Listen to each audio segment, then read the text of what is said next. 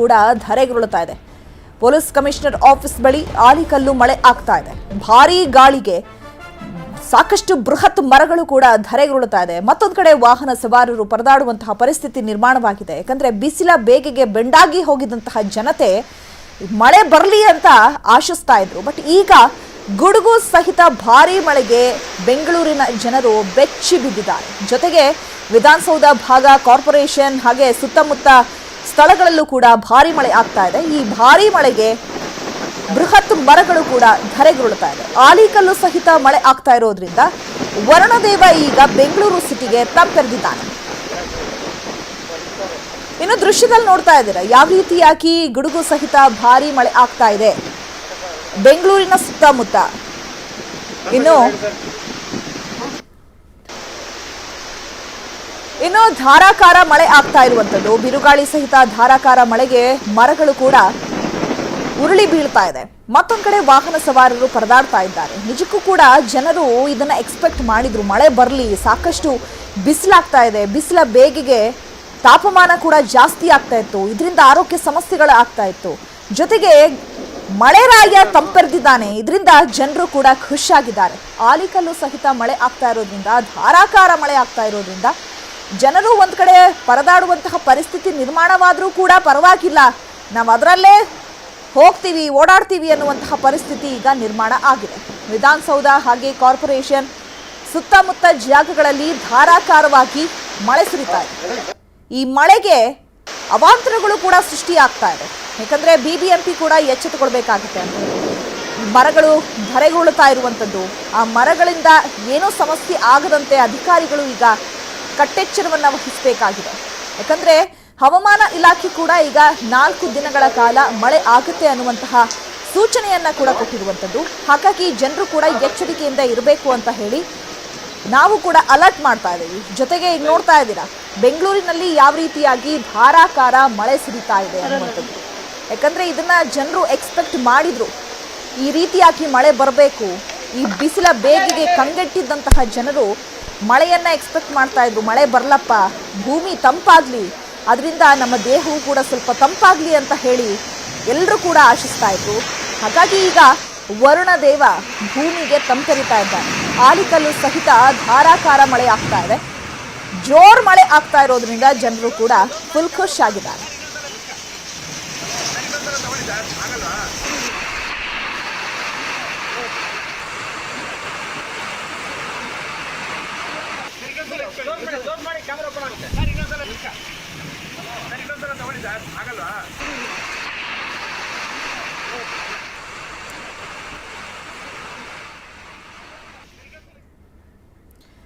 ಈ ಬಗ್ಗೆ ಮತ್ತಷ್ಟು ಮಾಹಿತಿಯನ್ನು ಕೊಡ್ತಾರೆ ನಮ್ಮ ಪ್ರತಿನಿಧಿ ಶರಣು ಹಂಪಿ. ನೇರ ಸಂಪರ್ಕದಲ್ಲಿ ಜಾಯ್ನ್ ಆಗಿದ್ದಾರೆ. ಶರಣು ಹಂಪಿ, ಬೆಂಗಳೂರಿನ ಜನತೆಯಂತೂ ಬಿಸಿಲ ಬೇಗೆಗೆ ಬೆಂಡಾಗಿ ಹೋಗಿದ್ರು.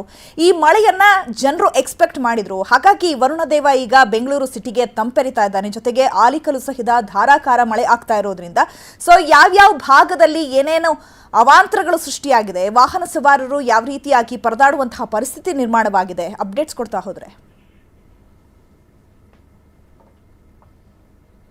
4 ದಿನಗಳ ಕಾಲ ಯೆಲ್ಲೋ ಅಲರ್ಟ್ ಅನ್ನ ಹವಾಮಾನ ಇಲಾಖೆ ಘೋಷಣೆ ಮಾಡಿದೆ. ಇದೀಗ ಅಷ್ಟೇ ಹವಾಮಾನ ಇಲಾಖೆ ಕೊಟ್ಟಿರೋದು ಈಗಿಂದ ನಿಮಗೆ 3 ಗಂಟೆಗಳ ಕಾಲ ಆರೆಂಜ್ ಅಲರ್ಟ್ ಅನ್ನ ಘೋಷಣೆಯನ್ನ ಮಾಡಿದೆ. 3 ಗಂಟೆಗಳ ಕಾಲ ಆರೆಂಜ್ ಅಲರ್ಟ್ ಘೋಷಣೆ ಮಾಡಿರೋ ಕಾರಣಕ್ಕಾಗಿ ಕಳೆದ 15 ನಿಮಿಷಗಳಿಂದಲೂ ಕೂಡ ನಗರದ ಬಹುತೇಕ ಕಡೆಗೆ ಭಾರಿ ಮಳೆ ಆಗ್ತಾ ಇದೆ. ಹಲವು ಕಡೆಗೆ ಆಲಿಕಲ್ ಸಹಿತ ಮಳೆ ಆಗ್ತಾ ಇರೋದು, ಗುಡುಗು ಮಿಂಚು ಸಹಿತ ಭಾರಿ ಮಳೆ ಆಗ್ತಾ ಇದೆ. ಇಂದಿನಿಂದ 3-4 ದಿನಗಳ ಕಾಲ ಯೆಲ್ಲೋ ಅಲರ್ಟ್ ಅನ್ನ ಈಗಾಗಲೇ ಈ ಹಿಂದೆನೆ ಅಂದ್ರೆ ನಿನ್ನೆನೆ ಘೋಷಣೆ ಮಾಡಿತ್ತು ಹವಾಮಾನ ಇಲಾಖೆ. ಅದೇ ರೀತಿಯಾಗಿ ಇಂದು ಕಳೆದ 15 ನಿಮಿಷದಿಂದ ಶುರುವಾಗ್ತಿರುವಂತಹ ಮಳೆ ನಗರದ ಬಹುತೇಕ ಕಡೆಗೆ, ಅದರಲ್ಲೂ ಕೂಡ ಶಾಂತಿನಗರ ಎಲ್ಲೂ ತಗ್ಗು ಪ್ರದೇಶಗಳಿದ್ದಾವೆ, ಆ ತಗ್ಗು ಪ್ರದೇಶಗಳಲ್ಲಿ ಈಗಾಗಲೇ ರಸ್ತೆಯಲ್ಲೇ ಮಳೆ ನೀರು ನಿಂತ್ಕೊಂಡು ವಾಹನ ಸವಾರರಿಗೆ ಕಿರಿಕಿರಿ ಶುರುವಾಗ್ತಾ ಇದೆ. ಯಾಕಂದ್ರೆ ಎಲ್ಲರೂ ಕೂಡ ಮನೆಯಿಂದ, ಕಚೇರಿಯಿಂದ ಮನೆ ಕಡೆಗೆ ಹೋಗ್ತಾ ಇದ್ರು. ಈ ಸಂದರ್ಭದಲ್ಲೇ ಸಂಜೆ ಶುರುವಾದಂತಹ ಮಳೆ ಈಗ ಬಹುತೇಕವಾಗಿ ಎಲ್ಲರೂ ಕೂಡ ಶೆಲ್ಟರ್ಗಳು ಪಕ್ಕದಲ್ಲಿರುವಂತಹ ಬಸ್ ನಿಲ್ದಾಣ ಇರಬಹುದು, ಕಾಂಪ್ಲೆಕ್ಸ್ ಇರಬಹುದು, ಬಿಲ್ಡಿಂಗ್ಗಳು ಎಲ್ಲೆಲ್ಲಿದ್ದಾವೆ ಅಲ್ಲಿ ಬೈಕ್ಗಳನ್ನ, ವೆಹಿಕಲ್ಗಳನ್ನ ನಿಲ್ಲಿಸಿ ಪಕ್ಕದಲ್ಲಿ ಹೋಗಿ ಏನು ನಿಂತಿರುವಂತಹ ದೃಶ್ಯಗಳು ಕೂಡ ಕಂಡು ಬರ್ತಾ ಇದಾವೆ. ನಗರದ ಬಹುತೇಕ ಪ್ರದೇಶ ಪ್ರದೇಶಗಳಲ್ಲಿ, ಅದರಲ್ಲೂ ಕೂಡ ತಗ್ಗು ಪ್ರದೇಶಗಳು ಯಾವ್ಯಾವ ಇದಾವೆ. ಶಾಂತಿನಗರ, ಈಗ ಶಾಂತಿನಗರದ KSRTC ಕಚೇರಿಯ ಮುಂಭಾಗದಲ್ಲಿರುವಂತಹ ರಸ್ತೆ ನೋಡ್ತಾ ಹೋದ್ರೆ ನಿಮಗೆ ಮುಂಭಾಗದಲ್ಲೇ ನಿಮಗೆ ಮಳೆ ನೀರೆಲ್ಲದೂ ಕೂಡ ನಿಂತ್ಕೊಂಡಿದೆ. ಯಾಕಂದ್ರೆ ವರ್ಷದ ಮೊದಲ ಭಾರಿ ಮಳೆ ಆಗ್ತಿರೋ ಕಾರಣಕ್ಕಾಗಿ ಎಲ್ಲ ಮೋರಿಗಳೇನಿದಾವೆ ಅವೆಲ್ಲ ಕೂಡ ಬ್ಲಾಕ್ ಆಗಿರೋದ್ರಿಂದ, ಯಾಕಂದ್ರೆ ತ್ಯಾಜ್ಯ ಪ್ಲಾಸ್ಟಿಕ್ ಎಲ್ಲದೂ ಕೂಡ ಸಿಗಾಕೊಂಡಿರೋದ್ರಿಂದ ಮೋರಿ ಒಳಗಡೆ ನೀರು ಹೋಗೋದಿಲ್ಲ. ನೀರೆಲ್ಲ ಕೂಡ ರಸ್ತೆ ಮೇಲೇನೆ ನಿಂತಿದೆ. 2 ರಿಂದ 3 ಅಡಿಯವರೆಗೂ ಕೂಡ ಶಾಂತಿನಗರದಲ್ಲಿ 2 ರಿಂದ 3 ಅಡಿಯವರೆಗೂ ಮಳೆ ನೀರು ನಿಂತ್ಕೊಂಡು ಸಾಕಷ್ಟು ಅಭಾವ ಸೃಷ್ಟಿ ಆಗ್ತಾ ಇದೆ. ಕಚೇರಿಯ ಒಳಗಡೆನೂ ಕೂಡ ಕೆಲವು ಕಡೆ, ವಿಧಾನಸೌಧ ಕಚೇರಿ ಒಳಗಡೆನೂ ಕೂಡ ಮಳೆ ನೀರು ನುಗ್ಗಿದೆ. KSRTC ಕಚೇರಿ ಒಳಗಡೆನೂ ಕೂಡ ನೀರು, ಯಾಕಂದ್ರೆ ಬಿರುಗಾಳಿ ಸಹಿತ ಮಳೆ ಬರ್ತಾ ಇರೋದು. ಆಲಿಕಲ್ ಮಳೆ ಬರ್ತಾ ಇದೆ. ಬೆಂಗಳೂರು ನಗರ, ಬೆಂಗಳೂರು ಗ್ರಾಮಾಂತರ, ಕೋಲಾರ, ಚಿಕ್ಕಬಳ್ಳಾಪುರ ಸೇರಿದಂತೆ ಈ ಎಲ್ಲ ಜಿಲ್ಲೆಗಳಿಗೆ ಮುಂದಿನ 3 ಗಂಟೆಗಳ ಕಾಲ ಆರೆಂಜ್ ಅಲರ್ಟ್ ಅನ್ನ ಘೋಷಣೆ ಮಾಡಿದೆ. ಈ ಹಿನ್ನೆಲೆಯಲ್ಲಿ ಸಾಕಷ್ಟು ಅವಾಂತರಗಳು ಕೂಡ ಸೃಷ್ಟಿಯಾಗುವಂತಹ ಸಾಧ್ಯತೆಗಳಿದಾವೆ. ಈಗಾಗಲೇ ಹಲವು ಕಡೆಗೆ ಈಗ ರಿಪೋರ್ಟ್ ಕೂಡ ಬರ್ತಾ ಇರೋದು, ಗಿಡ ಮರಗಳು ಕೂಡ ಎಲ್ಲೆಲ್ಲಿ ಶಿಥಿಲಾವಸ್ಥೆಯಲ್ಲಿದ್ವು, ಅಂದ್ರೆ ಬೀಳುವಂತದಲ್ಲಿದ್ವು, ಅವುಗಳು ಈಗ ಬಿದ್ದಿದ್ದೇವೆ ಅನ್ನುವಂತ ಮಾಹಿತಿನೂ ಕೂಡ ಲಭ್ಯ ಆಗ್ತಾ ಇದೆ. ಒಟ್ಟಾರೆ ಬಿಸಿಲ ಬೇಗೆಯಿಂದ ಸಾಕಷ್ಟು ಬಳಲಿ ಬೆಂಡಾಗಿದ್ದಂತ ಬೆಂಗಳೂರು ಜನತೆಗೆ ಮತ್ತು ಸುತ್ತಮುತ್ತಲಿರುವಂತಹ ಜಿಲ್ಲೆ ಜನತೆಗೆ ಈಗ ಮಳೆ ಶುರುವಾಗಿದೆ. ಇವತ್ತು 3 ಗಂಟೆಗಳ ಕಾಲ ಆರೆಂಜ್ ಅಲರ್ಟ್ ಘೋಷಣೆ ಇರೋದು. ಇನ್ನು 4 ದಿನಗಳ ಕಾಲ ಯೆಲ್ಲೋ ಅಲರ್ಟ್ ಹವಾಮಾನ ಇಲಾಖೆ ಮುನ್ಸೂಚನೆ ನೀಡಿದೆ. ಚೈತ್ರ,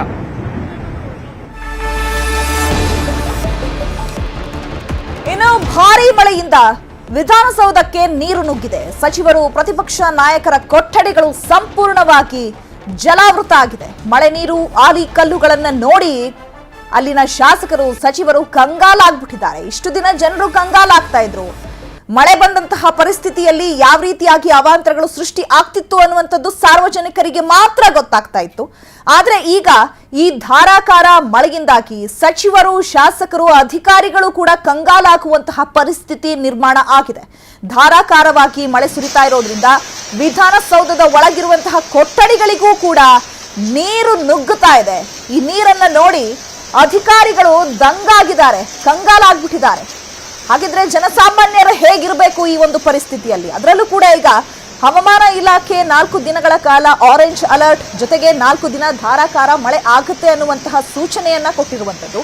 ಹಾಗಾಗಿ ಇವತ್ತು 3 ಗಂಟೆಯಿಂದನೂ ಕೂಡ ಆರೆಂಜ್ ಅಲರ್ಟ್ ಅನ್ನ ಘೋಷಣೆ ಮಾಡಲಾಗಿತ್ತು. ಜೊತೆಗೆ ಈಗ ಆಲಿಕಲ್ಲು ಸಹಿತ ಧಾರಾಕಾರವಾಗಿ ಕಳೆದ ಅರ್ಧ ಗಂಟೆಗಳಿಂದಲೂ ಹೆಚ್ಚು ಕಾಲ ಭಾರಿ ಮಳೆ ಆಗ್ತಾ ಇದೆ.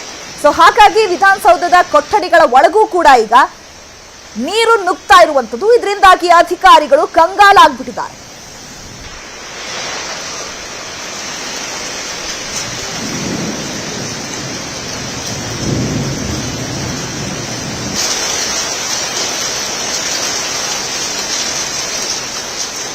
ಇನ್ನು ಪೊಲೀಸ್ ಕಚೇರಿ ಬಳಿಯೂ ಕೂಡ ಆಲಿಕಲ್ಲು ಮಳೆ ಆಗ್ತಾ ಇರುವಂತದ್ದು.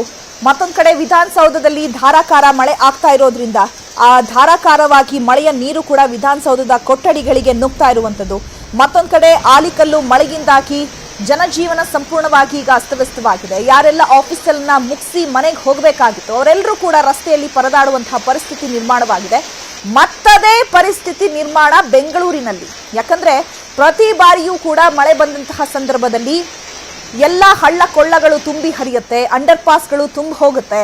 ಹಾಗಾಗಿ ಅಧಿಕಾರಿಗಳು ಮುನ್ನೆಚ್ಚರಿಕೆ ಕ್ರಮವನ್ನು ವಹಿಸಬೇಕು.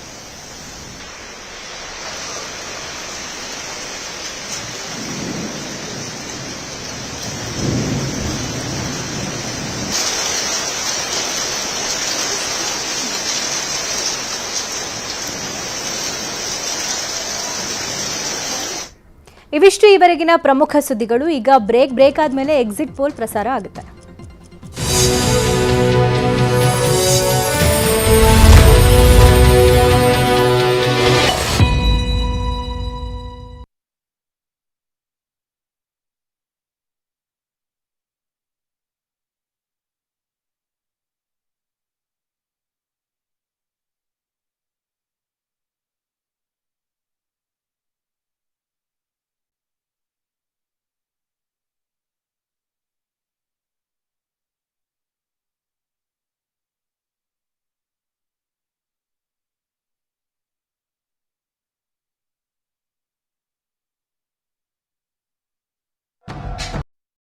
ಶಾಂತಿನಗರದಲ್ಲಿ 2ರಿಂದ 3 ಅಡಿಯವರೆಗೂ ಮಳೆ ನೀರು ನಿಂತ್ಕೊಂಡು ಸಾಕಷ್ಟು ಅಭಾವ ಸೃಷ್ಟಿ ಆಗ್ತಾ ಇದೆ. ಕಚೇರಿಯ ಒಳಗಡೆನೂ ಕೂಡ ಕೆಲವು ಕಡೆ ವಿಧಾನಸೌಧ ಕಚೇರಿ ಒಳಗಡೆನೂ ಕೂಡ ಮಳೆ ನೀರು ನುಗ್ಗಿದೆ. KSRTC ಕಚೇರಿ ಒಳಗಡೆನೂ ಕೂಡ ನೀರು, ಯಾಕಂದ್ರೆ ಬಿರುಗಾಳಿ ಸಹಿತ ಮಳೆ ಬರ್ತಾ ಇರೋದು, ಆಲಿಕಲ್ ಮಳೆ ಬರ್ತಾ ಇದೆ. ಬೆಂಗಳೂರು ನಗರ, ಬೆಂಗಳೂರು ಗ್ರಾಮಾಂತರ, ಕೋಲಾರ, ಚಿಕ್ಕಬಳ್ಳಾಪುರ ಸೇರಿದಂತೆ ಈ ಎಲ್ಲ ಜಿಲ್ಲೆಗಳಿಗೆ ಮುಂದಿನ 3 ಗಂಟೆಗಳ ಕಾಲ ಆರೆಂಜ್ ಅಲರ್ಟ್ ಅನ್ನ ಘೋಷಣೆ ಮಾಡಿದೆ. ಈ ಹಿನ್ನೆಲೆಯಲ್ಲಿ ಸಾಕಷ್ಟು ಅವಾಂತರಗಳು ಕೂಡ ಸೃಷ್ಟಿಯಾಗುವಂತ ಸಾಧ್ಯತೆಗಳಿದಾವೆ. ಈಗಾಗಲೇ ಹಲವು ಕಡೆಗೆ ಈಗ ರಿಪೋರ್ಟ್ ಕೂಡ ಬರ್ತಾ ಇರೋದು, ಗಿಡ ಮರಗಳು ಕೂಡ ಎಲ್ಲೆಲ್ಲಿ ಶಿಥಿಲಾವಸ್ಥೆಯಲ್ಲಿದ್ವು, ಅಂದ್ರೆ ಬೀಳುವಂತದಲ್ಲಿದ್ವು, ಅವುಗಳು ಈಗ ಬಿದ್ದಿದ್ದೇವೆ ಅನ್ನುವಂತ ಮಾಹಿತಿನೂ ಕೂಡ ಲಭ್ಯ ಆಗ್ತಾ ಇದೆ. ಒಟ್ಟಾರೆ ಬಿಸಿಲ ಬೇಗೆಯಿಂದ ಸಾಕಷ್ಟು ಬಳಲಿ ಬೆಂಡಾಗಿದ್ದಂತ ಬೆಂಗಳೂರು ಜನತೆಗೆ ಮತ್ತು ಸುತ್ತಮುತ್ತಲಿರುವಂತಹ ಜಿಲ್ಲೆ ಜನತೆಗೆ ಈಗ ಮಳೆ ಶುರುವಾಗಿದೆ. ಇವತ್ತು 3 ಗಂಟೆಗಳ ಕಾಲ ಆರೆಂಜ್ ಅಲರ್ಟ್ ಘೋಷಣೆ ಇರೋದು. ಇನ್ನು 4 ದಿನಗಳ ಕಾಲ ಯೆಲ್ಲೋ ಅಲರ್ಟ್ ಹವಾಮಾನ ಇಲಾಖೆ ಮುನ್ಸೂಚನೆ ನೀಡಿದೆ. ಚೈತ್ರ,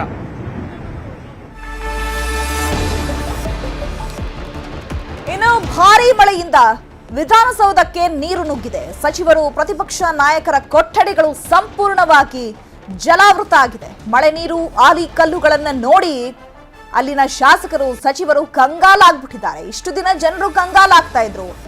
ಮಳೆ ಬಂದಂತಹ ಪರಿಸ್ಥಿತಿಯಲ್ಲಿ ಯಾವ ರೀತಿಯಾಗಿ ಅವಾಂತರಗಳು ಸೃಷ್ಟಿ ಆಗ್ತಿತ್ತು ಅನ್ನುವಂಥದ್ದು ಸಾರ್ವಜನಿಕರಿಗೆ ಮಾತ್ರ ಗೊತ್ತಾಗ್ತಾ ಇತ್ತು.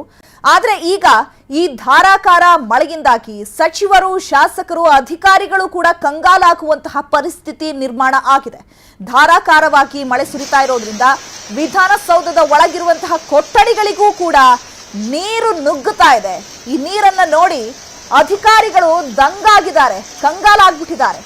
ಹಾಗಿದ್ರೆ ಜನಸಾಮಾನ್ಯರು ಹೇಗಿರಬೇಕು ಈ ಒಂದು ಪರಿಸ್ಥಿತಿಯಲ್ಲಿ? ಅದರಲ್ಲೂ ಕೂಡ ಈಗ ಹವಾಮಾನ ಇಲಾಖೆ 4 ದಿನಗಳ ಕಾಲ ಆರೆಂಜ್ ಅಲರ್ಟ್ ಜೊತೆಗೆ 4 ದಿನ ಧಾರಾಕಾರ ಮಳೆ ಆಗುತ್ತೆ ಅನ್ನುವಂತಹ ಸೂಚನೆಯನ್ನ ಕೊಟ್ಟಿರುವಂತದ್ದು. ಹಾಗಾಗಿ ಇವತ್ತು 3 ಗಂಟೆಯಿಂದನೂ ಕೂಡ ಆರೆಂಜ್ ಅಲರ್ಟ್ ಅನ್ನ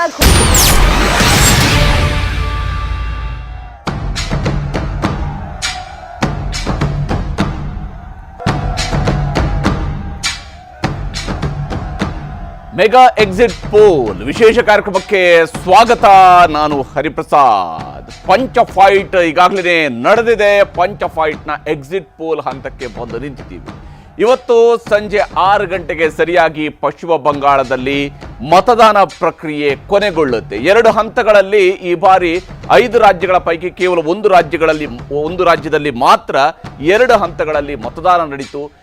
ಬಂಗಾಳದ ಚುನಾವಣೆ ಅಂತ ಹೇಳಿದರೆ ಅದು ಕೇವಲ ನಾವು ಕರ್ನಾಟಕದಲ್ಲಿ ಚುನಾವಣೆ ಆದಾಗ ಹೇಳ್ತೀವಿ ಮನಿ ಪವರ್ ಬಳಕೆ ಆಗುತ್ತೆ.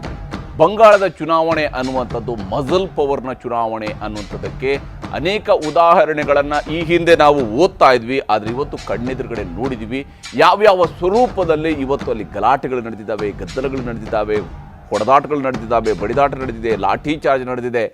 ಇವೆಲ್ಲವೂ ಕೂಡ ನಡೆದಿರುವಂಥದ್ದು ಪಶ್ಚಿಮ ಬಂಗಾಳದ ಚುನಾವಣೆ. ಆದರೆ ಮತದಾರರು ಮಾತ್ರ ಪ್ರಜಾಪ್ರಭುತ್ವದ ಹಬ್ಬ ಅಂತೇಳಿ ನಾವು ಚುನಾವಣೆಗಳನ್ನು ಯಾಕೆ ಕರಿತೀವಿ ಅಂತ ಹೇಳಿದರೆ ಆ ಹಬ್ಬದಲ್ಲಿ ಜನ ಭಾಗವಹಿಸುವಿಕೆಯನ್ನು ಖುಷಿಯಾಗಿ ಮಾಡಬೇಕು. ಬಹುಶಃ ಬಂಗಾಳದ ಇತಿಹಾಸದಲ್ಲೇ ಅತಿ ಹೆಚ್ಚಿನ ಪ್ರಮಾಣದಲ್ಲಿ ಮತದಾನ ಮೊದಲ ಹಂತದಲ್ಲೂ ನಡೀತು, 2ನೇ ಹಂತದಲ್ಲೂ ಕೂಡ ನಡೀತಾ ಇರುವ ಲಕ್ಷಣಗಳಿದ್ದಾವೆ. ಅಫ್ಕೋರ್ಸ್ TMC ಈಗಾಗಲೇ ಒಂದು ಮಾತನ್ನು ಹೇಳಿತ್ತು ಮೊದಲ ಹಂತದಲ್ಲಿ ಪರ್ಸೆಂಟೇಜ್ ವೈಸ್ ಜಾಸ್ತಿ ಆಗಿದೆ ನಿಜ, ಆದರೆ ಒಟ್ಟು ಚಲಾವಣೆಯಾಗಿರುವ ಮತಗಳ ಲೆಕ್ಕ ಬಂದಾಗ ಕಡಿಮೆ ಇದೆ ಅನ್ನುವಂಥನ್ನು ಹೇಳಿತ್ತು. 2021ಕ್ಕೆ ಕಂಪೇರ್ ಮಾಡಿದಾಗ ಕಾರಣಗಳು ಇದ್ದೇ ಇದ್ದಾವೆ. ಚುನಾವಣೆ ಅಂತ ಹೇಳಿದಾಗ ಈ ಎಲ್ಲ ವಿಚಾರಗಳು ಬಂದೇ ಬರ್ತವೆ. ತಮಿಳುನಾಡು, ಕೇರಳಂ, ಅಸ್ಸಾಂ, ಪುದುಚೇರಿ ಈ ರಾಜ್ಯಗಳಲ್ಲೂ ಕೂಡ ಜನ ತಮ್ಮ ಆಯ್ಕೆಯನ್ನು ಮತಪೆಟ್ಟಿಗೆಯಲ್ಲಿ ಅಥವಾ ಮತಯಂತ್ರಗಳಲ್ಲಿ ಈಗಾಗಲೇ ಭದ್ರವಾಗಿ ಇಟ್ಟಿದ್ದಾರೆ. ಅದು ತೆರೆಯೋದು ಮೇ 4ನೇ ತಾರೀಕು ಎಕ್ಸಾಕ್ಟ್ ರಿಸಲ್ಟ್ ಬರೋದು ಅವತ್ತು. ಆದರೆ ಎಕ್ಸಾಕ್ಟ್ ರಿಸಲ್ಟ್ಗೂ ಮುಂಚಿತವಾಗಿ ಒಂದು ಎಕ್ಸಿಟ್ ಪೋಲನ್ನು ನೋಡುವಂಥದ್ದು ಸರ್ವೇಸಾಮಾನ್ಯ ಸಹಜ. ಮತ್ತು ಇದು ಫಲಿತಾಂಶ ಯಾವ ದಿಕ್ಕಿಗೆ ಹೋಗಬಹುದು ಅನ್ನೋದರ ಒಂದು ಸಣ್ಣ ಮುನ್ಸೂಚನೆಯನ್ನು ಕೊಡ್ತಾ ಬರುತ್ತೆ. ಟೀಕೆಗಳು ಇದ್ದೇ ಇದ್ದಾವೆ, ಎಕ್ಸಿಟ್ ಪೋಲ್ಗಳಿಗೆ ಟೀಕೆಗಳು ಇದ್ದೇ ಇರ್ತವೆ. ಆದರೆ ಜನರಲ್ಲಿರುವಂತಹ ಕುತೂಹಲವೂ ಕೂಡ ಅಷ್ಟೇ ಮುಖ್ಯ. ಎಕ್ಸಿಟ್ ಪೋಲ್ನ ವಿಚಾರಗಳನ್ನು ಕೂಡ ಇವತ್ತು ನಾವು ತಿಳ್ಕೊಳ್ಳುವಂತಹದ್ದು ಈ ಪಂಚ ಫೈಟ್ ಮೆಗಾ ಎಕ್ಸಿಟ್ ಪೋಲ್ನಲ್ಲಿ. ದೀದಿ ಚಕ್ರಾಧಿಪತ್ಯಕ್ಕೆ ಬ್ರೇಕ್ ಹಾಕ್ತಾರಾ ಮೋದಿ? ದ್ರಾವಿಡ ಜಂಗಿ ಕುಸ್ತಿಯಲ್ಲಿ ಗೆಲ್ಲುವುದು ಯಾರು? ಕೇರಳಂ, ಅಸ್ಸಾಂ, ಪುದುಚೇರಿ ಯಾರ ಪಾಲು? ಪಂಚರಾಜ್ಯಗಳ ಚುನಾವಣೋತ್ತರ ಮಹಾಸಮೀಕ್ಷೆ ನ್ಯೂಸ್ 18ನಲ್ಲಿ ಪಕ್ಕಾ ಮಾಹಿತಿ ಮತ್ತು ನಿಖರ ವಿಶ್ಲೇಷಣೆಯನ್ನು ಇವತ್ತು ಮಾಡ್ತಾ ಹೋಗ್ತೀವಿ. ಇದುವೇ ಈ ಹೊತ್ತಿನ ವಿಶೇಷ ಪಂಚ ಫೈಟ್.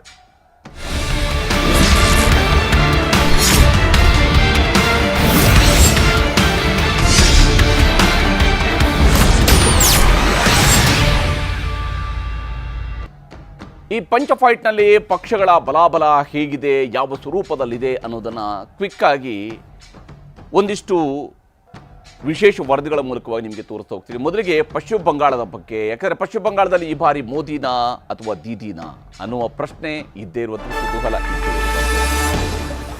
2011ರಿಂದ ಸತತವಾಗಿ ಪಶ್ಚಿಮ ಬಂಗಾಳವನ್ನು ಆಳ್ತಾ ಇರುವಂಥದ್ದು TMC ನೇತೃತ್ವದ ಮಮತಾ ಬ್ಯಾನರ್ಜಿ. ಆದರೆ ಈ ಬಾರಿ ಪಶ್ಚಿಮ ಬಂಗಾಳದಲ್ಲಿ ಏನಾಗುತ್ತೆ, ತಮಿಳುನಾಡು ರಾಜಕೀಯದಲ್ಲಿ ಬದಲಾವಣೆಗಳೇನಾದರೂ ನಿರೀಕ್ಷಿಸಬಹುದಾ?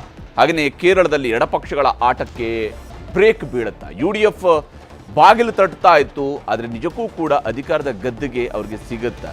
ಕಳೆದ ಬಾರಿ ಅವರ ಟರ್ಮ್ ಬರಬೇಕಾಗಿತ್ತು. ಕೇರಳದ ಇತಿಹಾಸದ ಲೆಕ್ಕದಲ್ಲಿ ಒಂದು ಸೈಕಲ್ ತಿರುಗದ ರೀತಿಯಲ್ಲಿ ಪ್ರತಿ 5 ವರ್ಷಕ್ಕೊಮ್ಮೆ ಬದಲಾಗ್ತಾ ಇತ್ತು. ಆದರೆ ಕಳೆದ ಬಾರಿ ಎಡಪಕ್ಷ ಅದನ್ನು ಬಿಟ್ಟುಕೊಟ್ಟಿರಲಿಲ್ಲ. ಈ ಬಾರಿ ಆದರೂ UDF ಅಧಿಕಾರವನ್ನು ಪಡ್ಕೊಳ್ಳುತ್ತಾ ನೋಡಬೇಕಿದೆ. ಮತದಾನದ ಮುಕ್ತಾಯ ಆಗಿದೆ. ಕೆಲ ಹೊತ್ತಲ್ಲೇ ಎಕ್ಸಿಟ್ ಪೋಲ್ಗಳ ಮಾಹಿತಿ ನ್ಯೂಸ್ 18ನಲ್ಲಿ ನಿಮಗೆ ನೀಡ್ತಾ ಹೋಗ್ತೀವಿ. ಯಾವ ಸ್ವರೂಪದಲ್ಲಿ, ಯಾವ್ಯಾವ ರಾಜ್ಯದಲ್ಲಿ ಏನೇನು ಲೆಕ್ಕಾಚಾರಗಳಿದ್ದಾವೆ ಅನ್ನೋದನ್ನು ಕೂಡ ನಿಮಗೆ ತೋರಿಸ್ತೀವಿ. ಮೊದಲಿಗೆ ಪಶ್ಚಿಮ ಬಂಗಾಳದಲ್ಲಿ ಏನಾಗಿದೆ, ಯಾವ ಸ್ವರೂಪದ ಮತದಾನ ನಡೆದಿದೆ ಮತ್ತು ವಿಶೇಷವಾಗಿ ಈ ಬಾರಿಯ ಚುನಾವಣಾ ಪ್ರಕ್ರಿಯೆ ಹೇಗೆಲ್ಲ ಇತ್ತು, ಮೋದಿ ವರ್ಸಸ್ ದೀದಿ ಅನ್ನುವಂತಹ ಸಮರ ಹೇಗೆ ನಡೀತು ಅನ್ನೋದನ್ನು ಕೂಡ ನಿಮಗೆ ಒಂದು ವರದಿ ಮೂಲಕ ತೋರಿಸ್ತೀನಿ.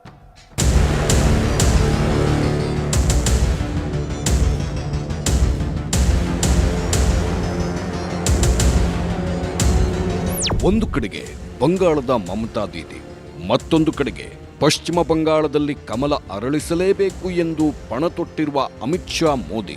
ಕಳೆದ ಬಾರಿಯ ಚುನಾವಣೆಯಲ್ಲಿ ಪಶ್ಚಿಮ ಬಂಗಾಳದಲ್ಲಿ ಶಾ ಮೋದಿ ಜೋಡಿಯನ್ನ ಹಿಮ್ಮೆಟ್ಟಿಸುವಲ್ಲಿ ದೀದಿ ಯಶಸ್ವಿಯಾಗಿದ್ದರೂ 3 ಸ್ಥಾನಗಳಿಂದ 70 ಸ್ಥಾನಗಳಿಗೆ ಬಿಜೆಪಿ ಹೋಗಿ ನಿಂತಿದ್ದು ಕಡಿಮೆ ಸಾಧನೆಯಾಗಿರಲಿಲ್ಲ.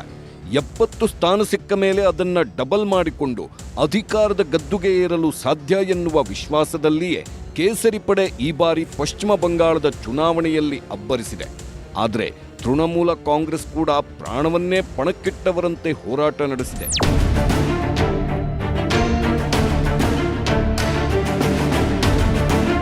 ಅಕ್ರಮ ನುಸುಳುಕೋರರಿಂದ ಹಿಡಿದು ಅಕ್ರಮ ಮತದಾರರವರೆಗೆ, SIRನಿಂದ ಹಿಡಿದು ಪ್ರತೀಕಾರದವರೆಗೆ ಪಶ್ಚಿಮ ಬಂಗಾಳದಲ್ಲಿ ಈ ಬಾರಿ ನಡೆದಿದ್ದು ಅಕ್ಷರಶಃ ಮಾತಿನ ಮಲ್ಲಯುದ್ಧ.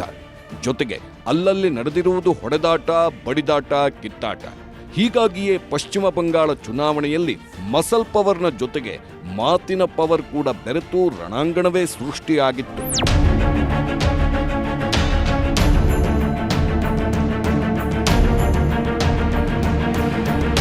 ಬಿಜೆಪಿ ಹೊರಗಿನವರ ಪಕ್ಷ.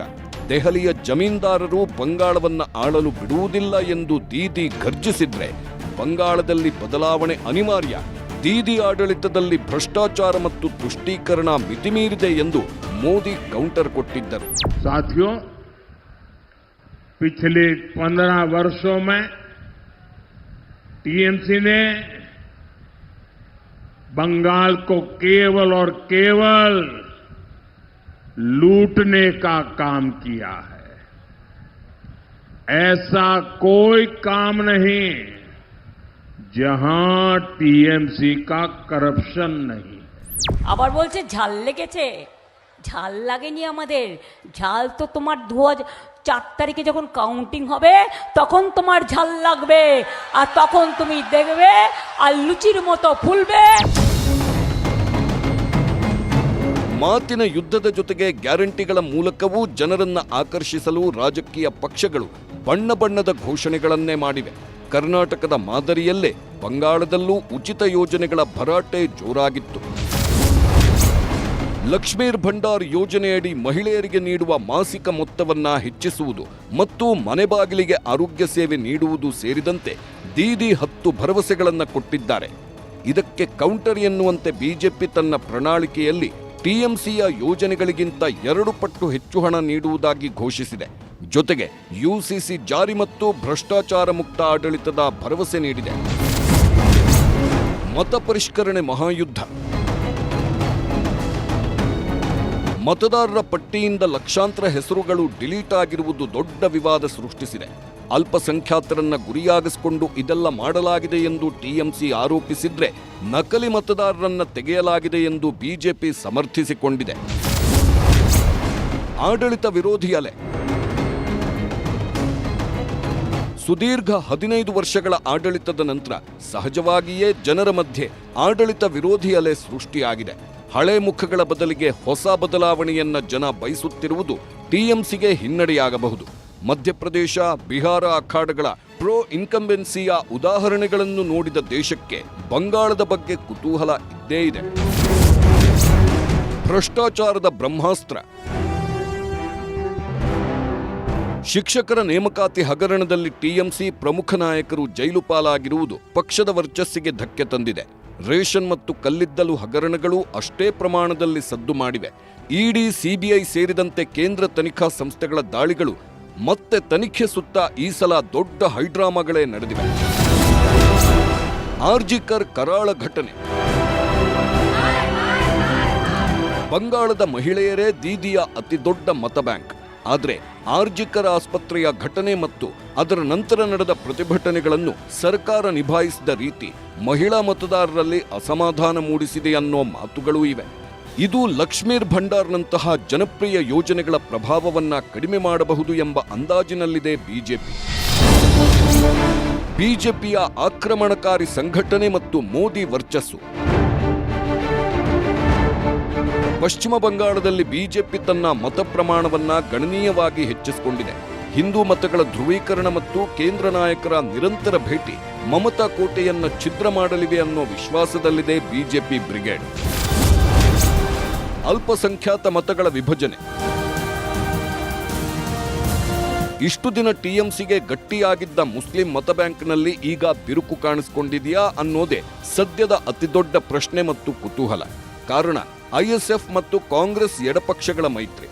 ಈ ಮೈತ್ರಿ ಏನಾದರೂ ಅಲ್ಪಸಂಖ್ಯಾತ ಮತಗಳನ್ನು ವಿಭಜಿಸಿದ್ರೆ ಅದು ನೇರವಾಗಿ ಬಿಜೆಪಿಗೆ ಲಾಭವಾಗಲಿದೆ ಎಂಬ ಆತಂಕ ಟಿಎಂಸಿಯದ್ದು. ಅಲ್ಲದೆ ದಶಕಗಳ ಕಾಲ ಬಂಗಾಳವನ್ನ ಆಳಿದ್ದ ಕೆಂಪು ಸೇನೆ ಎಡಪಕ್ಷಗಳ ಪಾಲಿಗೂ ಇದು ಅಳಿವು ಉಳಿವಿನ ಚುನಾವಣೆಯಾಗಿದೆ.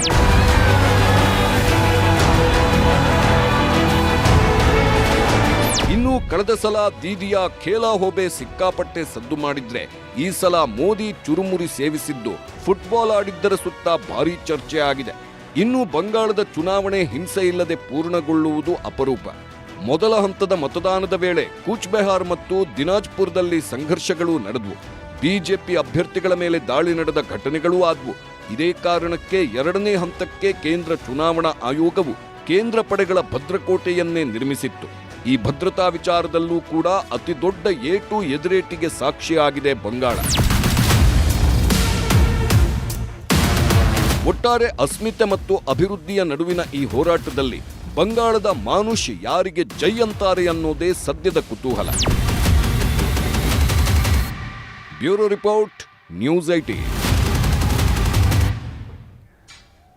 ಇದು ಪಶ್ಚಿಮ ಬಂಗಾಳದ ವಿಚಾರ. ಆದರೆ ತಮಿಳುನಾಡಿನಲ್ಲೂ ಕೂಡ ಈ ಬಾರಿ ಬಹಳ ದೊಡ್ಡ ಜಿದ್ದಾಜಿದ್ದು ನಡೆದಿತ್ತು. ಯಾಕೆಂದರೆ ತಮಿಳುನಾಡು ಚುನಾವಣೆಯಲ್ಲಿ ಇಲ್ಲಿವರೆಗೆ ಅದು DMK ವರ್ಸಸ್ AIDMK ಅನ್ನುವಂಥದ್ದು ದಶಕಗಳಿಂದ ನಡೆದಿರುವಂತಹ ಹೋರಾಟ. ಇವರ ನಡುವೆ ಮೂರನೇ ಶಕ್ತಿ ಅಲ್ಲಿ ಉದ್ಭವ ಆಗುವಂಥದ್ದು ಅಷ್ಟು ಸುಲಭ ಆಗಿರಲಿಲ್ಲ. ಬೇರೆ ಬೇರೆ ಸಿನಿಮಾ ನಟರು ಕೂಡ ಅಲ್ಲಿ ಈ ಹಿಂದೆ ಈ ಪ್ರಯತ್ನಗಳನ್ನು ಮಾಡಿದ್ದಾರೆ. ಉದಾಹರಣೆಗೆ DMDK ಅನ್ನು ಕೂಡ ನಾವು ಅದರಲ್ಲಿ ತಗೊಳ್ಬೋದು. ಆ ರೀತಿಯಂತ ಅನೇಕ ಪ್ರಯತ್ನಗಳು ತಮಿಳುನಾಡು ನಡೆದಿದ್ವು. ಆದರೆ ಈ ಬಾರಿ ದಳಪತಿ ವಿಜಯ್ ಚುನಾವಣೆಯ ಅಖಾಡಕ್ಕೆ ಧುಮುಕಿದಾಗ ಭಾಳ ಲೈಟಾಗಿ ತೆಗೆದುಕೊಂಡಿರುವಂಥದ್ದು ಇದ್ದೇ ಇತ್ತು. ಆದರೆ ಚುನಾವಣೆಯ ಅಂತಿಮ ಚರಣಕ್ಕೆ ಬಂದು ನಿಂತಾಗ ವಿಜಯ್ ತನ್ನದೇ ಆದಂತಹ ರೀತಿಯಲ್ಲಿ ಇಂಪ್ಯಾಕ್ಟನ್ನು ಮಾಡಿದ್ದಾರೆ ಅನ್ನೋದರ ಬಗ್ಗೆ ಕೂಡ ಚರ್ಚೆಗಳು ನಡೆದಿದ್ದಾವೆ. ತಮಿಳುನಾಡಿನಲ್ಲಿ DMK ಹಿಂದೆ AIDMK ಯಾವ ರೀತಿಯಲ್ಲಿ ಜಯಲಲಿತಾ ಅವರು ಇದ್ದಾಗ, ತಮಿಳುಗರು ಕರೆಯುವ ಅಮ್ಮ ಇದ್ದಾಗ ಹೀಗೆ ಅಧಿಕಾರವನ್ನು ರಿಪೀಟ್ ಮಾಡಿದ್ರು, ಆ ಸ್ವರೂಪದಲ್ಲೇ ಅಧಿಕಾರವನ್ನು ರಿಪೀಟ್ ಮಾಡುವಂಥ ವಿಶ್ವಾಸದಲ್ಲಿ ಮುನ್ನುಗ್ಗಿರುವಂಥದ್ದಕ್ಕೆ ಕಾರಣ DMK ಅಲಯನ್ಸ್ನ ಸ್ವರೂಪ. ಆದರೆ ಭಾರತೀಯ ಜನತಾ ಪಕ್ಷ AIADMKಯ ನೆರವಿನೊಂದಿಗೆ ಅಧಿಕಾರದ ಗದ್ದುಗೆಯನ್ನು ಹಿಡಿತೀವಿ ಅನ್ನುವಂತಹ ಶಪಥವನ್ನು ಕೂಡ ಮಾಡಿಕೊಂಡಿದ್ರು. ಎಷ್ಟರ ಮಟ್ಟಿಗೆ ತಮಿಳಿನ ಜನ NDA ಮತ್ತು ಇಂಡಿಯಾ ಬ್ಲಾಕ್ ಇವುಗಳನ್ನು ಯಾವ ಸ್ವರೂಪದಲ್ಲಿ ನೋಡಿದ್ದಾರೆ, ಯಾವ ಸ್ವರೂಪದಲ್ಲಿ ಚುನಾವಣೆ ನಡೆದಿದೆ ಅನ್ನೋದ್ರ ಬಗ್ಗೆ ಒಂದು ವರದಿಯನ್ನು ನಿಮಗೆ ತೋರಿಸಿ.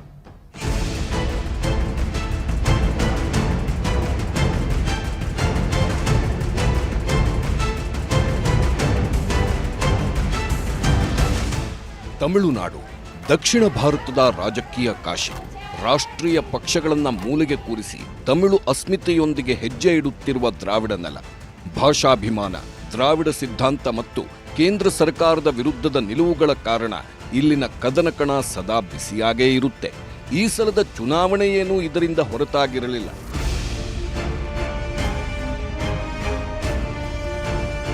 ಕರುಣಾನಿಧಿ, ಜಯಲಲಿತಾ ನಂತರ ಸ್ಟಾಲಿನ್ ಮತ್ತು ಅಣ್ಣಾಮಲೈ ಸುತ್ತಿದಂತೆ ಕಂಡುಬಂದ ತಮಿಳುನಾಡು ರಾಜಕಾರಣದಲ್ಲಿ ಈ ಸಲ ಅಣ್ಣಾಮಲೈ ಅಖಾಡದಲ್ಲೇ ಇಲ್ಲ ಅನ್ನೋದು ವಿಶೇಷ. ಅಣ್ಣಾಮಲೈ ಪಕ್ಕಕ್ಕಿಟ್ಟು ಮತಬೇಟೆಯ ಮೈತ್ರಿ ರಾಜಕಾರಣ ಮಾಡಿರೋ ಪಳನಿಸ್ವಾಮಿ ತಂತ್ರಕ್ಕೆ ಮತದಾರ ಮುದ್ರೆ ಒತ್ತುತ್ತಾನ ಅನ್ನೋದೇ ಕುತೂಹಲ. ಈ ಬಾರಿಯ ಚುನಾವಣೆ ಕೇವಲ ಡಿಎಂಕೆ ಮತ್ತು ಎಐಎಡಿಎಂಕೆ ನಡುವಿನ ದ್ವಿಮುಖ ಸ್ಪರ್ಧೆಯಷ್ಟೇ ಅಲ್ಲ. ದಳಪತಿ ವಿಜಯ್ ರಾಜಕೀಯ ಎಂಟ್ರಿಯಿಂದಾಗಿ ಕದನಕಣ ರಂಗೇರಿದೆ. ಹೊಸ ಲೆಕ್ಕಾಚಾರಗಳಿಗೆ ತೆರೆದುಕೊಂಡಿದೆ. ಜನಪ್ರಿಯತೆ ಮತವಾಗಿ ಪರಿವರ್ತನೆಯಾಗುತ್ತಾ ಅನ್ನೋ ಪ್ರಶ್ನೆಯ ನಡುವೆಯೇ ಆಟದಲ್ಲಿ ನಾನೂ ಇದ್ದೀನಿ ಅಂತಿದೆ ಎನ್ಟಿಕೆ. ತಮಿಳು ರಾಷ್ಟ್ರೀಯವಾದವನ್ನ ಪ್ರತಿಪಾದಿಸುವ ಸೀಮನ್ರಾ ನಾಮ್ ತಮಿಳರ್ ಕಚ್ಚಿ ಕಳೆದ ಬಾರಿ ಗಮನಾರ್ಹ ಮತಪ್ರಮಾಣ ಪಡೆದಿತ್ತು. ಈ ಬಾರಿಯೂ ಕಿಂಗ್ ಮೇಕರ್ ಆಗುವ ಆಸೆ ಇಟ್ಟುಕೊಂಡೇ ತಂತ್ರಗಾರಿಕೆ ಮಾಡಿದೆ. NDA Tamil Nadu புறக்கணிக்கணும்.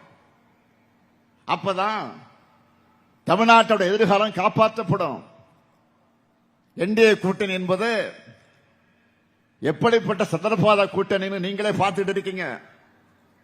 Corruption commission collection ஆட்சி நடத்த பழனிசாமி அவர்களை மிரட்டி கூட்டணி அமைச்சு தமிழ்நாட்டோட உரிமைகளை பறிச்சு வரிசையா பல துரோகங்களை செஞ்சு பிரிஞ்ச மாதிரி நாடகங்களை நடத்தி கடைசியா இப்போ டெல்லியில தீர்மானிச்சு தோக்கிறதுக்காக தமிழ்நாட்டுக்கு வந்திருக்க NDA. இதான் உண்மை. அதனாலதான் சொன்னேன், இந்த தேர்தல் என்பது தமிழ்நாடு அணி வர்சஸ் டெல்லி அணி. என்னோட பாட்டி, அம்மா, அக்கா, தங்கச்சிங்க எல்லாரும் தமிழ்நாட்டில் எல்லா இடத்துக்கும் அனைத்து அரசு பேருந்துகளிலும் கட்டணம் இல்லாமலே போகலாம். நம்பர் 3, சட்டம் ஒழுங்க சரியா ரொம்ப ஸ்ட்ரிக்டா நிலைநாட்டியே தீருவோம். அதோட வெளிப்பாடா பெண்கள் பாதுகாப்புக்கான மிக கடுமையான சிறப்பு சட்டம் கொண்டு வரப்படும். அது மட்டும் இல்ல, நம்ம இளைஞர்களோட பாதுகாப்புக்காக போதைப் பொருள் தடுப்பு மற்றும் ஒழிப்புக்கான சிறப்பு சட்டம் கொண்டு வரப்படும். And I will visit one district headquarters, that is the collector's office of Tamil Nadu, to meet the public of that particular district and receive their petitions. Idu na regular ah pannuven. Over the past 5 years, 2 things have increased to record levels in Tamil Nadu. The first is one family's wealth, and the second is Tamil Nadu's death. The DMK's top family is becoming richer and richer, while the debt on each person of Tamil Nadu is becoming more and more. ಹೇಗಿತ್ತು ದ್ರಾವಿಡ ದಂಗಲ್? ದ್ರಾವಿಡ model ಆಡಳಿತದ ಮೂಲಕ ಸಮಾಜ ಕಲ್ಯಾಣ ಯೋಜನೆಗಳನ್ನು ಜಾರಿಗೆ ತಂದಿರುವ ಹೆಮ್ಮೆಯ ನಡುವೆಯೇ ಸ್ಟಾಲಿನ್ ಕೇಂದ್ರದ ವಿರುದ್ಧ ಹಿಂದಿ ಹೇರಿಕೆ ಮತ್ತು ರಾಜ್ಯಗಳ ಹಕ್ಕುಗಳ ವಿಷಯವನ್ನಿಟ್ಟುಕೊಂಡು ಪ್ರಾದೇಶಿಕ ಅಸ್ಮಿತೆಯನ್ನ ಬಡಿದೆಬ್ಬಿಸುವ ಪ್ರಯತ್ನ ಮಾಡಿದ್ದಾರೆ. ಎಂದಿನಂತೆ ಈ ಸಲವೂ ನೀಟ್ ಪರೀಕ್ಷೆ ಸುತ್ತ ಒಂದಷ್ಟು ರಾಜಕಾರಣವಾಗಿದೆ. ರಾಜ್ಯದಲ್ಲಿ ಮಾದಕ ವಸ್ತುಗಳ ಹಾವಳಿ ಹೆಚ್ಚುತ್ತಿದೆ ಎಂಬ ಆರೋಪವನ್ನ ಬಿಜೆಪಿ ಪ್ರಮುಖವಾಗಿ ಬಳಸಿಕೊಳ್ಳೋದರ ಜೊತೆಗೆ ಕಾರ್ತಿಕ ದೀಪಂ ವಿವಾದದ ಮೂಲಕ ಹಿಂದೂ ಅಸ್ಮಿತೆ ಜಾಗೃತಗೊಳಿಸುವ ಪ್ರಯತ್ನ ಮಾಡಿದೆ. ಇನ್ನು ಇಡೀ ದೇಶಕ್ಕೆ ಉಚಿತ ಯೋಜನೆಗಳ ದಾರಿ ಹಾಕಿಕೊಟ್ಟ ತಮಿಳುನಾಡಿನಲ್ಲಿ ಈ ಸಲವೂ ಉಚಿತಗಳದ್ದೇ ದರ್ಬಾರು. ಪೈಪೋಟಿಗೆ ಬಿದ್ದು ಉಚಿತಗಳನ್ನು ಘೋಷಿಸಿವೆ ಎಲ್ಲಾ ಪಕ್ಷಗಳು. ಮಹಿಳೆಯರಿಗೆ ಸಹಾಯಧನ ನೀಡುವ ಯೋಜನೆಯನ್ನು ಎರಡೂ ಪಕ್ಷಗಳು ಘೋಷಿಸಿವೆ. ವಿದ್ಯಾರ್ಥಿಗಳ ಉಪಹಾರ ಯೋಜನೆ, ಉಚಿತ ಸಿಲಿಂಡರ್ಗಳ ಭರವಸೆ ಇದೆ. ಆಡಳಿತ ವ್ಯವಸ್ಥೆ ಸುಧಾರಣೆ ಹಾಗೂ ಭ್ರಷ್ಟ ಆಡಳಿತಕ್ಕೆ ಕೊಕ್ಕು ನೀಡುವ ಭರವಸೆ ನೀಡಲಾಗಿದೆ. ತಮಿಳು ಮತದಾರನ ಮನಸ್ಸು ಯಾರೂ ಅರಿಯಲಾಗದ ಒಗಟು. ಈ ಬಾರಿಯ ವಿಧಾನಸಭಾ ಚುನಾವಣೆಯಲ್ಲಿ ದಾಖಲಾಗಿರುವ 84% ಹೆಚ್ಚಿನ ಮತದಾನ ಈಗ ಇಡೀ ದೇಶದ ಗಮನ ಸೆಳೆದಿದೆ. ಈ ಬಾರಿ ಟರ್ನೌಟ್ ಎಕ್ಸಿಟ್ ಪೋಲ್ ಭವಿಷ್ಯಗಳನ್ನು ಸುಳ್ಳು ಮಾಡುತ್ತಾ ಅಥವಾ ದ್ರಾವಿಡ ನೆಲದ ಸಾಂಪ್ರದಾಯಿಕ ಲೆಕ್ಕಾಚಾರಗಳನ್ನು ಉಲ್ಟಾ ಮಾಡುತ್ತಾ ಅನ್ನೋದೇ ಸದ್ಯದ ಅತಿದೊಡ್ಡ ಕುತೂಹಲ. ಸಾಮಾನ್ಯವಾಗಿ ಮತದಾನದ ಪ್ರಮಾಣ ಹೆಚ್ಚಾದರೆ ಅದು ಆಡಳಿತ ಪಕ್ಷದ ವಿರುದ್ಧದ ಸಿಟ್ಟು ಎಂದು ಭಾವಿಸಲಾಗುತ್ತದೆ. ಆದರೆ ತಮಿಳುನಾಡಿನಲ್ಲಿ ಇದು ಡಿಎಂಕೆ ಪರವಾದ ಮತಗಳ ಧ್ರುವೀಕರಣವೋ ಅಥವಾ ವಿಜಯ್ ಅನ್ನೋ ಎಕ್ಸ್ ಫ್ಯಾಕ್ಟರ್ ಪ್ರಭಾವವೋ ನೋಡಬೇಕು. ಜೊತೆಗೆ ಮತದಾನದ ಪ್ರಮಾಣದ ಈ ಅಂಕಿ ಸಂಖ್ಯೆಗಳ ಆಟಕ್ಕೆ ಎಸ್ಐಆರ್ ಪ್ರಕ್ರಿಯೆ ಕೂಡ ಕಾರಣವಾಗಿದೆ ಅನ್ನೋ ಮಾತೂ ಇದೆ. ದ್ರಾವಿಡ ನೆಲದಲ್ಲಿ ಸ್ಟಾಲಿನ್ ಗೆಲುವಿನ ನಾಗಾಲೋಟ ಮುಂದುವರಿಯುತ್ತಾ ಅಥವಾ NDA ಮೈತ್ರಿ ಮುನ್ನಡೆ ಕಾಯ್ದುಕೊಳ್ಳುತ್ತಾ ವಿಜಯ್ ತಮ್ಮ ಮೇಲಿನ ನಿರೀಕ್ಷೆಗಳನ್ನು ನಿಜವಾಗಿಸ್ತಾರ? ಕೆಲವೇ ಕ್ಷಣಗಳಲ್ಲಿ ಹೊರಬೀಳುತ್ತಿದೆ. ಇಡೀ ದೇಶವೇ ಕುತೂಹಲದಿಂದ ಎದುರು ನೋಡ್ತಿರೋ exit poll. Bureau report, news 18. ಹೀಗೆ ತಮಿಳುನಾಡಿನಲ್ಲಿ ಬಹಳ ದೊಡ್ಡ ಲೆಕ್ಕಾಚಾರಗಳು ಈ ಬಾರಿ ಚುನಾವಣೆಯಲ್ಲಂತೂ ಸಾಗಿದೆ. ಎಲ್ಲ ರೀತಿಯಂಥ ಎಫರ್ಟನ್ನು BJP ಕೂಡ ಅಲ್ಲಿ ಹಾಕಿರುವಂಥದ್ದು ವಿಶೇಷ. ಆದರೆ BJPಗೆ 27 ಸೀಟು, ಕಾಂಗ್ರೆಸ್ ಕೂಡ ಅಷ್ಟೇ 28 ಸೀಟುಗಳಲ್ಲಿ ಮಾತ್ರ ಅಲ್ಲಿ ಕಂಟೆಸ್ಟ್ ಮಾಡಿರುವಂಥದ್ದು. ಏನೇ ಇದ್ರೂ ಕೂಡ ದ್ರಾವಿಡ ನಾಡಿನಲ್ಲಿ ಅಲ್ಲಿ ದ್ರಾವಿಡ ಪಕ್ಷಗಳ ಜೊತೆ ಸೇರಿಕೊಂಡೇ ಚುನಾವಣೆಯನ್ನು ನಡೆಸಬೇಕಾಗಿರುವಂಥದ್ದು ಅನಿವಾರ್ಯತೆಯೂ ಕೂಡ ಇದೆ ರಾಷ್ಟ್ರೀಯ ಪಕ್ಷಗಳಿಗೆ. ಆ ಅನಿವಾರ್ಯತೆಯನ್ನು ಸೃಷ್ಟಿಸಿರುವಂಥದ್ದು ತಮಿಳುನಾಡಿನ ಪ್ರಾದೇಶಿಕ ರಾಜಕಾರಣದ ಶಕ್ತಿ. ಹೀಗಾಗಿ ಈ ಬಾರಿ ತಮಿಳುನಾಡಿನಲ್ಲಿ ಯಾವ ಪ್ರಾದೇಶಿಕ ಶಕ್ತಿ ಅಧಿಕಾರದ ಗದ್ದುಗೆ ಏರಬಹುದು ಅನ್ನೋದ್ರ ಬಗ್ಗೆ ಎಕ್ಸಿಟ್ ಪೋಲ್ನಲ್ಲಿ ಏನು ರಿಸಲ್ಟ್ ಬರುತ್ತೆ ಅಂದ್ಕೊಂಡು ನಿಮಗೆ ತೋರಿಸ್ತೀನಿ. ಜೊತೆಗೆ ಕೇರಳಂ ಮತ್ತು ಅಸ್ಸಾಂನಲ್ಲಿ ಈ ಬಾರಿಯ ಚುನಾವಣೆ ಹೇಗೆ ನಡೆದಿದೆ ಅನ್ನೋದನ್ನು ಕೂಡ ನಿಮಗೆ ವಿವರಿಸ್ತೀನಿ. ಚಿಕ್ಕ ಬ್ರೇಕ್ ನಂತರ. ಕಳೆದ ಬಾರಿ ಅವರ ಟರ್ಮ್ ಬರಬೇಕಾಗಿತ್ತು. ಕೇರಳದ ಇತಿಹಾಸದ ಲೆಕ್ಕದಲ್ಲಿ ಒಂದು ಸೈಕಲ್ ತಿರುಗದ ರೀತಿಯಲ್ಲಿ ಪ್ರತಿ 5 ವರ್ಷಕ್ಕೊಮ್ಮೆ ಬದಲಾಗ್ತಾ ಇತ್ತು. ಆದರೆ ಕಳೆದ ಬಾರಿ ಎಡಪಕ್ಷ ಅದನ್ನು ಬಿಟ್ಟುಕೊಟ್ಟಿರಲಿಲ್ಲ. ಈ ಬಾರಿ ಆದರೂ UDF ಅಧಿಕಾರವನ್ನು ಪಡ್ಕೊಳ್ಳುತ್ತಾ ನೋಡಬೇಕಿದೆ. ಮತದಾನದ ಮುಕ್ತಾಯ ಆಗಿದೆ. ಕೆಲ ಹೊತ್ತಲ್ಲೇ ಎಕ್ಸಿಟ್ ಪೋಲ್ಗಳ ಮಾಹಿತಿ ನ್ಯೂಸ್ 18ನಲ್ಲಿ ನಿಮಗೆ ನೀಡ್ತಾ ಹೋಗ್ತೀವಿ. ಯಾವ ಸ್ವರೂಪದಲ್ಲಿ ಯಾವ್ಯಾವ ರಾಜ್ಯದಲ್ಲಿ ಏನೇನು ಲೆಕ್ಕಾಚಾರಗಳಿದ್ದಾವೆ ಅನ್ನೋದನ್ನು ಕೂಡ ನಿಮಗೆ ತೋರಿಸ್ತೀವಿ. ಮೊದಲಿಗೆ ಪಶ್ಚಿಮ ಬಂಗಾಳದಲ್ಲಿ ಏನಾಗಿದೆ, ಯಾವ ಸ್ವರೂಪದ ಮತದಾನ ನಡೆದಿದೆ ಮತ್ತು ವಿಶೇಷವಾಗಿ ಈ ಬಾರಿಯ ಚುನಾವಣಾ ಪ್ರಕ್ರಿಯೆ ಹೇಗೆಲ್ಲ ಇತ್ತು, ಮೋದಿ ವರ್ಸಸ್ ದೀದಿ ಅನ್ನುವಂತಹ ಸಮರ ಹೇಗೆ ನಡೀತು ಅನ್ನೋದನ್ನು ಕೂಡ ನಿಮಗೆ ಒಂದು ವರದಿ ಮೂಲಕ ತೋರಿಸ್ತೀನಿ.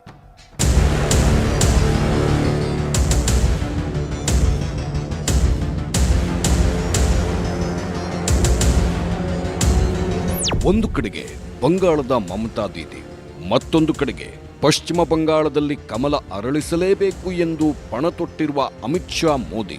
ಕಳೆದ ಬಾರಿಯ ಚುನಾವಣೆಯಲ್ಲಿ ಪಶ್ಚಿಮ ಬಂಗಾಳದಲ್ಲಿ ಶಾ ಮೋದಿ ಜೋಡಿಯನ್ನ ಹಿಮ್ಮೆಟ್ಟಿಸುವಲ್ಲಿ ದೀದಿ ಯಶಸ್ವಿಯಾಗಿದ್ದರೂ 3 ಸ್ಥಾನಗಳಿಂದ 70 ಸ್ಥಾನಗಳಿಗೆ ಬಿಜೆಪಿ ಹೋಗಿ ನಿಂತಿದ್ದು ಕಡಿಮೆ ಸಾಧನೆಯಾಗಿರಲಿಲ್ಲ.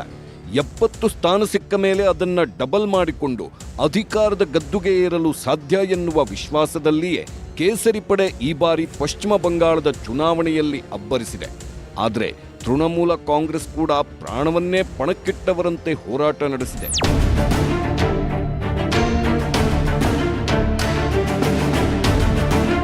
ಅಕ್ರಮ ನುಸುಳುಕೋರರಿಂದ ಹಿಡಿದು ಅಕ್ರಮ ಮತದಾರರವರೆಗೆ, ಎಸ್ಐಆರ್ನಿಂದ ಹಿಡಿದು ಪ್ರತೀಕಾರದವರೆಗೆ ಪಶ್ಚಿಮ ಬಂಗಾಳದಲ್ಲಿ ಈ ಬಾರಿ ನಡೆದಿದ್ದು ಅಕ್ಷರಶಃ ಮಾತಿನ ಮಲ್ಲಯುದ್ಧ. ಜೊತೆಗೆ ಅಲ್ಲಲ್ಲಿ ನಡೆದಿರುವುದು ಹೊಡೆದಾಟ, ಬಡಿದಾಟ, ಕಿತ್ತಾಟ. ಹೀಗಾಗಿಯೇ ಪಶ್ಚಿಮ ಬಂಗಾಳ ಚುನಾವಣೆಯಲ್ಲಿ ಮಸಲ್ ಪವರ್ನ ಜೊತೆಗೆ ಮಾತಿನ ಪವರ್ ಕೂಡ ಬೆರೆತು ರಣಾಂಗಣವೇ ಸೃಷ್ಟಿಯಾಗಿತ್ತು.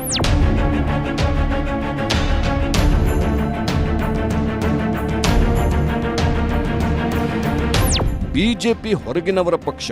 ದೆಹಲಿಯ ಜಮೀನ್ದಾರರು ಬಂಗಾಳವನ್ನ ಆಳಲು ಬಿಡುವುದಿಲ್ಲ ಎಂದು ದೀದಿ ಗರ್ಜಿಸಿದ್ರೆ ಬಂಗಾಳದಲ್ಲಿ ಬದಲಾವಣೆ ಅನಿವಾರ್ಯ. ದೀದಿ ಆಡಳಿತದಲ್ಲಿ ಭ್ರಷ್ಟಾಚಾರ ಮತ್ತು ತುಷ್ಟೀಕರಣ ಮಿತಿಮೀರಿದೆ ಎಂದು ಮೋದಿ ಕೌಂಟರ್ ಕೊಟ್ಟಿದ್ದರು. साथियों, पिछले 15 वर्षों में टीएमसी ने बंगाल को केवल और केवल लूटने का काम किया है. ऐसा कोई काम नहीं जहां टीएमसी का करप्शन ಮೂಲಕವಾಗಿಯೇ ತಮ್ಮ ರಾಜ್ಯದ ಹೆಸರನ್ನ ಬದಲಾಯಿಸಿಕೊಳ್ಳಲಾಯಿತು. ವಿಶೇಷವಾಗಿ LDF ವರ್ಸಸ್ UDFನ ರಣಕಣ ಅದು. 1980ರಿಂದ ಕೇರಳದ ಇತಿಹಾಸವನ್ನು ನೋಡ್ತಾ ಹೋದರೆ ಪ್ರತಿ 5 ವರ್ಷಕ್ಕೊಮ್ಮೆ ಅಧಿಕಾರದ ಬದಲಾವಣೆಗಳನ್ನು ಮಾಡ್ತಾ ಬಂದಿರುವಂಥದ್ದು ಇದೆ. ಹಾಗೆ ಅಧಿಕಾರದ ಬದಲಾವಣೆ LDF ಮತ್ತು UDF ಮತ್ತು LDFನ ನಡುವೆನೇ ಆಗ್ತಾ ಬಂದಿತ್ತು. ಆದರೆ ಕಳೆದ ಬಾರಿಯ ಚುನಾವಣೆಯಲ್ಲಿ ಪಿಣರಾಯಿ ವಿಜಯನ್ ಅವರ ನಾಯಕತ್ವ ಯಾವ ಸ್ವರೂಪದಲ್ಲಿ ಕೋವಿಡ್ ಸಂದರ್ಭದಲ್ಲೇ ಎದುರಾಗಿರುವಂತಹ ಸಂಕಷ್ಟಗಳನ್ನು ಎದುರಿಸಿತ್ತು ಅನ್ನುವಂತಹ ವಿಚಾರಕ್ಕೆ ಸಂಬಂಧಪಟ್ಟಂತೆ ಬಹುಶಃ ಕೇರಳದ ಜನ ಮತ ಹಾಕಿದರು. ಇದು ಬಹಳ ದೊಡ್ಡದಾಗಿ ಆ ಸಂಕಷ್ಟದ ಸನ್ನಿವೇಶದಲ್ಲಿ ಆಡಳಿತವನ್ನು ನಿಭಾಯಿಸಿದಂತಹ ರೀತಿಗೆ ಸಿಕ್ಕಿದಂತಹ ಮಾರ್ಕ್ಸ್ ಅಂತೇಳಿ ಪರಿಗಣಿಸಬೇಕಾಗಿರುವಂಥದ್ದು. ಯಾಕಂದರೆ 2020-21 ನಡುವೆ ಇಡೀ ದೇಶದಲ್ಲಿ ಅತಿ ಹೆಚ್ಚು ಪ್ರಮಾಣದಲ್ಲಿ ಕೋವಿಡ್ ಸೋಂಕಿತರು ಕಂಡು ಬಂದಿದ್ದು ಕೇರಳದಲ್ಲಿ. ಅದಕ್ಕೆ ಕಾರಣ ಏನಂದರೆ ಕೇರಳಂನಲ್ಲಿ ಮಾತ್ರನೇ ಅತಿ ಹೆಚ್ಚು ಟೆಸ್ಟಿಂಗನ್ನು ಕೂಡ ಮಾಡಿದ್ದು. ಅಷ್ಟರ ಮಟ್ಟಿಗೆ ಟೆಸ್ಟಿಂಗ್ ಮಾಡಿ ರೋಗಿಗಳನ್ನು ಪತ್ತೆ ಹಚ್ಚಿ ರೋಗವನ್ನು ತಡೆಯೋದಕ್ಕೆ ಬೇಕಂತ ಪ್ರಯತ್ನ ಮಾಡಿದ್ದು ಅವತ್ತು ಪ್ಲಸ್ ಆಯಿತು. ಎರಡನೇ ಅವಧಿಯ ಸರ್ಕಾರ ನಡೆಸುವಾಗ ಪಿಣರಾಯಿ ವಿಜಯನ್ ತನ್ನ ಇಡೀ ಕ್ಯಾಬಿನೆಟನ್ನು ಬದಲಿಸಿದಂಥ ರೀತಿಯ ಬಗ್ಗೆ ಅನೇಕ ಟೀಕೆ ಅವರ ಪಕ್ಷದ ಒಳಗಿಂದಲೂ ಬಂತು, ಹೊರಗಿಂದ ಯಥಾಪ್ರಕಾರ ಬಂದಿದ್ದೇ ಇತ್ತು. ಆದರೆ ಕಳೆದ 5 ವರ್ಷಗಳಲ್ಲೂ ಕೂಡ ಪಿಣರಾಯಿ ವಿಜಯನ್ ತನ್ನದೇ ಆದಂತಹ ಶೈಲಿಯ ರಾಜಕಾರಣವನ್ನು ಕೇರಳಂಗೆ ಪರಿಚಯಿಸಿದ್ದಾರೆ. UDF ಬಾಗಿಲು ಬಡಿತಾ ಇತ್ತು, ಅಧಿಕಾರವನ್ನು ನಮಗೆ ತೆಗೆದುಕೊಳ್ಬೇಕು ಅಂತೇಳಿ. UDF ಈ ಬಾರಿಯ ಚುನಾವಣೆಯಲ್ಲಿ ಎಷ್ಟರ ಮಟ್ಟಿಗೆ ಗೆಲುವನ್ನು ದಾಖಲಿಸ್ಕೊಳ್ಳೋದಕ್ಕೆ ಸಾಧ್ಯ ಆಗುತ್ತೆ ಅನ್ನುವಂತಹ ಕುತೂಹಲ ಇದ್ದೇ ಇದೆ ಕೇರಳದ ವಿಚಾರಕ್ಕೆ. ಮತ್ತು ಅಸ್ಸಾಂನಲ್ಲೂ ಕೂಡ ಅಷ್ಟೇ ಹಿಮಂತ್ ಬಿಸ್ವಾ ಶರ್ಮಾ ವರ್ಸಸ್ ಕಾಂಗ್ರೆಸ್ ನಡೆದಿರುವಂಥ ಫೈಟಲ್ಲಿ ಹಿಮಂತ್ ಬಿಸ್ವಾ ಶರ್ಮಾ ಅವರ ಪತ್ನಿಯ ನ್ಯಾಷನಾಲಿಟಿ ವಿಚಾರವನ್ನು ಇಟ್ಕೊಂಡು ಕೂಡ ಕಾಂಗ್ರೆಸ್ ದಾಖಲೆಗಳನ್ನು ಮುಂದಿಟ್ಟುಕೊಂಡು ಟೀಕೆಯನ್ನು ಮಾಡ್ತು, ಹೋರಾಟವನ್ನು ನಡೆಸ್ತು. ರಾಜಕೀಯದ ಜಿದ್ದಾಜಿದ್ದಿ ಬಹಳ ತೀವ್ರ ಮಟ್ಟಕ್ಕೆ ಹೋಗಿದ್ದು ಅಸ್ಸಾಂನಲ್ಲಿ.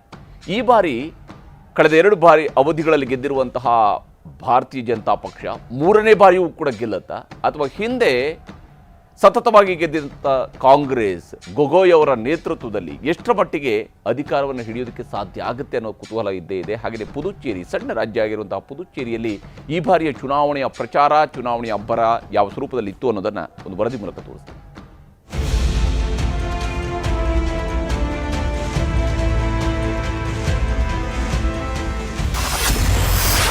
ಅಸ್ಸಾಂನಲ್ಲಿ ಅಸ್ಮಿತೆ ಮತ್ತು ಅಭಿವೃದ್ಧಿಯ ಜಿದ್ದಾಜಿದ್ದಿ. ಅಸ್ಸಾಂನಲ್ಲಿ ಮುಖ್ಯಮಂತ್ರಿ ಹಿಮಂತ್ ಬಿಸ್ವಾ ಶರ್ಮಾ ನೇತೃತ್ವದ ಬಿಜೆಪಿ ಮೈತ್ರಿಕೂಟ ಮತ್ತು ಕಾಂಗ್ರೆಸ್ ನೇತೃತ್ವದ ವಿರೋಧ ಪಕ್ಷಗಳ ಒಕ್ಕೂಟದ ನಡುವೆ ನೇರ ಹಣಾಹಣಿ ಈ ಸಲದ ಚುನಾವಣಾ ಅಖಾಡವನ್ನು ರಂಗೇರಿಸಿತ್ತು. ಬಿಜೆಪಿ ಈ ಬಾರಿ ಸಮಾನ ನಾಗರಿಕ ಸಂಹಿತೆ ಜಾರಿ ಮತ್ತು ನುಸುಳುಕೋರರ ಪತ್ತೆಗೆ ಇಮಿಗ್ರೆಂಟ್ಸ್ ಎಕ್ಸ್ಪಲ್ಷನ್ ಆಕ್ಟ್ 1950 ಅನುಷ್ಠಾನದ ಭರವಸೆ ನೀಡಿದೆ. ಇದಕ್ಕೆ ಪ್ರತಿಯಾಗಿ ಕಾಂಗ್ರೆಸ್ 6 ಸಮುದಾಯಗಳಿಗೆ ಎಸ್ಟಿ ಸ್ಥಾನಮಾನ ಮತ್ತು ಮಹಿಳೆಯರಿಗೆ ಮಾಸಿಕ 2,000 ಆರ್ಥಿಕ ನೆರವಿನ ಗ್ಯಾರಂಟಿ ನೀಡಿದೆ. ಖ್ಯಾತ ಗಾಯಕ ಜುಬಿನ್ ಗಾರ್ಗ್ ಅವರ ನಿಧನದ ನಂತರದ ತನಿಖೆಯ ವಿಚಾರ ಯುವ ಮತದಾರರ ಮೇಲೆ ಭಾರೀ ಪ್ರಭಾವ ಬೀರಿದೆ ಅನ್ನೋ ಚರ್ಚೆಗಳ ನಡುವೆಯೇ ದಾಖಲೆಯ 80%ಕ್ಕಿಂತ ಹೆಚ್ಚು ಮತದಾನವಾಗಿದೆ. ಆದರೆ ಈ ಮತದಾನದಲ್ಲಿನ ಏರಿಕೆ ಬಿಜೆಪಿಯ ಅಭಿವೃದ್ಧಿ ಮಂತ್ರಕ್ಕೋ ಅಥವಾ ಕಾಂಗ್ರೆಸ್ನ ಬದಲಾವಣೆಯ ಕರೆಗೋ ಎಂಬುದು ಕುತೂಹಲ. ಸದಾಕಾಲ ಪೌರತ್ವ ಮತ್ತು ನುಸುಳುಕೋರರ ಸುತ್ತಲೇ ಸುತ್ತುವ ಅಸ್ಸಾಂ ರಾಜಕಾರಣದಲ್ಲಿ ಈ ಸಲವೂ ಈ ವಿಚಾರಗಳು ಸದ್ದು ಮಾಡಿವೆ. ಮುಖ್ಯಮಂತ್ರಿ ಸದಾ ಮುಸ್ಲಿಂ ನುಸುಳುಕೋರರ ಬಗ್ಗೆ ಮಾತನಾಡುತ್ತಾರೆ. ಈಗ ಅವರ ಪತ್ನಿಯೇ ವಿದೇಶಿ ಪಾಸ್ಪೋರ್ಟ್ ಹೊಂದಿದ್ದಾರೆ ಎಂಬ ಆರೋಪವನ್ನು ಹೊತ್ತು ತಂತು Congress. Well, I know. I saw what they've said, but I want to ask them: are they denying that they have no property in Dubai? Are they denying that they have no company in America? Are they denying that they have no shell companies anywhere in the world? हमारा साथ तो झूठ मूठ का काम किया. पवन खेरा को मैं पवन पेरा बना दूंगा, आप चिंता मत करो. ಅಲ್ಲದೆ ಬಿಜೆಪಿಯ ಕ್ಲೀನ್ ಇಮೇಜ್ಗೆ ಧಕ್ಕೆ ಮಾಡುವ ತಂತ್ರಗಾರಿಕೆಯನ್ನು ಕಾಂಗ್ರೆಸ್ ಪ್ರಯೋಗಿಸಿದೆ. ಹಿಮಂತ್ ದೇಶದಲ್ಲೇ ಅತಿ ಭ್ರಷ್ಟ ಮುಖ್ಯಮಂತ್ರಿ ಅನ್ನೋದು ಈ ಸಲ ಕಾಂಗ್ರೆಸ್ ಚುನಾವಣಾ ವಸ್ತುವಾಗಿತ್ತು. ದೇವರ ನಾಡಲ್ಲಿ ಮತಾಶೀರ್ವಾದ ಯಾರಿಗೆ? ಕೇರಳಂ ರಾಜಕಾರಣದಲ್ಲಿ ಈ ಬಾರಿ ಇತಿಹಾಸ ಸೃಷ್ಟಿಯಾಗುತ್ತಾ ಎಂಬ ಪ್ರಶ್ನೆ ಎದ್ದಿದೆ. ಪಿಣರಾಯಿ ವಿಜಯನ್ ನೇತೃತ್ವದ ಎಡರಂಗ ಸತತ 3ನೇ ಬಾರಿಗೆ ಅಧಿಕಾರ ಹಿಡಿಯುವ ಹ್ಯಾಟ್ರಿಕ್ ಕನಸು ಕಾಣುತ್ತಿದೆ. ಸರ್ಕಾರದ ಜನಪರ ಯೋಜನೆಗಳು ಮತ್ತು ಕೇರಳಂ ಮಾಡೆಲ್ ಪಿಣರಾಯಿ ಪ್ರಮುಖ ಅಸ್ತ್ರ. ಇತ್ತ ಕಾಂಗ್ರೆಸ್ ನೇತೃತ್ವದ UDF ಕಳೆದ 1 ದಶಕದಿಂದ ಅನುಭವಿಸುತ್ತಿರುವ ಅಧಿಕಾರದ ಬರವನ್ನ ನೀಗಿಸಿಕೊಳ್ಳಲು ತುಡಿಯುತ್ತಿದೆ. ಶಬರಿಮಲೆ ವಿವಾದ ಮತ್ತು ಸರ್ಕಾರದ ಮೇಲಿನ ಭ್ರಷ್ಟಾಚಾರದ ಆರೋಪಗಳನ್ನು UDF ಎತ್ತಿ ಹಿಡಿದಿದೆ. ಬಿಜೆಪಿಯು ಕೇರಳಂನಲ್ಲಿ ತನ್ನ ಮತ ಪ್ರಮಾಣವನ್ನು ಹೆಚ್ಚಿಸಿಕೊಳ್ಳುವತ್ತ ಗಮನಹರಿಸಿದ್ದು ಕೆಲವು ಕ್ಷೇತ್ರಗಳಲ್ಲಿ ತ್ರಿಕೋನ ಸ್ಪರ್ಧೆ ನೀಡಿದೆ. ಕೇರಳಂನಲ್ಲಿ ಈ ಬಾರಿ 78.23% ಮತದಾನವಾಗಿದ್ದು ಇದು 2021ಕ್ಕಿಂತ ಹೆಚ್ಚಾಗಿದೆ. केरलम के लोग सवाल पूछ रहे हैं केरलम के हिस्से का, जनता की मेहनत का ये पैसा कहां जा रहा है? जवाब एक ही है, एलडीएफ वालों की जेबों में। जब यहां एनडीए सरकार आएगी तो भ्रष्टाचारियों से ये पैसा वसूला जाएगा। ಪೂರ್ಣ ರಾಜ್ಯದ ಸ್ಥಾನಮಾನಕ್ಕಾಗಿ ಪುದುಚೇರಿ ಹೋರಾಟ. ಕೇಂದ್ರಾಡಳಿತ ಪ್ರದೇಶವಾದ ಪುದುಚೇರಿಯಲ್ಲಿ ಅಧಿಕಾರಕ್ಕಾಗಿ ಎಐಎನ್ಆರ್ಸಿ ಬಿಜೆಪಿ ಮೈತ್ರಿಕೂಟ ಮತ್ತು ಕಾಂಗ್ರೆಸ್ ಡಿಎಂಕೆ ಮೈತ್ರಿಕೂಟದ ನಡುವೆ ತೀವ್ರ ಪೈಪೋಟಿ ಇದೆ. ಪುದುಚೇರಿಗೆ ಪೂರ್ಣ ರಾಜ್ಯದ ಸ್ಥಾನಮಾನ ನೀಡುವುದು ಇಲ್ಲಿನ ಪ್ರಮುಖ ಚುನಾವಣಾ ವಿಷಯ. ಲೆಫ್ಟಿನೆಂಟ್ ಗವರ್ನರ್ ಮತ್ತು ಚುನಾಯಿತ ಸರ್ಕಾರದ ನಡುವಿನ ಅಧಿಕಾರ ಹಂಚಿಕೆಯ ವಿವಾದವು ಜನರ ಮೇಲೆ ಪ್ರಭಾವ ಬೀರಿದೆಯಾ ನೋಡಬೇಕು. ಪುದುಚೇರಿಯಲ್ಲಿ ಈ ಬಾರಿ ಅತಿ ಹೆಚ್ಚು ಅಂದ್ರೆ 89.87% ಮತದಾನವಾಗಿದ್ದು ಇದು ಕೇಂದ್ರಾಡಳಿತ ಪ್ರದೇಶದ ಇತಿಹಾಸದಲ್ಲೇ ಅತ್ಯಧಿಕವಾಗಿದೆ. ನಟ ವಿಜಯ್ ಅವರ ಪಕ್ಷದ ಎಂಟ್ರಿಯೂ ಇಲ್ಲಿನ ಕೆಲವು ಕ್ಷೇತ್ರಗಳಲ್ಲಿ ಲೆಕ್ಕಾಚಾರವನ್ನ ಬದಲಿಸಿದೆ. Bureau report, news 18. ಹೀಗೆ ಬಹಳಷ್ಟು ಲೆಕ್ಕಾಚಾರಗಳು ಇದ್ದೇ ಇದ್ದಾವೆ. ಚುನಾವಣೆಯ ಫಲಿತಾಂಶ, ಯಾಕಂದರೆ ಎಲ್ಲರ ದೃಷ್ಟಿ ಈಗ ಇರುವಂಥದ್ದು ಸಹಜವಾಗಿಯೇ ಮೇ 4ಕ್ಕೆ ಏನಾಗುತ್ತೆ ಅಂತೇಳಿ. ಕರ್ನಾಟಕದಲ್ಲೂ ಕೂಡ 2 ಕ್ಷೇತ್ರಗಳಲ್ಲಿ ಉಪಚುನಾವಣೆ ನಡೆದಿದೆ, ದಾವಣಗೆರೆ ದಕ್ಷಿಣ ಮತ್ತು ಬಾಗಲಕೋಟೆಯಲ್ಲಿ. ಈ 2 ಚುನಾವಣೆಯಲ್ಲೂ ಕೂಡ, ಈ 2 ಕ್ಷೇತ್ರಗಳ ಉಪಚುನಾವಣೆಯಲ್ಲೂ ಕೂಡ ಬಹಳ ಜಿದ್ದಾಜಿದ್ದಿನ ಸ್ಪರ್ಧೆ ನಡೆದಿದೆ. ಬಹಳಷ್ಟು ಫೈಟ್ ನಡೆದಿರುವಂಥದ್ದು ಈ ಬಾರಿಯ ಚುನಾವಣೆಯಲ್ಲಿ. ಅದರಲ್ಲಿ ಯಾರು ಗೆಲುವನ್ನು ದಾಖಲಿಸ್ಕೊಳ್ತಾರೆ ಅನ್ನೋ ಕುತೂಹಲ ರಾಜ್ಯದ ಮಟ್ಟಿಗೂ ಕೂಡ ಇದೆ.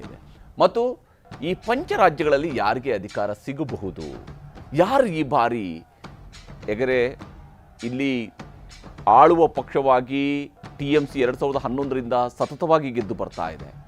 ಹಾಗೆಯೇ DMK ಪುನರಾಯ್ಕೆಯನ್ನು ಬಯಸಿರುವಂಥದ್ದು.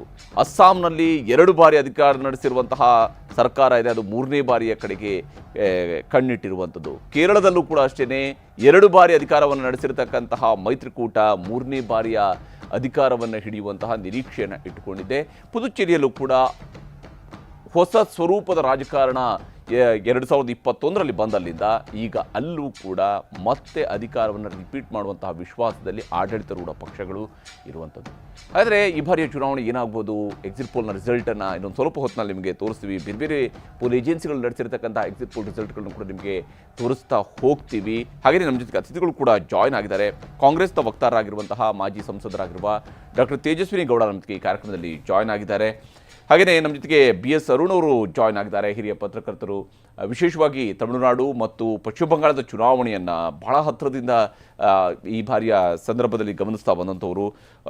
ಕಾಂಗ್ರೆಸ್ನ MLCಗಳಾಗಿರುವಂತಹ ಕೆ ಶಿವಕುಮಾರ್ ಅವರು ನಮ್ಮ ಜೊತೆಗೆ ಜಾಯ್ನ್ ಆಗ್ತಾರೆ ಮುಂದಿನ ಹಂತದಲ್ಲಿ. ಹಾಗೆಯೇ ಭಾರತೀಯ ಜನತಾ ಪಕ್ಷದ ವಕ್ತಾರರಾಗಿರುವ ಸುರಭಿ ಹೊದಿಗೆರೆ ಅವರು ನಮ್ಮ ಜೊತೆಗೆ ಕಾರ್ಯಕ್ರಮದಲ್ಲಿ ಜಾಯ್ನ್ ಆಗ್ತಾರೆ. ಭಾರತೀಯ ಜನತಾ ಪಕ್ಷದ ಶಾಸಕರು ಕೂಡ ಮುಂದಿನ ಹಂತದಲ್ಲಿ ನಮ್ಮ ಜೊತೆಗೆ ಕಾರ್ಯಕ್ರಮದಲ್ಲಿ ಜಾಯ್ನ್ ಆಗ್ತಾರೆ. ನನ್ನ ಚರ್ಚೆಯನ್ನು ಆರಂಭಿಸ್ತೀನಿ ತೇಜಸ್ವಿನಿ ಅವರ ಮೂಲಕವಾಗಿ. ತೇಜಸ್ವಿನಿ ಅವರೇ, ಕಾಂಗ್ರೆಸ್ ನೇರವಾಗಿ ಅಧಿಕಾರಕ್ಕೆ ಬರೋದಕ್ಕೆ ಅವಕಾಶ ಇರುವಂತಹ ರಾಜ್ಯವಾಗಿ ಕಾಣುವಂಥದ್ದು ಅಸ್ಸಾಂ. ಉಳಿದ ರಾಜ್ಯಗಳಲ್ಲಿ ಮೈತ್ರಿಕೂಟಗಳು, UDFನ ನೇತೃತ್ವ ಅಥವಾ ಪುದುಚೇರಿಯಲ್ಲಿ ನೇತೃತ್ವ, DMKಯ ಪಾರ್ಟ್ನರು ಇಂಡಿಯಾ ಬ್ಲಾಕಲ್ಲಿದ್ದರೂ ಕೂಡ ಅಲ್ಲಿ TMC ಜೊತೆಗೆ ಅಲಯನ್ಸ್ ಇಲ್ಲದೆ ಇರುವಂತಹ ಪಶ್ಚಿಮ ಬಂಗಾಳ.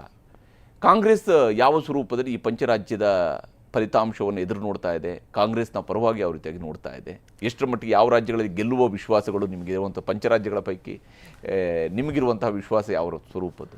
ಹರಿ, ಕಳೆದ 2 ದಶಕಗಳಲ್ಲಿ ಭಾರತದ ರಾಜಕಾರಣದಲ್ಲಿ ಉಂಟಾಗಿರುವಂಥ ತಲ್ಲಣಗಳು ಮತ್ತು ಇವತ್ತು ಪ್ರಜಾಪ್ರಭುತ್ವವನ್ನು ಏಕಚಕ್ರಾಧಿಪತ್ಯದಿಂದ ಬಚಾವ್ ಮಾಡೋದು ಹೇಗೆ, ಸಂವಿಧಾನದ ಆಶಯಗಳನ್ನು ರಕ್ಷಿಸಿಕೊಳ್ಳೋದು ಹೇಗೆ, ಮತ್ತು ಎಲ್ಲ ರಾಜ್ಯಗಳಲ್ಲೂ ಅಲ್ಲಿನ ಸಾಂಸ್ಕೃತಿಕ ಅಸ್ಮಿತೆ ಮತ್ತು ಒಂದು ಪ್ರಾದೇಶಿಕ ಅಸ್ತಿತ್ವ, ಇವುಗಳ ಜೊತೆಗೆ ಪ್ರಜಾಪ್ರಭುತ್ವವನ್ನು ಹೆಲ್ದಿಯಾಗಿ ಮಾಡೋದು ಹೇಗೆ, ಇಂಥ ಸವಾಲುಗಳಲ್ಲಿ ಕೇಂದ್ರ ವರ್ಸಸ್ ರಾಜ್ಯಗಳ ನಡುವೆ ನಡೆಯುವ ಸಂಘರ್ಷವನ್ನು ತಾವು ಕಾಣ್ತಾ ಇದ್ದೀರಿ.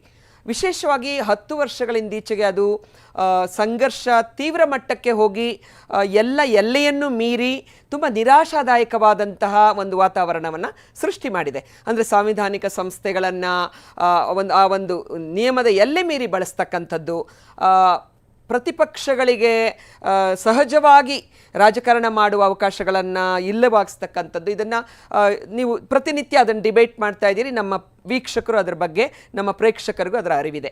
ಇಂತಹ ಸಂದರ್ಭದಲ್ಲಿ ಜನರೇಷನ್ ಬದಲಾದ ಹಾಗೆ ಇವತ್ತು ಇತಿಹಾಸ, ಪ್ರಾಚೀನತೆ ಇವುಗಳ ಬಗ್ಗೆ ಈ ಟೆಕ್ನಾಲಜಿ ಬಂದ ಹಾಗೆಲ್ಲ ಆ ಒಂದು ಜನರೇಷನಲ್ ಚೇಂಜಸ್ಸು ಬರ್ತಾ ಇದೆ.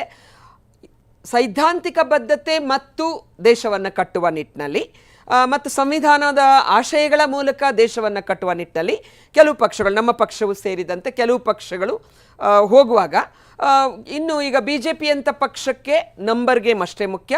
ಅಧಿಕಾರ ಯಾವ ಮಾರ್ಗವಾದರೂ ಸರಿ ಅಧಿಕಾರವನ್ನು ಹಿಡಿಲೇಬೇಕು ಅನ್ನುವಂತಹ ಒಂದು ಹಿನ್ನೆಲೆಯಲ್ಲಿ ನಾವು ನೋಡ್ತಾ ಇದ್ದೀವಿ. ಮತ್ತು ಅದರಲ್ಲಿ ದ್ವಂದ್ವವನ್ನು ತಾವು ಕಾಣ್ಬೋದು.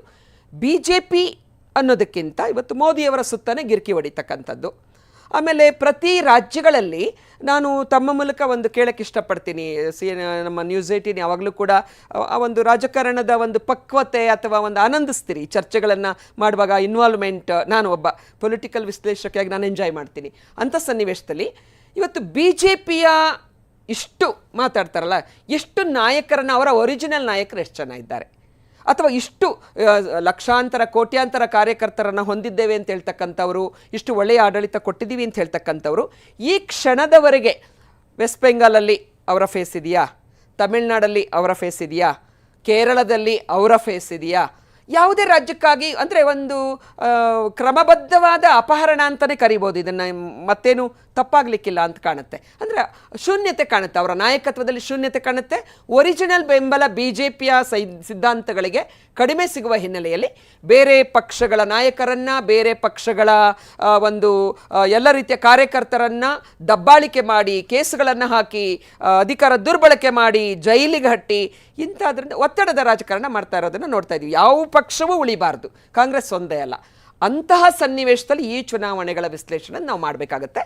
ವೆಸ್ಟ್ ಬೆಂಗಾಲ್ ಭಾರತದ ವಿಭಜನೆ, ಬ್ರಿಟಿಷರ ಒಂದು ಘೋರ ಅತ್ಯಾಚಾರ ಅಥವಾ ದೌರ್ಜನ್ಯ ನಡೀತು.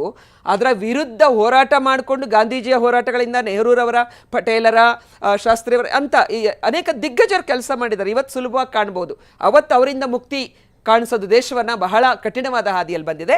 ಅಂತಹ ವೆಸ್ಟ್ ಬೆಂಗಾಲಲ್ಲಿ ಹೌದು, ಕಾಂಗ್ರೆಸ್ ಪಕ್ಷ ದಶಕಗಳ ಕಾಲ ತನ್ನದೇ ಆದ ಕೆಲವು ಸಂಘರ್ಷಗಳಿಂದಾಗಿ ಇವತ್ತು ಮಮತಾ ಬ್ಯಾನರ್ಜಿಯವರು ನಮ್ಮಲ್ಲೇ ಇದ್ದಂಥವರು, ಅಥವಾ ಪ್ರಣಬ್ ಮುಖರ್ಜಿ ಅಂತವ್ರು ನಮ್ಮಲ್ಲೇ ಇದ್ದರು. ಕೊನೆಯಲ್ಲಿ ಅವರು ತಮ್ಮ ಸೈದ್ಧಾಂತಿಕ ಒಂದು ಹಿನ್ನೆಲೆಯನ್ನು ಎಲ್ಲ ದೇಶದ ರಾಷ್ಟ್ರಪತಿಗಳಾಗುವ ತನಕ ನಮ್ಮ ಜೊತೆ ಇದ್ದಂಥವರು. ಕೊನೆಗೆ ಬದಲಾವಣೆ ಆಯಿತು. ಅದು ಕಾರಣಗಳು, ಅನೇಕ ಕಾರಣಗಳಿದೆ. ಅಂಥ ಹಿನ್ನೆಲೆಯಲ್ಲಿ ನನಗನ್ನಿಸುತ್ತೆ ಭಾರತದ ಪ್ರಜಾಪ್ರಭುತ್ವದ ಸೌಂದರ್ಯವೇ ಈಗ ನಾವು ಎಕ್ಸಿಟ್ ಪೋಲ್ ಅಷ್ಟೇ ನೋಡ್ತೀವಿ. ಎಕ್ಸಾಕ್ಟ್ ಪೋಲ್ ಒಂದು ಆಶಯ, ನಾವು ಗ್ರಹಕ್ಕೆ ಚೆನ್ನಾಗಿರಲಿ, ನಮ್ಮ ಚಾನಲ್ ಮಾಡಿದಂಥದ್ದು ಸತ್ಯಕ್ಕೆ ಹತ್ತಿರವಾಗಿರಲಿ ಅನ್ನುವ ಆಶಯದಲ್ಲಿ ಸಾವಿರಾರು ಜನ ಸಿಬ್ಬಂದಿ ಕೆಲಸ ಮಾಡ್ತೀವಿ.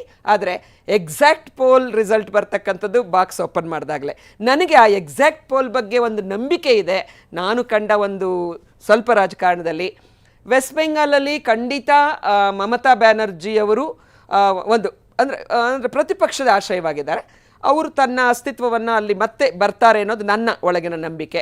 ಕೇರಳದಲ್ಲಿ UDF ಬರುತ್ತೆ ಅನ್ನೋದು ನನ್ನ ದೃಢವಾದ ನಂಬಿಕೆ ಇದೆ. ಪುದುಚೇರಿ ನಾವು ಉಳಿಸ್ಕೊಳ್ತೀವಿ ಅನ್ನೋ ನಂಬಿಕೆ ಇದೆ. ಹಾಗೆ ಅಸ್ಸಾಮಲ್ಲಿ ಕೂಡ ಖಂಡಿತ ನೋಡಿ, ವಿಶ್ವಾಸ್ ಶರ್ಮಾ ನಮ್ಮವರೇ ಅಲ್ವಾ.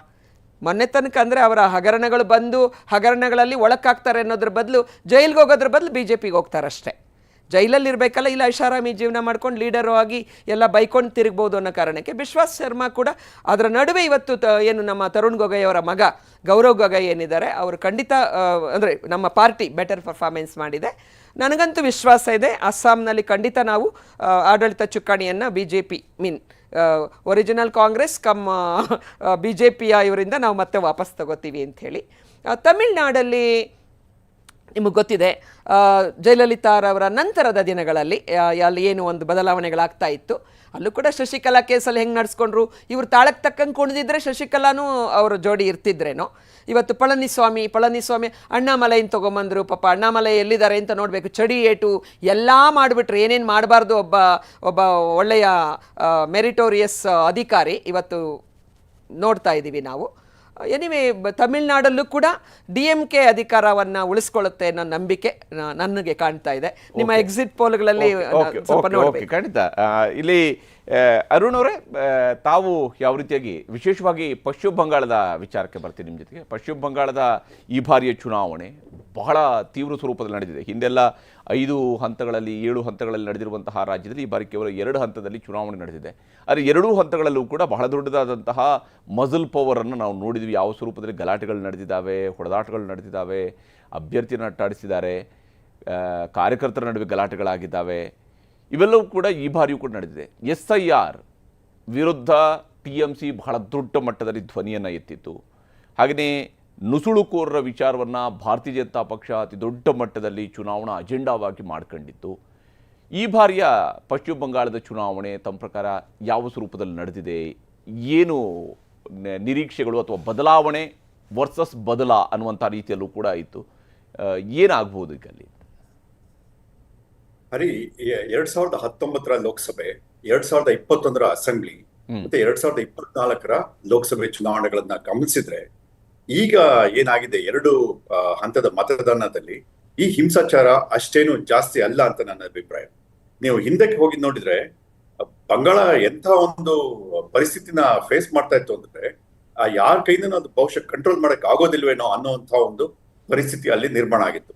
ಆದ್ರೆ ಈ ಬಾರಿ ಕಂಪೇರ್ ಟು ಹಿಂದಿನ ಎಲೆಕ್ಷನ್ ಗಳನ್ನ ನೋಡಿದರೆ ಈ ಬಾರಿ ಸ್ವಲ್ಪ ಕಡಿಮೆನೆ ಅಂತ ಹೇಳ್ಬೋದು. ಮತ್ತೆ ಇನ್ನೊಂದು ಇದಕ್ಕೆ ಪ್ಲಸ್ ಪಾಯಿಂಟ್ ಅಂದ್ರೆ 2 ಹಂತದ ಚುನಾವಣೆ ಮಾತ್ರ ಇಲ್ಲಿ ಆಗಿರೋದು.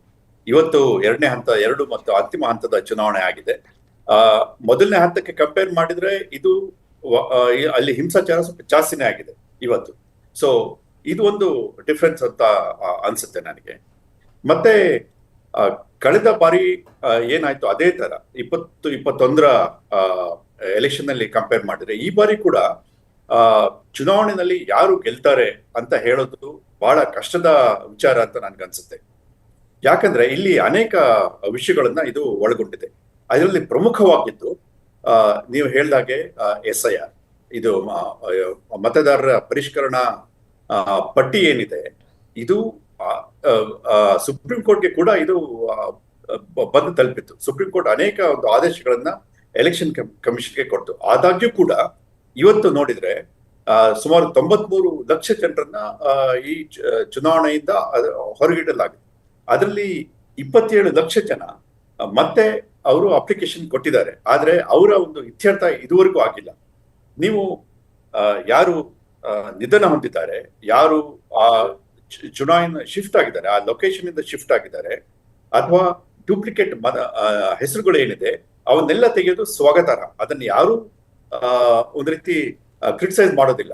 ಆದ್ರೆ ಯಾರು ಅರ್ಹ ಮತದಾರರು ಇರ್ತಾರೆ ಅವ್ರನ್ನ ತೆಗೆಯೋದು ಇದು ಒಂದು ಪ್ರಜಾತಂತ್ರದಲ್ಲಿ ಐ ಥಿಂಕ್ ಇದು ಯಾರು ಕೂಡ ಇಷ್ಟಪಡೋದಿಲ್ಲ.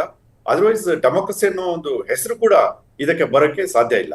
ಸೊ ಪ್ರತಿಯೊಬ್ಬನಿಗೂ ಯಾರು ನಾಗರಿಕ ಆಗಿರ್ತಾನೆ, ಭಾರತದ ನಾಗರಿಕ, ಅವನಿಗೆ ಒಂದು ಮತದಾನದ ಹಕ್ಕು ಸಿಕ್ಕೇ ಸಿಗಬೇಕು. ಅದರಲ್ಲಿ ಯಾವುದೇ ತರದ ಟು ವ್ಯೂಸ್ ಅಬೌಟ್ ಇಟ್. ಇದು ಒಂದು ತುಂಬಾ ದೊಡ್ಡ ಒಂದು ವಿಷಯ ಆಗಿದೆ. ಯಾಕಂದ್ರೆ ಮಮತಾ ಬ್ಯಾನರ್ಜಿಯವರ ವಿರುದ್ಧ ಕೂಡ ಆಂಟಿ ಇನ್ಕಂಬೆನ್ಸಿ 15 ವರ್ಷ ಆಯ್ತು ಅವ್ರದ್ದು ಆಡಳಿತ. ಆಂಟಿ ಇನ್ಕಂಬೆನ್ಸಿ ಇರೋದು ಸಹಜ ಇದೆ. ಮತ್ತೆ ಅದು ಕರಪ್ಷನ್ ಅಲಿಗೇಷನ್ ಇರ್ಬೋದು, ಹಿಂಸಾಚಾರ ಇರ್ಬೋದು. ಮತ್ತೆ ಮಮತಾ ಬ್ಯಾನರ್ಜಿ ಅವರ ಪರ್ಸನಲ್ ಒಂದು ಪರ್ಸನಾಲಿಟಿ ಏನಿದೆ, ಅದಕ್ಕಿಂತ ಹೆಚ್ಚಾಗಿ TMC MLAಗಳ ಬಗ್ಗೆ ಒಂದು ರೀತಿಯ ಆಂಟಿ ಇನ್ಕಂಬೆನ್ಸಿ ಇದೆ ಅಂತ ನಾನು ಕೇಳಲ್ಪಟ್ಟೆ. ನನ್ನ ಸ್ನೇಹಿತರ ಜೊತೆಗೂ ಮಾತಾಡ್ತಾ ಇದ್ದೆ. ಅಲ್ಲಿ ಅವರೆಲ್ಲ ಹೇಳ್ತಿರೋದು ನೋಡಿದ್ರೆ ಮಮತಾ ಬ್ಯಾನರ್ಜಿ ಬಗ್ಗೆ ಯಾರಿಗೂ ಒಂಥರ ಆಂಟಿ ಇನ್ಕಂಬೆನ್ಸಿ ಅಥವಾ ಸಿಟ್ಟು ಇಲ್ಲ. ಆದ್ರೆ ಅನೇಕ MLAಗಳ ಬಗ್ಗೆ ಈ ರೀತಿ ಒಂದು ಸಿಟ್ ಇದೆ ಅಂತ ಅವರೆಲ್ಲರೂ ಹೇಳ್ತಾ ಇದ್ರು. ಇದು ಒಂದು ವಿಷಯ. ಆದ್ರೆ ಇವೆಲ್ಲ ಏನಾಗಿದೆ, ಅನ್ಎಂಪ್ಲಾಯ್ಮೆಂಟ್ ಇದೆ, ಡೆವಲಪ್ಮೆಂಟ್ ಆಗಿಲ್ಲ, ಇವೆಲ್ಲ ಕರಪ್ಷನ್, ಇವೆಲ್ಲ ವಿಷಯಗಳಿದೆ. ಆದ್ರೆ ಈ SIR ಅನ್ನೋದು ಏನಾಗಿದೆ, SIR ಬಹುಶಃ ಎಲ್ಲಾ ವಿಷಯಗಳನ್ನು ಆಹುತಿಗೆ ತೆಗೆದುಕೊಂಡು ಅದೊಂದು ಪ್ರಮುಖ ವಿಷಯವಾಗಿ ಹೊರಹೊಮ್ಮಿದೆ. ಇದು ಬಹುಶಃ ಬಿಜೆಪಿಗೆ ತುಂಬಾ ಎಫೆಕ್ಟ್ ಆಗತ್ತಾ ಅಂತ ಈಗ ಒಂದು ನಡೀತಿರೋ ಒಂದು ಚರ್ಚೆ. ಎಸ್ ಅರುಣ್ ಅವರು, ಮತ್ತೆ ಬರ್ತೀನಿ, ನಮ್ಮ ಜೊತೆಗೆ ಮಾತಾಡ್ತೀನಿ. ಬಹಳಷ್ಟು ವಿಷಯಗಳನ್ನ ಮಾತಾಡುವಂಥದ್ದಿದೆ. ಚರ್ಚೆನ ನಾವು ಮುಂದುವರಿಸೋಣ ಚಿಕ್ಕ ಬ್ರೇಕ್ ನಂತರ. ಕಳೆದ ಬಾರಿ ಅವರ ಟರ್ಮ್ ಬರಬೇಕಾಗಿತ್ತು. ಕೇರಳದ ಇತಿಹಾಸದ ಲೆಕ್ಕದಲ್ಲಿ ಒಂದು ಸೈಕಲ್ ತಿರುಗದ ರೀತಿಯಲ್ಲಿ ಪ್ರತಿ 5 ವರ್ಷಕ್ಕೊಮ್ಮೆ ಬದಲಾಗ್ತಾ ಇತ್ತು. ಆದರೆ ಕಳೆದ ಬಾರಿ ಎಡಪಕ್ಷ ಅದನ್ನು ಬಿಟ್ಟುಕೊಟ್ಟಿರಲಿಲ್ಲ. ಈ ಬಾರಿ ಆದರೂ UDF ಅಧಿಕಾರವನ್ನು ಪಡ್ಕೊಳ್ಳುತ್ತಾ ನೋಡಬೇಕಿದೆ. ಮತದಾನದ ಮುಕ್ತಾಯ ಆಗಿದೆ. ಕೆಲ ಹೊತ್ತಲ್ಲೇ ಎಕ್ಸಿಟ್ ಪೋಲ್ಗಳ ಮಾಹಿತಿ ನ್ಯೂಸ್ 18ನಲ್ಲಿ ನಿಮಗೆ ನೀಡ್ತಾ ಹೋಗ್ತೀವಿ. ಯಾವ ಸ್ವರೂಪದಲ್ಲಿ ಯಾವ್ಯಾವ ರಾಜ್ಯದಲ್ಲಿ ಏನೇನು ಲೆಕ್ಕಾಚಾರಗಳಿದ್ದಾವೆ ಅನ್ನೋದನ್ನು ಕೂಡ ನಿಮಗೆ ತೋರಿಸ್ತೀವಿ. ಮೊದಲಿಗೆ ಪಶ್ಚಿಮ ಬಂಗಾಳದಲ್ಲಿ ಏನಾಗಿದೆ, ಯಾವ ಸ್ವರೂಪದ ಮತದಾನ ನಡೆದಿದೆ ಮತ್ತು ವಿಶೇಷವಾಗಿ ಈ ಬಾರಿಯ ಚುನಾವಣಾ ಪ್ರಕ್ರಿಯೆ ಹೇಗೆಲ್ಲ ಇತ್ತು, ಮೋದಿ ವರ್ಸಸ್ ದೀದಿ ಅನ್ನುವಂತಹ ಸಮರ ಹೇಗೆ ನಡೀತು ಅನ್ನೋದನ್ನು ಕೂಡ ನಿಮಗೆ ಒಂದು ವರದಿ ಮೂಲಕ ತೋರಿಸ್ತೀನಿ.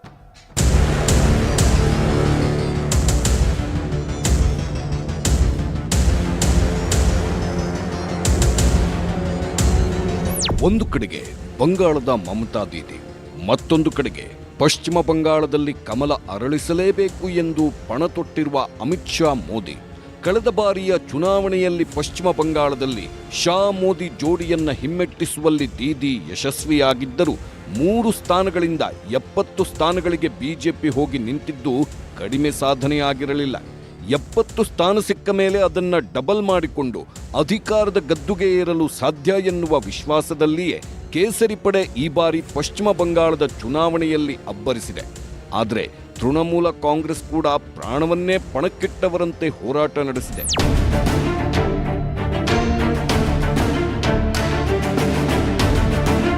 ಅಕ್ರಮ ನುಸುಳುಕೋರರಿಂದ ಹಿಡಿದು ಅಕ್ರಮ ಮತದಾರರವರೆಗೆ, ಎಸ್ಐಆರ್ನಿಂದ ಹಿಡಿದು ಪ್ರತೀಕಾರದವರೆಗೆ ಪಶ್ಚಿಮ ಬಂಗಾಳದಲ್ಲಿ ಈ ಬಾರಿ ನಡೆದಿದ್ದು ಅಕ್ಷರಶಃ ಮಾತಿನ ಮಲ್ಲಯುದ್ಧ. ಜೊತೆಗೆ ಅಲ್ಲಲ್ಲಿ ನಡೆದಿರುವುದು ಹೊಡೆದಾಟ, ಬಡಿದಾಟ, ಕಿತ್ತಾಟ. ಹೀಗಾಗಿಯೇ ಪಶ್ಚಿಮ ಬಂಗಾಳ ಚುನಾವಣೆಯಲ್ಲಿ ಮಸಲ್ ಪವರ್ನ ಜೊತೆಗೆ ಮಾತಿನ ಪವರ್ ಕೂಡ ಬೆರೆತು ರಣಾಂಗಣವೇ ಸೃಷ್ಟಿಯಾಗಿತ್ತು.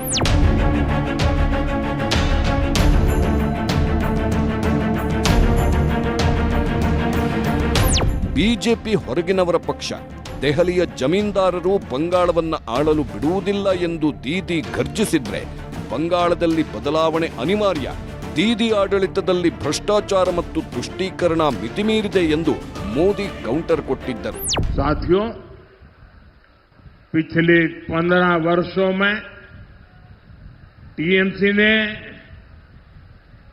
बंगाल को केवल और केवल लूटने का काम किया है. ऐसा कोई काम नहीं जहां टीएमसी का करप्शन नहीं. আবার বলছে ঝাল লেগেছে, ঝাল লাগেনি আমাদের। ঝাল তো তোমার 2004 তারিখে যখন কাউন্টিং হবে তখন তোমার ঝাল লাগবে, আর তখন তুমি দেখবে আর লুচির মতো ফুলবে। ಮಾತಿನ ಯುದ್ಧದ ಜೊತೆಗೆ ಗ್ಯಾರಂಟಿಗಳ ಮೂಲಕವೂ ಜನರನ್ನ ಆಕರ್ಷಿಸಲು ರಾಜಕೀಯ ಪಕ್ಷಗಳು ಬಣ್ಣ ಬಣ್ಣದ ಘೋಷಣೆಗಳನ್ನೇ ಮಾಡಿವೆ. ಕರ್ನಾಟಕದ ಮಾದರಿಯಲ್ಲೇ ಬಂಗಾಳದಲ್ಲೂ ಉಚಿತ ಯೋಜನೆಗಳ ಭರಾಟೆ ಜೋರಾಗಿತ್ತು. ಲಕ್ಷ್ಮೀರ್ ಭಂಡಾರ್ ಯೋಜನೆಯಡಿ ಮಹಿಳೆಯರಿಗೆ ನೀಡುವ ಮಾಸಿಕ ಮೊತ್ತವನ್ನ ಹೆಚ್ಚಿಸುವುದು ಮತ್ತು ಮನೆ ಬಾಗಿಲಿಗೆ ಆರೋಗ್ಯ ಸೇವೆ ನೀಡುವುದು ಸೇರಿದಂತೆ ದೀದಿ 10 ಭರವಸೆಗಳನ್ನು ಕೊಟ್ಟಿದ್ದಾರೆ. ಇದಕ್ಕೆ ಕೌಂಟರ್ ಎನ್ನುವಂತೆ ಬಿಜೆಪಿ ತನ್ನ ಪ್ರಣಾಳಿಕೆಯಲ್ಲಿ ಟಿಎಂಸಿಯ ಯೋಜನೆಗಳಿಗಿಂತ 2 ಪಟ್ಟು ಹೆಚ್ಚು ಹಣ ನೀಡುವುದಾಗಿ ಘೋಷಿಸಿದೆ. ಜೊತೆಗೆ ಯುಸಿಸಿ ಜಾರಿ ಮತ್ತು ಭ್ರಷ್ಟಾಚಾರ ಮುಕ್ತ ಆಡಳಿತದ ಭರವಸೆ ನೀಡಿದೆ. ಮತ ಪರಿಷ್ಕರಣೆ ಮಹಾಯುದ್ಧ. ಮತದಾರರ ಪಟ್ಟಿಯಿಂದ ಲಕ್ಷಾಂತರ ಹೆಸರುಗಳು ಡಿಲೀಟ್ ಆಗಿರುವುದು ದೊಡ್ಡ ವಿವಾದ ಸೃಷ್ಟಿಸಿದೆ. ಅಲ್ಪಸಂಖ್ಯಾತರನ್ನ ಗುರಿಯಾಗಿಸಿಕೊಂಡು ಇದೆಲ್ಲ ಮಾಡಲಾಗಿದೆ ಎಂದು ಟಿಎಂಸಿ ಆರೋಪಿಸಿದ್ರೆ, ನಕಲಿ ಮತದಾರರನ್ನ ತೆಗೆಯಲಾಗಿದೆ ಎಂದು ಬಿಜೆಪಿ ಸಮರ್ಥಿಸಿಕೊಂಡಿದೆ. ಆಡಳಿತ ವಿರೋಧಿ ಅಲೆ. ಸುದೀರ್ಘ 15 ವರ್ಷಗಳ ಆಡಳಿತದ ನಂತರ ಸಹಜವಾಗಿಯೇ ಜನರ ಮಧ್ಯೆ ಆಡಳಿತ ವಿರೋಧಿ ಅಲೆ ಸೃಷ್ಟಿಯಾಗಿದೆ. ಹಳೆ ಮುಖಗಳ ಬದಲಿಗೆ ಹೊಸ ಬದಲಾವಣೆಯನ್ನ ಜನ ಬಯಸುತ್ತಿರುವುದು ಟಿಎಂಸಿಗೆ ಹಿನ್ನಡೆಯಾಗಬಹುದು. ಮಧ್ಯಪ್ರದೇಶ, ಬಿಹಾರ ಅಖಾಡಗಳ ಪ್ರೋ ಇನ್ಕಂಬೆನ್ಸಿಯ ಉದಾಹರಣೆಗಳನ್ನು ನೋಡಿದ ದೇಶಕ್ಕೆ ಬಂಗಾಳದ ಬಗ್ಗೆ ಕುತೂಹಲ ಇದ್ದೇ ಇದೆ. ಭ್ರಷ್ಟಾಚಾರದ ಬ್ರಹ್ಮಾಸ್ತ್ರ. ಶಿಕ್ಷಕರ ನೇಮಕಾತಿ ಹಗರಣದಲ್ಲಿ ಟಿಎಂಸಿ ಪ್ರಮುಖ ನಾಯಕರು ಜೈಲು ಪಾಲಾಗಿರುವುದು ಪಕ್ಷದ ವರ್ಚಸ್ಸಿಗೆ ಧಕ್ಕೆ ತಂದಿದೆ. ರೇಷನ್ ಮತ್ತು ಕಲ್ಲಿದ್ದಲು ಹಗರಣಗಳು ಅಷ್ಟೇ ಪ್ರಮಾಣದಲ್ಲಿ ಸದ್ದು ಮಾಡಿವೆ. ಇಡಿ, ಸಿಬಿಐ ಸೇರಿದಂತೆ ಕೇಂದ್ರ ತನಿಖಾ ಸಂಸ್ಥೆಗಳ ದಾಳಿಗಳು ಮತ್ತೆ ತನಿಖೆ ಸುತ್ತ ಈ ಸಲ ದೊಡ್ಡ ಹೈಡ್ರಾಮಾಗಳೇ ನಡೆದಿವೆ. ಆರ್ಜಿಕರ್ ಕರಾಳ ಘಟನೆ. ಬಂಗಾಳದ ಮಹಿಳೆಯರೇ ದೀದಿಯ ಅತಿ ದೊಡ್ಡ ಮತ ಬ್ಯಾಂಕ್. ಆದರೆ ಆರ್ಜಿಕರ ಆಸ್ಪತ್ರೆಯ ಘಟನೆ ಮತ್ತು ಅದರ ನಂತರ ನಡೆದ ಪ್ರತಿಭಟನೆಗಳನ್ನು ಸರ್ಕಾರ ನಿಭಾಯಿಸಿದ ರೀತಿ ಮಹಿಳಾ ಮತದಾರರಲ್ಲಿ ಅಸಮಾಧಾನ ಮೂಡಿಸಿದೆ ಅನ್ನೋ ಮಾತುಗಳು ಇವೆ. ಇದು ರೇಗೇಂದ್ರ ಮತ್ತೆ ಸ್ವಾಗತ. ಎಕ್ಸಿಟ್ ಪೋಲ್ನ ಬಗೆಗಿನ ಡೀಟೇಲ್ಸ್ ನಮಗೆ ನೀಡ್ತೀನಿ, ಆದರೆ ಅದಕ್ಕಿಂತ ಮುಂಚಿತವಾಗಿ ಬೆಂಗಳೂರಿನಲ್ಲಿ ಸುರಿತಾ ಇರುವಂತಹ ಭಾರೀ ಮಳೆಯಿಂದಾಗಿ ಬೋರಿಂಗ್ ಆಸ್ಪತ್ರೆಯಲ್ಲಿ ಗೋಡೆ ಕುಸಿದಿದೆ. ಶವಾಗಾರದ ಬಳಿಯ ಗೋಡೆ ಕುಸಿದಿಂದಾಗಿ ಅದರಲ್ಲಿ 6 ಜನ ಸಿಲುಕಿರುವಂತಹ ಶಂಕೆ ಈಗ ವ್ಯಕ್ತವಾಗ್ತಾ ಇದೆ. ಅವ್ರಿಗಾಗಿ ಹುಡುಕಾಟವನ್ನು ನಡೆಸಲಾಗ್ತಾ ಇದೆ. ಶವಾಗಾರ ಬಳಿಯ ಗೋಡೆ ಕುಸಿತಗೊಂಡಿದೆ. ಇದರಿಂದ 6 ಜನರು ಅದರಲ್ಲಿ ಸಿಲುಕಿರುವಂತಹ ಘಟನೆ ಈಗ ನಡೆದಿರುವಂಥದ್ದು. ಬೋರಿಂಗ್ ಆಸ್ಪತ್ರೆಯ ಕಾಂಪೌಂಡ್ ಕುಸಿತಗೊಂಡು ಅದರಲ್ಲಿ 6 ಜನ ಸಿಲುಕಿರುವುದರ ಬಗೆಗಿನ ಶಂಕೆ ವ್ಯಕ್ತವಾಗ್ತದೆ. ಒಂದೇ ಮಳೆಗೆ ಬೆಂಗಳೂರಿನ ಜನ ಅಕ್ಷರಶಃ ತತ್ತರಿಸಿ ಹೋಗಿದ್ದಾರೆ. ಇವತ್ತು ಬರೀ ಮಳೆ ಬಂದಿಲ್ಲ, ಇದೊಂದು ಮಹಾ ಮಳೆ ಬಂದಿದೆ. ನೀರಿನಲ್ಲಿ ವಾಹನಗಳು ಸಿಲುಕಿ ಪರದಾಡ್ತಾ ಇದ್ದಾವೆ, ಮರಗಳು ಮುರಿದು ಬೀಳ್ತಾ ಇದ್ದಾವೆ, ಹಲವು ಕಡೆಗಳಲ್ಲಿ ವಾಹನಗಳು ಜಖಮಾಗಿದ್ದಾವೆ. ಆಲಿಕಲ್ಲು ಮಳೆ ಸುರಿದಿದೆ ಬೆಂಗಳೂರಿನಲ್ಲಿ. ನಿಜಕ್ಕೂ ಬೆಂಗಳೂರಿನಲ್ಲಿ ಅತ್ಯಂತ ದೊಡ್ಡ ಮಟ್ಟದಲ್ಲಿ ಮಳೆ ಸುರಿದಿದೆ. ಬೆಂಗಳೂರಿನ ಹಲವು ಏರಿಯಾಗಳು ಕಂಪ್ಲೀಟಾಗಿ ಕಾಶ್ಮೀರದ ರೀತಿಯಲ್ಲಿ ಕಾಣಿಸುವಂತಹ ರೀತಿಯಲ್ಲಿ ಆಗೋಗಿದೆ. ಅಷ್ಟರ ಮಟ್ಟಿಗೆ ರಾಶಿ ಆಲಿಕಲ್ಲು ಬಿದ್ದಿದೆ. ಜನ ಬೆಚ್ಚಿ ಬಿದ್ದಿದ್ದಾರೆ ಇವತ್ತಿನ ಮಹಾಮಳೆಗೆ. ನಿಜಕ್ಕೂ ಕಳೆದ ಬಾರಿಯೂ ಅಷ್ಟೇ ಏಪ್ರಿಲ್ ತಿಂಗಳಿನಲ್ಲಿ ಸುರಿದಂತಹ ಮಳೆ ಅತ್ಯಂತ ಭೀಕರವಾಗಿ ಸುರಿದಿತ್ತು. ಬಹುತೇಕ ಒಂದು 5-6 ಗಂಟೆಗಳಲ್ಲಿ ಬರುವಂತಹ ಮಳೆ ಅರ್ಧ ಗಂಟೆಯಲ್ಲೇ ಸುರಿದು ಏನೆಲ್ಲ ಅನಾಹುತ ಆಗ್ಬೋದು ಆ ರೀತಿಯಂಥ ಅನಾಹುತವನ್ನು ಕಳೆದ ಬಾರಿ ಸೃಷ್ಟಿಸಿತ್ತು. ಈ ಬಾರಿಯೂ ಕೂಡ, ಈ ವರ್ಷವೂ ಕೂಡ ಹಾಗೆ ಆಗಿದೆ. ಏಪ್ರಿಲ್ನ ಈ ಮಳೆ ಅತ್ಯಂತ ಭೀಕರ ಪರಿಸ್ಥಿತಿಯನ್ನು ಸೃಷ್ಟಿಸಿದೆ. ಆಲಿಕಲ್ಲು ಮಳೆ ಒಂದು ಕಡೆಯಲ್ಲಿ, ಶವಾಗಾರದ ಬಳಿಯ ಗೋಡೆ ಕುಸಿತಗೊಂಡಿರುವಂಥದ್ದು ಮತ್ತೊಂದು ಕಡೆಯಲ್ಲಿ. ಹಲವು ಏರಿಯಾಗಳಲ್ಲಿ ಇವತ್ತು ಆಲಿಕಲ್ಲು ಮಳೆಯಾಗಿದೆ. ವಾಹನ ಸಂಚಾರ ಅಸ್ತವ್ಯಸ್ತ ಆಗ್ತಾ ಇದೆ. ನಗರದ ರಸ್ತೆಗಳಲ್ಲಿ ನೀರು ತುಂಬಿ ವಾಹನದ ಸಂಚಾರಕ್ಕೂ ಕೂಡ ಅಸ್ತವ್ಯಸ್ತ ಆಗಿದೆ. ಬೆಂಗಳೂರಿನ ಬೋರಿಂಗ್ ಆಸ್ಪತ್ರೆಯ ಗೋಡೆ ಕುಸಿತಕ್ಕೆ ಸಂಬಂಧಪಟ್ಟಂತೆ ಈಗಾಗಲೇ ಶವಾಗಾರದ ಬಳಿಯ ಗೋಡೆ ಕುಸಿತದಲ್ಲಿ 7 ಮಂದಿ ಅದರಲ್ಲಿ ಸಿಲುಕಿದ್ದಾರೆ ಅನ್ನೋದರ ಬಗೆಗಿನ ಮಾಹಿತಿ ಇದೆ. 6 ಜನ ಸಿಲುಕಿದ್ರು ಅನ್ನುವಂಥದ್ರ ಬಗೆಗಿನ ಶಂಕೆ ಇತ್ತು. ಅದು ಮತ್ತು ಅಪ್ಡೇಟ್ ಆಗ್ತಾ ಇದೆ. 7 ಜನ ಈ ಒಂದು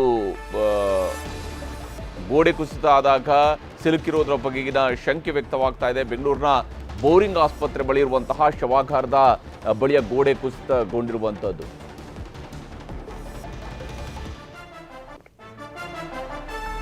ಈಗಾಗಲೇ ಬರ್ತಾ ಇರುವಂತಹ ಮಾಹಿತಿಯ ಪ್ರಕಾರ ಇಲ್ಲಿ 7 ಜನ ಸಾವಿಗೀಡಾಗಿದ್ದಾರೆ ಅನ್ನೋದ್ರ ಬಗೆಗಿನ ಅಪ್ಡೇಟ್ ಬರ್ತಾ ಇದೆ. ಶವಾಗಾರದ ಬಳಿಯ ಗೋಡೆ ಕುಸಿತ ಆಗಿ 7 ಮಂದಿ ಸಾವಿಗೀಡಾಗಿದ್ದಾರೆ ಅನ್ನುವಂತಹ ಮಾಹಿತಿ ಬರ್ತಾ ಇರುವಂಥದ್ದು. ನಿಜಕ್ಕೂ ಕೂಡ ಆಘಾತಕಾರಿಯಾದಂಥ ವಿಚಾರ. ಇವತ್ತು ಸುರಿದಿರುವಂತಹ ಮಳೆಗೆ ಬೆಂಗಳೂರಿನ ಬೋರಿಂಗ್ ಆಸ್ಪತ್ರೆ ಬಳಿಯಲ್ಲಿ ಆಗಿರುವಂತಹ ಘಟನೆ ಇದು.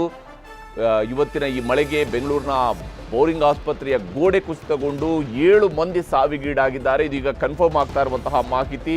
ಯಾವ ರೀತಿಯಲ್ಲಿ ಇವತ್ತಿನ ಮಹಾಮಳೆ ಸುರಿದಿದೆ ಅನ್ನುವಂಥದ್ದನ್ನು ನಾವಿಲ್ಲಿ ಗಮನಿಸಬಹುದು. 2 ಮಕ್ಕಳು ಸೇರಿದಂತೆ 7 ಜನ ಸಾವಿಗೀಡಾಗಿದ್ದಾರೆ. ಶವಾಗಾರದ ಬಳಿ ಇರುವಂತಹ ಗೋಡೆ ಕುಸಿತಗೊಂಡು, ಬೆಂಗಳೂರಿನ ಬೋರಿಂಗ್ ಆಸ್ಪತ್ರೆಯ ಬಳಿಯಲ್ಲಿರುವಂತಹ ಗೋಡೆ ಕುಸಿತಗೊಂಡು 7 ಮಂದಿ ಸಾವಿಗೀಡಾಗಿದ್ದಾರೆ. ಇವತ್ತು ಸುರಿದಿರುವಂತಹ ಈ ಒಂದು ಮಹಾಮಳೆಯ ಎಫೆಕ್ಟ್ ಇದು. ಶವಾಗಾರದ ಬಳಿಯಲ್ಲಿ 2 ಮಕ್ಕಳು ಸೇರಿದಂತೆ 7 ಜನ ಸಾವಿಗೀಡಾಗಿದ್ದಾರೆ. ಏನು ಮೊದಲು ಗೋಡೆ ಕುಸಿತ ಆದಾಗ 6 ಮಂದಿ ಅದರ ಅಡಿಯಲ್ಲಿ ಸಿಲುಕಿದ್ದಾರೆ ಅನ್ನೋದ್ರ ಬಗ್ಗೆ ಮಾಹಿತಿ ಇತ್ತು. ಆದರೆ ಈಗ ಗೋಡೆಯನ್ನು ತೆರವುಗೊಳಿಸಲಾಗಿದೆ. ತೆರವುಗೊಳಿಸಿದಂತಹ ಸಂದರ್ಭದಲ್ಲಿ 7 ಮಂದಿಯ ಶವ ಸಿಕ್ಕಿದೆ. 2 ಮಕ್ಕಳು ಸೇರಿದಂತೆ 7 ಮಂದಿ ಸಾವಿಗೀಡಾಗಿದ್ದಾರೆ. ಶವಾಗಾರದ ಬಳಿ ಇರುವಂತಹ ಗೋಡೆ ಇದು. ಈ ಗೋಡೆ ಕುಸಿತಗೊಂಡು 7 ಜನ ಸಾವಿಗೀಡಾಗಿದ್ದಾರೆ. ಬೋರಿಂಗ್ ಆಸ್ಪತ್ರೆಯಲ್ಲಿ ನಡೆದಿರುವಂತಹ ದುರಂತ ಇದು. ಇವತ್ತಿನ ಮಹಾಮಳೆಗೆ, ಕಳೆದ ಬಾರಿಯೂ ಕೂಡ ಒಂದು ಮಹಾಮಳೆ ಬಂದಾಗ ಏಪ್ರಿಲ್ ತಿಂಗಳಲ್ಲಿ ಬಂದಂತಹ ಮಹಾಮಳೆಯ ಸಂದರ್ಭದಲ್ಲಿಯೇ ಈ ರೀತಿಯಾದಂತಹ ಆಘಾತಕಾರಿ ಘಟನೆಗಳು ನಡೀತವೆ. ಈ ಬಾರಿಯೂ ಕೂಡ ಅಷ್ಟೇ 2 ಮಕ್ಕಳು ಸೇರಿದಂತೆ 7 ಜನ ಬೆಂಗಳೂರಿನ ಈ ಮಹಾಮಳೆಗೆ ಮೃತಪಟ್ಟಿದ್ದಾರೆ. ಯಾವ ರೀತಿಯಾಗಿ ಈ ಘಟನೆ ಆಗಿದೆ ಅನ್ನೋದ್ರ ಬಗ್ಗೆನ ವಿವರ ಇನ್ನಷ್ಟು ಸಿಗಬೇಕಾಗಿದೆ. ನಮ್ಮ ಪ್ರತಿನಿಧಿ ಆಶಿಕ್ ಈಗ ನಮ್ಮ ಜೊತೆಗೆ ಸಂಪರ್ಕದಲ್ಲಿದ್ದಾರೆ. ಆಶಿಕ್, ಏನಾಗಿರುವಂಥದ್ದು ಈಗ ಅಲ್ಲಿ? ಹರಿಪ್ರಸಾದ್, ಇವತ್ತು ಸಂಜೆ ನಿರಂತರವಾಗಿ ಸುರಿದಿರುವಂತಹ ಮಳೆಗೆ ನಗರದ ಬಹುತೇಕ ಕಡೆಗಳಲ್ಲಿ ಅವಾಂತರಗಳು ಸೃಷ್ಟಿಯಾಗಿದೆ. ಆದ್ರೆ ಪ್ರಮುಖವಾಗಿ ಶಿವಾಜಿನಗರದ ಬಳಿ ಇರುವಂತಹ ಬೋರಿಂಗ್ ಆಸ್ಪತ್ರೆಯಲ್ಲಿ ಇದ್ದಕ್ಕಿದ್ದಾಗೆ ಗೋಡೆ ಕುಸಿದು ಬಿದ್ದಿದೆ. ಪರಿಣಾಮ ಅಲ್ಲೇ ಪಕ್ಕದಲ್ಲಿ ಗೋಡೆ ಕೆಳಗಡೆನೆ ಕೂತಿದ್ದಂತಹ 7 ಮಂದಿ, ಸುಮಾರು 9 ಮಂದಿ ಕೂತಿದ್ರು. ಅದರಲ್ಲಿ 7 ಮಂದಿಯ ಮೈ ಮೇಲೆ ಈ ಒಂದು ಗೋಡೆ ಅಚಾನಕ್ ಆಗಿ ಹಠಾತ್ ಆಗಿ ಬಿದ್ದಿರುವಂತದ್ದು. ಪರಿಣಾಮ 7 ಮಂದಿಯೂ ಕೂಡ ಸ್ಥಳದಲ್ಲೇ ಸಾವನ್ನಪ್ಪಿರುವ ಬಗ್ಗೆ ಬೋರಿಂಗ್ ಆಸ್ಪತ್ರೆಯ ನಿರ್ದೇಶಕರು ನ್ಯೂಸ್ 18ಗೆ ಮಾಹಿತಿಯನ್ನ ಕೊಟ್ಟಿರುವಂತದ್ದು. ಈ ಪೈಕಿ 2 ಪುಟ್ಟ ಮಕ್ಕಳಿದ್ದಾರೆ. ಪುಟ್ಟ ಮಕ್ಕಳ ಬಗ್ಗೆ ಇನ್ನೂ ಕೂಡ ಮಾಹಿತಿ, ಅವರು ಎಲ್ಲಿ ಅವರು ಏನಕ್ಕಾಗಲ್ಲಿ ಬಂದಿದ್ರು ಅನ್ನೋದ್ರ ಬಗ್ಗೆ ಇನ್ನೂ ಕೂಡ ಮಾಹಿತಿ ಸಿಕ್ಕಿರ್ಲಿಲ್ಲ. ಸೊ ಸದ್ಯಕ್ಕೆ ಅವರಿಗೆ ಒಂದು ಮಗುಗೆ 3 ವರ್ಷ, ಮತ್ತೊಂದು ಮಗುಗೆ 6 ವರ್ಷ ಅನ್ನುವಂತ ಪ್ರಾಥಮಿಕವಾಗಿ ಸಿಗ್ತಾ ಇದೆ.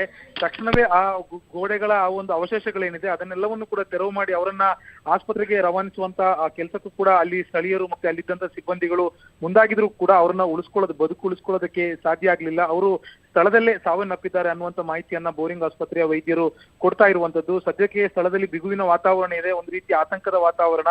ಇನ್ನೂ ಕೂಡ ಅಲ್ಲಿ ಸ್ಥಳದಲ್ಲಿ ಒಂದು ಇಬ್ಬರಿಗೆ ಗಂಭೀರವಾಗಿರುವಂತ ಗಾಯಗಳಾಗಿದೆ. ಅವರಿಗೆ ಪ್ರಾಥಮಿಕವಾಗಿರುವಂತ ಚಿಕಿತ್ಸೆಯನ್ನ ಅದೇ ಬೋರಿಂಗ್ ಆಸ್ಪತ್ರೆಯಲ್ಲಿ ಕೊಡ್ತಾ ಇರುವಂತದ್ದು. ಮತ್ತಷ್ಟು ಮಾಹಿತಿಯನ್ನು ನಿರೀಕ್ಷೆ ಮಾಡ್ತಾ ಇದ್ದೀವಿ ಹರಿಪ್ರಸಾದ್. ಓಕೆ ಐಶಿಕ್, ಮತ್ತಷ್ಟು ಅಪ್ಡೇಟ್ಸ್ ನಿಮ್ಮ ಬಳಿಯಿಂದ ತಗೊಳ್ತೀನಿ. ಈಗಾಗಲೇ ಶವಾಗಾರದ ಬಳಿಯ ಗೋಡೆ ಕುಸಿತಗೊಂಡು 7 ಮಂದಿ ಸಾವಿಗೀಡಾಗಿರುವಂತಹ ದಾರುಣ ಘಟನೆ ಇವತ್ತು ಬೆಂಗಳೂರಿನ ಬೋರಿಂಗ್ ಆಸ್ಪತ್ರೆಯ ಬಳಿಯಲ್ಲಿ ನಡೆದಿದೆ. ಇವತ್ತು ಯಾಕಂದರೆ ಬೋರಿಂಗ್ ಆಸ್ಪತ್ರೆಯ ಸುತ್ತಲೂ ಕನ್ಸ್ಟ್ರಕ್ಷನ್ನು ಕಳೆದ 1-2 ವರ್ಷಗಳಿಂದ ಕೂಡ ನಡೀತಾನೆ ಇದೆ. ಆದರೆ ಶವಾಗಾರದ ಬಳಿಯಲ್ಲಿರುವಂತಹ ಗೋಡೆ ಕುಸಿತಗೊಂಡಿರುವಂಥದ್ದು ಇದೇ ಸಂದರ್ಭದಲ್ಲೇ ಇವತ್ತು ಈ ಮಹಾಮಳೆಯ ಸಂದರ್ಭದಲ್ಲಿ ಏನು ಒಂದು ಕಡೆಯಲ್ಲಿ ನಗರದ ರಸ್ತೆಗಳ ಪರಿಸ್ಥಿತಿ ಹೇಗಿದೆ ಅನ್ನೋದು ಕೂಡ ನಾವು ನೋಡ್ತಾ ಇದ್ವಿ. ಯಾವ ಸ್ವರೂಪದಲ್ಲಿ ದೊಡ್ಡದಾಗಿ ಗಾಳಿಯೂ ಕೂಡ ಬೀಸಿತು. ಇದರ ಪರಿಣಾಮವಾಗಿ ಹಲವು ಕಡೆಗಳಲ್ಲಿ ಮರಗಳು ಉರುಳಿ ಬಿದ್ದಿರುವಂಥದ್ದು, ಮರದ ಕೊಂಬೆಗಳು ಉರುಳಿ ಬಿದ್ದಿರುವಂಥದ್ದು, ಮರಗಳು ಬುಡ ಸಮೇತ ಬಿದ್ದಿರುವಂಥದ್ದು, ಈ ರೀತಿಯಾದಂತಹ ಘಟನೆಗಳು ಬೆಂಗಳೂರಿನ ಬೇರೆ ಬೇರೆ ಭಾಗಗಳಾಗಿದ್ದಾವೆ. ವಾಹನಗಳು ಜಖಂಗೊಂಡಿದ್ದಾವೆ ಹಲವು ಕಡೆಗಳಲ್ಲಿ. ಬೆಂಗಳೂರಿನ ಬೋರಿಂಗ್ ಆಸ್ಪತ್ರೆಯ ಬಳಿಯಲ್ಲಿ ಆಗಿರುವಂತಹ ಗೋಡೆ ಕುಸಿತದಲ್ಲಿ 7 ಮಂದಿ ಸಾವಿಗೀಡಾಗಿದ್ದಾರೆ ಅಂತ ಹೇಳಿದರೆ ಯಾವ ಸ್ವರೂಪದಲ್ಲಿ ಒಂದು ಮಳೆ ಹೊಡೆದಿದೆ ಅನ್ನೋಂಥದ್ದು ಮತ್ತು ನಮ್ಮ ಆಸ್ಪತ್ರೆಗಳ ಕಾಂಪೌಂಡ್ಗಳನ್ನು ಯಾವ ಸ್ವರೂಪದಲ್ಲಿ ನಿರ್ಮಿಸಿದ್ದಾರೆ, ಅದರ ಪರಿಸ್ಥಿತಿಯನ್ನು ಎಷ್ಟರ ಮಟ್ಟಿಗೆ ಅವಲೋಕನ ಮಾಡ್ತಾ ಇದ್ದಾರೆ ಅನ್ನೋಂಥದ್ದು ಕೂಡ ಇಲ್ಲಿರುವಂತಹ ಪ್ರಶ್ನೆ. ಮುಖ್ಯಮಂತ್ರಿ ಸಿದ್ದರಾಮಯ್ಯನವರು ಕೂಡ ಆಸ್ಪತ್ರೆಗೆ ಭೇಟಿ ನೀಡಲಿದ್ದಾರೆ ಅನ್ನುವಂತಹ ಅಪ್ಡೇಟ್ಸ್ ಈಗ ಲಭ್ಯವಾಗ್ತಾ ಇದೆ. ಈ ಒಂದು ಬೋರಿಂಗ್ ಆಸ್ಪತ್ರೆಯ ಗೋಡೆ ಕುಸಿತಕ್ಕೆ ಸಂಬಂಧಿಸಿದಂತೆ ಈಗಾಗಲೇ ಬೋರಿಂಗ್ ಆಸ್ಪತ್ರೆ ದುರಂತ ಸ್ಥಳಕ್ಕೆ ಮುಖ್ಯಮಂತ್ರಿ ಸಿದ್ದರಾಮಯ್ಯನವರು ಕೂಡ ಭೇಟಿ ಕೊಡ್ತಾ ಇದ್ದಾರೆ. ಅಲ್ಲಿಯ ಪರಿಸ್ಥಿತಿಯನ್ನು ತಿಳ್ಕೊಳ್ಳುವಂತಹ ಪ್ರಯತ್ನವನ್ನು ಮುಖ್ಯಮಂತ್ರಿಯವರು ಕೂಡ ಮಾಡ್ತಾರೆ. ಬೋರಿಂಗ್ ಆಸ್ಪತ್ರೆಗೆ ಮುಖ್ಯಮಂತ್ರಿ ಸಿದ್ದರಾಮಯ್ಯನವರು ಕೆಲವೇ ಕ್ಷಣಗಳಲ್ಲಿ ತೆರಳುತ್ತಾರೆ ಅನ್ನುವಂತಹ ಮಾಹಿತಿಯೂ ಕೂಡ ಇದೆ. 2 ಮಕ್ಕಳು ಸೇರಿದಂತೆ 7 ಜನ ಸಾವಿಗೀಡಾಗಿರುವಂತಹ ದಾರುಣ ಘಟನೆ ನಡೆದಿದೆ. ನೋಡಿ, ಕಚೇರಿಗಳ ಒಳಗಡೆ ಯಾವ ಸ್ವರೂಪದಲ್ಲಿ ನೀರು ತುಂಬಿದೆ ಅನ್ನೋಂಥದ್ದು ಕೂಡ ನಾವಿಲ್ಲಿ ಒಂದು ದೃಶ್ಯದಲ್ಲಿ ನೋಡ್ತಾ ಇದ್ವಿ. ಬೇರೆ ಬೇರೆ ಕಡೆಗಳಲ್ಲಿ ಮಳೆಯ ಅಬ್ಬರ ಆರ್ಭಟ ಯಾವ ಸ್ವರೂಪದಲ್ಲಿ ಬಂದಿದೆ ಅನ್ನುವಂಥದ್ದನ್ನು ನೋಡ್ತಾ ಇದ್ವಿ. ಆಲಿಕಲ್ಲು ಮಳೆ, ಅದರ ಜೊತೆಗೆ ಜೋರಾಗಿ ಬೀಸಿರುವಂತಹ ಗಾಳಿ, ಇದರ ಪರಿಣಾಮವಾಗಿ ಇಡೀ ಬೆಂಗಳೂರು ನಗರ ತತ್ತರಿಸಿ ಹೋಗಿದೆ. ಇವತ್ತು ಬೆಂಗಳೂರಿನ ಬಹಳಷ್ಟು ಭಾಗಗಳಲ್ಲಿ ತತ್ತರಿಸಿ ಹೋಗಿರುವಂತಹ ಪರಿಸ್ಥಿತಿ ನಿರ್ಮಾಣ ಆಗಿದೆ. ಪ್ರಸನ್ನ ಥಿಯೇಟರ್ ಬಳಿಯಲ್ಲಿ ಕಟೌಟ್ಗಳು ಉರುಳು ಬಿದ್ದಿದ್ದಾವೆ. ಬೋರಿಂಗ್ ಆಸ್ಪತ್ರೆ ಸ್ಥಳಕ್ಕೆ ಈಗ ದುರಂತ ಸ್ಥಳಕ್ಕೆ ಸಿಎಂ ಸಿದ್ದರಾಮಯ್ಯನವರು ಕೂಡ ಭೇಟಿ ಕೊಡ್ತಾ ಇದ್ದಾರೆ. ಬೋರಿಂಗ್ ಆಸ್ಪತ್ರೆಗೆ ಸಿಎಂ ಸಿದ್ದರಾಮಯ್ಯನವರು ಭೇಟಿ ನೀಡಲಿದ್ದಾರೆ. ಬೇರೆ ಬೇರೆ ಕಡೆಗಳಲ್ಲಿ ಆಲಿಕಲ್ಲು ಮಳೆ ಸುರಿದಿರುವಂತಹ ದೃಶ್ಯವನ್ನು ಕೂಡ ನಾವು ನೋಡ್ತಾ ಇದ್ವಿ. ಹೇಗೆ ಎಲ್ಲ ಕಡೆಯಲ್ಲೂ ಆಲಿಕಲ್ಲು ಬಿದ್ದಿರುವಂತಹ ಆಲಿಕಲ್ಲು ಗೋಚರಿಸ್ತಾ ಇದೆ. ಈ ದೃಶ್ಯದಲ್ಲಿ ನಾವು ನೋಡ್ಬೋದು ಯಾವ ಸ್ವರೂಪದಲ್ಲಿ ಆಲಿಕಲ್ಲು ಬೀಳ್ತಾ ಇತ್ತು ಅನ್ನೋದನ್ನು ನಾವು ಗಮನಿಸ್ಬೋದು. ಕಂಪ್ಲೀಟಾಗಿ ಏನು ಬೆಳ್ಳನೆಯ ಹೊದಿಕೆಯನ್ನು ಹೊದಿಸಿದ ರೀತಿಯಲ್ಲಿ ಆಲಿಕಲ್ಲು ಬಿದ್ದಿರುವಂತಹ ದೃಶ್ಯವನ್ನು ನಾವು ನೋಡ್ತಾ ಇದ್ವಿ. ಇಲ್ಲಿ ಬೆಂಗಳೂರಿನ ಬೇರೆ ಬೇರೆ ಭಾಗಗಳಿಂದ ಸಿಗ್ತಾ ಇರುವಂತಹ ದೃಶ್ಯಗಳಿವು. ಇಲ್ಲಿ ಆಲಿಕಲ್ಲು ಸುರಿತಾ ಇರುವಂತಹ ದೃಶ್ಯ. ಬೆಂಗಳೂರು ಒಂದು ಕಡೆಯಲ್ಲಿ ಆಲಿಕಲ್ಲು ಮಳೆ ಅದನ್ನು ನೋಡುವಂಥದ್ದು ನಮಗೆ ಖುಷಿಯನ್ನು ಕೊಡುತ್ತೆ. ಆದರೆ ಮತ್ತೊಂದು ಕಡೆಯಲ್ಲಿ 2 ಮಕ್ಕಳು ಸೇರಿದಂತೆ ಒಟ್ಟು 7 ಮಂದಿ ಸಾವಿಗೀಡಾಗಿರುವಂತಹ ದಾರುಣ ಘಟನೆ ನಡೆದಿದೆ. ಯಥಾ ಪ್ರಕಾರ ಬೆಂಗಳೂರಿನಲ್ಲಿ ಇದೊಂದು ರೀತಿಯಂಥ ಸಂಪ್ರದಾಯ ಅನ್ನುವಂತಹ ರೀತಿಯಲ್ಲಿ ಕಾಣುತ್ತೆ. ಯಾಕಂದರೆ ಯಾವುದೇ ಅಂಡರ್ ಪಾಸ್ಗಳಿಗೆ ಹೋಗಿ ಇವತ್ತು ಅಲ್ಲಿ ನೀರು ತುಂಬಿರುತ್ತೆ, ರೈಲ್ವೆ ಅಂಡರ್ ಪಾಸ್ಗಳಿಗೆ ಹೋಗಿ ನೀರು ಇರುತ್ತೆ. ಇದು ಬೋರಿಂಗ್ ಆಸ್ಪತ್ರೆ ಬಳಿಯ ದೃಶ್ಯ. ಇಲ್ಲಿರುವಂತಹ ಕಾಂಪೌಂಡ್ ಕುಸಿದು ಬಿದ್ದಿರುವಂಥದ್ದು. ಈ ಕಾಂಪೌಂಡ್ ಕೆಳಗಡೆ ಈಗಾಗಲೇ 7 ಮಂದಿ ಶವವಾಗಿ ಹೋಗಿದ್ದಾರೆ. ಅಂದರೆ ಯಾವ ಸ್ವರೂಪದಲ್ಲಿ ಈ ಒಂದು ದುರಂತ ಸಂಭವಿಸಿದೆ ಅನ್ನೋದನ್ನು ಗಮನಿಸ್ಬೋದು. ಬೀದಿ ಬದಿ ವ್ಯಾಪಾರಿಗಳು, ಯಾವ ಗೋಡೆಗಳು ಇವರ ಜೀವನ ನಿರ್ವಹಣೆಯ ಆಧಾರವಾಗಿದ್ವು, ಆ ಆಧಾರವೇ ಇವತ್ತು ಅವರ ಮೇಲೆ ಕುಸಿದು ಬಿದ್ದಿದೆ. ಇದರ ಪರಿಣಾಮವಾಗಿ ಏನು ಬೋರಿಂಗ್ ಆಸ್ಪತ್ರೆಯ ಹೊರಭಾಗಕ್ಕೆ ಈ ಒಂದು ಗೋಡೆ ಕುಸಿದಿದೆ. ಇದರ ಪರಿಣಾಮವಾಗಿ 7 ಮಂದಿ ಸಾವಿಗೀಡಾಗಿರುವಂತಹ ದಾರುಣ ಘಟನೆ ಇವತ್ತು ನಡೆದಿದೆ. ಇದ್ದಕ್ಕಿದ್ದಂತೆ ಸುರಿದಂತಹ ಮಳೆ, ನಾನಾಗಲೇ ಮೆನ್ಷನ್ ಮಾಡ್ತಾ ಇದ್ದೆ, ಅಲ್ಲಿ ಕನ್ಸ್ಟ್ರಕ್ಷನ್ ಬಹಳ ದೊಡ್ಡ ಮಟ್ಟದಲ್ಲಿ ನಡೀತಾ ಇತ್ತು ಇತ್ತೀಚಿನ ದಿವಸಗಳಲ್ಲಿ ಅಂತೇಳಿ. ಇಲ್ಲೂ ಕೂಡ ನಾವು ಈ ದೃಶ್ಯದಲ್ಲಿ ಗಮನಿಸ್ಬೋದು. ಆ ಕನ್ಸ್ಟ್ರಕ್ಷನ್ ಆಗ್ತಾ ಇರುವಂತಹ ಸ್ಥಳದಿಂದಲೇ ಯಾವ ಸ್ವರೂಪದಲ್ಲಿ ನೀರು ನುಗ್ಗಿ ಬಂದಿದೆ ಅಂತೇಳಿ. ಇದರ ಪರಿಣಾಮವಾಗಿ ಗೋಡೆ ಕುಸಿತ ಆಗಿದೆ. ಗೋಡೆ ಕುಸಿದು 7 ಮಂದಿ ಸಾವಿಗೀಡಾಗಿದ್ದಾರೆ. ಬೋರಿಂಗ್ ಆಸ್ಪತ್ರೆಯ ಸಮೀಪದ ರಸ್ತೆಯಲ್ಲಿ ಆಗಿರುವಂತಹ ದುರಂತ ಇದು. ಬೀದಿ ಬದಿ ವ್ಯಾಪಾರ ಮಾಡ್ತಾ ಇದ್ದಂಥವರು ಇಲ್ಲಿ ಬಲಿಪಶುಗಳಾಗಿದ್ದಾರೆ. ಈ ಒಂದು ಮಹಾಮಳೆ ಈ ಬಾರಿ ಬೆಂಗಳೂರಿಗೆ ಬರ್ತಾ ಇದ್ದಂತೆಯೇ 7 ಮಂದಿಯನ್ನು ಬಲಿ ಪಡ್ಕೊಂಡಿದೆ. ಬೋರಿಂಗ್ ಆಸ್ಪತ್ರೆಯ ದುರಂತ ಸ್ಥಳಕ್ಕೆ ಈಗಾಗಲೇ ಮುಖ್ಯಮಂತ್ರಿ ಸಿದ್ದರಾಮಯ್ಯನವರು ಕೂಡ ಭೇಟಿ ನೀಡಲಿದ್ದಾರೆ ಅನ್ನೋ ಅಪ್ಡೇಟ್ಸ್ ಬರ್ತಾ ಇದೆ. ಈ ಒಂದು ದುರಂತದ ದೃಶ್ಯವನ್ನು ನಾವಿಲ್ಲಿ ನೋಡ್ತಾ ಇದ್ವಿ. ಸ್ಥಳೀಯರೇ ಪಾಪ ಆ ಒಂದು ಪರಿಸ್ಥಿತಿಯನ್ನು ಕಂಡು ಯಾವಾಗ ಗೋಡೆ ಕುಸಿತ ಆಯಿತು ಹೇಗಾದರೂ ಮಾಡಿ ಬದುಕಿಸ್ಕೊಳ್ಳೋಣ ಅನ್ನುವಂತಹ ಪ್ರಯತ್ನವನ್ನು ಮಾಡಿದರು. ಆದರೆ ಅಲ್ಲಿರುವಂತಹ ಆ ಒಂದು ಕಾಂಕ್ರೀಟ್ ಗೋಡೆಗಳನ್ನು ಎತ್ತೋದಕ್ಕೂ ಕೂಡ ಸಾಧ್ಯ ಆಗದೆ ಪರದಾಡ್ತಾ ಇರುವಂತಹ ದೃಶ್ಯವೂ ಕೂಡ ನಾವು ನೋಡ್ತಾ ಇದ್ವಿ. ಬೋರಿಂಗ್ ಆಸ್ಪತ್ರೆಯ ಸೂಪರಿಂಟೆಂಡೆಂಟ್ ಇವಾಗಲೇ ಮಾಹಿತಿಯನ್ನು ನೀಡಿದ್ದಾರೆ. 7 ಮಂದಿ ಬೀದಿ ಬದಿ ವ್ಯಾಪಾರಸ್ಥರು ಸಾವಿಗೀಡಾಗಿದ್ದಾರೆ ಅಂತ ಹೇಳಿ. ಯಾವ ಬೀದಿಯನ್ನು ತಮ್ಮ ಜೀವನದ ಆಧಾರವಾಗಿಟ್ಟುಕೊಂಡು ಯಾವ ಗೋಡೆಯ ಪಕ್ಕದಲ್ಲಿ ತಮ್ಮ ವ್ಯಾಪಾರವನ್ನು ನಡೆಸ್ತಾ ಇದ್ದಂತಹ ಬೀದಿ ಬದಿ ವ್ಯಾಪಾರಿಗಳು ಇಲ್ಲಿ ಈ ದುರಂತ ಸಾವಿಗೆ ಈಡಾಗಿದ್ದಾರೆ. 7 ಮಂದಿ ಸಾವಿಗೀಡಾಗಿರುವಂಥದ್ದು. 7 ಮಂದಿ ಬೀದಿ ಬದಿ ವ್ಯಾಪಾರಸ್ಥರು ಸಾವಿಗೀಡಾಗಿದ್ದಾರೆ. ಇವತ್ತು ಸಂಜೆ ಸುರಿದಿರ್ತಕ್ಕಂಥ ಈ ಮಹಾಮಳೆಗೆ ಎಲ್ಲರೂ ಕೂಡ ನೋಡ್ತಾ ಇದ್ದಂತೆಯೇ, ಯಾಕೆಂದರೆ ಇವತ್ತು ಮಳೆ ಬರುವ ಲಕ್ಷಣ ಗೋಚರಿಸ್ತಾ ಇತ್ತು. ಹವಾಮಾನ ಇಲಾಖೆ ಅಲರ್ಟನ್ನು ಕೊಟ್ಟಿತ್ತು. ಆದರೆ ಒಂದೇ ಸಲಕ್ಕೆ ಸುರಿದಿರುವಂತಹ ಬಹಳ ದೊಡ್ಡದಂತಹ ಮಳೆ 29ನೇ ತಾರೀಕಿನಿಂದಲೇ ಯೆಲ್ಲೋ ಅಲರ್ಟನ್ನು ಇಡೀ ರಾಜ್ಯದಲ್ಲಿ, ಒಂದು 3 ಜಿಲ್ಲೆಗಳನ್ನು ಹೊರತುಪಡಿಸಿದರೆ ಇಡೀ ರಾಜ್ಯದಲ್ಲಿ ಇವತ್ತು ಯೆಲ್ಲೋ ಅಲರ್ಟ್ ಇತ್ತು. ಆದರೆ ಇದು ಈ ರೀತಿಯಂಥ ಭೀಕರವಾದಂಥ ದುರಂತವಾಗಿ ಮಾರ್ಪಡುತ್ತೆ ಅಂತೇಳಿ ಯಾರೂ ನಿರೀಕ್ಷಿಸಿರಲಿಲ್ಲ. 7 ಮಂದಿ ವ್ಯಾಪಾರಸ್ಥರು, ಬೀದಿ ಬದಿ ವ್ಯಾಪಾರಸ್ಥರು ತಾವು ವ್ಯಾಪಾರ ಮಾಡ್ತಾ ಇದ್ದ ಸ್ಥಳಗಳಲ್ಲಿನೇ ಸಾವಿಗೀಡಾಗಿದ್ದಾರೆ. ಪ್ರಗತಿ ಶೆಟ್ಟಿ ನಮ್ಮ ಜೊತೆಗೆ ಸಂಪರ್ಕದಲ್ಲಿದ್ದಾರೆ. ಪ್ರಗತಿ, ಏನಾಗಿರುವಂಥದ್ದು ಇಲ್ಲಿ ಬೀದಿ ಬದಿ ವ್ಯಾಪಾರಿಗಳು ಸಾವಿಗೀಡಾಗಿದ್ದಾರೆ ಅನ್ನೋಂಥ ಅಪ್ಡೇಟ್ಸ್ ಸಿಗ್ತಾ ಇದೆ. ಅಂದರೆ ಮಳೆ ಸುರಿದಾಗ ಅವರೇನು ಅಲ್ಲಿಂದ ಹೋಗೋ ಪ್ರಯತ್ನ ಮಾಡಿರಲಿಲ್ವ, ಅಲ್ಲೇ ಇದ್ರಂತ, ಏನು ಕತೆ? ಹರಿಪ್ರಸಾದ್, ಸಹಜವಾಗಿ ಬೋರಿಂಗ್ ಆಸ್ಪತ್ರೆ ಕಳೆದ 1-2 ವರ್ಷದಿಂದಲೂ ಕೂಡ ಅಲ್ಲಿ ನವೀಕರಣ ಕಾರ್ಯ ಆಗ್ತಾ ಇತ್ತು. ಬಟ್ ಈ ಮಾರ್ಚರಿ ಹತ್ರದ ಜಾಗ ಏನಿದೆ ಅದು ಬಹಳ ಹಳೆಯ ಕಲ್ಲುಗಳನ್ನು ಹೊಂದಿತ್ತು. ಸೊ ಇಲ್ಲಿ ಮೊದಲಿಗೆ ಏನಾಗುತ್ತೆ ಅಂದ್ರೆ ಆ ವಾಜಪೇಯಿ ಕಾಲೇಜಿಗೆ ಅಂಟುಕೊಂಡಿರುವಂತಹ ಒಂದು ಗೋಡೆ ಫಸ್ಟ್ ಕುಸಿತ ಆಗತ್ತೆ. ಅದು ಕುಸಿತ ಆದ ಬೆನ್ನಲ್ಲೇ ಅದಕ್ಕೆ ತಾಗಿಕೊಂಡಂತೆನೆ ಈ ಬೋರಿಂಗ್ ಆಸ್ಪತ್ರೆಯ ಮಾರ್ಚರಿ ಕೂಡ ಇರುವಂತಹದ್ದು. ಅದರ ಗೋಡೆಯು ಕೂಡ ಏಕಾಏಕಿಯಾಗಿ ಕುಸಿಯೋದಕ್ಕೆ ಶುರು ಆಗುತ್ತೆ. ಅಲ್ಲೇ ಇದ್ದಂತಹ ಸ್ಲ್ಯಾಬ್ಸ್ ಗಳು ಕೂಡ ಕುಸಿಯೋದಕ್ಕೆ ಶುರು ಆಗುತ್ತೆ. ಆಗ ಹೊಂದಿಕೊಂಡಂತೆ ಅಲ್ಲಿ ಒಂದಷ್ಟು ಜನ ಬೀದಿ ಬದಿ ವ್ಯಾಪಾರಿಗಳು, ಜೊತೆಗೆ ಮಾರ್ಚರಿಯ ಒಳಭಾಗದಲ್ಲಿ ಕೆಲಸ ಮಾಡ್ತಾ ಇದ್ದಂತಹ ಸಿಬ್ಬಂದಿ, ಇವರೆಲ್ಲರಿಗೂ ಕೂಡ ಪೆಟ್ಟಾಗುತ್ತೆ. ಸದ್ಯಕ್ಕೆ ಸಿಕ್ಕಿರುವಂತಹ ಇನ್ಫಾರ್ಮೇಶನ್ ಪ್ರಕಾರ ಅಲ್ಲಿ ಕೆಲಸ ಮಾಡ್ತಾ ಇದ್ದಂತಹ ಅಟೆಂಡರ್ಗೂ ಕೂಡ ಗಂಭೀರವಾದ ಗಾಯ ಆಗಿದೆ ಅನ್ನುವಂತಹ ಇನ್ಫಾರ್ಮೇಶನ್ ಇದೆ. ಅದ್ರ ಜೊತೆಗೆ 2 ಮಕ್ಕಳಿಗೂ ಕೂಡ ಗಂಭೀರ ಗಾಯ ಆಗಿರುವಂತಹ ಇನ್ಫಾರ್ಮೇಶನ್ ಇದೆ. ಮತ್ತೆ ಬೀದಿ ಬದಿ ವ್ಯಾಪಾರಿಗಳು ಹೊರಡುವಂತಹ ಸಂದರ್ಭದಲ್ಲೇ ದಿಢೀರಂತ ಗೋಡೆ ಕುಸಿದ್ರಿಂದ ಅವರಿಗೆ ಅಲ್ಲಿ ಎದ್ದೇಳಕ್ ಆಗಿಲ್ಲ ಅನ್ನುವಂತಹ ಇನ್ಫಾರ್ಮೇಶನ್ ಕೂಡ ಇದೆ. ಜೊತೆಗೆ ಇದು ಬಹಳ ಹಳೆಯದಾದಂತಹ ಆಸ್ಪತ್ರೆ ಆಗಿರೋದ್ರಿಂದ, ಅಲ್ಲಿ ಹಳೆಯದಾದಂತಹ ಕಲ್ಲುಗಳಿಂದ ಕಟ್ಟಿರುವಂತಹ ಆಸ್ಪತ್ರೆ ಆಗಿರೋದ್ರಿಂದ ಒಂದೊಂದು ಕಲ್ಲುಗಳು ಕೂಡ ಸಿಕ್ಕಾಪಟ್ಟೆ ವೇಟ್ ಇತ್ತು. ಸೊ ಅದರ ಅಡಿಯಲ್ಲೂ ಕೂಡ ಈಗ ಮೃತದೇಹಗಳು ಸಿಲುಕಿಕೊಂಡಿರುವಂತಹ ಸಾಧ್ಯತೆ ಇದ್ದು, ಮೃತರ ಸಂಖ್ಯೆ ಇನ್ನೂ ಕೂಡ 7ಕ್ಕಿಂತಲೂ ಕೂಡ ಏರಿಕೆ ಆಗುವಂತಹ ಸಾಧ್ಯತೆ ಇರುವಂತಹದ್ದು. ಹರಿಪ್ರಸಾದ್, ಓಕೆ ಪ್ರಗತಿ, ಮತ್ತೆ ನಿಮ್ಮನ್ನು ಸಂಪರ್ಕಿಸ್ತೀನಿ, ಮತ್ತಷ್ಟು ಅಪ್ಡೇಟ್ಸನ್ನು ನಿಮ್ಮ ಹತ್ರದಿಂದ ಪಡ್ಕೊಳ್ತೀನಿ. ಈಗಾಗಲೇ ಯಾವ ಸ್ವರೂಪದಲ್ಲಿ ಈ ದುರಂತ ಸಂಭವಿಸಿದೆ ಅಂತ ನಾವು ನೋಡ್ತಾ ಇದ್ವಿ. ಗೋಡೆ ಕುಸಿತದ ಬಗ್ಗೆ ಮುಖ್ಯಮಂತ್ರಿ ಸಿದ್ದರಾಮಯ್ಯವರು ಕೂಡ ಮಾಹಿತಿಯನ್ನು ಪಡ್ಕೊಂಡಿದ್ದಾರೆ. ಅಲ್ಲಿರುವಂತಹ ಕಾಂಕ್ರೀಟ್ ಪಿಲ್ಲರ್ಗಳು ಕೂಡ ಅದರ ಜೊತೆಗೆ ಉರುಳಿ ಬಿದ್ದಿರುವಂಥದ್ದು. ವ್ಯಾಪಾರಸ್ಥರು ಬಹುಶಃ ತಮ್ಮ ಸಾಮಗ್ರಿಗಳನ್ನು, ಯಾಕಂದರೆ ಮಳೆ ಬರೋ ತನಕ ಕೂಡ ಅವರು ವ್ಯಾಪಾರ ಮಾಡ್ತಾ ಇರ್ತಾರೆ. ಮಳೆ ಇನ್ನೇನು 4 ಹನಿ ಬೀಳುತ್ತೆ ಅಂತ ಹೇಳುವಾಗ ತಮ್ಮ ಗಂಟುಮುಟೆಯನ್ನು ಅಲ್ಲಿ ಕಟ್ಟುವಂತಹ ಪ್ರಯತ್ನವನ್ನು ಮಾಡ್ತಾರೆ. ಬಹುತೇಕರು ಅಲ್ಲಿ ಪರ್ಮನೆಂಟ್ ಆಗಿ ಒಂದೇ ಲೊಕೇಶನಲ್ಲೇ ಇರುತ್ತೆ, ಅಲ್ಲಿ ಅವರ ಸಾಮಗ್ರಿಗಳನ್ನು ಅಲ್ಲೇ ಇಟ್ಟು ಹೋಗ್ತಾರೆ. ಹೀಗಾಗಿ ಆ ಒಂದು ಕೆಲಸದಲ್ಲಿ ಬಹುಶಃ ನಿರತರಾಗಿದ್ದಂಥ ಸಂದರ್ಭದಲ್ಲಿ ಏಕಾಏಕಿಯಾಗಿ ಅವರ ಹಿಂಬದಿಯಲ್ಲಿರುವಂತಹ UDFನ ರಣಕಣ ಅದು. 1980ರಿಂದ ಕೇರಳದ ಇತಿಹಾಸವನ್ನು ನೋಡ್ತಾ ಹೋದರೆ ಪ್ರತಿ 5 ವರ್ಷಕ್ಕೊಮ್ಮೆ ಅಧಿಕಾರದ ಬದಲಾವಣೆಗಳನ್ನು ಮಾಡ್ತಾ ಬಂದಿರುವಂಥದ್ದು ಇದೆ. ಹಾಗೆ ಅಧಿಕಾರದ ಬದಲಾವಣೆ LDF ಮತ್ತು UDF ಮತ್ತು LDFನ ನಡುವೆನೇ ಆಗ್ತಾ ಬಂದಿತ್ತು. ಆದರೆ ಕಳೆದ ಬಾರಿಯ ಚುನಾವಣೆಯಲ್ಲಿ ಪಿಣರಾಯಿ ವಿಜಯನ್ ಅವರ ನಾಯಕತ್ವ ಯಾವ ಸ್ವರೂಪದಲ್ಲಿ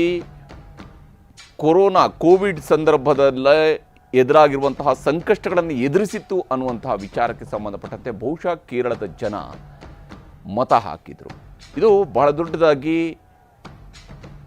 ಆ ಸಂಕಷ್ಟದ ಸನ್ನಿವೇಶದಲ್ಲಿ ಆಡಳಿತವನ್ನು ನಿಭಾಯಿಸಿದಂತಹ ರೀತಿಗೆ ಸಿಕ್ಕಿದಂತಹ ಮಾರ್ಕ್ಸ್ ಅಂತೇಳಿ ಪರಿಗಣಿಸಬೇಕಾಗಿರುವಂಥದ್ದು. ಯಾಕಂದರೆ 2020-21 ನಡುವೆ ಇಡೀ ದೇಶದಲ್ಲಿ ಅತಿ ಹೆಚ್ಚು ಪ್ರಮಾಣದಲ್ಲಿ ಕೋವಿಡ್ ಸೋಂಕಿತರು ಕಂಡು ಬಂದಿದ್ದು ಕೇರಳದಲ್ಲಿ. ಅದಕ್ಕೆ ಕಾರಣ ಏನಂದರೆ ಕೇರಳಂನಲ್ಲಿ ಮಾತ್ರನೇ ಅತಿ ಹೆಚ್ಚು ಟೆಸ್ಟಿಂಗನ್ನು ಕೂಡ ಮಾಡಿದ್ದು. ಅಷ್ಟರ ಮಟ್ಟಿಗೆ ಟೆಸ್ಟಿಂಗ್ ಮಾಡಿ ರೋಗಿಗಳನ್ನು ಪತ್ತೆ ಹಚ್ಚಿ ರೋಗವನ್ನು ತಡೆಯೋದಕ್ಕೆ ಬೇಕಂತ ಪ್ರಯತ್ನ ಮಾಡಿದ್ದು ಅವತ್ತು ಪ್ಲಸ್ ಆಯಿತು. ಎರಡನೇ ಅವಧಿಯ ಸರ್ಕಾರ ನಡೆಸುವಾಗ ಪಿಣರಾಯಿ ವಿಜಯನ್ ತನ್ನ ಇಡೀ ಕ್ಯಾಬಿನೆಟನ್ನು ಬದಲಿಸಿದಂಥ ರೀತಿಯ ಬಗ್ಗೆ ಅನೇಕ ಟೀಕೆ ಅವರ ಪಕ್ಷದ ಒಳಗಿಂದಲೂ ಬಂತು, ಹೊರಗಿಂದ ಯಥಾಪ್ರಕಾರ ಬಂದಿದ್ದೇ ಇತ್ತು. ಆದರೆ ಕಳೆದ 5 ವರ್ಷಗಳಲ್ಲೂ ಕೂಡ ಪಿಣರಾಯಿ ವಿಜಯನ್ ತನ್ನದೇ ಆದಂತಹ ಶೈಲಿಯ ರಾಜಕಾರಣವನ್ನು ಕೇರಳಂಗೆ ಪರಿಚಯಿಸಿದ್ದಾರೆ. UDF ಬಾಗಿಲು ಬಡಿತಾ ಇತ್ತು, ಅಧಿಕಾರವನ್ನು ನಮಗೆ ತೆಗೆದುಕೊಳ್ಬೇಕು ಅಂತೇಳಿ. UDF ಈ ಬಾರಿಯ ಚುನಾವಣೆಯಲ್ಲಿ ಎಷ್ಟರ ಮಟ್ಟಿಗೆ ಗೆಲುವನ್ನು ದಾಖಲಿಸ್ಕೊಳ್ಳೋದಕ್ಕೆ ಸಾಧ್ಯ ಆಗುತ್ತೆ ಅನ್ನುವಂತಹ ಕುತೂಹಲ ಇದ್ದೇ ಇದೆ ಕೇರಳದ ವಿಚಾರಕ್ಕೆ. ಮತ್ತು ಅಸ್ಸಾಂನಲ್ಲೂ ಕೂಡ ಅಷ್ಟೇ, ಹಿಮಂತ್ ಬಿಸ್ವಾ ಶರ್ಮಾ ವರ್ಸಸ್ ಕಾಂಗ್ರೆಸ್ ನಡೆದಿರುವಂಥ ಫೈಟಲ್ಲಿ ಹಿಮಂತ್ ಬಿಸ್ವಾ ಶರ್ಮಾ ಅವರ ಪತ್ನಿಯ ನ್ಯಾಷನಾಲಿಟಿ ವಿಚಾರವನ್ನು ಇಟ್ಕೊಂಡು ಕೂಡ ಕಾಂಗ್ರೆಸ್ ದಾಖಲೆಗಳನ್ನು ಮುಂದಿಟ್ಟುಕೊಂಡು ಟೀಕೆಯನ್ನು ಮಾಡ್ತು, ಹೋರಾಟವನ್ನು ನಡೆಸ್ತು. ರಾಜಕೀಯದ ಜಿದ್ದಾಜಿದ್ದಿ ಬಹಳ ತೀವ್ರ ಮಟ್ಟಕ್ಕೆ ಹೋಗಿದ್ದು ಅಸ್ಸಾಂನಲ್ಲಿ. ಈ ಬಾರಿ ಕಳೆದ 2 ಬಾರಿ ಅವಧಿಗಳಲ್ಲಿ ಗೆದ್ದಿರುವಂತಹ ಭಾರತೀಯ ಜನತಾ ಪಕ್ಷ 3ನೇ ಬಾರಿಯೂ ಕೂಡ ಗೆಲ್ಲುತ್ತಾ, ಅಥವಾ ಹಿಂದೆ ಸತತವಾಗಿ ಗೆದ್ದಂಥ ಕಾಂಗ್ರೆಸ್ ಗೊಗೋಯ್ ಅವರ ನೇತೃತ್ವದಲ್ಲಿ ಎಷ್ಟರ ಮಟ್ಟಿಗೆ ಅಧಿಕಾರವನ್ನು ಹಿಡಿಯೋದಕ್ಕೆ ಸಾಧ್ಯ ಆಗುತ್ತೆ ಅನ್ನೋ ಕುತೂಹಲ ಇದ್ದೇ ಇದೆ. ಹಾಗೆಯೇ ಪುದುಚೇರಿ, ಸಣ್ಣ ರಾಜ್ಯ ಆಗಿರುವಂತಹ ಪುದುಚೇರಿಯಲ್ಲಿ ಈ ಬಾರಿಯ ಚುನಾವಣೆಯ ಪ್ರಚಾರ, ಚುನಾವಣೆಯ ಅಬ್ಬರ ಯಾವ ಸ್ವರೂಪದಲ್ಲಿ ಇತ್ತು ಅನ್ನೋದನ್ನು ಒಂದು ವರದಿ ಮೂಲಕ ತೋರಿಸ್ತಾರೆ.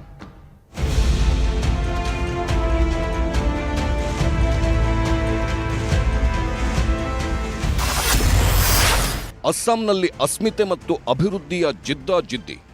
ಅಸ್ಸಾಂನಲ್ಲಿ ಮುಖ್ಯಮಂತ್ರಿ ಹಿಮಂತ್ ಬಿಸ್ವಾ ಶರ್ಮಾ ನೇತೃತ್ವದ ಬಿಜೆಪಿ ಮೈತ್ರಿಕೂಟ ಮತ್ತು ಕಾಂಗ್ರೆಸ್ ನೇತೃತ್ವದ ವಿರೋಧ ಪಕ್ಷಗಳ ಒಕ್ಕೂಟದ ನಡುವೆ ನೇರ ಹಣಾಹಣಿ ಈ ಸಲದ ಚುನಾವಣಾ ಅಖಾಡವನ್ನು ರಂಗೇರಿಸಿತ್ತು. ಬಿಜೆಪಿ ಈ ಬಾರಿ ಸಮಾನ ನಾಗರಿಕ ಸಂಹಿತೆ ಜಾರಿ ಮತ್ತು ನುಸುಳುಕೋರರ ಪತ್ತೆಗೆ ಇಮಿಗ್ರೆಂಟ್ಸ್ ಎಕ್ಸ್ಪಲ್ಷನ್ ಆಕ್ಟ್ 1950 ಅನುಷ್ಠಾನದ ಭರವಸೆ ನೀಡಿದೆ. ಇದಕ್ಕೆ ಪ್ರತಿಯಾಗಿ ಕಾಂಗ್ರೆಸ್ 6 ಸಮುದಾಯಗಳಿಗೆ ಎಸ್ಟಿ ಸ್ಥಾನಮಾನ ಮತ್ತು ಮಹಿಳೆಯರಿಗೆ ಮಾಸಿಕ 2,000 ಆರ್ಥಿಕ ನೆರವಿನ ಗ್ಯಾರಂಟಿ ನೀಡಿದೆ. ಖ್ಯಾತ ಗಾಯಕ ಜುಬಿನ್ ಗಾರ್ಗ್ ಅವರ ನಿಧನದ ನಂತರದ ತನಿಖೆಯ ವಿಚಾರ ಯುವ ಮತದಾರರ ಮೇಲೆ ಭಾರೀ ಪ್ರಭಾವ ಬೀರಿದೆ ಅನ್ನೋ ಚರ್ಚೆಗಳ ನಡುವೆಯೇ ದಾಖಲೆಯ 80%ಕ್ಕಿಂತ ಹೆಚ್ಚು ಮತದಾನವಾಗಿದೆ. ಆದರೆ ಈ ಮತದಾನದಲ್ಲಿನ ಏರಿಕೆ ಬಿಜೆಪಿಯ ಅಭಿವೃದ್ಧಿ ಮಂತ್ರಕ್ಕೋ ಅಥವಾ ಕಾಂಗ್ರೆಸ್ನ ಬದಲಾವಣೆಯ ಕರೆಗೋ ಎಂಬುದು ಕುತೂಹಲ. ಸದಾಕಾಲ ಪೌರತ್ವ ಮತ್ತು ನುಸುಳುಕೋರರ ಸುತ್ತಲೇ ಸುತ್ತುವ ಅಸ್ಸಾಂ ರಾಜಕಾರಣದಲ್ಲಿ ಈ ಸಲವೂ ಈ ವಿಚಾರಗಳು ಸದ್ದು ಮಾಡಿವೆ. ಮುಖ್ಯಮಂತ್ರಿ ಸದಾ ಮುಸ್ಲಿಂ ನುಸುಳುಕೋರರ ಬಗ್ಗೆ ಮಾತನಾಡುತ್ತಾರೆ. ಈಗ ಅವರ ಪತ್ನಿಯೇ ವಿದೇಶಿ ಪಾಸ್ಪೋರ್ಟ್ ಹೊಂದಿದ್ದಾರೆ ಎಂಬ ಆರೋಪವನ್ನು ಹೊತ್ತು ತಂತು Congress. Well, I know. I saw what they've said, but I want to ask them: are they denying that they have no property in Dubai? Are they denying that they have no company in America? Are they denying that they have no shell companies anywhere in the world? हमारा साथ तो झूठ मूठ का काम किया. पवन खेरा को मैं पवन पेरा बना दूंगा, आप चिंता मत करो. ಅಲ್ಲದೆ ಬಿಜೆಪಿಯ ಕ್ಲೀನ್ ಇಮೇಜ್ಗೆ ಧಕ್ಕೆ ಮಾಡುವ ತಂತ್ರಗಾರಿಕೆಯನ್ನು ಕಾಂಗ್ರೆಸ್ ಪ್ರಯೋಗಿಸಿದೆ. ಹಿಮಂತ್ ದೇಶದಲ್ಲೇ ಅತಿ ಭ್ರಷ್ಟ ಮುಖ್ಯಮಂತ್ರಿ ಅನ್ನೋದು ಈ ಸಲ ಕಾಂಗ್ರೆಸ್ ಚುನಾವಣಾ ವಸ್ತುವಾಗಿತ್ತು. ದೇವರ ನಾಡಲ್ಲಿ ಮತಾಶೀರ್ವಾದ ಯಾರಿಗೆ? ಕೇರಳಂ ರಾಜಕಾರಣದಲ್ಲಿ ಈ ಬಾರಿ ಇತಿಹಾಸ ಸೃಷ್ಟಿಯಾಗುತ್ತಾ ಎಂಬ ಪ್ರಶ್ನೆ ಎದ್ದಿದೆ. ಪಿಣರಾಯಿ ವಿಜಯನ್ ನೇತೃತ್ವದ ಎಡರಂಗ ಸತತ 3ನೇ ಬಾರಿಗೆ ಅಧಿಕಾರ ಹಿಡಿಯುವ ಹ್ಯಾಟ್ರಿಕ್ ಕನಸು ಕಾಣುತ್ತಿದೆ. ಸರ್ಕಾರದ ಜನಪರ ಯೋಜನೆಗಳು ಮತ್ತು ಕೇರಳಂ ಮಾಡೆಲ್ ಪಿಣರಾಯಿ ಪ್ರಮುಖ ಅಸ್ತ್ರ. ಇತ್ತ ಕಾಂಗ್ರೆಸ್ ನೇತೃತ್ವದ UDF ಕಳೆದ 1 ದಶಕದಿಂದ ಅನುಭವಿಸುತ್ತಿರುವ ಅಧಿಕಾರದ ಬರವನ್ನ ನೀಗಿಸಿಕೊಳ್ಳಲು ತುಡಿಯುತ್ತಿದೆ. ಶಬರಿಮಲೆ ವಿವಾದ ಮತ್ತು ಸರ್ಕಾರದ ಮೇಲಿನ ಭ್ರಷ್ಟಾಚಾರದ ಆರೋಪಗಳನ್ನು UDF ಎತ್ತಿ ಹಿಡಿದಿದೆ. ಬಿಜೆಪಿಯು ಕೇರಳಂನಲ್ಲಿ ತನ್ನ ಮತ ಪ್ರಮಾಣವನ್ನು ಹೆಚ್ಚಿಸಿಕೊಳ್ಳುವತ್ತ ಗಮನಹರಿಸಿದ್ದು ಕೆಲವು ಕ್ಷೇತ್ರಗಳಲ್ಲಿ ತ್ರಿಕೋನ ಸ್ಪರ್ಧೆ ನೀಡಿದೆ. ಕೇರಳಂನಲ್ಲಿ ಈ ಬಾರಿ 78.23% ಮತದಾನವಾಗಿದ್ದು ಇದು 2021ಕ್ಕಿಂತ ಹೆಚ್ಚಾಗಿದೆ. केरलम के लोग सवाल पूछ रहे हैं, केरलम के हिस्से का, जनता की मेहनत का ये पैसा कहां जा रहा है? जवाब एक ही है, LDF वालों की जेबों में. जब यहां NDA सरकार आएगी तो भ्रष्टाचारियों से ये पैसा वसूला जाएगा. ಪೂರ್ಣ ರಾಜ್ಯದ ಸ್ಥಾನಮಾನಕ್ಕಾಗಿ ಪುದುಚೇರಿ ಹೋರಾಟ. ಕೇಂದ್ರಾಡಳಿತ ಪ್ರದೇಶವಾದ ಪುದುಚೇರಿಯಲ್ಲಿ ಅಧಿಕಾರಕ್ಕಾಗಿ ಎಐಎನ್ಆರ್ಸಿ ಬಿಜೆಪಿ ಮೈತ್ರಿಕೂಟ ಮತ್ತು ಕಾಂಗ್ರೆಸ್ ಡಿಎಂಕೆ ಮೈತ್ರಿಕೂಟದ ನಡುವೆ ತೀವ್ರ ಪೈಪೋಟಿ ಇದೆ. ಪುದುಚೇರಿಗೆ ಪೂರ್ಣ ರಾಜ್ಯದ ಸ್ಥಾನಮಾನ ನೀಡುವುದು ಇಲ್ಲಿನ ಪ್ರಮುಖ ಚುನಾವಣಾ ವಿಷಯ. ಲೆಫ್ಟಿನೆಂಟ್ ಗವರ್ನರ್ ಮತ್ತು ಚುನಾಯಿತ ಸರ್ಕಾರದ ನಡುವಿನ ಅಧಿಕಾರ ಹಂಚಿಕೆಯ ವಿವಾದವು ಜನರ ಮೇಲೆ ಪ್ರಭಾವ ಬೀರಿದೆಯಾ ನೋಡಬೇಕು. ಪುದುಚೇರಿಯಲ್ಲಿ ಈ ಬಾರಿ ಅತಿ ಹೆಚ್ಚು ಅಂದ್ರೆ 89.87% ಮತದಾನವಾಗಿದ್ದು ಇದು ಕೇಂದ್ರಾಡಳಿತ ಪ್ರದೇಶದ ಇತಿಹಾಸದಲ್ಲೇ ಅತ್ಯಧಿಕವಾಗಿದೆ. ನಟ ವಿಜಯ್ ಅವರ ಪಕ್ಷದ ಎಂಟ್ರಿಯೂ ಇಲ್ಲಿನ ಕೆಲವು ಕ್ಷೇತ್ರಗಳಲ್ಲಿ ಲೆಕ್ಕಾಚಾರವನ್ನ ಬದಲಿಸಿದೆ. Bureau report, news 18. ಹೀಗೆ ಬಹಳಷ್ಟು ಲೆಕ್ಕಾಚಾರಗಳು ಇದ್ದೇ ಇದ್ದಾವೆ. ಚುನಾವಣೆಯ ಫಲಿತಾಂಶ, ಯಾಕಂದರೆ ಎಲ್ಲರ ದೃಷ್ಟಿ ಈಗ ಇರುವಂಥದ್ದು ಸಹಜವಾಗಿಯೇ ಮೇ 4ಕ್ಕೆ ಏನಾಗುತ್ತೆ ಅಂತೇಳಿ. ಕರ್ನಾಟಕದಲ್ಲೂ ಕೂಡ 2 ಕ್ಷೇತ್ರಗಳಲ್ಲಿ ಉಪಚುನಾವಣೆ ನಡೆದಿದೆ, ದಾವಣಗೆರೆ ದಕ್ಷಿಣ ಮತ್ತು ಬಾಗಲಕೋಟೆಯಲ್ಲಿ. ಈ 2 ಚುನಾವಣೆಯಲ್ಲೂ ಕೂಡ, ಈ 2 ಕ್ಷೇತ್ರಗಳ ಉಪಚುನಾವಣೆಯಲ್ಲೂ ಕೂಡ ಬಹಳ ಜಿದ್ದಾಜಿದ್ದಿನ ಸ್ಪರ್ಧೆ ನಡೆದಿದೆ. ಬಹಳಷ್ಟು ಫೈಟ್ ನಡೆದಿರುವಂಥದ್ದು ಈ ಬಾರಿಯ ಚುನಾವಣೆಯಲ್ಲಿ. ಅದರಲ್ಲಿ ಯಾರು ಗೆಲುವನ್ನು ದಾಖಲಿಸ್ಕೊಳ್ತಾರೆ ಅನ್ನೋ ಕುತೂಹಲ ರಾಜ್ಯದ ಮಟ್ಟಿಗೂ ಕೂಡ ಇದೆ.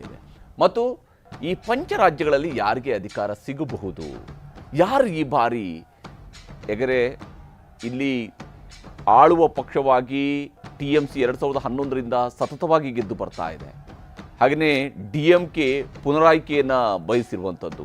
ಅಸ್ಸಾಂನಲ್ಲಿ 2 ಬಾರಿ ಅಧಿಕಾರ ನಡೆಸಿರುವಂತಹ ಸರ್ಕಾರ ಇದೆ, ಅದು 3ನೇ ಬಾರಿಯ ಕಡೆಗೆ ಕಣ್ಣಿಟ್ಟಿರುವಂಥದ್ದು. ಕೇರಳದಲ್ಲೂ ಕೂಡ ಅಷ್ಟೇ 2 ಬಾರಿ ಅಧಿಕಾರವನ್ನು ನಡೆಸಿರತಕ್ಕಂತಹ ಮೈತ್ರಿಕೂಟ 3ನೇ ಬಾರಿಯ ಅಧಿಕಾರವನ್ನು ಹಿಡಿಯುವಂತಹ ನಿರೀಕ್ಷೆಯನ್ನು ಇಟ್ಟುಕೊಂಡಿದೆ.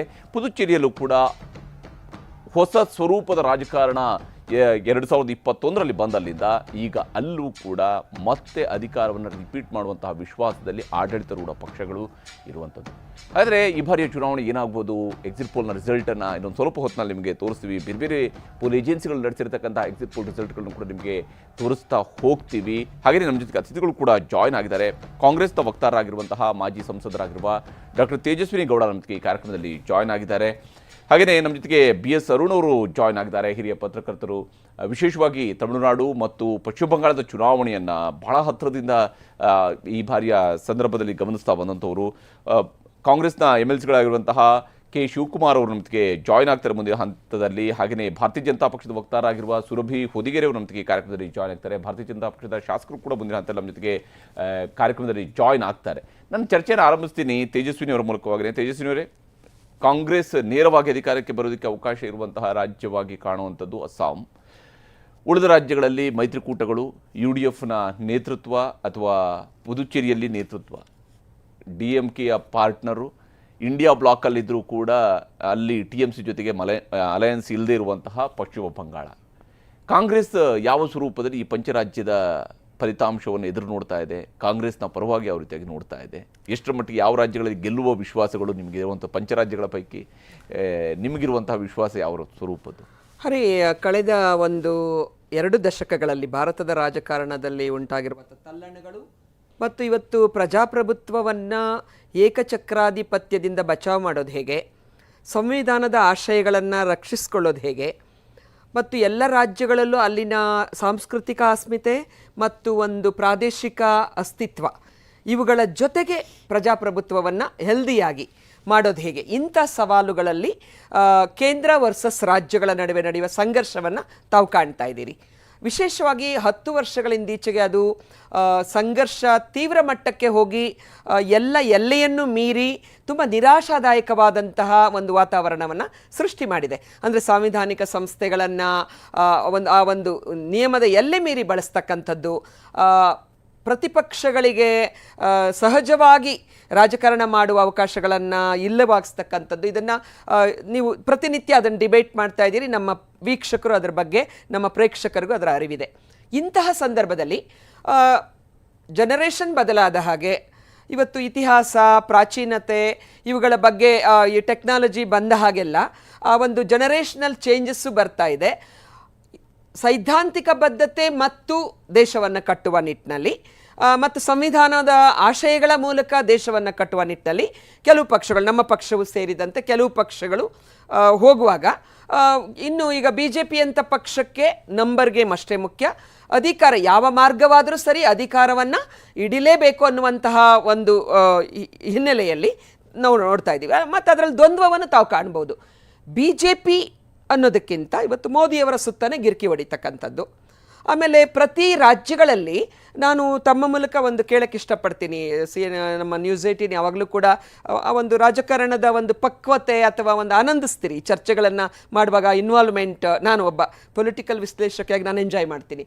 ಅಂಥ ಸನ್ನಿವೇಶದಲ್ಲಿ ಇವತ್ತು BJPಯ ಇಷ್ಟು ಮಾತಾಡ್ತಾರಲ್ಲ, ಎಷ್ಟು ನಾಯಕರನ್ನು, ಅವರ ಒರಿಜಿನಲ್ ನಾಯಕರು ಎಷ್ಟು ಜನ ಇದ್ದಾರೆ, ಅಥವಾ ಇಷ್ಟು ಲಕ್ಷಾಂತರ ಕೋಟ್ಯಾಂತರ ಕಾರ್ಯಕರ್ತರನ್ನು ಹೊಂದಿದ್ದೇವೆ ಅಂತ ಹೇಳ್ತಕ್ಕಂಥವ್ರು, ಇಷ್ಟು ಒಳ್ಳೆಯ ಆಡಳಿತ ಕೊಟ್ಟಿದ್ದೀವಿ ಅಂತ ಹೇಳ್ತಕ್ಕಂಥವ್ರು ಈ ಕ್ಷಣದವರೆಗೆ ವೆಸ್ಟ್ ಬೆಂಗಾಲಲ್ಲಿ ಅವರ ಫೇಸ್ ಇದೆಯಾ, ತಮಿಳ್ನಾಡಲ್ಲಿ ಅವರ ಫೇಸ್ ಇದೆಯಾ, ಕೇರಳದಲ್ಲಿ ಅವರ ಫೇಸ್ ಇದೆಯಾ?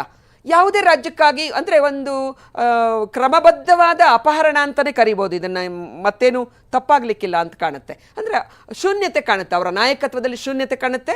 ಒರಿಜಿನಲ್ ಬೆಂಬಲ BJPಯ ಸಿದ್ಧಾಂತಗಳಿಗೆ ಕಡಿಮೆ ಸಿಗುವ ಹಿನ್ನೆಲೆಯಲ್ಲಿ ಬೇರೆ ಪಕ್ಷಗಳ ನಾಯಕರನ್ನು, ಬೇರೆ ಪಕ್ಷಗಳ ಒಂದು ಎಲ್ಲ ರೀತಿಯ ಕಾರ್ಯಕರ್ತರನ್ನು ದಬ್ಬಾಳಿಕೆ ಮಾಡಿ, ಕೇಸುಗಳನ್ನು ಹಾಕಿ, ಅಧಿಕಾರ ದುರ್ಬಳಕೆ ಮಾಡಿ, ಜೈಲಿಗೆ ಹಟ್ಟಿ, ಇಂಥದ್ರಿಂದ ಒತ್ತಡದ ರಾಜಕಾರಣ ಮಾಡ್ತಾ ಇರೋದನ್ನು ನೋಡ್ತಾ ಇದ್ದೀವಿ. ಯಾವ ಪಕ್ಷವೂ ಉಳಿಬಾರ್ದು, ಕಾಂಗ್ರೆಸ್ ಒಂದೇ ಅಲ್ಲ. ಅಂತಹ ಸನ್ನಿವೇಶದಲ್ಲಿ ಈ ಚುನಾವಣೆಗಳ ವಿಶ್ಲೇಷಣೆ ನಾವು ಮಾಡಬೇಕಾಗತ್ತೆ. ವೆಸ್ಟ್ ಬೆಂಗಾಲ್ ಭಾರತದ ವಿಭಜನೆ, ಬ್ರಿಟಿಷರ ಒಂದು ಘೋರ ಅತ್ಯಾಚಾರ ಅಥವಾ ದೌರ್ಜನ್ಯ ನಡೀತು. ಅದರ ವಿರುದ್ಧ ಹೋರಾಟ ಮಾಡಿಕೊಂಡು ಗಾಂಧೀಜಿಯ ಹೋರಾಟಗಳಿಂದ ನೆಹರೂರವರ, ಪಟೇಲರ, ಶಾಸ್ತ್ರಿಯವರ ಅಂತ ಅನೇಕ ದಿಗ್ಗಜರು ಕೆಲಸ ಮಾಡಿದ್ದಾರೆ. ಇವತ್ತು ಸುಲಭವಾಗಿ ಕಾಣ್ಬೋದು, ಅವತ್ತು ಅವರಿಂದ ಮುಕ್ತಿ ಕಾಣಿಸೋದು ದೇಶವನ್ನು ಬಹಳ ಕಠಿಣವಾದ ಹಾದಿಯಲ್ಲಿ ಬಂದಿದೆ.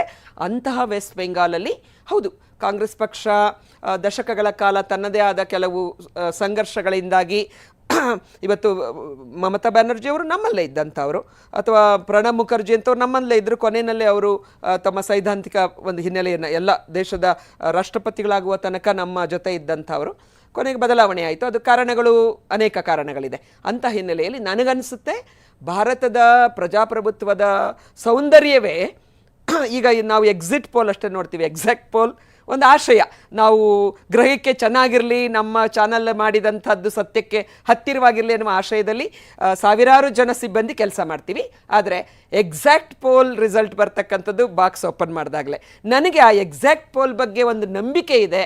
ನಾನು ಕಂಡ ಒಂದು ಸ್ವಲ್ಪ ರಾಜಕಾರಣದಲ್ಲಿ ವೆಸ್ಟ್ ಬೆಂಗಾಲಲ್ಲಿ ಖಂಡಿತ ಮಮತಾ ಬ್ಯಾನರ್ಜಿಯವರು ಒಂದು ಅಂದರೆ ಪ್ರತಿಪಕ್ಷದ ಆಶಯವಾಗಿದ್ದಾರೆ.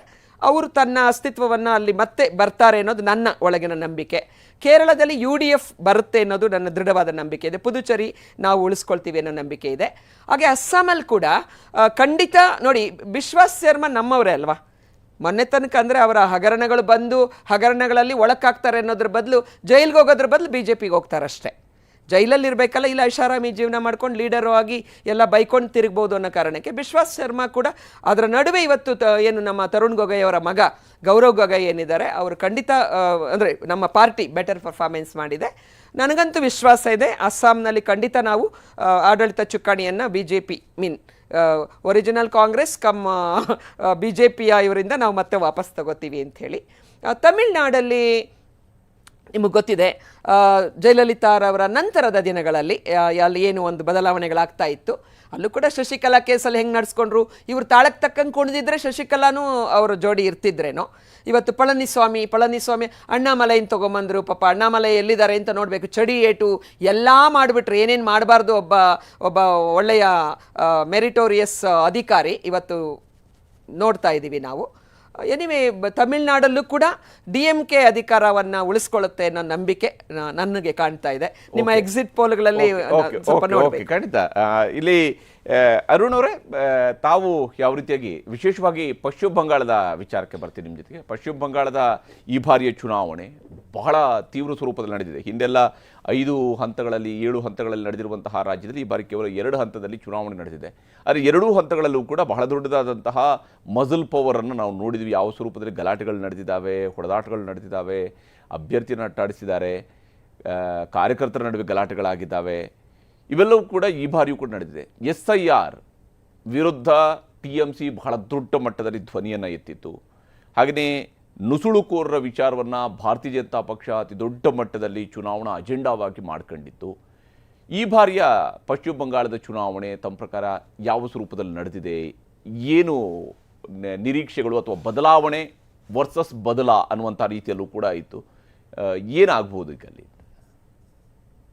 ಹರಿ, 2019 ಲೋಕಸಭೆ, 2021 ಅಸೆಂಬ್ಲಿ ಮತ್ತೆ 2024 ಲೋಕಸಭೆ ಚುನಾವಣೆಗಳನ್ನ ಗಮನಿಸಿದ್ರೆ ಈಗ ಏನಾಗಿದೆ, ಎರಡು ಹಂತದ ಮತದಾನದಲ್ಲಿ ಈ ಹಿಂಸಾಚಾರ ಅಷ್ಟೇನು ಜಾಸ್ತಿ ಅಲ್ಲ ಅಂತ ನನ್ನ ಅಭಿಪ್ರಾಯ.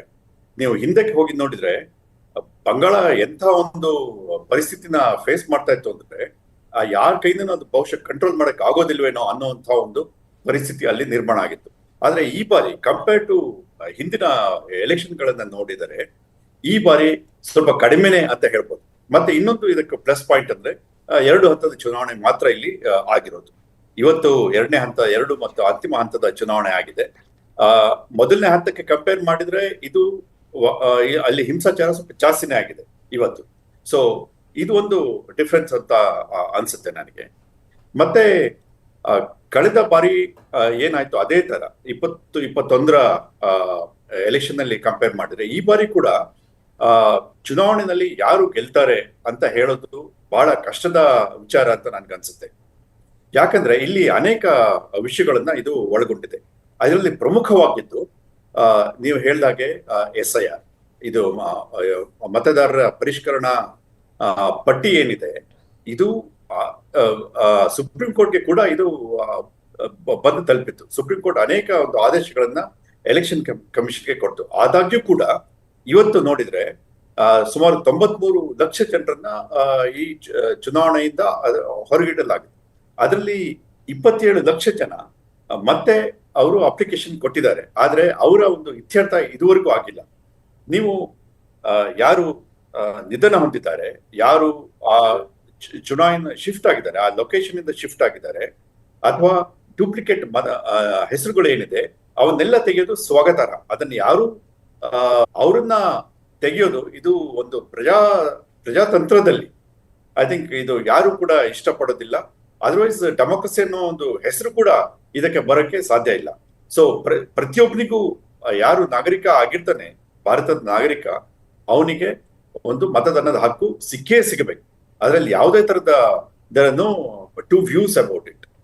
ಇದು ಒಂದು ತುಂಬಾ ದೊಡ್ಡ ಒಂದು ವಿಷಯ ಆಗಿದೆ. ಯಾಕಂದ್ರೆ ಮಮತಾ ಬ್ಯಾನರ್ಜಿಯವರ ವಿರುದ್ಧ ಕೂಡ ಆಂಟಿ ಇನ್ಕಂಬೆನ್ಸಿ 15 ವರ್ಷ ಆಯ್ತು ಅವ್ರದ್ದು ಆಡಳಿತ. ಆಂಟಿ ಇನ್ಕಂಬೆನ್ಸಿ ಇರೋದು ಸಹಜ ಇದೆ. ಮತ್ತೆ ಅದು ಕರಪ್ಷನ್ ಅಲಿಗೇಷನ್ ಇರ್ಬೋದು, ಹಿಂಸಾಚಾರ ಇರ್ಬೋದು.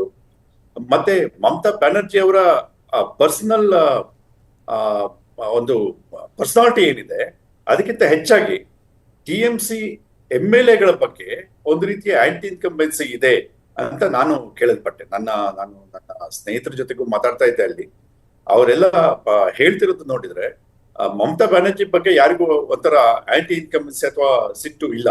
ಆದ್ರೆ ಅನೇಕ MLAಗಳ ಬಗ್ಗೆ ಈ ರೀತಿ ಒಂದು ಸಿಟ್ ಇದೆ ಅಂತ ಅವರೆಲ್ಲರೂ ಹೇಳ್ತಾ ಇದ್ರು. ಇದು ಒಂದು ವಿಷಯ. ಆದ್ರೆ ಇವೆಲ್ಲ ಏನಾಗಿದೆ, ಅನ್ಎಂಪ್ಲಾಯ್ಮೆಂಟ್ ಇದೆ, ಡೆವಲಪ್ಮೆಂಟ್ ಆಗಿಲ್ಲ, ಇವೆಲ್ಲ ಕರಪ್ಷನ್, ಇವೆಲ್ಲ ವಿಷಯಗಳಿದೆ. ಆದ್ರೆ ಈ SIR ಅನ್ನೋದು ಏನಾಗಿದೆ, SIR ಬಹುಶಃ ಎಲ್ಲಾ ವಿಷಯಗಳನ್ನು ಆಹುತಿಗೆ ತೆಗೆದುಕೊಂಡು ಅದೊಂದು ಪ್ರಮುಖ ವಿಷಯವಾಗಿ ಹೊರಹೊಮ್ಮಿದೆ. ಇದು ಬಹುಶಃ ಬಿಜೆಪಿಗೆ ತುಂಬಾ ಎಫೆಕ್ಟ್ ಆಗತ್ತಾ ಅಂತ ಈಗ ಒಂದು ನಡೀತಿರೋ ಒಂದು ಚರ್ಚೆ. ಎಸ್ ಅರುಣ್ ಅವರು, ಮತ್ತೆ ಬರ್ತೀನಿ, ನಮ್ಮ ಜೊತೆಗೆ ಮಾತಾಡ್ತೀನಿ. ಬಹಳಷ್ಟು ವಿಷಯಗಳನ್ನ ಮಾತಾಡುವಂಥದ್ದಿದೆ. ಚರ್ಚೆನ ನಾವು ಮುಂದುವರಿಸೋಣ ಚಿಕ್ಕ ಬ್ರೇಕ್ ನಂತರ. ಇದು ಬಹಳ ದೊಡ್ಡದಾಗಿ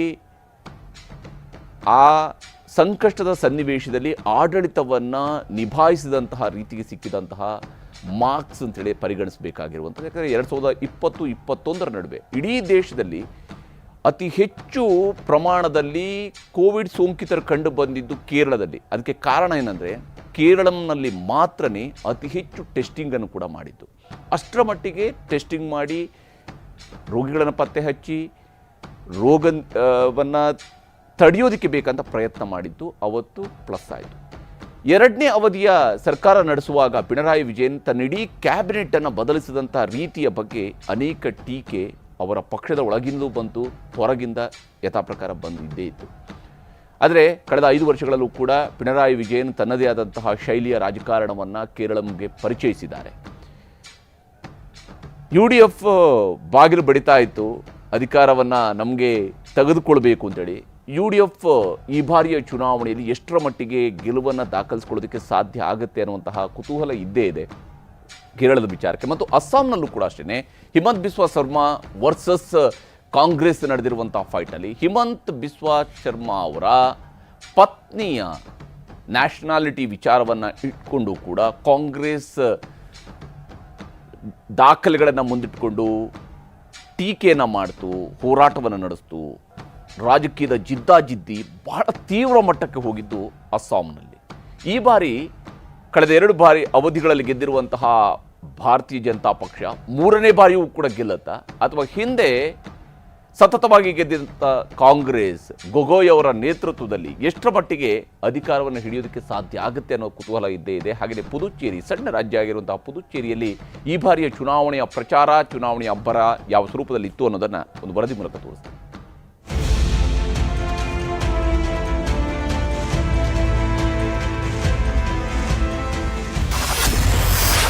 ಅಸ್ಸಾಂನಲ್ಲಿ ಅಸ್ಮಿತೆ ಮತ್ತು ಅಭಿವೃದ್ಧಿಯ ಜಿದ್ದಾಜಿದ್ದಿ.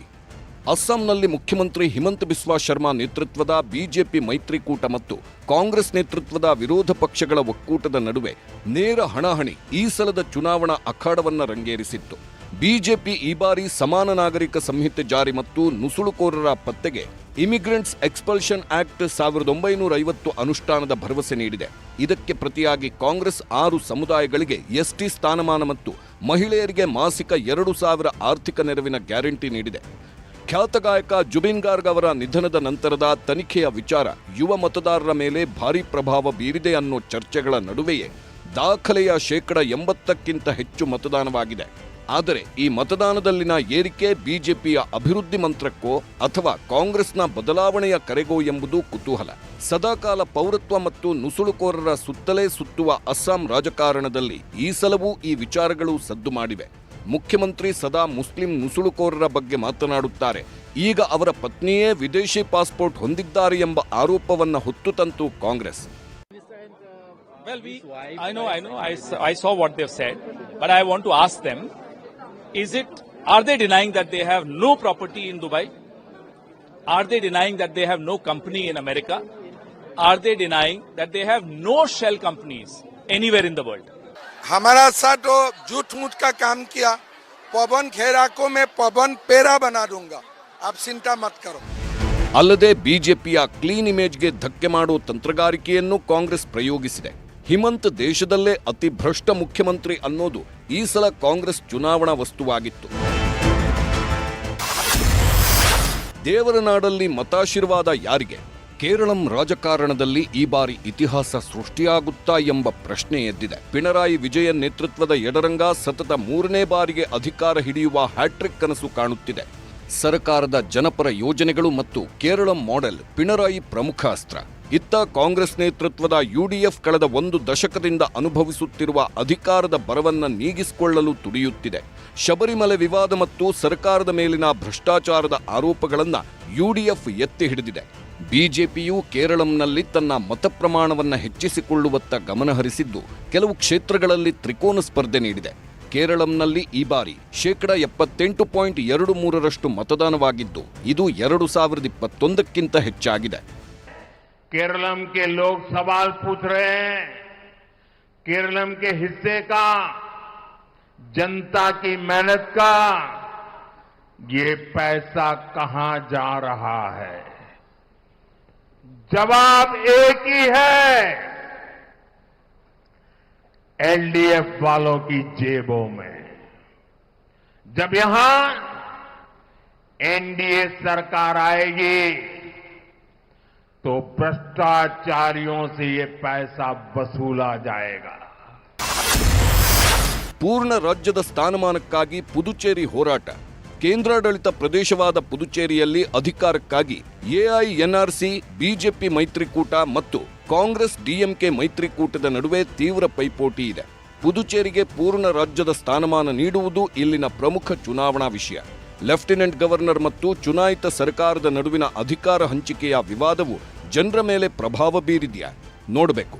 ಪುದುಚೇರಿಯಲ್ಲಿ ಈ ಬಾರಿ ಅತಿ ಹೆಚ್ಚು ಅಂದರೆ 89.87% ಮತದಾನವಾಗಿದ್ದು ಇದು ಕೇಂದ್ರಾಡಳಿತ ಪ್ರದೇಶದ ಇತಿಹಾಸದಲ್ಲೇ ಅತ್ಯಧಿಕವಾಗಿದೆ. ನಟ ವಿಜಯ್ ಅವರ ಪಕ್ಷದ ಎಂಟ್ರಿಯೂ ಇಲ್ಲಿನ ಕೆಲವು ಕ್ಷೇತ್ರಗಳಲ್ಲಿ ಲೆಕ್ಕಾಚಾರವನ್ನ ಬದಲಿಸಿದೆ. Bureau report, news 18. ಹೀಗೆ ಬಹಳಷ್ಟು ಲೆಕ್ಕಾಚಾರಗಳು ಇದ್ದೇ ಇದ್ದಾವೆ. ಚುನಾವಣೆಯ ಫಲಿತಾಂಶ, ಯಾಕಂದರೆ ಎಲ್ಲರ ದೃಷ್ಟಿ ಈಗ ಇರುವಂಥದ್ದು ಸಹಜವಾಗಿಯೇ ಮೇ 4ಕ್ಕೆ ಏನಾಗುತ್ತೆ ಅಂತೇಳಿ. ಕರ್ನಾಟಕದಲ್ಲೂ ಕೂಡ 2 ಕ್ಷೇತ್ರಗಳಲ್ಲಿ ಉಪಚುನಾವಣೆ ನಡೆದಿದೆ, ದಾವಣಗೆರೆ ದಕ್ಷಿಣ ಮತ್ತು ಬಾಗಲಕೋಟೆಯಲ್ಲಿ. ಈ 2 ಚುನಾವಣೆಯಲ್ಲೂ ಕೂಡ, ಈ 2 ಕ್ಷೇತ್ರಗಳ ಉಪಚುನಾವಣೆಯಲ್ಲೂ ಕೂಡ ಬಹಳ ಜಿದ್ದಾಜಿದ್ದಿನ ಸ್ಪರ್ಧೆ ನಡೆದಿದೆ, ಬಹಳಷ್ಟು ಫೈಟ್ ನಡೆದಿರುವಂಥದ್ದು ಈ ಬಾರಿಯ ಚುನಾವಣೆಯಲ್ಲಿ. ಅದರಲ್ಲಿ ಯಾರು ಗೆಲುವನ್ನು ದಾಖಲಿಸ್ಕೊಳ್ತಾರೆ ಅನ್ನೋ ಕುತೂಹಲ ರಾಜ್ಯದ ಮಟ್ಟಿಗೂ ಕೂಡ ಇದ್ದೇ ಇದೆ.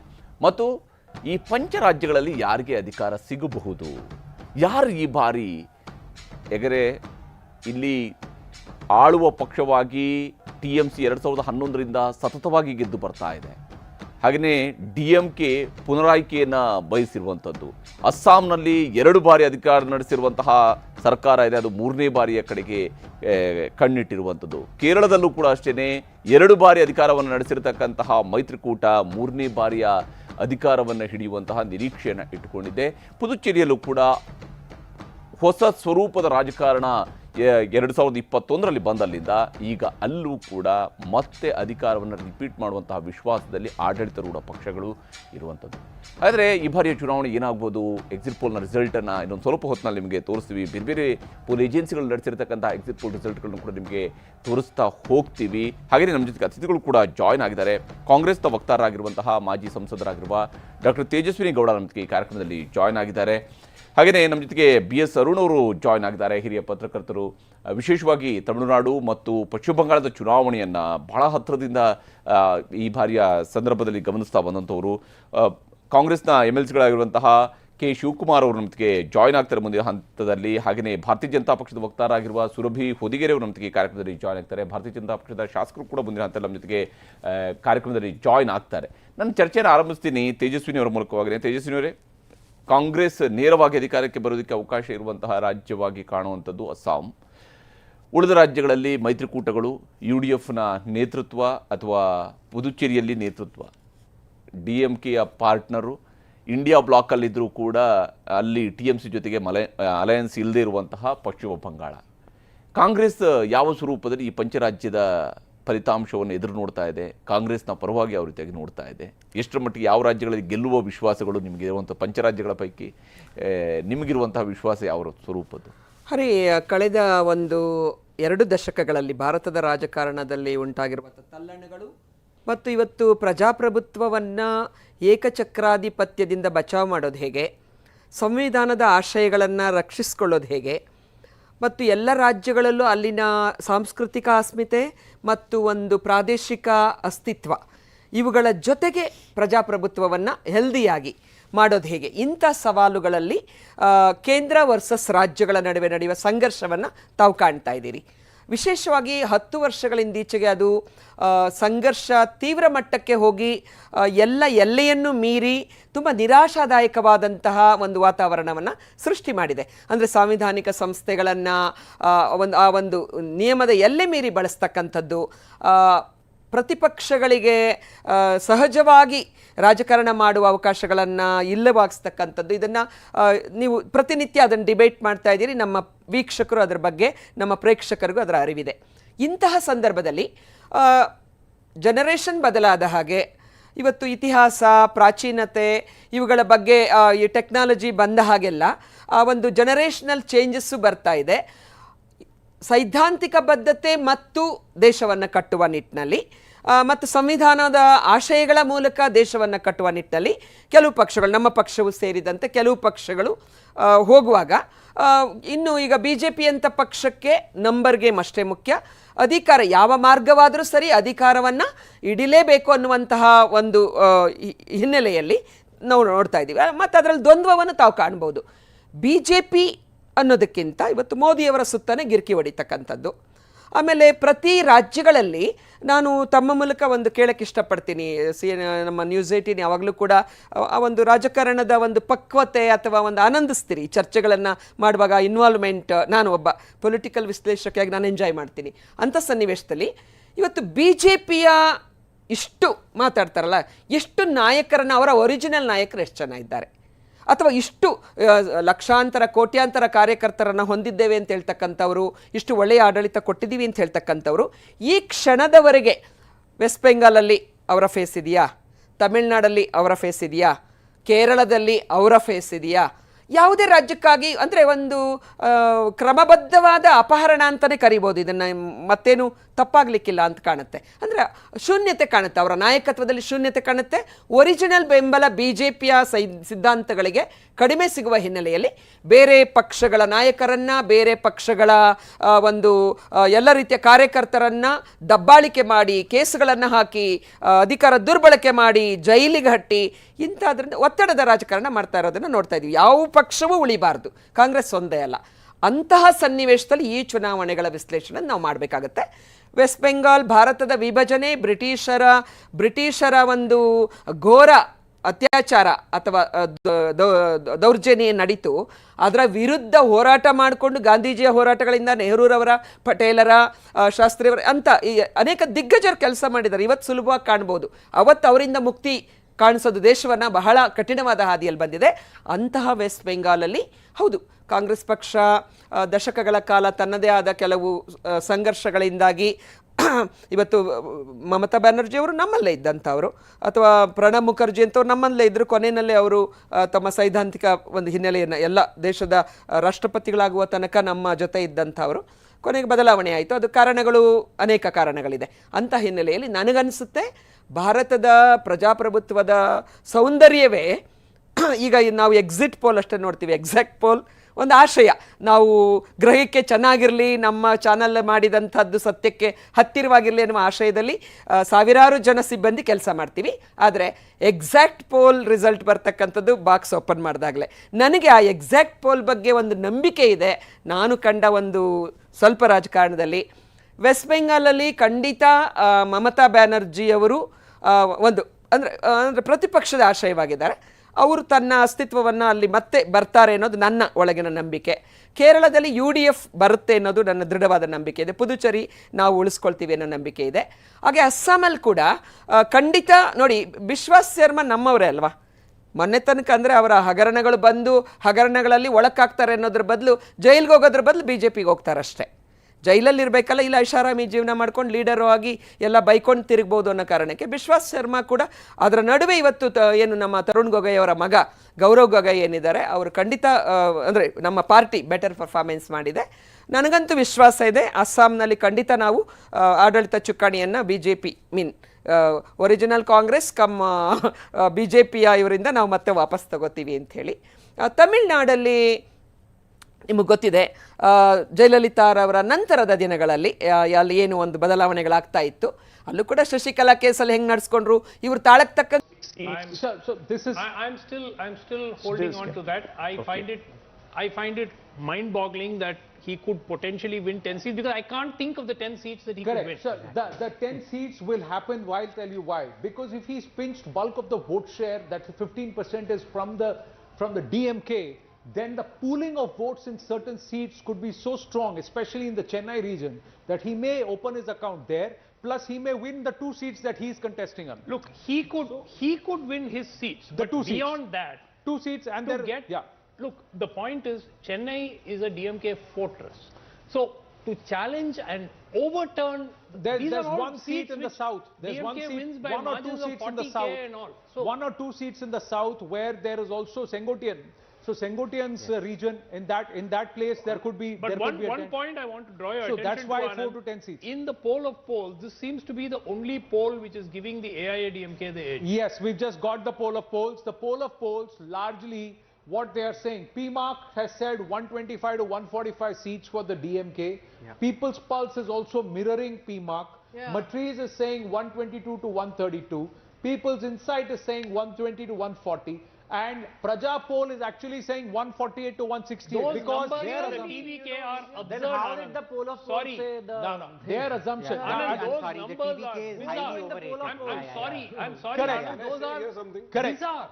Correct. Now, if people were to understand Tamil Nadu and do a deep dive, these projections of seats for the TVK at the cost of the ADMK. Anand, look at the others. Look at the others. Who are the others? And who are For the God's others? sake, We don't know. others Why? are going to get zero. Why? Because Write it down. the DMK itself, this And DMK TVK plus 30 is an to alliance 40? of 16 parties.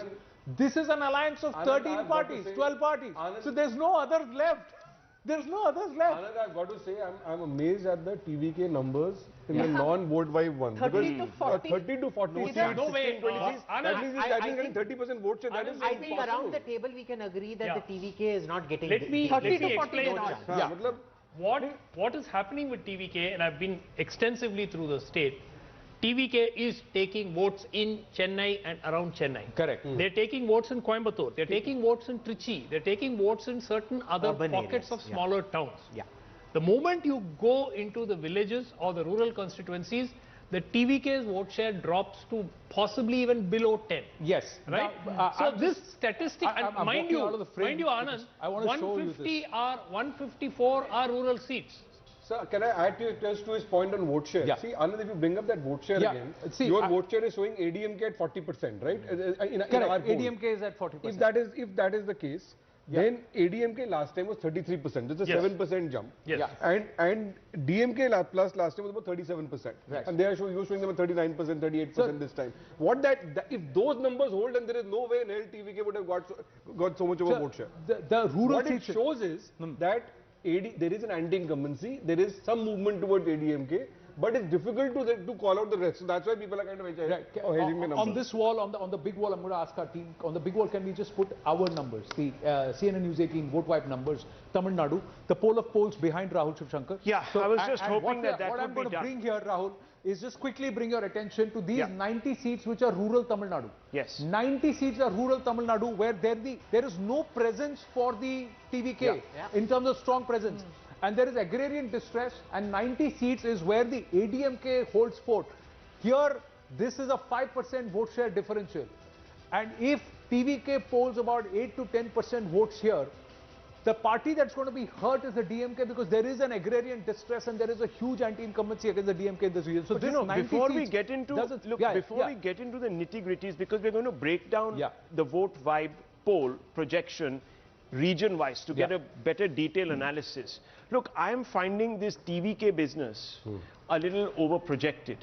If it is indeed over-projected, this can't really be the number, because if there are already in 30 to 40 means it's a big factor, and that means that the TVK can't be. This is just one of the polls. Let's go back to the poll of polls, sir. Yeah, Please, right let's go behind back you. there Right behind to you. the It's there, poll it's of back polls. there. That's right. We were talking about that. Now, if that could be 30, 40, why can't it be 70, 80? Or even 100. So, Doctor, this I can't understand. If people have decided that it's going to be an outsider, a third party, then why can't it go all the way? Okay, so what's happening caution. here? Yeah. The last time Tamil Nadu had a third player was in Close. 2016. 95% of exit polls got it wrong. Wrong. No, not just that. And if I can just walk across, please understand this to all our viewers and also to our guests. For this number to happen, the TVK has to poll more than 30% votes across 234 seats. Yes. That's not possible. Even a DMDK could not do it, and Vijay could not do it despite the outpolling. NDA in his first election polled 33% of the vote.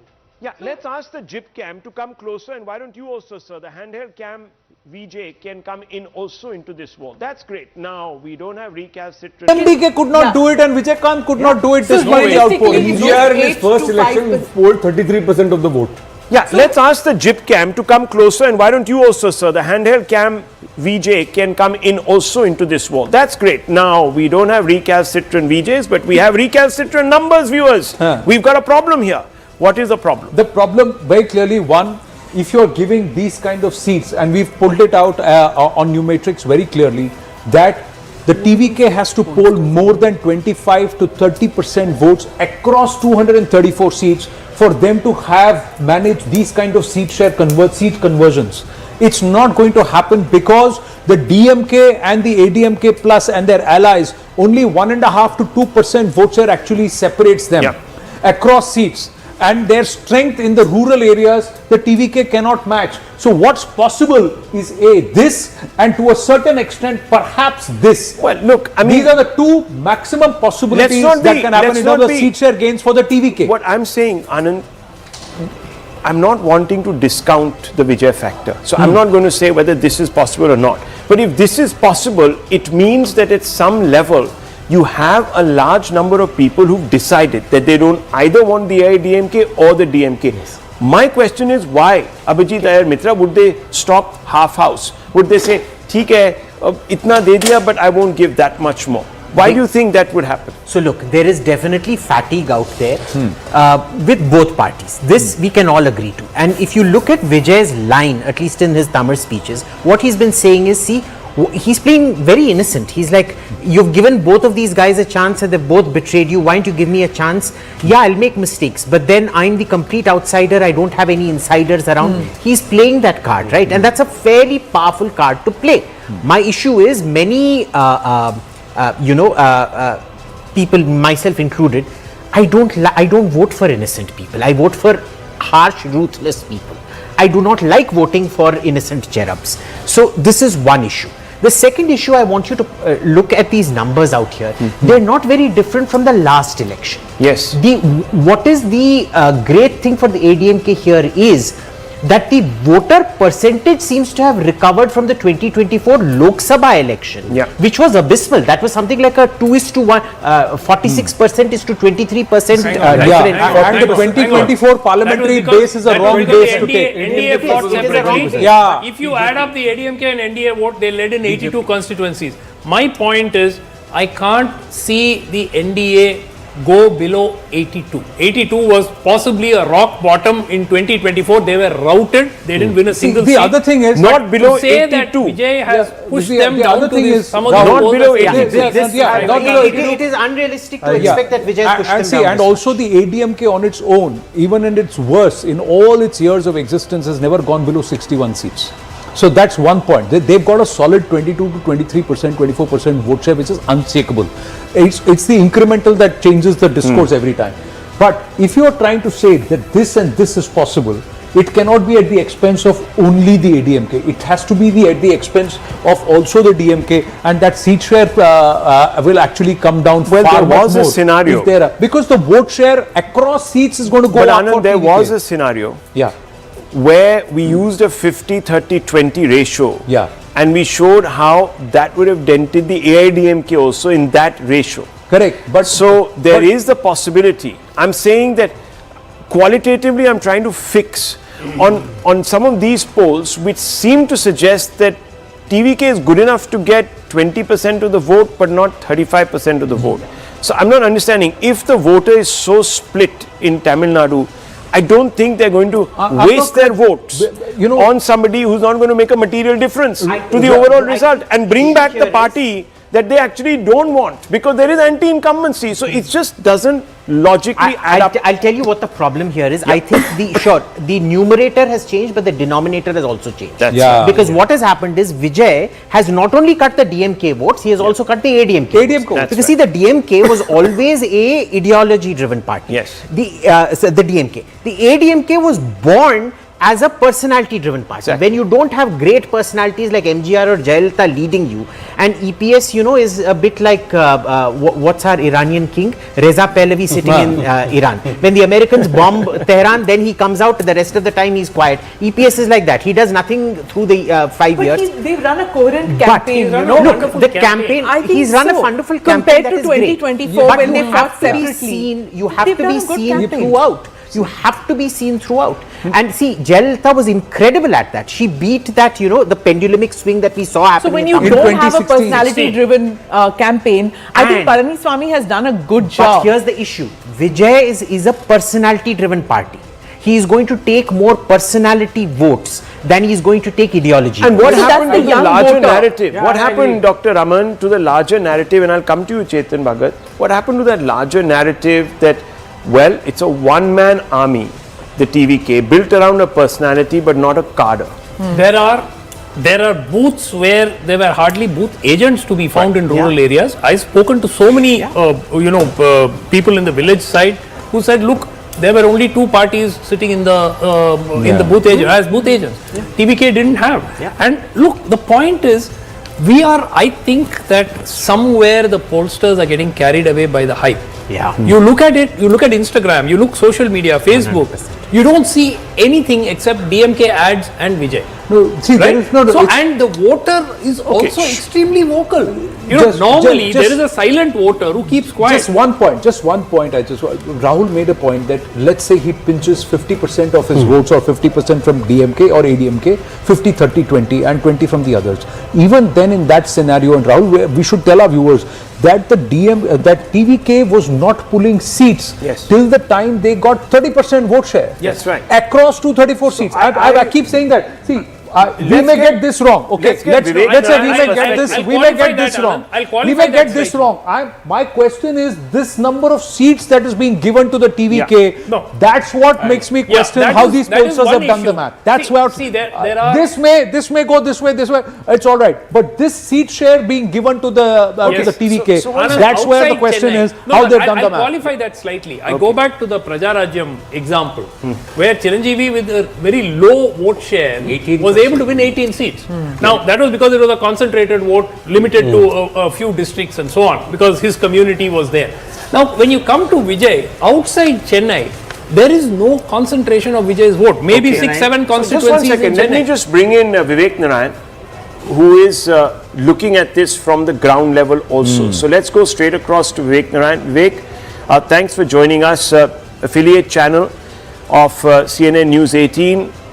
The bureau, the managing editor of All South for CNN News 18 and the TV 18 network. So, Vivek, put this into perspective for us. There is a huge debate around the table here about the TVK's numbers. Either they have manifested themselves to the position of winning, or he ends up in no man's land. What is happening here?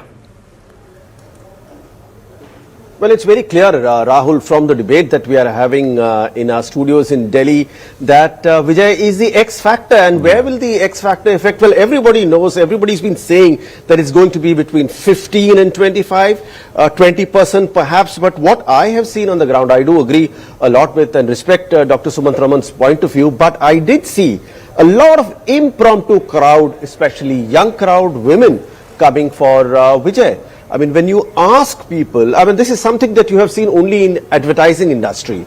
When you speak with people, you do hear senior citizens also being said, they are being told by their children that Tata, Pati, when you go out to vote, Dada, Dadi, make sure you vote for Vijay. Well, when you're trying to sell a car, you don't sell it to usually children, but you pressurize, show children's images, show how children love the car. Exactly like that, you have a phenomenon in Tamil Nadu where Vijay has a huge, across the spectrum. You may not see it as much on ground. Yes, on ground also I've seen it. As Anand just rightly said, the KTCC region in and around Tamil Nadu, now that is around Chennai, 37 seats. And don't be surprised if he gets 130. I mean, he may get 4 or 5 from that. But Vivek, that's the question. Semi-urban region, he's doing very well, Anand. Vivek, KTCC 37 seats, you said. But who dominates those 37 seats? If he's going to win those seats, he's going to hurt the DMK, because the DMK has 36 out of those seats currently in terms of projections. And then the seats are being given to the DMK. They have to have seats in KTCC to get to 120. Now, that's why I'm saying, you would also agree that Vijay will have to poll a certain vote share which is above the overall state average of the DMK and the ADMK. That is, they will have to poll at least 27 to 28% vote share across seats to be able to get these many seats to their name. And if they are getting so many seats, both DMK and ADMK will suffer. It can't be that only one party will suffer. So somewhere the arithmetic seems to be, if they had given vote share to the TVK and seats to the DMK, then it makes sense. Or seats to the ADMK, it makes sense. But if you are saying that he is going to get 28 to 30% vote share plus get seats, while the DMK is not going to hurt at all and still get about 120, 125 seats, somewhere the arithmetic doesn't sit right as far as this. And where is the case that someone like a Vijay has been able to create an impact across 234 seats? DMDK could not do it. So many others who came in the past, Could not do it. Now we got the region-wise on air also in Tamil Nadu. So let's just very quickly bring in Apsara Reddy also. Yeah. She's joining our broadcast. Thank you very much. And Mr. Gandhi of the DMK. Apsara Reddy, your first reaction to the vote vibe projection here, which seems to suggest that the AIDMK has actually got its neck ahead. Now I know that the poll of polls seems to be suggesting something very different, but your reaction?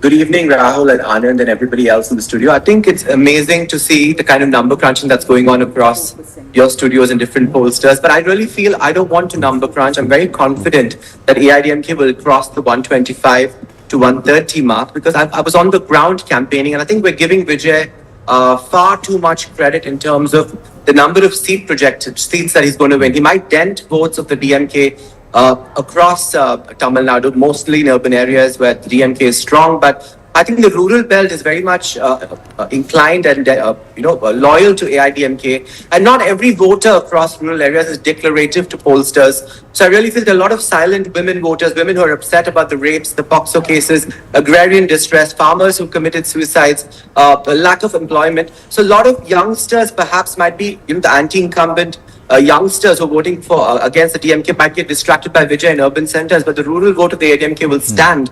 And I really feel Edappadi Palanichami is set to be the next chief minister. Just to react to one of your guests in the studio who said that AIDMK's leader Edappadi Palanichami is not a Jayalalitha. Of course he's not a Jayalalitha. He's come up the hard way from a farmer's family as a booth level worker till the chief minister. But he's the only person in Tamil Nadu who's covered maximum ground in terms of campaign. Every time there's a protest, he's on the ground. And I think he's somebody who's extremely connected with the grassroots. I don't think we should go by people sitting in studios commenting on publicity standards of leaders. Stalin is a great point is, even Apsara Reddy, we must tell our viewers that even when the Jayalalitha aspect happened and the ADMK split, the cadre and the organization stayed with Edappadi Palanichami. And EPS is also the only big MBC leader in the fray right now, if you were to see overall. And he has focused on organization of the party. And if you've seen the election campaigns, the two leaders who have had excellent campaigns were EPS in the political space and Vijay, obviously as a film star. Yeah, but you have to also say that the DMK also did its campaign and it's also strong. I'm not saying no, but Pura Gandhi is with us. Just bringing Pura Gandhi. Irrespective of which way the polls are showing, ADMK or the DMK, whoever wins the seats. My question to you is, do you believe this kind of seat conversion that is being shown by the pollsters for the TVK? Because that will have to dent both parties if he's got to win such number of seats. Your thoughts, Pura Gandhi? No, we don't agree with this particular seat conversion for a simple reason. In the tripartite contest, even assuming that we don't believe there is a tripartite contest, we strongly still believe that the contest is between DMK and ADMK. So Vijay is not even tested. So even assuming that Vijay is going to poll, say for example, 15 to 18%, or even in the worst case scenario, or you give the best case scenario as 23-24%. In the tripartite contest, out of 85% of the total votes polled, a winning party has to have at least 31 to 32% of the votes across the 234 seats. Correct. So Vijay getting 15% or even 18% or even 24% will not get converted to any seat. That's a fundamental issue here. So even in the Chennai suburbs, so say for example Chennai and the rural Chennai is a DMK vote. As far as Chennai is concerned, DMK always maintains a voting percentage of somewhere close to 44 to 45%, the highest margin in Chennai. So Vijay and ADMK also maintains a certain level of percentage, roughly 20 to 23% in Chennai. So to Vijay to win even a Chennai seat, Vijay need to get at least 35%, much higher than in the rural. Therefore, the presumption and assumption that Vijay is 22% or 18% or 15% will get converted into seat, it's not crossing the threshold. He may get some good share, up to 15%, but he's not going to turn up with any number of seats. Even Vijay will not win in Ramur.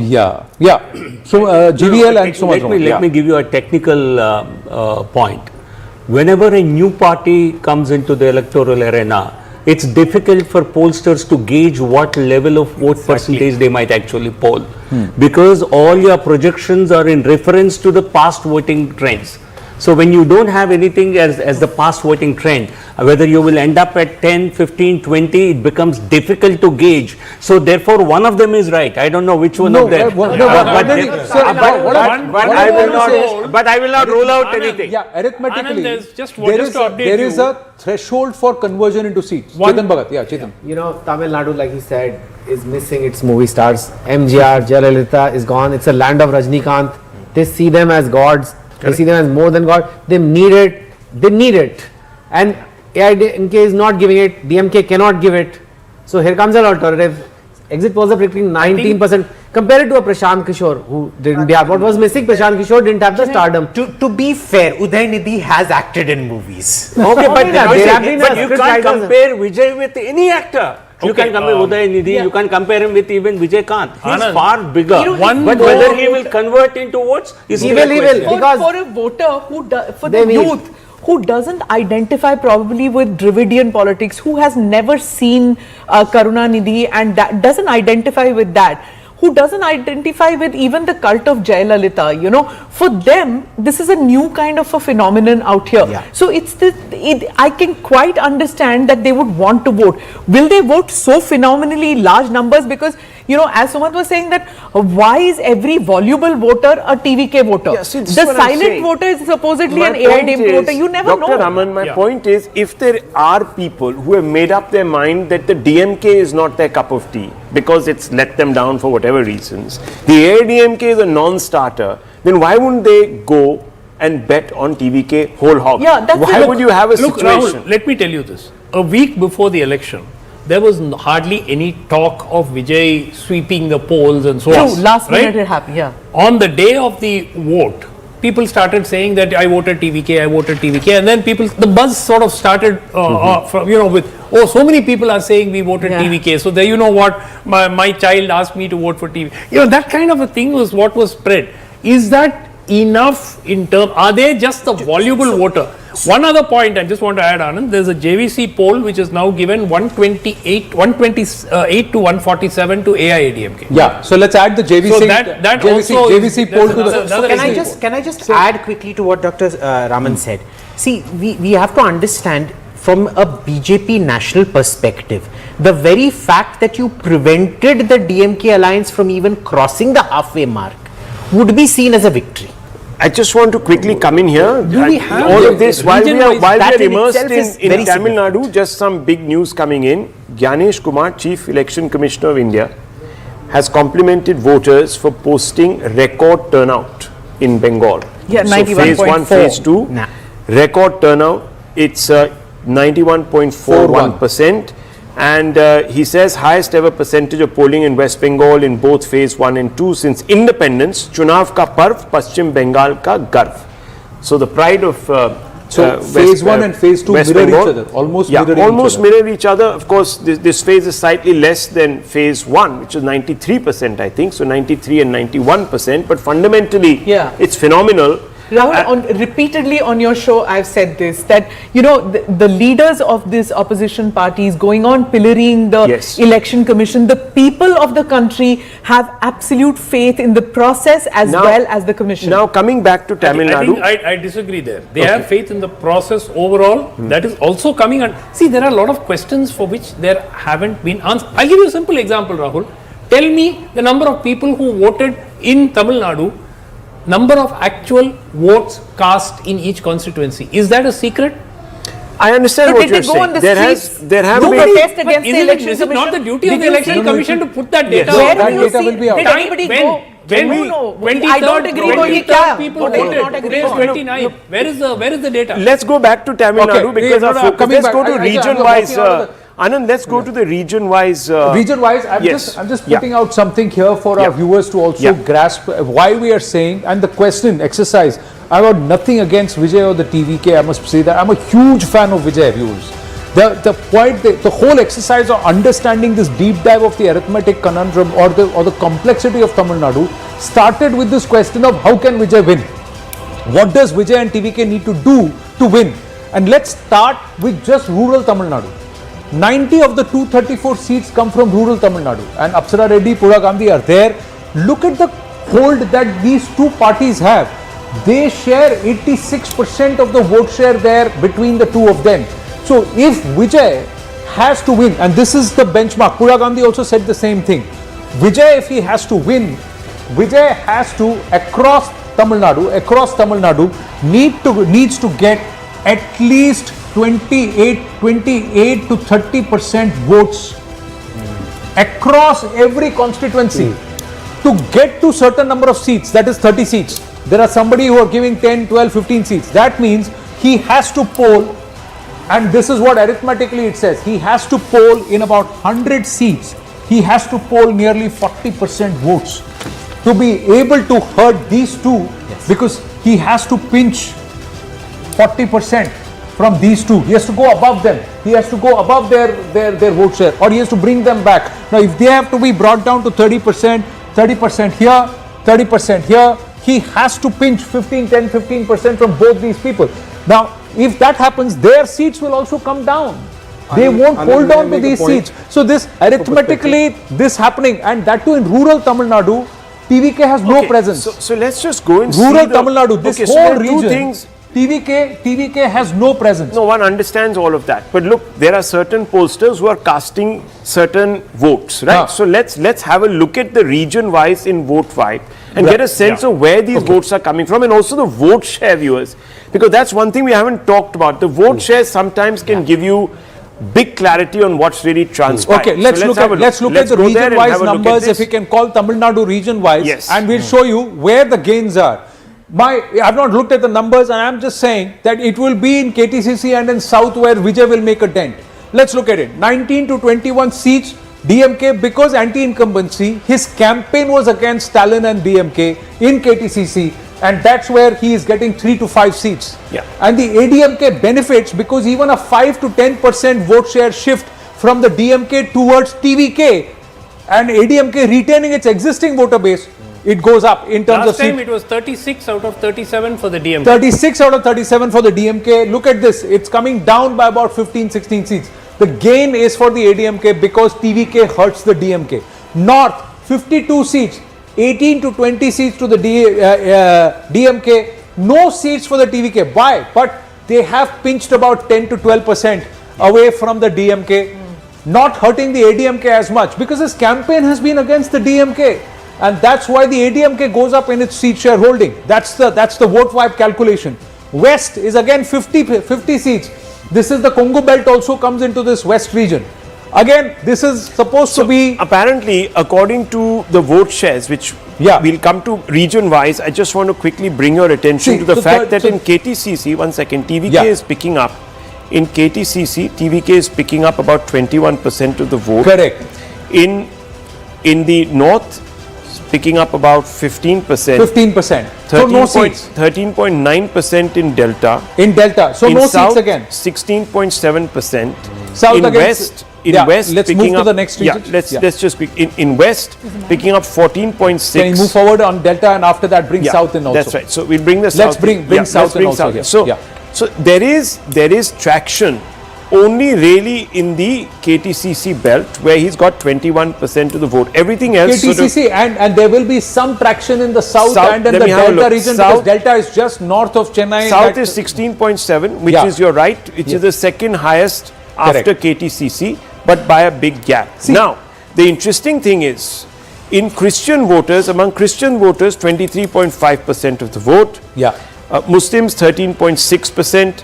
And upper caste Hindus 19.8%, OBC 14.6%, STs 15.7% and SCs 16.5%. Right. Now the upper caste Hindus largely in the KTCC belt, Christians in the south KTCC belt, Muslims are coming again in the south and some in the west. That's where and of course in the KTCC belt. See, this is where he is gaining his seats. Where are the other seat share gains? Look at North. This is again about 140 seats. Can I come in, please? No, if he gets 8 to 15% of the vote share, randomly I'm talking about, if he gets 8 to 15% of the vote share, he doesn't need to win seats. He's going to make a dent on the outcome of these results. Correct, and that's why we are saying it's hurting the DMK's chances, because they are the ones fighting anti-incumbency. His campaign has been against Stalin. He didn't call Edappadi Palaniswamy an uncle. He called Stalin an uncle.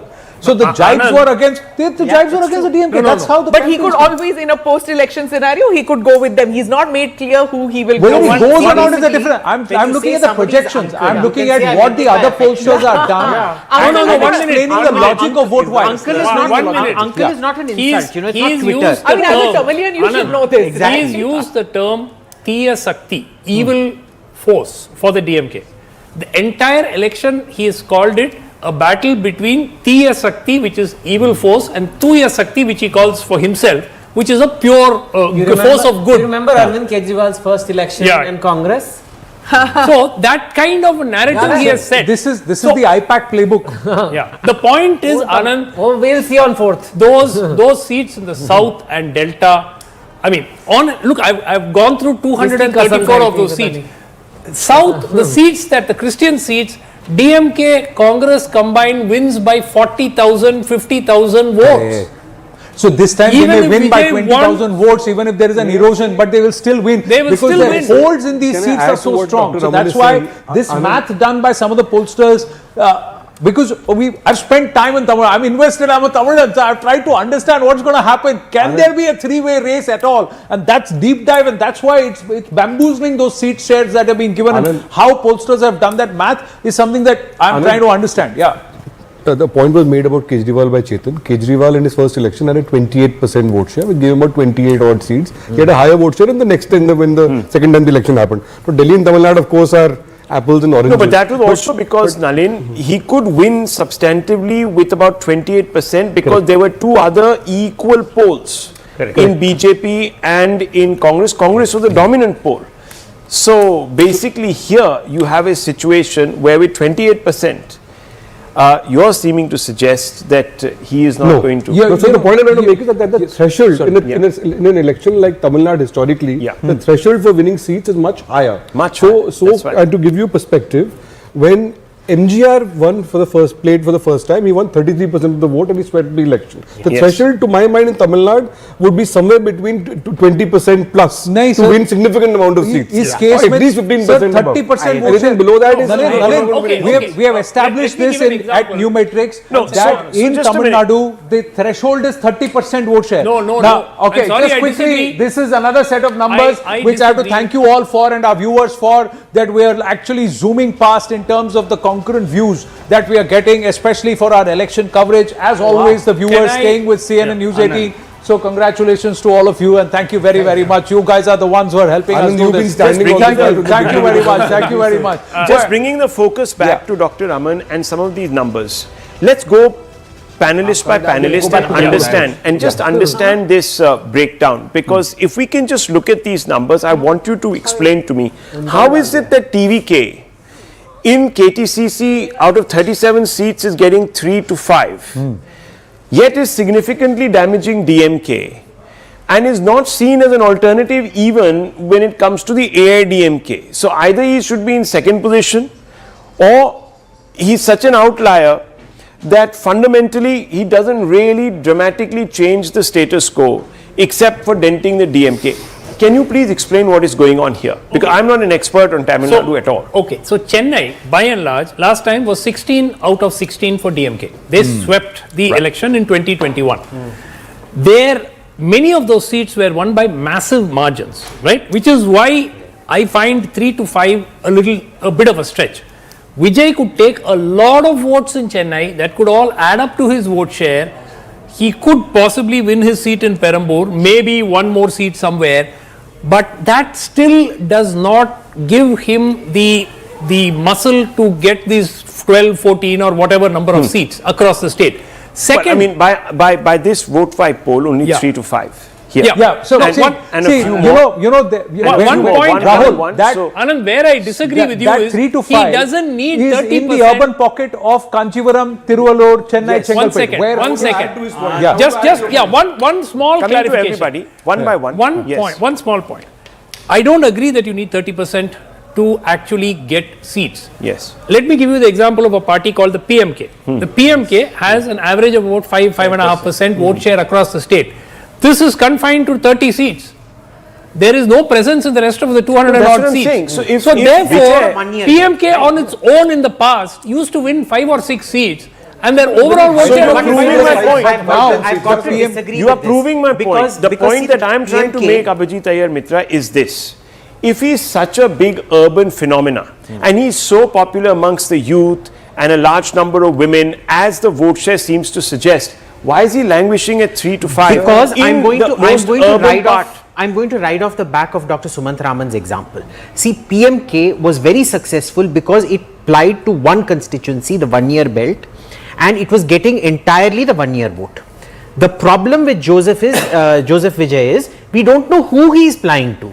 Is it the youth? Is it this? No. He hasn't found one niche, and therefore it is too spread out to be concentrated in any you look at the total number of voters in Tamil Nadu, the percentage of voters who are youth.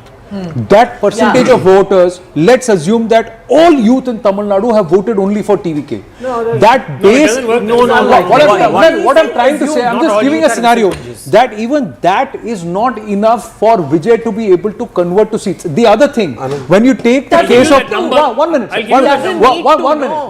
when you take the example of PMK, DMDK or some of these smaller parties, what happens is they fight in alliance across the other seats and they contribute to each other. Now PMK is a case 30 seats only. I'm talking about 20 Yeah, years back. but They here, contested alone in one- but sir, here TVK was not fighting 30 seats. TVK is fighting all 234 seats. They're fighting it alone. And that's why they have to actually buck the behemoths. Now, what? That usually does not work. Let me...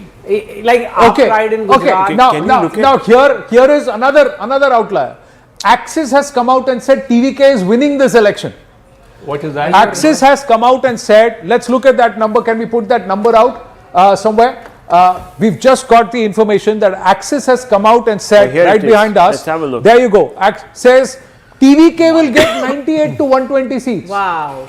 We only want to say this. Now, right? see, this is what I am saying. If the voter has made up its mind that TVK is going to be in the running. Excuse me. That's exactly what I am saying.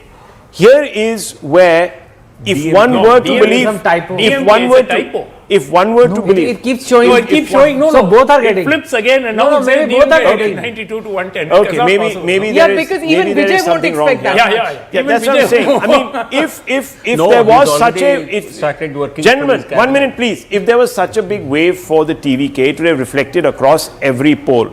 If there was such an anti-incumbency raging wave against both the AIDMK as well as, now I don't understand what's going on. You know what's happening here? They are saying that the ADMK is routed. 1 minute. No. 1 minute. What they are saying is that the 40% vote share of the ADMK plus is routed, and that entire shift has happened to TVK. So the DMK has its vote, and all the ADMK NDA votes have got. I'm not buying that. So here it is, gentlemen. Here it is. DMK. I think it's a typo. Somewhere. Okay, no, it's not. It's No, not. it's I've not. just. Okay, 234 one second. I've just got it up here. Why don't we come and we just show it here? This is what the number is. This is Access My India. Access My India claims to be, of course, one of the most accurate polls around. So here we have it. Here you can see the DMK is at 90-110.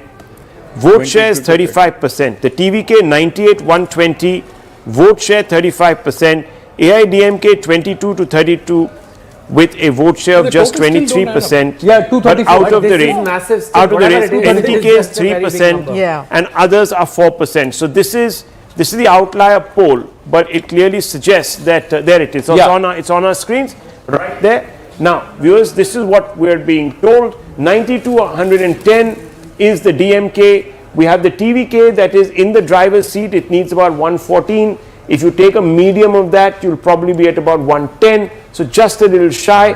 And then you have the AIDMK with 22-32. So it's a medium of that is about, what would that be, about 26? Yeah. And here Unfortunately for the DMK, they fall short of the halfway mark. So it's TVK all the 100 way. seats, that's right. And Vijay becomes the chief minister, perhaps the first actor after decades. Are and you willing to decades. accept that the entire ADMK vote has transferred to TVK? Well, you know, anything can happen. That's what I'm trying to say. If they are missing Jayalalitha, they are missing their movie star leader. That's what they want, and they've got. But it seems improbable. But every time in elections, I've seen that this cannot happen. It cannot. Sometimes It cannot. things do happen. No, but he's this qualifying cannot it. He's saying that the unpredictable can happen is what It's he's up saying. in Delhi. Sometimes Delhi, same thing happened. AIDMK will come Congress, they will give him the support and they will make the So if you decision. for sure, he is converting votes into seats. To what extent he does is, I think, you believe he's now going to you are only saying why aren't people going all the way? That's precisely what I'm saying. If people have decided that they're going to vote for change, then obviously it's Vijay. They've tried out the other two options for 50, 60 years. Let me finish. I'm telling you, 50, 60 years No, they've what I tried out. find difficult, This is a rejection. This is a rejection of the ADMK. No, and the ADMK is also NDA. This is Dravidian. an outright. No. ADMK is also Dravidian. 1 minute. Not DMK NDA. is still at 110. What this is showing is that the NDA, those 12 parties, including PMK put together, are not going to get 32 seats. I'm saying the ADMK at its worst has been always at 61. But that doesn't matter. Look, history can repeat itself in different ways.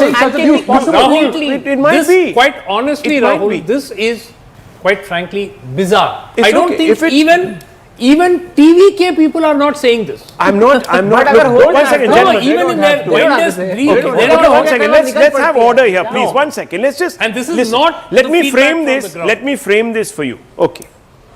If the voter believes that there is a problem, that two established groupings have not done it justice, right, for all these decades, and Tamil Nadu needs fervent change, they will definitely back then the pretender to the throne, which is Vijay. They will say, okay, if that is the way it is going to be, we're going to go for Vijay. Now I want to ask you. No, that should bring the DMK down. One by one. I'm not talking about who it's going to, who he's going to damage. But Mr. Iyer Mitra, then we would have seen a massive wave. And everyone would have perhaps been talking about this in the lead up. Did you see this wave? Did we see this wave? On the ground, I have not seen any wave in Tamil Nadu. Okay, there is. He told everyone that you need to wear these beige trousers and white shirt and come out and vote. And throughout the morning, there were nobody who came out to vote. In the afternoon, sure, some of these whistle kunjas came. When you see this kind of a wave, this is a very visible wave. You see the trends on the ground. You're not seeing it on the ground. EPS, for all his faults, is not that incompetent to lose in such a spectacular fashion. And he drew massive crowds. And he drew really massive crowds. Like we said, he may have been absentee during the 5 years, but his campaign was fantastic. In the Lok Sabha elections also, massive crowds. Annamalai was mobbed by people. There was a massive surge of so-called attendance at the rallies. But it didn't translate into votes. It translated into votes. It didn't translate into seats. No, come on. Sir, the BJP came up to say. NDA got, what was it, about 14-15% of the Yeah, vote? so the alliance got 18%. No, but please Alliance understand. got 18%. Please understand that the NDA, the BJP at that time was fighting on its own without the ADMK, and it was the first time that the BJP on its own across the seats got 15% vote share. That was a standalone BJP vote share. So that's but there was no Vijay there. Correct. What I'm trying to say is at that time. The third poll was the BJP. Yeah, the third. So maybe the BJP. That was at the Lok Sabha level, Rahul. That's what I'm saying. I would love to see TVK get this 120 because I am a Vijay fan. Let's say that. But realistically on ground, you cannot take away the might of Edappadi Palaniswamy and the ADMK. The ADMK on any given day is assured of a 26% vote at its worst. At its worst, it's assured of 26%. Excuse me, this 22 to 32 includes PMK, includes BJP, and mind you, BJP this includes 13 parties. Much Rahul, of this it is ADMK complementary vote. How is that possible? This number of axes, they have said 13 parties put together are going to get 30 seats. The ADMK on its own, if it contests, will get 61 seats. Okay, I'm just saying this arithmetic doesn't make sense. Maybe some personalities don't want to upset the incumbent government, but they also want to see somebody else win. So let's slam dunk the AIDMK. Who knows, viewers? I'm just saying, let me ask you this in this house before we go. Tushar Gupta is also here. We're just counting down to Bengal and we'll shift focus to Bengal. Let me ask you. My campaign was stitched against you. You are the incumbent. Okay. This is the established challenger to this incumbent. If people want to vote for me, will their voter come and vote for me, or will your voter come and vote for me if there is anti-incumbency? Right now, all pollsters are saying his voters will also challenge, his voters will come and vote for me, and their voters will continue to vote there because there is no, despite the anti-incumbency. This logic is somewhere it defeats the whole thing. And ADMK alliance never, NDA never took on TVK for TVK voters to mobilize in his favor. Correct. The DMK fought this campaign against Vijay. Anyhow, they took on him. The outlier poll right now that everyone is talking about, which has become the national talking point, is the Access My India poll because of this very polarized projection. We are also an outlier. Vote Vibe is also an outlier called ADMK as the winner. So now Vote Vibe and JVC are the two outliers. No. Yes. Yeah, JVC is not on the list. No, not JVC. Access My India because he's calling TVK. That's a bizarre outlier. Yeah. But there are, if you look at Quick point. You know, this is like that line from Harry Potter that the Dark Lord will nominate his own nemesis, you know, when he puts the mark on this thing. So I would the want to get DMK Amitabh. focused a lot more on attacking we get the Amitabh TVK. Tiwari back into the So, you know, studio. that they have nominated them as the opposition, possibly knowing the fact and wanting to take away from the ADMK vote. I suspect a lot of what we're seeing is that is what has happened, number one. And number two, there is this thing, given that it is personality based, it was a very smart move on part of the DMK that even if you are anti-DMK, right, anti-incumbency right now, you would not know where to vote. And therefore, you yourself would divide. Sir, and there is one more. There's one more point. If they have all taken the parliamentary election of 2024 as a base, then everybody's made a mistake because they have not pooled the votes together of the BJP, the PMK, and of course the ADMK and its other allies. So that combination of the vote share has also changed. And that is something the which one reason why one more point. So there's one reason why I have a problem. The only reason I have a problem with the Access My India, look, I'm not somebody who knows the caste combinations, etc., etc. Is that, look, if there's so much anti-incumbency that TVK has to fly in and become the savior, how is it that the DMK is still standing? Number Absolutely. one. And second, वही तो question है. You're punishing. कोई question वही है. अरे anti incumbency इसके खिलाफ, campaign उसके खिलाफ, सीट आपने एडीएमके के कम कर दी. लॉजिक में को समझ नहीं आ रहा. And the Congress, all the Congress vote, or at least a significant amount of it, would have shifted to TVK because throughout TVK said we are pally with Congress. Congress people want us. In fact, Rahul and Stalin never shared the dais. You know, the universal talk in Tamil Nadu is that the allies of the DMK are not doing well. Correct. Okay. That itself is 40 or 50 seats. So then how are these seats possible? I just have a feeling there should be a column change here, except for vote wipe. For the rest, it should be like this. Then this logic actually makes sense. If you want to make sense of what the TVK is achieving, you have to change this column. ADMK has to gain seats and DMK has to lose seats for the TVK to gain this. Because the whole structure of the campaign has been against Stalin. And the base, the voters will move, disgruntled voters, alliance, everything. So if, again, so nobody is grudging Vijay TVK their seat, but than, this then doesn't make sense. If Vijay polls more than 10%, that means DMK cannot get these numbers. Yeah, no, this argument, okay, I tell you why Access has possibly projected this. Their argument is simple. The DMK and the TVK have fought this election. All those who didn't want the DMK voted for TVK, but not enough people didn't want the DMK, so the DMK still did well. Did well. I mean, if that makes any sense to anybody. Can I also point out something? The PMK. Stay. We'll stay with Tamil Nadu because this is interesting. We can go to Bengal in just a short while. We'll get Amitabh also back. And sir, we'll get Amitabh back with Bengal. One must also understand that Tamil Nadu is highly caste driven. Highly, extremely. Each zone, each region is caste driven. So the Vanyars will vote in another way. The Mukalator Tevars will vote another way. The Counters will vote another way. Well, then you will have the upper caste Brahmins who will vote and the Brahmins they will vote in another way. The scheduled caste will vote in a different way. Each and they are all grouped and pocketed into different combinations. So there's one person we've forgotten to introduce to our viewers, and that is Tushar Gupta. Tushar, I called him in the moment he walked in. Tushar, what do you make of this? Sing We for need your one supper more. now. We need. I walked in and I just got lost, and Abhijit had to really knock me and just ask me to wake up, because 98 to 120 to TVK, I mean, that would be a revolution of sorts in Tamil Nadu. But why are you so Cinematic skeptical? level. I mean, it would break it down. Don't be generic. Break it down. Give me 3 or 4 logical explanations why. Tell me, where's the machinery? Where's the party machinery to get to 120 seats? The very basic question, where were the booth agents? आपके पास machinery कहाँ था? In Punjab जीत गए ना? Punjab, Aam Aadmi को Party हराया was ना? the primary opposition in 2017. That's They true. won in 2022. It was a wave election, but they had certain machinery on the ground, and they were the primary opposition in 2017. Okay, so make your point. So you said lack of machinery. I think we have to add that the Rasigar Mandrams, you know, the fan clubs are actually very powerful in Tamil Nadu. And they have won some local elections. They kind of function as but then a few thousand booths TVK was not present. Let's. He's only started out, and Firstly, he's where is the already election? started a debate. So first point is no election No machinery. election machinery, no booth agents, and then the DMK standing. So are you telling me AIDMK voters who were sick and tired of the DMK, who wanted AIDMK to come back, suddenly said, oh no, Vijay is the superstar, let's give our votes to him, and the DMK voters said, we'll stick to the DMK, and suddenly AIDMK is the loser? No. So I mean, it makes zero sense. That's exactly the point. Okay, how did it happen for AAP's first election? First, they sucked away like when a wave comes, they sucked away like a vacuum cleaner the votes from Congress, which was very unpopular at that time.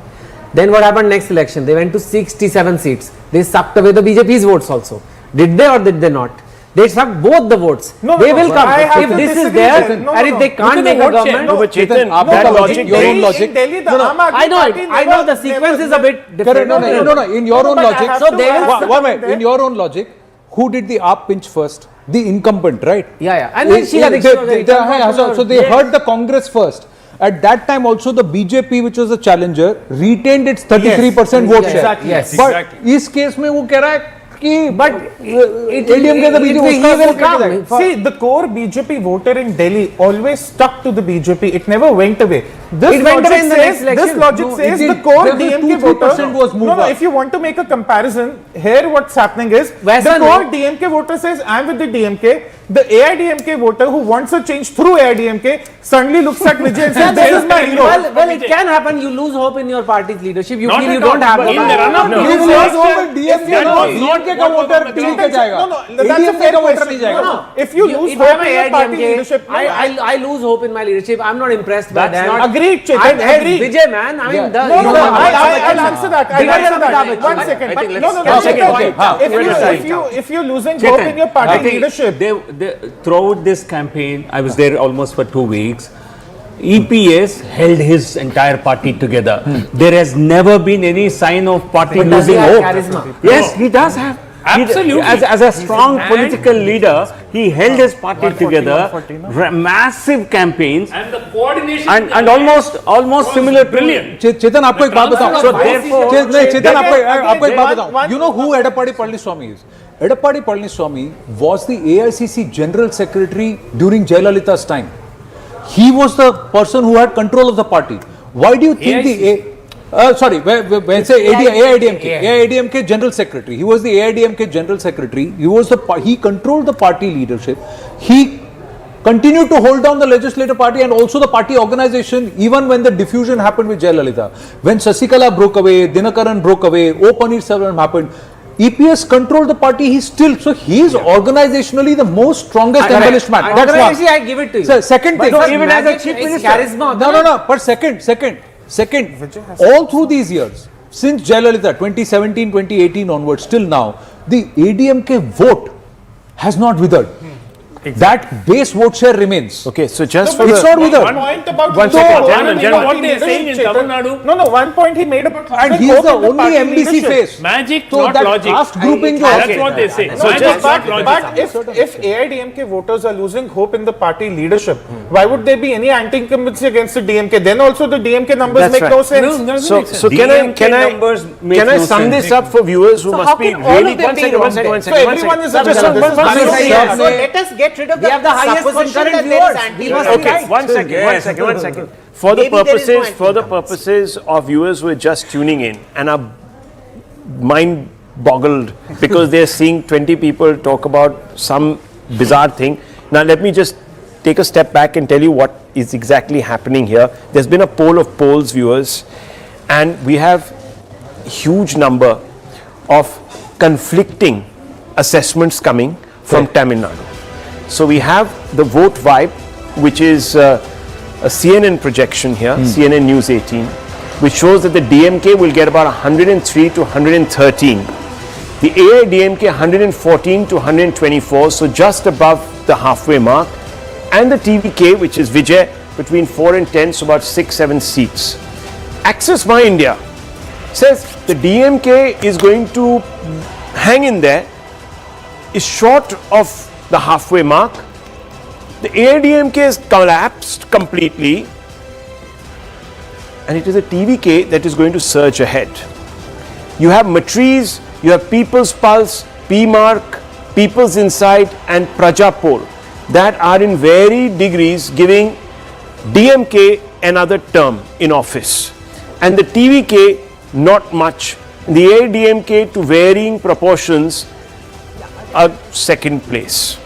Now viewers, it's these two polls, the Vote Vibe and the Access My India, that is striking a massive conversation around our table, because fundamentally, if one were to believe that there is anti-incumbency and it's incipient and it's deep against the ruling alliance, which is the DMK alliance, you can't have a situation where the closest competitor is blanked out, punished for no rhyme or reason.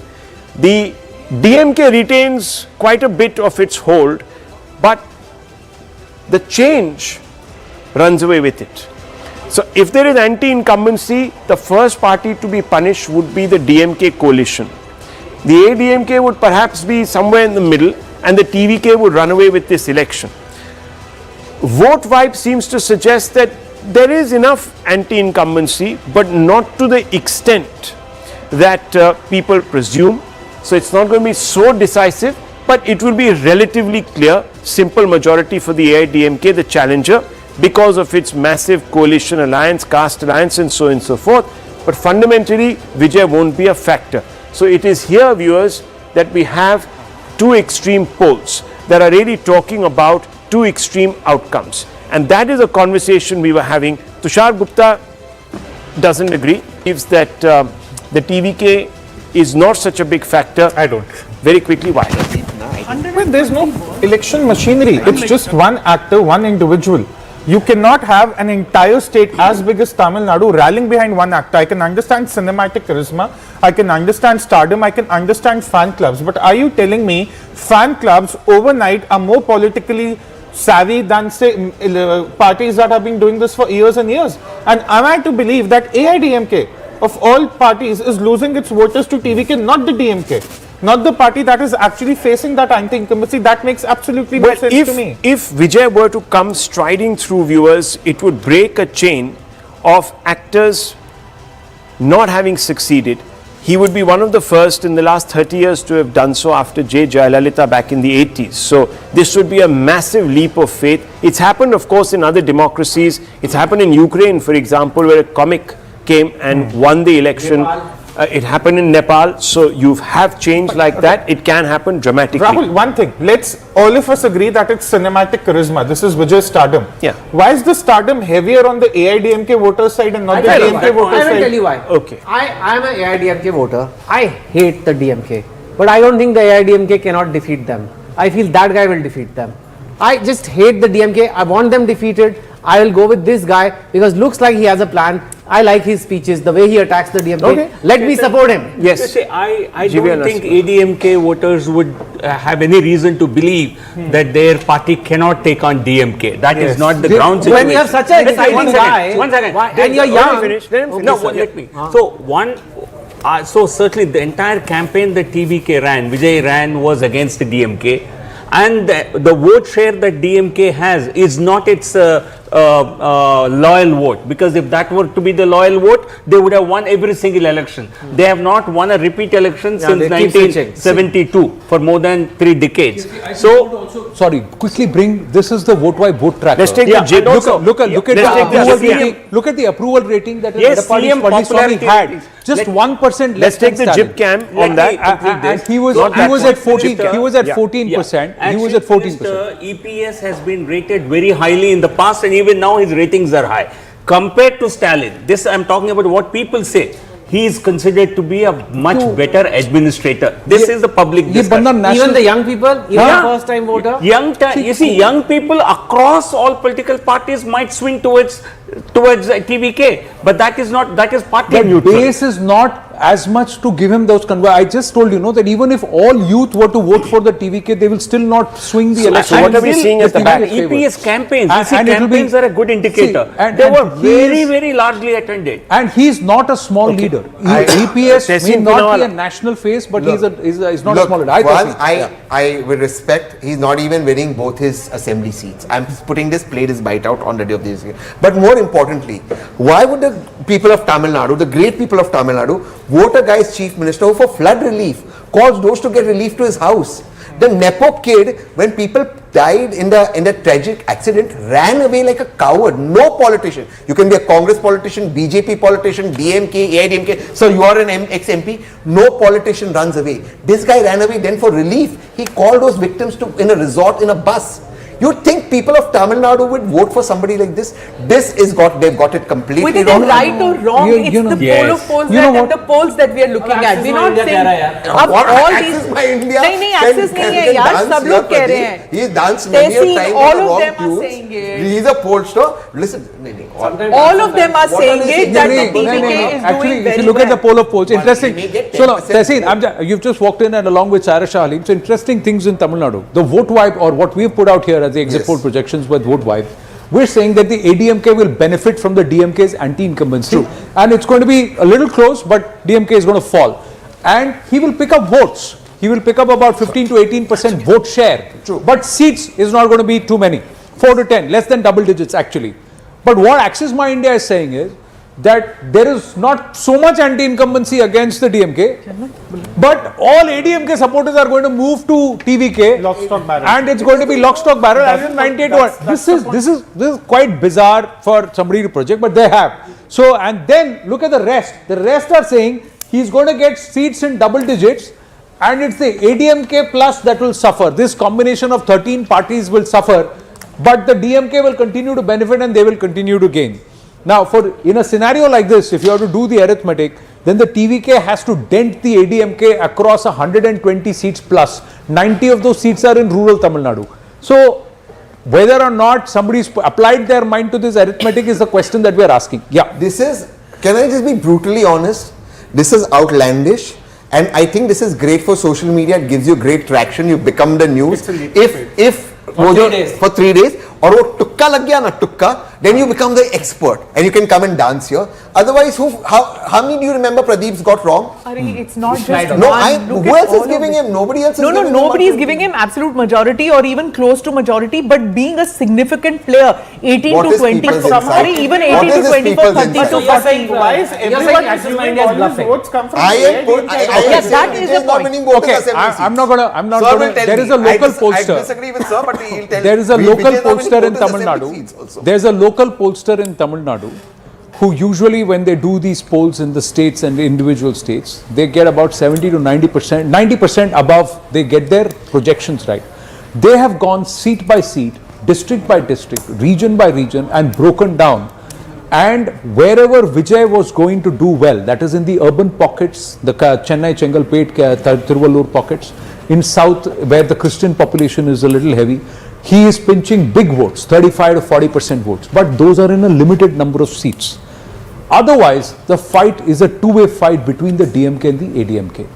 Wherever he's pinching 10 to 11% votes or vote share, it's the DMK which is hurting more than the ADMK. He's pinching votes from both sides.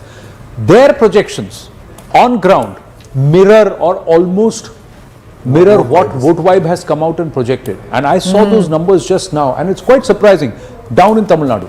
Whereas these numbers seem to be inspired by the base as Lok Sabha 2024. And that's where a lot of the pollsters may have got it wrong, because Lok Sabha 2024 should not be the base, because there was no ADMK alliance in its present form, We have first past the post system, right? If these numbers anywhere close to this, that means there's some kind of an anti-incumbency in such a situation, whether the DMK or the ADMK, if they don't come to first past the post, they will need support. Which way will the TVK go? Because if the TVK is such a big disruptor and he's led such an anti-DMK campaign so far, will he align with the AIDMK? Will all the others supposedly who haven't been part of any grouping or move away? Even those who were part of these groupings, will they move away? You never know with the Congress, right? You never know what they might do also. What they might do. Yeah, G will come. I'm just going to request our team that by 8:30 let's try and move towards Bengal. Amitabh Tiwari is walked in abhi. अरे भाई साहब इतना बड़ा यहाँ पर चल रहा है बवाल. बेंगोल कर रहे थे. आप कहाँ घूम के आए? ये प्रोजेक्शन करके आप कहाँ घूम के आ गए? Anand, I expect you to speak a bit of Tamil, because we are discussing Tamil Nadu for such a long time. Sir, नाम तमिल भेजना इंगे यारूं पुरिया नाम तमिल. What पुरिया? Excuse me, just because Abhijit has gone out, I can understand. Go on. Okay. Oh, you can. Okay. You see, so I can understand Kannada. So you will be sorry Kannada. You can do that. Yeah. But I can understand Telugu. Telugu also. So can I. Yeah. Okay. So let me give you a pollster's perspective. One, for new parties sometimes which come on the horizon, it's difficult to predict exactly what their vote share will be, because you don't have a base to project. Point number one. Point number two, the ground report suggests that TVK has done much better than you expected. But if anybody had tracked this election over the last 3 months, you cannot have a party suddenly from pre-poll 1 week before election at 15% or 10% going to 35%. It doesn't happen that way. Okay, so if somebody is predicting 100 seats, what was their projection a week ago? Okay, 2 weeks let's ago? Let's ask Amitabh. That's the point. We're talking Tamil Nadu, we'll talk Bengal very soon. Just 1 second. I just want to bring in Amitabh. Amitabh, there are two polls which are the center of the conversation. One is Vote Vibe, one is Axis. Both have different, very different, absolutely different, one should say, conclusions. First, tell me, what do you think of the Axis poll? See, Pradeep Gupta ji is our guru, so Axis poll के बारे में ऐसा कुछ नहीं बोलूँगा मैं. Poll है, उनका opinion है, हमारा opinion. One thing is very clear from all this: if you add ADMK and TVK in most of the polls, it will be largely closer to or higher than DMK's number. There is significant anti-incumbency against DMK. Now the question is whether it splits and helps the DMK, like in some of the polls like Metri is 122 to 32, it is just marginally above the halfway mark, which is 118. Or the ADMK, being the poll party and a poll Dravidian party and the main opposition party, takes benefit of that, which we feel is likely to be, or a newcomer takes benefit of that. Even in Axis My India, if you add TVK and ADMK, in fact Axis My India is showing lesser numbers for DMK than us, which means that there is higher anti-incumbency according to them. So the state is up for grabs. No, but the point is, and this is a question that I want to ask you, because roughly speaking, the Axis My India and the Vote Vibe projections for DMK are roughly the same. Yes. Marginally, yeah. So they're roughly the same. So both of you feel that there's anti-incumbency, but not enough to decimate the DMK. We're not seeing the DMK come down to where the ADMK was in the last election. Yes. So you're saying that there is residual influence left in the DMK to hold on. So there is still welfare schemes. Where you differ is who gets that anti-incumbency vote. Yes. Now I'm asking, if there is a vote for change and there is such a thirst for change, why is the DMK getting still the numbers that it is getting? Why isn't it being flattened out? If there is a thirst for change, shouldn't it be the DMK that punishes, and both the ADMK and the TVK might fight it out? I think somebody was mentioning about what was the 1 week prior number, etc. We have been tracking this. Sir has been mentioning. Phase 1 DMK was ahead. Phase 2, when we did almost balance, anybody can win. Phase 3, which was April 6th, the ADMK started to gain advantage of this anti-incumbency. Between then and now, Vijay's campaign has picked up. Number 1. Number 2, this delimitation bogey has come in between. Correct. Now delimitation is an emotional issue in the south, and of all the 4 states, or rather the 2 states, West Bengal and Tamil Nadu, it has some impact over the middle and the urban class. Correct. That's number 1. Number 2 is that Vijay's campaign has picked up, and it seems that he has, if Axis My India poll numbers are correct, he has sought the imagination of this anti-incumbency votes, and he is pulling through, whereas we feel that it's the ADMK which has sought this imagination of this anti-incumbent Is it voter. probable for the AIDMK and a huge number of caste-based coalition parties to completely implode before Vijay?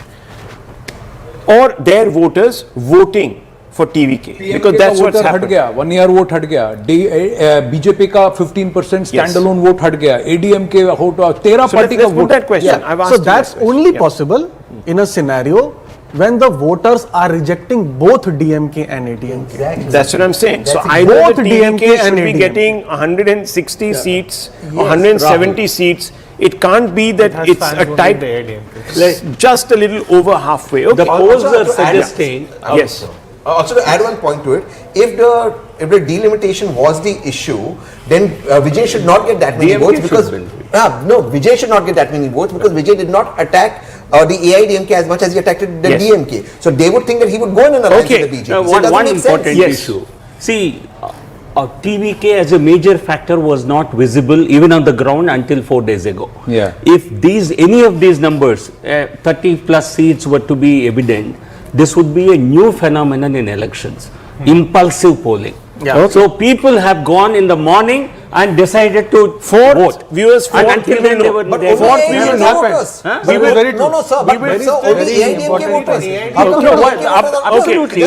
That's what I'm trying. The issue is not about who wins. Correct. Fourth we will know, but the logic behind DMK has to take a bigger hit. and Impulsiveness should be logic everywhere. behind this calculation is not there. Now the big reveal from Bengal viewers, phase 1 vote vibe. We will have do, the man before of we the do match. Bengal, I just want to quickly do a quick recap of all the 3 states Sure. so far. Let's Do do that. a poll of polls Do that. and आपका Do that. number और फिर आपको पकड़ेंगे, आपको धरेंगे. JVC also, it's also showing that ADMK. नहीं, JVC वाला add किया जाएगा, तमिलनाडु में ऐड करेंगे JVC. Let's look at Kerala. Please, one more to our Tamil Nadu में जो आ रहा है, देखिए सर, देखिए सब दिखा रहे हैं आपको, one by one. Kerala, vote vibe and largely JVC, poll mantra, everywhere the rujan is towards the UDF. The UDF moving away from the LDF and the mandate shifting towards the UDF. That's where it is. The NDA may break into the numbers. JVC gave a more generous than vote vibe overall, but maybe 3 to 4 seats. That's what it is for the UDF. So Kerala, it is going towards the UDF. That's how the winds are blowing in one direction, that it is the UDF. So there is a change in government there. That's what the exit polls show. Out of the 140 seats, the UDF should be anywhere between 75 to 80 seats. Let's go across to the next one. That is Assam. In Assam, the clear hit out of the park. It's a one-way game. BJP plus Himanta Biswa Sharma, Silla, phenomenal mandate. 95 seats is what everybody is saying. 93 to 95 seats is what the BJP will get. So a handsome win, all moving in the same direction, and that's why there are no hurdles or differences, anomalies. In the case of Tamil Nadu, let's look at Tamil Nadu. Two groupings are actually giving. Let's flip to Tamil Nadu. So we have JVC and Vote Vibe, who are actually giving the mandate to the ADMK. There is one that is Axis giving the mandate to TVK, while the rest are saying that the DMK will just about hold on, even as the TVK gains at the cost of the ADMK. This logic is being questioned by a lot. The results will be evident on the 4th of May, and we'll know who gets it right. Vote wipe, JVC, Axis, or the others like Matriz and PMark. We'll see that. Now let's look at Bengal. Bengal, poll of polls first up. Then we'll put the phase 1 numbers here at CNN News 18 exit projections. We are putting out only phase 1 numbers today. Phase 2 will be on the 30th, that's tomorrow. The Rujhan largely is, except for People's Pulse, is towards or in favor of the BJP getting past the post comfortably. So almost all except for People's Strategies, Poll Diary, PMark, JVC and Matriz are saying that the mandate is in favor of the BJP, although JVC seems to have hedged his bets a bit and said that Trinamool may just edge past the post if this scenario happens. But even then, it's the NDA or the BJP that has got its nose ahead in the case of Bengal. Now, phase 1 numbers, Amit Shah had said 110 seats is what the BJP is confident of getting in phase 1. Record voter turnout. Commendations to the voters for coming out in such large numbers. The phase 152, not 1152, 152 seats. This is the number, 88 to 98 seats, so very close to a century number. Phase 1 only, phase 1, 152 seats, so we'll have to just split that a bit, that's all. So 51 to 61, 2 to 4 seats to the Congress, nothing to the others. So the Congress may be in, but this is a big win. This is almost nearly doubling Bengal. 55 out of 77 they had got the last time around. So Amitabh Tiwari, your thoughts behind this, why, how, and we'll get into the zones also. 2021 Vidhan Sabha, BJP was around 59 seats in this phase. This phase has only one zone, which is the Malda zone, which has 49 seats, which has a minority majority. In other zones, there is significantly higher Hindu population. What we are witnessing, Medinipur is one of the zones which has gone to poll with 56 seats, and that is Suvendu Adhikari's core area. Right. Jalpaiguri with 27 seats has always been a stronghold of the BJP.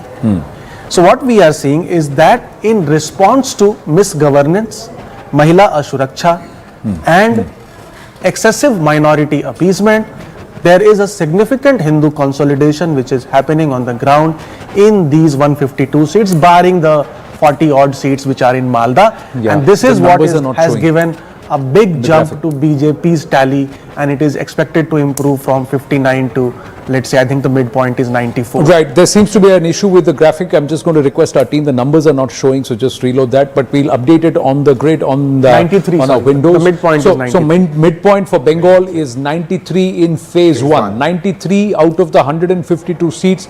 That actually puts the BJP in prime position, but it's also a big challenge that they have to return a highest ever and never before number in phase 2. Saira Shah Halim, is this possible, this trend that others are showing? No, I believe this is going to be a cliffhanger fight. There's no clear winner if you look at it, because the different pollsters are predicting different outcomes. Now, what will really determine who's going to win is the silent voter.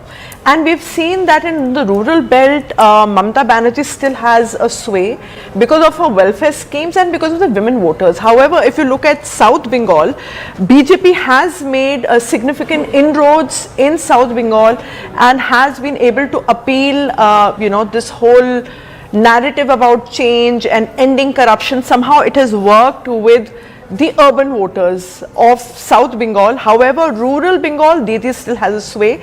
I still feel that the left would gain a few seats overall. Congress is also getting about 2 or 3 seats. That is the first phase you're talking.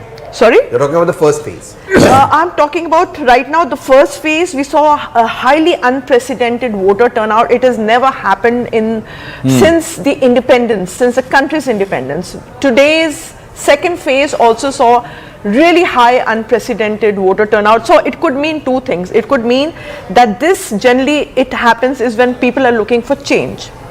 Okay. Now on the other hand, what the reports that are coming in is that the rural voters, because of the welfare scheme, women, irrespective of who is standing or who is campaigning, who is canvassing, en masse they go and vote for Didi. Okay, and the minorities also generally the buzzes start consolidating votes. Now the But if you're giving 4% to Congress, and in the first phase Congress is getting 4 seats, that means Congress has done TMC. Is that That how is you've what I seen said. Is that what you're saying? It would get in about the 2-3 first phase, seats. if you gave 4% to Congress, 4% is over 152 seats. No, that's okay. I'm talking the first phase. 4% and 4 seats to Congress. That means Congress has significantly dent TMC because it's 40 to 44%. Is that that's why it is denting TMC in the Malda zone. But I'll tell you, of those 152 seats, there were 53 seats which have a Muslim population of more than 30%. Which is what the Congress... Mamata Banerjee anyway starts as a favorite in those seats. Now, if the Congress has to dent TMC, it will dent them in those seats. That is where I agree with Amitabh's calculation here. But if he's giving 88 to 90 in the first phase to the BJP, it means they're converting the seats where they were strong. They're converting the seats where they started making inroads in 2024. So this puts them in actually a very good position ahead of the second phase. One more thing. We still cannot quantify the gains the BJP has had because of the organic surge in turnout. Everyone seems to be attributing it to the lower denominator factor, but that is not the case. That is only a half higher, right? That is still only a overall numbers, absolute numbers also the voters are higher. Also, Anand is one. Not just percentage, absolute numbers phase 1 is higher. One point. 91 seats of these 152 seats. 91. BJP made an improved. BJP improved its vote share in 2024, and we seem to think BJP had a bad election campaign in 2024. That's exactly the point. So here not only is the percentage higher, the absolute number of voters is also greater than 2021. True, but there's a point that Amitabh made and I've been making, and I agree with what Tushar said. Yes, the BJP in Lok Sabha got 12 seats compared to 18 seats in 2019, but they won more assembly seats. Yeah, 92. The projection was up from 77 to 92. So in that particular thing, has that been... I'll give you another, sorry. In Bhawanipur, in 2021, the percentage point gap between the BJP and the TMC was 22. It came down to 6 in 2024. You know, sometimes we are so fixated on the seat count, we forget to look at the vote share. And this is where 2024 was very high. And on screen, if you see it on screen right now, phase 1 is a 2% higher vote share for the BJP compared to the Trinamool Congress. So it's for the first time in this phase also 42 and 44%. Exactly. That's the math is not adding up to me. No, I'll tell you why. But then what's happened is the Congress has eaten a TMC vote, whereas the Congress vote has been cannibalized by the BJP. Is that what's happened? The Congress... Hindu voters have shifted. No, the Hindu voters have shifted from TMC. Plus, there is also others 10% vote share. So the others in the field who have broken away, they have eaten into the Trinamool Congress, and it's not necessarily. No, it's the first phase. This is first phase. So 4% vote share for the Congress party, but this 10% has also eaten into the Trinamool Congress vote share, and the BJP is also benefited with a shift of the Hindu vote from the Trinamool to the BJP. The likes of Humayun Kabir, etc. The likes of Humayun Kabir. Yes, possible. Left parties. The left parties. Left part. GVL Narasimha Rao, will you take this number? Will you take what the pollsters are predicting for phase 1? You see, certainly the direction, further consolidation of the BJP vote is evident. The manner in which BJP fought this election at the ground level for the past 6 months, we certainly expected a much bigger increase in the vote share. So this 44 is a gain of how much in the first phase? About 5%? At least 5 to 6%. So that is the number that we require to really cross the halfway the last time around, so it's 44%. So 44. So 5% increase is what the BJP required to wrest power in West Bengal, and we seem to have crossed that according to our own poll, according to your poll, Amitabh Tiwari, and many other polls are also showing that. Compared to Lok Sabha election, I think Lok Sabha election, the issues were different. Here the issue was whether to let Mamata Banerjee to be in power once again or to vote for a change. So that will only add to your gains. Let's go across to Shubhir Bhaumik. Shubhir Bhaumik, the numbers that we are projecting seem to suggest that the BJP is now somewhere getting about 93, 94 seats in the first phase. Your first reactions to this? Well, I would imagine it's not very much off the mark. It could be plus minus 4 or 5 either way, because in the first phase they have, their performance has been solid, and it's not unexpected in view of the fact that the first phase has been in areas where they have done quite well for the last several years. So I won't be surprised if they get something fairly close to that. Or, there are some tight seats in the first phase as well as in this phase. And therefore, 5 to 6 seats here and there, it's likely, it's not unusual. But the point is that ultimately, the battle for Bengal will be won and lost. Won or lost, not in the first. Let me go straight across to the hub. This is the real battleground. A hub where both Shubir Bhaumik and Monojit Mondol are. So let's go straight across. Let's join them at the hub. We've set up a small hub, viewers, where we're going to be looking at some of these conversations in detail. So thank you very much, Shubir Bhaumik. Nice to see you in person. Nice to see you, Mr. Mondol.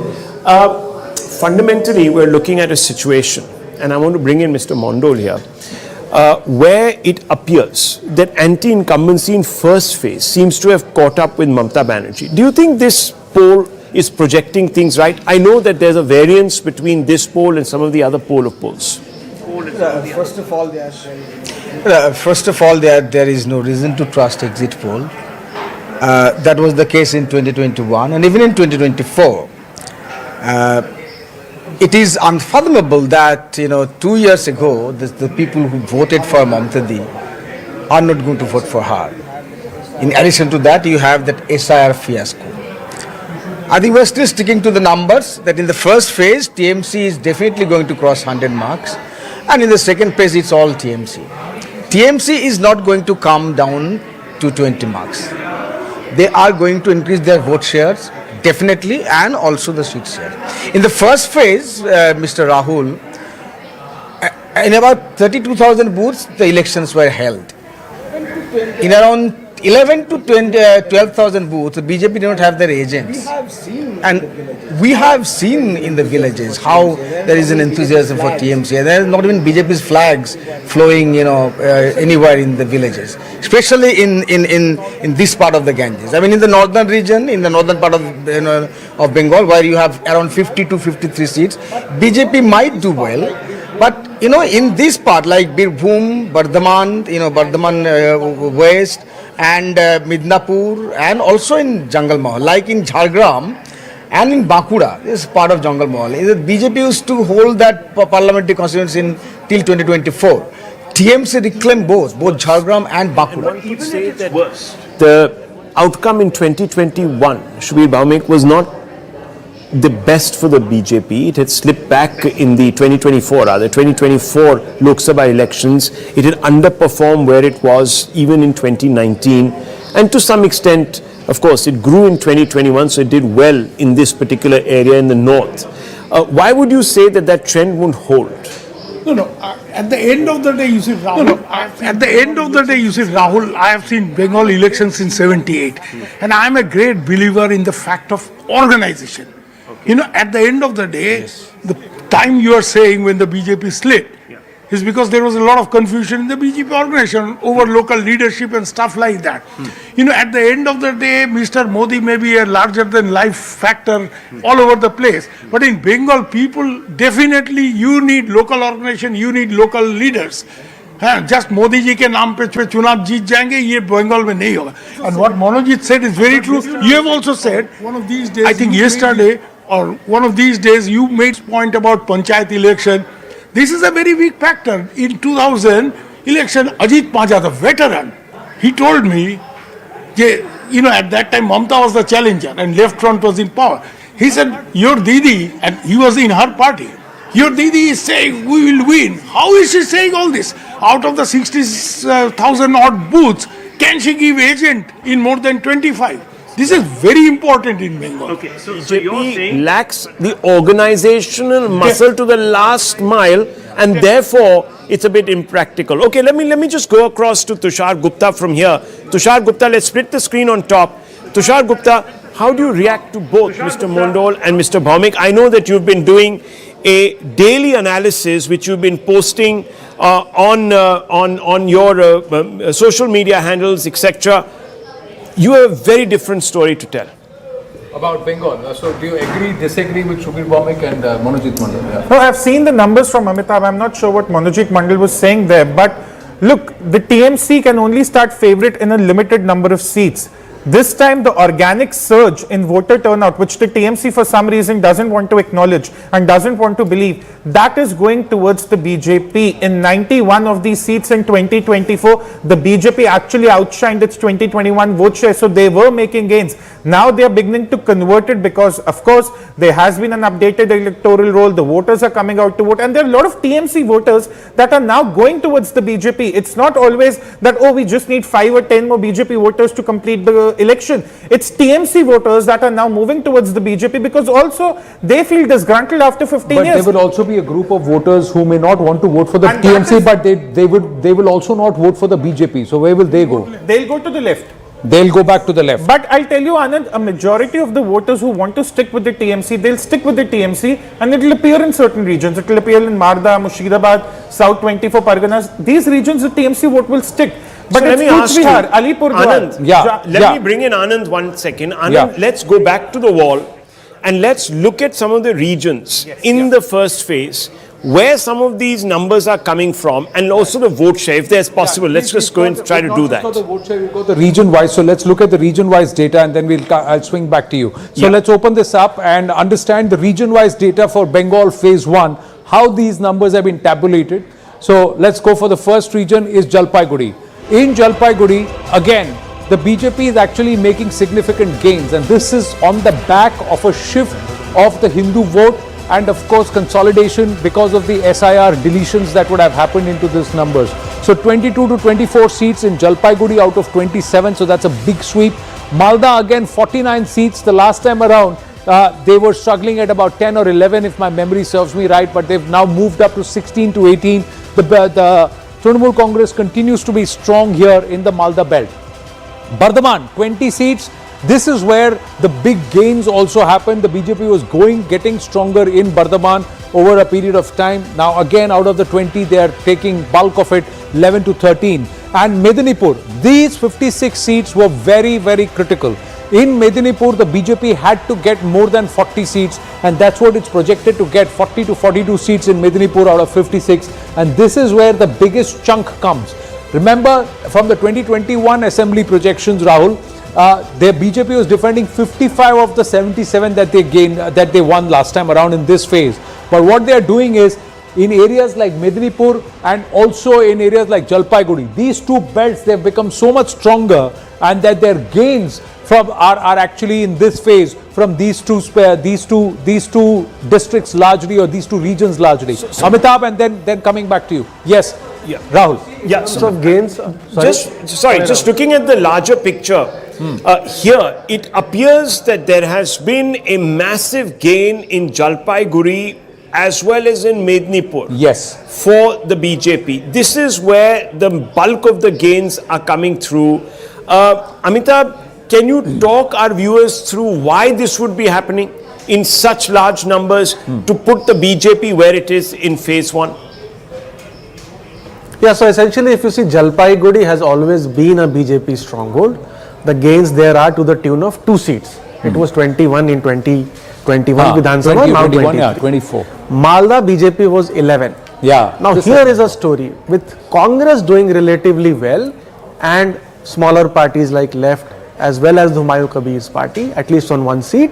What is happening is that they are leading to a split of minority votes, and BJP can gain here almost 5 seats. So you're saying the Muslim vote has split, so reducing the seat share of the in this zone, increasing it for the Congress, and also helping BJP but in 5. Hindu vote consolidation was also helping. So and both, so double impact. Third, or rather the last one, let's take first, is the Medinipur area. Medinipur is the only area where there has been additions of voters, not deletions. Number 1. 31 lakh voters were added. Number 2 is that it is Suvendu Adhikari's area, and the Hindu population here is 90%. Here is where the flip is happening.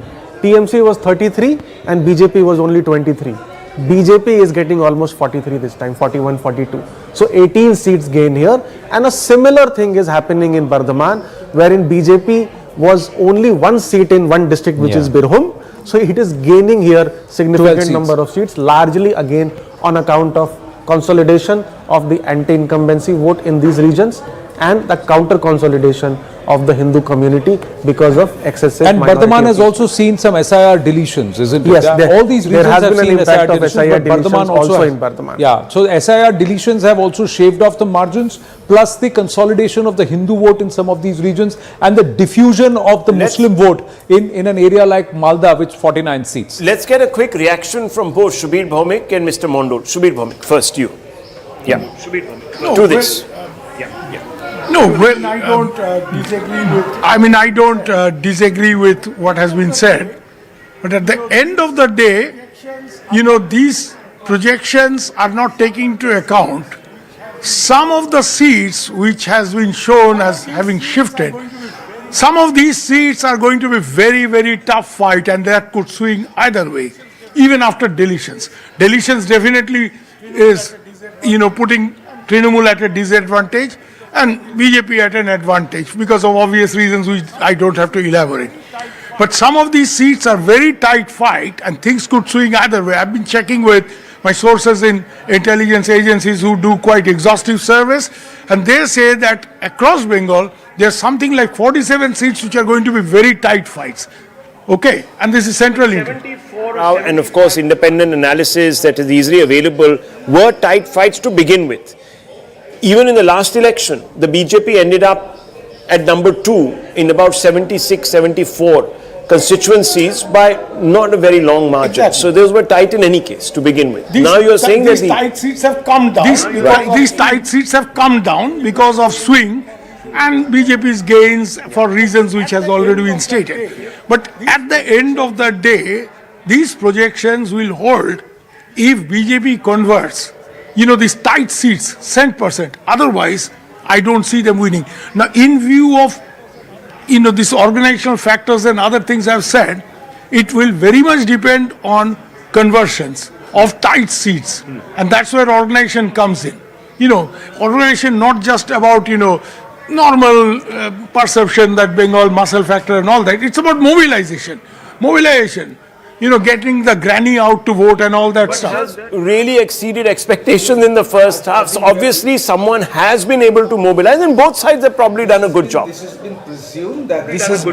been presumed that the turnout is because of anti-incumbency, which is not the case actually. The turnout is largely because of the SIR deletions. The people are really scared of losing their franchise, which has happened even today. This is not any evidence that I'm just purely looking at. Rahul would be, it is both. Okay. There is anti-incumbency, there is no That's doubt, right. but there is also SIF. No, so 1 second, Mr. Mondol, just 1 second. Mr. Rahul. You know, obviously there has been turnout gains by about 10 to 15%. Wouldn't it be unreasonable to assume that these are only TMC voters who have come out to punish the BJP? If you don't count the deletions, then the threshold mark would be around 85-86%. No, we are talking about absolute numbers. Going by the 5 to 6%. So you know the 5 to 6% surges that we are seeing. I mean, it's not not an absolute number. It's largely because of SR deletions. I again repeat, the anti-incumbency factor could be largely neutralized because, you know, remember 72 MLAs, including 4 sitting ministers, were not given tickets. But it's also an acknowledgement. If you cut it the other way, it's also an acknowledgement that we haven't done a good job. In the local level, it could be there. I mean, the 15 years in the government. But you know, in the last moment, Mamta also, because of the certain schemes, like was anger, public anger. Two very important aspects. Okay. Two very important aspects, Mr. Rahul. The giving of the DA, which was a long-pending demands of the middle class people, the employer DA, and also that Juboshri scheme. IPAC comes in. This is where the IPAC comes in. I am sure that people who were not given nomination, you know, the anti-incumbency factor. IPAC did the survey for Trinamool and pointed out something like 80 MLAs who must be changed because there is a local anti-incumbency factor. So anti-incumbency is a fact of life. He's got some more data, projections on leadership choice for chief minister, etc., etc. Anand. See, this is the vote tracker, and when we did this, what happened is, overall, if you were to look at it, today Shuvendu Adhikari has edged out and become more popular as a CM choice than Mamata Banerjee. When we did the vote tracker and the first 2 or 3 editions, he was just about 5 to 6% behind. He started at 38%, Mamata Bandyopadhyay was at 44%, but she's dropped 2% and he's actually gained, and there is no third phase. So Adhir Ranjan Chaudhary is at 4% and he may not even hold on to his own seat. But this shift of Shuvendu Adhikari was also evident on ground today, and I'm going to bring it into the studio here, that Shuvendu Adhikari was chasing Mamata Banerjee and he was right at her heels, and it looked like she was actually the one who was hiding in one of those areas in Bhawanipur, whereas he was out on the street walking across to a polling agent of the Trinamool Congress to have some water on a hot day. But he was out there, and there were more people chasing Shuvendu Adhikari this time, even the media, than Mamata Banerjee. So that itself shows that if she is not able to defend Bhawanipur, it's a big challenge, Saira Shah Alim and Tushar Gupta. Yeah. I think the second phase is a very, very important testing ground for Mamata Banerjee, because South Kolkata, South Bengal has been her major dominant phase. And right now when you talk about strongholds, South Bengal, South Kolkata has been her forte, you know. And right now this entire phase, the second phase, it covers 142 of the states, 294 seats. So the second phase is going to be extremely important. That would actually give the final verdict of who would. No, but I'm asking you on ground, you read the mood, read the pulse. In Kolkata, have you ever seen the Trinamool being so nervous and so... No, they are nervous. Have you ever seen other party cadre being able to walk out so fully? Have you ever seen the voter come out and smile and be ready to interact? There is an anti-incumbency sentiment, especially in South Kolkata, South Bengal, against the Trinamool Congress because of corruption, because of anti-incumbency, because of syndicate and misgovernance. So definitely the urban voters, I feel, have come out, and I myself met a few people recently who have been TMC supporters. So they told me this time they'll be voting for BJP. They said we need to see some change. So I was actually asking them, like, what kind of a change? Lesser evil, greater evil, there is another third alternative, but they were determined that they are going to vote for the bigger evil, if I may put it across, because they want to see a change. They want to see a change. It's not about. See, I think the simple insight was they are going to vote against Durniti. Durniti is what they said. Everybody said we want to do away with Durniti, misgovernance. Can I give you a mind-blowing statistic right now? Because you said voters coming out to smile. In Bhawanipur, you know what's the percentage point difference in the turnout? 24. 24, I know. We're just going to put out, I'm going to request the team to update the voter turnout by region, like we did in the, and then let's put out that comparison. And at 9:45 a.m., you had Mamata Banerjee this morning complaining about the elections being rigged, complaining about the voters and her party members being intimidated, complaining how the central forces were not doing the job properly, and they were not allowing people to vote. That's what you said. Camping outside a booth of all places. This is not Mamata Banerjee we are talking about. Yes, Rahul. On that point, let me ask Shubir Bhaumik and Mr. Mondol 2 questions. Shubir Bhaumik, first to you. We haven't seen in the recent past Mamata Banerjee hitting the streets like she did in Kolkata in the morning of an election. Usually in the second half. Sorry, Rahul. Large number. Yes. Yes. Sorry, you're having a conversation. So we said, okay, let's listen in. Okay. Hang on, some confusion. Shubir Bhaumik, very quickly. Mamata Banerjee usually doesn't appear in Kolkata in the first half, usually towards the late afternoon. Do you think this is a sign of nervousness? No, she knew this is a she knew this is a tight election, which is why in her home constituency, which is Bhawanipur, she has to campaign so hard. You know, this Pathasabhas and this and that. Then you're saying if it's tight, then it can Of course, it can go anywhere. Hypothetically, it can go anywhere. Hypothetically, yes. She has her advantage. She knows the turf. You know, she has her set organization, and Shuvendu essentially is coming. I'm quite amused because at the end of the day, Shuvendu is from her stable. At the end of the day. Might be so, and equally, but also therefore, equal insider in some ways to the ways of politics in Bengal. So, Mr. Mondol, why would you believe that Suvendu over the last few years as LOP also has got a lot of visibility, has not been able to raise his profile to the point where perhaps he's even challenging a challenger? Let me also bring in Swapan Das Gupta here. Swapan Das Gupta, thank you very much for joining us. I know that you're candidate. It's been a long, arduous day for you. How are you reading the mood? Our poll, first phase, we've put out and we're giving the TMC second dibs, really. We've put the BJP up there, mean number 93 in the first phase. What's your reading? Do you think it's an accurate assessment? Do you think we're underestimating? And if you were to project further into phase 2, the phase that today you found yourself sort of in the middle of, what's your expectation? What's your assessment? You know, Rahul, what I find is very interesting about this election, particularly in the two phases, is the spike in the turnout. And I think that, to my mind, will tell the entire story of this election, because it's not about SIR, it's not about anything else. It's very basically, it has turned out to be a referendum on the very integrity and survival of West Bengal. And at least that's the issue I found which resonates most on the doorstep and among people of different classes, etc. So this election could well be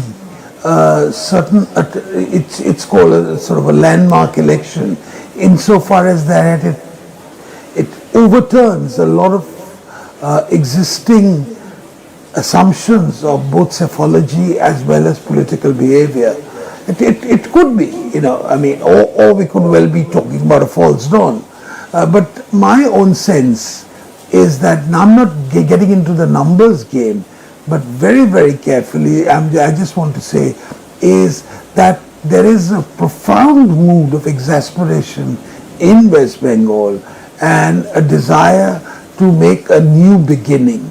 Now, how this is going to turn out is another matter altogether, but I feel that somehow today the Trinamool Congress is really on the back foot, courtesy a lot of this courtesy the mounting incumbency, which has taken a very long time to actually manifest itself fully.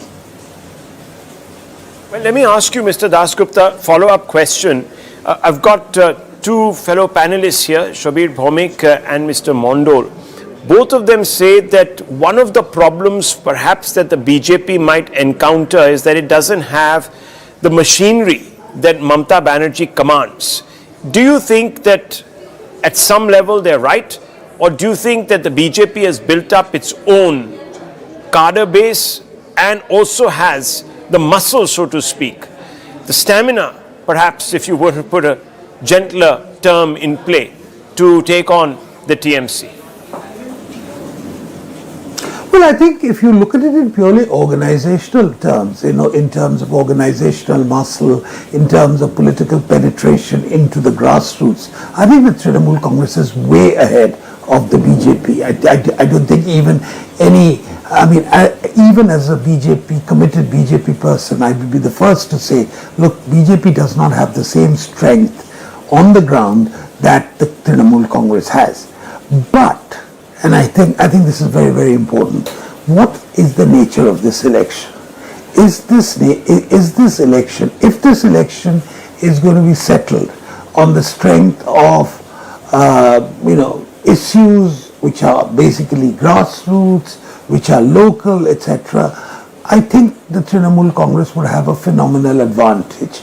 But I don't think this election is being settled on those lines at all. From what I gather, it's turning out to be a blind referendum on how the Trinamool has behaved over the past 15 years. And when that happens, I think local organization pales into the background, and I think it's more a sort of emotional vote in which organization does not play a supreme, I mean, it doesn't play the paramount role. And I think that's perhaps what is going to happen in this election, and we'll find out on May the 4th. But that's Mr. Amit Shah came out, before I hand back to Anand, Mr. Amit Shah came out and he gave a very specific number to the BJP's tally in phase 1. He said 110 or perhaps more. Now that's a massive leap over what you have got in the first phase of the last election in 2021, or even, to be honest, in the 2019 Lok Sabha election, or even the 2024 Lok Sabha elections. What is he basing this on? Well, I don't know. I mean, I'm not privy to all the information which Amit Bhai has culled from different sources. I mean, obviously, it must be based on something. But I would, without again going into the exact numbers, which are always very problematic, you know, even the conversion of votes into seats, very, very problematic issues. I think here we would say that this is one of those elections where I think even in terms of the popular vote, the BJP may well overtake the Trinamool Congress, and that, you know, is going to be, it's something which was considered inconceivable given the demographics of West Bengal and the nature of the vote banks which the Trinamool Congress has.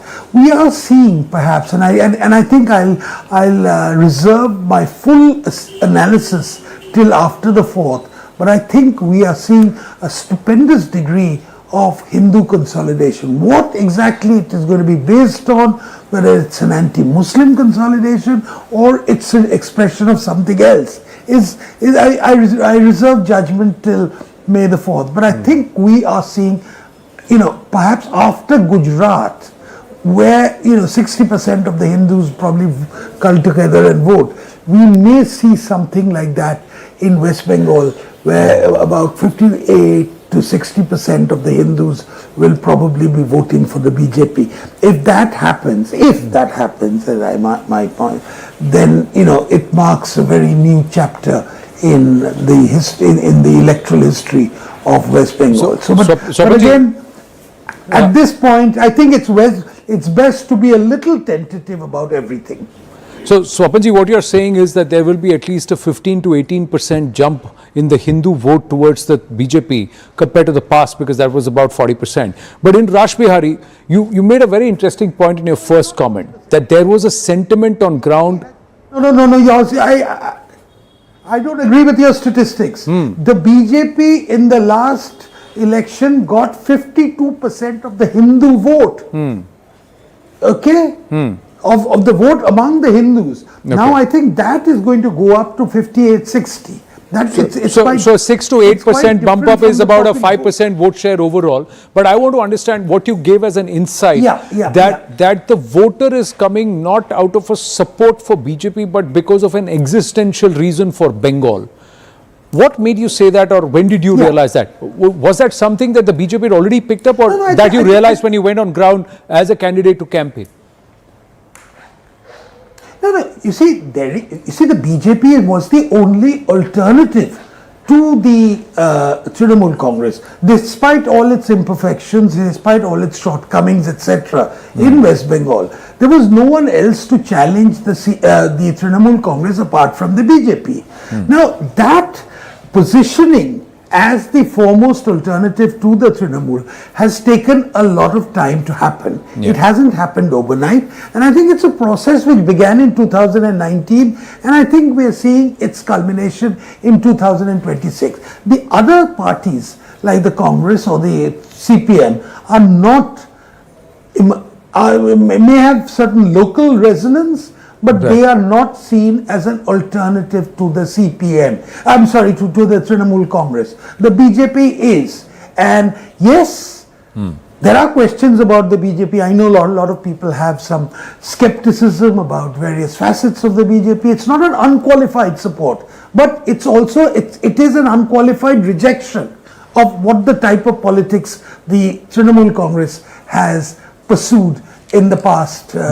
What is your assessment of phase 2? Phase 1, we've put out the numbers. Phase 2 was again historical turnout. Raj Bihari itself has seen about a 15 to 18% up, if not more, in voter turnout itself. What is that reflective of? Well, it's certainly a very, when you have a 15 to 18% jump in a constituency, which has been the traditional part of the traditional stronghold of the Trinamool Congress, it obviously means that there is a churning which was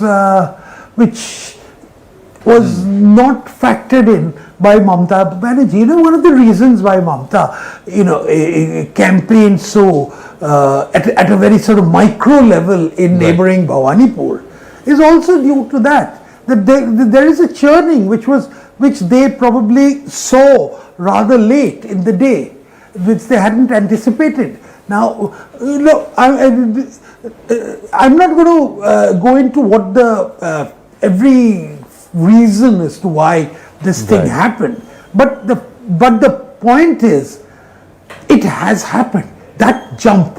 On that point, Mr. Dasgupta, there is a view that some of these voters that have decided to once again enter the fray with the zeal that they've displayed, bumping up these numbers to record levels, this is happening because of anger. That there is or was an existential worry amongst certain voters who felt that they would have been disenfranchised had they not voted, so they came back with militant zeal from wherever they were out of state to vote, and they are voting to basically punish the BJP on the SIR. How do you respond to this? Well, I mean, it's an attractive hypothesis, but it's not something which I've experienced on the ground. That's all I can say. And May the 4th will tell you whether this visceral anger, and I think you're right in identifying that there is anger, but I feel that this anger is not about SIR. Neither is it about meat or fish or something like that, or jhalmuri or something trivial on that count. It's basically an anger at the type of politics which the Trinamool Congress has pursued for the past 15 years. It's a type of anger against the extortion, the syndicates which have come up everywhere, and it's an anger against the economic decline of Bengal, which has been so marked. I mean, today we have cities like Kolkata is a prime example where the young people have more or less left the city. It's a city of old age pensioners, who there's a certain profound sadness which marks the city. I saw it in the booths today. Why it took so long? Why people were talking about delay, slow voting? It was nothing else. That so many old people actually coming in and voting. That's what it is, and that's the anger which is being expressed. If, based on how the results then swing on the 4th of May, then the task is also quite acute for whoever the voter decides should govern Kolkata and Bengal going forward. Swapan Dasgupta ji, all the very, very best to you, and it's been a hard road and long hard yards in the hot sun for you, so rest, recuperate, and then perhaps celebrate on the 4th of May. Thank you very much. Thank you. Let's just pull that insight out and then take it to our panelists and then discuss Bengal in detail before we jump back into Tamil Nadu around 9:30. Rahul Shivshankar is with Manojit Mandal and Shubir Bhaumik. One left, one Trinamool. We've got the BJP element missing because GVL Narasimha Rao is just vacated and he'll come back in a bit. But Smita Prakash with us, Amitabh Tiwari, Abhijit Iyer Mitra, Sumant Raman, and Tushar and Saira Shah Halim with me in the studio. Yes, Rahul. So let's get some first thoughts on the thoughts that Mr. Dasgupta has expressed by Shubir Bhaumik first off the mark. Yes. I totally agree with Swapan Dasgupta when he says that in this election, it's a landmark election because never in my so many years of election coverage and seeing elections in Bengal as a student has religious identity become so important. And a lot of my old-time colleagues like Shukaranjan Das Gupta say that it reminds us of 47-48. Never have Bengalis talked of religious identity so much, and this becomes a factor. I think, and here the Bengal. No, I think what he was saying was that No, he did, but you know why? But he talked Never about. people thought that we are voting as Hindus and Muslims. People thought that we are voting as Hindus and Muslims and stuff like that. You know, there are other issues. Maybe like there was a backlash. And Rahul Gandhi, who calls himself the pillar of secular politics in this country, He knows has nothing come about Bengal. whatever. He's from the India bloc. The TMC is a vital component of the India bloc, and his critique, and not once but twice, Mr. Bhaumik, I'm just saying, you know, perhaps we're chasing after shadows. There might be truths to it because there has been a degree of appeasement, Mr. Bhaumik, and I think what some people are saying is that there was an overindulgence of one particular community, like we saw perhaps even under the UPA, which has allowed the BJP to appeal to what seems to be majority anxieties, and there's nothing wrong in making that appeal. But there is something making that appeal. But there is something more to this, and I want to bring in the two Bengal factor, which nobody talks about. And I'm reminded of Jyoti Basu in '96. When he could not become Prime Minister, and naturally he was not very happy about it, he said, historical blunder. I said, why are you trying to help Sheikh Hasina, who would also become the Prime Minister? And you know what he told me, and I'd like to tell this in Bengali.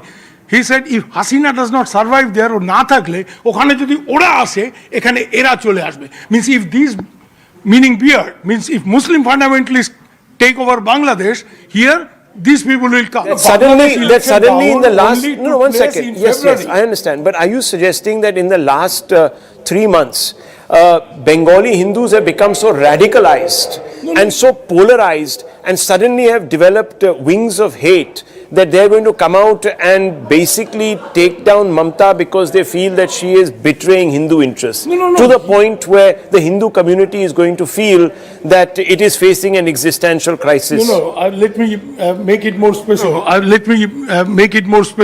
Bangladesh elections were held in February, okay? If you look at the electoral map of Bangladesh today, the Jamaat-e-Islami, which has never won 18 seats in Bangladesh, got 68 seats this time. Yes.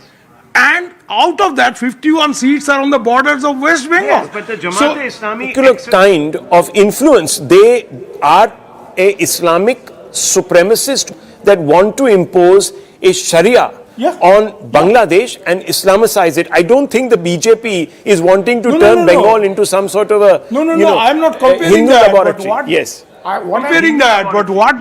What I'm trying to tell you is very simple. That when BJP candidates go to these constituencies, especially on the border, they'll say, "Udhar mein Katmulla aa gaya, wo log aa gaya." It has an influence here because the border is open. It's not like Punjab. It's not like Pakistan Punjab and Indian Punjab. But Shubir Bhaumik, Tushar, you want to respond to Shubir Bhaumik here? I'll give a simple number because everyone is giving a lot of anecdotal evidence about what's Muslim, what's Hindu, what in Bengal. There are 103 seats where the Muslim estimated population is more than 30%. TMC won 99 of those in 2021. Even now, the TMC starts as a favorite in those seats. So if you're saying that Hindus have developed wing of hate, as the TMC would call it, not Rahul, but as the TMC would call it, the Muslims 9 out of 10 allowed to vote for the TMC, that's governance. But if 6 out of 10 Hindus turn up for the BJP, vote lock, stock and barrel, that becomes a polarized election. Let us also ask this question, Abhijit Iyer Mitra, on what basis were the Muslims cornered and asked to vote en bloc? Was it not that the Hindutva forces will come and you'll be pushed back to Bangladesh? So wasn't that counter polarization as a narrative that was pushed on ground from Trinamool? So is that kosher? Is that okay? First, we have to understand that the social indicators of Muslims in Bengal, generally the social indicators of Bengal are very bad.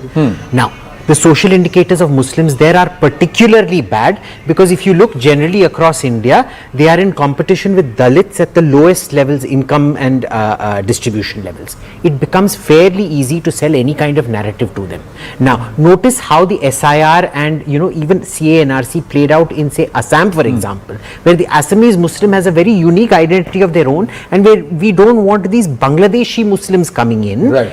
As opposed to Bengal where that identity wasn't there. So it became very easy to all wrap it around and sell it as one package, that if they get rid of the Bangladeshi Muslim, most probably you will also get caught in the dragnet and you will also get kicked out. My thing is that if there is Hindu vote polarization or consolidation, it is communal. But if a Muslim vote consolidation is happening, that is secular. This is that kind of a language is that's unfair. It's more unfair because in Bengal you yes, do not have... Smita Prakash. Yeah.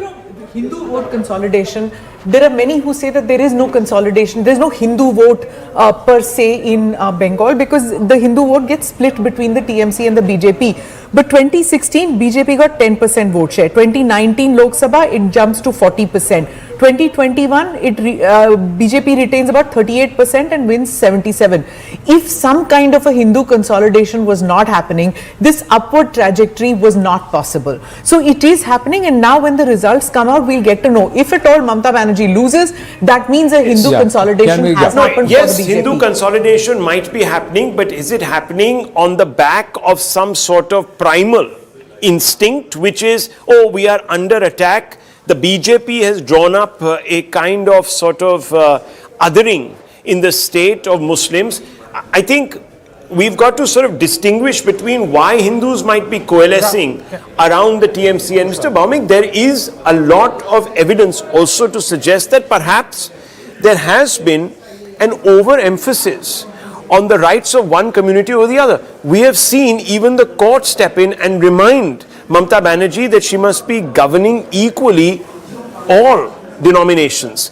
And the courts have taken a dim view, not on one occasion, but on several occasions. So, I mean, the Hindus might be feeling legitimately discriminated against. Well, at the end of the day... So, who is polarizing? I'm not getting into this moralistic judgments about, all these things. I'm trying, as a journalist, my job is to say what is happening on ground, which I see.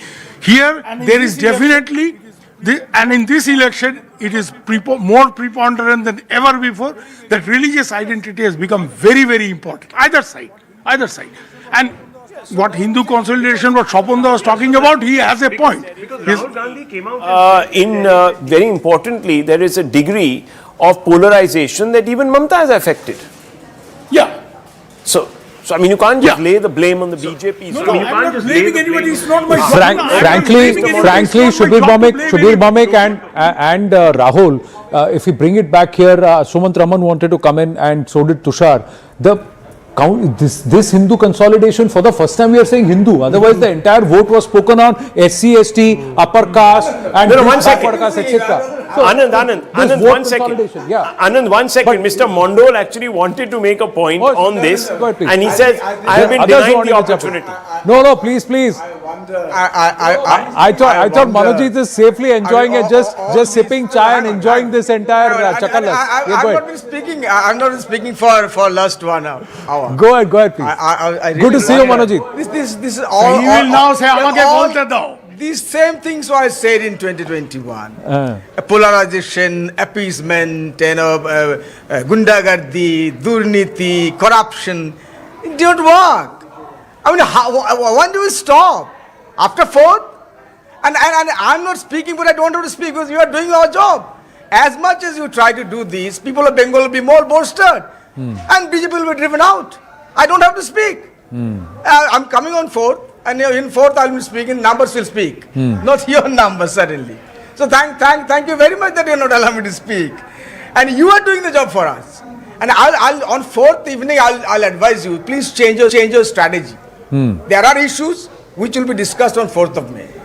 Change your strategy. As long as you do this, people of Bengal will be more united to vote BJP out. In all fairness. No. Yeah, see my point. 2024. Okay. Let Tushar and Sumant Raman want to respond, Manojit. There is palpable anger against SI. Okay. Look, Sumant and then Mamata Tushar. Banerjee has been winning because she gets a sizable chunk of the Hindu vote. Now, why are we refusing to sort of accept that a very large proportion of Hindus have been voting for Mamata Banerjee? And this attempt is essentially not to lure the Bengal voter away from Mamata Banerjee, but to lure the Hindu voter alone away from Mamata Banerjee. And that is why it is a polarizing effort. And that is why it's not... Achha, Dilip Ghosh is with us. 1 minute, sir. Dilip Ghosh is with us. Dilip da, namaste. Anand Narsimhan बोल रहा हूँ. नमस्ते जी. नमस्ते. आज दूसरे चरण का भी वोट हो गया. आप बताइए कि कैसा आपको लग रहा है, क्या लग रहा है? एक तो इसको बोलते हैं ताबड़तोड़ वोटिंग हुई है. हाँ. देश में एक बड़ा उदाहरण बना है. बंगाल के लोग ऐसे ज्यादा ही सक्रिय रहते हैं राजनीति में और वोटिंग भी करते हैं. और हमारे यहाँ जो संख्यालघु इलाका वहाँ 90% से ऊपर वोटिंग होती है, नॉर्मल हो और वो एबनॉर्मल हो जो भी. लेकिन इस बार पूरा के पूरा जगह और कलकत्ता जैसा शहर में 60% के आसपास वोटिंग होती है, वो भी 85% 90 तक हो गया है. गांव में तो होता ही है. एक बहुत बड़ी बात है, एक संकेत है कि परिवर्तन हो रही है. और यहाँ चुनाव मतलब एक डर का वातावरण, हत्याएं होनी, हिंसा होनी, इस बार एक भी मर्डर नहीं हुआ है. और चुनाव कमीशन ने बहुत बड़ा रिस्क लिया था 2 फेज में करने का, और उन्होंने करके दिखाया ये संभव है. बंगाल की जो पॉलिटिकल कल्चर है उसमें जो दाग था उसको उन्हें साफ कर दिया. ये वो धन्यवाद की काम है. और लोग बोलते थे कि एक बार हमको वोट देने की मौका दी, लोग पोलिंग नहीं कर पाते थे. लोगों ने मौका लिया, वातावरण बना और लोगों ने भरपूर वोटिंग किया है.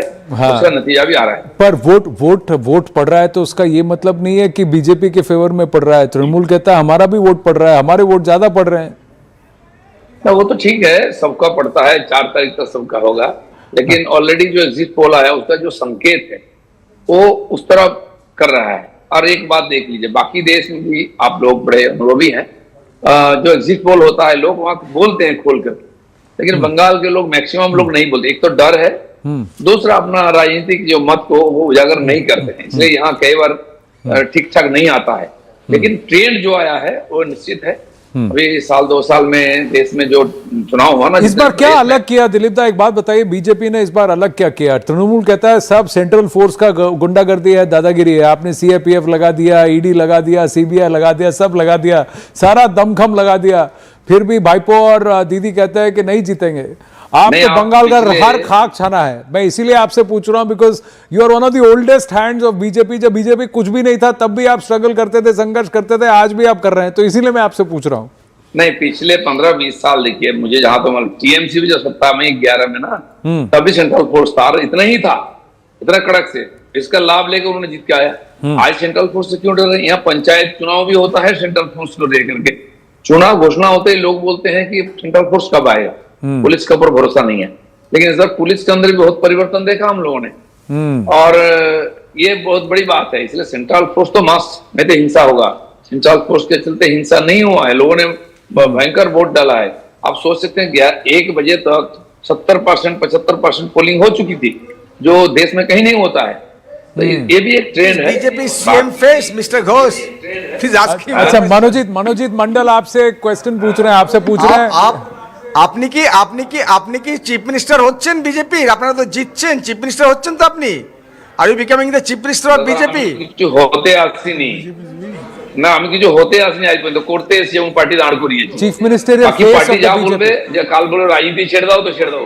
हाँ, तो अब वो कार्यकर्ता हो गए, तो he is not going to fall for that. Manojit Mandal, तो नीडलिंग से कुछ होगा नहीं. पता जिस दिन जब 4 तारीख को क्या करेंगे इसके बाद, ये भी सोचिए. Party from 3, no, hang on, he made the party from 3 to 77, but we wonder how was he sidelined by the party because of Subhendu's entry. He made the party, of course. He is absolutely right. That's history. Dilip दा, क्या बोलेंगे आप? उन्होंने party को बनाया बंगाल में. ये BJP में नहीं होता है. हम एक कार्यकर्ता के रूप में काम करते रहते हैं, जैसे जिम्मेदारी देते हैं, और इसलिए पार्टी जीतता है. टीएमसी गुंडा और पुलिस को मिदनापुर इन 2024 खत्म. तो इसलिए पार्टी के अंदर है इतना ही, काफी साइड है, मिडिल है, ये टीएमसी में होता है. मदन मित्र को भी साइड में, आपने जेल में, आपने ऐसा नहीं होता है. आपने आंसर नहीं किया मनोजीत. दिलीप दा ने क्या पूछा? दिलीप दा, आपने वापस आया, मिदनापुर अच्छा लगा, लेकिन 24 में आप तो मिदनापुर से हटाया गया. क्यों हुआ, क्या हुआ, कुछ पता नहीं चला.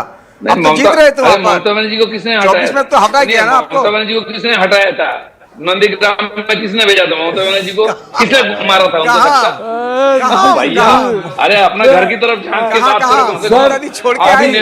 अच्छा, मेरे पास दो ऑप्शन है, या तो मैं आपके बीच में आ जाऊं, हस्तक्षेप करूं, या फिर थोड़ा झाल मुड़ी और चाय मंगा के आप दोनों का बैंटर एंजॉय करूं। बहुत मजा आ रहा है, लेकिन एक बात बताइए, पर मनोजीत आपने उनका प्रश्न का, Manojit Mandal he is answering every question of yours. उन्होंने एक प्रश्न पूछा कि 4 तारीख के बाद आप क्या करेंगे, अगर नतीजे आपके पक्ष में नहीं आए तो 4 तारीख के बाद आप क्या करेंगे? दिलीप दा ने आपसे पूछा, उसका भी जवाब दे दो। 4 तारीख दिलीप दा को भी बुलाएंगे।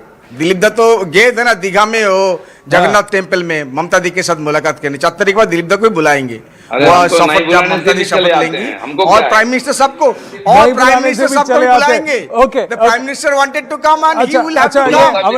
एक मिनट, झालमुड़ी खाना पड़ा, जय बांग्ला बोना पड़ा, और 4 तारीख को आना भी पड़ेगा ममता दी के शपथ ग्रहण में। मुश्किल की बात है, झालमुड़ी खाया, मिर्ची लगी उन लोगों को, ये मजेदार बात है। मोदी झालमुड़ी खाई, इनको मिर्ची लग गई। आई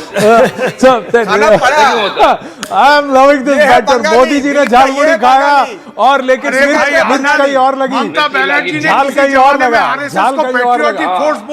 अच्छा, okay, 1 minute, okay. Amitabh Tiwari wanted to say something. Dilip da, please wait. Manojit da is a good friend. Manojit da is a good friend. So he is asking whether Dilip Ghosh ji will be the CM candidate. अच्छा, मनोजीत मंडल, Subir Bhowmik, please wait. Amitabh Tiwari speaking. One by one, please. Manojit Mandal is asking Dilip da that whether he will be the CM candidate or not. कहीं ऐसा तो नहीं है कि मनोजीत दा phase 1 का exit poll देख के अभी से सोच रहे हैं कि बीजेपी की सरकार आ रही है? He is a good friend, just pulling his leg. नहीं, देखिए, भाजपा में किसी को भी आप सीएम बना दीजिए, विक्रमादित्य सिंहासन का सिंहासन नहीं। आप बोलिए पिछले 3-4 साल में जो हमारे सीएम बने हैं देश में, किसको जानते थे आप लोग? अब सुशासन दे रहे हैं ना, और दूसरे प्रदेश में आके प्रचार भी कर रहे हैं।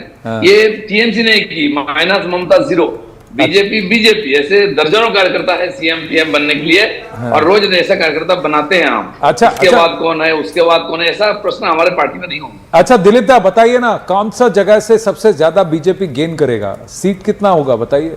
नहीं, पुराना जो क्षेत्र है, फर्स्ट फेज में देखा ना आपने, जंगल महल और राढ़ क्षेत्र में, बीरभूम का, वर्धमान का और नॉर्थ बंगाल, ये हमारा पुराना गढ़ है। इसमें तो हम मान लीजिए पहले 152 में से 100-110 तक मिलेगा हम लोग। और अभी बाकी जो चाहिए मेजोरिटी के लिए, कलकत्ता क्षेत्र हमारे लिए कमजोर है। ये कांग्रेसी गढ़ था, सीपीएम में भी उसको क्रैक नहीं कर पाया ठीक से। एक ही बार उन्होंने कॉर्पोरेशन जीता था विकास बाबू के सामने, जब नहीं पाए साल में। इस बार बीजेपी यहाँ भी क्रैक करेगा, और नदिया से लेके हुगली, नॉर्थ, साउथ, कृष्णा, कलकत्ता में अच्छा सीट दिखा। तो ओवरऑल 170 तक आएंगे आप? आराम से। अब देख लीजिए, मैं आपको बता रहा हूँ बिहार का। ठीक है, तो एक आपसे मैं अभी वादा लूंगा, हमारे पास क्या होगा, हमारे पास टाइम कम है, एक आपसे वादा लूंगा, मनोजीत मंडल और आप दोनों 4 तारीख को हम मेरे साथ आएंगे, फिर कौन किसको मिर्ची लग रहा है, कौन झालमुड़ी खा रहा है, किसको झाल लग रहा है, वो भी देखेंगे। नहीं, वो भी देखेंगे। दिलीप दा कैसे आएंगे? दिलीप दा तो कैबिनेट बनाना है ना, मनोजीत दा कैबिनेट बनाना है। दिलीप दा कैसे आएंगे? मनोजीत दा है बुद्धिजीवी और टीवी में रहते हैं, और हम श्रमजीवी, हम तो गांव में, मैदान में रहते हैं। उनके साथ मेरा दोस्ती नहीं है, मिला भी नहीं कभी। अब मिल जाए 4 तारीख। ठीक है, दिलीप घोष जी, बहुत बहुत धन्यवाद। Such a pleasure speaking with you, thank you. You accuse my university at times. Everything aside, you don't like my university, but from being the Pradesh Adhyaksh of the BJP and to taking the BJP story to the streets of Bengal at a time when the BJP was just getting kicked, BJP workers were getting kicked and slapped all across by the left and also the Trinamool. From that time onwards, he struggled in Bengal, and today it was good to see him on national television speaking with us. And you had Medinipur on that region to work on. Let's see how you return there, because you've toiled a lot there. All the very best, Dilip Ghosh. Thank you very, very much. Thank you, sir. Thank you, sir. Thank you. Let's bring it back in. Nice banter here. Kisko jhal laga, kaun muri khayega, all that we'll see. But we'll come back to the numbers. Switch now. Just a quick couple of things to some turnouts that we're reporting in phase 2. So Chaurangi has seen a 33% jump Bhabanipur has seen a 24% jump. Yeah, can we have that we're also looking at other seats which have seen remarkable turnout. So Ballygunge, 28%, 26.83%, almost 27% there. 27%. We can actually, when we did the Muslim, the Hindu and the VIP seats, if that's updated, we can see a good reference there too. Kolkata Port has seen a 25% jump. So can we look at the VIP seats? I think the VIP seats had that. Howrah, 97%. Sorry, you've been waiting for a long time. 97%. Pour some cold water on this. Please tell me how many additional voters have voted. So My point. I'll tell you the background to this, Anand. We keep talking of phenomenal turnout. Those numbers are coming in. I'll give you the example of Tamil Nadu. One of the top 3 constituencies recorded 92.5%. Last time it had recorded 81, 82, whatever. 12% increase, very substantial. We went and did the math, and we actually found out 400 voters fewer had voted. Let me just show you. Can we just put that math table? 24 lakhs. The voter math table. We've got the numbers. Can you just put the voter math table that we used for phase 1, phase 2? No, not this one. The phase 1, phase 2, the overall arithmetic. When we had the voter math, I'm just going to ask the team to just check. Not this. This is 85.5 Bhawanipur. These are the VIP seats. Each one of them. The voter turnout math. Okay, Falta again at 5 p.m. it was 95.95. After these, we'll get the others. The trend, Bengal phase 1, 90 and 89.9 and 90%. So at 5 p.m. these were the numbers. The numbers have eventually settled. We'll get that. We had the voter numbers. Phase 1, 3 crore voters have voted, and the absolute percentage of voter turnout that we required. So we'll get that. And we'll also then do Tamil Nadu after that quickly. So I'm just going to check if the team is copying what I'm saying, and then we can quickly move. So these are the actual numbers, 80.7 and 89.9. So we've done the voter math, and we'll talk about that. The voter math said that in phase 1, the base had come down. Okay, we're looking. What are we doing? Okay. Yeah, this is the one. Right, finally. Thank you very much. Thank you. So perfect, thank you. So this is phase 1, 2021, total voters was 3.8 crore, phase 2, 3.6 crore. So total voters was 7.3. Number of voters who turned out, phase 1, 3.1 crore absolute number, and phase 2 is 3 crore. So 6 crore, 6.1 crore voters had come. So this was the turnout, 81, 83, and the overall average was 82%. So in phase 1, we had 3.3 crore absolute number. So that means 20 lakh voters more. Already 20 lakh voters more on a lower base of 3.6, and that's why 93%. This number at 5 p.m. was 3 p.m. was 2.7 already. If it is at 2.7 crore, what's the number here? It will be 85% turnout. That means this number 3.3 plus 7 will actually match this number. But we already have 89% turnout or 90% turnout. So this number is this number is more. The number is more. You take 2016 and compare with 21, you would have found 20 lakh, 25 lakh additional voters. You take 21, compare with 26, you will find 25, 30 lakh additional voters. 2.95. My point is... so this is 2.95. So if this is 2.95, this is 3.3. So the absolute number is greater than 2021. By how much? 20 lakh, which is every single 5-year term, you will find that increase. Okay. My point is, all this talk about, this is a massive turnout, there's going to be so much of anti-incumbency and all of that. It is not so huge. Okay, let me give a simple example. Bankura, which voted in the first phase, had a vote share increase of 9.53 percentage points. Now, if you take out the low denominator effect, that's just 3 percentage points. The organic surge is 6.53 percentage points. So you have to take out the SIR factor, and then you have to look at the surge for every single assembly. I'll tell you what's the error. What's the error, Suman? A lot of people simply assume that the denominator is always low. Correct. What happens if the denominator increases? Because in certain assemblies, the SIR actually led to the addition of seats. I agree, but my point is, overall across the state, if you take past elections and you compare it, you will find this 20 lakh, 25 lakh additions across the board. No, but did you have an updated electoral roll before every election? No, you didn't. But my point is very simple. The net addition of voters between every 5-year term is roughly around 20-25 lakhs. In some cases, it's even been higher. And the reason I'm saying is, this exact story went out on all Tamil channels on the day of the voting, on 23rd. Record turnout, historic, this, that. And then we found out eventually 24 lakh additional votes had been polled. But it is record turnout. It is a record out turnout. Of 100 people, 85 people have 24 voted. lakh is not a small Leave number. all sir. the numbers. 24 lakh is not a small number.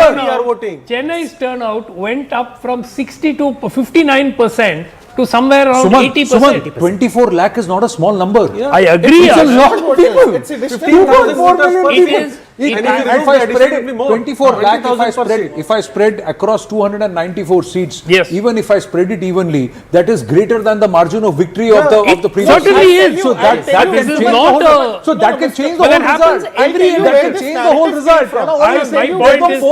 My point is, it happens every election. This narrative came from the TMC unwilling to accept. Let's go across to Tamil Nadu, and we've got somebody. Let's go straight across.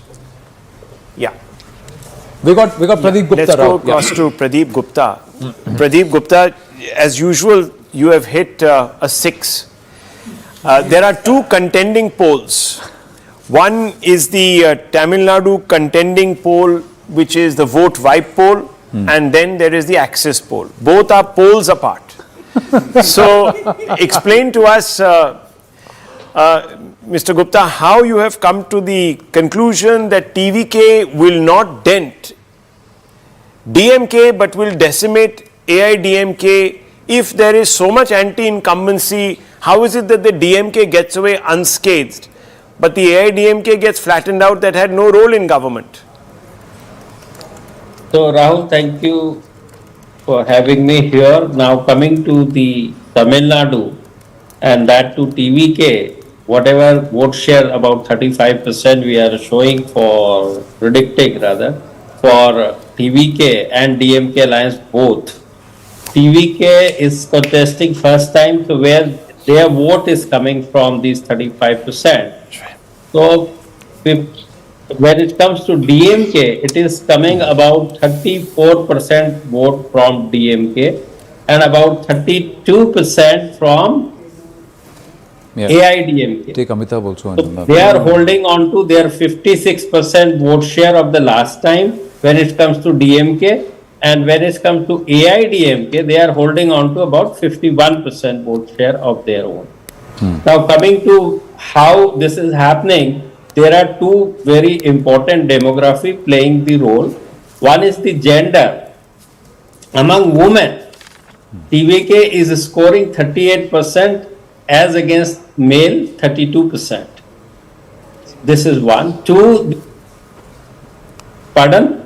No, go ahead. No, please go ahead. Go ahead. So the coming to the age group, in the age group of 18 year of age to 39 year of age, which contributes 42% of voting population this time in Tamil Nadu, their TVK is scoring way higher than DMK and AIDMK. But when it comes to 40 plus age group, where DMK is scoring much more than the TVK, and that is the precisely reason why both the party of the alliance, the vote share in our poll is coming to 35%. Now coming to the seat share, though the margin is likely to be very thin in three-corner contest, but the DMK on their traditional stronghold is scoring big margin victory. So their seat is comparatively coming less than the TVK seats. So that is the reason why we are predicting 98 to 120 seats for the TVK and 92 to 110 for the DMK. If DMK score good, which is 110, TVK may end up about 98 or double digits. No, but Pradeep ji, what you have not explained, look, I understand the math and so on and so forth, and you've probably, I don't know, what was your sample size? That could be great to also, if you could elucidate on that. But I just want to understand, how is it that if there is such a backlash and obvious anti-incumbency, it's not the DMK that is being punished, but a party that's not in power that is being punished. What is happening here? Especially when the AIDMK also has caste-based parties supporting it.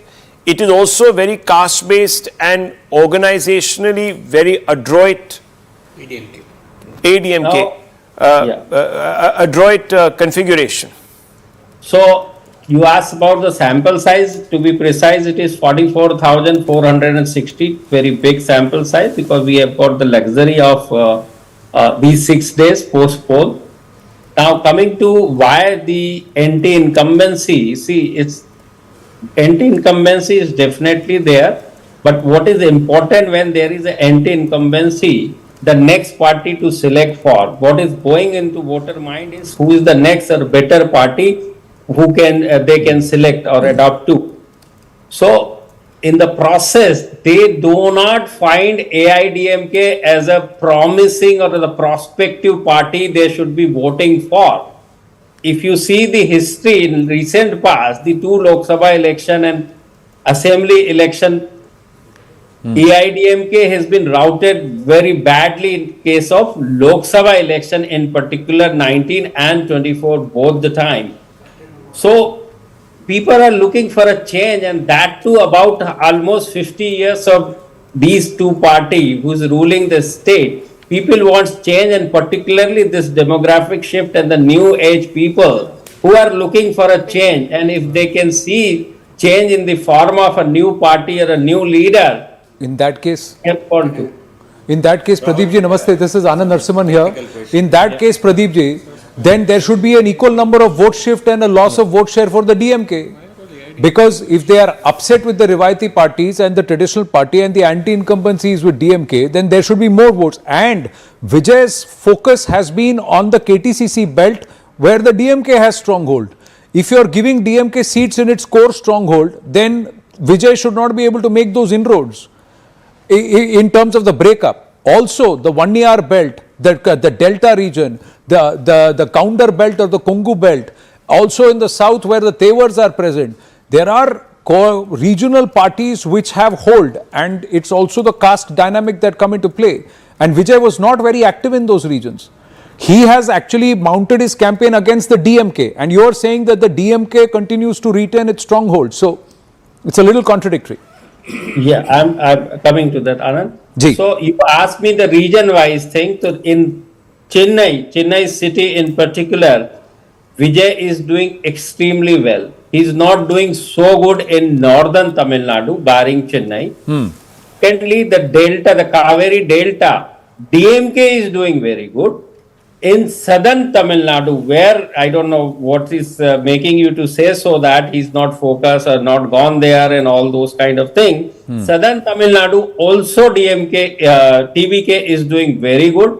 In western Tamil Nadu, the traditional stronghold of AIDMK, there all three parties doing good. Western Tamil Nadu, all three parties doing good in our poll. So this is the story. And when it comes to the change, it cut across all the barrier and the boundaries when it comes to caste and those old thesis and traditional thing. That is when the change emerges. has a question. I've got a question.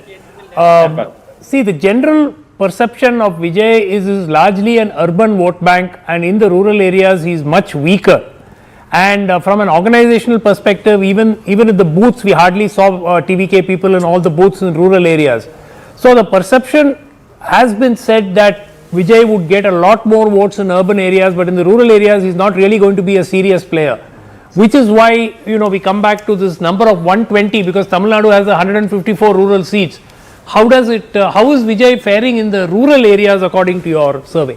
Yes. So in rural area, 35% vote share for the DMK and 33, he's trailing there in the rural area, 33 to TVK.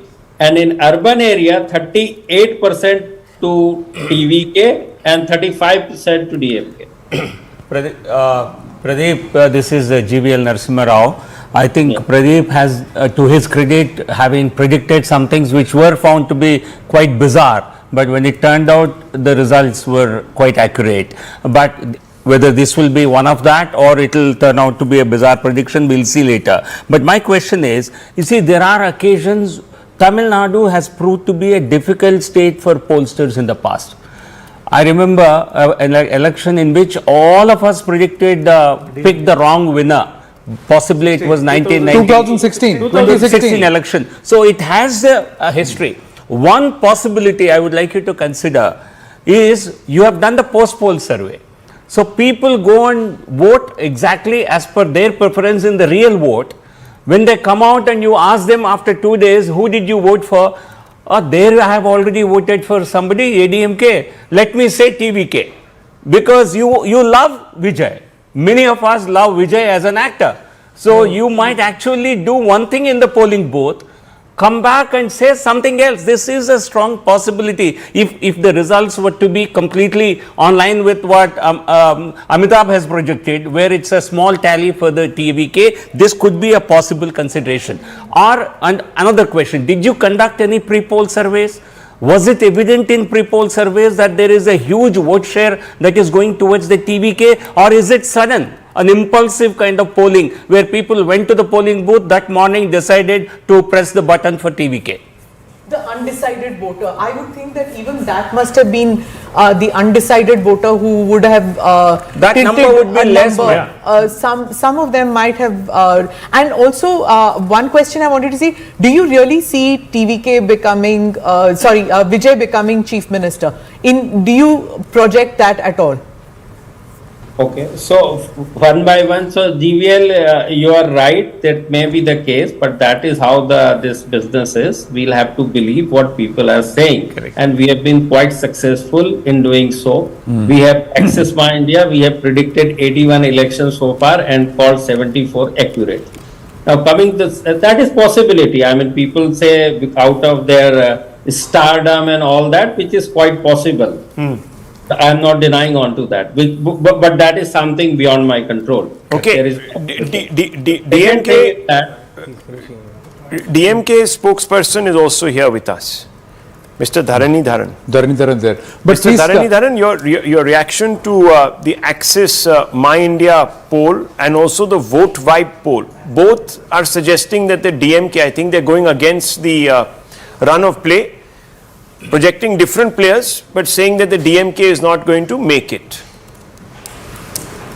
See, I've seen about a dozen of surveys, in which apart from 2 surveys, 10 other surveys have said that DMK is coming to power. Some have projected as high as maybe 170, 180. Some have predicted that we are going to get 120, 121 and come to power. And 2 outliers which says that maybe we'll only get 75, 78 seats. But there's also one survey which just completely says that ADMK is decimated. So, but in my opinion, having been in the ground, we are definitely winning this election. And Edapadi is not unfortunately seen as an alternate in Tamil Nadu. That is why he had lost 5 major elections, as well as a number of by-polls that happened in Tamil Nadu. You go and speak to anyone in Tamil Nadu, he is not seen as an alternate. Okay, and that is why even in the preferred chief ministerial candidate surveys, it was my chief minister followed by maybe 45% and number 2, number 3 were at 20% odd, and then maybe few other people at 10% odd. So the position of DMK being the number 1 party after post-20 election is a constant. Who is going to be number 2 is a question here. Salem, let me ask you this. Do you in your assessment believe that the TVK can take 35% vote share?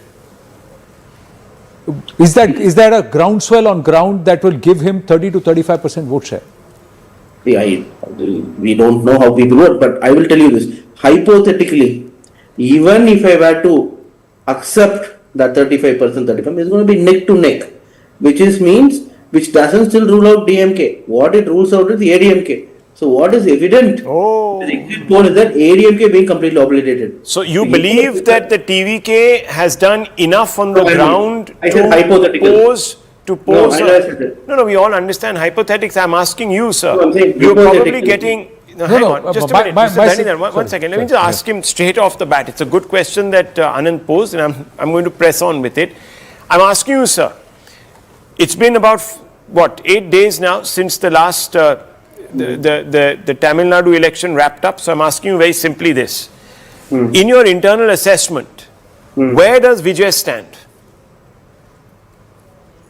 I do not think he will going to get 35% for sure. He's How not much? going to from the government. How much? We were certain that he's going to take a lot of AIDMK vote share. That was certain. Because the Edapadi was not seen as an opposition force. Even in your channels, I previously said. What's the vote share that you were crediting the TVK? That's what I understand. Vote share. No, it's not about whether it's a DMK vote or ADMK vote. I'm just saying purely TVK. What was the vote share that you were willing to credit that he'll get? 15%, 20%, 25%, 35%? What percent? I'm not even saying DMK is losing or not. I'm just asking you, what was your assessment? And I was also asking the same thing. What would you credit, given Vijay and your understanding on ground, what is the vote share that you think he'll be able to get? See, you want me to give an answer, but I'm saying I'm not a psychologist, I'm a politician. My job is not accurately pinpoint what percentage Vijay is going to get. But what Let's I say know, hypothetically, yeah. No, hypothetically I can say anything. I can say that I will get 100% of the votes. I think what Mr. Salem is trying to tell us, hang on, I think what is happening here is Mr. Salem is telling us something very simple. He's saying that, look, the AIDMK is going to be steamrolled here. That's what he's telling us. Now, obviously, I'm also saying something more. obviously, I'll come. Yeah, I'll come. What I am also trying to say is that in Tamil Nadu, the election is only for who is going to be the opposition face. Or rather, who is going to be the opposition face of Tamil Nadu for the next 5 years, 10 years, 15 years to come. That is what this election about, or not who's going to be. No, that is okay. So what he's saying is, my humble submission is, if there is anti-incumbency and if TVK is coming out as a force challenging Stalin and the DMK, then how is it that it's not pinching vote share from Stalin and DMK, but pinching vote share only from ADMK? It should pinch from both. That's not happening in the Axis Mind India poll. That's what I was trying to submit. Yes, no, in Axis poll also, it is ADMK that has been obliterated, no? Okay, so I understand that. So it's very interesting. So ADMK has gone down to 21, 22%. I think okay, so I don't mean to cut you off. I don't mean to cut you off, Mr. Salam, but I think what is actually happening here is that the DMK suspects that enough damage has been done by the TVK to the AIDMK to make the TVK a bit of a player, specifically somebody who is on the lead pole of the opposition. Now, does that mean that Pradeep Gupta has cottoned on to something and that it means that the TVK has really gone up there? Yes, Mr. Gupta, very quickly before I bring in Mr. Ashwini Kumar Solo to get a sense of where this election is going. I'm replying to Anand Pai. Last time DMK alliance has secured 45% vote share. Now they are reducing to 35. So anti-incumbency 10% point is a very, very big number. Okay. Yeah, that's one. Sir, there is just one point. If you are, as per your poll, you are giving the ADMK 42% vote share, ADMK plus, in the 1ER seat, and 36% vote share in the Vallar and the Counter seat. That itself is 50 seats for the ADMK. That vote share itself, irrespective of what the others get, because of their entire consolidation, that itself is 50 seats for the ADMK. So there is something wrong in that calculation. That's my humble submission. Anyhow, look, on the 4th we will know. But just opening this up to the larger national picture, and we are joined by Ashwini Kumar. Anand will be here with us. We'll take Ashwini Kumar Solo as we enter the final leg of this long broadcast that has been now going on for 5 hours. Mr. Ashwini Kumar, thank you very much. Mr. Ashwini Kumar, Anand and myself, please, on screen. Thank you very much, Director Saab. Very kind of you. Mr. Ashwini Kumar, what we're seeing now, I'm putting all the results together. What we're seeing is a mosaic. We're seeing perhaps the BJP breaking new geography, consolidating in one in the east.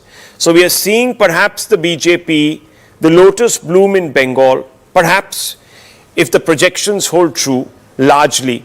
And we're seeing the BJP retain Assam. That means we're seeing perhaps the beginning of the end of the TMC, and we're seeing the continued decimation of the Congress. There is the prospect of a narrow victory, difficult to call, for the UDF in Kerala. It's not a clear mandate for the Congress-led alliance, which the Congress will probably resent. And perhaps in Tamil Nadu, a new player or the AIDMK coming back, depending on the two outlier polls.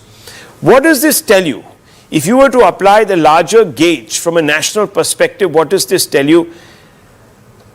Well, thank you very much. Your summary is almost accurate and on the lines that I was thinking myself. Without doubt, whichever way the Bengal polls go, the BJP has been able to extend and enlarge its footprint in Bengal, whether it forms the government or increases substantially its tally of seats. It can legitimately claim a political victory.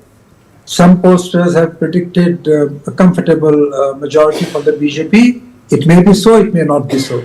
But I would also say that despite everything, despite the anti-incumbency, Mamata has fought fiercely and fought not to be decimated. I don't agree with your conclusion that this is the end of the road for TMC or Mamata. Whether she forms government or not, she will be the second most important or the first most important player in Bengal. This is so much for Bengal. It is true that the anti-incumbency and the youngsters' urge for change has been the driving force in both Tamil Nadu and Bengal. And that, I believe, is the general consensus. Assam, of course, was a given, but I had expected Congress to do better. You said that Congress is becoming, well, you used the word decimated. I would say, regrettably, my old party, and I continue to believe in the ideology of the Congress party, has been reduced to political irrelevance in most of these elections, except for Kerala. Kerala, I think we must credit the Congress leadership, both at the state level and at the central level, for ಇದು ರಾಜ್ಯದ ಮಳೆ ಕಥೆ ಆಯಿತು. ಈಗ ಚುನಾವಣೆ ನಡೆದಿರುವಂತಹ ಪಶ್ಚಿಮ ಬಂಗಾಳದ ಕಡೆಗೆ ಹೋಗೋಣ. ಮೊದಲ ಹಂತದಲ್ಲಿ 93.19% ಮತದಾನ ನಡೆದಿತ್ತು. ಇವತ್ತು ಎರಡನೇ ಹಂತದಲ್ಲಿ ಮತದಾನದಲ್ಲಿ ಇಲ್ಲಿವರೆಗೂ ಸಿಕ್ಕಿರುವಂತಹ ಅಪ್ಡೇಟ್ಸ್ ಪ್ರಕಾರ 92.20% ಮತದಾನ ಆಗಿದೆ. ಮತದಾನ ಆಗ್ತಾ ಇದ್ದಂತೆಯೇ ಚುನಾವಣೋತ್ತರ ಸಮೀಕ್ಷೆಗಳು ಕೂಡ ಹೊರಬರ್ತಾ ಇದ್ದಾವೆ. ಅದರಲ್ಲೂ ವಿಶೇಷವಾಗಿ ಪಶ್ಚಿಮ ಬಂಗಾಳದ ಒಟ್ಟು ಕ್ಷೇತ್ರಗಳು 294 ಇರುವಂಥದ್ದು. ಈ 294 ಸೀಟ್ಗಳಲ್ಲಿ ಯಾರು ಎಷ್ಟು ಗೆಲ್ಲಬಹುದು ಅನ್ನೋದರ ಬಗ್ಗೆ ಸಿಗ್ತಾ ಇರುವಂತಹ ಸಮೀಕ್ಷೆಯ ವರದಿಗಳನ್ನು ನಿಮಗೆ ತೋರಿಸ್ತಾ ಹೋಗ್ತೀನಿ. ಮ್ಯಾಟ್ರಿಸ್ ನಡೆಸಿರ್ತಕ್ಕಂತಹ ಸಮೀಕ್ಷೆಯ ಪ್ರಕಾರ TMC 125ರಿಂದ 140 ಸೀಟ್ಗಳನ್ನು, ಅಂದರೆ ಅಧಿಕಾರವನ್ನು ಈ ಬಾರಿ TMC ಕಳ್ಕೊಳ್ಳುತ್ತೆ ಅಂತ ಹೇಳಿ. ಇಲ್ಲಿ TMCಯ ಮುಖ್ಯಮಂತ್ರಿ ಆಗಿರುವಂತಹ ದೀದಿ ಮಮತಾ ದೀದಿ ಈ ಬಾರಿ ಅಧಿಕಾರವನ್ನು ಕಳ್ಕೊಳ್ಬಹುದು, 15 ವರ್ಷಗಳ ಆಡಳಿತ ಕೊನೆಗೊಳ್ಳಬಹುದು ಅಂತ ಹೇಳ್ತಾ ಇದೆ. BJP 146ರಿಂದ 161 ಸೀಟ್ಗಳು, ಕಾಂಗ್ರೆಸ್ ಮತ್ತು CPIM ಇದರಲ್ಲಿ ಶೂನ್ಯ ಸಾಧನೆಗೆ ಸೀಮಿತ ಆಗಬಹುದು. 6ರಿಂದ 10 ಸೀಟ್ಗಳಲ್ಲಿ ಇತರರು ಗೆಲುವನ್ನು ದಾಖಲಿಸಿಕೊಳ್ಳಬಹುದು ಅನ್ನುವಂಥದ್ದನ್ನು ಹೇಳ್ತಿದ್ರೆ, ಕಾಂಗ್ರೆಸ್ ಕೂಡ ಶೂನ್ಯ ಸಾಧನೆಗೆ ಸೀಮಿತ ಆಗುತ್ತೆ ಅಂತೇಳಿ ಮ್ಯಾಟ್ರಿಸ್ ಹೇಳಿದೆ. ಇನ್ನು ಪಿಮಾರ್ಕ್ನ ಸಮೀಕ್ಷೆಯ ಪ್ರಕಾರ, ಪಿಮಾರ್ಕ್ ಹೇಳೋ ಪ್ರಕಾರ 118ರಿಂದ 138 ಸೀಟ್ಗಳು, ಅಂದರೆ TMC ಅಧಿಕಾರವನ್ನು ಕಳ್ಕೊಳ್ಳುತ್ತೆ ಅಂತೇಳಿ ಪಿಮಾರ್ಕ್ ಸರ್ವೆ ಕೂಡ ಹೇಳಿದೆ. 146ರಿಂದ 161 ಸೀಟ್ಗಳು BJPಗೆ ಬರುತ್ತೆ ಅನ್ನುವಂಥದ್ದನ್ನು ಪಿಮಾರ್ಕ್ ಹೇಳ್ತಿರುವಂಥದ್ದು. ಕಾಂಗ್ರೆಸ್ 6ರಿಂದ 10 ಸೀಟ್ಗಳು ಗೆಲ್ಲಬಹುದು, ಇತರರು ಶೂನ್ಯ ಸಾಧನೆ, CPM ಕೂಡ ಶೂನ್ಯ ಸಾಧನೆಗೆ ತೃಪ್ತಿ ಪಡ್ಕೊಳ್ಬೇಕಾಗತ್ತೆ ಅಂತ ಹೇಳಿ ಪಿಮಾರ್ಕ್ ಹೇಳ್ತಾ ಇದೆ. ಇನ್ನು JVC ನಡೆಸಿರುವಂತಹ ಸಮೀಕ್ಷೆಯ ಪ್ರಕಾರ 131ರಿಂದ 152 ಸೀಟ್ಗಳು, ಅಂದರೆ ಅಧಿಕಾರ ಸಿಕ್ಕರೂ ಸಿಗಬಹುದು TMCಗೆ, ಒಂದು ತಿನ್ ಮಾರ್ಜಿನಲ್ಲಿ ಸಿಗೋದಕ್ಕೆ ಚಾನ್ಸಸ್ಸು ಇದೆ, ಸಿಗದೆಯೂ ಇರಬಹುದು. ಹಾಗೆಯೇ BJPಗೂ ಅಷ್ಟೇ 138ರಿಂದ 159 ಸಿಕ್ಕರೂ ಸಿಗಬಹುದು, ಸಿಗದೆಯೂ ಇರಬಹುದು ಅನ್ನುವಂತಹ ರೀತಿಯಲ್ಲಿ JVC ಅವರ ಸರ್ವೆ ಹೇಳ್ತಾ ಇದೆ. 0ಯಿಂದ 2 ಸ್ಥಾನಗಳವರೆಗೆ ಕಾಂಗ್ರೆಸ್ ಫೈಟ್ನಲ್ಲಿದೆ ಅಂತ ಹೇಳಿ, ಇತರರು ಕೂಡ 0ಯಿಂದ 2. CPM ಶೂನ್ಯ ಸಾಧನೆಗೆ, ನೋಡಿ ಸರಿಸುಮಾರು 3 ದಶಕಗಳ ಕಾಲ ಆಡಳಿತ ನಡೆಸಿದಂತಹ CPM ಶೂನ್ಯ ಸಾಧನೆ ಅಂತೇಳಿ ಬಹುತೇಕ ಎಲ್ಲ ಸರ್ವೆಗಳು ಹೇಳ್ತಾ ಇದ್ದಾವೆ. ಬಂಗಾಳದ ಎಕ್ಸಿಟ್ ಪೋಲ್ನ ಜೊತೆಗೇನೆ ಇನ್ನು ಚಾಣಕ್ಯ ಸ್ಟ್ರಾಟಜೀಸ್ ನಡೆಸಿರುವಂತಹ ಸಮೀಕ್ಷೆಯ ಪ್ರಕಾರವೂ ಕೂಡ ಅಷ್ಟೇ BJP ಅಧಿಕಾರಕ್ಕೆ ಬರುತ್ತೆ ಅಂತೇಳಿ ಹೇಳ್ತಾ ಇದೆ. 150ರಿಂದ 160 ಸೀಟ್ಗಳೊಂದಿಗೆ BJP ಅಧಿಕಾರಕ್ಕೆ ಬರಬಹುದು ಅಂತೇಳಿ ಚಾಣಕ್ಯ ಸ್ಟ್ರಾಟಜೀಸ್ ಹೇಳ್ತಾ ಇದೆ. 130ರಿಂದ 140 ಸೀಟ್ಗಳು TMC ಪಾಲಾಗಬಹುದು.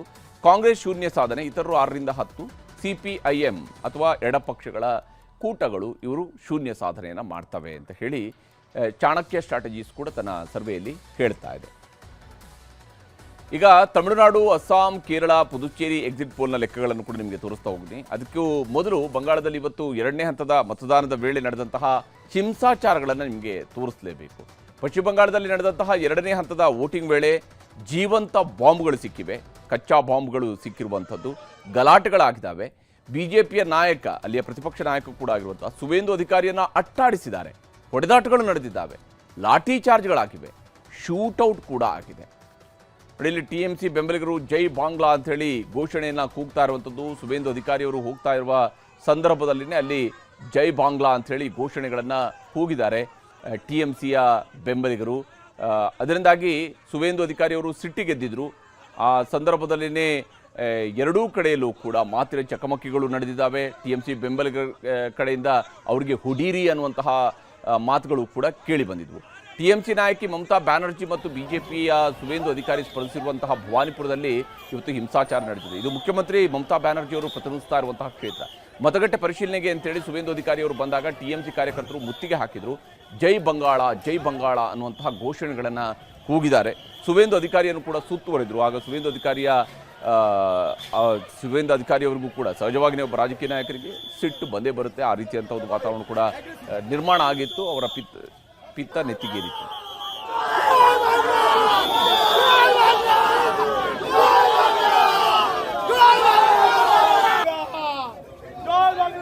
ಇನ್ನು ಸುವೇಂದು ಅಧಿಕಾರಿ ಅವರಿಗೆ ಬೆದರಿಕೆ ಹಾಕಿದ TMC ಕಾರ್ಯಕರ್ತರನ್ನ ಹಿಡಿಯೋದಕ್ಕೆ ಪ್ರಯತ್ನಿಸ್ತಾ ಇದ್ದಂತೆಯೇ ಕೆಲವರು ಓಡಿ ಹೋದ್ರು. ಆಗ ಪೊಲೀಸರು ಅವ್ರನ್ನ ಬೆನ್ನತ್ತಿದ್ರು, ಅಡ್ಡ ಬಂದವರ ಮೇಲೆ ಲಾಠಿ ಚಾರ್ಜ್ ಮಾಡಿದ್ರು, ಬೈಕ್ ಸವಾರರು ನೆಲಕ್ಕೆ ಬಿದ್ದರು, ವೃದ್ಧನೊಬ್ಬ ರಸ್ತೆಯಲ್ಲೇ ಬಿದ್ದು ಒದ್ದಾಡುವಂತಹ ಘಟನೆಯೂ ಕೂಡ ನಡೀತು. ಮಹಿಳೆಯರು ಓಡಿ ಹೋಗ್ತಾ ಇದ್ರು. ಸುವೇಂದು ಅಧಿಕಾರಿ ಕೂಡ ಅಕ್ಷರಶಃ ಆ ಒಂದು ಗಲಾಟೆಯ ಸಂದರ್ಭದಲ್ಲಿ ಅಲ್ಲಿ ಓಡಿ ಹೋಗ್ತಾ ಇದ್ರು. ಬಟ್ ಅವ್ರಿಗೆ ಸಂಪೂರ್ಣವಾಗಿ ಸೆಕ್ಯೂರಿಟಿಯನ್ನು ನೀಡಲಾಗಿತ್ತು.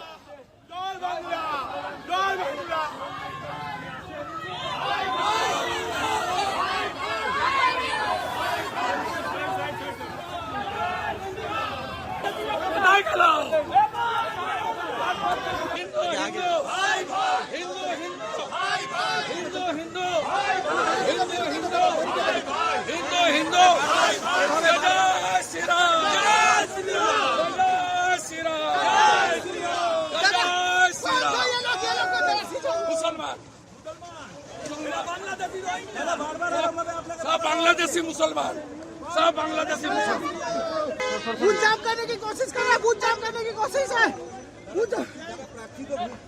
देखो ये इलाका छेड़े शुरू कर दिया पूरा ममता को. ಇದು ರಾಜ್ಯದ ಮಳೆ ಕಥೆ ಆಯಿತು. ಈಗ ಚುನಾವಣೆ ನಡೆದಿರುವಂತಹ ಪಶ್ಚಿಮ ಬಂಗಾಳದ ಕಡೆಗೆ ಹೋಗೋಣ. ಮೊದಲ ಹಂತದಲ್ಲಿ 93.19% ಮತದಾನ ನಡೆದಿತ್ತು. ಇವತ್ತು ಎರಡನೇ ಹಂತದಲ್ಲಿ ಮತದಾನದಲ್ಲಿ ಇಲ್ಲಿವರೆಗೂ ಸಿಕ್ಕಿರುವಂಥ ಅಪ್ಡೇಟ್ಸ್ ಪ್ರಕಾರ 92.20% ಮತದಾನ ಆಗಿದೆ. ಮತದಾನ ಆಗ್ತಾ ಇದ್ದಂತೆಯೇ ಚುನಾವಣೋತ್ತರ ಸಮೀಕ್ಷೆಗಳು ಕೂಡ ಹೊರಬರ್ತಾ ಇದ್ದಾವೆ. ಅದರಲ್ಲೂ ವಿಶೇಷವಾಗಿ ಪಶ್ಚಿಮ ಬಂಗಾಳದ ಒಟ್ಟು ಕ್ಷೇತ್ರಗಳು 294 ಇರುವಂಥದ್ದು. ಈ 294 ಸೀಟ್ಗಳಲ್ಲಿ ಯಾರು ಎಷ್ಟು ಗೆಲ್ಲಬಹುದು ಅನ್ನೋದರ ಬಗ್ಗೆ ಸಿಗ್ತಾ ಇರುವಂತಹ ಸಮೀಕ್ಷೆಯ ವರದಿಗಳನ್ನು ನಿಮಗೆ ತೋರಿಸ್ತಾ ಹೋಗ್ತೀನಿ. ಮ್ಯಾಟ್ರಿಸ್ ನಡೆಸಿರ್ತಕ್ಕಂತಹ ಸಮೀಕ್ಷೆಯ ಪ್ರಕಾರ TMC 125ರಿಂದ 140 ಸೀಟ್ಗಳನ್ನು, ಅಂದರೆ ಅಧಿಕಾರವನ್ನು ಈ ಬಾರಿ TMC ಕಳ್ಕೊಳ್ಳುತ್ತೆ ಅಂತ ಹೇಳಿ. ಇಲ್ಲಿ TMCಯ ಮುಖ್ಯಮಂತ್ರಿ ಆಗಿರುವಂತಹ ಮಮತಾ ದೀದಿ ಈ ಬಾರಿ ಅಧಿಕಾರವನ್ನು ಕಳ್ಕೊಳ್ಬಹುದು, 15 ವರ್ಷಗಳ ಆಡಳಿತ ಕೊನೆಗೊಳ್ಳಬಹುದು ಅಂತ ಹೇಳ್ತಾ ಇದೆ. ಬಿಜೆಪಿ 146ರಿಂದ 161 ಸೀಟ್ಗಳು, ಕಾಂಗ್ರೆಸ್ ಮತ್ತು CPIM ಇದರಲ್ಲಿ ಶೂನ್ಯ ಸಾಧನೆಗೆ ಸೀಮಿತ ಆಗಬಹುದು. 6ರಿಂದ 10 ಸೀಟ್ಗಳಲ್ಲಿ ಇತರರು ಗೆಲುವನ್ನು ದಾಖಲಿಸಿಕೊಳ್ಳಬಹುದು ಅನ್ನುವಂಥದ್ದನ್ನು ಹೇಳ್ತಿದ್ದಾರೆ. ಕಾಂಗ್ರೆಸ್ ಕೂಡ ಶೂನ್ಯ ಸಾಧನೆಗೆ ಸೀಮಿತ ಆಗುತ್ತೆ ಅಂತೇಳಿ ಮ್ಯಾಟ್ರಿಸ್ ಹೇಳಿದೆ. ಇನ್ನು ಪಿಮಾರ್ಕ್ನ ಸಮೀಕ್ಷೆಯ ಪ್ರಕಾರ, ಪಿಮಾರ್ಕ್ ಹೇಳೋ ಪ್ರಕಾರ 118ರಿಂದ 138 ಸೀಟ್ಗಳು, ಅಂದರೆ TMC ಅಧಿಕಾರವನ್ನು ಕಳ್ಕೊಳ್ಳುತ್ತೆ ಅಂತೇಳಿ ಪಿಮಾರ್ಕ್ ಸರ್ವೆ ಕೂಡ ಹೇಳಿದೆ. 146ರಿಂದ 161 ಸೀಟ್ಗಳು ಬಿಜೆಪಿಗೆ ಬರುತ್ತೆ ಅನ್ನುವಂಥದ್ದನ್ನು ಪಿಮಾರ್ಕ್ ಹೇಳ್ತಾರಂಥದ್ದು. ಕಾಂಗ್ರೆಸ್ 6ರಿಂದ 10 ಸೀಟ್ಗಳು ಗೆಲ್ಲಬಹುದು, ಇತರರು ಶೂನ್ಯ ಸಾಧನೆ, CPM ಕೂಡ ಶೂನ್ಯ ಸಾಧನೆಗೆ ತೃಪ್ತಿ ಪಡ್ಕೊಳ್ಬೇಕಾಗತ್ತೆ ಅಂತ ಹೇಳಿ ಪಿಮಾರ್ಕ್ ಹೇಳ್ತಾ ಇದೆ. ಇನ್ನು JVC ನಡೆಸಿರುವಂತಹ ಸಮೀಕ್ಷೆಯ ಪ್ರಕಾರ 131ರಿಂದ 152 ಸೀಟ್ಗಳು, ಅಂದರೆ ಅಧಿಕಾರ ಸಿಕ್ಕರೂ ಸಿಗಬಹುದು TMCಗೆ, ಒಂದು ತಿನ್ ಮಾರ್ಜಿನಲ್ಲಿ ಸಿಗೋದಕ್ಕೆ ಚಾನ್ಸಸ್ಸು ಇದೆ, ಸಿಗದೆಯೂ ಇರಬಹುದು. ಹಾಗೆಯೇ ಬಿಜೆಪಿಗೂ ಅಷ್ಟೇ 138ರಿಂದ 159 ಸಿಕ್ಕರೂ ಸಿಗಬಹುದು, ಸಿಗದೆಯೂ ಇರಬಹುದು ಅನ್ನುವಂತಹ ರೀತಿಯಲ್ಲಿ JVC ಅವರ ಸರ್ವೆ ಹೇಳ್ತಾ ಇದೆ. 0ಯಿಂದ 2 ಸ್ಥಾನಗಳವರೆಗೆ ಕಾಂಗ್ರೆಸ್ ಫೈಟ್ನಲ್ಲಿದೆ ಅಂತ ಹೇಳಿ, ಇತರರು ಕೂಡ 0ಯಿಂದ 2. CPM ಶೂನ್ಯ ಸಾಧನೆಗೆ, ನೋಡಿ ಸರಿಸುಮಾರು 3 ದಶಕಗಳ ಕಾಲ ಆಡಳಿತ ನಡೆಸಿದಂತಹ CPM ಶೂನ್ಯ ಸಾಧನೆ ಅಂತ ಹೇಳಿ ಬಹುತೇಕ ಎಲ್ಲ ಸರ್ವೆಗಳು ಹೇಳ್ತಾ ಇದ್ದಾವೆ. ಬಂಗಾಳದ ಎಕ್ಸಿಟ್ ಪೋಲ್ನ ಜೊತೆಗೇನೆ ಇನ್ನು ಚಾಣಕ್ಯ ಸ್ಟ್ರಾಟಜೀಸ್ ನಡೆಸಿರುವಂತಹ ಸಮೀಕ್ಷೆಯ ಪ್ರಕಾರವೂ ಕೂಡ ಅಷ್ಟೇ ಬಿಜೆಪಿ ಅಧಿಕಾರಕ್ಕೆ ಬರುತ್ತೆ ಅಂತ ಹೇಳಿ ಹೇಳ್ತಾ ಇದೆ. 150ರಿಂದ 160 ಸೀಟ್ಗಳೊಂದಿಗೆ ಬಿಜೆಪಿ ಅಧಿಕಾರಕ್ಕೆ ಬರಬಹುದು ಅಂತ ಹೇಳಿ ಚಾಣಕ್ಯ ಸ್ಟ್ರಾಟಜೀಸ್ ಹೇಳ್ತಾ ಇದೆ. 130ರಿಂದ 140 ಸೀಟ್ಗಳು ಟಿಎಂಸಿ ಪಾಲಾಗಬಹುದು. ಕಾಂಗ್ರೆಸ್ ಶೂನ್ಯ ಸಾಧನೆ, ಇತರರು 6ರಿಂದ 10, ಸಿಪಿಐಎಂ ಅಥವಾ ಎಡಪಕ್ಷಗಳ ಕೂಟಗಳು ಇವರು ಶೂನ್ಯ ಸಾಧನೆಯನ್ನು ಮಾಡ್ತವೆ ಅಂತ ಹೇಳಿ ಚಾಣಕ್ಯ ಸ್ಟ್ರಾಟಜೀಸ್ ಕೂಡ ತನ್ನ ಸರ್ವೆಯಲ್ಲಿ ಹೇಳ್ತಾ ಇದೆ. ಈಗ ತಮಿಳುನಾಡು, ಅಸ್ಸಾಂ, ಕೇರಳ, ಪುದುಚೇರಿ ಎಕ್ಸಿಟ್ ಪೋಲ್ನ ಲೆಕ್ಕಗಳನ್ನು ಕೂಡ ನಿಮಗೆ ತೋರಿಸ್ತಾ ಹೋಗ್ತೀನಿ. ಅದಕ್ಕೂ ಮೊದಲು ಬಂಗಾಳದಲ್ಲಿ ಇವತ್ತು 2ನೇ ಹಂತದ ಮತದಾನದ ವೇಳೆ ನಡೆದಂತಹ ಹಿಂಸಾಚಾರಗಳನ್ನು ನಿಮಗೆ ತೋರಿಸಲೇಬೇಕು. ಪಶ್ಚಿಮ ಬಂಗಾಳದಲ್ಲಿ ನಡೆದಂತಹ 2ನೇ ಹಂತದ ವೋಟಿಂಗ್ ವೇಳೆ ಜೀವಂತ ಬಾಂಬ್ಗಳು ಸಿಕ್ಕಿವೆ, ಕಚ್ಚಾ ಬಾಂಬ್ಗಳು ಸಿಕ್ಕಿರುವಂಥದ್ದು, ಗಲಾಟೆಗಳಾಗಿದ್ದಾವೆ. ಬಿಜೆಪಿಯ ನಾಯಕ, ಅಲ್ಲಿಯ ಪ್ರತಿಪಕ್ಷ ನಾಯಕ ಕೂಡ ಆಗಿರುವಂತಹ ಸುವೇಂದು ಅಧಿಕಾರಿಯನ್ನು ಅಟ್ಟಾಡಿಸಿದ್ದಾರೆ, ಹೊಡೆದಾಟಗಳು ನಡೆದಿದ್ದಾವೆ, ಲಾಠಿ ಚಾರ್ಜ್ಗಳಾಗಿವೆ, ಶೂಟೌಟ್ ಕೂಡ ಆಗಿದೆ. ಇಲ್ಲಿ ಟಿಎಂಸಿ ಬೆಂಬಲಿಗರು ಜೈ ಬಾಂಗ್ಲಾ ಅಂತ ಹೇಳಿ ಘೋಷಣೆಯನ್ನು ಕೂಗ್ತಾ ಇರುವಂಥದ್ದು. ಸುವೇಂದು ಅಧಿಕಾರಿಯವರು ಹೋಗ್ತಾ ಇರುವ ಸಂದರ್ಭದಲ್ಲಿನೇ ಅಲ್ಲಿ ಜೈ ಬಾಂಗ್ಲಾ ಅಂತ ಹೇಳಿ ಘೋಷಣೆಗಳನ್ನು ಕೂಗಿದ್ದಾರೆ ಟಿಎಂಸಿಯ ಬೆಂಬಲಿಗರು. ಅದರಿಂದಾಗಿ ಸುವೇಂದು ಅಧಿಕಾರಿಯವರು ಸಿಟ್ಟಿಗೆದ್ದಿದ್ರು.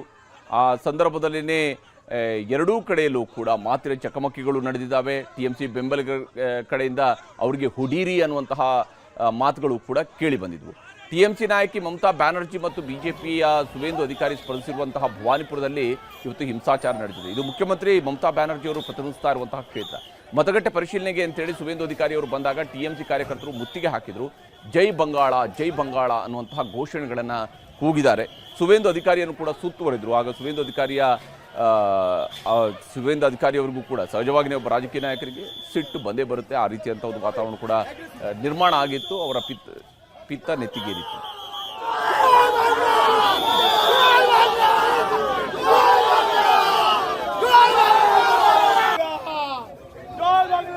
ಇನ್ನು ಸುವೇಂದು ಅಧಿಕಾರಿ ಅವರಿಗೆ ಬೆದರಿಕೆ ಹಾಕಿದ ಟಿಎಂಸಿ ಕಾರ್ಯಕರ್ತರನ್ನ ಹಿಡಿಯೋದಕ್ಕೆ ಪ್ರಯತ್ನಿಸ್ತಾ ಇದ್ದಂತೆಯೇ ಕೆಲವರು ಓಡಿ ಹೋದ್ರು. ಆಗ ಪೊಲೀಸರು ಅವ್ರನ್ನ ಬೆನ್ನತ್ತಿದ್ರು, ಅಡ್ಡ ಬಂದವರ ಮೇಲೆ ಲಾಠಿ ಚಾರ್ಜ್ ಮಾಡಿದ್ರು, ಬೈಕ್ ಸವಾರರು ನೆಲಕ್ಕೆ ಬಿದ್ದರು, ವೃದ್ಧನೊಬ್ಬ ರಸ್ತೆಯಲ್ಲೇ ಬಿದ್ದು ಒದ್ದಾಡುವಂತಹ ಘಟನೆಯೂ ಕೂಡ ನಡೀತು.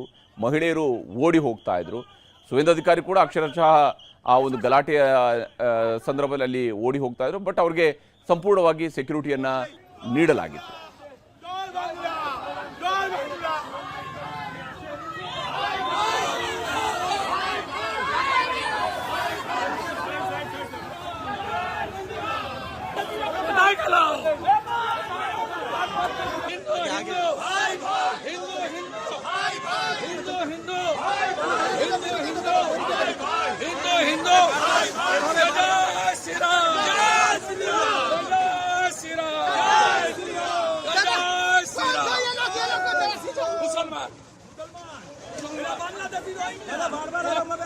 बांग्लादेशी मुसलमान, सब बांग्लादेशी मुसलमान बूथ जाम करने की कोशिश कर रहा है, बूथ जाम करने की कोशिश है। देखो ये इलाका छेड़े शुरू कर दिया पूरा ममता को. ಇದು ರಾಜ್ಯದ ಮಳೆ ಕಥೆ ಆಯಿತು. ಈಗ ಚುನಾವಣೆ ನಡೆದಿರುವಂತಹ ಪಶ್ಚಿಮ ಬಂಗಾಳದ ಕಡೆಗೆ ಹೋಗೋಣ. ಮೊದಲ ಹಂತದಲ್ಲಿ 93.19% ಮತದಾನ ನಡೆದಿತ್ತು. ಇವತ್ತು 2ನೇ ಹಂತದಲ್ಲಿ ಮತದಾನದಲ್ಲಿ ಇಲ್ಲಿವರೆಗೂ ಸಿಕ್ಕಿರುವಂಥ ಅಪ್ಡೇಟ್ಸ್ ಪ್ರಕಾರ 92.20% ಮತದಾನ ಆಗಿದೆ. ಮತದಾನ ಆಗ್ತಾ ಇದ್ದಂತೆಯೇ ಚುನಾವಣೋತ್ತರ ಸಮೀಕ್ಷೆಗಳು ಕೂಡ ಹೊರಬರ್ತಾ ಇದ್ದಾವೆ.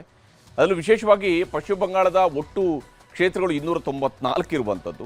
ಈ 294 ಸೀಟ್ಗಳಲ್ಲಿ ಯಾರು ಎಷ್ಟು ಗೆಲ್ಲಬಹುದು ಅನ್ನೋದರ ಬಗ್ಗೆ ಸಿಗ್ತಾ ಇರುವಂತಹ ಸಮೀಕ್ಷೆಯ ವರದಿಗಳನ್ನು ನಿಮಗೆ ತೋರಿಸ್ತಾ ಹೋಗ್ತೀನಿ. ಮ್ಯಾಟ್ರಿಸ್ ನಡೆಸಿರ್ತಕ್ಕಂತಹ ಸಮೀಕ್ಷೆಯ ಪ್ರಕಾರ ಟಿಎಂಸಿ 125ರಿಂದ 140 ಸೀಟ್ಗಳನ್ನು, ಅಂದರೆ ಅಧಿಕಾರವನ್ನು ಈ ಬಾರಿ ಟಿಎಂಸಿ ಕಳ್ಕೊಳ್ಳುತ್ತೆ ಅಂತ ಹೇಳಿ. ಇಲ್ಲಿ ಟಿಎಂಸಿಯ ಮುಖ್ಯಮಂತ್ರಿ ಆಗಿರುವಂತಹ ಮಮತಾ ದೀದಿ ಈ ಬಾರಿ ಅಧಿಕಾರವನ್ನು ಕಳ್ಕೊಳ್ಬಹುದು, 15 ವರ್ಷಗಳ ಆಡಳಿತ ಕೊನೆಗೊಳ್ಳಬಹುದು ಅಂತ ಹೇಳ್ತಾ ಇದೆ. ಬಿಜೆಪಿ 146ರಿಂದ 161 ಸೀಟ್ಗಳು, ಕಾಂಗ್ರೆಸ್ ಮತ್ತು ಸಿಪಿಐಎಂ ಇದರಲ್ಲಿ ಶೂನ್ಯ ಸಾಧನೆಗೆ ಸೀಮಿತ ಆಗಬಹುದು. 6ರಿಂದ 10 ಸೀಟ್ಗಳಲ್ಲಿ ಇತರರು ಗೆಲುವನ್ನು ದಾಖಲಿಸಿಕೊಳ್ಳಬಹುದು ಅನ್ನುವಂಥದ್ದನ್ನು ಹೇಳ್ತಿದ್ದಾರೆ. ಕಾಂಗ್ರೆಸ್ ಕೂಡ ಶೂನ್ಯ ಸಾಧನೆಗೆ ಸೀಮಿತ ಆಗುತ್ತೆ ಅಂತ ಹೇಳಿ ಮ್ಯಾಟ್ರಿಸ್ ಹೇಳಿದೆ. ಇನ್ನು ಪಿಮಾರ್ಕ್ನ ಸಮೀಕ್ಷೆಯ ಪ್ರಕಾರ, ಪಿಮಾರ್ಕ್ ಹೇಳೋ ಪ್ರಕಾರ 118ರಿಂದ 138 ಸೀಟ್ಗಳು, ಅಂದರೆ ಟಿಎಂಸಿ ಅಧಿಕಾರವನ್ನು ಕಳ್ಕೊಳ್ಳುತ್ತೆ ಅಂತೇಳಿ ಪಿಮಾರ್ಕ್ ಸರ್ವೆ ಕೂಡ ಹೇಳಿದೆ.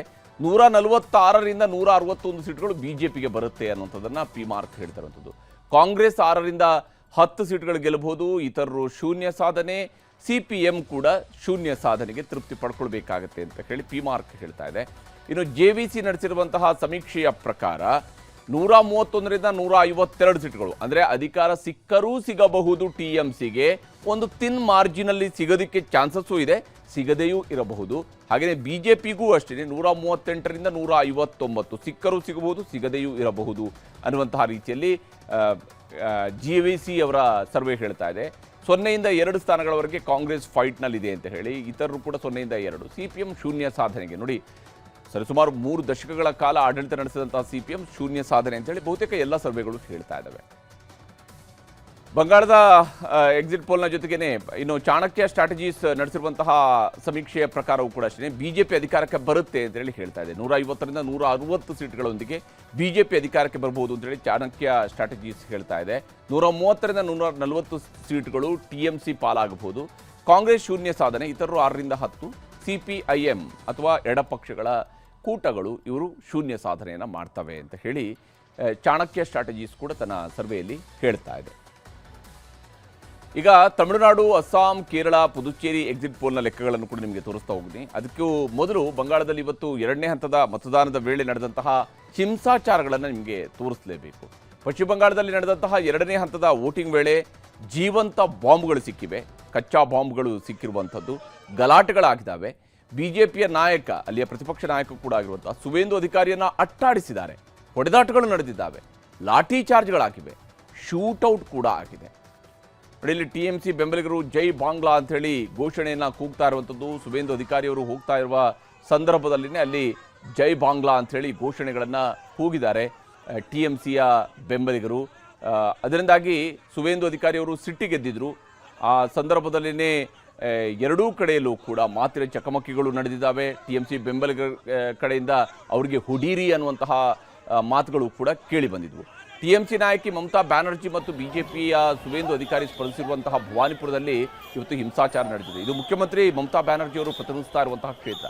ಮತಗಟ್ಟೆ ಪರಿಶೀಲನೆಗೆ ಅಂತೇಳಿ ಸುವೇಂದು ಅಧಿಕಾರಿ ಅವರು ಬಂದಾಗ TMC ಕಾರ್ಯಕರ್ತರು ಮುತ್ತಿಗೆ ಹಾಕಿದರು. ಜೈ ಬಂಗಾಳ, ಜೈ ಬಂಗಾಳ ಅನ್ನುವಂತಹ ಘೋಷಣೆಗಳನ್ನು ಕೂಗಿದ್ದಾರೆ. ಸುವೇಂದು ಅಧಿಕಾರಿಯನ್ನು ಕೂಡ ಸುತ್ತುವರಿದ್ರು. ಆಗ ಸುವೇಂದು ಅಧಿಕಾರಿಯವರಿಗೂ ಕೂಡ ಸಹಜವಾಗಿ ಒಬ್ಬ ರಾಜಕೀಯ ನಾಯಕರಿಗೆ ಸಿಟ್ಟು ಬಂದೇ ಬರುತ್ತೆ. ಆ ರೀತಿಯಂಥ ಒಂದು ವಾತಾವರಣ ಕೂಡ ನಿರ್ಮಾಣ ಆಗಿತ್ತು. ಅವರ ಪಿತ್ತ ನೆತ್ತಿಗೇರಿತ್ತು.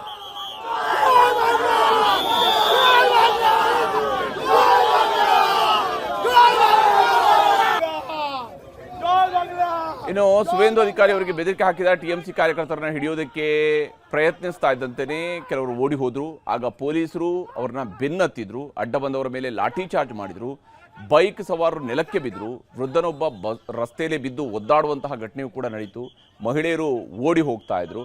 ಸುವೇಂದು ಅಧಿಕಾರಿ ಕೂಡ ಅಕ್ಷರಶಃ ಆ ಒಂದು ಗಲಾಟೆಯ ಸಂದರ್ಭದಲ್ಲಿ ಅಲ್ಲಿ ಓಡಿ ಹೋಗ್ತಾ ಇದ್ರು. ಬಟ್ ಅವ್ರಿಗೆ ಸಂಪೂರ್ಣವಾಗಿ ಸೆಕ್ಯೂರಿಟಿಯನ್ನು ನೀಡಲಾಗಿತ್ತು.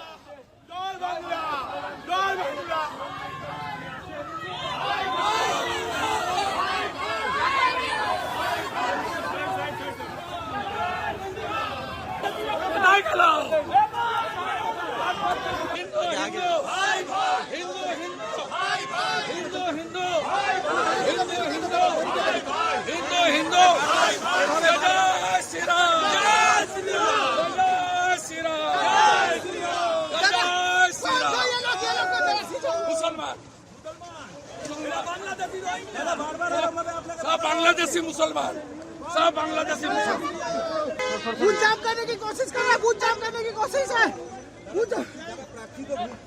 देखो ये इलाका छेड़े शुरू कर दिया पूरा ममता को. ಇದು ರಾಜ್ಯದ ಮಳೆ ಕಥೆ ಆಯಿತು. ಈಗ ಚುನಾವಣೆ ನಡೆದಿರುವಂತಹ ಪಶ್ಚಿಮ ಬಂಗಾಳದ ಕಡೆಗೆ ಹೋಗೋಣ.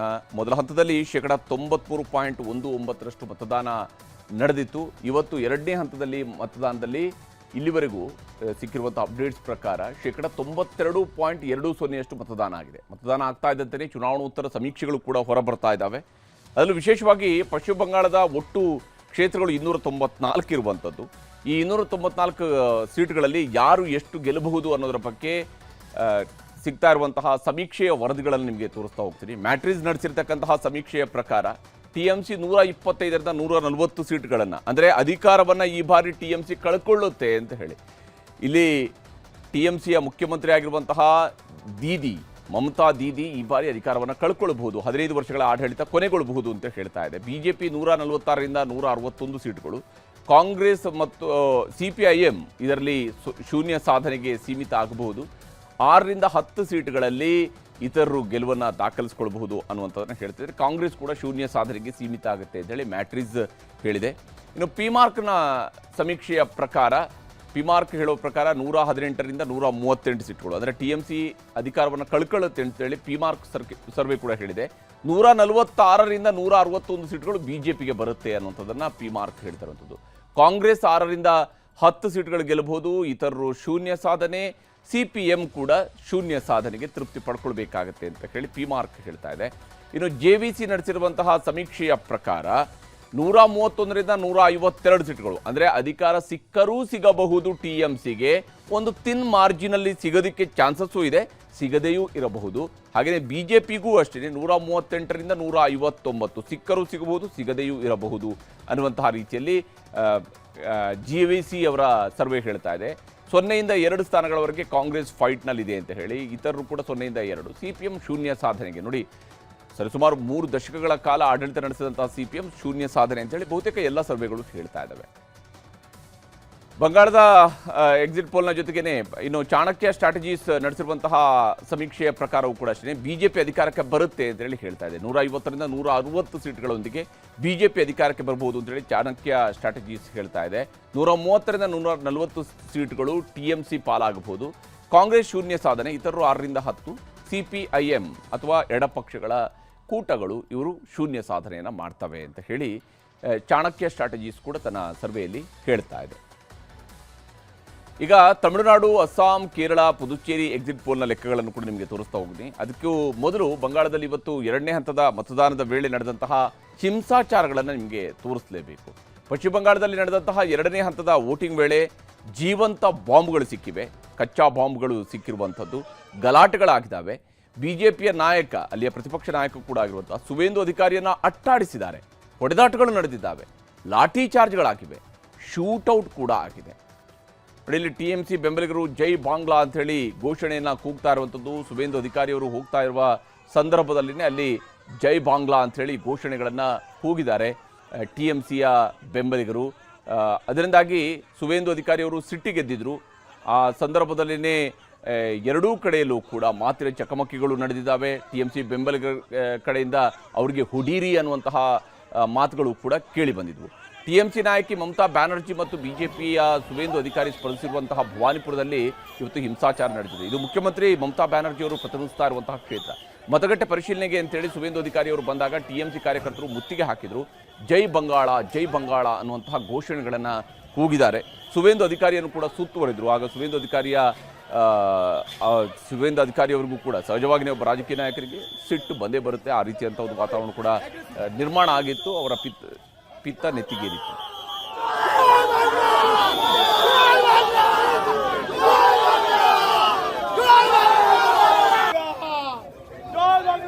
ಇನ್ನು ಸುವೇಂದು ಅಧಿಕಾರಿ ಅವರಿಗೆ ಬೆದರಿಕೆ ಹಾಕಿದ TMC ಕಾರ್ಯಕರ್ತರನ್ನ ಹಿಡಿಯೋದಕ್ಕೆ ಪ್ರಯತ್ನಿಸ್ತಾ ಇದ್ದಂತೆಯೇ ಕೆಲವರು ಓಡಿ ಹೋದ್ರು. ಆಗ ಪೊಲೀಸರು ಅವ್ರನ್ನ ಬೆನ್ನತ್ತಿದ್ರು, ಅಡ್ಡ ಬಂದವರ ಮೇಲೆ ಲಾಠಿ ಚಾರ್ಜ್ ಮಾಡಿದ್ರು, ಬೈಕ್ ಸವಾರರು ನೆಲಕ್ಕೆ ಬಿದ್ದರು, ವೃದ್ಧನೊಬ್ಬ ರಸ್ತೆಯಲ್ಲಿ ಬಿದ್ದು ಒದ್ದಾಡುವಂತಹ ಘಟನೆಯೂ ಕೂಡ ನಡೀತು. ಮಹಿಳೆಯರು ಓಡಿ ಹೋಗ್ತಾ ಇದ್ರು. ಸುವೇಂದು ಅಧಿಕಾರಿ ಕೂಡ ಅಕ್ಷರಶಃ ಆ ಒಂದು ಗಲಾಟೆಯ ಸಂದರ್ಭದಲ್ಲಿ ಓಡಿ ಹೋಗ್ತಾ ಇದ್ರು. ಬಟ್ ಅವ್ರಿಗೆ ಸಂಪೂರ್ಣವಾಗಿ ಸೆಕ್ಯೂರಿಟಿಯನ್ನು ನೀಡಲಾಗಿತ್ತು.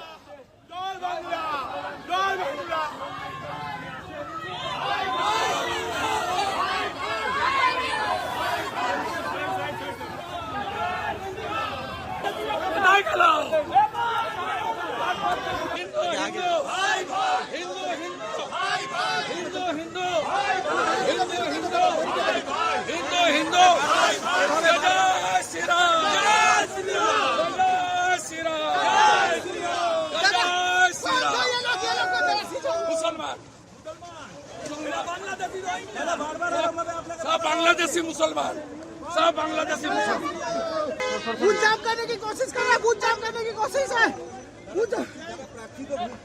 देखो ये इलाका छेड़े शुरू कर दिया पूरा ममता को. ಇದು ರಾಜ್ಯದ ಮಳೆ ಕಥೆ ಆಯಿತು. ಈಗ ಚುನಾವಣೆ ನಡೆದಿರುವಂತಹ ಪಶ್ಚಿಮ ಬಂಗಾಳದ ಕಡೆಗೆ ಹೋಗೋಣ. ಮೊದಲ ಹಂತದಲ್ಲಿ 93.19% ಮತದಾನ ನಡೆದಿತ್ತು. ಇವತ್ತು ಎರಡನೇ ಹಂತದಲ್ಲಿ ಮತದಾನದಲ್ಲಿ ಇಲ್ಲಿವರೆಗೂ ಸಿಕ್ಕಿರುವಂಥ ಅಪ್ಡೇಟ್ಸ್ ಪ್ರಕಾರ 92.20% ಮತದಾನ ಆಗಿದೆ. ಮತದಾನ ಆಗ್ತಾ ಇದ್ದಂತೆಯೇ ಚುನಾವಣೋತ್ತರ ಸಮೀಕ್ಷೆಗಳು ಕೂಡ ಹೊರಬರ್ತಾ ಇದ್ದಾವೆ.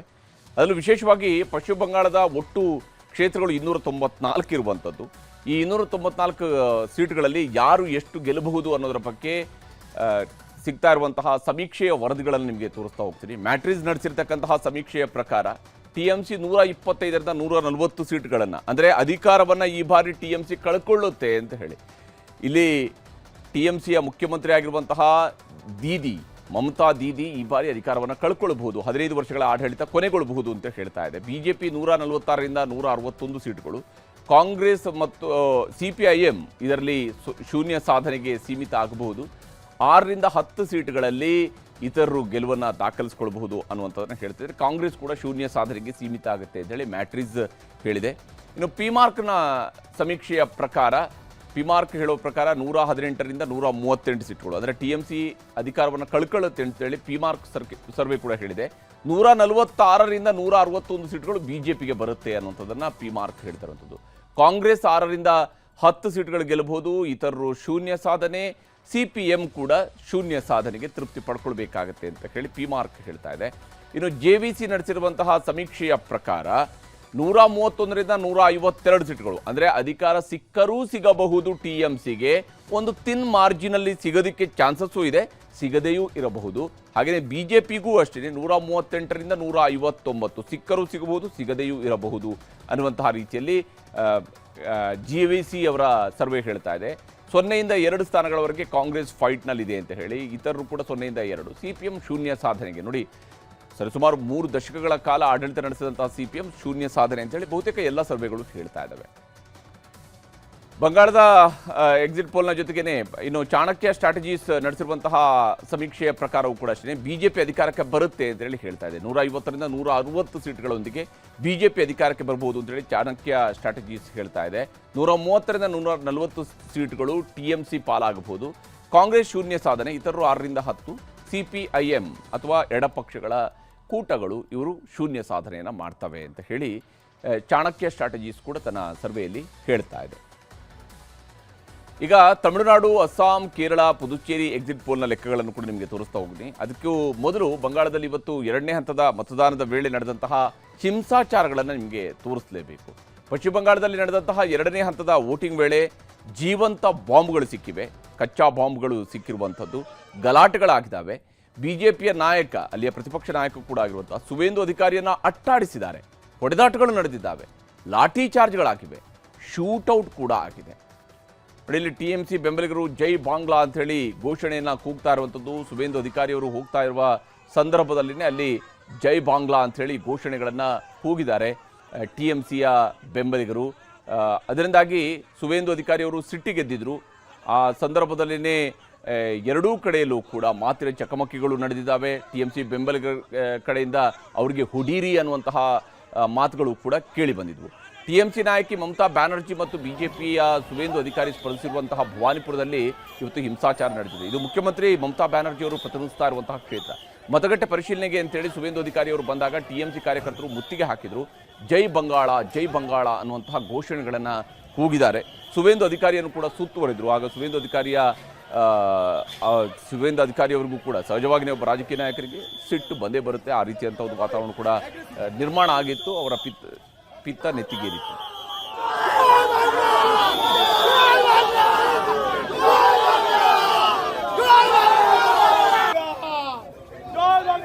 ಇನ್ನು ಸುವೇಂದು ಅಧಿಕಾರಿ ಅವರಿಗೆ ಬೆದರಿಕೆ ಹಾಕಿದ TMC ಕಾರ್ಯಕರ್ತರನ್ನ ಹಿಡಿಯೋದಕ್ಕೆ ಪ್ರಯತ್ನಿಸ್ತಾ ಇದ್ದಂತೆಯೇ ಕೆಲವರು ಓಡಿ ಹೋದ್ರು. ಆಗ ಪೊಲೀಸರು ಅವ್ರನ್ನ ಬೆನ್ನತ್ತಿದ್ರು, ಅಡ್ಡ ಬಂದವರ ಮೇಲೆ ಲಾಠಿ ಚಾರ್ಜ್ ಮಾಡಿದ್ರು, ಬೈಕ್ ಸವಾರರು ನೆಲಕ್ಕೆ ಬಿದ್ದರು, ವೃದ್ಧನೊಬ್ಬ ರಸ್ತೆಯಲ್ಲಿ ಬಿದ್ದು ಒದ್ದಾಡುವಂತಹ ಘಟನೆಯೂ ಕೂಡ ನಡೀತು.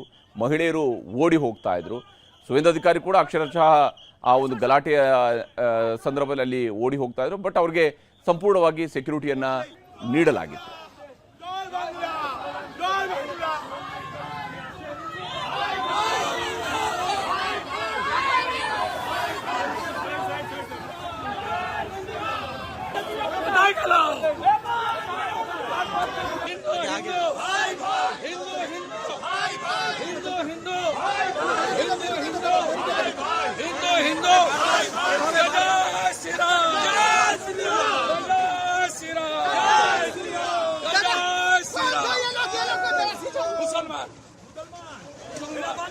सब बांग्लादेशी मुसलमान, सब बांग्लादेशी मुसलमान बूथ जाम करने की कोशिश कर रहा है, बूथ जाम करने की कोशिश है।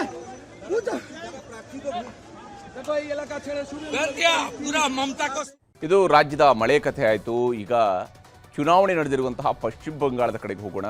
ಮೊದಲ ಹಂತದಲ್ಲಿ 93.19% ಮತದಾನ ನಡೆದಿತ್ತು. ಇವತ್ತು ಎರಡನೇ ಹಂತದಲ್ಲಿ ಮತದಾನದಲ್ಲಿ ಇಲ್ಲಿವರೆಗೂ ಸಿಕ್ಕಿರುವಂಥ ಅಪ್ಡೇಟ್ಸ್ ಪ್ರಕಾರ 92.20% ಮತದಾನ ಆಗಿದೆ. ಮತದಾನ ಆಗ್ತಾ ಇದ್ದಂತೆಯೇ ಚುನಾವಣೋತ್ತರ ಸಮೀಕ್ಷೆಗಳು ಕೂಡ ಹೊರಬರ್ತಾ ಇದ್ದಾವೆ. ಅದರಲ್ಲೂ ವಿಶೇಷವಾಗಿ ಪಶ್ಚಿಮ ಬಂಗಾಳದ ಒಟ್ಟು ಕ್ಷೇತ್ರಗಳು 294 ಇರುವಂಥದ್ದು. ಈ 294 ಸೀಟ್ಗಳಲ್ಲಿ ಯಾರು ಎಷ್ಟು ಗೆಲ್ಲಬಹುದು ಅನ್ನೋದರ ಬಗ್ಗೆ ಸಿಗ್ತಾ ಇರುವಂತಹ ಸಮೀಕ್ಷೆಯ ವರದಿಗಳನ್ನು ನಿಮಗೆ ತೋರಿಸ್ತಾ ಹೋಗ್ತೀನಿ. ಮ್ಯಾಟ್ರಿಸ್ ನಡೆಸಿರ್ತಕ್ಕಂತಹ ಸಮೀಕ್ಷೆಯ ಪ್ರಕಾರ TMC 125ರಿಂದ 140 ಸೀಟ್ಗಳನ್ನು, ಅಂದರೆ ಅಧಿಕಾರವನ್ನು ಈ ಬಾರಿ TMC ಕಳ್ಕೊಳ್ಳುತ್ತೆ ಅಂತ ಹೇಳಿ. ಇಲ್ಲಿ TMCಯ ಮುಖ್ಯಮಂತ್ರಿ ಆಗಿರುವಂತಹ ದೀದಿ ಮಮತಾ ದೀದಿ ಈ ಬಾರಿ ಅಧಿಕಾರವನ್ನು ಕಳ್ಕೊಳ್ಬಹುದು, 15 ವರ್ಷಗಳ ಆಡಳಿತ ಕೊನೆಗೊಳ್ಳಬಹುದು ಅಂತ ಹೇಳ್ತಾ ಇದೆ. BJP 146ರಿಂದ 161 ಸೀಟ್ಗಳು, ಕಾಂಗ್ರೆಸ್ ಮತ್ತು CPIM ಇದರಲ್ಲಿ ಶೂನ್ಯ ಸಾಧನೆಗೆ ಸೀಮಿತ ಆಗಬಹುದು. 6ರಿಂದ 10 ಸೀಟ್ಗಳಲ್ಲಿ ಇತರರು ಗೆಲುವನ್ನು ದಾಖಲಿಸ್ಕೊಳ್ಬಹುದು ಅನ್ನುವಂಥದ್ದನ್ನು ಹೇಳ್ತಿದ್ದಾರೆ. ಕಾಂಗ್ರೆಸ್ ಕೂಡ ಶೂನ್ಯ ಸಾಧನೆಗೆ ಸೀಮಿತ ಆಗುತ್ತೆ ಅಂತ ಹೇಳಿ ಮ್ಯಾಟ್ರಿಸ್ ಹೇಳಿದೆ. ಇನ್ನು ಪಿಮಾರ್ಕ್ನ ಸಮೀಕ್ಷೆಯ ಪ್ರಕಾರ, ಪಿಮಾರ್ಕ್ ಹೇಳೋ ಪ್ರಕಾರ 118ರಿಂದ 138 ಸೀಟ್ಗಳು, ಅಂದರೆ TMC ಅಧಿಕಾರವನ್ನು ಕಳ್ಕೊಳ್ಳುತ್ತೆ ಅಂತೇಳಿ ಪಿಮಾರ್ಕ್ ಸರ್ವೆ ಕೂಡ ಹೇಳಿದೆ. 146ರಿಂದ 161 ಸೀಟ್ಗಳು BJPಗೆ ಬರುತ್ತೆ ಅನ್ನುವಂಥದ್ದನ್ನು ಪಿಮಾರ್ಕ್ ಹೇಳ್ತಾರಂಥದ್ದು. ಕಾಂಗ್ರೆಸ್ 6ರಿಂದ 10 ಸೀಟ್ಗಳು ಗೆಲ್ಲಬಹುದು, ಇತರರು ಶೂನ್ಯ ಸಾಧನೆ, CPM ಕೂಡ ಶೂನ್ಯ ಸಾಧನೆಗೆ ತೃಪ್ತಿ ಪಡ್ಕೊಳ್ಬೇಕಾಗತ್ತೆ ಅಂತ ಹೇಳಿ ಪಿಮಾರ್ಕ್ ಹೇಳ್ತಾ ಇದೆ. ಇನ್ನು JVC ನಡೆಸಿರುವಂತಹ ಸಮೀಕ್ಷೆಯ ಪ್ರಕಾರ 131ರಿಂದ 152 ಸೀಟ್ಗಳು, ಅಂದರೆ ಅಧಿಕಾರ ಸಿಕ್ಕರೂ ಸಿಗಬಹುದು TMCಗೆ, ಒಂದು ತಿನ್ ಮಾರ್ಜಿನಲ್ಲಿ ಸಿಗೋದಕ್ಕೆ ಚಾನ್ಸಸ್ಸು ಇದೆ, ಸಿಗದೆಯೂ ಇರಬಹುದು. ಹಾಗೆಯೇ BJPಗೂ ಅಷ್ಟೇ 138ರಿಂದ 159 ಸಿಕ್ಕರೂ ಸಿಗಬಹುದು, ಸಿಗದೆಯೂ ಇರಬಹುದು ಅನ್ನುವಂತಹ ರೀತಿಯಲ್ಲಿ JVC ಅವರ ಸರ್ವೆ ಹೇಳ್ತಾ ಇದೆ. 0ಯಿಂದ 2 ಸ್ಥಾನಗಳವರೆಗೆ ಕಾಂಗ್ರೆಸ್ ಫೈಟ್ನಲ್ಲಿದೆ ಅಂತ ಹೇಳಿ, ಇತರರು ಕೂಡ 0ಯಿಂದ 2. CPM ಶೂನ್ಯ ಸಾಧನೆಗೆ, ನೋಡಿ ಸರಿಸುಮಾರು 3 ದಶಕಗಳ ಕಾಲ ಆಡಳಿತ ನಡೆಸಿದಂತಹ CPM ಶೂನ್ಯ ಸಾಧನೆ ಅಂತೇಳಿ ಬಹುತೇಕ ಎಲ್ಲ ಸರ್ವೆಗಳು ಹೇಳ್ತಾ ಇದ್ದಾವೆ. ಬಂಗಾಳದ ಎಕ್ಸಿಟ್ ಪೋಲ್ನ ಜೊತೆಗೇನೆ ಇನ್ನು ಚಾಣಕ್ಯ ಸ್ಟ್ರಾಟಜೀಸ್ ನಡೆಸಿರುವಂತಹ ಸಮೀಕ್ಷೆಯ ಪ್ರಕಾರವೂ ಕೂಡ ಅಷ್ಟೇ BJP ಅಧಿಕಾರಕ್ಕೆ ಬರುತ್ತೆ ಅಂತೇಳಿ ಹೇಳ್ತಾ ಇದೆ. 150ರಿಂದ 160 ಸೀಟ್ಗಳೊಂದಿಗೆ BJP ಅಧಿಕಾರಕ್ಕೆ ಬರಬಹುದು ಅಂತೇಳಿ ಚಾಣಕ್ಯ ಸ್ಟ್ರಾಟಜೀಸ್ ಹೇಳ್ತಾ ಇದೆ. 130ರಿಂದ 140 ಸೀಟ್ಗಳು TMC ಪಾಲಾಗಬಹುದು. ಕಾಂಗ್ರೆಸ್ ಶೂನ್ಯ ಸಾಧನೆ, ಇತರರು 6ರಿಂದ 10. CPIM ಅಥವಾ ಎಡಪಕ್ಷಗಳ ಕೂಟಗಳು ಇವರು ಶೂನ್ಯ ಸಾಧನೆಯನ್ನು ಮಾಡ್ತವೆ ಅಂತ ಹೇಳಿ ಚಾಣಕ್ಯ ಸ್ಟ್ರಾಟಜೀಸ್ ಕೂಡ ತನ್ನ ಸರ್ವೆಯಲ್ಲಿ ಹೇಳ್ತಾ ಇದೆ. ಈಗ ತಮಿಳುನಾಡು, ಅಸ್ಸಾಂ, ಕೇರಳ, ಪುದುಚೇರಿ ಎಕ್ಸಿಟ್ ಪೋಲ್ನ ಲೆಕ್ಕಗಳನ್ನು ಕೂಡ ನಿಮಗೆ ತೋರಿಸ್ತಾ ಹೋಗ್ತೀನಿ. ಅದಕ್ಕೂ ಮೊದಲು ಬಂಗಾಳದಲ್ಲಿ ಇವತ್ತು ಎರಡನೇ ಹಂತದ ಮತದಾನದ ವೇಳೆ ನಡೆದಂತಹ ಹಿಂಸಾಚಾರಗಳನ್ನು ನಿಮಗೆ ತೋರಿಸಲೇಬೇಕು. ಪಶ್ಚಿಮ ಬಂಗಾಳದಲ್ಲಿ ನಡೆದಂತಹ ಎರಡನೇ ಹಂತದ ವೋಟಿಂಗ್ ವೇಳೆ ಜೀವಂತ ಬಾಂಬ್ಗಳು ಸಿಕ್ಕಿವೆ, ಕಚ್ಚಾ ಬಾಂಬ್ಗಳು ಸಿಕ್ಕಿರುವಂಥದ್ದು, ಗಲಾಟೆಗಳಾಗಿದ್ದಾವೆ. BJPಯ ನಾಯಕ, ಅಲ್ಲಿಯ ಪ್ರತಿಪಕ್ಷ ನಾಯಕ ಕೂಡ ಆಗಿರುವಂತಹ ಸುವೇಂದು ಅಧಿಕಾರಿಯನ್ನು ಅಟ್ಟಾಡಿಸಿದ್ದಾರೆ, ಹೊಡೆದಾಟಗಳು ನಡೆದಿದ್ದಾವೆ, ಲಾಠಿ ಚಾರ್ಜ್ಗಳಾಗಿವೆ, ಶೂಟೌಟ್ ಕೂಡ ಆಗಿದೆ. ಇಲ್ಲಿ TMC ಬೆಂಬಲಿಗರು ಜೈ ಬಾಂಗ್ಲಾ ಅಂಥೇಳಿ ಘೋಷಣೆಯನ್ನು ಕೂಗ್ತಾ ಇರುವಂಥದ್ದು. ಸುವೇಂದು ಅಧಿಕಾರಿಯವರು ಹೋಗ್ತಾ ಇರುವ ಸಂದರ್ಭದಲ್ಲಿನೇ ಅಲ್ಲಿ ಜೈ ಬಾಂಗ್ಲಾ ಅಂಥೇಳಿ ಘೋಷಣೆಗಳನ್ನು ಕೂಗಿದ್ದಾರೆ TMCಯ ಬೆಂಬಲಿಗರು. ಅದರಿಂದಾಗಿ ಸುವೇಂದು ಅಧಿಕಾರಿಯವರು ಸಿಟ್ಟಿಗೆದ್ದಿದ್ರು. ಆ ಸಂದರ್ಭದಲ್ಲಿನೇ ಎರಡೂ ಕಡೆಯಲ್ಲೂ ಕೂಡ ಮಾತಿನ ಚಕಮಕಿಗಳು ನಡೆದಿದ್ದಾವೆ. TMC ಬೆಂಬಲಿಗರ ಕಡೆಯಿಂದ ಅವರಿಗೆ ಹುಡೀರಿ ಅನ್ನುವಂತಹ ಮಾತುಗಳು ಕೂಡ ಕೇಳಿ ಬಂದಿದ್ವು.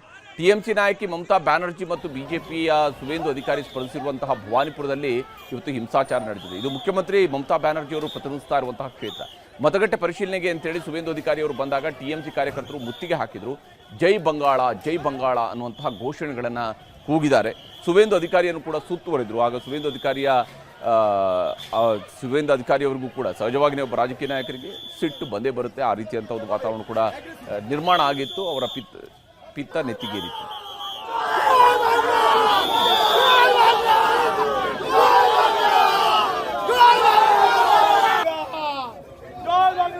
ಇನ್ನು ಸುವೇಂದು ಅಧಿಕಾರಿ ಅವರಿಗೆ ಬೆದರಿಕೆ ಹಾಕಿದ TMC ಕಾರ್ಯಕರ್ತರನ್ನ ಹಿಡಿಯೋದಕ್ಕೆ ಪ್ರಯತ್ನಿಸ್ತಾ ಇದ್ದಂತೆಯೇ ಕೆಲವರು ಓಡಿ ಹೋದ್ರು. ಆಗ ಪೊಲೀಸರು ಅವ್ರನ್ನ ಬೆನ್ನತ್ತಿದ್ರು, ಅಡ್ಡ ಬಂದವರ ಮೇಲೆ ಲಾಠಿ ಚಾರ್ಜ್ ಮಾಡಿದ್ರು, ಬೈಕ್ ಸವಾರರು ನೆಲಕ್ಕೆ ಬಿದ್ದರು, ವೃದ್ಧನೊಬ್ಬ ರಸ್ತೆಯಲ್ಲಿ ಬಿದ್ದು ಒದ್ದಾಡುವಂತಹ ಘಟನೆಯೂ ಕೂಡ ನಡೀತು.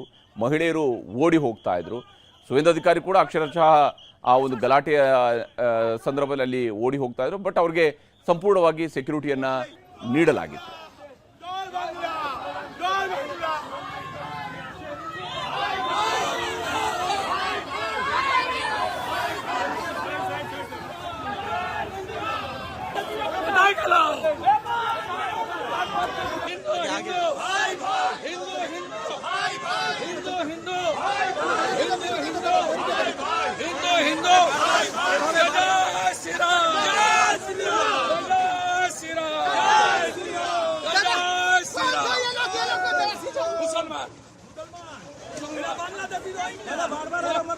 बांग्लादेशी मुसलमान सब बांग्लादेशी मुसलमान बूथ जाम करने की कोशिश कर रहा है, बूथ जाम करने की कोशिश है। देखो ये इलाका छेड़े शुरू कर दिया पूरा ममता को. ಇದು ರಾಜ್ಯದ ಮಳೆ ಕಥೆ ಆಯಿತು. ಈಗ ಚುನಾವಣೆ ನಡೆದಿರುವಂತಹ ಪಶ್ಚಿಮ ಬಂಗಾಳದ ಕಡೆಗೆ ಹೋಗೋಣ. ಮೊದಲ ಹಂತದಲ್ಲಿ 93.19% ಮತದಾನ ನಡೆದಿತ್ತು. ಇವತ್ತು ಎರಡನೇ ಹಂತದಲ್ಲಿ ಮತದಾನದಲ್ಲಿ ಇಲ್ಲಿವರೆಗೂ ಸಿಕ್ಕಿರುವಂಥ ಅಪ್ಡೇಟ್ಸ್ ಪ್ರಕಾರ 92.20% ಮತದಾನ ಆಗಿದೆ. ಮತದಾನ ಆಗ್ತಾ ಇದ್ದಂತೆಯೇ ಚುನಾವಣೋತ್ತರ ಸಮೀಕ್ಷೆಗಳು ಕೂಡ ಹೊರಬರ್ತಾ ಇದ್ದಾವೆ. ಅದರಲ್ಲೂ ವಿಶೇಷವಾಗಿ ಪಶ್ಚಿಮ ಬಂಗಾಳದ ಒಟ್ಟು ಕ್ಷೇತ್ರಗಳು 294 ಇರುವಂಥದ್ದು. ಈ 294 ಸೀಟ್ಗಳಲ್ಲಿ ಯಾರು ಎಷ್ಟು ಗೆಲ್ಲಬಹುದು ಅನ್ನೋದರ ಬಗ್ಗೆ ಸಿಗ್ತಾ ಇರುವಂತಹ ಸಮೀಕ್ಷೆಯ ವರದಿಗಳನ್ನು ನಿಮಗೆ ತೋರಿಸ್ತಾ ಹೋಗ್ತೀನಿ. ಮ್ಯಾಟ್ರಿಸ್ ನಡೆಸಿರ್ತಕ್ಕಂತಹ ಸಮೀಕ್ಷೆಯ ಪ್ರಕಾರ TMC 125ರಿಂದ 140 ಸೀಟ್ಗಳನ್ನು, ಅಂದರೆ ಅಧಿಕಾರವನ್ನು ಈ ಬಾರಿ TMC ಕಳ್ಕೊಳ್ಳುತ್ತೆ ಅಂತ ಹೇಳಿ. ಇಲ್ಲಿ TMCಯ ಮುಖ್ಯಮಂತ್ರಿ ಆಗಿರುವಂತಹ ದೀದಿ ಮಮತಾ ದೀದಿ ಈ ಬಾರಿ ಅಧಿಕಾರವನ್ನು ಕಳ್ಕೊಳ್ಬಹುದು, 15 ವರ್ಷಗಳ ಆಡಳಿತ ಕೊನೆಗೊಳ್ಳಬಹುದು ಅಂತ ಹೇಳ್ತಾ ಇದೆ. BJP 146ರಿಂದ 161 ಸೀಟ್ಗಳು, ಕಾಂಗ್ರೆಸ್ ಮತ್ತು CPIM ಇದರಲ್ಲಿ ಶೂನ್ಯ ಸಾಧನೆಗೆ ಸೀಮಿತ ಆಗಬಹುದು. 6ರಿಂದ 10 ಸೀಟ್ಗಳಲ್ಲಿ ಇತರರು ಗೆಲುವನ್ನು ದಾಖಲಿಸ್ಕೊಳ್ಬಹುದು ಅನ್ನುವಂಥದ್ದನ್ನು ಹೇಳ್ತಿದ್ದಾರೆ. ಕಾಂಗ್ರೆಸ್ ಕೂಡ ಶೂನ್ಯ ಸಾಧನೆಗೆ ಸೀಮಿತ ಆಗುತ್ತೆ ಅಂತೇಳಿ ಮ್ಯಾಟ್ರಿಸ್ ಹೇಳಿದೆ. ಇನ್ನು ಪಿಮಾರ್ಕ್ನ ಸಮೀಕ್ಷೆಯ ಪ್ರಕಾರ, ಪಿಮಾರ್ಕ್ ಹೇಳೋ ಪ್ರಕಾರ 118ರಿಂದ 138 ಸೀಟ್ಗಳು, ಅಂದರೆ TMC ಅಧಿಕಾರವನ್ನು ಕಳ್ಕೊಳ್ಳುತ್ತೆ ಅಂತೇಳಿ ಪಿಮಾರ್ಕ್ ಸರ್ವೆ ಕೂಡ ಹೇಳಿದೆ. 146ರಿಂದ 161 ಸೀಟ್ಗಳು BJPಗೆ ಬರುತ್ತೆ ಅನ್ನುವಂಥದ್ದನ್ನು ಪಿಮಾರ್ಕ್ ಹೇಳ್ತಿರುವಂಥದ್ದು. ಕಾಂಗ್ರೆಸ್ 6ರಿಂದ 10 ಸೀಟ್ಗಳು ಗೆಲ್ಲಬಹುದು, ಇತರರು ಶೂನ್ಯ ಸಾಧನೆ, CPM ಕೂಡ ಶೂನ್ಯ ಸಾಧನೆಗೆ ತೃಪ್ತಿ ಪಡ್ಕೊಳ್ಬೇಕಾಗತ್ತೆ ಅಂತ ಹೇಳಿ ಪಿಮಾರ್ಕ್ ಹೇಳ್ತಾ ಇದೆ. ಇನ್ನು JVC ನಡೆಸಿರುವಂತಹ ಸಮೀಕ್ಷೆಯ ಪ್ರಕಾರ 131ರಿಂದ 152 ಸೀಟ್ಗಳು, ಅಂದರೆ ಅಧಿಕಾರ ಸಿಕ್ಕರೂ ಸಿಗಬಹುದು TMCಗೆ, ಒಂದು ತಿನ್ ಮಾರ್ಜಿನಲ್ಲಿ ಸಿಗೋದಕ್ಕೆ ಚಾನ್ಸಸ್ಸು ಇದೆ, ಸಿಗದೆಯೂ ಇರಬಹುದು. ಹಾಗೆಯೇ BJPಗೂ ಅಷ್ಟೇ 138ರಿಂದ 159 ಸಿಕ್ಕರೂ ಸಿಗಬಹುದು, ಸಿಗದೆಯೂ ಇರಬಹುದು ಅನ್ನುವಂತಹ ರೀತಿಯಲ್ಲಿ JVC ಅವರ ಸರ್ವೆ ಹೇಳ್ತಾ ಇದೆ. 0ಯಿಂದ 2 ಸ್ಥಾನಗಳವರೆಗೆ ಕಾಂಗ್ರೆಸ್ ಫೈಟ್ನಲ್ಲಿದೆ ಅಂತ ಹೇಳಿ, ಇತರರು ಕೂಡ 0ಯಿಂದ 2. CPM ಶೂನ್ಯ ಸಾಧನೆಗೆ, ನೋಡಿ ಸರಿಸುಮಾರು 3 ದಶಕಗಳ ಕಾಲ ಆಡಳಿತ ನಡೆಸಿದಂತಹ CPM ಶೂನ್ಯ ಸಾಧನೆ ಅಂತೇಳಿ ಬಹುತೇಕ ಎಲ್ಲ ಸರ್ವೆಗಳು ಹೇಳ್ತಾ ಇದ್ದಾವೆ. ಬಂಗಾಳದ ಎಕ್ಸಿಟ್ ಪೋಲ್ನ ಜೊತೆಗೇನೆ ಇನ್ನು ಚಾಣಕ್ಯ ಸ್ಟ್ರಾಟಜೀಸ್ ನಡೆಸಿರುವಂತಹ ಸಮೀಕ್ಷೆಯ ಪ್ರಕಾರವೂ ಕೂಡ ಅಷ್ಟೇ BJP ಅಧಿಕಾರಕ್ಕೆ ಬರುತ್ತೆ ಅಂತೇಳಿ ಹೇಳ್ತಾ ಇದೆ. 150ರಿಂದ 160 ಸೀಟ್ಗಳೊಂದಿಗೆ BJP ಅಧಿಕಾರಕ್ಕೆ ಬರಬಹುದು ಅಂತೇಳಿ ಚಾಣಕ್ಯ ಸ್ಟ್ರಾಟಜೀಸ್ ಹೇಳ್ತಾ ಇದೆ. 130ರಿಂದ 140 ಸೀಟ್ಗಳು TMC ಪಾಲಾಗಬಹುದು. ಕಾಂಗ್ರೆಸ್ ಶೂನ್ಯ ಸಾಧನೆ, ಇತರರು 6ರಿಂದ 10.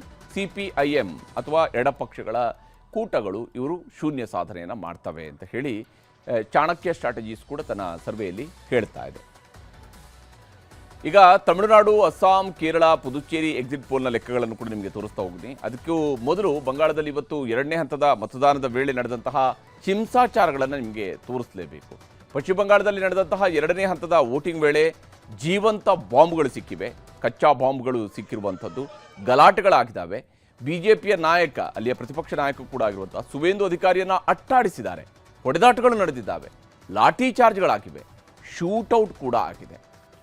ಇಲ್ಲಿ TMC ಬೆಂಬಲಿಗರು ಜೈ ಬಾಂಗ್ಲಾ ಅಂಥೇಳಿ ಘೋಷಣೆಯನ್ನು ಕೂಗ್ತಾ ಇರುವಂಥದ್ದು. ಸುವೇಂದು ಅಧಿಕಾರಿಯವರು ಹೋಗ್ತಾ ಇರುವ ಸಂದರ್ಭದಲ್ಲಿನೇ ಅಲ್ಲಿ ಜೈ ಬಾಂಗ್ಲಾ ಅಂಥೇಳಿ ಘೋಷಣೆಗಳನ್ನು ಕೂಗಿದ್ದಾರೆ TMCಯ ಬೆಂಬಲಿಗರು. ಅದರಿಂದಾಗಿ ಸುವೇಂದು ಅಧಿಕಾರಿಯವರು ಸಿಟ್ಟಿಗೆದ್ದಿದ್ರು. ಆ ಸಂದರ್ಭದಲ್ಲಿನೇ ಎರಡೂ ಕಡೆಯಲ್ಲೂ ಕೂಡ ಮಾತಿನ ಚಕಮಕಿಗಳು ನಡೆದಿದ್ದಾವೆ. TMC ಬೆಂಬಲಿಗರ ಕಡೆಯಿಂದ ಅವರಿಗೆ ಹುಡೀರಿ ಅನ್ನುವಂತಹ ಮಾತುಗಳು ಕೂಡ ಕೇಳಿ ಬಂದಿದ್ವು. TMC ನಾಯಕಿ ಮಮತಾ ಬ್ಯಾನರ್ಜಿ ಮತ್ತು BJPಯ ಸುವೇಂದು ಅಧಿಕಾರಿ ಸ್ಪರ್ಧಿಸಿರುವಂತಹ ಭವಾನಿಪುರದಲ್ಲಿ ಇವತ್ತು ಹಿಂಸಾಚಾರ ನಡೆದಿದೆ. ಇದು ಮುಖ್ಯಮಂತ್ರಿ ಮಮತಾ ಬ್ಯಾನರ್ಜಿ ಅವರು ಪ್ರತಿನಿಧಿಸ್ತಾ ಇರುವಂತಹ ಕ್ಷೇತ್ರ. ಮತಗಟ್ಟೆ ಪರಿಶೀಲನೆಗೆ ಅಂತೇಳಿ ಸುವೇಂದು ಅಧಿಕಾರಿ ಅವರು ಬಂದಾಗ TMC ಕಾರ್ಯಕರ್ತರು ಮುತ್ತಿಗೆ ಹಾಕಿದರು. ಜೈ ಬಂಗಾಳ, ಜೈ ಬಂಗಾಳ ಅನ್ನುವಂತಹ ಘೋಷಣೆಗಳನ್ನು ಕೂಗಿದ್ದಾರೆ. ಸುವೇಂದು ಅಧಿಕಾರಿಯನ್ನು ಕೂಡ ಸುತ್ತುವರೆದರು. ಆಗ ಸುವೇಂದು ಅಧಿಕಾರಿಯವರಿಗೂ ಕೂಡ ಸಹಜವಾಗಿಯೇ ಒಬ್ಬ ರಾಜಕೀಯ ನಾಯಕರಿಗೆ ಸಿಟ್ಟು ಬಂದೇ ಬರುತ್ತೆ. ಆ ರೀತಿಯಂಥ ಒಂದು ವಾತಾವರಣ ಕೂಡ ನಿರ್ಮಾಣ ಆಗಿತ್ತು. ಅವರ ಪಿತ್ತ ನೆತ್ತಿಗೇರಿತ್ತು.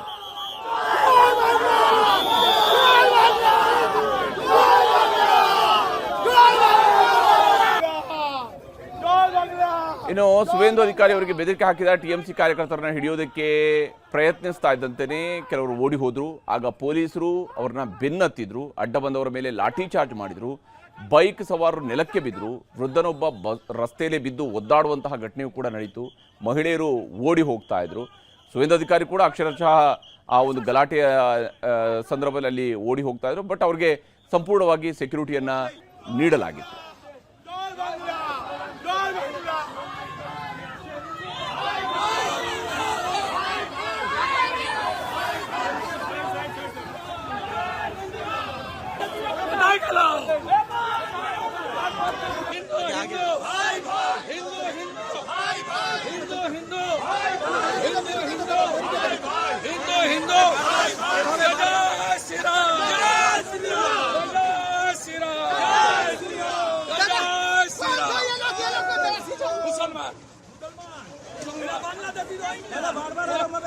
बांग्लादेशी मुसलमान सब बांग्लादेशी मुसलमान बूथ जाम करने की कोशिश कर रहा है, बूथ जाम करने की कोशिश है। देखो ये इलाका छेड़े शुरू कर दिया पूरा ममता को. ಇದು ರಾಜ್ಯದ ಮಳೆ ಕಥೆ ಆಯಿತು. ಈಗ ಚುನಾವಣೆ ನಡೆದಿರುವಂತಹ ಪಶ್ಚಿಮ ಬಂಗಾಳದ ಕಡೆಗೆ ಹೋಗೋಣ. ಮೊದಲ ಹಂತದಲ್ಲಿ 93.19% ಮತದಾನ ನಡೆದಿತ್ತು. ಇವತ್ತು ಎರಡನೇ ಹಂತದಲ್ಲಿ ಮತದಾನದಲ್ಲಿ ಇಲ್ಲಿವರೆಗೂ ಸಿಕ್ಕಿರುವಂಥ ಅಪ್ಡೇಟ್ಸ್ ಪ್ರಕಾರ 92.20% ಮತದಾನ ಆಗಿದೆ. ಮತದಾನ ಆಗ್ತಾ ಇದ್ದಂತೆಯೇ ಚುನಾವಣೋತ್ತರ ಸಮೀಕ್ಷೆಗಳು ಕೂಡ ಹೊರಬರ್ತಾ ಇದ್ದಾವೆ. ಅದರಲ್ಲೂ ವಿಶೇಷವಾಗಿ ಪಶ್ಚಿಮ ಬಂಗಾಳದ ಒಟ್ಟು ಕ್ಷೇತ್ರಗಳು 294 ಇರುವಂಥದ್ದು. ಈ 294 ಸೀಟ್ಗಳಲ್ಲಿ ಯಾರು ಎಷ್ಟು ಗೆಲ್ಲಬಹುದು ಅನ್ನೋದರ ಬಗ್ಗೆ ಸಿಗ್ತಾ ಇರುವಂತಹ ಸಮೀಕ್ಷೆಯ ವರದಿಗಳನ್ನು ನಿಮಗೆ ತೋರಿಸ್ತಾ ಹೋಗ್ತೀನಿ. ಮ್ಯಾಟ್ರಿಸ್ ನಡೆಸಿರ್ತಕ್ಕಂತಹ ಸಮೀಕ್ಷೆಯ ಪ್ರಕಾರ ಟಿಎಂಸಿ 125ರಿಂದ 140 ಸೀಟ್ಗಳನ್ನು, ಅಂದರೆ ಅಧಿಕಾರವನ್ನು ಈ ಬಾರಿ ಟಿಎಂಸಿ ಕಳ್ಕೊಳ್ಳುತ್ತೆ ಅಂತ ಹೇಳಿ.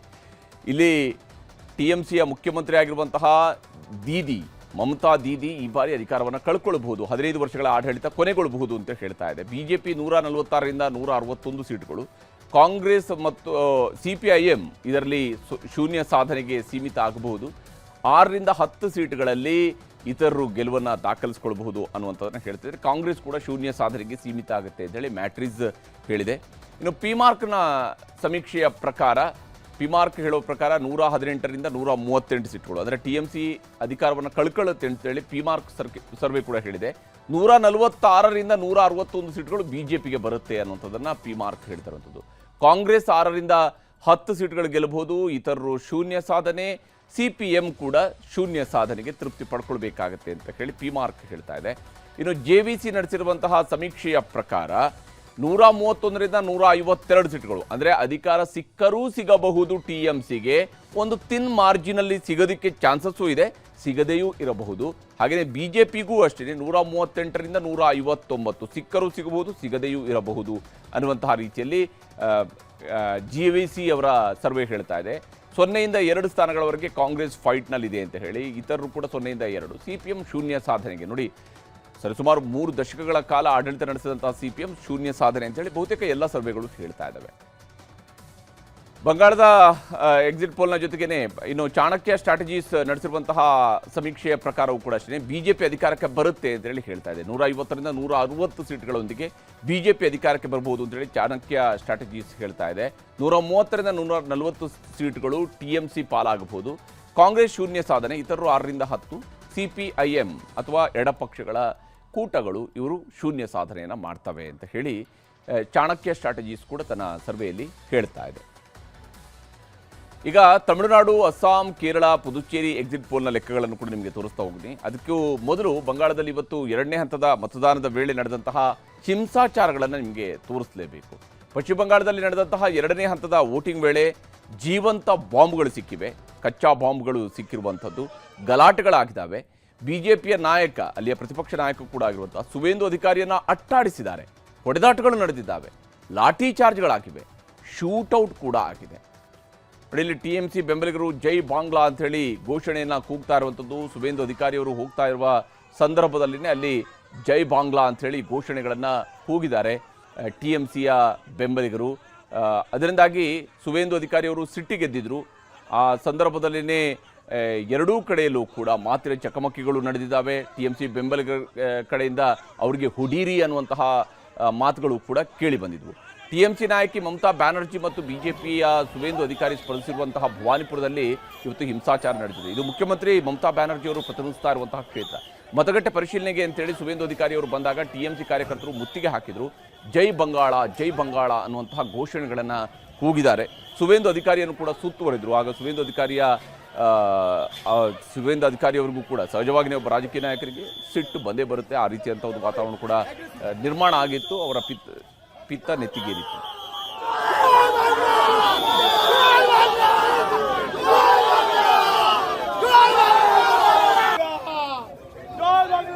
ಇನ್ನು ಸುವೇಂದು ಅಧಿಕಾರಿ ಅವರಿಗೆ ಬೆದರಿಕೆ ಹಾಕಿದ ಟಿಎಂಸಿ ಕಾರ್ಯಕರ್ತರನ್ನ ಹಿಡಿಯೋದಕ್ಕೆ ಪ್ರಯತ್ನಿಸ್ತಾ ಇದ್ದಂತೆಯೇ ಕೆಲವರು ಓಡಿ ಹೋದ್ರು. ಆಗ ಪೊಲೀಸರು ಅವ್ರನ್ನ ಬೆನ್ನತ್ತಿದ್ರು. ಅಡ್ಡ ಬಂದವರ ಮೇಲೆ ಲಾಠಿ ಚಾರ್ಜ್ ಮಾಡಿದ್ರು.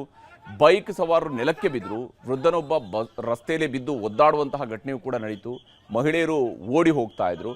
ಸುವೇಂದು ಅಧಿಕಾರಿ ಕೂಡ ಅಕ್ಷರಶಃ ಆ ಒಂದು ಗಲಾಟೆಯ ಸಂದರ್ಭದಲ್ಲಿ ಓಡಿ ಹೋಗ್ತಾ ಇದ್ರು. ಬಟ್ ಅವ್ರಿಗೆ ಸಂಪೂರ್ಣವಾಗಿ ಸೆಕ್ಯೂರಿಟಿಯನ್ನ ನೀಡಲಾಗಿತ್ತು.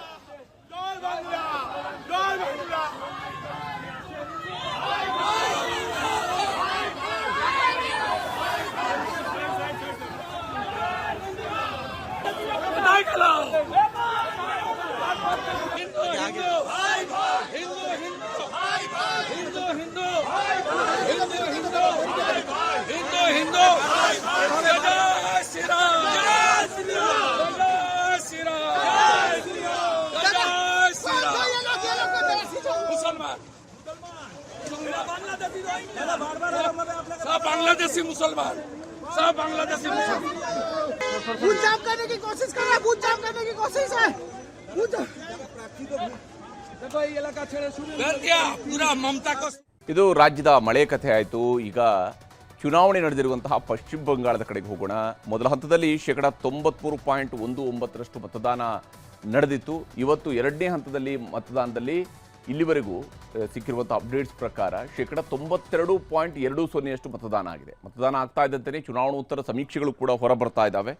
ಅದರಲ್ಲೂ ವಿಶೇಷವಾಗಿ ಪಶ್ಚಿಮ ಬಂಗಾಳದ ಒಟ್ಟು ಕ್ಷೇತ್ರಗಳು 294 ಇರುವಂಥದ್ದು. ಈ 294 ಸೀಟ್ಗಳಲ್ಲಿ ಯಾರು ಎಷ್ಟು ಗೆಲ್ಲಬಹುದು ಅನ್ನೋದರ ಬಗ್ಗೆ ಸಿಗ್ತಾ ಇರುವಂತಹ ಸಮೀಕ್ಷೆಯ ವರದಿಗಳನ್ನು ನಿಮಗೆ ತೋರಿಸ್ತಾ ಹೋಗ್ತೀನಿ. ಮ್ಯಾಟ್ರಿಸ್ ನಡೆಸಿರ್ತಕ್ಕಂತಹ ಸಮೀಕ್ಷೆಯ ಪ್ರಕಾರ ಟಿಎಂಸಿ 125ರಿಂದ 140 ಸೀಟ್ಗಳನ್ನು, ಅಂದರೆ ಅಧಿಕಾರವನ್ನು ಈ ಬಾರಿ ಟಿಎಂಸಿ ಕಳ್ಕೊಳ್ಳುತ್ತೆ ಅಂತ ಹೇಳಿ.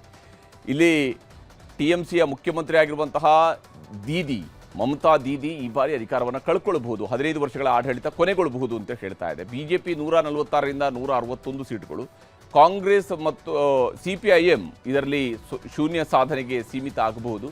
6ರಿಂದ 10 ಸೀಟ್ಗಳಲ್ಲಿ ಇತರರು ಗೆಲುವನ್ನು ದಾಖಲಿಸಿಕೊಳ್ಳಬಹುದು ಅನ್ನುವಂಥದ್ದನ್ನು ಹೇಳ್ತಿದ್ದಾರೆ. ಕಾಂಗ್ರೆಸ್ ಕೂಡ ಶೂನ್ಯ ಸಾಧನೆಗೆ ಸೀಮಿತ ಆಗುತ್ತೆ ಅಂತೇಳಿ ಮ್ಯಾಟ್ರಿಸ್ ಹೇಳಿದೆ. ಇನ್ನು ಪಿಮಾರ್ಕ್ನ ಸಮೀಕ್ಷೆಯ ಪ್ರಕಾರ, ಪಿಮಾರ್ಕ್ ಹೇಳೋ ಪ್ರಕಾರ 118ರಿಂದ 138 ಸೀಟ್ಗಳು, ಅಂದರೆ ಟಿಎಂಸಿ ಅಧಿಕಾರವನ್ನು ಕಳ್ಕೊಳ್ಳುತ್ತೆ ಅಂತೇಳಿ ಪಿಮಾರ್ಕ್ ಸರ್ವೆ ಕೂಡ ಹೇಳಿದೆ. 146ರಿಂದ 161 ಸೀಟ್ಗಳು ಬಿಜೆಪಿಗೆ ಬರುತ್ತೆ ಅನ್ನುವಂಥದ್ದನ್ನು ಪಿಮಾರ್ಕ್ ಹೇಳ್ತಿರುವಂಥದ್ದು. ಕಾಂಗ್ರೆಸ್ 6ರಿಂದ 10 ಸೀಟ್ಗಳು ಗೆಲ್ಲಬಹುದು, ಇತರರು ಶೂನ್ಯ ಸಾಧನೆ, CPM ಕೂಡ ಶೂನ್ಯ ಸಾಧನೆಗೆ ತೃಪ್ತಿ ಪಡ್ಕೊಳ್ಬೇಕಾಗತ್ತೆ ಅಂತ ಹೇಳಿ ಪಿಮಾರ್ಕ್ ಹೇಳ್ತಾ ಇದೆ. ಇನ್ನು JVC ನಡೆಸಿರುವಂತಹ ಸಮೀಕ್ಷೆಯ ಪ್ರಕಾರ 131ರಿಂದ 152 ಸೀಟ್ಗಳು, ಅಂದರೆ ಅಧಿಕಾರ ಸಿಕ್ಕರೂ ಸಿಗಬಹುದು ಟಿಎಂಸಿಗೆ, ಒಂದು ತಿನ್ ಮಾರ್ಜಿನಲ್ಲಿ ಸಿಗೋದಕ್ಕೆ ಚಾನ್ಸಸ್ಸು ಇದೆ, ಸಿಗದೆಯೂ ಇರಬಹುದು. ಹಾಗೆಯೇ ಬಿಜೆಪಿಗೂ ಅಷ್ಟೇ 138ರಿಂದ 159 ಸಿಕ್ಕರೂ ಸಿಗಬಹುದು, ಸಿಗದೆಯೂ ಇರಬಹುದು ಅನ್ನುವಂತಹ ರೀತಿಯಲ್ಲಿ JVC ಅವರ ಸರ್ವೆ ಹೇಳ್ತಾ ಇದೆ. 0ಯಿಂದ 2 ಸ್ಥಾನಗಳವರೆಗೆ ಕಾಂಗ್ರೆಸ್ ಫೈಟ್ನಲ್ಲಿದೆ ಅಂತ ಹೇಳಿ, ಇತರರು ಕೂಡ 0ಯಿಂದ 2. CPM ಶೂನ್ಯ ಸಾಧನೆಗೆ, ನೋಡಿ ಸರಿಸುಮಾರು 3 ದಶಕಗಳ ಕಾಲ ಆಡಳಿತ ನಡೆಸಿದಂತಹ CPM ಶೂನ್ಯ ಸಾಧನೆ ಅಂತೇಳಿ ಬಹುತೇಕ ಎಲ್ಲ ಸರ್ವೆಗಳು ಹೇಳ್ತಾ ಇದ್ದಾವೆ. ಬಂಗಾಳದ ಎಕ್ಸಿಟ್ ಪೋಲ್ನ ಜೊತೆಗೇನೆ ಇನ್ನು ಚಾಣಕ್ಯ ಸ್ಟ್ರಾಟಜೀಸ್ ನಡೆಸಿರುವಂತಹ ಸಮೀಕ್ಷೆಯ ಪ್ರಕಾರವೂ ಕೂಡ ಅಷ್ಟೇ ಬಿಜೆಪಿ ಅಧಿಕಾರಕ್ಕೆ ಬರುತ್ತೆ ಅಂತೇಳಿ ಹೇಳ್ತಾ ಇದೆ. 150ರಿಂದ 160 ಸೀಟ್ಗಳೊಂದಿಗೆ ಬಿಜೆಪಿ ಅಧಿಕಾರಕ್ಕೆ ಬರಬಹುದು ಅಂತೇಳಿ ಚಾಣಕ್ಯ ಸ್ಟ್ರಾಟಜೀಸ್ ಹೇಳ್ತಾ ಇದೆ. 130ರಿಂದ 140 ಸೀಟ್ಗಳು ಟಿಎಂಸಿ ಪಾಲಾಗಬಹುದು. ಕಾಂಗ್ರೆಸ್ ಶೂನ್ಯ ಸಾಧನೆ, ಇತರರು 6ರಿಂದ 10, CPIM ಅಥವಾ ಎಡಪಕ್ಷಗಳ ಕೂಟಗಳು ಇವರು ಶೂನ್ಯ ಸಾಧನೆಯನ್ನು ಮಾಡ್ತವೆ ಅಂತ ಹೇಳಿ ಚಾಣಕ್ಯ ಸ್ಟ್ರಾಟಜೀಸ್ ಕೂಡ ತನ್ನ ಸರ್ವೆಯಲ್ಲಿ ಹೇಳ್ತಾ ಇದೆ. ಈಗ ತಮಿಳುನಾಡು, ಅಸ್ಸಾಂ, ಕೇರಳ, ಪುದುಚೇರಿ ಎಕ್ಸಿಟ್ ಪೋಲ್ನ ಲೆಕ್ಕಗಳನ್ನು ಕೂಡ ನಿಮಗೆ ತೋರಿಸ್ತಾ ಹೋಗ್ತೀನಿ. ಅದಕ್ಕೂ ಮೊದಲು ಬಂಗಾಳದಲ್ಲಿ ಇವತ್ತು ಎರಡನೇ ಹಂತದ ಮತದಾನದ ವೇಳೆ ನಡೆದಂತಹ ಹಿಂಸಾಚಾರಗಳನ್ನು ನಿಮಗೆ ತೋರಿಸಲೇಬೇಕು. ಪಶ್ಚಿಮ ಬಂಗಾಳದಲ್ಲಿ ನಡೆದಂತಹ ಎರಡನೇ ಹಂತದ ವೋಟಿಂಗ್ ವೇಳೆ ಜೀವಂತ ಬಾಂಬ್ಗಳು ಸಿಕ್ಕಿವೆ, ಕಚ್ಚಾ ಬಾಂಬ್ಗಳು ಸಿಕ್ಕಿರುವಂಥದ್ದು, ಗಲಾಟೆಗಳಾಗಿದ್ದಾವೆ. ಬಿಜೆಪಿಯ ನಾಯಕ, ಅಲ್ಲಿಯ ಪ್ರತಿಪಕ್ಷ ನಾಯಕ ಕೂಡ ಆಗಿರುವಂತಹ ಸುವೇಂದು ಅಧಿಕಾರಿಯನ್ನ ಅಟ್ಟಾಡಿಸಿದ್ದಾರೆ. ಹೊಡೆದಾಟಗಳು ನಡೆದಿದ್ದಾವೆ, ಲಾಠಿ ಚಾರ್ಜ್ಗಳಾಗಿವೆ, ಶೂಟೌಟ್ ಕೂಡ ಆಗಿದೆ. ಇಲ್ಲಿ TMC ಬೆಂಬಲಿಗರು ಜೈ ಬಾಂಗ್ಲಾ ಅಂತ ಹೇಳಿ ಘೋಷಣೆಯನ್ನ ಕೂಗ್ತಾ ಇರುವಂಥದ್ದು. ಸುವೇಂದು ಅಧಿಕಾರಿಯವರು ಹೋಗ್ತಾ ಇರುವ ಸಂದರ್ಭದಲ್ಲಿನೇ ಅಲ್ಲಿ ಜೈ ಬಾಂಗ್ಲಾ ಅಂತ ಹೇಳಿ ಘೋಷಣೆಗಳನ್ನ ಕೂಗಿದ್ದಾರೆ TMCಯ ಬೆಂಬಲಿಗರು. ಅದರಿಂದಾಗಿ ಸುವೇಂದು ಅಧಿಕಾರಿಯವರು ಸಿಟ್ಟಿಗೆದ್ದಿದ್ರು. ಆ ಸಂದರ್ಭದಲ್ಲಿನೇ ಎರಡೂ ಕಡೆಯಲ್ಲೂ ಕೂಡ ಮಾತಿನ ಚಕಮಕಿಗಳು ನಡೆದಿದ್ದಾವೆ. TMC ಬೆಂಬಲಿಗರ ಕಡೆಯಿಂದ ಅವರಿಗೆ ಹುಡೀರಿ ಅನ್ನುವಂತಹ ಮಾತುಗಳು ಕೂಡ ಕೇಳಿ ಬಂದಿದ್ವು. TMC ನಾಯಕಿ ಮಮತಾ ಬ್ಯಾನರ್ಜಿ ಮತ್ತು ಬಿಜೆಪಿಯ ಸುವೇಂದು ಅಧಿಕಾರಿ ಸ್ಪರ್ಧಿಸಿರುವಂತಹ ಭವಾನಿಪುರದಲ್ಲಿ ಇವತ್ತು ಹಿಂಸಾಚಾರ ನಡೆದಿದೆ. ಇದು ಮುಖ್ಯಮಂತ್ರಿ ಮಮತಾ ಬ್ಯಾನರ್ಜಿ ಅವರು ಪ್ರತಿನಿಧಿಸ್ತಾ ಇರುವಂತಹ ಕ್ಷೇತ್ರ. ಮತಗಟ್ಟೆ ಪರಿಶೀಲನೆಗೆ ಅಂತೇಳಿ ಸುವೇಂದು ಅಧಿಕಾರಿ ಅವರು ಬಂದಾಗ TMC ಕಾರ್ಯಕರ್ತರು ಮುತ್ತಿಗೆ ಹಾಕಿದ್ರು. ಜೈ ಬಂಗಾಳ, ಜೈ ಬಂಗಾಳ ಅನ್ನುವಂತಹ ಘೋಷಣೆಗಳನ್ನು ಕೂಗಿದ್ದಾರೆ. ಸುವೇಂದು ಅಧಿಕಾರಿಯನ್ನು ಕೂಡ ಸುತ್ತುವರೆದ್ರು. ಆಗ ಸುವೇಂದು ಅಧಿಕಾರಿಯವರಿಗೂ ಕೂಡ ಸಹಜವಾಗಿ ಒಬ್ಬ ರಾಜಕೀಯ ನಾಯಕರಿಗೆ ಸಿಟ್ಟು ಬಂದೇ ಬರುತ್ತೆ. ಆ ರೀತಿಯಂಥ ಒಂದು ವಾತಾವರಣ ಕೂಡ ನಿರ್ಮಾಣ ಆಗಿತ್ತು. ಅವರ ಪಿತ್ತ ನೆತ್ತಿಗೇರಿತ್ತು.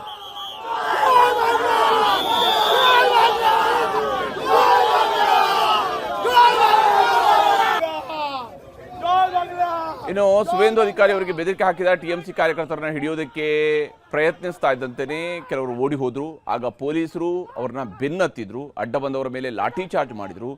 ಬೈಕ್ ಸವಾರರು ನೆಲಕ್ಕೆ ಬಿದ್ದರು. ವೃದ್ಧನೊಬ್ಬ ರಸ್ತೆಯಲ್ಲಿ ಬಿದ್ದು ಒದ್ದಾಡುವಂತಹ ಘಟನೆಯೂ ಕೂಡ ನಡೀತು. ಮಹಿಳೆಯರು ಓಡಿ ಹೋಗ್ತಾ ಇದ್ರು. ಸುವೇಂದು ಅಧಿಕಾರಿ ಕೂಡ ಅಕ್ಷರಶಃ ಆ ಒಂದು ಗಲಾಟೆಯ ಸಂದರ್ಭದಲ್ಲಿ ಅಲ್ಲಿ ಓಡಿ ಹೋಗ್ತಾ ಇದ್ರು. ಬಟ್ ಅವ್ರಿಗೆ ಸಂಪೂರ್ಣವಾಗಿ ಸೆಕ್ಯೂರಿಟಿಯನ್ನ ನೀಡಲಾಗಿತ್ತು.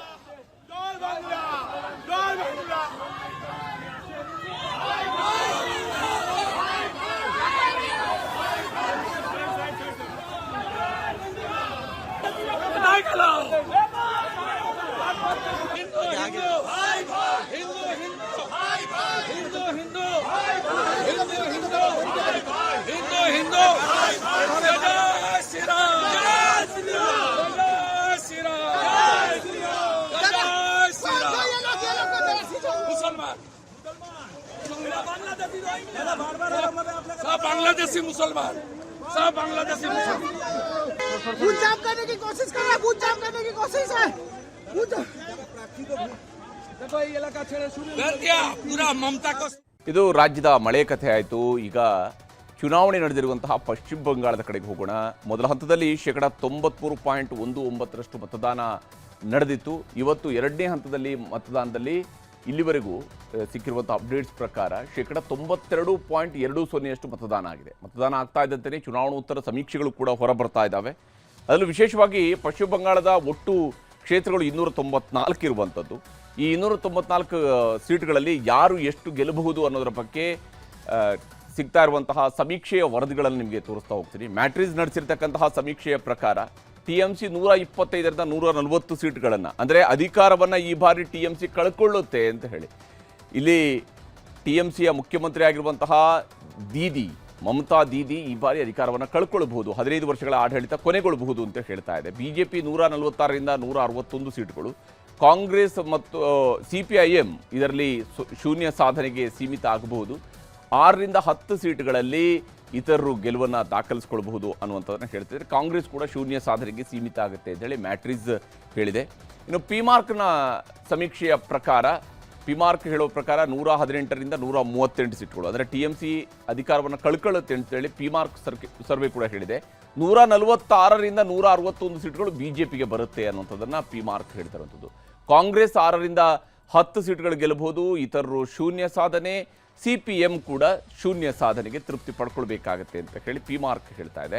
ಇನ್ನು JVC ನಡೆಸಿರುವಂತಹ ಸಮೀಕ್ಷೆಯ ಪ್ರಕಾರ 131ರಿಂದ 152 ಸೀಟ್ಗಳು, ಅಂದರೆ ಅಧಿಕಾರ ಸಿಕ್ಕರೂ ಸಿಗಬಹುದು TMCಗೆ, ಒಂದು ತಿನ್ ಮಾರ್ಜಿನಲ್ಲಿ ಸಿಗೋದಕ್ಕೆ ಚಾನ್ಸಸ್ಸು ಇದೆ, ಸಿಗದೆಯೂ ಇರಬಹುದು. ಹಾಗೆಯೇ BJPಗೂ ಅಷ್ಟೇ 138ರಿಂದ 159 ಸಿಕ್ಕರೂ ಸಿಗಬಹುದು, ಸಿಗದೆಯೂ ಇರಬಹುದು ಅನ್ನುವಂತಹ ರೀತಿಯಲ್ಲಿ JVC ಅವರ ಸರ್ವೆ ಹೇಳ್ತಾ ಇದೆ.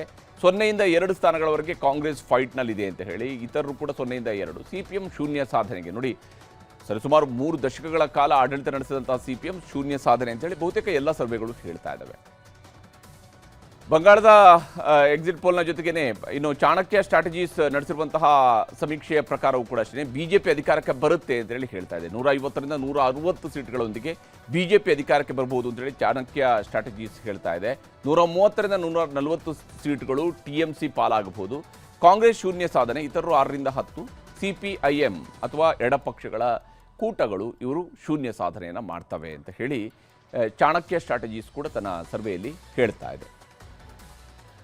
ಈಗ ತಮಿಳುನಾಡು, ಅಸ್ಸಾಂ, ಕೇರಳ, ಪುದುಚೇರಿ ಎಕ್ಸಿಟ್ ಪೋಲ್ನ ಲೆಕ್ಕಗಳನ್ನು ಕೂಡ ನಿಮಗೆ ತೋರಿಸ್ತಾ ಹೋಗ್ತೀನಿ. ಅದಕ್ಕೂ ಮೊದಲು ಬಂಗಾಳದಲ್ಲಿ ಇವತ್ತು 2ನೇ ಹಂತದ ಮತದಾನದ ವೇಳೆ ನಡೆದಂತಹ ಹಿಂಸಾಚಾರಗಳನ್ನು ನಿಮಗೆ ತೋರಿಸಲೇಬೇಕು. ಪಶ್ಚಿಮ ಬಂಗಾಳದಲ್ಲಿ ನಡೆದಂತಹ 2ನೇ ಹಂತದ ವೋಟಿಂಗ್ ವೇಳೆ ಜೀವಂತ ಬಾಂಬ್ಗಳು ಸಿಕ್ಕಿವೆ, ಕಚ್ಚಾ ಬಾಂಬ್ಗಳು ಸಿಕ್ಕಿರುವಂಥದ್ದು, ಗಲಾಟೆಗಳಾಗಿದ್ದಾವೆ. ಬಿಜೆಪಿಯ ನಾಯಕ, ಅಲ್ಲಿಯ ಪ್ರತಿಪಕ್ಷ ನಾಯಕ ಕೂಡ ಆಗಿರುವಂತಹ ಸುವೇಂದು ಅಧಿಕಾರಿಯನ್ನು ಅಟ್ಟಾಡಿಸಿದ್ದಾರೆ, ಹೊಡೆದಾಟಗಳು ನಡೆದಿದ್ದಾವೆ, ಲಾಠಿ ಚಾರ್ಜ್ಗಳಾಗಿವೆ, ಶೂಟೌಟ್ ಕೂಡ ಆಗಿದೆ.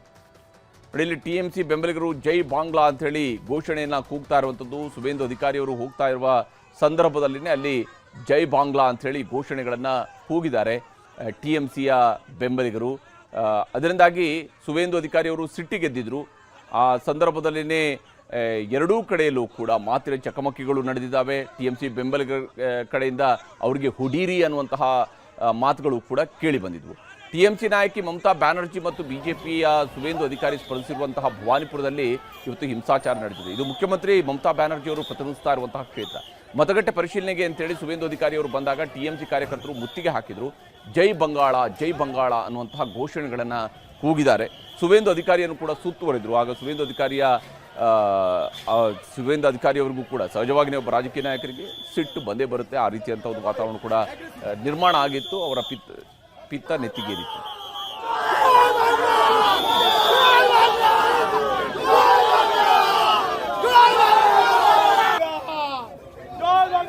ಇನ್ನು ಸುವೇಂದು ಅಧಿಕಾರಿ ಅವರಿಗೆ ಬೆದರಿಕೆ ಹಾಕಿದ ಟಿಎಂಸಿ ಕಾರ್ಯಕರ್ತರನ್ನ ಹಿಡಿಯೋದಕ್ಕೆ ಪ್ರಯತ್ನಿಸ್ತಾ ಇದ್ದಂತೆಯೇ ಕೆಲವರು ಓಡಿ ಹೋದ್ರು. ಆಗ ಪೊಲೀಸರು ಅವ್ರನ್ನ ಬೆನ್ನತ್ತಿದ್ರು, ಅಡ್ಡ ಬಂದವರ ಮೇಲೆ ಲಾಠಿ ಚಾರ್ಜ್ ಮಾಡಿದ್ರು, ಬೈಕ್ ಸವಾರರು ನೆಲಕ್ಕೆ ಬಿದ್ದರು, ವೃದ್ಧನೊಬ್ಬ ರಸ್ತೆಯಲ್ಲಿ ಬಿದ್ದು ಒದ್ದಾಡುವಂತಹ ಘಟನೆಯೂ ಕೂಡ ನಡೀತು.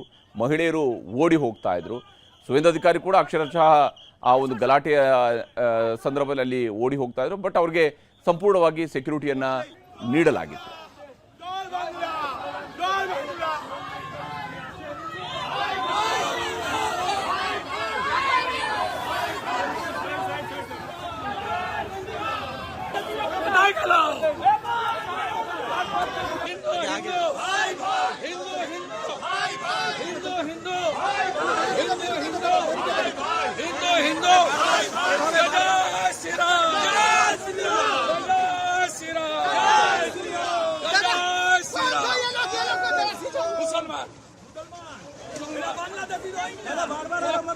बांग्लादेशी मुसलमान, सब बांग्लादेशी मुसलमान गुंजाम करने की कोशिश कर रहा है, गुंजाम करने की कोशिश है।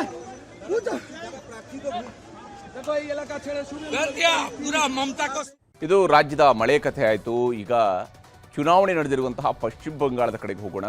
ಮೊದಲ ಹಂತದಲ್ಲಿ 93.19% ಮತದಾನ ನಡೆದಿತ್ತು. ಇವತ್ತು 2ನೇ ಹಂತದಲ್ಲಿ ಮತದಾನದಲ್ಲಿ ಇಲ್ಲಿವರೆಗೂ ಸಿಕ್ಕಿರುವಂಥ ಅಪ್ಡೇಟ್ಸ್ ಪ್ರಕಾರ 92.20% ಮತದಾನ ಆಗಿದೆ. ಮತದಾನ ಆಗ್ತಾ ಇದ್ದಂತೆಯೇ ಚುನಾವಣೋತ್ತರ ಸಮೀಕ್ಷೆಗಳು ಕೂಡ ಹೊರಬರ್ತಾ ಇದ್ದಾವೆ. ಅದರಲ್ಲೂ ವಿಶೇಷವಾಗಿ ಪಶ್ಚಿಮ ಬಂಗಾಳದ ಒಟ್ಟು ಕ್ಷೇತ್ರಗಳು 294 ಇರುವಂಥದ್ದು. ಈ 294 ಸೀಟ್ಗಳಲ್ಲಿ ಯಾರು ಎಷ್ಟು ಗೆಲ್ಲಬಹುದು ಅನ್ನೋದರ ಬಗ್ಗೆ ಸಿಗ್ತಾ ಇರುವಂತಹ ಸಮೀಕ್ಷೆಯ ವರದಿಗಳನ್ನು ನಿಮಗೆ ತೋರಿಸ್ತಾ ಹೋಗ್ತೀನಿ. ಮ್ಯಾಟ್ರಿಸ್ ನಡೆಸಿರ್ತಕ್ಕಂತಹ ಸಮೀಕ್ಷೆಯ ಪ್ರಕಾರ ಟಿಎಂಸಿ 125ರಿಂದ 140 ಸೀಟ್ಗಳನ್ನು, ಅಂದರೆ ಅಧಿಕಾರವನ್ನು ಈ ಬಾರಿ ಟಿಎಂಸಿ ಕಳ್ಕೊಳ್ಳುತ್ತೆ ಅಂತ ಹೇಳಿ.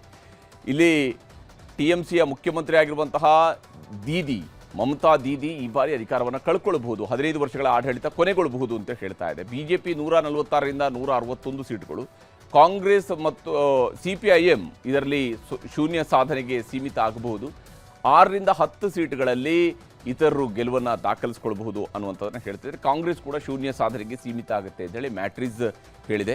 ಇನ್ನು ಪಿಮಾರ್ಕ್ನ ಸಮೀಕ್ಷೆಯ ಪ್ರಕಾರ, ಪಿಮಾರ್ಕ್ ಹೇಳೋ ಪ್ರಕಾರ 118ರಿಂದ 138 ಸೀಟ್ಗಳು, ಅಂದರೆ ಟಿಎಂಸಿ ಅಧಿಕಾರವನ್ನು ಕಳ್ಕೊಳ್ಳುತ್ತೆ ಅಂತೇಳಿ ಪಿಮಾರ್ಕ್ ಸರ್ವೆ ಕೂಡ ಹೇಳಿದೆ. 146ರಿಂದ 161 ಸೀಟ್ಗಳು ಬಿಜೆಪಿಗೆ ಬರುತ್ತೆ ಅನ್ನುವಂಥದ್ದನ್ನು ಪಿಮಾರ್ಕ್ ಹೇಳ್ತಿರುವಂಥದ್ದು. ಕಾಂಗ್ರೆಸ್ 6ರಿಂದ 10 ಸೀಟ್ಗಳು ಗೆಲ್ಲಬಹುದು, ಇತರರು ಶೂನ್ಯ ಸಾಧನೆ. CPM ಕೂಡ ಶೂನ್ಯ ಸಾಧನೆಗೆ ತೃಪ್ತಿ ಪಡ್ಕೊಳ್ಬೇಕಾಗತ್ತೆ ಅಂತ ಹೇಳಿ ಪಿ ಮಾರ್ಕ್ ಹೇಳ್ತಾ ಇದೆ. ಇನ್ನು JVC ನಡೆಸಿರುವಂತಹ ಸಮೀಕ್ಷೆಯ ಪ್ರಕಾರ 131ರಿಂದ 152 ಸೀಟ್ಗಳು, ಅಂದರೆ ಅಧಿಕಾರ ಸಿಕ್ಕರೂ ಸಿಗಬಹುದು TMCಗೆ, ಒಂದು ತಿನ್ ಮಾರ್ಜಿನಲ್ಲಿ ಸಿಗೋದಕ್ಕೆ ಚಾನ್ಸಸ್ಸು ಇದೆ, ಸಿಗದೆಯೂ ಇರಬಹುದು. ಹಾಗೆಯೇ BJPಗೂ ಅಷ್ಟೇ 138ರಿಂದ 159 ಸಿಕ್ಕರೂ ಸಿಗಬಹುದು, ಸಿಗದೆಯೂ ಇರಬಹುದು ಅನ್ನುವಂತಹ ರೀತಿಯಲ್ಲಿ JVC ಅವರ ಸರ್ವೆ ಹೇಳ್ತಾ ಇದೆ. 0ಯಿಂದ 2 ಸ್ಥಾನಗಳವರೆಗೆ ಕಾಂಗ್ರೆಸ್ ಫೈಟ್ನಲ್ಲಿದೆ ಅಂತ ಹೇಳಿ, ಇತರರು ಕೂಡ 0ಯಿಂದ 2. CPM ಶೂನ್ಯ ಸಾಧನೆಗೆ ನೋಡಿ, ಸರಿಸುಮಾರು 3 ದಶಕಗಳ ಕಾಲ ಆಡಳಿತ ನಡೆಸಿದಂತಹ CPM ಶೂನ್ಯ ಸಾಧನೆ ಅಂತ ಹೇಳಿ ಬಹುತೇಕ ಎಲ್ಲ ಸರ್ವೆಗಳು ಹೇಳ್ತಾ ಇದ್ದಾವೆ. ಬಂಗಾಳದ ಎಕ್ಸಿಟ್ ಪೋಲ್ನ ಜೊತೆಗೇನೆ ಇನ್ನು ಚಾಣಕ್ಯ ಸ್ಟ್ರಾಟಜೀಸ್ ನಡೆಸಿರುವಂತಹ ಸಮೀಕ್ಷೆಯ ಪ್ರಕಾರವೂ ಕೂಡ ಅಷ್ಟೇ BJP ಅಧಿಕಾರಕ್ಕೆ ಬರುತ್ತೆ ಅಂತ ಹೇಳಿ ಹೇಳ್ತಾ ಇದೆ. 150ರಿಂದ 160 ಸೀಟ್ಗಳೊಂದಿಗೆ BJP ಅಧಿಕಾರಕ್ಕೆ ಬರಬಹುದು ಅಂತೇಳಿ ಚಾಣಕ್ಯ ಸ್ಟ್ರಾಟಜೀಸ್ ಹೇಳ್ತಾ ಇದೆ. 130ರಿಂದ 140 ಸೀಟ್ಗಳು TMC ಪಾಲಾಗಬಹುದು. ಕಾಂಗ್ರೆಸ್ ಶೂನ್ಯ ಸಾಧನೆ, ಇತರರು 6ರಿಂದ 10. CPIM ಅಥವಾ ಎಡಪಕ್ಷಗಳ ಕೂಟಗಳು ಇವರು ಶೂನ್ಯ ಸಾಧನೆಯನ್ನು ಮಾಡ್ತವೆ ಅಂತ ಹೇಳಿ ಚಾಣಕ್ಯ ಸ್ಟ್ರಾಟಜೀಸ್ ಕೂಡ ತನ್ನ ಸರ್ವೆಯಲ್ಲಿ ಹೇಳ್ತಾ ಇದೆ. ಈಗ ತಮಿಳುನಾಡು, ಅಸ್ಸಾಂ, ಕೇರಳ, ಪುದುಚೇರಿ ಎಕ್ಸಿಟ್ ಪೋಲ್ನ ಲೆಕ್ಕಗಳನ್ನು ಕೂಡ ನಿಮಗೆ ತೋರಿಸ್ತಾ ಹೋಗ್ತೀನಿ. ಅದಕ್ಕೂ ಮೊದಲು ಬಂಗಾಳದಲ್ಲಿ ಇವತ್ತು 2ನೇ ಹಂತದ ಮತದಾನದ ವೇಳೆ ನಡೆದಂತಹ ಹಿಂಸಾಚಾರಗಳನ್ನು ನಿಮಗೆ ತೋರಿಸಲೇಬೇಕು. ಪಶ್ಚಿಮ ಬಂಗಾಳದಲ್ಲಿ ನಡೆದಂತಹ 2ನೇ ಹಂತದ ವೋಟಿಂಗ್ ವೇಳೆ ಜೀವಂತ ಬಾಂಬ್ಗಳು ಸಿಕ್ಕಿವೆ, ಕಚ್ಚಾ ಬಾಂಬ್ಗಳು ಸಿಕ್ಕಿರುವಂಥದ್ದು, ಗಲಾಟೆಗಳಾಗಿದ್ದಾವೆ. BJPಯ ನಾಯಕ, ಅಲ್ಲಿಯ ಪ್ರತಿಪಕ್ಷ ನಾಯಕ ಕೂಡ ಆಗಿರುವಂತಹ ಸುವೇಂದು ಅಧಿಕಾರಿಯನ್ನು ಅಟ್ಟಾಡಿಸಿದ್ದಾರೆ, ಹೊಡೆದಾಟಗಳು ನಡೆದಿದ್ದಾವೆ, ಲಾಠಿ ಚಾರ್ಜ್ಗಳಾಗಿವೆ, ಶೂಟೌಟ್ ಕೂಡ ಆಗಿದೆ.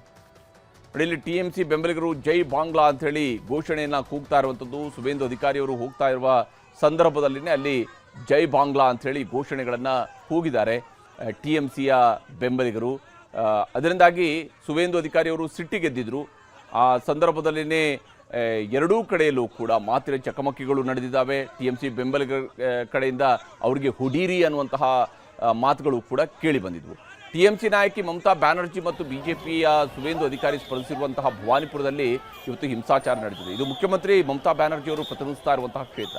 ಮತಗಟ್ಟೆ ಪರಿಶೀಲನೆಗೆ ಅಂತೇಳಿ ಸುವೇಂದು ಅಧಿಕಾರಿ ಅವರು ಬಂದಾಗ TMC ಕಾರ್ಯಕರ್ತರು ಮುತ್ತಿಗೆ ಹಾಕಿದರು.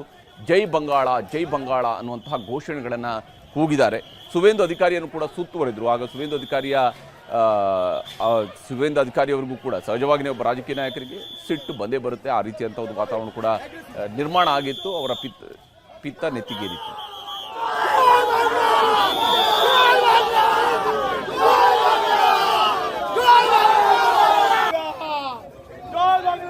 ಇನ್ನು ಸುವೇಂದು ಅಧಿಕಾರಿ ಅವರಿಗೆ ಬೆದರಿಕೆ ಹಾಕಿದ TMC ಕಾರ್ಯಕರ್ತರನ್ನ ಹಿಡಿಯೋದಕ್ಕೆ ಪ್ರಯತ್ನಿಸ್ತಾ ಇದ್ದಂತೆಯೇ ಕೆಲವರು ಓಡಿ ಹೋದ್ರು. ಆಗ ಪೊಲೀಸರು ಅವ್ರನ್ನ ಬೆನ್ನತ್ತಿದ್ರು, ಅಡ್ಡ ಬಂದವರ ಮೇಲೆ ಲಾಠಿ ಚಾರ್ಜ್ ಮಾಡಿದ್ರು, ಬೈಕ್ ಸವಾರರು ನೆಲಕ್ಕೆ ಬಿದ್ದರು, ವೃದ್ಧನೊಬ್ಬ ರಸ್ತೆಯಲ್ಲಿ ಬಿದ್ದು ಒದ್ದಾಡುವಂತಹ ಘಟನೆಯೂ ಕೂಡ ನಡೀತು.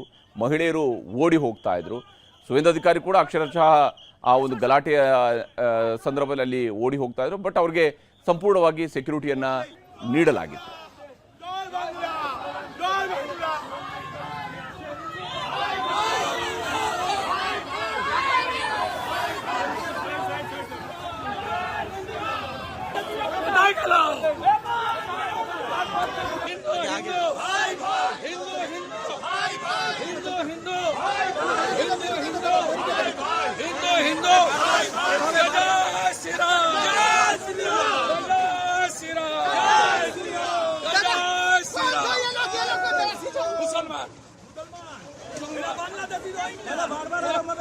बांग्लादेशी मुसलमान, सब बांग्लादेशी मुसलमान बूथ जाम करने की कोशिश कर रहा है, बूथ जाम करने की कोशिश है।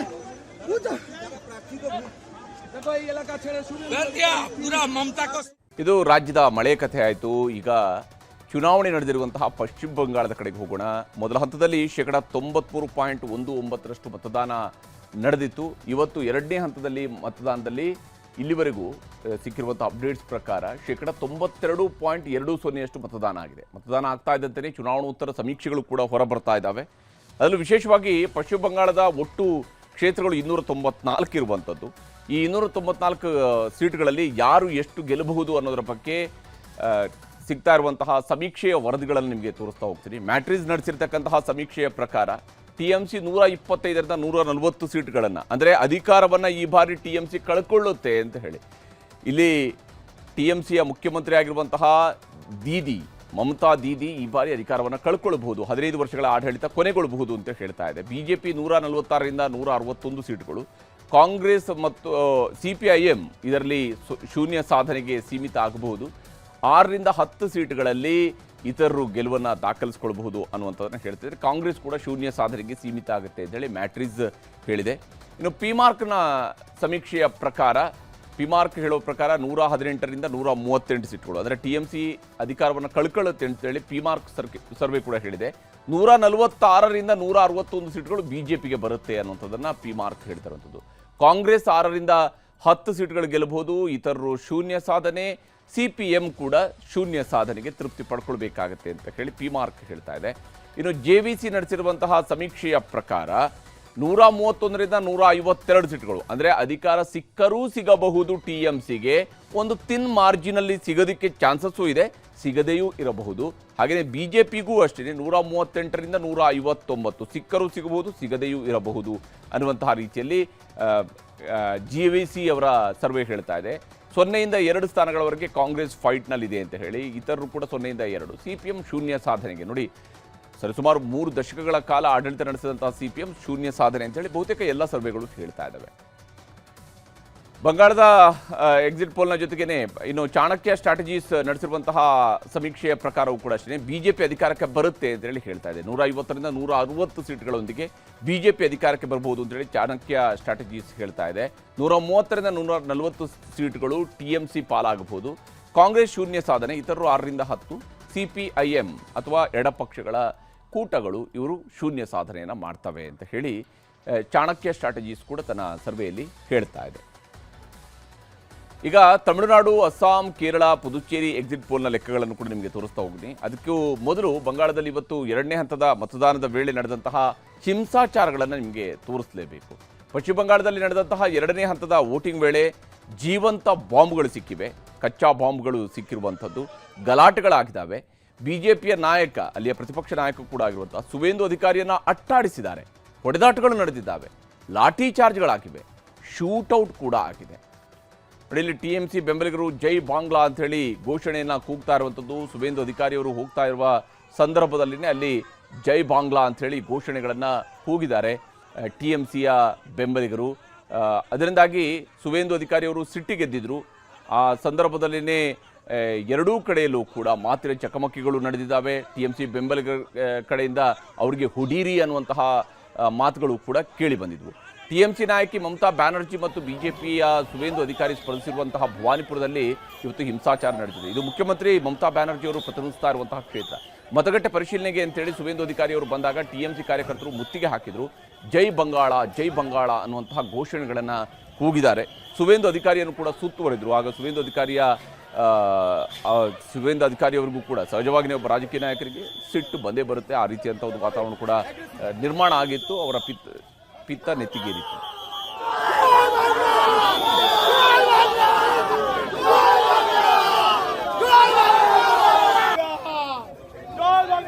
ಇನ್ನು ಸುವೇಂದು ಅಧಿಕಾರಿ ಅವರಿಗೆ ಬೆದರಿಕೆ ಹಾಕಿದ TMC ಕಾರ್ಯಕರ್ತರನ್ನ ಹಿಡಿಯೋದಕ್ಕೆ ಪ್ರಯತ್ನಿಸ್ತಾ ಇದ್ದಂತೆಯೇ ಕೆಲವರು ಓಡಿ ಹೋದ್ರು. ಆಗ ಪೊಲೀಸರು ಅವ್ರನ್ನ ಬೆನ್ನತ್ತಿದ್ರು, ಅಡ್ಡ ಬಂದವರ ಮೇಲೆ ಲಾಠಿ ಚಾರ್ಜ್ ಮಾಡಿದ್ರು, ಬೈಕ್ ಸವಾರರು ನೆಲಕ್ಕೆ ಬಿದ್ದರು, ವೃದ್ಧನೊಬ್ಬ ರಸ್ತೆಯಲ್ಲಿ ಬಿದ್ದು ಒದ್ದಾಡುವಂತಹ ಘಟನೆಯೂ ಕೂಡ ನಡೀತು. ಮಹಿಳೆಯರು ಓಡಿ ಹೋಗ್ತಾ ಇದ್ರು. ಸುವೇಂದು ಅಧಿಕಾರಿ ಕೂಡ ಅಕ್ಷರಶಃ ಆ ಒಂದು ಗಲಾಟೆಯ ಸಂದರ್ಭದಲ್ಲಿ ಅಲ್ಲಿ ಓಡಿ ಹೋಗ್ತಾ ಇದ್ರು. ಬಟ್ ಅವ್ರಿಗೆ ಸಂಪೂರ್ಣವಾಗಿ ಸೆಕ್ಯೂರಿಟಿಯನ್ನು ನೀಡಲಾಗಿತ್ತು.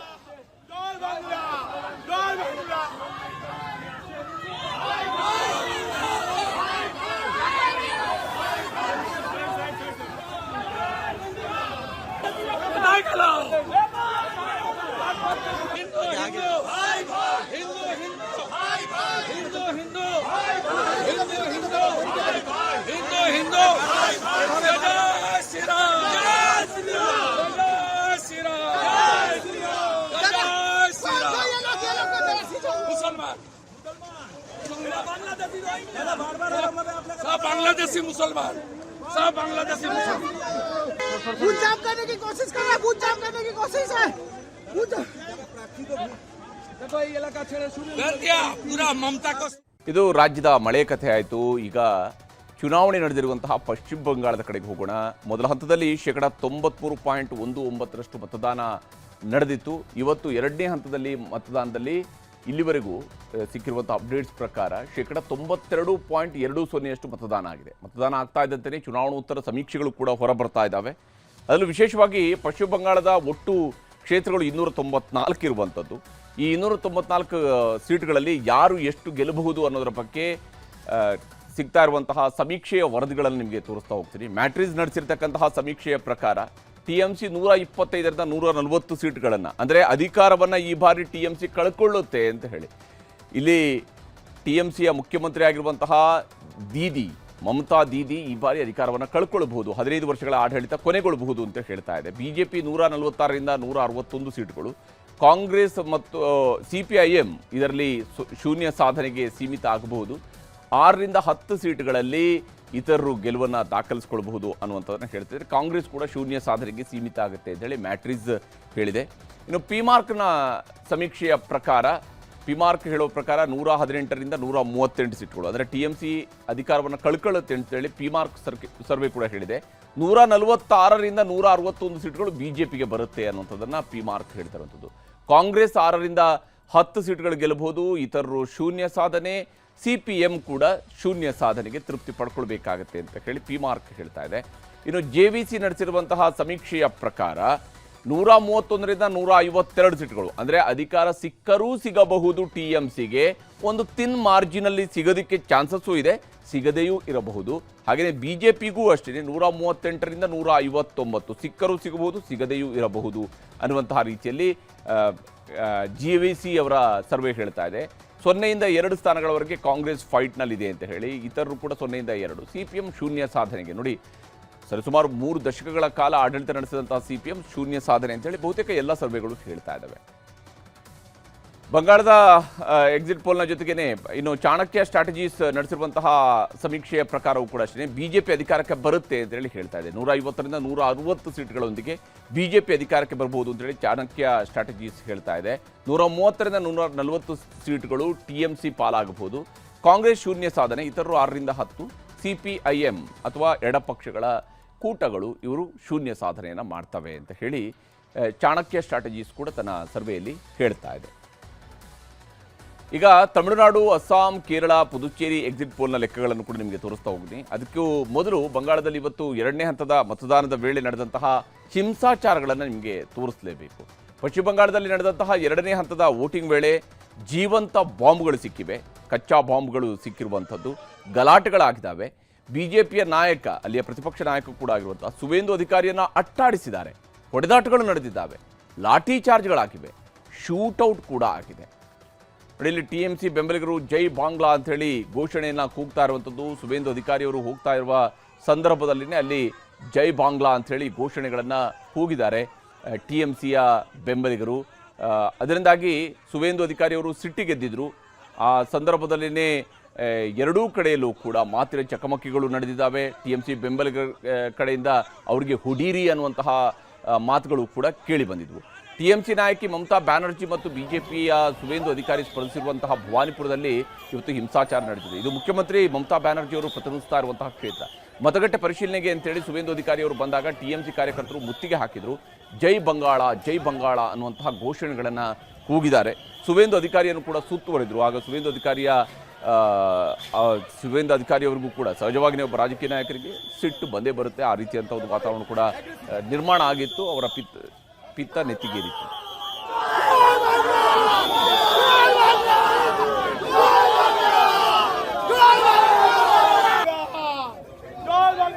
ಇನ್ನು ಸುವೇಂದು ಅಧಿಕಾರಿ ಅವರಿಗೆ ಬೆದರಿಕೆ ಹಾಕಿದ TMC ಕಾರ್ಯಕರ್ತರನ್ನ ಹಿಡಿಯೋದಕ್ಕೆ ಪ್ರಯತ್ನಿಸ್ತಾ ಇದ್ದಂತೆಯೇ ಕೆಲವರು ಓಡಿ ಹೋದ್ರು. ಆಗ ಪೊಲೀಸರು ಅವ್ರನ್ನ ಬೆನ್ನತ್ತಿದ್ರು, ಅಡ್ಡ ಬಂದವರ ಮೇಲೆ ಲಾಠಿ ಚಾರ್ಜ್ ಮಾಡಿದ್ರು, ಬೈಕ್ ಸವಾರರು ನೆಲಕ್ಕೆ ಬಿದ್ದರು, ವೃದ್ಧನೊಬ್ಬ ರಸ್ತೆಯಲ್ಲಿ ಬಿದ್ದು ಒದ್ದಾಡುವಂತಹ ಘಟನೆಯೂ ಕೂಡ ನಡೀತು. ಮಹಿಳೆಯರು ಓಡಿ ಹೋಗ್ತಾ ಇದ್ರು. ಸುವೇಂದು ಅಧಿಕಾರಿ ಕೂಡ ಅಕ್ಷರಶಃ ಆ ಒಂದು ಗಲಾಟೆಯ ಸಂದರ್ಭದಲ್ಲಿ ಅಲ್ಲಿ ಓಡಿ ಹೋಗ್ತಾ ಇದ್ರು. ಬಟ್ ಅವ್ರಿಗೆ ಸಂಪೂರ್ಣವಾಗಿ ಸೆಕ್ಯೂರಿಟಿಯನ್ನು ನೀಡಲಾಗಿತ್ತು.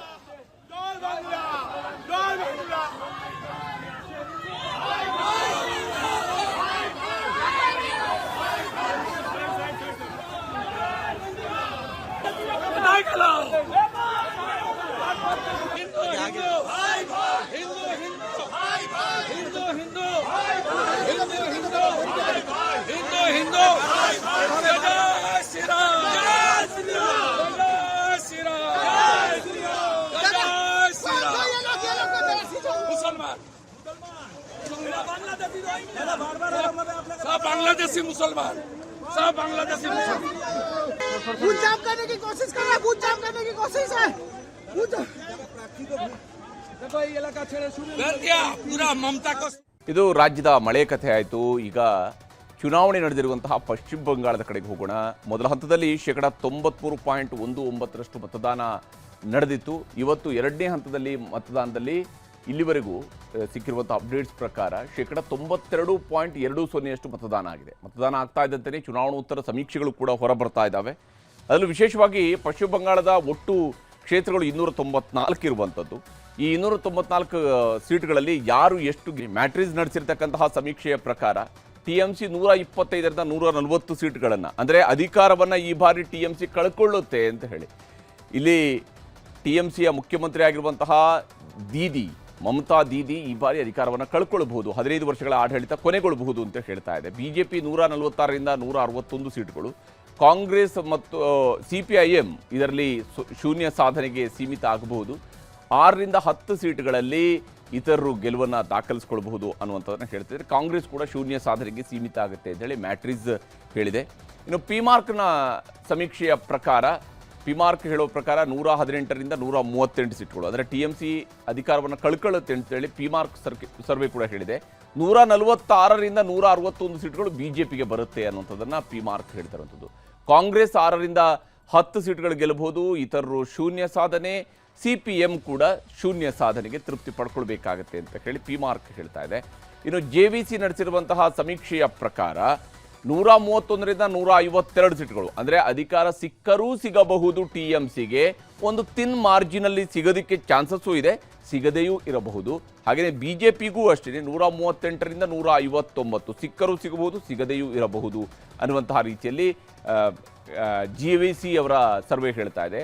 0ಯಿಂದ 2 ಸ್ಥಾನಗಳವರೆಗೆ ಕಾಂಗ್ರೆಸ್ ಫೈಟ್ನಲ್ಲಿದೆ ಅಂತ ಹೇಳಿ, ಇತರರು ಕೂಡ 0ಯಿಂದ 2. CPM ಶೂನ್ಯ ಸಾಧನೆಗೆ, ನೋಡಿ ಸರಿಸುಮಾರು 3 ದಶಕಗಳ ಕಾಲ ಆಡಳಿತ ನಡೆಸಿದಂತಹ CPM ಶೂನ್ಯ ಸಾಧನೆ ಅಂತೇಳಿ ಬಹುತೇಕ ಎಲ್ಲ ಸರ್ವೆಗಳು ಹೇಳ್ತಾ ಇದ್ದಾವೆ. ಬಂಗಾಳದ ಎಕ್ಸಿಟ್ ಪೋಲ್ನ ಜೊತೆಗೇನೆ ಇನ್ನು ಚಾಣಕ್ಯ ಸ್ಟ್ರಾಟಜೀಸ್ ನಡೆಸಿರುವಂತಹ ಸಮೀಕ್ಷೆಯ ಪ್ರಕಾರವೂ ಕೂಡ ಅಷ್ಟೇ BJP ಅಧಿಕಾರಕ್ಕೆ ಬರುತ್ತೆ ಅಂತೇಳಿ ಹೇಳ್ತಾ ಇದೆ. 150ರಿಂದ 160 ಸೀಟ್ಗಳೊಂದಿಗೆ BJP ಅಧಿಕಾರಕ್ಕೆ ಬರಬಹುದು ಅಂತೇಳಿ ಚಾಣಕ್ಯ ಸ್ಟ್ರಾಟಜೀಸ್ ಹೇಳ್ತಾ ಇದೆ. 130ರಿಂದ 140 ಸೀಟ್ಗಳು TMC ಪಾಲಾಗಬಹುದು. ಕಾಂಗ್ರೆಸ್ ಶೂನ್ಯ ಸಾಧನೆ, ಇತರರು 6ರಿಂದ 10, CPIM ಅಥವಾ ಎಡಪಕ್ಷಗಳ ಕೂಟಗಳು ಇವರು ಶೂನ್ಯ ಸಾಧನೆಯನ್ನು ಮಾಡ್ತವೆ ಅಂತ ಹೇಳಿ ಚಾಣಕ್ಯ ಸ್ಟ್ರಾಟಜೀಸ್ ಕೂಡ ತನ್ನ ಸರ್ವೆಯಲ್ಲಿ ಹೇಳ್ತಾ ಇದೆ. ಈಗ ತಮಿಳುನಾಡು, ಅಸ್ಸಾಂ, ಕೇರಳ, ಪುದುಚೇರಿ ಎಕ್ಸಿಟ್ ಪೋಲ್ನ ಲೆಕ್ಕಗಳನ್ನು ಕೂಡ ನಿಮಗೆ ತೋರಿಸ್ತಾ ಹೋಗ್ತೀನಿ. ಅದಕ್ಕೂ ಮೊದಲು ಬಂಗಾಳದಲ್ಲಿ ಇವತ್ತು ಎರಡನೇ ಹಂತದ ಮತದಾನದ ವೇಳೆ ನಡೆದಂತಹ ಹಿಂಸಾಚಾರಗಳನ್ನು ನಿಮಗೆ ತೋರಿಸಲೇಬೇಕು. ಪಶ್ಚಿಮ ಬಂಗಾಳದಲ್ಲಿ ನಡೆದಂತಹ ಎರಡನೇ ಹಂತದ ವೋಟಿಂಗ್ ವೇಳೆ ಜೀವಂತ ಬಾಂಬ್ಗಳು ಸಿಕ್ಕಿವೆ, ಕಚ್ಚಾ ಬಾಂಬ್ಗಳು ಸಿಕ್ಕಿರುವಂಥದ್ದು, ಗಲಾಟೆಗಳಾಗಿದ್ದಾವೆ. BJPಯ ನಾಯಕ, ಅಲ್ಲಿಯ ಪ್ರತಿಪಕ್ಷ ನಾಯಕ ಕೂಡ ಆಗಿರುವಂತಹ ಸುವೇಂದು ಅಧಿಕಾರಿಯನ್ನು ಅಟ್ಟಾಡಿಸಿದ್ದಾರೆ, ಹೊಡೆದಾಟಗಳು ನಡೆದಿದ್ದಾವೆ, ಲಾಠಿ ಚಾರ್ಜ್ಗಳಾಗಿವೆ, ಶೂಟೌಟ್ ಕೂಡ ಆಗಿದೆ. ಇಲ್ಲಿ TMC ಬೆಂಬಲಿಗರು ಜೈ ಬಾಂಗ್ಲಾ ಅಂಥೇಳಿ ಘೋಷಣೆಯನ್ನು ಕೂಗ್ತಾ ಇರುವಂಥದ್ದು. ಸುವೇಂದು ಅಧಿಕಾರಿಯವರು ಹೋಗ್ತಾ ಇರುವ ಸಂದರ್ಭದಲ್ಲಿನೇ ಅಲ್ಲಿ ಜೈ ಬಾಂಗ್ಲಾ ಅಂಥೇಳಿ ಘೋಷಣೆಗಳನ್ನು ಕೂಗಿದ್ದಾರೆ TMCಯ ಬೆಂಬಲಿಗರು. ಅದರಿಂದಾಗಿ ಸುವೇಂದು ಅಧಿಕಾರಿಯವರು ಸಿಟ್ಟಿಗೆದ್ದಿದ್ರು. ಆ ಸಂದರ್ಭದಲ್ಲಿನೇ ಎರಡೂ ಕಡೆಯಲ್ಲೂ ಕೂಡ ಮಾತಿನ ಚಕಮಕಿಗಳು ನಡೆದಿದ್ದಾವೆ. TMC ಬೆಂಬಲಿಗರ ಕಡೆಯಿಂದ ಅವರಿಗೆ ಹುಡೀರಿ ಅನ್ನುವಂತಹ ಮಾತುಗಳು ಕೂಡ ಕೇಳಿ ಬಂದಿದ್ವು. TMC ನಾಯಕಿ ಮಮತಾ ಬ್ಯಾನರ್ಜಿ ಮತ್ತು BJPಯ ಸುವೇಂದು ಅಧಿಕಾರಿ ಸ್ಪರ್ಧಿಸಿರುವಂತಹ ಭವಾನಿಪುರದಲ್ಲಿ ಇವತ್ತು ಹಿಂಸಾಚಾರ ನಡೆದಿದೆ. ಇದು ಮುಖ್ಯಮಂತ್ರಿ ಮಮತಾ ಬ್ಯಾನರ್ಜಿ ಅವರು ಪ್ರತಿನಿಧಿಸ್ತಾ ಇರುವಂತಹ ಕ್ಷೇತ್ರ. ಮತಗಟ್ಟೆ ಪರಿಶೀಲನೆಗೆ ಅಂತೇಳಿ ಸುವೇಂದು ಅಧಿಕಾರಿ ಅವರು ಬಂದಾಗ TMC ಕಾರ್ಯಕರ್ತರು ಮುತ್ತಿಗೆ ಹಾಕಿದರು. ಜೈ ಬಂಗಾಳ, ಜೈ ಬಂಗಾಳ ಅನ್ನುವಂತಹ ಘೋಷಣೆಗಳನ್ನು ಕೂಗಿದ್ದಾರೆ. ಸುವೇಂದು ಅಧಿಕಾರಿಯನ್ನು ಕೂಡ ಸುತ್ತುವರೆದರು. ಆಗ ಸುವೇಂದು ಅಧಿಕಾರಿಯವರಿಗೂ ಕೂಡ ಸಹಜವಾಗಿ ಒಬ್ಬ ರಾಜಕೀಯ ನಾಯಕರಿಗೆ ಸಿಟ್ಟು ಬಂದೇ ಬರುತ್ತೆ. ಆ ರೀತಿಯಂಥ ಒಂದು ವಾತಾವರಣ ಕೂಡ ನಿರ್ಮಾಣ ಆಗಿತ್ತು. ಅವರ ಪಿತ್ತ ನೆತ್ತಿಗೇರಿತ್ತು.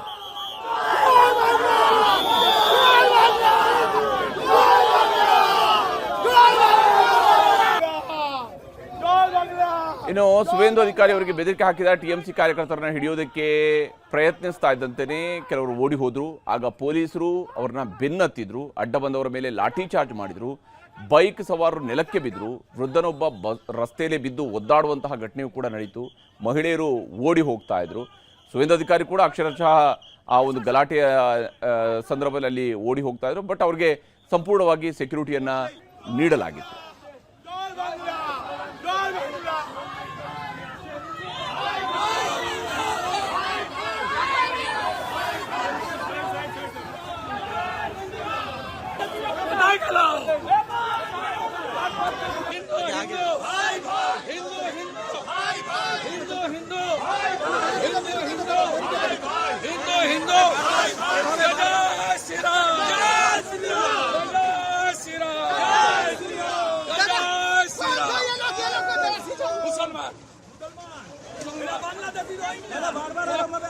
बांग्लादेशी मुसलमान सब बांग्लादेशी मुसलमान बूथ जाम करने की कोशिश कर रहा है, बूथ जाम करने की कोशिश है। देखो ये इलाका छेड़े शुरू कर दिया पूरा ममता को. ಇದು ರಾಜ್ಯದ ಮಳೆ ಕಥೆ ಆಯಿತು. ಈಗ ಚುನಾವಣೆ ನಡೆದಿರುವಂತಹ ಪಶ್ಚಿಮ ಬಂಗಾಳದ ಕಡೆಗೆ ಹೋಗೋಣ. ಮೊದಲ ಹಂತದಲ್ಲಿ 93.19% ಮತದಾನ ನಡೆದಿತ್ತು. ಇವತ್ತು ಎರಡನೇ ಹಂತದಲ್ಲಿ ಮತದಾನದಲ್ಲಿ ಇಲ್ಲಿವರೆಗೂ ಸಿಕ್ಕಿರುವಂಥ ಅಪ್ಡೇಟ್ಸ್ ಪ್ರಕಾರ 92.20% ಮತದಾನ ಆಗಿದೆ. ಮತದಾನ ಆಗ್ತಾ ಇದ್ದಂತೆಯೇ ಚುನಾವಣೋತ್ತರ ಸಮೀಕ್ಷೆಗಳು ಕೂಡ ಹೊರಬರ್ತಾ ಇದ್ದಾವೆ. ಅದರಲ್ಲೂ ವಿಶೇಷವಾಗಿ ಪಶ್ಚಿಮ ಬಂಗಾಳದ ಒಟ್ಟು ಕ್ಷೇತ್ರಗಳು 294 ಇರುವಂಥದ್ದು. ಈ 294 ಸೀಟ್ಗಳಲ್ಲಿ ಯಾರು ಎಷ್ಟು ಗೆಲ್ಲಬಹುದು ಅನ್ನೋದರ ಬಗ್ಗೆ ಸಿಗ್ತಾ ಇರುವಂತಹ ಸಮೀಕ್ಷೆಯ ವರದಿಗಳನ್ನು ನಿಮಗೆ ತೋರಿಸ್ತಾ ಹೋಗ್ತೀನಿ. ಮ್ಯಾಟ್ರಿಸ್ ನಡೆಸಿರ್ತಕ್ಕಂತಹ ಸಮೀಕ್ಷೆಯ ಪ್ರಕಾರ TMC 125ರಿಂದ 140 ಸೀಟ್ಗಳನ್ನು, ಅಂದರೆ ಅಧಿಕಾರವನ್ನು ಈ ಬಾರಿ TMC ಕಳ್ಕೊಳ್ಳುತ್ತೆ ಅಂತ ಹೇಳಿ. ಇಲ್ಲಿ TMCಯ ಮುಖ್ಯಮಂತ್ರಿ ಆಗಿರುವಂತಹ ಮಮತಾ ದೀದಿ ಈ ಬಾರಿ ಅಧಿಕಾರವನ್ನು ಕಳ್ಕೊಳ್ಬಹುದು, 15 ವರ್ಷಗಳ ಆಡಳಿತ ಕೊನೆಗೊಳ್ಳಬಹುದು ಅಂತ ಹೇಳ್ತಾ ಇದೆ. BJP 146ರಿಂದ 161 ಸೀಟ್ಗಳು, ಕಾಂಗ್ರೆಸ್ ಮತ್ತು CPIM ಇದರಲ್ಲಿ ಶೂನ್ಯ ಸಾಧನೆಗೆ ಸೀಮಿತ ಆಗಬಹುದು. 6ರಿಂದ 10 ಸೀಟ್ಗಳಲ್ಲಿ ಇತರರು ಗೆಲುವನ್ನು ದಾಖಲಿಸಿಕೊಳ್ಳಬಹುದು ಅನ್ನುವಂಥದ್ದನ್ನು ಹೇಳ್ತಿದ್ದಾರೆ. ಕಾಂಗ್ರೆಸ್ ಕೂಡ ಶೂನ್ಯ ಸಾಧನೆಗೆ ಸೀಮಿತ ಆಗುತ್ತೆ ಅಂತೇಳಿ ಮ್ಯಾಟ್ರಿಸ್ ಹೇಳಿದೆ. ಇನ್ನು ಪಿಮಾರ್ಕ್ನ ಸಮೀಕ್ಷೆಯ ಪ್ರಕಾರ, ಪಿಮಾರ್ಕ್ ಹೇಳೋ ಪ್ರಕಾರ 118ರಿಂದ 138 ಸೀಟ್ಗಳು, ಅಂದರೆ TMC ಅಧಿಕಾರವನ್ನು ಕಳ್ಕೊಳ್ಳುತ್ತೆ ಅಂತೇಳಿ ಪಿಮಾರ್ಕ್ ಸರ್ವೆ ಕೂಡ ಹೇಳಿದೆ. 146ರಿಂದ 161 ಸೀಟ್ಗಳು BJPಗೆ ಬರುತ್ತೆ ಅನ್ನುವಂಥದ್ದನ್ನು ಪಿಮಾರ್ಕ್ ಹೇಳ್ತಿರುವಂಥದ್ದು. ಕಾಂಗ್ರೆಸ್ 6ರಿಂದ 10 ಸೀಟ್ಗಳು ಗೆಲ್ಲಬಹುದು, ಇತರರು ಶೂನ್ಯ ಸಾಧನೆ, CPM ಕೂಡ ಶೂನ್ಯ ಸಾಧನೆಗೆ ತೃಪ್ತಿ ಪಡ್ಕೊಳ್ಬೇಕಾಗತ್ತೆ ಅಂತ ಹೇಳಿ ಪಿಮಾರ್ಕ್ ಹೇಳ್ತಾ ಇದೆ. ಇನ್ನು JVC ನಡೆಸಿರುವಂತಹ ಸಮೀಕ್ಷೆಯ ಪ್ರಕಾರ 131ರಿಂದ 152 ಸೀಟ್ಗಳು, ಅಂದರೆ ಅಧಿಕಾರ ಸಿಕ್ಕರೂ ಸಿಗಬಹುದು TMCಗೆ, ಒಂದು ತಿನ್ ಮಾರ್ಜಿನಲ್ಲಿ ಸಿಗೋದಕ್ಕೆ ಚಾನ್ಸಸ್ಸು ಇದೆ, ಸಿಗದೆಯೂ ಇರಬಹುದು. ಹಾಗೆಯೇ BJPಗೂ ಅಷ್ಟೇ 138ರಿಂದ 159 ಸಿಕ್ಕರೂ ಸಿಗಬಹುದು, ಸಿಗದೆಯೂ ಇರಬಹುದು ಅನ್ನುವಂತಹ ರೀತಿಯಲ್ಲಿ JVC ಅವರ ಸರ್ವೆ ಹೇಳ್ತಾ ಇದೆ. 0ಯಿಂದ 2 ಸ್ಥಾನಗಳವರೆಗೆ ಕಾಂಗ್ರೆಸ್ ಫೈಟ್ನಲ್ಲಿದೆ ಅಂತ ಹೇಳಿ, ಇತರರು ಕೂಡ 0ಯಿಂದ 2. CPM ಶೂನ್ಯ ಸಾಧನೆಗೆ, ನೋಡಿ ಸರಿಸುಮಾರು 3 ದಶಕಗಳ ಕಾಲ ಆಡಳಿತ ನಡೆಸಿದಂತಹ CPM ಶೂನ್ಯ ಸಾಧನೆ ಅಂತೇಳಿ ಬಹುತೇಕ ಎಲ್ಲ ಸರ್ವೆಗಳು ಹೇಳ್ತಾ ಇದ್ದಾವೆ. ಬಂಗಾಳದ ಎಕ್ಸಿಟ್ ಪೋಲ್ನ ಜೊತೆಗೇನೆ ಇನ್ನು ಚಾಣಕ್ಯ ಸ್ಟ್ರಾಟಜೀಸ್ ನಡೆಸಿರುವಂತಹ ಸಮೀಕ್ಷೆಯ ಪ್ರಕಾರವೂ ಕೂಡ ಅಷ್ಟೇ BJP ಅಧಿಕಾರಕ್ಕೆ ಬರುತ್ತೆ ಅಂತೇಳಿ ಹೇಳ್ತಾ ಇದೆ. 150ರಿಂದ 160 ಸೀಟ್ಗಳೊಂದಿಗೆ BJP ಅಧಿಕಾರಕ್ಕೆ ಬರಬಹುದು ಅಂತೇಳಿ ಚಾಣಕ್ಯ ಸ್ಟ್ರಾಟಜೀಸ್ ಹೇಳ್ತಾ ಇದೆ.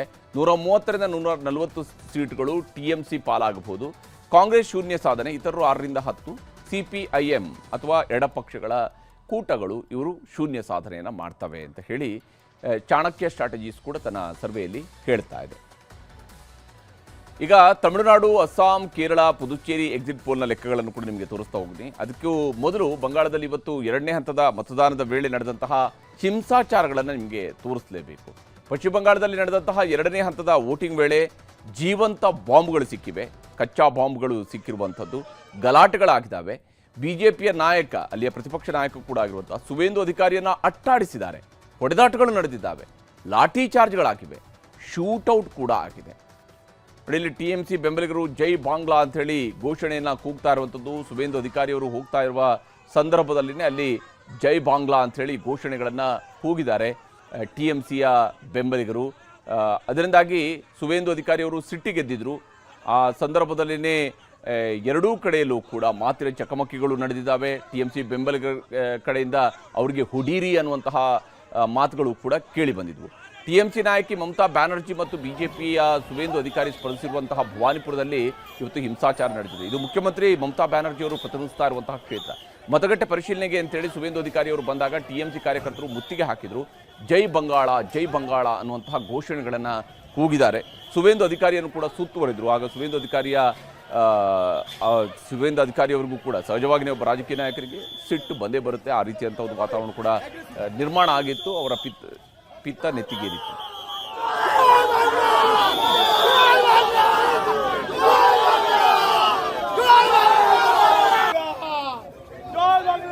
ಇನ್ನು ಸುವೇಂದು ಅಧಿಕಾರಿ ಅವರಿಗೆ ಬೆದರಿಕೆ ಹಾಕಿದ ಟಿಎಂಸಿ ಕಾರ್ಯಕರ್ತರನ್ನ ಹಿಡಿಯೋದಕ್ಕೆ ಪ್ರಯತ್ನಿಸ್ತಾ ಇದ್ದಂತೆಯೇ ಕೆಲವರು ಓಡಿ ಹೋದ್ರು. ಆಗ ಪೊಲೀಸರು ಅವ್ರನ್ನ ಬೆನ್ನತ್ತಿದ್ರು. ಅಡ್ಡ ಬಂದವರ ಮೇಲೆ ಲಾಠಿ ಚಾರ್ಜ್ ಮಾಡಿದ್ರು.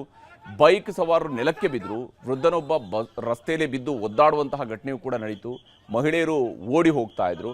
ಸುವೇಂದು ಅಧಿಕಾರಿ ಕೂಡ ಅಕ್ಷರಶಃ ಆ ಒಂದು ಗಲಾಟೆಯ ಸಂದರ್ಭದಲ್ಲಿ ಅಲ್ಲಿ ಓಡಿ ಹೋಗ್ತಾ ಇದ್ರು. ಬಟ್ ಅವ್ರಿಗೆ ಸಂಪೂರ್ಣವಾಗಿ ಸೆಕ್ಯೂರಿಟಿಯನ್ನ ನೀಡಲಾಗಿತ್ತು.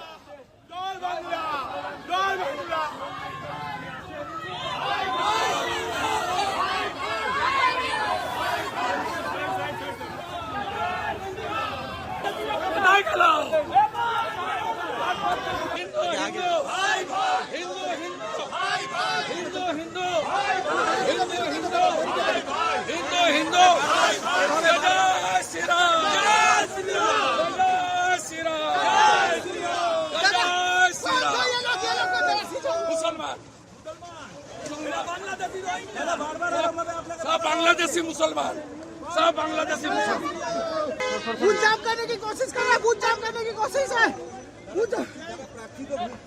देखो ये इलाका छेड़े शुरू कर दिया पूरा ममता को. ಇದು ರಾಜ್ಯದ ಮಳೆ ಕಥೆ ಆಯಿತು. ಈಗ ಚುನಾವಣೆ ನಡೆದಿರುವಂತಹ ಪಶ್ಚಿಮ ಬಂಗಾಳದ ಕಡೆಗೆ ಹೋಗೋಣ.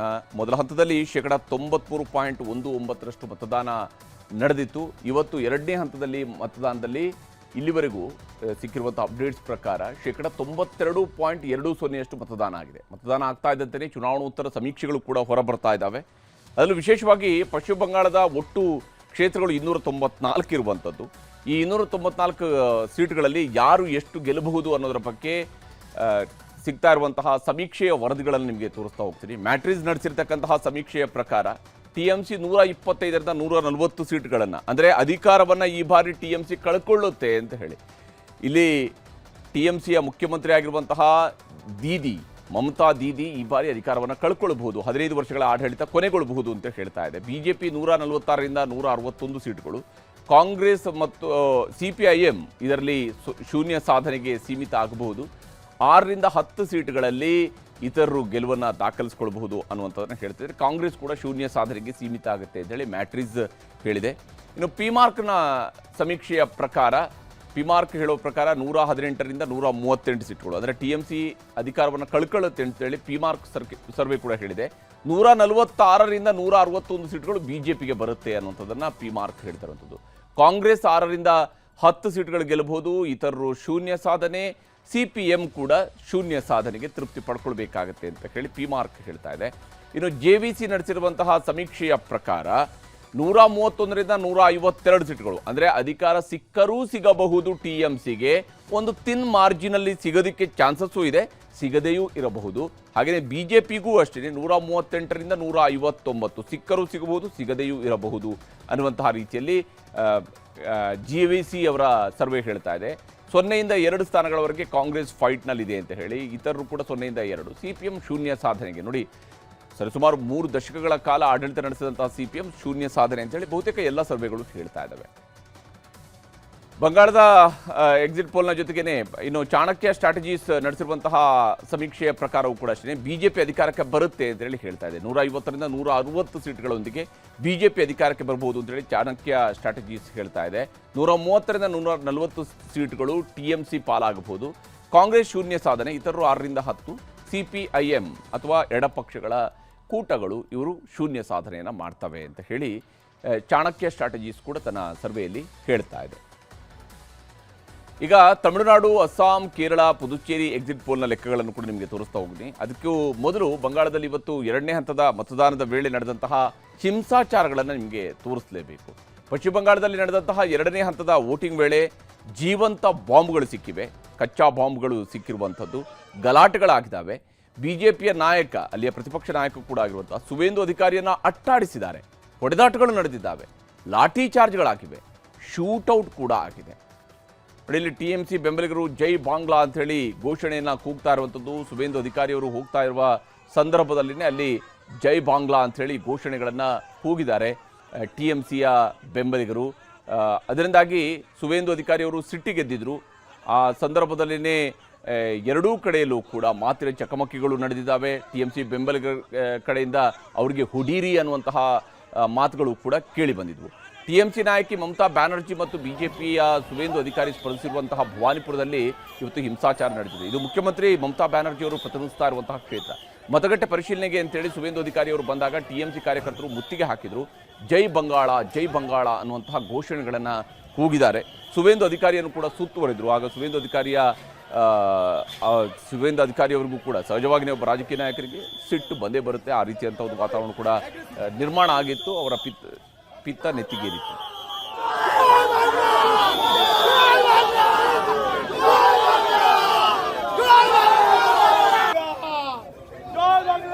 ಇನ್ನು ಸುವೇಂದು ಅಧಿಕಾರಿ ಅವರಿಗೆ ಬೆದರಿಕೆ ಹಾಕಿದ TMC ಕಾರ್ಯಕರ್ತರನ್ನ ಹಿಡಿಯೋದಕ್ಕೆ ಪ್ರಯತ್ನಿಸ್ತಾ ಇದ್ದಂತೆಯೇ ಕೆಲವರು ಓಡಿ ಹೋದ್ರು. ಆಗ ಪೊಲೀಸರು ಅವ್ರನ್ನ ಬೆನ್ನತ್ತಿದ್ರು. ಅಡ್ಡ ಬಂದವರ ಮೇಲೆ ಲಾಠಿ ಚಾರ್ಜ್ ಮಾಡಿದ್ರು.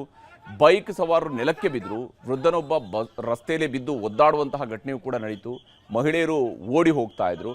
ಸುವೇಂದು ಅಧಿಕಾರಿ ಕೂಡ ಅಕ್ಷರಶಃ ಆ ಒಂದು ಗಲಾಟೆಯ ಸಂದರ್ಭದಲ್ಲಿ ಅಲ್ಲಿ ಓಡಿ ಹೋಗ್ತಾ ಇದ್ರು. ಬಟ್ ಅವ್ರಿಗೆ ಸಂಪೂರ್ಣವಾಗಿ ಸೆಕ್ಯೂರಿಟಿಯನ್ನ ನೀಡಲಾಗಿತ್ತು.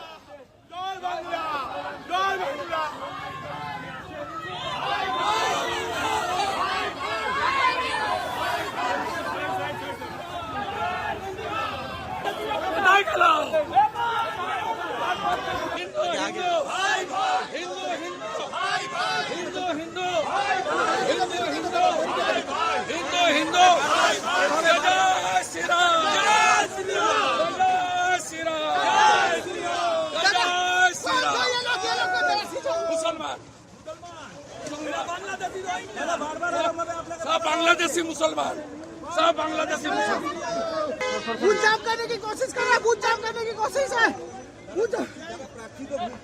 देखो ये इलाका छेड़े शुरू कर दिया पूरा ममता को. ಇದು ರಾಜ್ಯದ ಮಳೆ ಕಥೆ ಆಯಿತು. ಈಗ ಚುನಾವಣೆ ನಡೆದಿರುವಂತಹ ಪಶ್ಚಿಮ ಬಂಗಾಳದ ಕಡೆಗೆ ಹೋಗೋಣ. ಮೊದಲ ಹಂತದಲ್ಲಿ 93.19% ಮತದಾನ ನಡೆದಿತ್ತು. ಇವತ್ತು ಎರಡನೇ ಹಂತದಲ್ಲಿ ಮತದಾನದಲ್ಲಿ ಇಲ್ಲಿವರೆಗೂ ಸಿಕ್ಕಿರುವಂಥ ಅಪ್ಡೇಟ್ಸ್ ಪ್ರಕಾರ 92.20% ಮತದಾನ ಆಗಿದೆ. ಮತದಾನ ಆಗ್ತಾ ಇದ್ದಂತೆಯೇ ಚುನಾವಣೋತ್ತರ ಸಮೀಕ್ಷೆಗಳು ಕೂಡ ಹೊರಬರ್ತಾ ಇದ್ದಾವೆ. ಅದರಲ್ಲೂ ವಿಶೇಷವಾಗಿ ಪಶ್ಚಿಮ ಬಂಗಾಳದ ಒಟ್ಟು ಕ್ಷೇತ್ರಗಳು 294 ಇರುವಂಥದ್ದು. ಈ 294 ಸೀಟ್ಗಳಲ್ಲಿ ಯಾರು ಎಷ್ಟು ಗೆಲ್ಲಬಹುದು ಅನ್ನೋದರ ಬಗ್ಗೆ ಸಿಗ್ತಾ ಇರುವಂತಹ ಸಮೀಕ್ಷೆಯ ವರದಿಗಳನ್ನು ನಿಮಗೆ ತೋರಿಸ್ತಾ ಹೋಗ್ತೀನಿ. ಮ್ಯಾಟ್ರಿಸ್ ನಡೆಸಿರ್ತಕ್ಕಂತಹ ಸಮೀಕ್ಷೆಯ ಪ್ರಕಾರ TMC 125ರಿಂದ 140 ಸೀಟ್ಗಳನ್ನು, ಅಂದರೆ ಅಧಿಕಾರವನ್ನು ಈ ಬಾರಿ TMC ಕಳ್ಕೊಳ್ಳುತ್ತೆ ಅಂತ ಹೇಳಿ.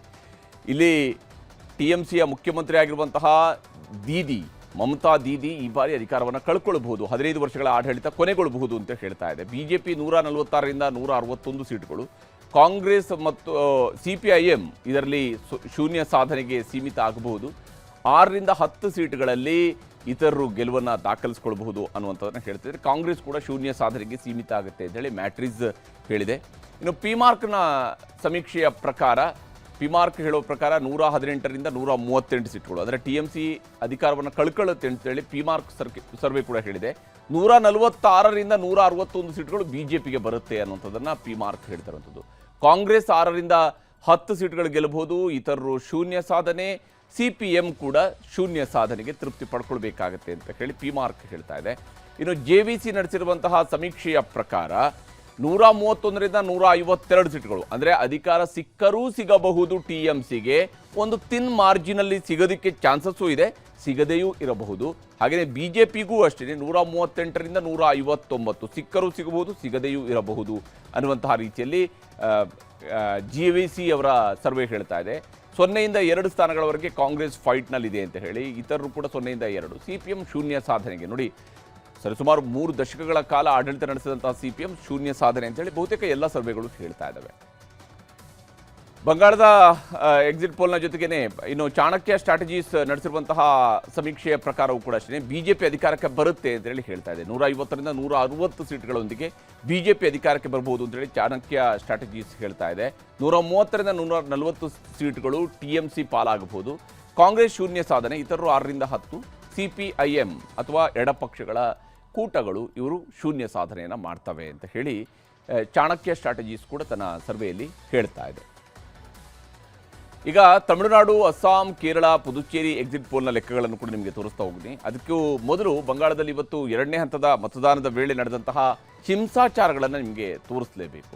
ಪಶ್ಚಿಮ ಬಂಗಾಳದಲ್ಲಿ ನಡೆದಂತಹ 2ನೇ ಹಂತದ ವೋಟಿಂಗ್ ವೇಳೆ ಜೀವಂತ ಬಾಂಬ್ಗಳು ಸಿಕ್ಕಿವೆ, ಕಚ್ಚಾ ಬಾಂಬ್ಗಳು ಸಿಕ್ಕಿರುವಂಥದ್ದು, ಗಲಾಟೆಗಳಾಗಿದ್ದಾವೆ. ಬಿಜೆಪಿಯ ನಾಯಕ, ಅಲ್ಲಿಯ ಪ್ರತಿಪಕ್ಷ ನಾಯಕ ಕೂಡ ಆಗಿರುವಂತಹ ಸುವೇಂದು ಅಧಿಕಾರಿಯನ್ನು ಅಟ್ಟಾಡಿಸಿದ್ದಾರೆ, ಹೊಡೆದಾಟಗಳು ನಡೆದಿದ್ದಾವೆ, ಲಾಠಿ ಚಾರ್ಜ್ಗಳಾಗಿವೆ, ಶೂಟೌಟ್ ಕೂಡ ಆಗಿದೆ. ಇಲ್ಲಿ ಟಿಎಂಸಿ ಬೆಂಬಲಿಗರು ಜೈ ಬಾಂಗ್ಲಾ ಅಂತ ಹೇಳಿ ಘೋಷಣೆಯನ್ನು ಕೂಗ್ತಾ ಇರುವಂಥದ್ದು. ಸುವೇಂದು ಅಧಿಕಾರಿಯವರು ಹೋಗ್ತಾ ಇರುವ ಸಂದರ್ಭದಲ್ಲಿನೇ ಅಲ್ಲಿ ಜೈ ಬಾಂಗ್ಲಾ ಅಂತ ಹೇಳಿ ಘೋಷಣೆಗಳನ್ನು ಕೂಗಿದ್ದಾರೆ ಟಿಎಂಸಿಯ ಬೆಂಬಲಿಗರು. ಅದರಿಂದಾಗಿ ಸುವೇಂದು ಅಧಿಕಾರಿಯವರು ಸಿಟ್ಟಿಗೆದ್ದಿದ್ರು. ಆ ಸಂದರ್ಭದಲ್ಲಿನೇ ಎರಡೂ ಕಡೆಯಲ್ಲೂ ಕೂಡ ಮಾತಿನ ಚಕಮಕಿಗಳು ನಡೆದಿದ್ದಾವೆ. ಟಿಎಂಸಿ ಬೆಂಬಲಿಗರ ಕಡೆಯಿಂದ ಅವರಿಗೆ ಹುಡೀರಿ ಅನ್ನುವಂತಹ ಮಾತುಗಳು ಕೂಡ ಕೇಳಿ ಬಂದಿದ್ವು.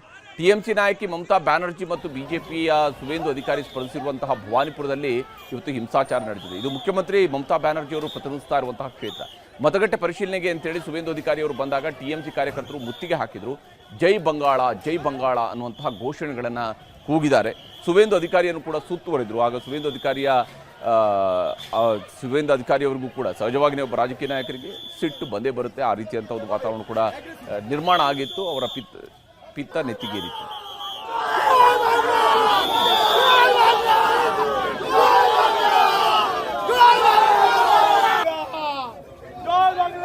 ಇನ್ನು ಸುವೇಂದು ಅಧಿಕಾರಿ ಅವರಿಗೆ ಬೆದರಿಕೆ ಹಾಕಿದ ಟಿಎಂಸಿ ಕಾರ್ಯಕರ್ತರನ್ನ ಹಿಡಿಯೋದಕ್ಕೆ ಪ್ರಯತ್ನಿಸ್ತಾ ಇದ್ದಂತೆಯೇ ಕೆಲವರು ಓಡಿ ಹೋದ್ರು. ಆಗ ಪೊಲೀಸರು ಅವ್ರನ್ನ ಬೆನ್ನತ್ತಿದ್ರು, ಅಡ್ಡ ಬಂದವರ ಮೇಲೆ ಲಾಠಿ ಚಾರ್ಜ್ ಮಾಡಿದ್ರು, ಬೈಕ್ ಸವಾರರು ನೆಲಕ್ಕೆ ಬಿದ್ದರು, ವೃದ್ಧನೊಬ್ಬ ರಸ್ತೆಯಲ್ಲಿ ಬಿದ್ದು ಒದ್ದಾಡುವಂತಹ ಘಟನೆಯೂ ಕೂಡ ನಡೀತು.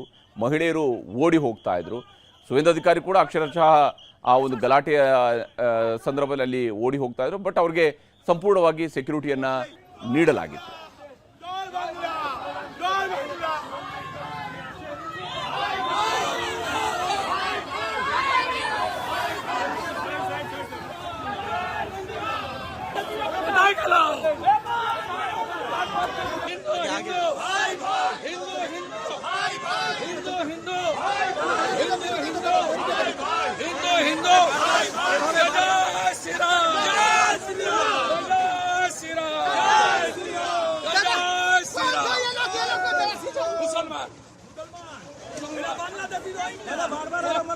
बांग्लादेशी मुसलमान, सब बांग्लादेशी मुसलमान बूथ जाम करने की कोशिश कर रहा है, बूथ जाम करने की कोशिश है। देखो ये इलाका छेड़े शुरू कर दिया पूरा ममता को. ಇದು ರಾಜ್ಯದ ಮಳೆ ಕಥೆ ಆಯಿತು. ಈಗ ಚುನಾವಣೆ ನಡೆದಿರುವಂತಹ ಪಶ್ಚಿಮ ಬಂಗಾಳದ ಕಡೆಗೆ ಹೋಗೋಣ. ಮೊದಲ ಹಂತದಲ್ಲಿ 93.19% ಮತದಾನ ನಡೆದಿತ್ತು. ಇವತ್ತು 2ನೇ ಹಂತದಲ್ಲಿ ಮತದಾನದಲ್ಲಿ ಇಲ್ಲಿವರೆಗೂ ಸಿಕ್ಕಿರುವಂಥ ಅಪ್ಡೇಟ್ಸ್ ಪ್ರಕಾರ 92.20% ಮತದಾನ ಆಗಿದೆ. ಮತದಾನ ಆಗ್ತಾ ಇದ್ದಂತೆಯೇ ಚುನಾವಣೋತ್ತರ ಸಮೀಕ್ಷೆಗಳು ಕೂಡ ಹೊರಬರ್ತಾ ಇದ್ದಾವೆ. ಅದರಲ್ಲೂ ವಿಶೇಷವಾಗಿ ಪಶ್ಚಿಮ ಬಂಗಾಳದ ಒಟ್ಟು ಕ್ಷೇತ್ರಗಳು 294 ಇರುವಂಥದ್ದು. ಈ 294 ಸೀಟ್ಗಳಲ್ಲಿ ಯಾರು ಎಷ್ಟು ಗೆಲ್ಲಬಹುದು ಅನ್ನೋದರ ಬಗ್ಗೆ ಸಿಗ್ತಾ ಇರುವಂತಹ ಸಮೀಕ್ಷೆಯ ವರದಿಗಳನ್ನು ನಿಮಗೆ ತೋರಿಸ್ತಾ ಹೋಗ್ತೀನಿ. ಮ್ಯಾಟ್ರಿಸ್ ನಡೆಸಿರ್ತಕ್ಕಂತಹ ಸಮೀಕ್ಷೆಯ ಪ್ರಕಾರ ಟಿಎಂಸಿ 125ರಿಂದ 140 ಸೀಟ್ಗಳನ್ನು, ಅಂದರೆ ಅಧಿಕಾರವನ್ನು ಈ ಬಾರಿ ಟಿಎಂಸಿ ಕಳ್ಕೊಳ್ಳುತ್ತೆ ಅಂತ ಹೇಳಿ. ಇಲ್ಲಿ ಟಿಎಂಸಿಯ ಮುಖ್ಯಮಂತ್ರಿ ಆಗಿರುವಂತಹ ಮಮತಾ ದೀದಿ ಈ ಬಾರಿ ಅಧಿಕಾರವನ್ನು ಕಳ್ಕೊಳ್ಬಹುದು, 15 ವರ್ಷಗಳ ಆಡಳಿತ ಕೊನೆಗೊಳ್ಳಬಹುದು ಅಂತ ಹೇಳ್ತಾ ಇದೆ. ಬಿಜೆಪಿ 146ರಿಂದ 161 ಸೀಟ್ಗಳು, ಕಾಂಗ್ರೆಸ್ ಮತ್ತು ಸಿಪಿಐಎಂ ಇದರಲ್ಲಿ ಶೂನ್ಯ ಸಾಧನೆಗೆ ಸೀಮಿತ ಆಗಬಹುದು. 6ರಿಂದ 10 ಸೀಟ್ಗಳಲ್ಲಿ ಇತರರು ಗೆಲುವನ್ನು ದಾಖಲಿಸಿಕೊಳ್ಳಬಹುದು ಅನ್ನುವಂಥದ್ದನ್ನು ಹೇಳ್ತಿದ್ದಾರೆ. ಕಾಂಗ್ರೆಸ್ ಕೂಡ ಶೂನ್ಯ ಸಾಧನೆಗೆ ಸೀಮಿತ ಆಗುತ್ತೆ ಅಂತೇಳಿ ಮ್ಯಾಟ್ರಿಸ್ ಹೇಳಿದೆ. ಇನ್ನು ಪಿಮಾರ್ಕ್ನ ಸಮೀಕ್ಷೆಯ ಪ್ರಕಾರ, ಪಿಮಾರ್ಕ್ ಹೇಳೋ ಪ್ರಕಾರ 118ರಿಂದ 138 ಸೀಟ್ಗಳು, ಅಂದರೆ ಟಿಎಂಸಿ ಅಧಿಕಾರವನ್ನು ಕಳ್ಕೊಳ್ಳುತ್ತೆ ಅಂತೇಳಿ ಪಿಮಾರ್ಕ್ ಸರ್ವೆ ಕೂಡ ಹೇಳಿದೆ. 146ರಿಂದ 161 ಸೀಟ್ಗಳು ಬಿಜೆಪಿಗೆ ಬರುತ್ತೆ ಅನ್ನುವಂಥದ್ದನ್ನು ಪಿಮಾರ್ಕ್ ಹೇಳ್ತಿರುವಂಥದ್ದು. ಕಾಂಗ್ರೆಸ್ 6ರಿಂದ 10 ಸೀಟ್ಗಳು ಗೆಲ್ಲಬಹುದು, ಇತರರು ಶೂನ್ಯ ಸಾಧನೆ, ಸಿಪಿಎಂ ಕೂಡ ಶೂನ್ಯ ಸಾಧನೆಗೆ ತೃಪ್ತಿ ಪಡ್ಕೊಳ್ಬೇಕಾಗತ್ತೆ ಅಂತ ಹೇಳಿ ಪಿಮಾರ್ಕ್ ಹೇಳ್ತಾ ಇದೆ. ಇನ್ನು JVC ನಡೆಸಿರುವಂತಹ ಸಮೀಕ್ಷೆಯ ಪ್ರಕಾರ 131ರಿಂದ 152 ಸೀಟ್ಗಳು, ಅಂದರೆ ಅಧಿಕಾರ ಸಿಕ್ಕರೂ ಸಿಗಬಹುದು TMCಗೆ, ಒಂದು ತಿನ್ ಮಾರ್ಜಿನಲ್ಲಿ ಸಿಗೋದಕ್ಕೆ ಚಾನ್ಸಸ್ಸು ಇದೆ, ಸಿಗದೆಯೂ ಇರಬಹುದು. ಹಾಗೆಯೇ BJPಗೂ ಅಷ್ಟೇ 138ರಿಂದ 159 ಸಿಕ್ಕರೂ ಸಿಗಬಹುದು, ಸಿಗದೆಯೂ ಇರಬಹುದು ಅನ್ನುವಂತಹ ರೀತಿಯಲ್ಲಿ JVC ಅವರ ಸರ್ವೆ ಹೇಳ್ತಾ ಇದೆ. 0ಯಿಂದ 2 ಸ್ಥಾನಗಳವರೆಗೆ ಕಾಂಗ್ರೆಸ್ ಫೈಟ್ನಲ್ಲಿದೆ ಅಂತ ಹೇಳಿ, ಇತರರು ಕೂಡ 0ಯಿಂದ 2. CPM ಶೂನ್ಯ ಸಾಧನೆಗೆ ನೋಡಿ, ಸರಿಸುಮಾರು 3 ದಶಕಗಳ ಕಾಲ ಆಡಳಿತ ನಡೆಸಿದಂತಹ CPM ಶೂನ್ಯ ಸಾಧನೆ ಅಂತೇಳಿ ಬಹುತೇಕ ಎಲ್ಲ ಸರ್ವೆಗಳು ಹೇಳ್ತಾ ಇದ್ದಾವೆ. ಬಂಗಾಳದ ಎಕ್ಸಿಟ್ ಪೋಲ್ನ ಜೊತೆಗೇನೆ ಇನ್ನು ಚಾಣಕ್ಯ ಸ್ಟ್ರಾಟಜೀಸ್ ನಡೆಸಿರುವಂತಹ ಸಮೀಕ್ಷೆಯ ಪ್ರಕಾರವೂ ಕೂಡ ಅಷ್ಟೇ BJP ಅಧಿಕಾರಕ್ಕೆ ಬರುತ್ತೆ ಅಂತೇಳಿ ಹೇಳ್ತಾ ಇದೆ. 150ರಿಂದ 160 ಸೀಟ್ಗಳೊಂದಿಗೆ BJP ಅಧಿಕಾರಕ್ಕೆ ಬರಬಹುದು ಅಂತೇಳಿ ಚಾಣಕ್ಯ ಸ್ಟ್ರಾಟಜೀಸ್ ಹೇಳ್ತಾ ಇದೆ. 130ರಿಂದ 140 ಸೀಟ್ಗಳು TMC ಪಾಲಾಗಬಹುದು. ಕಾಂಗ್ರೆಸ್ ಶೂನ್ಯ ಸಾಧನೆ, ಇತರರು 6ರಿಂದ 10. CPIM ಅಥವಾ ಎಡಪಕ್ಷಗಳ ಕೂಟಗಳು ಇವರು ಶೂನ್ಯ ಸಾಧನೆಯನ್ನು ಮಾಡ್ತವೆ ಅಂತ ಹೇಳಿ ಚಾಣಕ್ಯ ಸ್ಟ್ರಾಟಜೀಸ್ ಕೂಡ ತನ್ನ ಸರ್ವೆಯಲ್ಲಿ ಹೇಳ್ತಾ ಇದೆ. ಈಗ ತಮಿಳುನಾಡು, ಅಸ್ಸಾಂ, ಕೇರಳ, ಪುದುಚೇರಿ ಎಕ್ಸಿಟ್ ಪೋಲ್ನ ಲೆಕ್ಕಗಳನ್ನು ಕೂಡ ನಿಮಗೆ ತೋರಿಸ್ತಾ ಹೋಗ್ತೀನಿ. ಅದಕ್ಕೂ ಮೊದಲು ಬಂಗಾಳದಲ್ಲಿ ಇವತ್ತು 2ನೇ ಹಂತದ ಮತದಾನದ ವೇಳೆ ನಡೆದಂತಹ ಹಿಂಸಾಚಾರಗಳನ್ನು ನಿಮಗೆ ತೋರಿಸಲೇಬೇಕು. ಪಶ್ಚಿಮ ಬಂಗಾಳದಲ್ಲಿ ನಡೆದಂತಹ 2ನೇ ಹಂತದ ವೋಟಿಂಗ್ ವೇಳೆ ಜೀವಂತ ಬಾಂಬ್ಗಳು ಸಿಕ್ಕಿವೆ, ಕಚ್ಚಾ ಬಾಂಬ್ಗಳು ಸಿಕ್ಕಿರುವಂಥದ್ದು, ಗಲಾಟೆಗಳಾಗಿದ್ದಾವೆ. BJPಯ ನಾಯಕ, ಅಲ್ಲಿಯ ಪ್ರತಿಪಕ್ಷ ನಾಯಕ ಕೂಡ ಆಗಿರುವಂತಹ ಸುವೇಂದು ಅಧಿಕಾರಿಯನ್ನು ಅಟ್ಟಾಡಿಸಿದ್ದಾರೆ, ಹೊಡೆದಾಟಗಳು ನಡೆದಿದ್ದಾವೆ, ಲಾಠಿ ಚಾರ್ಜ್ಗಳಾಗಿವೆ, ಶೂಟೌಟ್ ಕೂಡ ಆಗಿದೆ. ಇಲ್ಲಿ TMC ಬೆಂಬಲಿಗರು ಜೈ ಬಾಂಗ್ಲಾ ಅಂಥೇಳಿ ಘೋಷಣೆಯನ್ನು ಕೂಗ್ತಾ ಇರುವಂಥದ್ದು. ಸುವೇಂದು ಅಧಿಕಾರಿಯವರು ಹೋಗ್ತಾ ಇರುವ ಸಂದರ್ಭದಲ್ಲಿನೇ ಅಲ್ಲಿ ಜೈ ಬಾಂಗ್ಲಾ ಅಂಥೇಳಿ ಘೋಷಣೆಗಳನ್ನು ಕೂಗಿದ್ದಾರೆ TMCಯ ಬೆಂಬಲಿಗರು. ಅದರಿಂದಾಗಿ ಸುವೇಂದು ಅಧಿಕಾರಿಯವರು ಸಿಟ್ಟಿಗೆದ್ದಿದ್ರು. ಆ ಸಂದರ್ಭದಲ್ಲಿನೇ ಎರಡೂ ಕಡೆಯಲ್ಲೂ ಕೂಡ ಮಾತಿನ ಚಕಮಕಿಗಳು ನಡೆದಿದ್ದಾವೆ. TMC ಬೆಂಬಲಿಗರ ಕಡೆಯಿಂದ ಅವರಿಗೆ ಹುಡೀರಿ ಅನ್ನುವಂತಹ ಮಾತುಗಳು ಕೂಡ ಕೇಳಿ ಬಂದಿದ್ವು.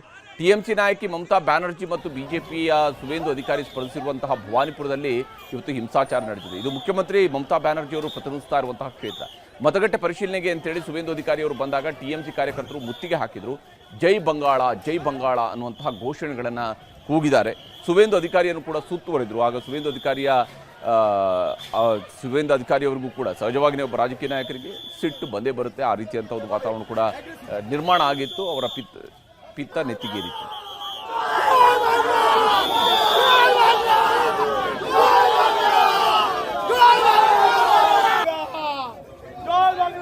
ಇನ್ನು ಸುವೇಂದು ಅಧಿಕಾರಿ ಅವರಿಗೆ ಬೆದರಿಕೆ ಹಾಕಿದ TMC ಕಾರ್ಯಕರ್ತರನ್ನ ಹಿಡಿಯೋದಕ್ಕೆ ಪ್ರಯತ್ನಿಸ್ತಾ ಇದ್ದಂತೆಯೇ ಕೆಲವರು ಓಡಿ ಹೋದ್ರು. ಆಗ ಪೊಲೀಸರು ಅವ್ರನ್ನ ಬೆನ್ನತ್ತಿದ್ರು, ಅಡ್ಡ ಬಂದವರ ಮೇಲೆ ಲಾಠಿ ಚಾರ್ಜ್ ಮಾಡಿದ್ರು, ಬೈಕ್ ಸವಾರರು ನೆಲಕ್ಕೆ ಬಿದ್ದರು, ವೃದ್ಧನೊಬ್ಬ ರಸ್ತೆಯಲ್ಲೇ ಬಿದ್ದು ಒದ್ದಾಡುವಂತಹ ಘಟನೆಯೂ ಕೂಡ ನಡೀತು. ಮಹಿಳೆಯರು ಓಡಿ ಹೋಗ್ತಾ ಇದ್ರು. ಸುವೇಂದು ಅಧಿಕಾರಿ ಕೂಡ ಅಕ್ಷರಶಃ ಆ ಒಂದು ಗಲಾಟೆಯ ಸಂದರ್ಭದಲ್ಲಿ ಓಡಿ ಹೋಗ್ತಾ ಇದ್ರು. ಬಟ್ ಅವ್ರಿಗೆ ಸಂಪೂರ್ಣವಾಗಿ ಸೆಕ್ಯೂರಿಟಿಯನ್ನು ನೀಡಲಾಗಿತ್ತು.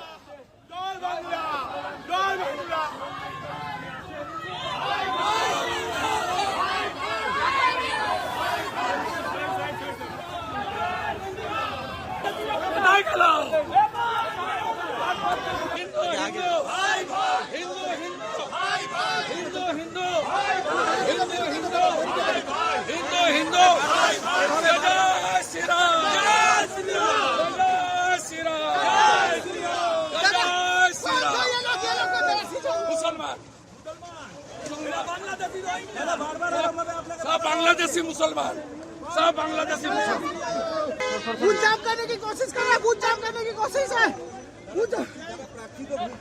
देखो ये इलाका छेड़े कर दिया पूरा ममता को. ಇದು ರಾಜ್ಯದ ಮಳೆ ಕಥೆ ಆಯಿತು. ಈಗ ಚುನಾವಣೆ ನಡೆದಿರುವಂತಹ ಪಶ್ಚಿಮ ಬಂಗಾಳದ ಕಡೆಗೆ ಹೋಗೋಣ. ಮೊದಲ ಹಂತದಲ್ಲಿ 93.19% ಮತದಾನ ನಡೆದಿತ್ತು. ಇವತ್ತು 2ನೇ ಹಂತದಲ್ಲಿ ಮತದಾನದಲ್ಲಿ ಇಲ್ಲಿವರೆಗೂ ಸಿಕ್ಕಿರುವಂಥ ಅಪ್ಡೇಟ್ಸ್ ಪ್ರಕಾರ 92.20% ಮತದಾನ ಆಗಿದೆ. ಮತದಾನ ಆಗ್ತಾ ಇದ್ದಂತೆಯೇ ಚುನಾವಣೋತ್ತರ ಸಮೀಕ್ಷೆಗಳು ಕೂಡ ಹೊರಬರ್ತಾ ಇದ್ದಾವೆ. ಅದರಲ್ಲೂ ವಿಶೇಷವಾಗಿ ಪಶ್ಚಿಮ ಬಂಗಾಳದ ಒಟ್ಟು ಕ್ಷೇತ್ರಗಳು 294 ಇರುವಂಥದ್ದು. ಈ 294 ಸೀಟ್ಗಳಲ್ಲಿ ಯಾರು ಎಷ್ಟು ಗೆಲ್ಲಬಹುದು ಅನ್ನೋದರ ಬಗ್ಗೆ ಸಿಗ್ತಾ ಇರುವಂತಹ ಸಮೀಕ್ಷೆಯ ವರದಿಗಳನ್ನು ನಿಮಗೆ ತೋರಿಸ್ತಾ ಹೋಗ್ತೀನಿ. ಮ್ಯಾಟ್ರಿಸ್ ನಡೆಸಿರ್ತಕ್ಕಂತಹ ಸಮೀಕ್ಷೆಯ ಪ್ರಕಾರ TMC 125ರಿಂದ 140 ಸೀಟ್ಗಳನ್ನು, ಅಂದರೆ ಅಧಿಕಾರವನ್ನು ಈ ಬಾರಿ TMC ಕಳ್ಕೊಳ್ಳುತ್ತೆ ಅಂತ ಹೇಳಿ. ಇಲ್ಲಿ TMCಯ ಮುಖ್ಯಮಂತ್ರಿ ಆಗಿರುವಂತಹ ಮಮತಾ ದೀದಿ ಈ ಬಾರಿ ಅಧಿಕಾರವನ್ನು ಕಳ್ಕೊಳ್ಬಹುದು, 15 ವರ್ಷಗಳ ಆಡಳಿತ ಕೊನೆಗೊಳ್ಳಬಹುದು ಅಂತ ಹೇಳ್ತಾ ಇದೆ. BJP 146ರಿಂದ 161 ಸೀಟ್ಗಳು, ಕಾಂಗ್ರೆಸ್ ಮತ್ತು CPIM ಇದರಲ್ಲಿ ಶೂನ್ಯ ಸಾಧನೆಗೆ ಸೀಮಿತ ಆಗಬಹುದು. 6ರಿಂದ 10 ಸೀಟ್ಗಳಲ್ಲಿ ಇತರರು ಗೆಲುವನ್ನು ದಾಖಲಿಸಿಕೊಳ್ಳಬಹುದು ಅನ್ನುವಂಥದ್ದನ್ನು ಹೇಳ್ತಿದ್ದಾರೆ. ಕಾಂಗ್ರೆಸ್ ಕೂಡ ಶೂನ್ಯ ಸಾಧನೆಗೆ ಸೀಮಿತ ಆಗುತ್ತೆ ಅಂತೇಳಿ ಮ್ಯಾಟ್ರಿಸ್ ಹೇಳಿದೆ. ಇನ್ನು ಪಿಮಾರ್ಕ್ನ ಸಮೀಕ್ಷೆಯ ಪ್ರಕಾರ, ಪಿಮಾರ್ಕ್ ಹೇಳೋ ಪ್ರಕಾರ 118ರಿಂದ 138 ಸೀಟ್ಗಳು, ಅಂದರೆ TMC ಅಧಿಕಾರವನ್ನು ಕಳ್ಕೊಳ್ಳುತ್ತೆ ಅಂತೇಳಿ ಪಿಮಾರ್ಕ್ ಸರ್ವೆ ಕೂಡ ಹೇಳಿದೆ. 146ರಿಂದ 161 ಸೀಟ್ಗಳು BJPಗೆ ಬರುತ್ತೆ ಅನ್ನುವಂಥದ್ದನ್ನು ಪಿಮಾರ್ಕ್ ಹೇಳ್ತಿರುವಂಥದ್ದು. ಕಾಂಗ್ರೆಸ್ 6ರಿಂದ 10 ಸೀಟ್ಗಳು ಗೆಲ್ಲಬಹುದು, ಇತರರು ಶೂನ್ಯ ಸಾಧನೆ, CPM ಕೂಡ ಶೂನ್ಯ ಸಾಧನೆಗೆ ತೃಪ್ತಿ ಪಡ್ಕೊಳ್ಬೇಕಾಗತ್ತೆ ಅಂತ ಹೇಳಿ ಪಿಮಾರ್ಕ್ ಹೇಳ್ತಾ ಇದೆ. ಇನ್ನು JVC ನಡೆಸಿರುವಂತಹ ಸಮೀಕ್ಷೆಯ ಪ್ರಕಾರ 131ರಿಂದ 152 ಸೀಟ್ಗಳು, ಅಂದರೆ ಅಧಿಕಾರ ಸಿಕ್ಕರೂ ಸಿಗಬಹುದು TMCಗೆ, ಒಂದು ತಿನ್ ಮಾರ್ಜಿನಲ್ಲಿ ಸಿಗೋದಕ್ಕೆ ಚಾನ್ಸಸ್ಸು ಇದೆ, ಸಿಗದೆಯೂ ಇರಬಹುದು. ಹಾಗೆಯೇ BJPಗೂ ಅಷ್ಟೇ 138ರಿಂದ 159 ಸಿಕ್ಕರೂ ಸಿಗಬಹುದು, ಸಿಗದೆಯೂ ಇರಬಹುದು ಅನ್ನುವಂತಹ ರೀತಿಯಲ್ಲಿ JVC ಅವರ ಸರ್ವೆ ಹೇಳ್ತಾ ಇದೆ. 0ಯಿಂದ 2 ಸ್ಥಾನಗಳವರೆಗೆ ಕಾಂಗ್ರೆಸ್ ಫೈಟ್ನಲ್ಲಿದೆ ಅಂತ ಹೇಳಿ, ಇತರರು ಕೂಡ 0ಯಿಂದ 2. CPM ಶೂನ್ಯ ಸಾಧನೆಗೆ, ನೋಡಿ ಸರಿಸುಮಾರು 3 ದಶಕಗಳ ಕಾಲ ಆಡಳಿತ ನಡೆಸಿದಂತಹ CPM ಶೂನ್ಯ ಸಾಧನೆ ಅಂತೇಳಿ ಬಹುತೇಕ ಎಲ್ಲ ಸರ್ವೆಗಳು ಹೇಳ್ತಾ ಇದ್ದಾವೆ. ಬಂಗಾಳದ ಎಕ್ಸಿಟ್ ಪೋಲ್ನ ಜೊತೆಗೇನೆ ಇನ್ನು ಚಾಣಕ್ಯ ಸ್ಟ್ರಾಟಜೀಸ್ ನಡೆಸಿರುವಂತಹ ಸಮೀಕ್ಷೆಯ ಪ್ರಕಾರವೂ ಕೂಡ ಅಷ್ಟೇ BJP ಅಧಿಕಾರಕ್ಕೆ ಬರುತ್ತೆ ಅಂತೇಳಿ ಹೇಳ್ತಾ ಇದೆ. 150ರಿಂದ 160 ಸೀಟ್ಗಳೊಂದಿಗೆ BJP ಅಧಿಕಾರಕ್ಕೆ ಬರಬಹುದು ಅಂತೇಳಿ ಚಾಣಕ್ಯ ಸ್ಟ್ರಾಟಜೀಸ್ ಹೇಳ್ತಾ ಇದೆ. 130ರಿಂದ 140 ಸೀಟ್ಗಳು TMC ಪಾಲಾಗಬಹುದು. ಕಾಂಗ್ರೆಸ್ ಶೂನ್ಯ ಸಾಧನೆ, ಇತರರು 6ರಿಂದ 10, CPIM ಅಥವಾ ಎಡಪಕ್ಷಗಳ ಕೂಟಗಳು ಇವರು ಶೂನ್ಯ ಸಾಧನೆಯನ್ನು ಮಾಡ್ತವೆ ಅಂತ ಹೇಳಿ ಚಾಣಕ್ಯ ಸ್ಟ್ರಾಟಜೀಸ್ ಕೂಡ ತನ್ನ ಸರ್ವೆಯಲ್ಲಿ ಹೇಳ್ತಾ ಇದೆ. ಈಗ ತಮಿಳುನಾಡು, ಅಸ್ಸಾಂ, ಕೇರಳ, ಪುದುಚೇರಿ ಎಕ್ಸಿಟ್ ಪೋಲ್ನ ಲೆಕ್ಕಗಳನ್ನು ಕೂಡ ನಿಮಗೆ ತೋರಿಸ್ತಾ ಹೋಗ್ತೀನಿ. ಅದಕ್ಕೂ ಮೊದಲು ಬಂಗಾಳದಲ್ಲಿ ಇವತ್ತು 2ನೇ ಹಂತದ ಮತದಾನದ ವೇಳೆ ನಡೆದಂತಹ ಹಿಂಸಾಚಾರಗಳನ್ನು ನಿಮಗೆ ತೋರಿಸಲೇಬೇಕು. ಪಶ್ಚಿಮ ಬಂಗಾಳದಲ್ಲಿ ನಡೆದಂತಹ 2ನೇ ಹಂತದ ವೋಟಿಂಗ್ ವೇಳೆ ಜೀವಂತ ಬಾಂಬ್ಗಳು ಸಿಕ್ಕಿವೆ, ಕಚ್ಚಾ ಬಾಂಬ್ಗಳು ಸಿಕ್ಕಿರುವಂಥದ್ದು, ಗಲಾಟೆಗಳಾಗಿದ್ದಾವೆ. BJPಯ ನಾಯಕ, ಅಲ್ಲಿಯ ಪ್ರತಿಪಕ್ಷ ನಾಯಕ ಕೂಡ ಆಗಿರುವಂತಹ ಸುವೇಂದು ಅಧಿಕಾರಿಯನ್ನು ಅಟ್ಟಾಡಿಸಿದ್ದಾರೆ, ಹೊಡೆದಾಟಗಳು ನಡೆದಿದ್ದಾವೆ, ಲಾಠಿ ಚಾರ್ಜ್ಗಳಾಗಿವೆ, ಶೂಟೌಟ್ ಕೂಡ ಆಗಿದೆ. ಇಲ್ಲಿ TMC ಬೆಂಬಲಿಗರು ಜೈ ಬಾಂಗ್ಲಾ ಅಂಥೇಳಿ ಘೋಷಣೆಯನ್ನು ಕೂಗ್ತಾ ಇರುವಂಥದ್ದು. ಸುವೇಂದು ಅಧಿಕಾರಿಯವರು ಹೋಗ್ತಾ ಇರುವ ಸಂದರ್ಭದಲ್ಲಿನೇ ಅಲ್ಲಿ ಜೈ ಬಾಂಗ್ಲಾ ಅಂಥೇಳಿ ಘೋಷಣೆಗಳನ್ನು ಕೂಗಿದ್ದಾರೆ TMCಯ ಬೆಂಬಲಿಗರು. ಅದರಿಂದಾಗಿ ಸುವೇಂದು ಅಧಿಕಾರಿಯವರು ಸಿಟ್ಟಿಗೆದ್ದಿದ್ರು. ಆ ಸಂದರ್ಭದಲ್ಲಿನೇ ಎರಡೂ ಕಡೆಯಲ್ಲೂ ಕೂಡ ಮಾತಿನ ಚಕಮಕಿಗಳು ನಡೆದಿದ್ದಾವೆ. TMC ಬೆಂಬಲಿಗರ ಕಡೆಯಿಂದ ಅವರಿಗೆ ಹುಡೀರಿ ಅನ್ನುವಂತಹ ಮಾತುಗಳು ಕೂಡ ಕೇಳಿ ಬಂದಿದ್ವು. TMC ನಾಯಕಿ ಮಮತಾ ಬ್ಯಾನರ್ಜಿ ಮತ್ತು BJPಯ ಸುವೇಂದು ಅಧಿಕಾರಿ ಸ್ಪರ್ಧಿಸಿರುವಂತಹ ಭವಾನಿಪುರದಲ್ಲಿ ಇವತ್ತು ಹಿಂಸಾಚಾರ ನಡೆದಿದೆ. ಇದು ಮುಖ್ಯಮಂತ್ರಿ ಮಮತಾ ಬ್ಯಾನರ್ಜಿ ಅವರು ಪ್ರತಿನಿಧಿಸ್ತಾ ಇರುವಂತಹ ಕ್ಷೇತ್ರ. ಮತಗಟ್ಟೆ ಪರಿಶೀಲನೆಗೆ ಅಂತೇಳಿ ಸುವೇಂದು ಅಧಿಕಾರಿಯವರು ಬಂದಾಗ TMC ಕಾರ್ಯಕರ್ತರು ಮುತ್ತಿಗೆ ಹಾಕಿದರು. ಜೈ ಬಂಗಾಳ, ಜೈ ಬಂಗಾಳ ಅನ್ನುವಂತಹ ಘೋಷಣೆಗಳನ್ನು ಕೂಗಿದ್ದಾರೆ. ಸುವೇಂದು ಅಧಿಕಾರಿಯನ್ನು ಕೂಡ ಸುತ್ತುವರಿದ್ರು. ಆಗ ಸುವೇಂದು ಅಧಿಕಾರಿಯವರಿಗೂ ಕೂಡ ಸಹಜವಾಗಿ ಒಬ್ಬ ರಾಜಕೀಯ ನಾಯಕರಿಗೆ ಸಿಟ್ಟು ಬಂದೇ ಬರುತ್ತೆ. ಆ ರೀತಿಯಂಥ ಒಂದು ವಾತಾವರಣ ಕೂಡ ನಿರ್ಮಾಣ ಆಗಿತ್ತು. ಅವರ ಪಿತ್ತ ನೆತ್ತಿಗೇರಿತ್ತು.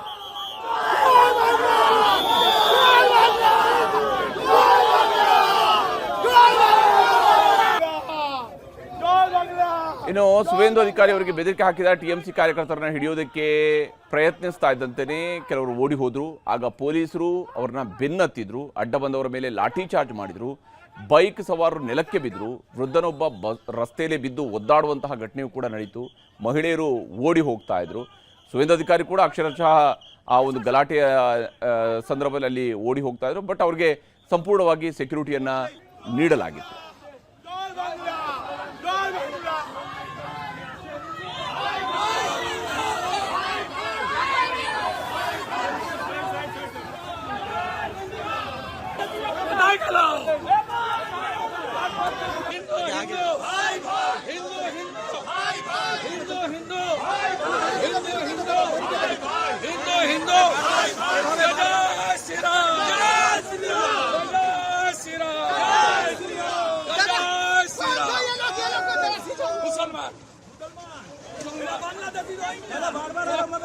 बांग्लादेशी मुसलमान, सब बांग्लादेशी मुसलमान बूथ जाम करने की कोशिश कर रहे हैं, बूथ जाम करने की कोशिश है। देखो ये इलाका छेड़े शुरू कर दिया पूरा ममता को. ಇದು ರಾಜ್ಯದ ಮಳೆ ಕಥೆ ಆಯಿತು. ಈಗ ಚುನಾವಣೆ ನಡೆದಿರುವಂತಹ ಪಶ್ಚಿಮ ಬಂಗಾಳದ ಕಡೆಗೆ ಹೋಗೋಣ. ಮೊದಲ ಹಂತದಲ್ಲಿ 93.19% ಮತದಾನ ನಡೆದಿತ್ತು. ಇವತ್ತು 2ನೇ ಹಂತದಲ್ಲಿ ಮತದಾನದಲ್ಲಿ ಇಲ್ಲಿವರೆಗೂ ಸಿಕ್ಕಿರುವಂಥ ಅಪ್ಡೇಟ್ಸ್ ಪ್ರಕಾರ 92.20% ಮತದಾನ ಆಗಿದೆ. ಮತದಾನ ಆಗ್ತಾ ಇದ್ದಂತೆಯೇ ಚುನಾವಣೋತ್ತರ ಸಮೀಕ್ಷೆಗಳು ಕೂಡ ಹೊರಬರ್ತಾ ಇದ್ದಾವೆ. ಅದರಲ್ಲೂ ವಿಶೇಷವಾಗಿ ಪಶ್ಚಿಮ ಬಂಗಾಳದ ಒಟ್ಟು ಕ್ಷೇತ್ರಗಳು 294 ಇರುವಂಥದ್ದು. ಈ 294 ಸೀಟ್ಗಳಲ್ಲಿ ಯಾರು ಎಷ್ಟು ಗೆಲ್ಲಬಹುದು ಅನ್ನೋದರ ಬಗ್ಗೆ ಸಿಗ್ತಾ ಇರುವಂತಹ ಸಮೀಕ್ಷೆಯ ವರದಿಗಳನ್ನು ನಿಮಗೆ ತೋರಿಸ್ತಾ ಹೋಗ್ತೀನಿ. ಮ್ಯಾಟ್ರಿಸ್ ನಡೆಸಿರ್ತಕ್ಕಂತಹ ಸಮೀಕ್ಷೆಯ ಪ್ರಕಾರ TMC 125ರಿಂದ 140 ಸೀಟ್ಗಳನ್ನು, ಅಂದರೆ ಅಧಿಕಾರವನ್ನು ಈ ಬಾರಿ TMC ಕಳ್ಕೊಳ್ಳುತ್ತೆ ಅಂತ ಹೇಳಿ. ಇಲ್ಲಿ TMCಯ ಮುಖ್ಯಮಂತ್ರಿ ಆಗಿರುವಂತಹ ದೀದಿ ಮಮತಾ ದೀದಿ ಈ ಬಾರಿ ಅಧಿಕಾರವನ್ನು ಕಳ್ಕೊಳ್ಬಹುದು, 15 ವರ್ಷಗಳ ಆಡಳಿತ ಕೊನೆಗೊಳ್ಳಬಹುದು ಅಂತ ಹೇಳ್ತಾ ಇದೆ. BJP 146ರಿಂದ 161 ಸೀಟ್ಗಳು, ಕಾಂಗ್ರೆಸ್ ಮತ್ತು CPIM ಇದರಲ್ಲಿ ಶೂನ್ಯ ಸಾಧನೆಗೆ ಸೀಮಿತ ಆಗಬಹುದು. 6ರಿಂದ 10 ಸೀಟ್ಗಳಲ್ಲಿ ಇತರರು ಗೆಲುವನ್ನು ದಾಖಲಿಸಿಕೊಳ್ಳಬಹುದು ಅನ್ನುವಂಥದ್ದನ್ನು ಹೇಳ್ತಿದ್ರೆ, ಕಾಂಗ್ರೆಸ್ ಕೂಡ ಶೂನ್ಯ ಸಾಧನೆಗೆ ಸೀಮಿತ ಆಗುತ್ತೆ ಅಂತ ಹೇಳಿ ಮ್ಯಾಟ್ರಿಸ್ ಹೇಳಿದೆ. ಇನ್ನು ಪಿಮಾರ್ಕ್ನ ಸಮೀಕ್ಷೆಯ ಪ್ರಕಾರ, ಪಿಮಾರ್ಕ್ ಹೇಳೋ ಪ್ರಕಾರ 118ರಿಂದ 138 ಸೀಟ್ಗಳು, ಅಂದರೆ TMC ಅಧಿಕಾರವನ್ನು ಕಳ್ಕೊಳ್ಳುತ್ತೆ ಅಂತೇಳಿ ಪಿಮಾರ್ಕ್ ಸರ್ವೆ ಕೂಡ ಹೇಳಿದೆ. 146ರಿಂದ 161 ಸೀಟ್ಗಳು BJPಗೆ ಬರುತ್ತೆ ಅನ್ನುವಂಥದ್ದನ್ನು ಪಿಮಾರ್ಕ್ ಹೇಳ್ತಿರುವಂಥದ್ದು. ಕಾಂಗ್ರೆಸ್ 6ರಿಂದ 10 ಸೀಟ್ಗಳು ಗೆಲ್ಲಬಹುದು, ಇತರರು ಶೂನ್ಯ ಸಾಧನೆ, CPM ಕೂಡ ಶೂನ್ಯ ಸಾಧನೆಗೆ ತೃಪ್ತಿ ಪಡ್ಕೊಳ್ಬೇಕಾಗತ್ತೆ ಅಂತ ಹೇಳಿ ಪಿಮಾರ್ಕ್ ಹೇಳ್ತಾ ಇದೆ. ಇನ್ನು JVC ನಡೆಸಿರುವಂತಹ ಸಮೀಕ್ಷೆಯ ಪ್ರಕಾರ 131ರಿಂದ 152 ಸೀಟ್ಗಳು, ಅಂದರೆ ಅಧಿಕಾರ ಸಿಕ್ಕರೂ ಸಿಗಬಹುದು TMCಗೆ, ಒಂದು ತಿನ್ ಮಾರ್ಜಿನಲ್ಲಿ ಸಿಗೋದಕ್ಕೆ ಚಾನ್ಸಸ್ಸು ಇದೆ, ಸಿಗದೆಯೂ ಇರಬಹುದು. ಹಾಗೆಯೇ BJPಗೂ ಅಷ್ಟೇ 138ರಿಂದ 159 ಸಿಕ್ಕರೂ ಸಿಗಬಹುದು, ಸಿಗದೆಯೂ ಇರಬಹುದು ಅನ್ನುವಂತಹ ರೀತಿಯಲ್ಲಿ JVC ಅವರ ಸರ್ವೆ ಹೇಳ್ತಾ ಇದೆ. 0ಯಿಂದ 2 ಸ್ಥಾನಗಳವರೆಗೆ ಕಾಂಗ್ರೆಸ್ ಫೈಟ್ನಲ್ಲಿದೆ ಅಂತ ಹೇಳಿ, ಇತರರು ಕೂಡ 0ಯಿಂದ 2. CPM ಶೂನ್ಯ ಸಾಧನೆಗೆ, ನೋಡಿ ಸರಿಸುಮಾರು 3 ದಶಕಗಳ ಕಾಲ ಆಡಳಿತ ನಡೆಸಿದಂತಹ CPM ಶೂನ್ಯ ಸಾಧನೆ ಅಂತೇಳಿ ಬಹುತೇಕ ಎಲ್ಲ ಸರ್ವೆಗಳು ಹೇಳ್ತಾ ಇದ್ದಾವೆ. ಬಂಗಾಳದ ಎಕ್ಸಿಟ್ ಪೋಲ್ನ ಜೊತೆಗೇನೆ ಇನ್ನು ಚಾಣಕ್ಯ ಸ್ಟ್ರಾಟಜೀಸ್ ನಡೆಸಿರುವಂತಹ ಸಮೀಕ್ಷೆಯ ಪ್ರಕಾರವೂ ಕೂಡ ಅಷ್ಟೇ BJP ಅಧಿಕಾರಕ್ಕೆ ಬರುತ್ತೆ ಅಂತೇಳಿ ಹೇಳ್ತಾ ಇದೆ. 150ರಿಂದ 160 ಸೀಟ್ಗಳೊಂದಿಗೆ BJP ಅಧಿಕಾರಕ್ಕೆ ಬರಬಹುದು ಅಂತೇಳಿ ಚಾಣಕ್ಯ ಸ್ಟ್ರಾಟಜೀಸ್ ಹೇಳ್ತಾ ಇದೆ. 130ರಿಂದ 140 ಸೀಟ್ಗಳು TMC ಪಾಲಾಗಬಹುದು. ಕಾಂಗ್ರೆಸ್ ಶೂನ್ಯ ಸಾಧನೆ, ಇತರರು 6ರಿಂದ 10, CPIM ಅಥವಾ ಎಡಪಕ್ಷಗಳ ಕೂಟಗಳು ಇವರು ಶೂನ್ಯ ಸಾಧನೆಯನ್ನು ಮಾಡ್ತವೆ ಅಂತ ಹೇಳಿ ಚಾಣಕ್ಯ ಸ್ಟ್ರಾಟಜೀಸ್ ಕೂಡ ತನ್ನ ಸರ್ವೆಯಲ್ಲಿ ಹೇಳ್ತಾ ಇದೆ. ಈಗ ತಮಿಳುನಾಡು, ಅಸ್ಸಾಂ, ಕೇರಳ, ಪುದುಚೇರಿ ಎಕ್ಸಿಟ್ ಪೋಲ್ನ ಲೆಕ್ಕಗಳನ್ನು ಕೂಡ ನಿಮಗೆ ತೋರಿಸ್ತಾ ಹೋಗ್ತೀನಿ. ಅದಕ್ಕೂ ಮೊದಲು ಬಂಗಾಳದಲ್ಲಿ ಇವತ್ತು 2ನೇ ಹಂತದ ಮತದಾನದ ವೇಳೆ ನಡೆದಂತಹ ಹಿಂಸಾಚಾರಗಳನ್ನು ನಿಮಗೆ ತೋರಿಸಲೇಬೇಕು. ಪಶ್ಚಿಮ ಬಂಗಾಳದಲ್ಲಿ ನಡೆದಂತಹ 2ನೇ ಹಂತದ ವೋಟಿಂಗ್ ವೇಳೆ ಜೀವಂತ ಬಾಂಬ್ಗಳು ಸಿಕ್ಕಿವೆ, ಕಚ್ಚಾ ಬಾಂಬ್ಗಳು ಸಿಕ್ಕಿರುವಂಥದ್ದು, ಗಲಾಟೆಗಳಾಗಿದ್ದಾವೆ. BJPಯ ನಾಯಕ, ಅಲ್ಲಿಯ ಪ್ರತಿಪಕ್ಷ ನಾಯಕ ಕೂಡ ಆಗಿರುವಂತಹ ಸುವೇಂದು ಅಧಿಕಾರಿಯನ್ನು ಅಟ್ಟಾಡಿಸಿದ್ದಾರೆ, ಹೊಡೆದಾಟಗಳು ನಡೆದಿದ್ದಾವೆ, ಲಾಠಿ ಚಾರ್ಜ್ಗಳಾಗಿವೆ, ಶೂಟೌಟ್ ಕೂಡ ಆಗಿದೆ. ಇಲ್ಲಿ TMC ಬೆಂಬಲಿಗರು ಜೈ ಬಾಂಗ್ಲಾ ಅಂಥೇಳಿ ಘೋಷಣೆಯನ್ನು ಕೂಗ್ತಾ ಇರುವಂಥದ್ದು. ಸುವೇಂದು ಅಧಿಕಾರಿಯವರು ಹೋಗ್ತಾ ಇರುವ ಸಂದರ್ಭದಲ್ಲಿನೇ ಅಲ್ಲಿ ಜೈ ಬಾಂಗ್ಲಾ ಅಂಥೇಳಿ ಘೋಷಣೆಗಳನ್ನು ಕೂಗಿದ್ದಾರೆ TMCಯ ಬೆಂಬಲಿಗರು. ಅದರಿಂದಾಗಿ ಸುವೇಂದು ಅಧಿಕಾರಿಯವರು ಸಿಟ್ಟಿಗೆದ್ದಿದ್ರು. ಆ ಸಂದರ್ಭದಲ್ಲಿನೇ ಎರಡೂ ಕಡೆಯಲ್ಲೂ ಕೂಡ ಮಾತಿನ ಚಕಮಕಿಗಳು ನಡೆದಿದ್ದಾವೆ. TMC ಬೆಂಬಲಿಗರ ಕಡೆಯಿಂದ ಅವರಿಗೆ ಹುಡೀರಿ ಅನ್ನುವಂತಹ ಮಾತುಗಳು ಕೂಡ ಕೇಳಿ ಬಂದಿದ್ವು. TMC ನಾಯಕಿ ಮಮತಾ ಬ್ಯಾನರ್ಜಿ ಮತ್ತು BJPಯ ಸುವೇಂದು ಅಧಿಕಾರಿ ಸ್ಪರ್ಧಿಸಿರುವಂತಹ ಭವಾನಿಪುರದಲ್ಲಿ ಇವತ್ತು ಹಿಂಸಾಚಾರ ನಡೆದಿದೆ. ಇದು ಮುಖ್ಯಮಂತ್ರಿ ಮಮತಾ ಬ್ಯಾನರ್ಜಿ ಅವರು ಪ್ರತಿನಿಧಿಸ್ತಾ ಇರುವಂತಹ ಕ್ಷೇತ್ರ. ಮತಗಟ್ಟೆ ಪರಿಶೀಲನೆಗೆ ಅಂತೇಳಿ ಸುವೇಂದು ಅಧಿಕಾರಿ ಅವರು ಬಂದಾಗ TMC ಕಾರ್ಯಕರ್ತರು ಮುತ್ತಿಗೆ ಹಾಕಿದ್ರು. ಜೈ ಬಂಗಾಳ, ಜೈ ಬಂಗಾಳ ಅನ್ನುವಂತಹ ಘೋಷಣೆಗಳನ್ನು ಕೂಗಿದ್ದಾರೆ. ಸುವೇಂದು ಅಧಿಕಾರಿಯನ್ನು ಕೂಡ ಸುತ್ತುವರಿದ್ರು. ಆಗ ಸುವೇಂದು ಅಧಿಕಾರಿಯವರಿಗೂ ಕೂಡ ಸಹಜವಾಗಿ ಒಬ್ಬ ರಾಜಕೀಯ ನಾಯಕರಿಗೆ ಸಿಟ್ಟು ಬಂದೇ ಬರುತ್ತೆ. ಆ ರೀತಿಯಂಥ ಒಂದು ವಾತಾವರಣ ಕೂಡ ನಿರ್ಮಾಣ ಆಗಿತ್ತು. ಅವರ ಪಿತ್ತ ನೆತ್ತಿಗೇರಿತ್ತು.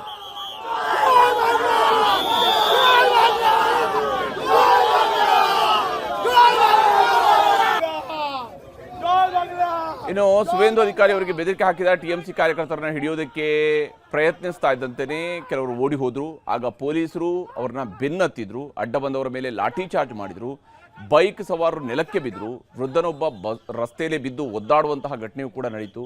ಮಹಿಳೆಯರು ಓಡಿ ಹೋಗ್ತಾ ಇದ್ರು. ಸುವೇಂದು ಅಧಿಕಾರಿ ಕೂಡ ಅಕ್ಷರಶಃ ಆ ಒಂದು ಗಲಾಟೆಯ ಸಂದರ್ಭದಲ್ಲಿ ಅಲ್ಲಿ ಓಡಿ ಹೋಗ್ತಾ ಇದ್ರು. ಬಟ್ ಅವ್ರಿಗೆ ಸಂಪೂರ್ಣವಾಗಿ ಸೆಕ್ಯೂರಿಟಿಯನ್ನು ನೀಡಲಾಗಿತ್ತು.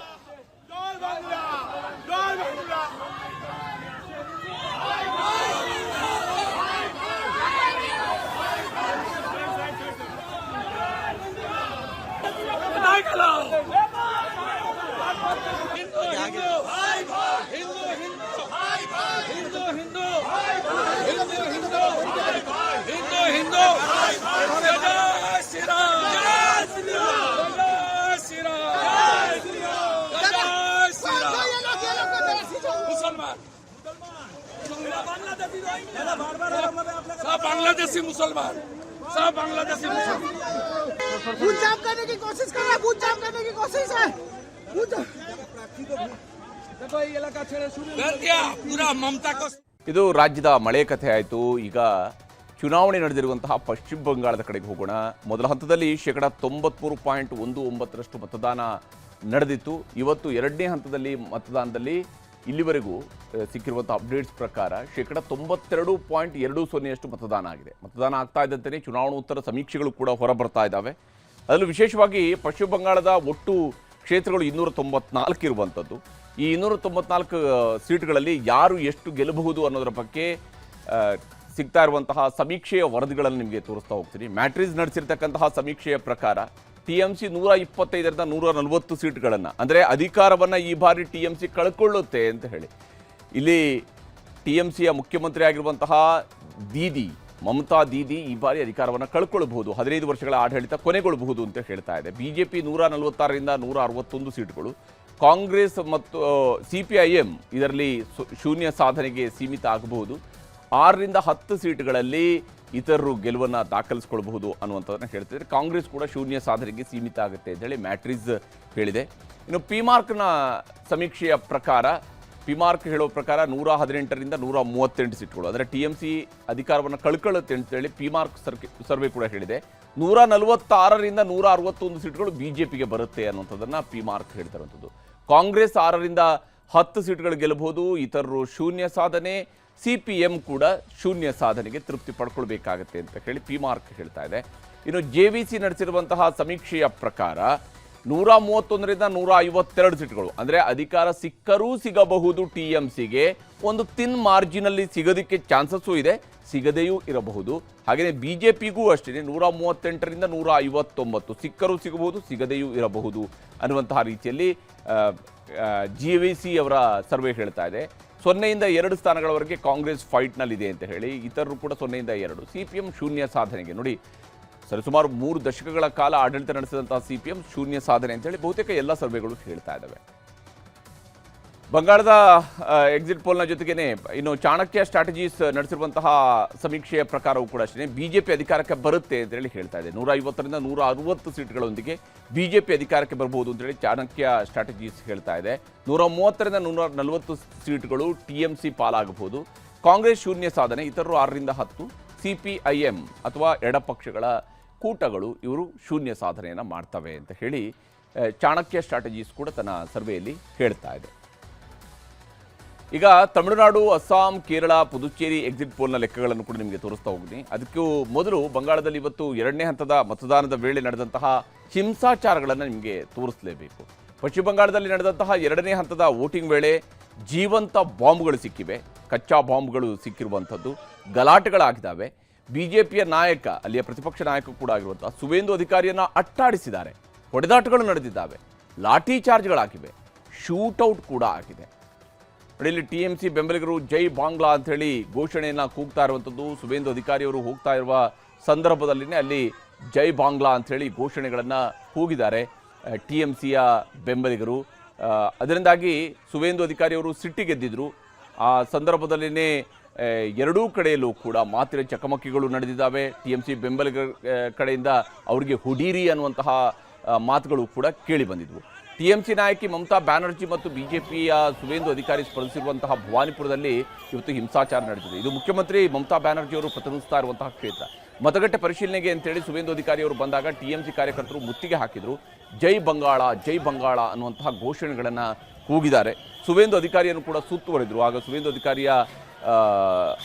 ಸುವೇಂದು ಅಧಿಕಾರಿಯವರಿಗೂ ಕೂಡ ಸಹಜವಾಗಿ ಒಬ್ಬ ರಾಜಕೀಯ ನಾಯಕರಿಗೆ ಸಿಟ್ಟು ಬಂದೇ ಬರುತ್ತೆ. ಆ ರೀತಿಯಂಥ ಒಂದು ವಾತಾವರಣ ಕೂಡ ನಿರ್ಮಾಣ ಆಗಿತ್ತು. ಅವರ ಪಿತ್ತ ನೆತ್ತಿಗೇರಿತ್ತು.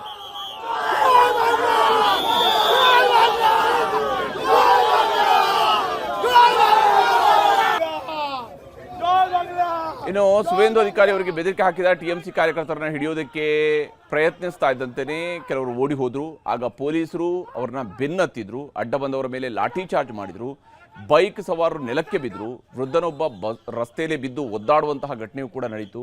ಮಹಿಳೆಯರು ಓಡಿ ಹೋಗ್ತಾ ಇದ್ರು.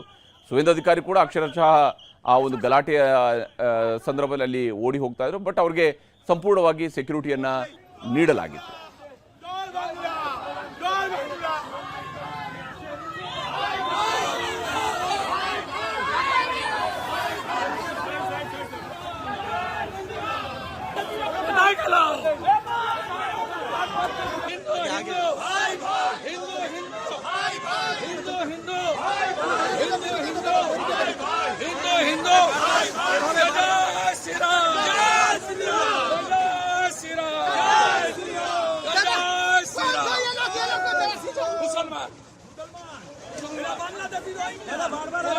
सब बांग्लादेशी मुसलमान, सब बांग्लादेशी मुसलमान बूथ जाम करने की कोशिश कर रहा है, बूथ जाम करने की कोशिश है।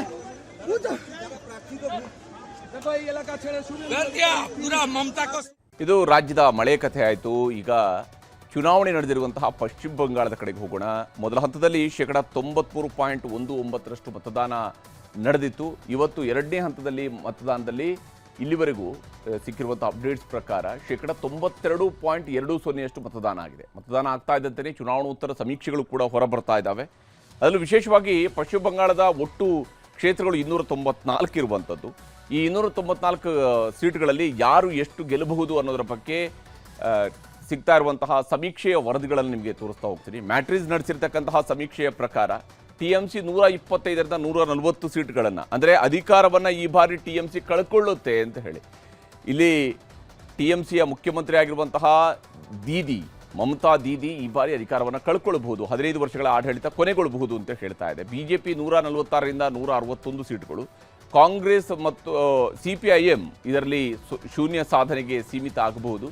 6ರಿಂದ 10 ಸೀಟ್ಗಳಲ್ಲಿ ಇತರರು ಗೆಲುವನ್ನು ದಾಖಲಿಸಿಕೊಳ್ಳಬಹುದು ಅನ್ನುವಂಥದ್ದನ್ನು ಹೇಳ್ತಿದ್ದಾರೆ. ಕಾಂಗ್ರೆಸ್ ಕೂಡ ಶೂನ್ಯ ಸಾಧನೆಗೆ ಸೀಮಿತ ಆಗುತ್ತೆ ಅಂತೇಳಿ ಮ್ಯಾಟ್ರಿಸ್ ಹೇಳಿದೆ. ಇನ್ನು ಪಿಮಾರ್ಕ್ನ ಸಮೀಕ್ಷೆಯ ಪ್ರಕಾರ, ಪಿಮಾರ್ಕ್ ಹೇಳೋ ಪ್ರಕಾರ 118ರಿಂದ 138 ಸೀಟ್ಗಳು, ಅಂದರೆ TMC ಅಧಿಕಾರವನ್ನು ಕಳ್ಕೊಳ್ಳುತ್ತೆ ಅಂತೇಳಿ ಪಿಮಾರ್ಕ್ ಸರ್ವೆ ಕೂಡ ಹೇಳಿದೆ. 146ರಿಂದ 161 ಸೀಟ್ಗಳು BJPಗೆ ಬರುತ್ತೆ ಅನ್ನುವಂಥದ್ದನ್ನು ಪಿಮಾರ್ಕ್ ಹೇಳ್ತಾ ಇರುವಂಥದ್ದು. ಕಾಂಗ್ರೆಸ್ 6ರಿಂದ 10 ಸೀಟ್ಗಳು ಗೆಲ್ಲಬಹುದು, ಇತರರು ಶೂನ್ಯ ಸಾಧನೆ, CPM ಕೂಡ ಶೂನ್ಯ ಸಾಧನೆಗೆ ತೃಪ್ತಿ ಪಡ್ಕೊಳ್ಬೇಕಾಗತ್ತೆ ಅಂತ ಹೇಳಿ ಪಿಮಾರ್ಕ್ ಹೇಳ್ತಾ ಇದೆ. ಇನ್ನು JVC ನಡೆಸಿರುವಂತಹ ಸಮೀಕ್ಷೆಯ ಪ್ರಕಾರ 131ರಿಂದ 152 ಸೀಟ್ಗಳು, ಅಂದರೆ ಅಧಿಕಾರ ಸಿಕ್ಕರೂ ಸಿಗಬಹುದು TMCಗೆ, ಒಂದು ತಿನ್ ಮಾರ್ಜಿನಲ್ಲಿ ಸಿಗೋದಕ್ಕೆ ಚಾನ್ಸಸ್ಸು ಇದೆ, ಸಿಗದೆಯೂ ಇರಬಹುದು. ಹಾಗೆಯೇ BJPಗೂ ಅಷ್ಟೇ 138ರಿಂದ 159 ಸಿಕ್ಕರೂ ಸಿಗಬಹುದು, ಸಿಗದೆಯೂ ಇರಬಹುದು ಅನ್ನುವಂತಹ ರೀತಿಯಲ್ಲಿ JVC ಅವರ ಸರ್ವೆ ಹೇಳ್ತಾ ಇದೆ. 0ಯಿಂದ 2 ಸ್ಥಾನಗಳವರೆಗೆ ಕಾಂಗ್ರೆಸ್ ಫೈಟ್ನಲ್ಲಿದೆ ಅಂತ ಹೇಳಿ, ಇತರರು ಕೂಡ 0ಯಿಂದ 2. CPM ಶೂನ್ಯ ಸಾಧನೆಗೆ, ನೋಡಿ ಸರಿಸುಮಾರು 3 ದಶಕಗಳ ಕಾಲ ಆಡಳಿತ ನಡೆಸಿದಂತಹ CPM ಶೂನ್ಯ ಸಾಧನೆ ಅಂತೇಳಿ ಬಹುತೇಕ ಎಲ್ಲ ಸರ್ವೆಗಳು ಹೇಳ್ತಾ ಇದ್ದಾವೆ. ಬಂಗಾಳದ ಎಕ್ಸಿಟ್ ಪೋಲ್ನ ಜೊತೆಗೇನೆ ಇನ್ನು ಚಾಣಕ್ಯ ಸ್ಟ್ರಾಟಜೀಸ್ ನಡೆಸಿರುವಂತಹ ಸಮೀಕ್ಷೆಯ ಪ್ರಕಾರವೂ ಕೂಡ ಅಷ್ಟೇ BJP ಅಧಿಕಾರಕ್ಕೆ ಬರುತ್ತೆ ಅಂತೇಳಿ ಹೇಳ್ತಾ ಇದೆ. 150ರಿಂದ 160 ಸೀಟ್ಗಳೊಂದಿಗೆ BJP ಅಧಿಕಾರಕ್ಕೆ ಬರಬಹುದು ಅಂತೇಳಿ ಚಾಣಕ್ಯ ಸ್ಟ್ರಾಟಜೀಸ್ ಹೇಳ್ತಾ ಇದೆ. 130ರಿಂದ 140 ಸೀಟ್ಗಳು TMC ಪಾಲಾಗಬಹುದು. ಕಾಂಗ್ರೆಸ್ ಶೂನ್ಯ ಸಾಧನೆ, ಇತರರು 6ರಿಂದ 10, CPIM ಅಥವಾ ಎಡಪಕ್ಷಗಳ ಕೂಟಗಳು ಇವರು ಶೂನ್ಯ ಸಾಧನೆಯನ್ನು ಮಾಡ್ತವೆ ಅಂತ ಹೇಳಿ ಚಾಣಕ್ಯ ಸ್ಟ್ರಾಟಜೀಸ್ ಕೂಡ ತನ್ನ ಸರ್ವೆಯಲ್ಲಿ ಹೇಳ್ತಾ ಇದೆ. ಈಗ ತಮಿಳುನಾಡು, ಅಸ್ಸಾಂ, ಕೇರಳ, ಪುದುಚೇರಿ ಎಕ್ಸಿಟ್ ಪೋಲ್ನ ಲೆಕ್ಕಗಳನ್ನು ಕೂಡ ನಿಮಗೆ ತೋರಿಸ್ತಾ ಹೋಗ್ತೀನಿ. ಅದಕ್ಕೂ ಮೊದಲು ಬಂಗಾಳದಲ್ಲಿ ಇವತ್ತು ಎರಡನೇ ಹಂತದ ಮತದಾನದ ವೇಳೆ ನಡೆದಂತಹ ಹಿಂಸಾಚಾರಗಳನ್ನು ನಿಮಗೆ ತೋರಿಸಲೇಬೇಕು. ಪಶ್ಚಿಮ ಬಂಗಾಳದಲ್ಲಿ ನಡೆದಂತಹ ಎರಡನೇ ಹಂತದ ವೋಟಿಂಗ್ ವೇಳೆ ಜೀವಂತ ಬಾಂಬ್ಗಳು ಸಿಕ್ಕಿವೆ, ಕಚ್ಚಾ ಬಾಂಬ್ಗಳು ಸಿಕ್ಕಿರುವಂಥದ್ದು, ಗಲಾಟೆಗಳಾಗಿದ್ದಾವೆ. BJPಯ ನಾಯಕ, ಅಲ್ಲಿಯ ಪ್ರತಿಪಕ್ಷ ನಾಯಕ ಕೂಡ ಆಗಿರುವಂತಹ ಸುವೇಂದು ಅಧಿಕಾರಿಯನ್ನು ಅಟ್ಟಾಡಿಸಿದ್ದಾರೆ, ಹೊಡೆದಾಟಗಳು ನಡೆದಿದ್ದಾವೆ, ಲಾಠಿ ಚಾರ್ಜ್ಗಳಾಗಿವೆ, ಶೂಟೌಟ್ ಕೂಡ ಆಗಿದೆ. ಇಲ್ಲಿ TMC ಬೆಂಬಲಿಗರು ಜೈ ಬಾಂಗ್ಲಾ ಅಂಥೇಳಿ ಘೋಷಣೆಯನ್ನು ಕೂಗ್ತಾ ಇರುವಂಥದ್ದು. ಸುವೇಂದು ಅಧಿಕಾರಿಯವರು ಹೋಗ್ತಾ ಇರುವ ಸಂದರ್ಭದಲ್ಲಿನೇ ಅಲ್ಲಿ ಜೈ ಬಾಂಗ್ಲಾ ಅಂಥೇಳಿ ಘೋಷಣೆಗಳನ್ನು ಕೂಗಿದ್ದಾರೆ TMCಯ ಬೆಂಬಲಿಗರು. ಅದರಿಂದಾಗಿ ಸುವೇಂದು ಅಧಿಕಾರಿಯವರು ಸಿಟ್ಟಿಗೆದ್ದಿದ್ರು. ಆ ಸಂದರ್ಭದಲ್ಲಿನೇ ಎರಡೂ ಕಡೆಯಲ್ಲೂ ಕೂಡ ಮಾತಿನ ಚಕಮಕಿಗಳು ನಡೆದಿದ್ದಾವೆ. TMC ಬೆಂಬಲಿಗರ ಕಡೆಯಿಂದ ಅವರಿಗೆ ಹುಡೀರಿ ಅನ್ನುವಂತಹ ಮಾತುಗಳು ಕೂಡ ಕೇಳಿ ಬಂದಿದ್ವು. TMC ನಾಯಕಿ ಮಮತಾ ಬ್ಯಾನರ್ಜಿ ಮತ್ತು BJPಯ ಸುವೇಂದು ಅಧಿಕಾರಿ ಸ್ಪರ್ಧಿಸಿರುವಂತಹ ಭವಾನಿಪುರದಲ್ಲಿ ಇವತ್ತು ಹಿಂಸಾಚಾರ ನಡೆದಿದೆ. ಇದು ಮುಖ್ಯಮಂತ್ರಿ ಮಮತಾ ಬ್ಯಾನರ್ಜಿ ಅವರು ಪ್ರತಿನಿಧಿಸ್ತಾ ಇರುವಂತಹ ಕ್ಷೇತ್ರ. ಮತಗಟ್ಟೆ ಪರಿಶೀಲನೆಗೆ ಅಂತೇಳಿ ಸುವೇಂದು ಅಧಿಕಾರಿ ಅವರು ಬಂದಾಗ TMC ಕಾರ್ಯಕರ್ತರು ಮುತ್ತಿಗೆ ಹಾಕಿದರು. ಜೈ ಬಂಗಾಳ, ಜೈ ಬಂಗಾಳ ಅನ್ನುವಂತಹ ಘೋಷಣೆಗಳನ್ನು ಕೂಗಿದ್ದಾರೆ. ಸುವೇಂದು ಅಧಿಕಾರಿಯನ್ನು ಕೂಡ ಸುತ್ತುವರಿದ್ರು. ಆಗ ಸುವೇಂದು ಅಧಿಕಾರಿಯವರಿಗೂ ಕೂಡ ಸಹಜವಾಗಿ ಒಬ್ಬ ರಾಜಕೀಯ ನಾಯಕರಿಗೆ ಸಿಟ್ಟು ಬಂದೇ ಬರುತ್ತೆ. ಆ ರೀತಿಯಂಥ ಒಂದು ವಾತಾವರಣ ಕೂಡ ನಿರ್ಮಾಣ ಆಗಿತ್ತು. ಅವರ ಪಿತ್ತ ನೆತ್ತಿಗೇರಿತ್ತು.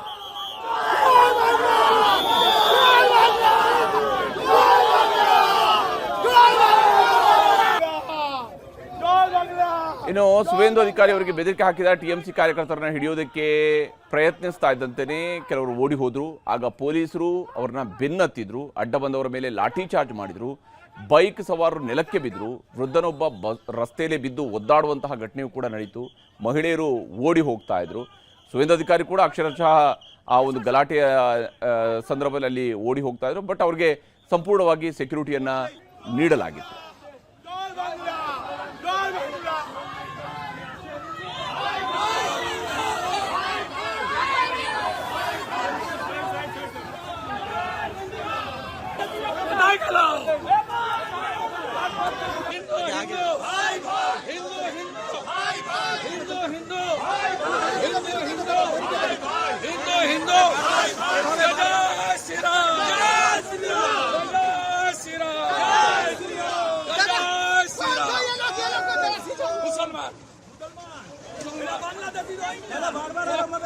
बांग्लादेशी मुसलमान सब बांग्लादेशी मुसलमान बूथ जाम करने की कोशिश कर रहे हैं, बूथ जाम करने की कोशिश है। पूरा ममता को ಇದು ರಾಜ್ಯದ ಮಳೆ ಕಥೆ ಆಯಿತು. ಈಗ ಚುನಾವಣೆ ನಡೆದಿರುವಂತಹ ಪಶ್ಚಿಮ ಬಂಗಾಳದ ಕಡೆಗೆ ಹೋಗೋಣ. ಮೊದಲ ಹಂತದಲ್ಲಿ 93.19% ಮತದಾನ ನಡೆದಿತ್ತು. ಇವತ್ತು ಎರಡನೇ ಹಂತದಲ್ಲಿ ಮತದಾನದಲ್ಲಿ ಇಲ್ಲಿವರೆಗೂ ಸಿಕ್ಕಿರುವಂಥ ಅಪ್ಡೇಟ್ಸ್ ಪ್ರಕಾರ 92.20% ಮತದಾನ ಆಗಿದೆ. ಮತದಾನ ಆಗ್ತಾ ಇದ್ದಂತೆಯೇ ಚುನಾವಣೋತ್ತರ ಸಮೀಕ್ಷೆಗಳು ಕೂಡ ಹೊರಬರ್ತಾ ಇದ್ದಾವೆ. ಅದರಲ್ಲೂ ವಿಶೇಷವಾಗಿ ಪಶ್ಚಿಮ ಬಂಗಾಳದ ಒಟ್ಟು ಕ್ಷೇತ್ರಗಳು 294 ಇರುವಂಥದ್ದು. ಈ 294 ಸೀಟ್ಗಳಲ್ಲಿ ಯಾರು ಎಷ್ಟು ಗೆಲ್ಲಬಹುದು ಅನ್ನೋದರ ಬಗ್ಗೆ ಸಿಗ್ತಾ ಇರುವಂತಹ ಸಮೀಕ್ಷೆಯ ವರದಿಗಳನ್ನು ನಿಮಗೆ ತೋರಿಸ್ತಾ ಹೋಗ್ತೀನಿ. ಮ್ಯಾಟ್ರಿಸ್ ನಡೆಸಿರ್ತಕ್ಕಂತಹ ಸಮೀಕ್ಷೆಯ ಪ್ರಕಾರ TMC 125ರಿಂದ 140 ಸೀಟ್ಗಳನ್ನು, ಅಂದರೆ ಅಧಿಕಾರವನ್ನು ಈ ಬಾರಿ TMC ಕಳ್ಕೊಳ್ಳುತ್ತೆ ಅಂತ ಹೇಳಿ. ಇಲ್ಲಿ TMCಯ ಮುಖ್ಯಮಂತ್ರಿ ಆಗಿರುವಂತಹ ಮಮತಾ ದೀದಿ ಈ ಬಾರಿ ಅಧಿಕಾರವನ್ನು ಕಳ್ಕೊಳ್ಬಹುದು, 15 ವರ್ಷಗಳ ಆಡಳಿತ ಕೊನೆಗೊಳ್ಳಬಹುದು ಅಂತ ಹೇಳ್ತಾ ಇದೆ. BJP 146ರಿಂದ 161 ಸೀಟ್ಗಳು, ಕಾಂಗ್ರೆಸ್ ಮತ್ತು CPIM ಇದರಲ್ಲಿ ಶೂನ್ಯ ಸಾಧನೆಗೆ ಸೀಮಿತ ಆಗಬಹುದು. 6ರಿಂದ 10 ಸೀಟ್ಗಳಲ್ಲಿ ಇತರರು ಗೆಲುವನ್ನು ದಾಖಲಿಸಿಕೊಳ್ಳಬಹುದು ಅನ್ನುವಂಥದ್ದನ್ನು ಹೇಳ್ತಿದ್ದಾರೆ. ಕಾಂಗ್ರೆಸ್ ಕೂಡ ಶೂನ್ಯ ಸಾಧನೆಗೆ ಸೀಮಿತ ಆಗುತ್ತೆ ಅಂತೇಳಿ ಮ್ಯಾಟ್ರಿಸ್ ಹೇಳಿದೆ. ಇನ್ನು ಪಿಮಾರ್ಕ್ನ ಸಮೀಕ್ಷೆಯ ಪ್ರಕಾರ, ಪಿಮಾರ್ಕ್ ಹೇಳೋ ಪ್ರಕಾರ 118ರಿಂದ 138 ಸೀಟ್ಗಳು, ಅಂದರೆ TMC ಅಧಿಕಾರವನ್ನು ಕಳ್ಕೊಳ್ಳುತ್ತೆ ಅಂತೇಳಿ ಪಿಮಾರ್ಕ್ ಸರ್ವೆ ಕೂಡ ಹೇಳಿದೆ. 146ರಿಂದ 161 ಸೀಟ್ಗಳು BJPಗೆ ಬರುತ್ತೆ ಅನ್ನುವಂಥದ್ದನ್ನು ಪಿಮಾರ್ಕ್ ಹೇಳ್ತಿರುವಂಥದ್ದು. ಕಾಂಗ್ರೆಸ್ 6ರಿಂದ 10 ಸೀಟ್ಗಳು ಗೆಲ್ಲಬಹುದು, ಇತರರು ಶೂನ್ಯ ಸಾಧನೆ, CPM ಕೂಡ ಶೂನ್ಯ ಸಾಧನೆಗೆ ತೃಪ್ತಿ ಪಡ್ಕೊಳ್ಬೇಕಾಗತ್ತೆ ಅಂತ ಹೇಳಿ ಪಿಮಾರ್ಕ್ ಹೇಳ್ತಾ ಇದೆ. ಇನ್ನು JVC ನಡೆಸಿರುವಂತಹ ಸಮೀಕ್ಷೆಯ ಪ್ರಕಾರ 131ರಿಂದ 152 ಸೀಟ್ಗಳು, ಅಂದರೆ ಅಧಿಕಾರ ಸಿಕ್ಕರೂ ಸಿಗಬಹುದು TMCಗೆ, ಒಂದು ತಿನ್ ಮಾರ್ಜಿನಲ್ಲಿ ಸಿಗೋದಕ್ಕೆ ಚಾನ್ಸಸ್ಸು ಇದೆ, ಸಿಗದೆಯೂ ಇರಬಹುದು. ಹಾಗೆಯೇ BJPಗೂ ಅಷ್ಟೇ 138ರಿಂದ 159 ಸಿಕ್ಕರೂ ಸಿಗಬಹುದು, ಸಿಗದೆಯೂ ಇರಬಹುದು ಅನ್ನುವಂತಹ ರೀತಿಯಲ್ಲಿ JVC ಅವರ ಸರ್ವೆ ಹೇಳ್ತಾ ಇದೆ. 0ಯಿಂದ 2 ಸ್ಥಾನಗಳವರೆಗೆ ಕಾಂಗ್ರೆಸ್ ಫೈಟ್ನಲ್ಲಿದೆ ಅಂತ ಹೇಳಿ, ಇತರರು ಕೂಡ 0ಯಿಂದ 2. CPM ಶೂನ್ಯ ಸಾಧನೆಗೆ, ನೋಡಿ ಸರಿಸುಮಾರು 3 ದಶಕಗಳ ಕಾಲ ಆಡಳಿತ ನಡೆಸಿದಂತಹ CPM ಶೂನ್ಯ ಸಾಧನೆ ಅಂತೇಳಿ ಬಹುತೇಕ ಎಲ್ಲ ಸರ್ವೆಗಳು ಹೇಳ್ತಾ ಇದ್ದಾವೆ. ಬಂಗಾಳದ ಎಕ್ಸಿಟ್ ಪೋಲ್ನ ಜೊತೆಗೇನೆ ಇನ್ನು ಚಾಣಕ್ಯ ಸ್ಟ್ರಾಟಜೀಸ್ ನಡೆಸಿರುವಂತಹ ಸಮೀಕ್ಷೆಯ ಪ್ರಕಾರವೂ ಕೂಡ ಅಷ್ಟೇ BJP ಅಧಿಕಾರಕ್ಕೆ ಬರುತ್ತೆ ಅಂತೇಳಿ ಹೇಳ್ತಾ ಇದೆ. 150ರಿಂದ 160 ಸೀಟ್ಗಳೊಂದಿಗೆ BJP ಅಧಿಕಾರಕ್ಕೆ ಬರಬಹುದು ಅಂತೇಳಿ ಚಾಣಕ್ಯ ಸ್ಟ್ರಾಟಜೀಸ್ ಹೇಳ್ತಾ ಇದೆ. 130ರಿಂದ 140 ಸೀಟ್ಗಳು TMC ಪಾಲಾಗಬಹುದು. ಕಾಂಗ್ರೆಸ್ ಶೂನ್ಯ ಸಾಧನೆ, ಇತರರು 6ರಿಂದ 10, CPIM ಅಥವಾ ಎಡಪಕ್ಷಗಳ ಕೂಟಗಳು ಇವರು ಶೂನ್ಯ ಸಾಧನೆಯನ್ನು ಮಾಡ್ತವೆ ಅಂತ ಹೇಳಿ ಚಾಣಕ್ಯ ಸ್ಟ್ರಾಟಜೀಸ್ ಕೂಡ ತನ್ನ ಸರ್ವೆಯಲ್ಲಿ ಹೇಳ್ತಾ ಇದೆ. ಈಗ ತಮಿಳುನಾಡು, ಅಸ್ಸಾಂ, ಕೇರಳ, ಪುದುಚೇರಿ ಎಕ್ಸಿಟ್ ಪೋಲ್ನ ಲೆಕ್ಕಗಳನ್ನು ಕೂಡ ನಿಮಗೆ ತೋರಿಸ್ತಾ ಹೋಗ್ತೀನಿ. ಅದಕ್ಕೂ ಮೊದಲು ಬಂಗಾಳದಲ್ಲಿ ಇವತ್ತು ಎರಡನೇ ಹಂತದ ಮತದಾನದ ವೇಳೆ ನಡೆದಂತಹ ಹಿಂಸಾಚಾರಗಳನ್ನು ನಿಮಗೆ ತೋರಿಸಲೇಬೇಕು. ಪಶ್ಚಿಮ ಬಂಗಾಳದಲ್ಲಿ ನಡೆದಂತಹ ಎರಡನೇ ಹಂತದ ವೋಟಿಂಗ್ ವೇಳೆ ಜೀವಂತ ಬಾಂಬ್ಗಳು ಸಿಕ್ಕಿವೆ, ಕಚ್ಚಾ ಬಾಂಬ್ಗಳು ಸಿಕ್ಕಿರುವಂಥದ್ದು, ಗಲಾಟೆಗಳಾಗಿದ್ದಾವೆ. BJPಯ ನಾಯಕ, ಅಲ್ಲಿಯ ಪ್ರತಿಪಕ್ಷ ನಾಯಕ ಕೂಡ ಆಗಿರುವಂತಹ ಸುವೇಂದು ಅಧಿಕಾರಿಯನ್ನು ಅಟ್ಟಾಡಿಸಿದ್ದಾರೆ, ಹೊಡೆದಾಟಗಳು ನಡೆದಿದ್ದಾವೆ, ಲಾಠಿ ಚಾರ್ಜ್ಗಳಾಗಿವೆ, ಶೂಟೌಟ್ ಕೂಡ ಆಗಿದೆ. ಇಲ್ಲಿ TMC ಬೆಂಬಲಿಗರು ಜೈ ಬಾಂಗ್ಲಾ ಅಂತ ಹೇಳಿ ಘೋಷಣೆಯನ್ನು ಕೂಗ್ತಾ ಇರುವಂಥದ್ದು. ಸುವೇಂದು ಅಧಿಕಾರಿಯವರು ಹೋಗ್ತಾ ಇರುವ ಸಂದರ್ಭದಲ್ಲಿನೇ ಅಲ್ಲಿ ಜೈ ಬಾಂಗ್ಲಾ ಅಂಥೇಳಿ ಘೋಷಣೆಗಳನ್ನು ಕೂಗಿದ್ದಾರೆ TMCಯ ಬೆಂಬಲಿಗರು. ಅದರಿಂದಾಗಿ ಸುವೇಂದು ಅಧಿಕಾರಿಯವರು ಸಿಟ್ಟಿಗೆದ್ದಿದ್ರು. ಆ ಸಂದರ್ಭದಲ್ಲಿನೇ ಎರಡೂ ಕಡೆಯಲ್ಲೂ ಕೂಡ ಮಾತಿನ ಚಕಮಕಿಗಳು ನಡೆದಿದ್ದಾವೆ. TMC ಬೆಂಬಲಿಗರ ಕಡೆಯಿಂದ ಅವರಿಗೆ ಹುಡೀರಿ ಅನ್ನುವಂತಹ ಮಾತುಗಳು ಕೂಡ ಕೇಳಿ ಬಂದಿದ್ವು. TMC ನಾಯಕಿ ಮಮತಾ ಬ್ಯಾನರ್ಜಿ ಮತ್ತು ಬಿಜೆಪಿಯ ಸುವೇಂದು ಅಧಿಕಾರಿ ಸ್ಪರ್ಧಿಸಿರುವಂತಹ ಭವಾನಿಪುರದಲ್ಲಿ ಇವತ್ತು ಹಿಂಸಾಚಾರ ನಡೆದಿದೆ. ಇದು ಮುಖ್ಯಮಂತ್ರಿ ಮಮತಾ ಬ್ಯಾನರ್ಜಿ ಅವರು ಪ್ರತಿನಿಧಿಸ್ತಾ ಇರುವಂತಹ ಕ್ಷೇತ್ರ. ಮತಗಟ್ಟೆ ಪರಿಶೀಲನೆಗೆ ಅಂತೇಳಿ ಸುವೇಂದು ಅಧಿಕಾರಿ ಅವರು ಬಂದಾಗ TMC ಕಾರ್ಯಕರ್ತರು ಮುತ್ತಿಗೆ ಹಾಕಿದ್ರು. ಜೈ ಬಂಗಾಳ ಜೈ ಬಂಗಾಳ ಅನ್ನುವಂತಹ ಘೋಷಣೆಗಳನ್ನು ಕೂಗಿದ್ದಾರೆ. ಸುವೇಂದು ಅಧಿಕಾರಿಯನ್ನು ಕೂಡ ಸುತ್ತುವರಿದ್ರು. ಆಗ ಸುವೇಂದು ಅಧಿಕಾರಿಯವರಿಗೂ ಕೂಡ ಸಹಜವಾಗಿಯೇ ಒಬ್ಬ ರಾಜಕೀಯ ನಾಯಕರಿಗೆ ಸಿಟ್ಟು ಬಂದೇ ಬರುತ್ತೆ. ಆ ರೀತಿಯಂಥ ಒಂದು ವಾತಾವರಣ ಕೂಡ ನಿರ್ಮಾಣ ಆಗಿತ್ತು. ಅವರ ಪಿತ್ತ ನೆತ್ತಿಗೇರಿತ್ತು.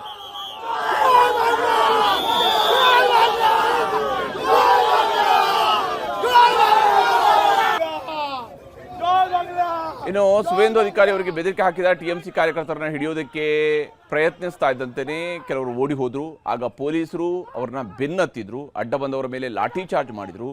ಬೈಕ್ ಸವಾರರು ನೆಲಕ್ಕೆ ಬಿದ್ದರು. ವೃದ್ಧನೊಬ್ಬ ರಸ್ತೆಯಲ್ಲೇ ಬಿದ್ದು ಒದ್ದಾಡುವಂತಹ ಘಟನೆಯೂ ಕೂಡ ನಡೀತು. ಮಹಿಳೆಯರು ಓಡಿ ಹೋಗ್ತಾ ಇದ್ರು.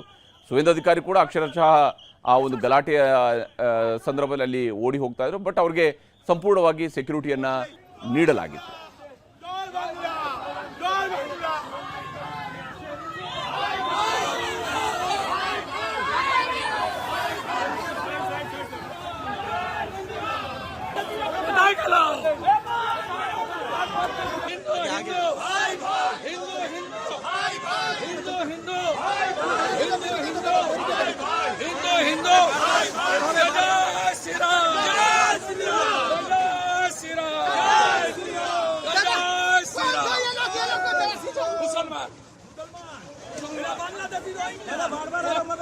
बांग्लादेशी मुसलमान सब बांग्लादेशी मुसलमान बूथ जाम करने की कोशिश कर रहा है, बूथ जाम करने की कोशिश है।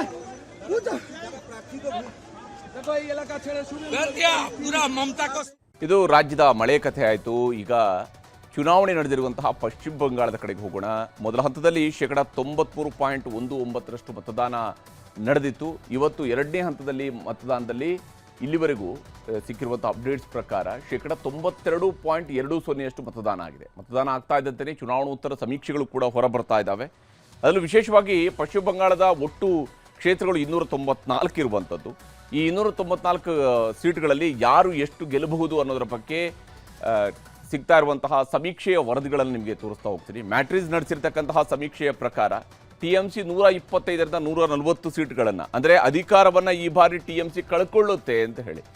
ಇಲ್ಲಿ TMCಯ ಮುಖ್ಯಮಂತ್ರಿ ಆಗಿರುವಂತಹ ಮಮತಾ ದೀದಿ ಈ ಬಾರಿ ಅಧಿಕಾರವನ್ನು ಕಳ್ಕೊಳ್ಬಹುದು, 15 ವರ್ಷಗಳ ಆಡಳಿತ ಕೊನೆಗೊಳ್ಳಬಹುದು ಅಂತ ಹೇಳ್ತಾ ಇದೆ. BJP 146ರಿಂದ 161 ಸೀಟ್ಗಳು, ಕಾಂಗ್ರೆಸ್ ಮತ್ತು CPIM ಇದರಲ್ಲಿ ಶೂನ್ಯ ಸಾಧನೆಗೆ ಸೀಮಿತ ಆಗಬಹುದು. 6ರಿಂದ 10 ಸೀಟ್ಗಳಲ್ಲಿ ಇತರರು ಗೆಲುವನ್ನು ದಾಖಲಿಸಿಕೊಳ್ಳಬಹುದು ಅನ್ನುವಂಥದ್ದನ್ನು ಹೇಳ್ತಿದ್ದಾರೆ. ಕಾಂಗ್ರೆಸ್ ಕೂಡ ಶೂನ್ಯ ಸಾಧನೆಗೆ ಸೀಮಿತ ಆಗುತ್ತೆ ಅಂತೇಳಿ ಮ್ಯಾಟ್ರಿಸ್ ಹೇಳಿದೆ. ಇನ್ನು ಪಿಮಾರ್ಕ್ನ ಸಮೀಕ್ಷೆಯ ಪ್ರಕಾರ, ಪಿಮಾರ್ಕ್ ಹೇಳೋ ಪ್ರಕಾರ 118ರಿಂದ 138 ಸೀಟ್ಗಳು, ಅಂದರೆ TMC ಅಧಿಕಾರವನ್ನು ಕಳ್ಕೊಳ್ಳುತ್ತೆ ಅಂತೇಳಿ ಪಿಮಾರ್ಕ್ ಸರ್ವೆ ಕೂಡ ಹೇಳಿದೆ. 146ರಿಂದ 161 ಸೀಟ್ಗಳು BJPಗೆ ಬರುತ್ತೆ ಅನ್ನುವಂಥದ್ದನ್ನು ಪಿಮಾರ್ಕ್ ಹೇಳ್ತಿರುವಂಥದ್ದು. ಕಾಂಗ್ರೆಸ್ 6ರಿಂದ 10 ಸೀಟ್ಗಳು ಗೆಲ್ಲಬಹುದು, ಇತರರು ಶೂನ್ಯ ಸಾಧನೆ, CPM ಕೂಡ ಶೂನ್ಯ ಸಾಧನೆಗೆ ತೃಪ್ತಿ ಪಡ್ಕೊಳ್ಬೇಕಾಗತ್ತೆ ಅಂತ ಹೇಳಿ ಪಿಮಾರ್ಕ್ ಹೇಳ್ತಾ ಇದೆ. ಇನ್ನು JVC ನಡೆಸಿರುವಂತಹ ಸಮೀಕ್ಷೆಯ ಪ್ರಕಾರ 131ರಿಂದ 152 ಸೀಟ್ಗಳು, ಅಂದರೆ ಅಧಿಕಾರ ಸಿಕ್ಕರೂ ಸಿಗಬಹುದು TMCಗೆ, ಒಂದು ತಿನ್ ಮಾರ್ಜಿನಲ್ಲಿ ಸಿಗೋದಕ್ಕೆ ಚಾನ್ಸಸ್ಸು ಇದೆ, ಸಿಗದೆಯೂ ಇರಬಹುದು. ಹಾಗೆಯೇ BJPಗೂ ಅಷ್ಟೇ 138ರಿಂದ 159 ಸಿಕ್ಕರೂ ಸಿಗಬಹುದು, ಸಿಗದೆಯೂ ಇರಬಹುದು ಅನ್ನುವಂತಹ ರೀತಿಯಲ್ಲಿ JVC ಅವರ ಸರ್ವೆ ಹೇಳ್ತಾ ಇದೆ. 0ಯಿಂದ 2 ಸ್ಥಾನಗಳವರೆಗೆ ಕಾಂಗ್ರೆಸ್ ಫೈಟ್ನಲ್ಲಿದೆ ಅಂತ ಹೇಳಿ, ಇತರರು ಕೂಡ 0ಯಿಂದ 2. CPM ಶೂನ್ಯ ಸಾಧನೆಗೆ, ನೋಡಿ ಸರಿಸುಮಾರು 3 ದಶಕಗಳ ಕಾಲ ಆಡಳಿತ ನಡೆಸಿದಂತಹ CPM ಶೂನ್ಯ ಸಾಧನೆ ಅಂತೇಳಿ ಬಹುತೇಕ ಎಲ್ಲ ಸರ್ವೆಗಳು ಹೇಳ್ತಾ ಇದ್ದಾವೆ. ಬಂಗಾಳದ ಎಕ್ಸಿಟ್ ಪೋಲ್ನ ಜೊತೆಗೇನೆ ಇನ್ನು ಚಾಣಕ್ಯ ಸ್ಟ್ರಾಟಜೀಸ್ ನಡೆಸಿರುವಂತಹ ಸಮೀಕ್ಷೆಯ ಪ್ರಕಾರವೂ ಕೂಡ ಅಷ್ಟೇ BJP ಅಧಿಕಾರಕ್ಕೆ ಬರುತ್ತೆ ಅಂತೇಳಿ ಹೇಳ್ತಾ ಇದೆ. 150ರಿಂದ 160 ಸೀಟ್ಗಳೊಂದಿಗೆ BJP ಅಧಿಕಾರಕ್ಕೆ ಬರಬಹುದು ಅಂತೇಳಿ ಚಾಣಕ್ಯ ಸ್ಟ್ರಾಟಜೀಸ್ ಹೇಳ್ತಾ ಇದೆ. 130ರಿಂದ 140 ಸೀಟ್ಗಳು TMC ಪಾಲಾಗಬಹುದು. ಕಾಂಗ್ರೆಸ್ ಶೂನ್ಯ ಸಾಧನೆ, ಇತರರು 6ರಿಂದ 10, CPIM ಅಥವಾ ಎಡಪಕ್ಷಗಳ ಕೂಟಗಳು ಇವರು ಶೂನ್ಯ ಸಾಧನೆಯನ್ನು ಮಾಡ್ತವೆ ಅಂತ ಹೇಳಿ ಚಾಣಕ್ಯ ಸ್ಟ್ರಾಟಜೀಸ್ ಕೂಡ ತನ್ನ ಸರ್ವೆಯಲ್ಲಿ ಹೇಳ್ತಾ ಇದೆ. ಈಗ ತಮಿಳುನಾಡು, ಅಸ್ಸಾಂ, ಕೇರಳ, ಪುದುಚೇರಿ ಎಕ್ಸಿಟ್ ಪೋಲ್ನ ಲೆಕ್ಕಗಳನ್ನು ಕೂಡ ನಿಮಗೆ ತೋರಿಸ್ತಾ ಹೋಗ್ತೀನಿ. ಅದಕ್ಕೂ ಮೊದಲು ಬಂಗಾಳದಲ್ಲಿ ಇವತ್ತು ಎರಡನೇ ಹಂತದ ಮತದಾನದ ವೇಳೆ ನಡೆದಂತಹ ಹಿಂಸಾಚಾರಗಳನ್ನು ನಿಮಗೆ ತೋರಿಸಲೇಬೇಕು. ಪಶ್ಚಿಮ ಬಂಗಾಳದಲ್ಲಿ ನಡೆದಂತಹ ಎರಡನೇ ಹಂತದ ವೋಟಿಂಗ್ ವೇಳೆ ಜೀವಂತ ಬಾಂಬ್ಗಳು ಸಿಕ್ಕಿವೆ, ಕಚ್ಚಾ ಬಾಂಬ್ಗಳು ಸಿಕ್ಕಿರುವಂಥದ್ದು, ಗಲಾಟೆಗಳಾಗಿದ್ದಾವೆ. ಬಿಜೆಪಿಯ ನಾಯಕ, ಅಲ್ಲಿಯ ಪ್ರತಿಪಕ್ಷ ನಾಯಕ ಕೂಡ ಆಗಿರುವಂತಹ ಸುವೇಂದು ಅಧಿಕಾರಿಯನ್ನು ಅಟ್ಟಾಡಿಸಿದ್ದಾರೆ, ಹೊಡೆದಾಟಗಳು ನಡೆದಿದ್ದಾವೆ, ಲಾಠಿ ಚಾರ್ಜ್ಗಳಾಗಿವೆ, ಶೂಟೌಟ್ ಕೂಡ ಆಗಿದೆ. ಇಲ್ಲಿ TMC ಬೆಂಬಲಿಗರು ಜೈ ಬಾಂಗ್ಲಾ ಅಂತ ಹೇಳಿ ಘೋಷಣೆಯನ್ನು ಕೂಗ್ತಾ ಇರುವಂಥದ್ದು. ಸುವೇಂದು ಅಧಿಕಾರಿಯವರು ಹೋಗ್ತಾ ಇರುವ ಸಂದರ್ಭದಲ್ಲಿನೇ ಅಲ್ಲಿ ಜೈ ಬಾಂಗ್ಲಾ ಅಂತ ಹೇಳಿ ಘೋಷಣೆಗಳನ್ನು ಕೂಗಿದ್ದಾರೆ TMCಯ ಬೆಂಬಲಿಗರು. ಅದರಿಂದಾಗಿ ಸುವೇಂದು ಅಧಿಕಾರಿಯವರು ಸಿಟ್ಟಿಗೆದ್ದಿದ್ರು. ಆ ಸಂದರ್ಭದಲ್ಲಿನೇ ಎರಡೂ ಕಡೆಯಲ್ಲೂ ಕೂಡ ಮಾತಿನ ಚಕಮಕಿಗಳು ನಡೆದಿದ್ದಾವೆ. TMC ಬೆಂಬಲಿಗರ ಕಡೆಯಿಂದ ಅವರಿಗೆ ಹುಡೀರಿ ಅನ್ನುವಂತಹ ಮಾತುಗಳು ಕೂಡ ಕೇಳಿ ಬಂದಿದ್ವು. TMC ನಾಯಕಿ ಮಮತಾ ಬ್ಯಾನರ್ಜಿ ಮತ್ತು ಬಿಜೆಪಿಯ ಸುವೇಂದು ಅಧಿಕಾರಿ ಸ್ಪರ್ಧಿಸಿರುವಂತಹ ಭವಾನಿಪುರದಲ್ಲಿ ಇವತ್ತು ಹಿಂಸಾಚಾರ ನಡೆದಿದೆ. ಇದು ಮುಖ್ಯಮಂತ್ರಿ ಮಮತಾ ಬ್ಯಾನರ್ಜಿ ಅವರು ಪ್ರತಿನಿಧಿಸ್ತಾ ಇರುವಂತಹ ಕ್ಷೇತ್ರ. ಮತಗಟ್ಟೆ ಪರಿಶೀಲನೆಗೆ ಅಂತೇಳಿ ಸುವೇಂದು ಅಧಿಕಾರಿ ಅವರು ಬಂದಾಗ TMC ಕಾರ್ಯಕರ್ತರು ಮುತ್ತಿಗೆ ಹಾಕಿದ್ರು. ಜೈ ಬಂಗಾಳ ಜೈ ಬಂಗಾಳ ಅನ್ನುವಂತಹ ಘೋಷಣೆಗಳನ್ನು ಕೂಗಿದ್ದಾರೆ. ಸುವೇಂದು ಅಧಿಕಾರಿಯನ್ನು ಕೂಡ ಸುತ್ತುವರಿದ್ರು. ಆಗ ಸುವೇಂದು ಅಧಿಕಾರಿಯವರಿಗೂ ಕೂಡ ಸಹಜವಾಗಿ ಒಬ್ಬ ರಾಜಕೀಯ ನಾಯಕರಿಗೆ ಸಿಟ್ಟು ಬಂದೇ ಬರುತ್ತೆ. ಆ ರೀತಿಯಂಥ ಒಂದು ವಾತಾವರಣ ಕೂಡ ನಿರ್ಮಾಣ ಆಗಿತ್ತು. ಅವರ ಪಿತ್ತ ನೆತ್ತಿಗೇರಿತ್ತು.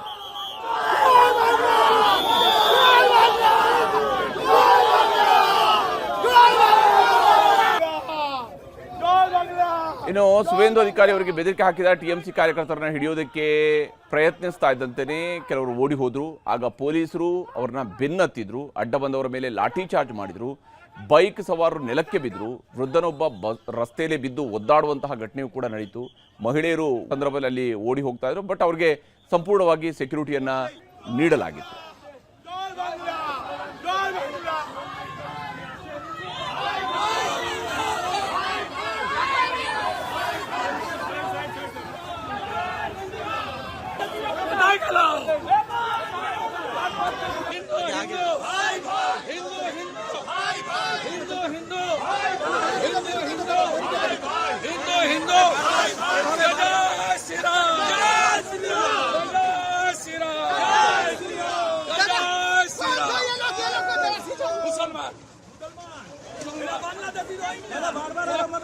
बांग्लादेशी मुसलमान सब बांग्लादेशी मुसलमान बूथ जाम करने की कोशिश कर रहा है, बूथ जाम करने की कोशिश है।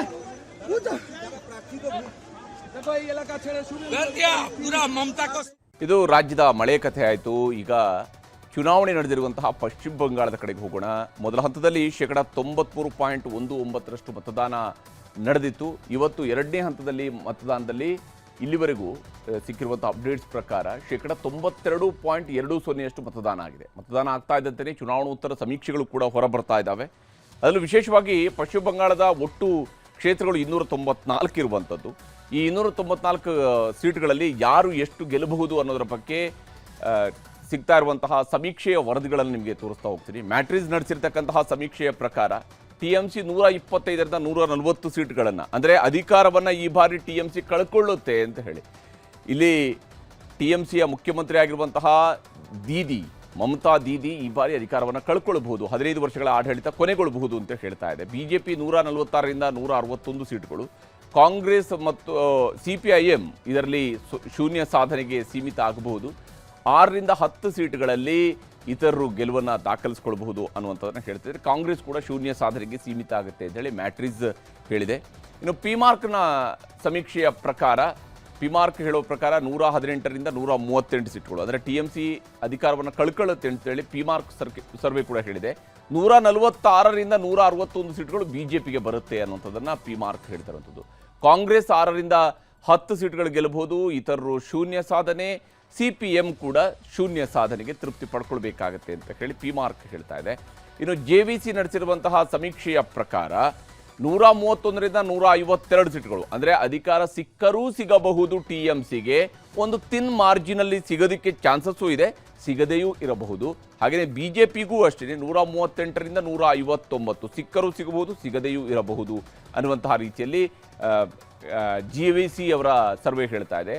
0ಯಿಂದ 2 ಸ್ಥಾನಗಳವರೆಗೆ ಕಾಂಗ್ರೆಸ್ ಫೈಟ್ನಲ್ಲಿದೆ ಅಂತ ಹೇಳಿ, ಇತರರು ಕೂಡ 0ಯಿಂದ 2. CPM ಶೂನ್ಯ ಸಾಧನೆಗೆ, ನೋಡಿ ಸರಿಸುಮಾರು 3 ದಶಕಗಳ ಕಾಲ ಆಡಳಿತ ನಡೆಸಿದಂತಹ CPM ಶೂನ್ಯ ಸಾಧನೆ ಅಂತ ಹೇಳಿ ಬಹುತೇಕ ಎಲ್ಲ ಸರ್ವೆಗಳು ಹೇಳ್ತಾ ಇದ್ದಾವೆ.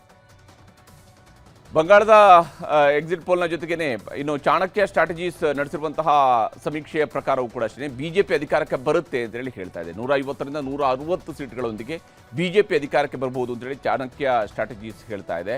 130ರಿಂದ 140 ಸೀಟ್ಗಳು ಟಿಎಂಸಿ ಪಾಲಾಗಬಹುದು. ಕಾಂಗ್ರೆಸ್ ಶೂನ್ಯ ಸಾಧನೆ, ಇತರರು 6ರಿಂದ 10, ಸಿಪಿಐಎಂ ಅಥವಾ ಎಡಪಕ್ಷಗಳ ಕೂಟಗಳು ಇವರು ಶೂನ್ಯ ಸಾಧನೆಯನ್ನು ಮಾಡ್ತವೆ ಅಂತ ಹೇಳಿ ಚಾಣಕ್ಯ ಸ್ಟ್ರಾಟಜೀಸ್ ಕೂಡ ತನ್ನ ಸರ್ವೆಯಲ್ಲಿ ಹೇಳ್ತಾ ಇದೆ. ಈಗ ತಮಿಳುನಾಡು, ಅಸ್ಸಾಂ, ಕೇರಳ, ಪುದುಚೇರಿ ಎಕ್ಸಿಟ್ ಪೋಲ್ನ ಲೆಕ್ಕಗಳನ್ನು ಕೂಡ ನಿಮಗೆ ತೋರಿಸ್ತಾ ಹೋಗ್ತೀನಿ. ಅದಕ್ಕೂ ಮೊದಲು ಬಂಗಾಳದಲ್ಲಿ ಇವತ್ತು 2ನೇ ಹಂತದ ಮತದಾನದ ವೇಳೆ ನಡೆದಂತಹ ಹಿಂಸಾಚಾರಗಳನ್ನು ನಿಮಗೆ ತೋರಿಸಲೇಬೇಕು. ಪಶ್ಚಿಮ ಬಂಗಾಳದಲ್ಲಿ ನಡೆದಂತಹ 2ನೇ ಹಂತದ ವೋಟಿಂಗ್ ವೇಳೆ ಜೀವಂತ ಬಾಂಬ್ಗಳು ಸಿಕ್ಕಿವೆ, ಕಚ್ಚಾ ಬಾಂಬ್ಗಳು ಸಿಕ್ಕಿರುವಂಥದ್ದು, ಗಲಾಟೆಗಳಾಗಿದ್ದಾವೆ. ಬಿಜೆಪಿಯ ನಾಯಕ, ಅಲ್ಲಿಯ ಪ್ರತಿಪಕ್ಷ ನಾಯಕ ಕೂಡ ಆಗಿರುವಂತಹ ಸುವೇಂದು ಅಧಿಕಾರಿಯನ್ನು ಅಟ್ಟಾಡಿಸಿದ್ದಾರೆ, ಹೊಡೆದಾಟಗಳು ನಡೆದಿದ್ದಾವೆ, ಲಾಠಿ ಚಾರ್ಜ್ಗಳಾಗಿವೆ, ಶೂಟೌಟ್ ಕೂಡ ಆಗಿದೆ. ಇಲ್ಲಿ ಟಿಎಂಸಿ ಬೆಂಬಲಿಗರು ಜೈ ಬಾಂಗ್ಲಾ ಅಂತ ಹೇಳಿ ಘೋಷಣೆಯನ್ನು ಕೂಗ್ತಾ ಇರುವಂಥದ್ದು. ಸುವೇಂದು ಅಧಿಕಾರಿಯವರು ಹೋಗ್ತಾ ಇರುವ ಸಂದರ್ಭದಲ್ಲಿನೇ ಅಲ್ಲಿ ಜೈ ಬಾಂಗ್ಲಾ ಅಂತ ಹೇಳಿ ಘೋಷಣೆಗಳನ್ನು ಕೂಗಿದ್ದಾರೆ ಟಿಎಂಸಿಯ ಬೆಂಬಲಿಗರು. ಅದರಿಂದಾಗಿ ಸುವೇಂದು ಅಧಿಕಾರಿಯವರು ಸಿಟ್ಟಿಗೆದ್ದಿದ್ರು. ಆ ಸಂದರ್ಭದಲ್ಲಿನೇ ಎರಡೂ ಕಡೆಯಲ್ಲೂ ಕೂಡ ಮಾತಿನ ಚಕಮಕಿಗಳು ನಡೆದಿದ್ದಾವೆ. ಟಿಎಂಸಿ ಬೆಂಬಲಿಗರ ಕಡೆಯಿಂದ ಅವರಿಗೆ ಹುಡೀರಿ ಅನ್ನುವಂತಹ ಮಾತುಗಳು ಕೂಡ ಕೇಳಿ ಬಂದಿದ್ವು. ಟಿಎಂಸಿ ನಾಯಕಿ ಮಮತಾ ಬ್ಯಾನರ್ಜಿ ಮತ್ತು ಬಿಜೆಪಿಯ ಸುವೇಂದು ಅಧಿಕಾರಿ ಸ್ಪರ್ಧಿಸಿರುವಂತಹ ಭವಾನಿಪುರದಲ್ಲಿ ಇವತ್ತು ಹಿಂಸಾಚಾರ ನಡೆದಿದೆ. ಇದು ಮುಖ್ಯಮಂತ್ರಿ ಮಮತಾ ಬ್ಯಾನರ್ಜಿ ಅವರು ಪ್ರತಿನಿಧಿಸ್ತಾ ಇರುವಂತಹ ಕ್ಷೇತ್ರ. ಮತಗಟ್ಟೆ ಪರಿಶೀಲನೆಗೆ ಅಂತೇಳಿ ಸುವೇಂದು ಅಧಿಕಾರಿ ಅವರು ಬಂದಾಗ ಟಿಎಂಸಿ ಕಾರ್ಯಕರ್ತರು ಮುತ್ತಿಗೆ ಹಾಕಿದ್ರು. ಜೈ ಬಂಗಾಳ, ಜೈ ಬಂಗಾಳ ಅನ್ನುವಂತಹ ಘೋಷಣೆಗಳನ್ನು ಕೂಗಿದ್ದಾರೆ. ಸುವೇಂದು ಅಧಿಕಾರಿಯನ್ನು ಕೂಡ ಸುತ್ತುವರಿದ್ರು. ಆಗ ಸುವೇಂದು ಅಧಿಕಾರಿಯವರಿಗೂ ಕೂಡ ಸಹಜವಾಗಿ ಒಬ್ಬ ರಾಜಕೀಯ ನಾಯಕರಿಗೆ ಸಿಟ್ಟು ಬಂದೇ ಬರುತ್ತೆ. ಆ ರೀತಿಯಂಥ ಒಂದು ವಾತಾವರಣ ಕೂಡ ನಿರ್ಮಾಣ ಆಗಿತ್ತು. ಅವರ ಪಿತ್ತ ನೆತ್ತಿಗೇರಿತ್ತು.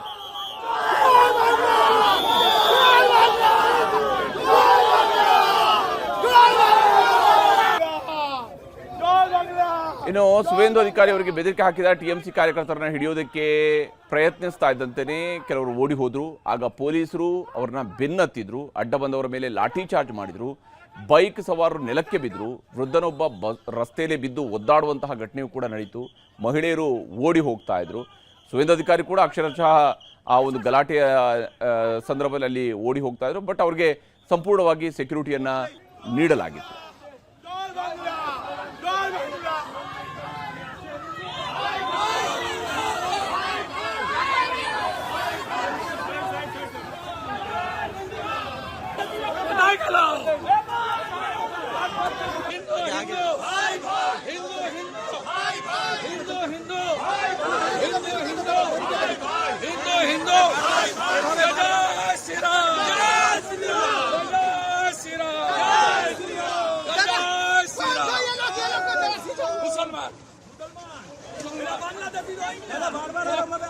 बांग्लादेशी मुसलमान, सब बांग्लादेशी मुसलमान खून जाम करने की कोशिश कर रहा है, खून जाम करने की कोशिश है।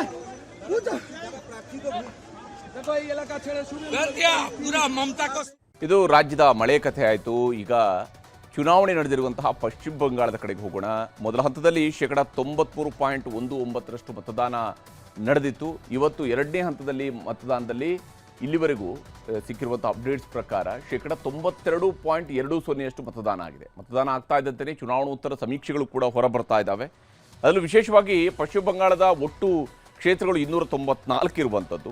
ಈ 294 ಸೀಟ್ಗಳಲ್ಲಿ ಯಾರು ಎಷ್ಟು ಗೆಲ್ಲಬಹುದು ಅನ್ನೋದರ ಬಗ್ಗೆ ಸಿಗ್ತಾ ಇರುವಂತಹ ಸಮೀಕ್ಷೆಯ ವರದಿಗಳನ್ನು ನಿಮಗೆ ತೋರಿಸ್ತಾ ಹೋಗ್ತೀನಿ. ಮ್ಯಾಟ್ರಿಸ್ ನಡೆಸಿರ್ತಕ್ಕಂತಹ ಸಮೀಕ್ಷೆಯ ಪ್ರಕಾರ ಟಿಎಂಸಿ 125ರಿಂದ 140 ಸೀಟ್ಗಳನ್ನು, ಅಂದರೆ ಅಧಿಕಾರವನ್ನು ಈ ಬಾರಿ ಟಿಎಂಸಿ ಕಳ್ಕೊಳ್ಳುತ್ತೆ ಅಂತ ಹೇಳಿ. ಇಲ್ಲಿ ಟಿಎಂಸಿಯ ಮುಖ್ಯಮಂತ್ರಿ ಆಗಿರುವಂತಹ ಮಮತಾ ದೀದಿ ಈ ಬಾರಿ ಅಧಿಕಾರವನ್ನು ಕಳ್ಕೊಳ್ಬಹುದು, 15 ವರ್ಷಗಳ ಆಡಳಿತ ಕೊನೆಗೊಳ್ಳಬಹುದು ಅಂತ ಹೇಳ್ತಾ ಇದೆ. ಬಿಜೆಪಿ 146ರಿಂದ 161 ಸೀಟ್ಗಳು, ಕಾಂಗ್ರೆಸ್ ಮತ್ತು ಸಿಪಿಐಎಂ ಇದರಲ್ಲಿ ಶೂನ್ಯ ಸಾಧನೆಗೆ ಸೀಮಿತ ಆಗಬಹುದು. 6ರಿಂದ 10 ಸೀಟ್ಗಳಲ್ಲಿ ಇತರರು ಗೆಲುವನ್ನು ದಾಖಲಿಸಿಕೊಳ್ಳಬಹುದು ಅನ್ನುವಂಥದ್ದನ್ನು ಹೇಳ್ತಿದ್ದಾರೆ. ಕಾಂಗ್ರೆಸ್ ಕೂಡ ಶೂನ್ಯ ಸಾಧನೆಗೆ ಸೀಮಿತ ಆಗುತ್ತೆ ಅಂತೇಳಿ ಮ್ಯಾಟ್ರಿಸ್ ಹೇಳಿದೆ. ಇನ್ನು ಪಿಮಾರ್ಕ್ನ ಸಮೀಕ್ಷೆಯ ಪ್ರಕಾರ, ಪಿಮಾರ್ಕ್ ಹೇಳೋ ಪ್ರಕಾರ 118ರಿಂದ 138 ಸೀಟ್ಗಳು, ಅಂದರೆ ಟಿಎಂಸಿ ಅಧಿಕಾರವನ್ನು ಕಳ್ಕೊಳ್ಳುತ್ತೆ ಅಂತೇಳಿ ಪಿಮಾರ್ಕ್ ಸರ್ವೆ ಕೂಡ ಹೇಳಿದೆ. 146ರಿಂದ 161 ಸೀಟ್ಗಳು ಬಿಜೆಪಿಗೆ ಬರುತ್ತೆ ಅನ್ನುವಂಥದ್ದನ್ನು ಪಿಮಾರ್ಕ್ ಹೇಳ್ತಾ ಇರುವಂಥದ್ದು.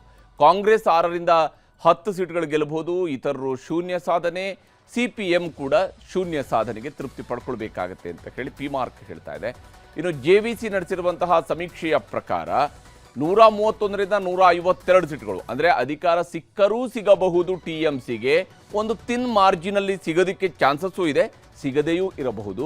ಹಾಗೆಯೇ BJPಗೂ ಅಷ್ಟೇ 138ರಿಂದ 159 ಸಿಕ್ಕರೂ ಸಿಗಬಹುದು, ಸಿಗದೆಯೂ ಇರಬಹುದು ಅನ್ನುವಂತಹ ರೀತಿಯಲ್ಲಿ JVC ಅವರ ಸರ್ವೆ ಹೇಳ್ತಾ ಇದೆ. 0ಯಿಂದ 2 ಸ್ಥಾನಗಳವರೆಗೆ ಕಾಂಗ್ರೆಸ್ ಫೈಟ್ನಲ್ಲಿದೆ ಅಂತ ಹೇಳಿ, ಇತರರು ಕೂಡ 0ಯಿಂದ 2. CPM ಶೂನ್ಯ ಸಾಧನೆಗೆ, ನೋಡಿ ಸರಿಸುಮಾರು 3 ದಶಕಗಳ ಕಾಲ ಆಡಳಿತ ನಡೆಸಿದಂತಹ CPM ಶೂನ್ಯ ಸಾಧನೆ ಅಂತ ಹೇಳಿ ಬಹುತೇಕ ಎಲ್ಲ ಸರ್ವೆಗಳು ಹೇಳ್ತಾ ಇದ್ದಾವೆ. ಬಂಗಾಳದ ಎಕ್ಸಿಟ್ ಪೋಲ್ನ ಜೊತೆಗೇನೆ ಇನ್ನು ಚಾಣಕ್ಯ ಸ್ಟ್ರಾಟಜೀಸ್ ನಡೆಸಿರುವಂತಹ ಸಮೀಕ್ಷೆಯ ಪ್ರಕಾರವೂ ಕೂಡ ಅಷ್ಟೇ BJP ಅಧಿಕಾರಕ್ಕೆ ಬರುತ್ತೆ ಅಂತ ಹೇಳಿ ಹೇಳ್ತಾ ಇದೆ. 150ರಿಂದ 160 ಸೀಟ್ಗಳೊಂದಿಗೆ BJP ಅಧಿಕಾರಕ್ಕೆ ಬರಬಹುದು ಅಂತ ಹೇಳಿ ಚಾಣಕ್ಯ ಸ್ಟ್ರಾಟಜೀಸ್ ಹೇಳ್ತಾ ಇದೆ. 130ರಿಂದ 140 ಸೀಟ್ಗಳು TMC ಪಾಲಾಗಬಹುದು. ಕಾಂಗ್ರೆಸ್ ಶೂನ್ಯ ಸಾಧನೆ, ಇತರರು 6ರಿಂದ 10, CPIM ಅಥವಾ ಎಡಪಕ್ಷಗಳ ಕೂಟಗಳು ಇವರು ಶೂನ್ಯ ಸಾಧನೆಯನ್ನು ಮಾಡ್ತವೆ ಅಂತ ಹೇಳಿ ಚಾಣಕ್ಯ ಸ್ಟ್ರಾಟಜೀಸ್ ಕೂಡ ತನ್ನ ಸರ್ವೆಯಲ್ಲಿ ಹೇಳ್ತಾ ಇದೆ. ಈಗ ತಮಿಳುನಾಡು, ಅಸ್ಸಾಂ, ಕೇರಳ, ಪುದುಚೇರಿ ಎಕ್ಸಿಟ್ ಪೋಲ್ನ ಲೆಕ್ಕಗಳನ್ನು ಕೂಡ ನಿಮಗೆ ತೋರಿಸ್ತಾ ಹೋಗ್ತೀನಿ. ಅದಕ್ಕೂ ಮೊದಲು ಬಂಗಾಳದಲ್ಲಿ ಇವತ್ತು 2ನೇ ಹಂತದ ಮತದಾನದ ವೇಳೆ ನಡೆದಂತಹ ಹಿಂಸಾಚಾರಗಳನ್ನು ನಿಮಗೆ ತೋರಿಸಲೇಬೇಕು. ಪಶ್ಚಿಮ ಬಂಗಾಳದಲ್ಲಿ ನಡೆದಂತಹ 2ನೇ ಹಂತದ ವೋಟಿಂಗ್ ವೇಳೆ ಜೀವಂತ ಬಾಂಬ್ಗಳು ಸಿಕ್ಕಿವೆ, ಕಚ್ಚಾ ಬಾಂಬ್ಗಳು ಸಿಕ್ಕಿರುವಂಥದ್ದು, ಗಲಾಟೆಗಳಾಗಿದ್ದಾವೆ. BJPಯ ನಾಯಕ, ಅಲ್ಲಿಯ ಪ್ರತಿಪಕ್ಷ ನಾಯಕ ಕೂಡ ಆಗಿರುವಂತಹ ಸುವೇಂದು ಅಧಿಕಾರಿಯನ್ನು ಅಟ್ಟಾಡಿಸಿದ್ದಾರೆ, ಹೊಡೆದಾಟಗಳು ನಡೆದಿದ್ದಾವೆ, ಲಾಠಿ ಚಾರ್ಜ್ಗಳಾಗಿವೆ, ಶೂಟೌಟ್ ಕೂಡ ಆಗಿದೆ.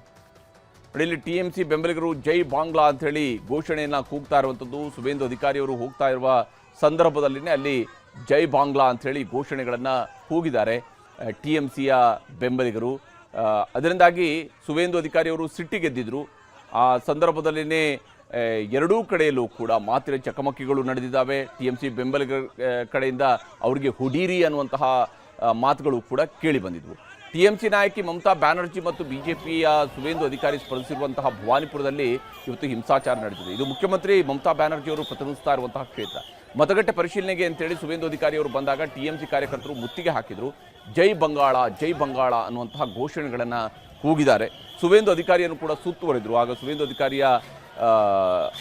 ಸುವೇಂದು ಅಧಿಕಾರಿಯವರಿಗೂ ಕೂಡ ಸಹಜವಾಗಿ ಒಬ್ಬ ರಾಜಕೀಯ ನಾಯಕರಿಗೆ ಸಿಟ್ಟು ಬಂದೇ ಬರುತ್ತೆ. ಆ ರೀತಿಯಂಥ ಒಂದು ವಾತಾವರಣ ಕೂಡ ನಿರ್ಮಾಣ ಆಗಿತ್ತು. ಅವರ ಪಿತ್ತ ನೆತ್ತಿಗೇರಿತ್ತು.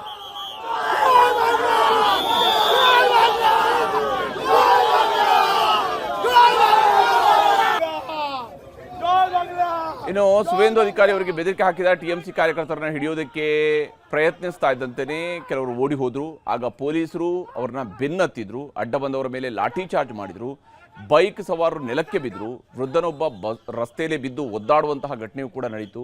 ಮಹಿಳೆಯರು ಓಡಿ ಹೋಗ್ತಾ ಇದ್ರು.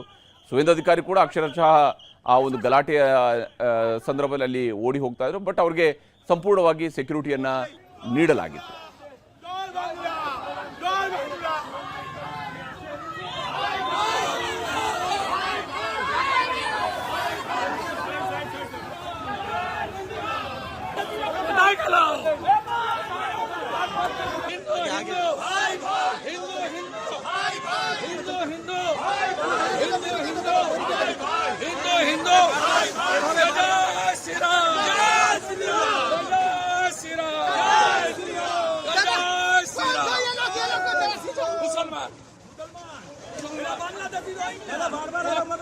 बांग्लादेशी मुसलमान, सब बांग्लादेशी मुसलमान बूथ जाम करने की कोशिश कर रहा है, बूथ जाम करने की कोशिश है।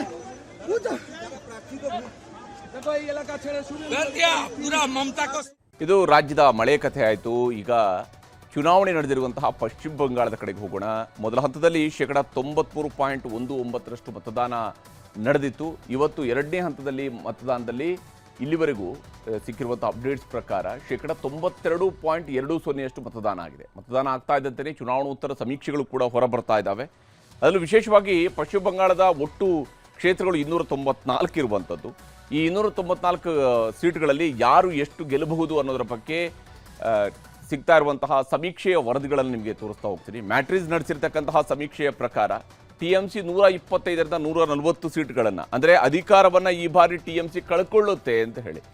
ಇಲ್ಲಿ TMCಯ ಮುಖ್ಯಮಂತ್ರಿ ಆಗಿರುವಂತಹ ಮಮತಾ ದೀದಿ ಈ ಬಾರಿ ಅಧಿಕಾರವನ್ನು ಕಳ್ಕೊಳ್ಬಹುದು, 15 ವರ್ಷಗಳ ಆಡಳಿತ ಕೊನೆಗೊಳ್ಳಬಹುದು ಅಂತ ಹೇಳ್ತಾ ಇದೆ. BJP 146ರಿಂದ 161 ಸೀಟ್ಗಳು, ಕಾಂಗ್ರೆಸ್ ಮತ್ತು CPIM ಇದರಲ್ಲಿ ಶೂನ್ಯ ಸಾಧನೆಗೆ ಸೀಮಿತ ಆಗಬಹುದು. 6ರಿಂದ 10 ಸೀಟ್ಗಳಲ್ಲಿ ಇತರರು ಗೆಲುವನ್ನು ದಾಖಲಿಸ್ಕೊಳ್ಬಹುದು ಅನ್ನುವಂಥದ್ದನ್ನು ಹೇಳ್ತಿದ್ದಾರೆ. ಕಾಂಗ್ರೆಸ್ ಕೂಡ ಶೂನ್ಯ ಸಾಧನೆಗೆ ಸೀಮಿತ ಆಗುತ್ತೆ ಅಂತೇಳಿ ಮ್ಯಾಟ್ರಿಸ್ ಹೇಳಿದೆ. ಇನ್ನು ಪಿಮಾರ್ಕ್ನ ಸಮೀಕ್ಷೆಯ ಪ್ರಕಾರ, ಪಿಮಾರ್ಕ್ ಹೇಳೋ ಪ್ರಕಾರ 118ರಿಂದ 138 ಸೀಟ್ಗಳು, ಅಂದರೆ TMC ಅಧಿಕಾರವನ್ನು ಕಳ್ಕೊಳ್ಳುತ್ತೆ ಅಂತೇಳಿ ಪಿಮಾರ್ಕ್ ಸರ್ವೆ ಕೂಡ ಹೇಳಿದೆ. 146ರಿಂದ 161 ಸೀಟ್ಗಳು BJPಗೆ ಬರುತ್ತೆ ಅನ್ನುವಂಥದ್ದನ್ನು ಪಿಮಾರ್ಕ್ ಹೇಳ್ತಿರುವಂಥದ್ದು. ಕಾಂಗ್ರೆಸ್ 6ರಿಂದ 10 ಸೀಟ್ಗಳು ಗೆಲ್ಲಬಹುದು, ಇತರರು ಶೂನ್ಯ ಸಾಧನೆ, CPM ಕೂಡ ಶೂನ್ಯ ಸಾಧನೆಗೆ ತೃಪ್ತಿ ಪಡ್ಕೊಳ್ಬೇಕಾಗತ್ತೆ ಅಂತ ಹೇಳಿ ಪಿಮಾರ್ಕ್ ಹೇಳ್ತಾ ಇದೆ. ಇನ್ನು JVC ನಡೆಸಿರುವಂತಹ ಸಮೀಕ್ಷೆಯ ಪ್ರಕಾರ 131ರಿಂದ 152 ಸೀಟ್ಗಳು, ಅಂದರೆ ಅಧಿಕಾರ ಸಿಕ್ಕರೂ ಸಿಗಬಹುದು TMCಗೆ, ಒಂದು ತಿನ್ ಮಾರ್ಜಿನಲ್ಲಿ ಸಿಗೋದಕ್ಕೆ ಚಾನ್ಸಸ್ಸು ಇದೆ, ಸಿಗದೆಯೂ ಇರಬಹುದು. ಹಾಗೆಯೇ BJPಗೂ ಅಷ್ಟೇ 138ರಿಂದ 159 ಸಿಕ್ಕರೂ ಸಿಗಬಹುದು, ಸಿಗದೆಯೂ ಇರಬಹುದು ಅನ್ನುವಂತಹ ರೀತಿಯಲ್ಲಿ JVC ಅವರ ಸರ್ವೆ ಹೇಳ್ತಾ ಇದೆ.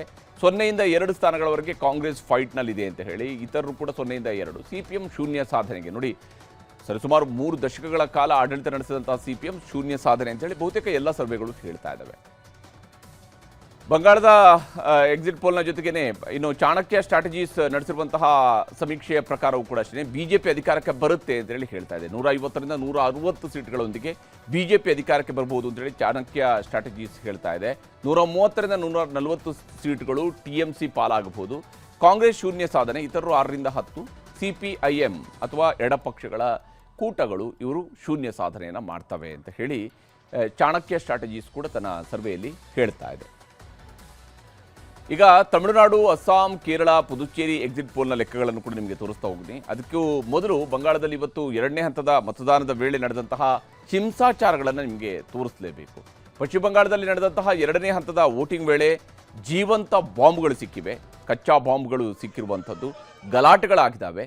BJPಯ ನಾಯಕ, ಅಲ್ಲಿಯ ಪ್ರತಿಪಕ್ಷ ನಾಯಕ ಕೂಡ ಆಗಿರುವಂತಹ ಸುವೇಂದು ಅಧಿಕಾರಿಯನ್ನು ಅಟ್ಟಾಡಿಸಿದ್ದಾರೆ, ಹೊಡೆದಾಟಗಳು ನಡೆದಿದ್ದಾವೆ, ಲಾಠಿ ಚಾರ್ಜ್ಗಳಾಗಿವೆ, ಶೂಟೌಟ್ ಕೂಡ ಆಗಿದೆ. ಇಲ್ಲಿ TMC ಬೆಂಬಲಿಗರು ಜೈ ಬಾಂಗ್ಲಾ ಅಂಥೇಳಿ ಘೋಷಣೆಯನ್ನು ಕೂಗ್ತಾ ಇರುವಂಥದ್ದು. ಸುವೇಂದು ಅಧಿಕಾರಿಯವರು ಹೋಗ್ತಾ ಇರುವ ಸಂದರ್ಭದಲ್ಲಿನೇ ಅಲ್ಲಿ ಜೈ ಬಾಂಗ್ಲಾ ಅಂಥೇಳಿ ಘೋಷಣೆಗಳನ್ನು ಕೂಗಿದ್ದಾರೆ TMCಯ ಬೆಂಬಲಿಗರು. ಅದರಿಂದಾಗಿ ಸುವೇಂದು ಅಧಿಕಾರಿಯವರು ಸಿಟ್ಟಿಗೆದ್ದಿದ್ರು. ಆ ಸಂದರ್ಭದಲ್ಲಿನೇ ಎರಡೂ ಕಡೆಯಲ್ಲೂ ಕೂಡ ಮಾತಿನ ಚಕಮಕಿಗಳು ನಡೆದಿದ್ದಾವೆ. TMC ಬೆಂಬಲಿಗರ ಕಡೆಯಿಂದ ಅವರಿಗೆ ಹುಡೀರಿ ಅನ್ನುವಂತಹ ಮಾತುಗಳು ಕೂಡ ಕೇಳಿ ಬಂದಿದ್ವು. TMC ನಾಯಕಿ ಮಮತಾ ಬ್ಯಾನರ್ಜಿ ಮತ್ತು BJPಯ ಸುವೇಂದು ಅಧಿಕಾರಿ ಸ್ಪರ್ಧಿಸಿರುವಂತಹ ಭವಾನಿಪುರದಲ್ಲಿ ಇವತ್ತು ಹಿಂಸಾಚಾರ ನಡೆದಿದೆ. ಇದು ಮುಖ್ಯಮಂತ್ರಿ ಮಮತಾ ಬ್ಯಾನರ್ಜಿ ಅವರು ಪ್ರತಿನಿಧಿಸ್ತಾ ಇರುವಂತಹ ಕ್ಷೇತ್ರ. ಮತಗಟ್ಟೆ ಪರಿಶೀಲನೆಗೆ ಅಂತೇಳಿ ಸುವೇಂದು ಅಧಿಕಾರಿ ಅವರು ಬಂದಾಗ TMC ಕಾರ್ಯಕರ್ತರು ಮುತ್ತಿಗೆ ಹಾಕಿದರು. ಜೈ ಬಂಗಾಳ, ಜೈ ಬಂಗಾಳ ಅನ್ನುವಂತಹ ಘೋಷಣೆಗಳನ್ನು ಕೂಗಿದ್ದಾರೆ. ಸುವೇಂದು ಅಧಿಕಾರಿಯನ್ನು ಕೂಡ ಸುತ್ತುವರೆದರು. ಆಗ ಸುವೇಂದು ಅಧಿಕಾರಿಯವರಿಗೂ ಕೂಡ ಸಹಜವಾಗಿ ಒಬ್ಬ ರಾಜಕೀಯ ನಾಯಕರಿಗೆ ಸಿಟ್ಟು ಬಂದೇ ಬರುತ್ತೆ. ಆ ರೀತಿಯಂಥ ಒಂದು ವಾತಾವರಣ ಕೂಡ ನಿರ್ಮಾಣ ಆಗಿತ್ತು. ಅವರ ಪಿತ್ತ ನೆತ್ತಿಗೇರಿತ್ತು.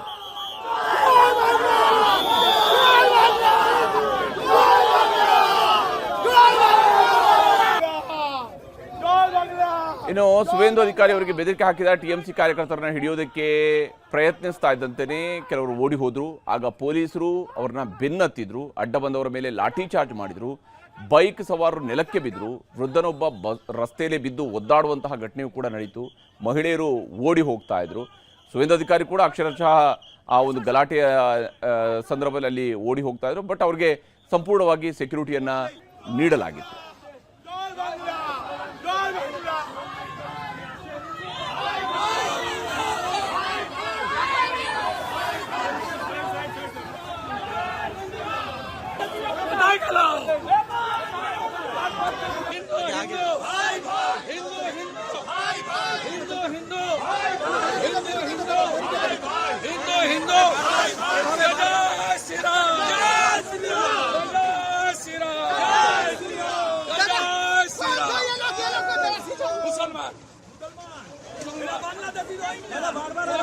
सब बांग्लादेशी मुसलमान, सब बांग्लादेशी मुसलमान बूथ जाम करने की कोशिश कर रहे हैं, बूथ जाम करने की कोशिश है। पूरा ममता को ಇದು ರಾಜ್ಯದ ಮಳೆ ಕಥೆ ಆಯಿತು. ಈಗ ಚುನಾವಣೆ ನಡೆದಿರುವಂತಹ ಪಶ್ಚಿಮ ಬಂಗಾಳದ ಕಡೆಗೆ ಹೋಗೋಣ. ಮೊದಲ ಹಂತದಲ್ಲಿ 93.19% ಮತದಾನ ನಡೆದಿತ್ತು. ಇವತ್ತು 2ನೇ ಹಂತದಲ್ಲಿ ಮತದಾನದಲ್ಲಿ ಇಲ್ಲಿವರೆಗೂ ಸಿಕ್ಕಿರುವಂಥ ಅಪ್ಡೇಟ್ಸ್ ಪ್ರಕಾರ 92.20% ಮತದಾನ ಆಗಿದೆ. ಮತದಾನ ಆಗ್ತಾ ಇದ್ದಂತೆಯೇ ಚುನಾವಣೋತ್ತರ ಸಮೀಕ್ಷೆಗಳು ಕೂಡ ಹೊರಬರ್ತಾ ಇದ್ದಾವೆ. ಅದರಲ್ಲೂ ವಿಶೇಷವಾಗಿ ಪಶ್ಚಿಮ ಬಂಗಾಳದ ಒಟ್ಟು ಕ್ಷೇತ್ರಗಳು 294 ಇರುವಂಥದ್ದು.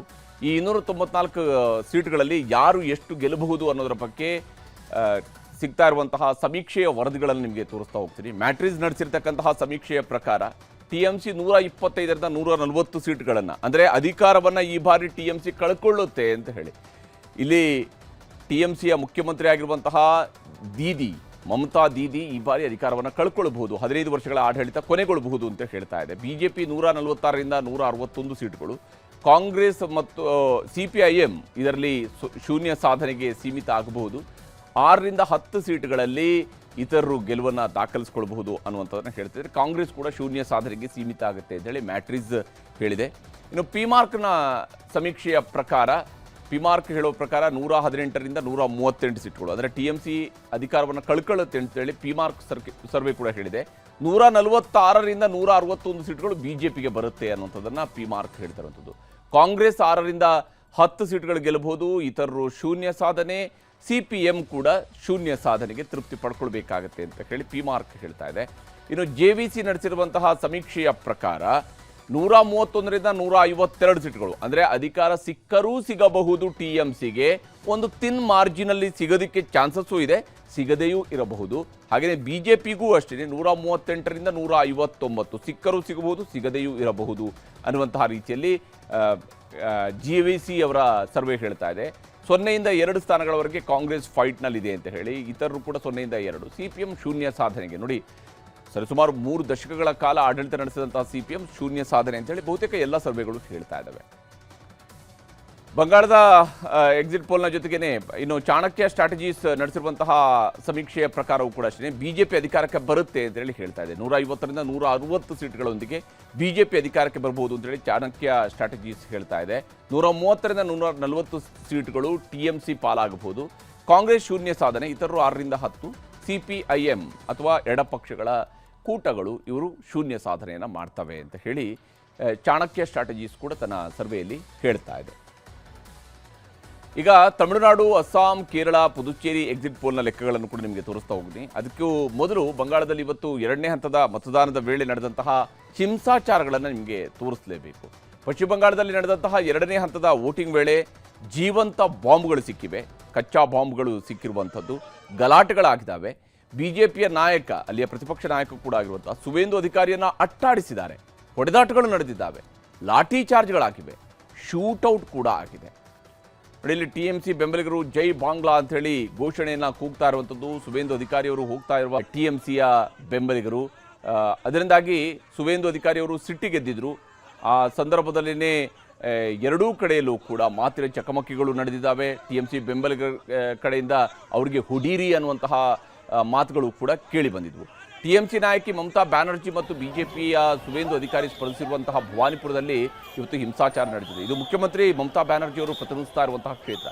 ಮತಗಟ್ಟೆ ಪರಿಶೀಲನೆಗೆ ಅಂತೇಳಿ ಸುವೇಂದು ಅಧಿಕಾರಿ ಅವರು ಬಂದಾಗ TMC ಕಾರ್ಯಕರ್ತರು ಮುತ್ತಿಗೆ ಹಾಕಿದರು. ಜೈ ಬಂಗಾಳ, ಜೈ ಬಂಗಾಳ ಅನ್ನುವಂತಹ ಘೋಷಣೆಗಳನ್ನು ಕೂಗಿದ್ದಾರೆ. ಸುವೇಂದು ಅಧಿಕಾರಿಯನ್ನು ಕೂಡ ಸುತ್ತುವರಿದ್ರು. ಆಗ ಸುವೇಂದು ಅಧಿಕಾರಿಯವರಿಗೂ ಕೂಡ ಸಹಜವಾಗಿಯೇ ಒಬ್ಬ ರಾಜಕೀಯ ನಾಯಕರಿಗೆ ಸಿಟ್ಟು ಬಂದೇ ಬರುತ್ತೆ. ಆ ರೀತಿಯಂಥ ಒಂದು ವಾತಾವರಣ ಕೂಡ ನಿರ್ಮಾಣ ಆಗಿತ್ತು. ಅವರ ಪಿತ್ತ ನೆತ್ತಿಗೇರಿತ್ತು.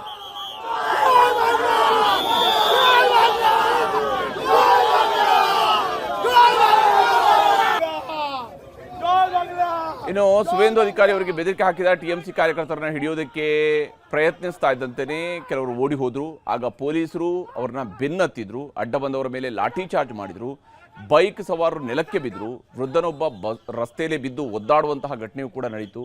ಮಹಿಳೆಯರು ಓಡಿ ಹೋಗ್ತಾ ಇದ್ರು. ಸುವೇಂದು ಅಧಿಕಾರಿ ಕೂಡ ಅಕ್ಷರಶಃ ಆ ಒಂದು ಗಲಾಟೆಯ ಸಂದರ್ಭದಲ್ಲಿ ಓಡಿ ಹೋಗ್ತಾ ಇದ್ರು. ಬಟ್ ಅವ್ರಿಗೆ ಸಂಪೂರ್ಣವಾಗಿ ಸೆಕ್ಯೂರಿಟಿಯನ್ನು ನೀಡಲಾಗಿತ್ತು.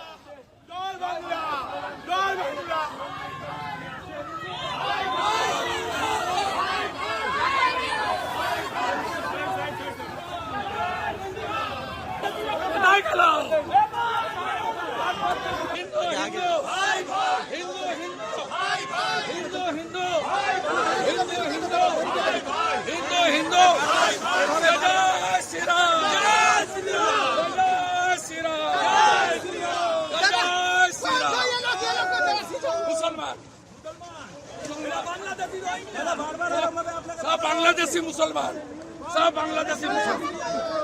बूथ जाम करने की कोशिश कर रहा है, बूथ जाम करने की कोशिश है। देखो ये इलाका छेड़े शुरू कर दिया पूरा ममता को। ಇದು ರಾಜ್ಯದ ಮಳೆ ಕಥೆ ಆಯಿತು. ಈಗ ಚುನಾವಣೆ ನಡೆದಿರುವಂತಹ ಪಶ್ಚಿಮ ಬಂಗಾಳದ ಕಡೆಗೆ ಹೋಗೋಣ. ಮೊದಲ ಹಂತದಲ್ಲಿ 93.19% ಮತದಾನ ನಡೆದಿತ್ತು. ಇವತ್ತು ಎರಡನೇ ಹಂತದಲ್ಲಿ ಮತದಾನದಲ್ಲಿ ಇಲ್ಲಿವರೆಗೂ ಸಿಕ್ಕಿರುವಂಥ ಅಪ್ಡೇಟ್ಸ್ ಪ್ರಕಾರ 92.20% ಮತದಾನ ಆಗಿದೆ. ಮತದಾನ ಆಗ್ತಾ ಇದ್ದಂತೆಯೇ ಚುನಾವಣೋತ್ತರ ಸಮೀಕ್ಷೆಗಳು ಕೂಡ ಹೊರಬರ್ತಾ ಇದ್ದಾವೆ. ಅದರಲ್ಲೂ ವಿಶೇಷವಾಗಿ ಪಶ್ಚಿಮ ಬಂಗಾಳದ ಒಟ್ಟು ಕ್ಷೇತ್ರಗಳು 294 ಇರುವಂಥದ್ದು. ಈ 294 ಸೀಟ್ಗಳಲ್ಲಿ ಯಾರು ಎಷ್ಟು ಗೆಲ್ಲಬಹುದು ಅನ್ನೋದರ ಬಗ್ಗೆ ಸಿಗ್ತಾ ಇರುವಂತಹ ಸಮೀಕ್ಷೆಯ ವರದಿಗಳನ್ನು ನಿಮಗೆ ತೋರಿಸ್ತಾ ಹೋಗ್ತೀನಿ. ಮ್ಯಾಟ್ರಿಸ್ ನಡೆಸಿರ್ತಕ್ಕಂತಹ ಸಮೀಕ್ಷೆಯ ಪ್ರಕಾರ TMC 125ರಿಂದ 140 ಸೀಟ್ಗಳನ್ನು, ಅಂದರೆ ಅಧಿಕಾರವನ್ನು ಈ ಬಾರಿ TMC ಕಳ್ಕೊಳ್ಳುತ್ತೆ ಅಂತ ಹೇಳಿ. ಇಲ್ಲಿ TMCಯ ಮುಖ್ಯಮಂತ್ರಿ ಆಗಿರುವಂತಹ ದೀದಿ ಮಮತಾ ದೀದಿ ಈ ಬಾರಿ ಅಧಿಕಾರವನ್ನು ಕಳ್ಕೊಳ್ಬಹುದು, 15 ವರ್ಷಗಳ ಆಡಳಿತ ಕೊನೆಗೊಳ್ಳಬಹುದು ಅಂತ ಹೇಳ್ತಾ ಇದೆ. BJP 146ರಿಂದ 161 ಸೀಟ್ಗಳು, ಕಾಂಗ್ರೆಸ್ ಮತ್ತು CPIM ಇದರಲ್ಲಿ ಶೂನ್ಯ ಸಾಧನೆಗೆ ಸೀಮಿತ ಆಗಬಹುದು. 6ರಿಂದ 10 ಸೀಟ್ಗಳಲ್ಲಿ ಇತರರು ಗೆಲುವನ್ನು ದಾಖಲಿಸ್ಕೊಳ್ಬಹುದು ಅನ್ನುವಂಥದ್ದನ್ನು ಹೇಳ್ತಿದ್ದಾರೆ. ಕಾಂಗ್ರೆಸ್ ಕೂಡ ಶೂನ್ಯ ಸಾಧನೆಗೆ ಸೀಮಿತ ಆಗುತ್ತೆ ಅಂತೇಳಿ ಮ್ಯಾಟ್ರಿಸ್ ಹೇಳಿದೆ. ಇನ್ನು ಪಿಮಾರ್ಕ್ನ ಸಮೀಕ್ಷೆಯ ಪ್ರಕಾರ, ಪಿಮಾರ್ಕ್ ಹೇಳೋ ಪ್ರಕಾರ 118ರಿಂದ 138 ಸೀಟ್ಗಳು, ಅಂದರೆ TMC ಅಧಿಕಾರವನ್ನು ಕಳ್ಕೊಳ್ಳುತ್ತೆ ಅಂತೇಳಿ ಪಿಮಾರ್ಕ್ ಸರ್ವೆ ಕೂಡ ಹೇಳಿದೆ. 146ರಿಂದ 161 ಸೀಟ್ಗಳು BJPಗೆ ಬರುತ್ತೆ ಅನ್ನುವಂಥದ್ದನ್ನು ಪಿಮಾರ್ಕ್ ಹೇಳ್ತಿರುವಂಥದ್ದು. ಕಾಂಗ್ರೆಸ್ 6ರಿಂದ 10 ಸೀಟ್ಗಳು ಗೆಲ್ಲಬಹುದು, ಇತರರು ಶೂನ್ಯ ಸಾಧನೆ, CPM ಕೂಡ ಶೂನ್ಯ ಸಾಧನೆಗೆ ತೃಪ್ತಿ ಪಡ್ಕೊಳ್ಬೇಕಾಗತ್ತೆ ಅಂತ ಹೇಳಿ ಪಿಮಾರ್ಕ್ ಹೇಳ್ತಾ ಇದೆ. ಇನ್ನು JVC ನಡೆಸಿರುವಂತಹ ಸಮೀಕ್ಷೆಯ ಪ್ರಕಾರ 131ರಿಂದ 152 ಸೀಟ್ಗಳು, ಅಂದರೆ ಅಧಿಕಾರ ಸಿಕ್ಕರೂ ಸಿಗಬಹುದು TMCಗೆ, ಒಂದು ತಿನ್ ಮಾರ್ಜಿನಲ್ಲಿ ಸಿಗೋದಕ್ಕೆ ಚಾನ್ಸಸ್ಸು ಇದೆ, ಸಿಗದೆಯೂ ಇರಬಹುದು. ಹಾಗೆಯೇ BJPಗೂ ಅಷ್ಟೇ 138ರಿಂದ 159 ಸಿಕ್ಕರೂ ಸಿಗಬಹುದು, ಸಿಗದೆಯೂ ಇರಬಹುದು ಅನ್ನುವಂತಹ ರೀತಿಯಲ್ಲಿ JVC ಅವರ ಸರ್ವೆ ಹೇಳ್ತಾ ಇದೆ. 0ಯಿಂದ 2 ಸ್ಥಾನಗಳವರೆಗೆ ಕಾಂಗ್ರೆಸ್ ಫೈಟ್ನಲ್ಲಿದೆ ಅಂತ ಹೇಳಿ, ಇತರರು ಕೂಡ 0ಯಿಂದ 2. CPM ಶೂನ್ಯ ಸಾಧನೆಗೆ, ನೋಡಿ ಸರಿಸುಮಾರು 3 ದಶಕಗಳ ಕಾಲ ಆಡಳಿತ ನಡೆಸಿದಂತಹ CPM ಶೂನ್ಯ ಸಾಧನೆ ಅಂತೇಳಿ ಬಹುತೇಕ ಎಲ್ಲ ಸರ್ವೆಗಳು ಹೇಳ್ತಾ ಇದ್ದಾವೆ. ಬಂಗಾಳದ ಎಕ್ಸಿಟ್ ಪೋಲ್ನ ಜೊತೆಗೇನೆ ಇನ್ನು ಚಾಣಕ್ಯ ಸ್ಟ್ರಾಟಜೀಸ್ ನಡೆಸಿರುವಂತಹ ಸಮೀಕ್ಷೆಯ ಪ್ರಕಾರವೂ ಕೂಡ ಅಷ್ಟೇ BJP ಅಧಿಕಾರಕ್ಕೆ ಬರುತ್ತೆ ಅಂತೇಳಿ ಹೇಳ್ತಾ ಇದೆ. 150ರಿಂದ 160 ಸೀಟ್ಗಳೊಂದಿಗೆ BJP ಅಧಿಕಾರಕ್ಕೆ ಬರಬಹುದು ಅಂತೇಳಿ ಚಾಣಕ್ಯ ಸ್ಟ್ರಾಟಜೀಸ್ ಹೇಳ್ತಾ ಇದೆ. 130ರಿಂದ 140 ಸೀಟ್ಗಳು TMC ಪಾಲಾಗಬಹುದು. ಕಾಂಗ್ರೆಸ್ ಶೂನ್ಯ ಸಾಧನೆ, ಇತರರು 6ರಿಂದ 10. CPIM ಅಥವಾ ಎಡಪಕ್ಷಗಳ ಕೂಟಗಳು ಇವರು ಶೂನ್ಯ ಸಾಧನೆಯನ್ನು ಮಾಡ್ತವೆ ಅಂತ ಹೇಳಿ ಚಾಣಕ್ಯ ಸ್ಟ್ರಾಟಜೀಸ್ ಕೂಡ ತನ್ನ ಸರ್ವೆಯಲ್ಲಿ ಹೇಳ್ತಾ ಇದೆ. ಈಗ ತಮಿಳುನಾಡು, ಅಸ್ಸಾಂ, ಕೇರಳ, ಪುದುಚೇರಿ ಎಕ್ಸಿಟ್ ಪೋಲ್ನ ಲೆಕ್ಕಗಳನ್ನು ಕೂಡ ನಿಮಗೆ ತೋರಿಸ್ತಾ ಹೋಗ್ತೀನಿ. ಅದಕ್ಕೂ ಮೊದಲು ಬಂಗಾಳದಲ್ಲಿ ಇವತ್ತು ಎರಡನೇ ಹಂತದ ಮತದಾನದ ವೇಳೆ ನಡೆದಂತಹ ಹಿಂಸಾಚಾರಗಳನ್ನು ನಿಮಗೆ ತೋರಿಸಲೇಬೇಕು. ಪಶ್ಚಿಮ ಬಂಗಾಳದಲ್ಲಿ ನಡೆದಂತಹ ಎರಡನೇ ಹಂತದ ವೋಟಿಂಗ್ ವೇಳೆ ಜೀವಂತ ಬಾಂಬ್ಗಳು ಸಿಕ್ಕಿವೆ, ಕಚ್ಚಾ ಬಾಂಬ್ಗಳು ಸಿಕ್ಕಿರುವಂಥದ್ದು, ಗಲಾಟೆಗಳಾಗಿದ್ದಾವೆ. BJPಯ ನಾಯಕ, ಅಲ್ಲಿಯ ಪ್ರತಿಪಕ್ಷ ನಾಯಕ ಕೂಡ ಆಗಿರುವಂತಹ ಸುವೇಂದು ಅಧಿಕಾರಿಯನ್ನು ಅಟ್ಟಾಡಿಸಿದ್ದಾರೆ, ಹೊಡೆದಾಟಗಳು ನಡೆದಿದ್ದಾವೆ, ಲಾಠಿ ಚಾರ್ಜ್ಗಳಾಗಿವೆ, ಶೂಟೌಟ್ ಕೂಡ ಆಗಿದೆ. ಇಲ್ಲಿ TMC ಬೆಂಬಲಿಗರು ಜೈ ಬಾಂಗ್ಲಾ ಅಂಥೇಳಿ ಘೋಷಣೆಯನ್ನು ಕೂಗ್ತಾ ಇರುವಂಥದ್ದು. ಸುವೇಂದು ಅಧಿಕಾರಿಯವರು ಹೋಗ್ತಾ ಇರುವ ಸಂದರ್ಭದಲ್ಲಿನೇ ಅಲ್ಲಿ ಜೈ ಬಾಂಗ್ಲಾ ಅಂಥೇಳಿ ಘೋಷಣೆಗಳನ್ನು ಕೂಗಿದ್ದಾರೆ TMCಯ ಬೆಂಬಲಿಗರು. ಅದರಿಂದಾಗಿ ಸುವೇಂದು ಅಧಿಕಾರಿಯವರು ಸಿಟ್ಟಿಗೆದ್ದಿದ್ರು. ಆ ಸಂದರ್ಭದಲ್ಲಿನೇ ಎರಡೂ ಕಡೆಯಲ್ಲೂ ಕೂಡ ಮಾತಿನ ಚಕಮಕಿಗಳು ನಡೆದಿದ್ದಾವೆ. TMC ಬೆಂಬಲಿಗರ ಕಡೆಯಿಂದ ಅವರಿಗೆ ಹುಡೀರಿ ಅನ್ನುವಂತಹ ಮಾತುಗಳು ಕೂಡ ಕೇಳಿ ಬಂದಿದ್ವು. TMC ನಾಯಕಿ ಮಮತಾ ಬ್ಯಾನರ್ಜಿ ಮತ್ತು BJPಯ ಸುವೇಂದು ಅಧಿಕಾರಿ ಸ್ಪರ್ಧಿಸಿರುವಂತಹ ಭವಾನಿಪುರದಲ್ಲಿ ಇವತ್ತು ಹಿಂಸಾಚಾರ ನಡೆದಿದೆ. ಇದು ಮುಖ್ಯಮಂತ್ರಿ ಮಮತಾ ಬ್ಯಾನರ್ಜಿ ಅವರು ಪ್ರತಿನಿಧಿಸ್ತಾ ಇರುವಂತಹ ಕ್ಷೇತ್ರ. ಮತಗಟ್ಟೆ ಪರಿಶೀಲನೆಗೆ ಅಂತೇಳಿ ಸುವೇಂದು ಅಧಿಕಾರಿ ಅವರು ಬಂದಾಗ TMC ಕಾರ್ಯಕರ್ತರು ಮುತ್ತಿಗೆ ಹಾಕಿದರು. ಜೈ ಬಂಗಾಳ, ಜೈ ಬಂಗಾಳ ಅನ್ನುವಂತಹ ಘೋಷಣೆಗಳನ್ನು ಕೂಗಿದ್ದಾರೆ. ಸುವೇಂದು ಅಧಿಕಾರಿಯನ್ನು ಕೂಡ ಸುತ್ತುವರೆದರು. ಆಗ ಸುವೇಂದು ಅಧಿಕಾರಿಯವರಿಗೂ ಕೂಡ ಸಹಜವಾಗಿಯೇ ಒಬ್ಬ ರಾಜಕೀಯ ನಾಯಕರಿಗೆ ಸಿಟ್ಟು ಬಂದೇ ಬರುತ್ತೆ. ಆ ರೀತಿಯಂಥ ಒಂದು ವಾತಾವರಣ ಕೂಡ ನಿರ್ಮಾಣ ಆಗಿತ್ತು. ಅವರ ಪಿತ್ತ ನೆತ್ತಿಗೇರಿತ್ತು.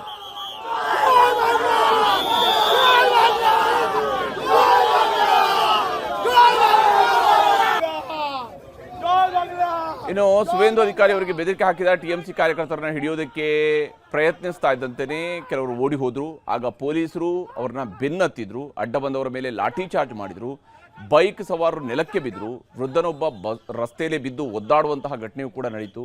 ಮಹಿಳೆಯರು ಓಡಿ ಹೋಗ್ತಾ ಇದ್ರು. ಸುವೇಂದು ಅಧಿಕಾರಿ ಕೂಡ ಅಕ್ಷರಶಃ ಆ ಒಂದು ಗಲಾಟೆಯ ಸಂದರ್ಭದಲ್ಲಿ ಅಲ್ಲಿ ಓಡಿ ಹೋಗ್ತಾ ಇದ್ರು. ಬಟ್ ಅವ್ರಿಗೆ ಸಂಪೂರ್ಣವಾಗಿ ಸೆಕ್ಯೂರಿಟಿಯನ್ನು ನೀಡಲಾಗಿತ್ತು.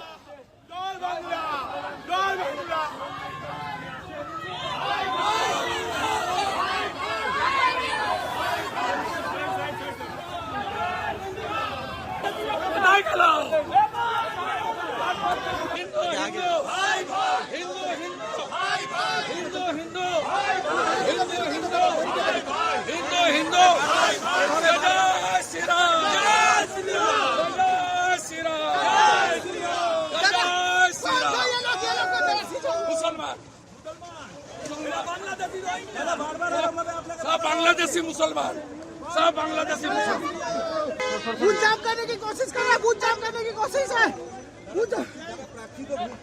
देखो ये इलाका छेड़े शुरू कर दिया पूरा ममता को। ಇದು ರಾಜ್ಯದ ಮಳೆ ಕಥೆ ಆಯಿತು. ಈಗ ಚುನಾವಣೆ ನಡೆದಿರುವಂತಹ ಪಶ್ಚಿಮ ಬಂಗಾಳದ ಕಡೆಗೆ ಹೋಗೋಣ. ಮೊದಲ ಹಂತದಲ್ಲಿ 93.19% ಮತದಾನ ನಡೆದಿತ್ತು. ಇವತ್ತು ಎರಡನೇ ಹಂತದಲ್ಲಿ ಮತದಾನದಲ್ಲಿ ಇಲ್ಲಿವರೆಗೂ ಸಿಕ್ಕಿರುವಂತಹ ಅಪ್ಡೇಟ್ಸ್ ಪ್ರಕಾರ 92.20% ಮತದಾನ ಆಗಿದೆ. ಮತದಾನ ಆಗ್ತಾ ಇದ್ದಂತೆಯೇ ಚುನಾವಣೋತ್ತರ ಸಮೀಕ್ಷೆಗಳು ಕೂಡ ಹೊರಬರ್ತಾ ಇದ್ದಾವೆ. ಅದರಲ್ಲೂ ವಿಶೇಷವಾಗಿ ಪಶ್ಚಿಮ ಬಂಗಾಳದ ಒಟ್ಟು ಕ್ಷೇತ್ರಗಳು 294 ಇರುವಂಥದ್ದು. ಈ 294 ಸೀಟ್ಗಳಲ್ಲಿ ಯಾರು ಎಷ್ಟು ಗೆಲ್ಲಬಹುದು ಅನ್ನೋದರ ಬಗ್ಗೆ ಸಿಗ್ತಾ ಇರುವಂತಹ ಸಮೀಕ್ಷೆಯ ವರದಿಗಳನ್ನು ನಿಮಗೆ ತೋರಿಸ್ತಾ ಹೋಗ್ತೀನಿ. ಮ್ಯಾಟ್ರಿಸ್ ನಡೆಸಿರ್ತಕ್ಕಂತಹ ಸಮೀಕ್ಷೆಯ ಪ್ರಕಾರ TMC 125ರಿಂದ 140 ಸೀಟ್ಗಳನ್ನು, ಅಂದರೆ ಅಧಿಕಾರವನ್ನು ಈ ಬಾರಿ TMC ಕಳ್ಕೊಳ್ಳುತ್ತೆ ಅಂತ ಹೇಳಿ.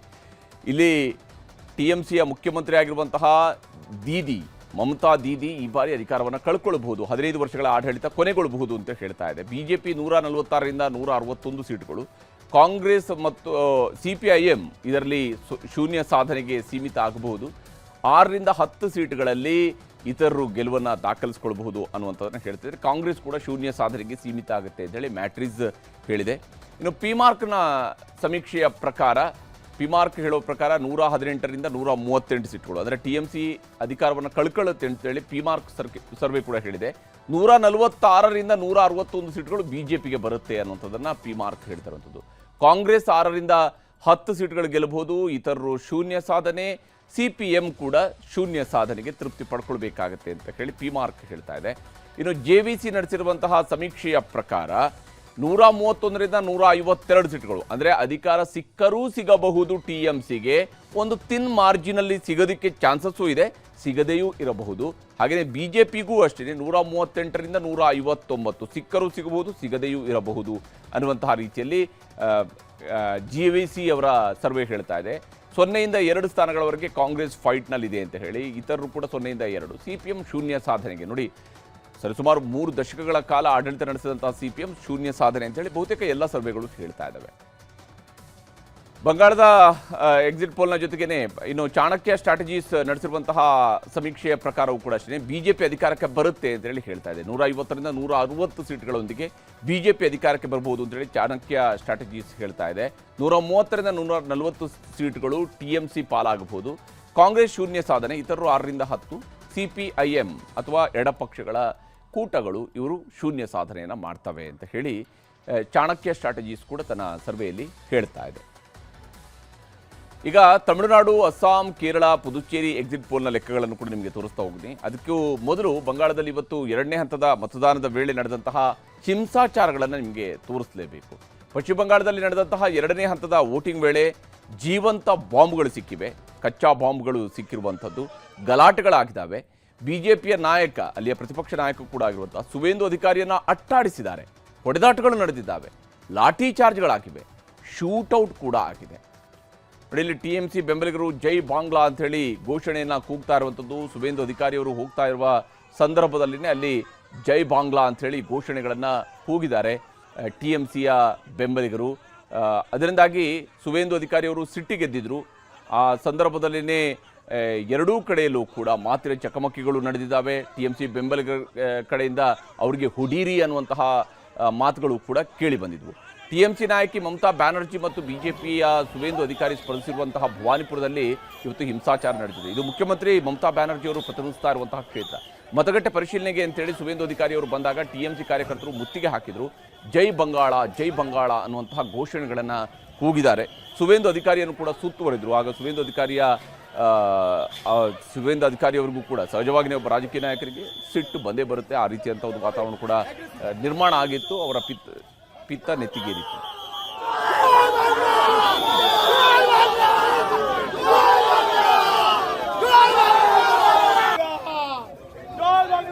ಇನ್ನು ಸುವೇಂದು ಅಧಿಕಾರಿ ಅವರಿಗೆ ಬೆದರಿಕೆ ಹಾಕಿದ TMC ಕಾರ್ಯಕರ್ತರನ್ನ ಹಿಡಿಯೋದಕ್ಕೆ ಪ್ರಯತ್ನಿಸ್ತಾ ಇದ್ದಂತೆಯೇ ಕೆಲವರು ಓಡಿ ಹೋದ್ರು. ಆಗ ಪೊಲೀಸರು ಅವ್ರನ್ನ ಬೆನ್ನತ್ತಿದ್ರು, ಅಡ್ಡ ಬಂದವರ ಮೇಲೆ ಲಾಠಿ ಚಾರ್ಜ್ ಮಾಡಿದ್ರು, ಬೈಕ್ ಸವಾರರು ನೆಲಕ್ಕೆ ಬಿದ್ದರು, ವೃದ್ಧನೊಬ್ಬ ರಸ್ತೆಯಲ್ಲಿ ಬಿದ್ದು ಒದ್ದಾಡುವಂತಹ ಘಟನೆಯೂ ಕೂಡ ನಡೀತು. ಮಹಿಳೆಯರು ಓಡಿ ಹೋಗ್ತಾ ಇದ್ರು. ಸುವೇಂದು ಅಧಿಕಾರಿ ಕೂಡ ಅಕ್ಷರಶಃ ಆ ಒಂದು ಗಲಾಟೆಯ ಸಂದರ್ಭದಲ್ಲಿ ಅಲ್ಲಿ ಓಡಿ ಹೋಗ್ತಾ ಇದ್ರು. ಬಟ್ ಅವ್ರಿಗೆ ಸಂಪೂರ್ಣವಾಗಿ ಸೆಕ್ಯೂರಿಟಿಯನ್ನು ನೀಡಲಾಗಿತ್ತು.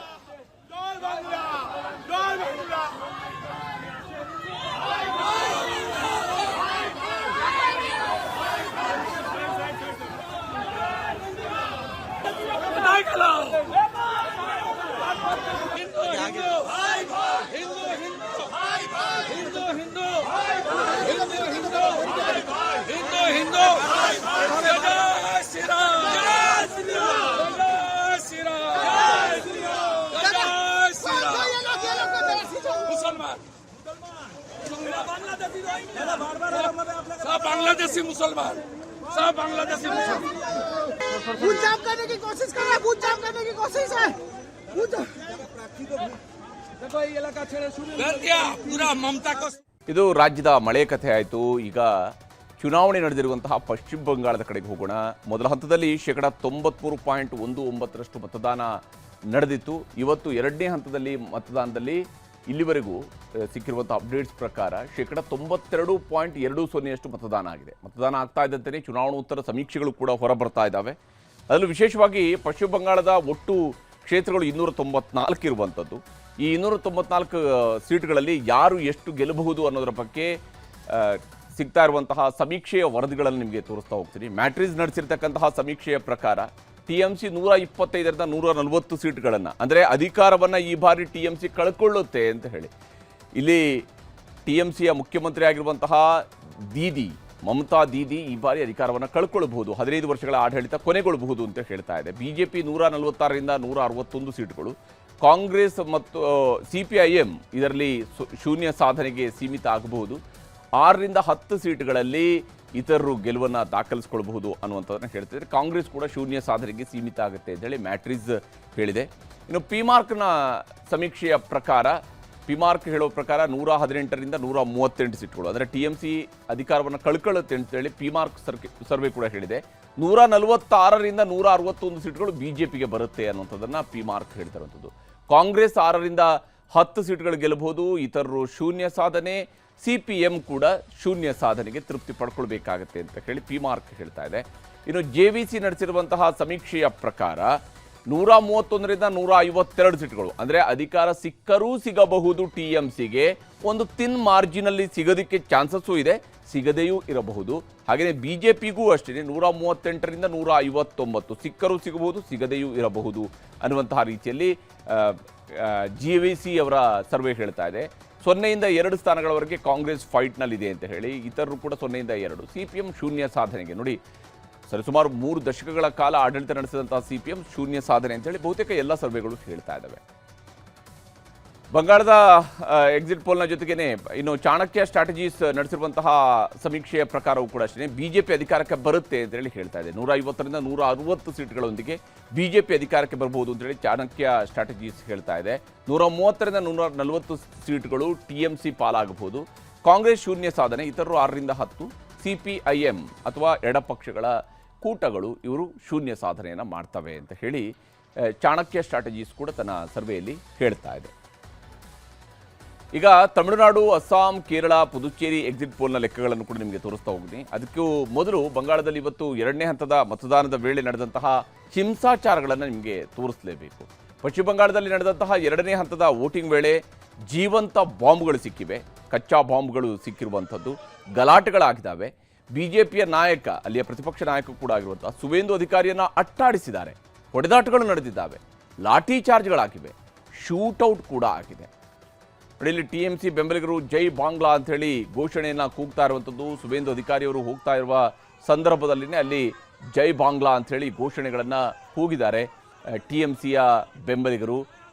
ಅದರಿಂದಾಗಿ ಸುವೇಂದು ಅಧಿಕಾರಿಯವರು ಸಿಟ್ಟಿಗೆದ್ದಿದ್ರು. ಆ ಸಂದರ್ಭದಲ್ಲಿನೇ ಎರಡೂ ಕಡೆಯಲ್ಲೂ ಕೂಡ ಮಾತಿನ ಚಕಮಕಿಗಳು ನಡೆದಿದ್ದಾವೆ. TMC ಬೆಂಬಲಿಗರ ಕಡೆಯಿಂದ ಅವರಿಗೆ ಹುಡೀರಿ ಅನ್ನುವಂತಹ ಮಾತುಗಳು ಕೂಡ ಕೇಳಿ ಬಂದಿದ್ವು. TMC ನಾಯಕಿ ಮಮತಾ ಬ್ಯಾನರ್ಜಿ ಮತ್ತು BJPಯ ಸುವೇಂದು ಅಧಿಕಾರಿ ಸ್ಪರ್ಧಿಸಿರುವಂತಹ ಭವಾನಿಪುರದಲ್ಲಿ ಇವತ್ತು ಹಿಂಸಾಚಾರ ನಡೆದಿದೆ. ಇದು ಮುಖ್ಯಮಂತ್ರಿ ಮಮತಾ ಬ್ಯಾನರ್ಜಿ ಅವರು ಪ್ರತಿನಿಧಿಸ್ತಾ ಇರುವಂತಹ ಕ್ಷೇತ್ರ. ಮತಗಟ್ಟೆ ಪರಿಶೀಲನೆಗೆ ಅಂತೇಳಿ ಸುವೇಂದು ಅಧಿಕಾರಿ ಅವರು ಬಂದಾಗ TMC ಕಾರ್ಯಕರ್ತರು ಮುತ್ತಿಗೆ ಹಾಕಿದರು. ಜೈ ಬಂಗಾಳ, ಜೈ ಬಂಗಾಳ ಅನ್ನುವಂತಹ ಘೋಷಣೆಗಳನ್ನು ಕೂಗಿದ್ದಾರೆ. ಸುವೇಂದು ಅಧಿಕಾರಿಯನ್ನು ಕೂಡ ಸುತ್ತುವರೆದರು. ಆಗ ಸುವೇಂದು ಅಧಿಕಾರಿಯ ಸುವೇಂದ್ರ ಅಧಿಕಾರಿ ಅವರಿಗೂ ಕೂಡ ಸಹಜವಾಗಿ ಒಬ್ಬ ರಾಜಕೀಯ ನಾಯಕರಿಗೆ ಸಿಟ್ಟು ಬಂದೇ ಬರುತ್ತೆ. ಆ ರೀತಿಯಂಥ ಒಂದು ವಾತಾವರಣ ಕೂಡ ನಿರ್ಮಾಣ ಆಗಿತ್ತು. ಅವರ ಪಿತ್ತ ನೆತ್ತಿಗೇರಿತ್ತು.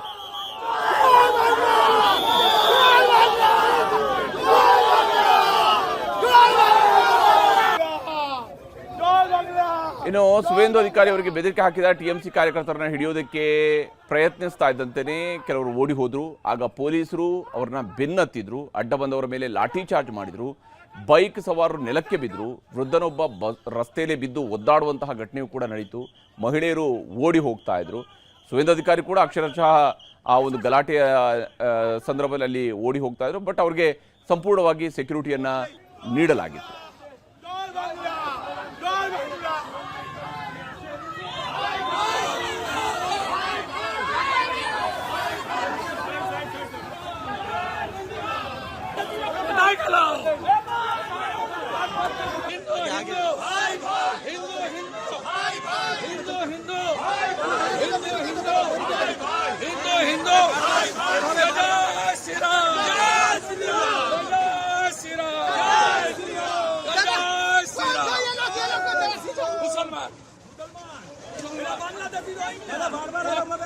बांग्लादेशी मुसलमान सब बांग्लादेशी मुसलमान बूथ जाम करने की कोशिश कर रहा है, बूथ जाम करने की कोशिश है। देखो ये इलाका छेड़े शुरू कर दिया पूरा ममता को. ಇದು ರಾಜ್ಯದ ಮಳೆ ಕಥೆ ಆಯಿತು. ಈಗ ಚುನಾವಣೆ ನಡೆದಿರುವಂತಹ ಪಶ್ಚಿಮ ಬಂಗಾಳದ ಕಡೆಗೆ ಹೋಗೋಣ. ಮೊದಲ ಹಂತದಲ್ಲಿ 93.19% ಮತದಾನ ನಡೆದಿತ್ತು. ಇವತ್ತು ಎರಡನೇ ಹಂತದಲ್ಲಿ ಮತದಾನದಲ್ಲಿ ಇಲ್ಲಿವರೆಗೂ ಸಿಕ್ಕಿರುವಂಥ ಅಪ್ಡೇಟ್ಸ್ ಪ್ರಕಾರ 92.20% ಮತದಾನ ಆಗಿದೆ. ಮತದಾನ ಆಗ್ತಾ ಇದ್ದಂತೆಯೇ ಚುನಾವಣೋತ್ತರ ಸಮೀಕ್ಷೆಗಳು ಕೂಡ ಹೊರಬರ್ತಾ ಇದ್ದಾವೆ. ಅದರಲ್ಲೂ ವಿಶೇಷವಾಗಿ ಪಶ್ಚಿಮ ಬಂಗಾಳದ ಒಟ್ಟು ಕ್ಷೇತ್ರಗಳು 294 ಇರುವಂಥದ್ದು. ಈ 294 ಸೀಟ್ಗಳಲ್ಲಿ ಯಾರು ಎಷ್ಟು ಗೆಲ್ಲಬಹುದು ಅನ್ನೋದರ ಬಗ್ಗೆ ಸಿಗ್ತಾ ಇರುವಂತಹ ಸಮೀಕ್ಷೆಯ ವರದಿಗಳನ್ನು ನಿಮಗೆ ತೋರಿಸ್ತಾ ಹೋಗ್ತೀನಿ. ಮ್ಯಾಟ್ರಿಸ್ ನಡೆಸಿರ್ತಕ್ಕಂತಹ ಸಮೀಕ್ಷೆಯ ಪ್ರಕಾರ TMC 125ರಿಂದ 140 ಸೀಟ್ಗಳನ್ನು, ಅಂದರೆ ಅಧಿಕಾರವನ್ನು ಈ ಬಾರಿ TMC ಕಳ್ಕೊಳ್ಳುತ್ತೆ ಅಂತ ಹೇಳಿ. ಇಲ್ಲಿ TMCಯ ಮುಖ್ಯಮಂತ್ರಿ ಆಗಿರುವಂತಹ ಮಮತಾ ದೀದಿ ಈ ಬಾರಿ ಅಧಿಕಾರವನ್ನು ಕಳ್ಕೊಳ್ಬಹುದು, 15 ವರ್ಷಗಳ ಆಡಳಿತ ಕೊನೆಗೊಳ್ಳಬಹುದು ಅಂತ ಹೇಳ್ತಾ ಇದೆ. BJP 146ರಿಂದ 161 ಸೀಟ್ಗಳು, ಕಾಂಗ್ರೆಸ್ ಮತ್ತು CPIM ಇದರಲ್ಲಿ ಶೂನ್ಯ ಸಾಧನೆಗೆ ಸೀಮಿತ ಆಗಬಹುದು. 6ರಿಂದ 10 ಸೀಟ್ಗಳಲ್ಲಿ ಇತರರು ಗೆಲುವನ್ನು ದಾಖಲಿಸಿಕೊಳ್ಳಬಹುದು ಅನ್ನುವಂಥದ್ದನ್ನು ಹೇಳ್ತಿದ್ದಾರೆ. ಕಾಂಗ್ರೆಸ್ ಕೂಡ ಶೂನ್ಯ ಸಾಧನೆಗೆ ಸೀಮಿತ ಆಗುತ್ತೆ ಅಂತೇಳಿ ಮ್ಯಾಟ್ರಿಸ್ ಹೇಳಿದೆ. ಇನ್ನು ಪಿಮಾರ್ಕ್ನ ಸಮೀಕ್ಷೆಯ ಪ್ರಕಾರ, ಪಿಮಾರ್ಕ್ ಹೇಳೋ ಪ್ರಕಾರ 118ರಿಂದ 138 ಸೀಟ್ಗಳು, ಅಂದರೆ TMC ಅಧಿಕಾರವನ್ನು ಕಳ್ಕೊಳ್ಳುತ್ತೆ ಅಂತೇಳಿ ಪಿಮಾರ್ಕ್ ಸರ್ವೆ ಕೂಡ ಹೇಳಿದೆ. 146ರಿಂದ 161 ಸೀಟ್ಗಳು BJPಗೆ ಬರುತ್ತೆ ಅನ್ನುವಂಥದ್ದನ್ನು ಪಿಮಾರ್ಕ್ ಹೇಳ್ತಿರುವಂಥದ್ದು. ಕಾಂಗ್ರೆಸ್ 6ರಿಂದ 10 ಸೀಟ್ಗಳು ಗೆಲ್ಲಬಹುದು, ಇತರರು ಶೂನ್ಯ ಸಾಧನೆ, CPM ಕೂಡ ಶೂನ್ಯ ಸಾಧನೆಗೆ ತೃಪ್ತಿ ಪಡ್ಕೊಳ್ಬೇಕಾಗತ್ತೆ ಅಂತ ಹೇಳಿ ಪಿಮಾರ್ಕ್ ಹೇಳ್ತಾ ಇದೆ. ಇನ್ನು JVC ನಡೆಸಿರುವಂತಹ ಸಮೀಕ್ಷೆಯ ಪ್ರಕಾರ 131ರಿಂದ 152 ಸೀಟ್ಗಳು, ಅಂದರೆ ಅಧಿಕಾರ ಸಿಕ್ಕರೂ ಸಿಗಬಹುದು TMCಗೆ, ಒಂದು ತಿನ್ ಮಾರ್ಜಿನಲ್ಲಿ ಸಿಗೋದಕ್ಕೆ ಚಾನ್ಸಸ್ಸು ಇದೆ, ಸಿಗದೆಯೂ ಇರಬಹುದು. ಹಾಗೆಯೇ BJPಗೂ ಅಷ್ಟೇ 138ರಿಂದ 159 ಸಿಕ್ಕರೂ ಸಿಗಬಹುದು, ಸಿಗದೆಯೂ ಇರಬಹುದು ಅನ್ನುವಂತಹ ರೀತಿಯಲ್ಲಿ JVC ಅವರ ಸರ್ವೆ ಹೇಳ್ತಾ ಇದೆ. 0ಯಿಂದ 2 ಸ್ಥಾನಗಳವರೆಗೆ ಕಾಂಗ್ರೆಸ್ ಫೈಟ್ನಲ್ಲಿದೆ ಅಂತ ಹೇಳಿ, ಇತರರು ಕೂಡ 0ಯಿಂದ 2. CPM ಶೂನ್ಯ ಸಾಧನೆಗೆ, ನೋಡಿ ಸರಿಸುಮಾರು 3 ದಶಕಗಳ ಕಾಲ ಆಡಳಿತ ನಡೆಸಿದಂತಹ CPM ಶೂನ್ಯ ಸಾಧನೆ ಅಂತೇಳಿ ಬಹುತೇಕ ಎಲ್ಲ ಸರ್ವೆಗಳು ಹೇಳ್ತಾ ಇದ್ದಾವೆ. ಬಂಗಾಳದ ಎಕ್ಸಿಟ್ ಪೋಲ್ನ ಜೊತೆಗೇನೆ ಇನ್ನು ಚಾಣಕ್ಯ ಸ್ಟ್ರಾಟಜೀಸ್ ನಡೆಸಿರುವಂತಹ ಸಮೀಕ್ಷೆಯ ಪ್ರಕಾರವೂ ಕೂಡ ಅಷ್ಟೇ BJP ಅಧಿಕಾರಕ್ಕೆ ಬರುತ್ತೆ ಅಂತೇಳಿ ಹೇಳ್ತಾ ಇದೆ. 150ರಿಂದ 160 ಸೀಟ್ಗಳೊಂದಿಗೆ BJP ಅಧಿಕಾರಕ್ಕೆ ಬರಬಹುದು ಅಂತೇಳಿ ಚಾಣಕ್ಯ ಸ್ಟ್ರಾಟಜೀಸ್ ಹೇಳ್ತಾ ಇದೆ. 130ರಿಂದ 140 ಸೀಟ್ಗಳು TMC ಪಾಲಾಗಬಹುದು. ಕಾಂಗ್ರೆಸ್ ಶೂನ್ಯ ಸಾಧನೆ, ಇತರರು 6ರಿಂದ 10, CPIM ಅಥವಾ ಎಡಪಕ್ಷಗಳ ಕೂಟಗಳು ಇವರು ಶೂನ್ಯ ಸಾಧನೆಯನ್ನು ಮಾಡ್ತವೆ ಅಂತ ಹೇಳಿ ಚಾಣಕ್ಯ ಸ್ಟ್ರಾಟಜೀಸ್ ಕೂಡ ತನ್ನ ಸರ್ವೆಯಲ್ಲಿ ಹೇಳ್ತಾ ಇದೆ. ಈಗ ತಮಿಳುನಾಡು, ಅಸ್ಸಾಂ, ಕೇರಳ, ಪುದುಚೇರಿ ಎಕ್ಸಿಟ್ ಪೋಲ್ನ ಲೆಕ್ಕಗಳನ್ನು ಕೂಡ ನಿಮಗೆ ತೋರಿಸ್ತಾ ಹೋಗ್ತೀನಿ. ಅದಕ್ಕೂ ಮೊದಲು ಬಂಗಾಳದಲ್ಲಿ ಇವತ್ತು ಎರಡನೇ ಹಂತದ ಮತದಾನದ ವೇಳೆ ನಡೆದಂತಹ ಹಿಂಸಾಚಾರಗಳನ್ನು ನಿಮಗೆ ತೋರಿಸಲೇಬೇಕು. ಪಶ್ಚಿಮ ಬಂಗಾಳದಲ್ಲಿ ನಡೆದಂತಹ ಎರಡನೇ ಹಂತದ ವೋಟಿಂಗ್ ವೇಳೆ ಜೀವಂತ ಬಾಂಬ್ಗಳು ಸಿಕ್ಕಿವೆ, ಕಚ್ಚಾ ಬಾಂಬ್ಗಳು ಸಿಕ್ಕಿರುವಂಥದ್ದು, ಗಲಾಟೆಗಳಾಗಿದ್ದಾವೆ. BJPಯ ನಾಯಕ, ಅಲ್ಲಿಯ ಪ್ರತಿಪಕ್ಷ ನಾಯಕ ಕೂಡ ಆಗಿರುವಂತಹ ಸುವೇಂದು ಅಧಿಕಾರಿಯನ್ನು ಅಟ್ಟಾಡಿಸಿದ್ದಾರೆ, ಹೊಡೆದಾಟಗಳು ನಡೆದಿದ್ದಾವೆ, ಲಾಠಿ ಚಾರ್ಜ್ಗಳಾಗಿವೆ, ಶೂಟೌಟ್ ಕೂಡ ಆಗಿದೆ.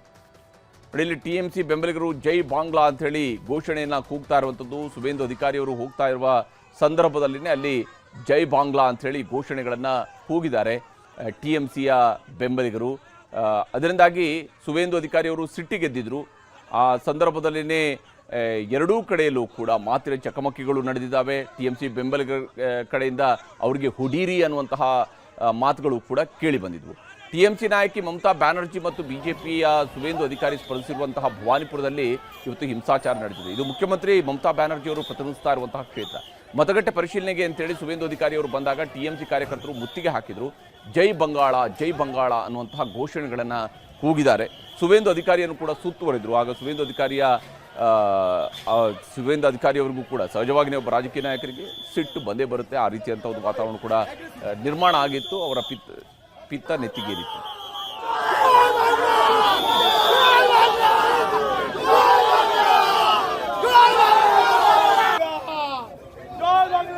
ಇನ್ನು ಸುವೇಂದು ಅಧಿಕಾರಿ ಅವರಿಗೆ ಬೆದರಿಕೆ ಹಾಕಿದ TMC ಕಾರ್ಯಕರ್ತರನ್ನ ಹಿಡಿಯೋದಕ್ಕೆ ಪ್ರಯತ್ನಿಸ್ತಾ ಇದ್ದಂತೆಯೇ ಕೆಲವರು ಓಡಿ ಹೋದ್ರು. ಆಗ ಪೊಲೀಸರು ಅವ್ರನ್ನ ಬೆನ್ನತ್ತಿದ್ರು. ಅಡ್ಡ ಬಂದವರ ಮೇಲೆ ಲಾಠಿ ಚಾರ್ಜ್ ಮಾಡಿದ್ರು. ಬೈಕ್ ಸವಾರರು ನೆಲಕ್ಕೆ ಬಿದ್ದರು. ವೃದ್ಧನೊಬ್ಬ ರಸ್ತೆಯಲ್ಲಿ ಬಿದ್ದು ಒದ್ದಾಡುವಂತಹ ಘಟನೆಯೂ ಕೂಡ ನಡೀತು. ಮಹಿಳೆಯರು ಓಡಿ ಹೋಗ್ತಾ ಇದ್ರು. ಸುವೇಂದು ಅಧಿಕಾರಿ ಕೂಡ ಅಕ್ಷರಶಃ ಆ ಒಂದು ಗಲಾಟೆಯ ಸಂದರ್ಭದಲ್ಲಿ ಅಲ್ಲಿ ಓಡಿ ಹೋಗ್ತಾ ಇದ್ರು. ಬಟ್ ಅವ್ರಿಗೆ ಸಂಪೂರ್ಣವಾಗಿ ಸೆಕ್ಯೂರಿಟಿಯನ್ನು ನೀಡಲಾಗಿತ್ತು.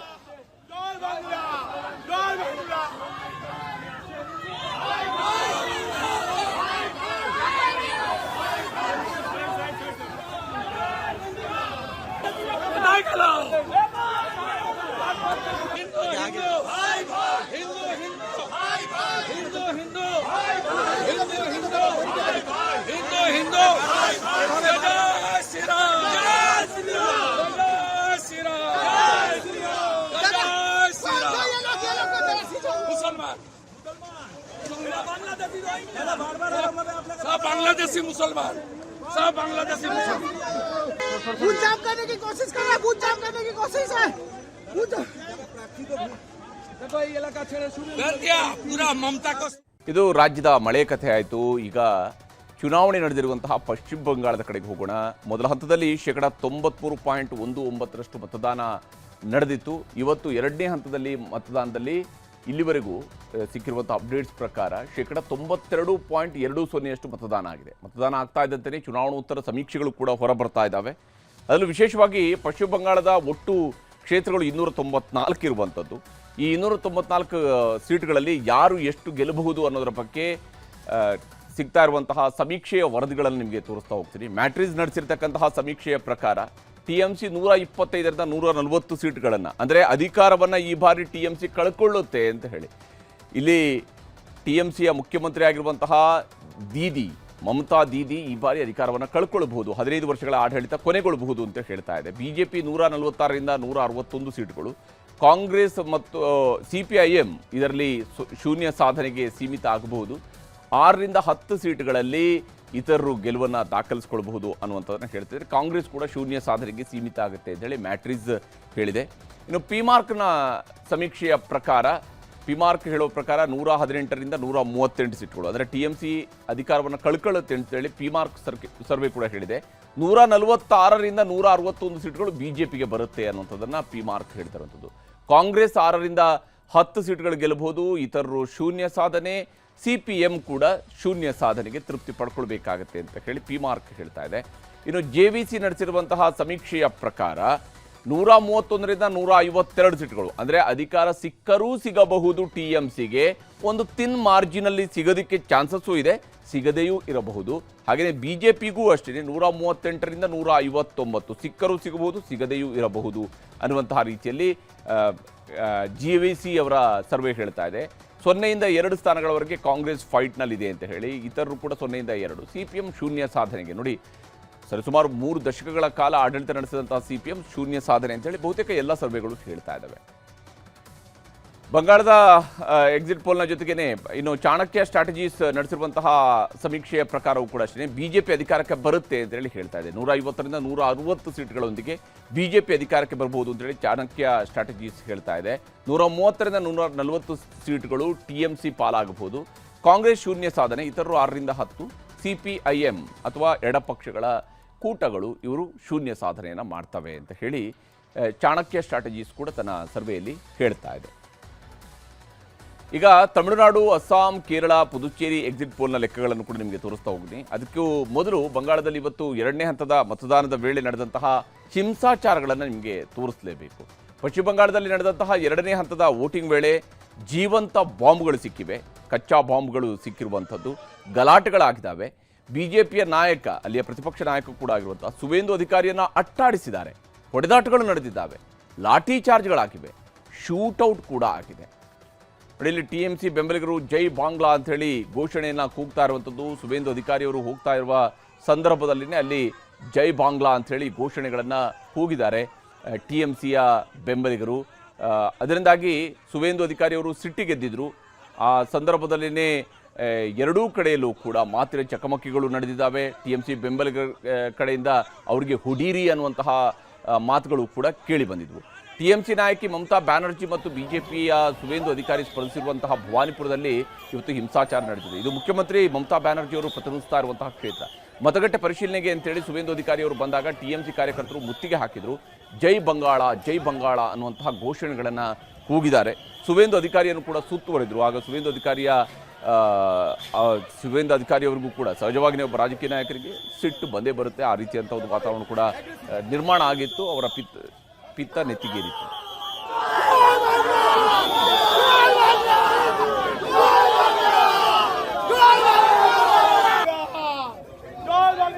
ಇನ್ನು ಸುವೇಂದು ಅಧಿಕಾರಿ ಅವರಿಗೆ ಬೆದರಿಕೆ ಹಾಕಿದ TMC ಕಾರ್ಯಕರ್ತರನ್ನ ಹಿಡಿಯೋದಕ್ಕೆ ಪ್ರಯತ್ನಿಸ್ತಾ ಇದ್ದಂತೆಯೇ ಕೆಲವರು ಓಡಿ ಹೋದ್ರು. ಆಗ ಪೊಲೀಸರು ಅವ್ರನ್ನ ಬೆನ್ನತ್ತಿದ್ರು, ಅಡ್ಡ ಬಂದವರ ಮೇಲೆ ಲಾಠಿ ಚಾರ್ಜ್ ಮಾಡಿದ್ರು, ಬೈಕ್ ಸವಾರರು ನೆಲಕ್ಕೆ ಬಿದ್ದರು, ವೃದ್ಧನೊಬ್ಬ ರಸ್ತೆಯಲ್ಲಿ ಬಿದ್ದು ಒದ್ದಾಡುವಂತಹ ಘಟನೆಯೂ ಕೂಡ ನಡೀತು.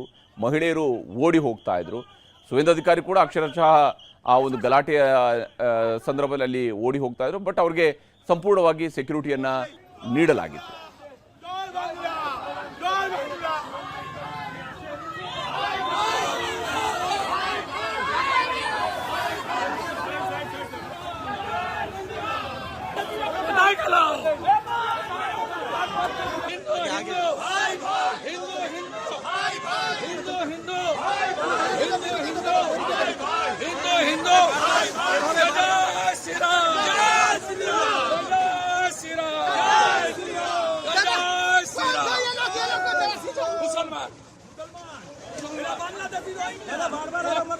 बांग्लादेशी मुसलमान, सब बांग्लादेशी मुसलमान बूथ जाम करने की कोशिश कर रहा है, बूथ जाम करने की कोशिश है। देखो ये इलाका छेड़े शुरू कर दिया पूरा ममता को. ಇದು ರಾಜ್ಯದ ಮಳೆ ಕಥೆ ಆಯಿತು. ಈಗ ಚುನಾವಣೆ ನಡೆದಿರುವಂತಹ ಪಶ್ಚಿಮ ಬಂಗಾಳದ ಕಡೆಗೆ ಹೋಗೋಣ. ಮೊದಲ ಹಂತದಲ್ಲಿ 93.19% ಮತದಾನ ನಡೆದಿತ್ತು. ಇವತ್ತು 2ನೇ ಹಂತದಲ್ಲಿ ಮತದಾನದಲ್ಲಿ ಇಲ್ಲಿವರೆಗೂ ಸಿಕ್ಕಿರುವಂಥ ಅಪ್ಡೇಟ್ಸ್ ಪ್ರಕಾರ 92.20% ಮತದಾನ ಆಗಿದೆ. ಮತದಾನ ಆಗ್ತಾ ಇದ್ದಂತೆಯೇ ಚುನಾವಣೋತ್ತರ ಸಮೀಕ್ಷೆಗಳು ಕೂಡ ಹೊರಬರ್ತಾ ಇದ್ದಾವೆ. ಅದರಲ್ಲೂ ವಿಶೇಷವಾಗಿ ಪಶ್ಚಿಮ ಬಂಗಾಳದ ಒಟ್ಟು ಕ್ಷೇತ್ರಗಳು 294 ಇರುವಂಥದ್ದು. ಈ 294 ಸೀಟ್ಗಳಲ್ಲಿ ಯಾರು ಎಷ್ಟು ಗೆಲ್ಲಬಹುದು ಅನ್ನೋದರ ಬಗ್ಗೆ ಸಿಗ್ತಾ ಇರುವಂತಹ ಸಮೀಕ್ಷೆಯ ವರದಿಗಳನ್ನು ನಿಮಗೆ ತೋರಿಸ್ತಾ ಹೋಗ್ತೀನಿ. ಮ್ಯಾಟ್ರಿಸ್ ನಡೆಸಿರ್ತಕ್ಕಂತಹ ಸಮೀಕ್ಷೆಯ ಪ್ರಕಾರ TMC 125ರಿಂದ 140 ಸೀಟ್ಗಳನ್ನು, ಅಂದರೆ ಅಧಿಕಾರವನ್ನು ಈ ಬಾರಿ TMC ಕಳ್ಕೊಳ್ಳುತ್ತೆ ಅಂತ ಹೇಳಿ. ಇಲ್ಲಿ TMCಯ ಮುಖ್ಯಮಂತ್ರಿ ಆಗಿರುವಂತಹ ಮಮತಾ ದೀದಿ ಈ ಬಾರಿ ಅಧಿಕಾರವನ್ನು ಕಳ್ಕೊಳ್ಬಹುದು, 15 ವರ್ಷಗಳ ಆಡಳಿತ ಕೊನೆಗೊಳ್ಳಬಹುದು ಅಂತ ಹೇಳ್ತಾ ಇದೆ. ಬಿಜೆಪಿ 146ರಿಂದ 161 ಸೀಟ್ಗಳು, ಕಾಂಗ್ರೆಸ್ ಮತ್ತು CPIM ಇದರಲ್ಲಿ ಶೂನ್ಯ ಸಾಧನೆಗೆ ಸೀಮಿತ ಆಗಬಹುದು. 6ರಿಂದ 10 ಸೀಟ್ಗಳಲ್ಲಿ ಇತರರು ಗೆಲುವನ್ನು ದಾಖಲಿಸಿಕೊಳ್ಳಬಹುದು ಅನ್ನುವಂಥದ್ದನ್ನು ಹೇಳ್ತಿದ್ದಾರೆ. ಕಾಂಗ್ರೆಸ್ ಕೂಡ ಶೂನ್ಯ ಸಾಧನೆಗೆ ಸೀಮಿತ ಆಗುತ್ತೆ ಅಂತ ಹೇಳಿ ಮ್ಯಾಟ್ರಿಸ್ ಹೇಳಿದೆ. ಇನ್ನು ಪಿಮಾರ್ಕ್ನ ಸಮೀಕ್ಷೆಯ ಪ್ರಕಾರ, ಪಿಮಾರ್ಕ್ ಹೇಳೋ ಪ್ರಕಾರ 118ರಿಂದ 138 ಸೀಟ್ಗಳು, ಅಂದರೆ TMC ಅಧಿಕಾರವನ್ನು ಕಳ್ಕೊಳ್ಳುತ್ತೆ ಅಂತೇಳಿ ಪಿಮಾರ್ಕ್ ಸರ್ವೆ ಕೂಡ ಹೇಳಿದೆ. 146ರಿಂದ 161 ಸೀಟ್ಗಳು ಬಿಜೆಪಿಗೆ ಬರುತ್ತೆ ಅನ್ನುವಂಥದ್ದನ್ನು ಪಿಮಾರ್ಕ್ ಹೇಳ್ತಾ ಇರುವಂಥದ್ದು. ಕಾಂಗ್ರೆಸ್ 6ರಿಂದ 10 ಸೀಟ್ಗಳು ಗೆಲ್ಲಬಹುದು, ಇತರರು ಶೂನ್ಯ ಸಾಧನೆ, CPM ಕೂಡ ಶೂನ್ಯ ಸಾಧನೆಗೆ ತೃಪ್ತಿ ಪಡ್ಕೊಳ್ಬೇಕಾಗತ್ತೆ ಅಂತ ಹೇಳಿ ಪಿಮಾರ್ಕ್ ಹೇಳ್ತಾ ಇದೆ. ಇನ್ನು JVC ನಡೆಸಿರುವಂತಹ ಸಮೀಕ್ಷೆಯ ಪ್ರಕಾರ 131ರಿಂದ 152 ಸೀಟ್ಗಳು, ಅಂದರೆ ಅಧಿಕಾರ ಸಿಕ್ಕರೂ ಸಿಗಬಹುದು TMCಗೆ, ಒಂದು ತಿನ್ ಮಾರ್ಜಿನಲ್ಲಿ ಸಿಗೋದಕ್ಕೆ ಚಾನ್ಸಸ್ಸು ಇದೆ, ಸಿಗದೆಯೂ ಇರಬಹುದು. ಹಾಗೆಯೇ ಬಿಜೆಪಿಗೂ ಅಷ್ಟೇ 138ರಿಂದ 159 ಸಿಕ್ಕರೂ ಸಿಗಬಹುದು, ಸಿಗದೆಯೂ ಇರಬಹುದು ಅನ್ನುವಂತಹ ರೀತಿಯಲ್ಲಿ JVC ಅವರ ಸರ್ವೆ ಹೇಳ್ತಾ ಇದೆ. 0ಯಿಂದ 2 ಸ್ಥಾನಗಳವರೆಗೆ ಕಾಂಗ್ರೆಸ್ ಫೈಟ್ನಲ್ಲಿದೆ ಅಂತ ಹೇಳಿ, ಇತರರು ಕೂಡ 0ಯಿಂದ 2. CPM ಶೂನ್ಯ ಸಾಧನೆಗೆ. ನೋಡಿ, ಸರಿಸುಮಾರು 3 ದಶಕಗಳ ಕಾಲ ಆಡಳಿತ ನಡೆಸಿದಂತಹ CPM ಶೂನ್ಯ ಸಾಧನೆ ಅಂತೇಳಿ ಬಹುತೇಕ ಎಲ್ಲ ಸರ್ವೆಗಳು ಹೇಳ್ತಾ ಇದ್ದಾವೆ.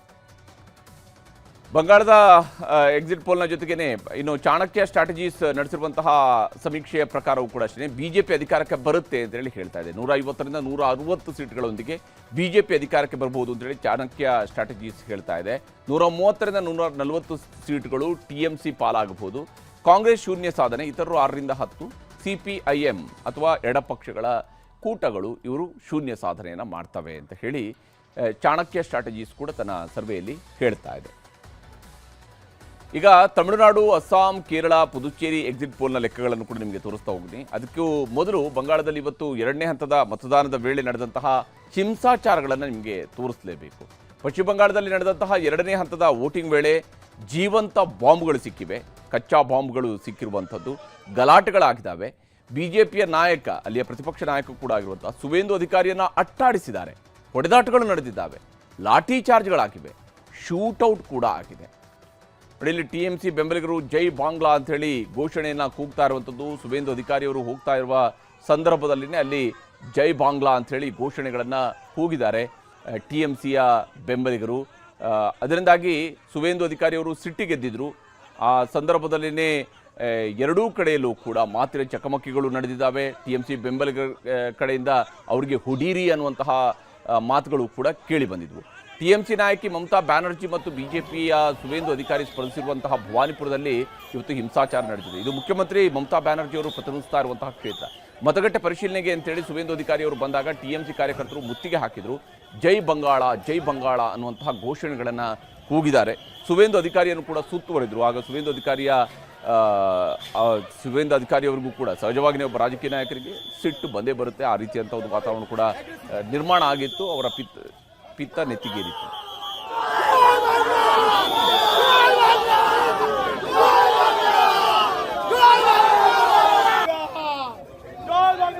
ಇನ್ನು ಸುವೇಂದು ಅಧಿಕಾರಿ ಅವರಿಗೆ ಬೆದರಿಕೆ ಹಾಕಿದ TMC ಕಾರ್ಯಕರ್ತರನ್ನ ಹಿಡಿಯೋದಕ್ಕೆ ಪ್ರಯತ್ನಿಸ್ತಾ ಇದ್ದಂತೆಯೇ ಕೆಲವರು ಓಡಿ ಹೋದ್ರು. ಆಗ ಪೊಲೀಸರು ಅವ್ರನ್ನ ಬೆನ್ನತ್ತಿದ್ರು, ಅಡ್ಡ ಬಂದವರ ಮೇಲೆ ಲಾಠಿ ಚಾರ್ಜ್ ಮಾಡಿದ್ರು, ಬೈಕ್ ಸವಾರರು ನೆಲಕ್ಕೆ ಬಿದ್ದರು, ವೃದ್ಧನೊಬ್ಬ ರಸ್ತೆಯಲ್ಲೇ ಬಿದ್ದು ಒದ್ದಾಡುವಂತಹ ಘಟನೆಯೂ ಕೂಡ ನಡೀತು. ಮಹಿಳೆಯರು ಓಡಿ ಹೋಗ್ತಾ ಇದ್ರು. ಸುವೇಂದು ಅಧಿಕಾರಿ ಕೂಡ ಅಕ್ಷರಶಃ ಆ ಒಂದು ಗಲಾಟೆಯ ಸಂದರ್ಭದಲ್ಲಿ ಅಲ್ಲಿ ಓಡಿ ಹೋಗ್ತಾ ಇದ್ರು. ಬಟ್ ಅವ್ರಿಗೆ ಸಂಪೂರ್ಣವಾಗಿ ಸೆಕ್ಯೂರಿಟಿಯನ್ನ ನೀಡಲಾಗಿತ್ತು.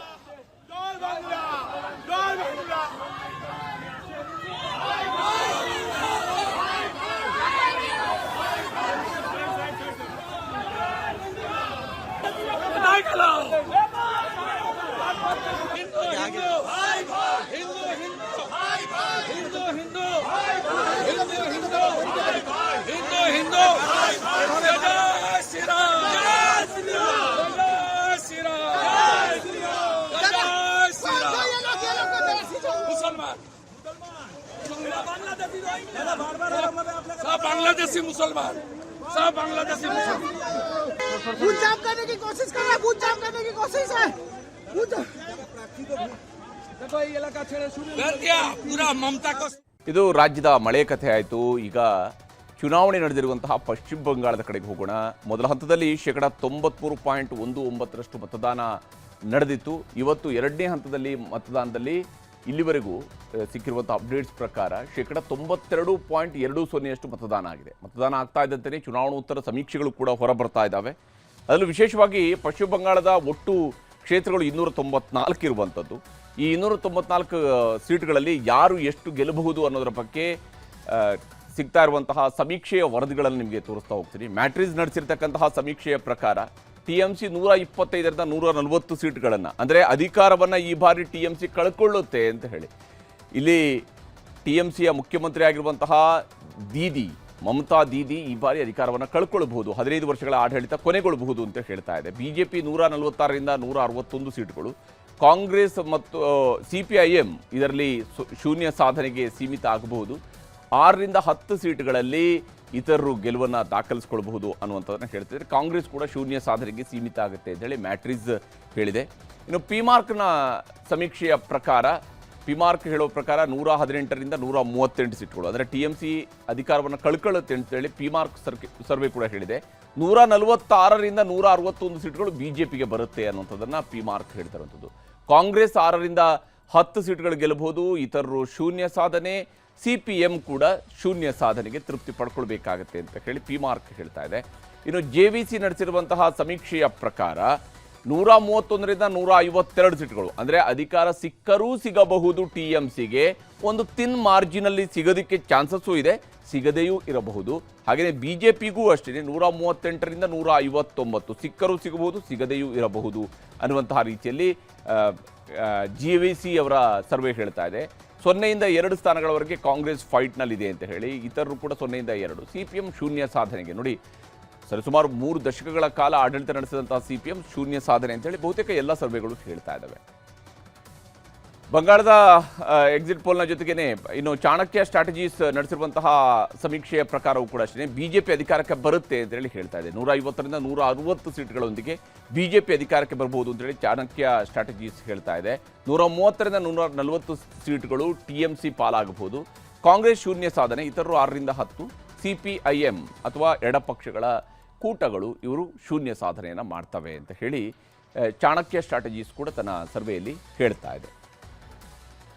ಈಗ ತಮಿಳುನಾಡು, ಅಸ್ಸಾಂ, ಕೇರಳ, ಪುದುಚೇರಿ ಎಕ್ಸಿಟ್ ಪೋಲ್ನ ಲೆಕ್ಕಗಳನ್ನು ಕೂಡ ನಿಮಗೆ ತೋರಿಸ್ತಾ ಹೋಗ್ತೀನಿ. ಅದಕ್ಕೂ ಮೊದಲು ಬಂಗಾಳದಲ್ಲಿ ಇವತ್ತು 2ನೇ ಹಂತದ ಮತದಾನದ ವೇಳೆ ನಡೆದಂತಹ ಹಿಂಸಾಚಾರಗಳನ್ನು ನಿಮಗೆ ತೋರಿಸಲೇಬೇಕು.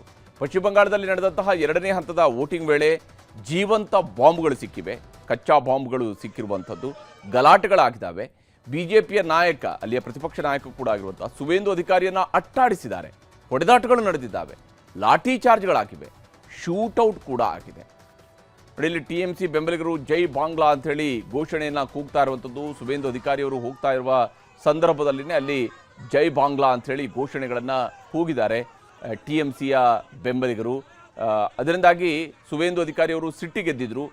ಆ ಸಂದರ್ಭದಲ್ಲಿನೇ ಎರಡೂ ಕಡೆಯಲ್ಲೂ ಕೂಡ ಮಾತಿನ ಚಕಮಕಿಗಳು ನಡೆದಿದ್ದಾವೆ. TMC ಬೆಂಬಲಿಗರ ಕಡೆಯಿಂದ ಅವರಿಗೆ ಹುಡೀರಿ ಅನ್ನುವಂತಹ ಮಾತುಗಳು ಕೂಡ ಕೇಳಿ ಬಂದಿದ್ವು. TMC ನಾಯಕಿ ಮಮತಾ ಬ್ಯಾನರ್ಜಿ ಮತ್ತು BJPಯ ಸುವೇಂದು ಅಧಿಕಾರಿ ಸ್ಪರ್ಧಿಸಿರುವಂತಹ ಭವಾನಿಪುರದಲ್ಲಿ ಇವತ್ತು ಹಿಂಸಾಚಾರ ನಡೆದಿದೆ. ಇದು ಮುಖ್ಯಮಂತ್ರಿ ಮಮತಾ ಬ್ಯಾನರ್ಜಿ ಅವರು ಪ್ರತಿನಿಧಿಸ್ತಾ ಇರುವಂತಹ ಕ್ಷೇತ್ರ. ಮತಗಟ್ಟೆ ಪರಿಶೀಲನೆಗೆ ಅಂತೇಳಿ ಸುವೇಂದು ಅಧಿಕಾರಿ ಅವರು ಬಂದಾಗ TMC ಕಾರ್ಯಕರ್ತರು ಮುತ್ತಿಗೆ ಹಾಕಿದ್ರು. ಜೈ ಬಂಗಾಳ, ಜೈ ಬಂಗಾಳ ಅನ್ನುವಂತಹ ಘೋಷಣೆಗಳನ್ನು ಕೂಗಿದ್ದಾರೆ. ಸುವೇಂದು ಅಧಿಕಾರಿಯನ್ನು ಕೂಡ ಸುತ್ತುವರಿದ್ರು. ಆಗ ಸುವೇಂದು ಅಧಿಕಾರಿಯವರಿಗೂ ಕೂಡ ಸಹಜವಾಗಿ ಒಬ್ಬ ರಾಜಕೀಯ ನಾಯಕರಿಗೆ ಸಿಟ್ಟು ಬಂದೇ ಬರುತ್ತೆ. ಆ ರೀತಿಯಂಥ ಒಂದು ವಾತಾವರಣ ಕೂಡ ನಿರ್ಮಾಣ ಆಗಿತ್ತು. ಅವರ ಪಿತ್ತ ನೆತ್ತಿಗೇರಿತ್ತು.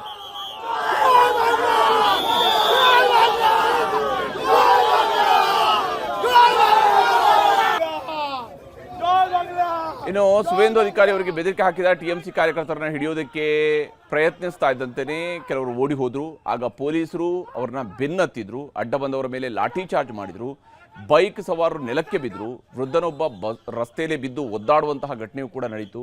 ಮಹಿಳೆಯರು ಓಡಿ ಹೋಗ್ತಾ ಇದ್ರು. ಸುವೇಂದು ಅಧಿಕಾರಿ ಕೂಡ ಅಕ್ಷರಶಃ ಆ ಒಂದು ಗಲಾಟೆಯ ಸಂದರ್ಭದಲ್ಲಿ ಅಲ್ಲಿ ಓಡಿ ಹೋಗ್ತಾ ಇದ್ರು. ಬಟ್ ಅವ್ರಿಗೆ ಸಂಪೂರ್ಣವಾಗಿ ಸೆಕ್ಯೂರಿಟಿಯನ್ನು ನೀಡಲಾಗಿತ್ತು.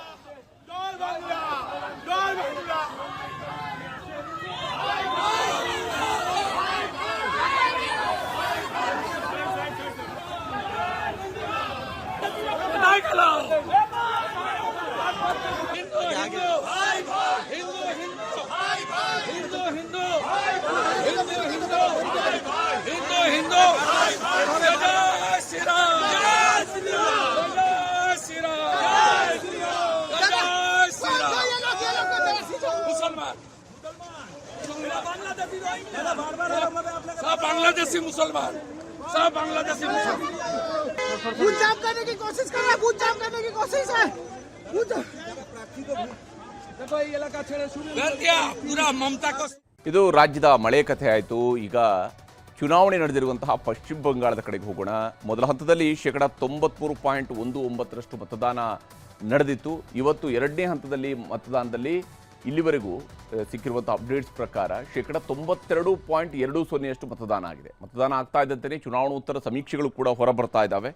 ಅದರಲ್ಲೂ ವಿಶೇಷವಾಗಿ ಪಶ್ಚಿಮ ಬಂಗಾಳದ ಒಟ್ಟು ಕ್ಷೇತ್ರಗಳು 294 ಇರುವಂಥದ್ದು. ಈ 294 ಸೀಟ್ಗಳಲ್ಲಿ ಯಾರು ಎಷ್ಟು ಗೆಲ್ಲಬಹುದು ಅನ್ನೋದರ ಬಗ್ಗೆ ಸಿಗ್ತಾ ಇರುವಂತಹ ಸಮೀಕ್ಷೆಯ ವರದಿಗಳನ್ನು ನಿಮಗೆ ತೋರಿಸ್ತಾ ಹೋಗ್ತೀನಿ. ಮ್ಯಾಟ್ರಿಸ್ ನಡೆಸಿರ್ತಕ್ಕಂತಹ ಸಮೀಕ್ಷೆಯ ಪ್ರಕಾರ TMC 125ರಿಂದ 140 ಸೀಟ್ಗಳನ್ನು, ಅಂದರೆ ಅಧಿಕಾರವನ್ನು ಈ ಬಾರಿ TMC ಕಳ್ಕೊಳ್ಳುತ್ತೆ ಅಂತ ಹೇಳಿ. ಇಲ್ಲಿ TMCಯ ಮುಖ್ಯಮಂತ್ರಿ ಆಗಿರುವಂತಹ ದೀದಿ ಮಮತಾ ದೀದಿ ಈ ಬಾರಿ ಅಧಿಕಾರವನ್ನು ಕಳ್ಕೊಳ್ಬಹುದು, 15 ವರ್ಷಗಳ ಆಡಳಿತ ಕೊನೆಗೊಳ್ಳಬಹುದು ಅಂತ ಹೇಳ್ತಾ ಇದೆ. ಬಿಜೆಪಿ 146ರಿಂದ 161 ಸೀಟ್ಗಳು, ಕಾಂಗ್ರೆಸ್ ಮತ್ತು CPIM ಇದರಲ್ಲಿ ಶೂನ್ಯ ಸಾಧನೆಗೆ ಸೀಮಿತ ಆಗಬಹುದು. 6ರಿಂದ 10 ಸೀಟ್ಗಳಲ್ಲಿ ಇತರರು ಗೆಲುವನ್ನು ದಾಖಲಿಸಿಕೊಳ್ಳಬಹುದು ಅನ್ನುವಂಥದ್ದನ್ನು ಹೇಳ್ತಿದ್ದಾರೆ. ಕಾಂಗ್ರೆಸ್ ಕೂಡ ಶೂನ್ಯ ಸಾಧನೆಗೆ ಸೀಮಿತ ಆಗುತ್ತೆ ಅಂತೇಳಿ ಮ್ಯಾಟ್ರಿಸ್ ಹೇಳಿದೆ.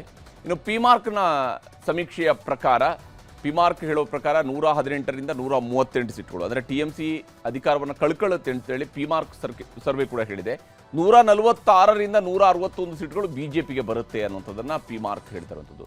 ಕಾಂಗ್ರೆಸ್ 6ರಿಂದ 10 ಸೀಟ್ಗಳು ಗೆಲ್ಲಬಹುದು, ಇತರರು ಶೂನ್ಯ ಸಾಧನೆ, CPM ಕೂಡ ಶೂನ್ಯ ಸಾಧನೆಗೆ ತೃಪ್ತಿ ಪಡ್ಕೊಳ್ಬೇಕಾಗತ್ತೆ ಅಂತ ಹೇಳಿ ಪಿಮಾರ್ಕ್ ಹೇಳ್ತಾ ಇದೆ. ಇನ್ನು JVC ನಡೆಸಿರುವಂತಹ ಸಮೀಕ್ಷೆಯ ಪ್ರಕಾರ 131ರಿಂದ 152 ಸೀಟ್ಗಳು, ಅಂದರೆ ಅಧಿಕಾರ ಸಿಕ್ಕರೂ ಸಿಗಬಹುದು TMCಗೆ, ಒಂದು ತಿನ್ ಮಾರ್ಜಿನಲ್ಲಿ ಸಿಗೋದಕ್ಕೆ ಚಾನ್ಸಸ್ಸು ಇದೆ, ಸಿಗದೆಯೂ ಇರಬಹುದು. ಹಾಗೆಯೇ BJPಗೂ ಅಷ್ಟೇ 138ರಿಂದ 159 ಸಿಕ್ಕರೂ ಸಿಗಬಹುದು, ಸಿಗದೆಯೂ ಇರಬಹುದು ಅನ್ನುವಂತಹ ರೀತಿಯಲ್ಲಿ JVC ಅವರ ಸರ್ವೆ ಹೇಳ್ತಾ ಇದೆ. 0ಯಿಂದ 2 ಸ್ಥಾನಗಳವರೆಗೆ ಕಾಂಗ್ರೆಸ್ ಫೈಟ್ನಲ್ಲಿದೆ ಅಂತ ಹೇಳಿ, ಇತರರು ಕೂಡ 0ಯಿಂದ 2. CPM ಶೂನ್ಯ ಸಾಧನೆಗೆ, ನೋಡಿ ಸರಿಸುಮಾರು 3 ದಶಕಗಳ ಕಾಲ ಆಡಳಿತ ನಡೆಸಿದಂತಹ CPM ಶೂನ್ಯ ಸಾಧನೆ ಅಂತೇಳಿ ಬಹುತೇಕ ಎಲ್ಲ ಸರ್ವೆಗಳು ಹೇಳ್ತಾ ಇದ್ದಾವೆ. ಬಂಗಾಳದ ಎಕ್ಸಿಟ್ ಪೋಲ್ನ ಜೊತೆಗೇನೆ ಇನ್ನು ಚಾಣಕ್ಯ ಸ್ಟ್ರಾಟಜೀಸ್ ನಡೆಸಿರುವಂತಹ ಸಮೀಕ್ಷೆಯ ಪ್ರಕಾರವೂ ಕೂಡ ಅಷ್ಟೇ BJP ಅಧಿಕಾರಕ್ಕೆ ಬರುತ್ತೆ ಅಂತೇಳಿ ಹೇಳ್ತಾ ಇದೆ. 150ರಿಂದ 160 ಸೀಟ್ಗಳೊಂದಿಗೆ BJP ಅಧಿಕಾರಕ್ಕೆ ಬರಬಹುದು ಅಂತೇಳಿ ಚಾಣಕ್ಯ ಸ್ಟ್ರಾಟಜೀಸ್ ಹೇಳ್ತಾ ಇದೆ. 130ರಿಂದ 140 ಸೀಟ್ಗಳು TMC ಪಾಲಾಗಬಹುದು. ಕಾಂಗ್ರೆಸ್ ಶೂನ್ಯ ಸಾಧನೆ, ಇತರರು 6ರಿಂದ 10, CPIM ಅಥವಾ ಎಡಪಕ್ಷಗಳ ಕೂಟಗಳು ಇವರು ಶೂನ್ಯ ಸಾಧನೆಯನ್ನು ಮಾಡ್ತವೆ ಅಂತ ಹೇಳಿ ಚಾಣಕ್ಯ ಸ್ಟ್ರಾಟಜೀಸ್ ಕೂಡ ತನ್ನ ಸರ್ವೆಯಲ್ಲಿ ಹೇಳ್ತಾ ಇದೆ. ಈಗ ತಮಿಳುನಾಡು, ಅಸ್ಸಾಂ, ಕೇರಳ, ಪುದುಚೇರಿ ಎಕ್ಸಿಟ್ ಪೋಲ್ನ ಲೆಕ್ಕಗಳನ್ನು ಕೂಡ ನಿಮಗೆ ತೋರಿಸ್ತಾ ಹೋಗ್ತೀನಿ. ಅದಕ್ಕೂ ಮೊದಲು ಬಂಗಾಳದಲ್ಲಿ ಇವತ್ತು 2ನೇ ಹಂತದ ಮತದಾನದ ವೇಳೆ ನಡೆದಂತಹ ಹಿಂಸಾಚಾರಗಳನ್ನು ನಿಮಗೆ ತೋರಿಸಲೇಬೇಕು. ಪಶ್ಚಿಮ ಬಂಗಾಳದಲ್ಲಿ ನಡೆದಂತಹ 2ನೇ ಹಂತದ ವೋಟಿಂಗ್ ವೇಳೆ ಜೀವಂತ ಬಾಂಬ್ಗಳು ಸಿಕ್ಕಿವೆ, ಕಚ್ಚಾ ಬಾಂಬ್ಗಳು ಸಿಕ್ಕಿರುವಂಥದ್ದು, ಗಲಾಟೆಗಳಾಗಿದ್ದಾವೆ. BJPಯ ನಾಯಕ, ಅಲ್ಲಿಯ ಪ್ರತಿಪಕ್ಷ ನಾಯಕ ಕೂಡ ಆಗಿರುವಂತಹ ಸುವೇಂದು ಅಧಿಕಾರಿಯನ್ನು ಅಟ್ಟಾಡಿಸಿದ್ದಾರೆ, ಹೊಡೆದಾಟಗಳು ನಡೆದಿದ್ದಾವೆ, ಲಾಠಿ ಚಾರ್ಜ್ಗಳಾಗಿವೆ, ಶೂಟೌಟ್ ಕೂಡ ಆಗಿದೆ. ಇಲ್ಲಿ TMC ಬೆಂಬಲಿಗರು ಜೈ ಬಾಂಗ್ಲಾ ಅಂಥೇಳಿ ಘೋಷಣೆಯನ್ನು ಕೂಗ್ತಾ ಇರುವಂಥದ್ದು. ಸುವೇಂದು ಅಧಿಕಾರಿಯವರು ಹೋಗ್ತಾ ಇರುವ ಸಂದರ್ಭದಲ್ಲಿನೇ ಅಲ್ಲಿ ಜೈ ಬಾಂಗ್ಲಾ ಅಂಥೇಳಿ ಘೋಷಣೆಗಳನ್ನು ಕೂಗಿದ್ದಾರೆ TMCಯ ಬೆಂಬಲಿಗರು. ಅದರಿಂದಾಗಿ ಸುವೇಂದು ಅಧಿಕಾರಿಯವರು ಸಿಟ್ಟಿಗೆದ್ದಿದ್ರು. ಆ ಸಂದರ್ಭದಲ್ಲಿನೇ ಎರಡೂ ಕಡೆಯಲ್ಲೂ ಕೂಡ ಮಾತಿನ ಚಕಮಕಿಗಳು ನಡೆದಿದ್ದಾವೆ. TMC ಬೆಂಬಲಿಗರ ಕಡೆಯಿಂದ ಅವರಿಗೆ ಹುಡೀರಿ ಅನ್ನುವಂತಹ ಮಾತುಗಳು ಕೂಡ ಕೇಳಿ ಬಂದಿದ್ವು. TMC ನಾಯಕಿ ಮಮತಾ ಬ್ಯಾನರ್ಜಿ ಮತ್ತು BJPಯ ಸುವೇಂದು ಅಧಿಕಾರಿ ಸ್ಪರ್ಧಿಸಿರುವಂತಹ ಭವಾನಿಪುರದಲ್ಲಿ ಇವತ್ತು ಹಿಂಸಾಚಾರ ನಡೆದಿದೆ. ಇದು ಮುಖ್ಯಮಂತ್ರಿ ಮಮತಾ ಬ್ಯಾನರ್ಜಿ ಅವರು ಪ್ರತಿನಿಧಿಸ್ತಾ ಇರುವಂತಹ ಕ್ಷೇತ್ರ. ಮತಗಟ್ಟೆ ಪರಿಶೀಲನೆಗೆ ಅಂತೇಳಿ ಸುವೇಂದು ಅಧಿಕಾರಿ ಅವರು ಬಂದಾಗ TMC ಕಾರ್ಯಕರ್ತರು ಮುತ್ತಿಗೆ ಹಾಕಿದರು. ಜೈ ಬಂಗಾಳ, ಜೈ ಬಂಗಾಳ ಅನ್ನುವಂತಹ ಘೋಷಣೆಗಳನ್ನು ಕೂಗಿದ್ದಾರೆ. ಸುವೇಂದು ಅಧಿಕಾರಿಯನ್ನು ಕೂಡ ಸುತ್ತುವರಿದ್ರು. ಆಗ ಸುವೇಂದು ಅಧಿಕಾರಿಯವರಿಗೂ ಕೂಡ ಸಹಜವಾಗಿ ಒಬ್ಬ ರಾಜಕೀಯ ನಾಯಕರಿಗೆ ಸಿಟ್ಟು ಬಂದೇ ಬರುತ್ತೆ. ಆ ರೀತಿಯಂಥ ಒಂದು ವಾತಾವರಣ ಕೂಡ ನಿರ್ಮಾಣ ಆಗಿತ್ತು. ಅವರ ಪಿತ್ತ ನೆತ್ತಿಗೇರಿತ್ತು.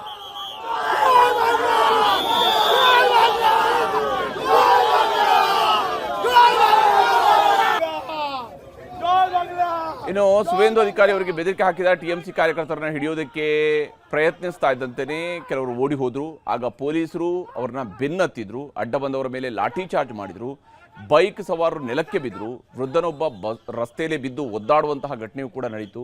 ಮಹಿಳೆಯರು ಓಡಿ ಹೋಗ್ತಾ ಇದ್ರು. ಸುವೇಂದು ಅಧಿಕಾರಿ ಕೂಡ ಅಕ್ಷರಶಃ ಆ ಒಂದು ಗಲಾಟೆಯ ಸಂದರ್ಭದಲ್ಲಿ ಅಲ್ಲಿ ಓಡಿ ಹೋಗ್ತಾ ಇದ್ರು. ಬಟ್ ಅವ್ರಿಗೆ ಸಂಪೂರ್ಣವಾಗಿ ಸೆಕ್ಯೂರಿಟಿಯನ್ನು ನೀಡಲಾಗಿತ್ತು.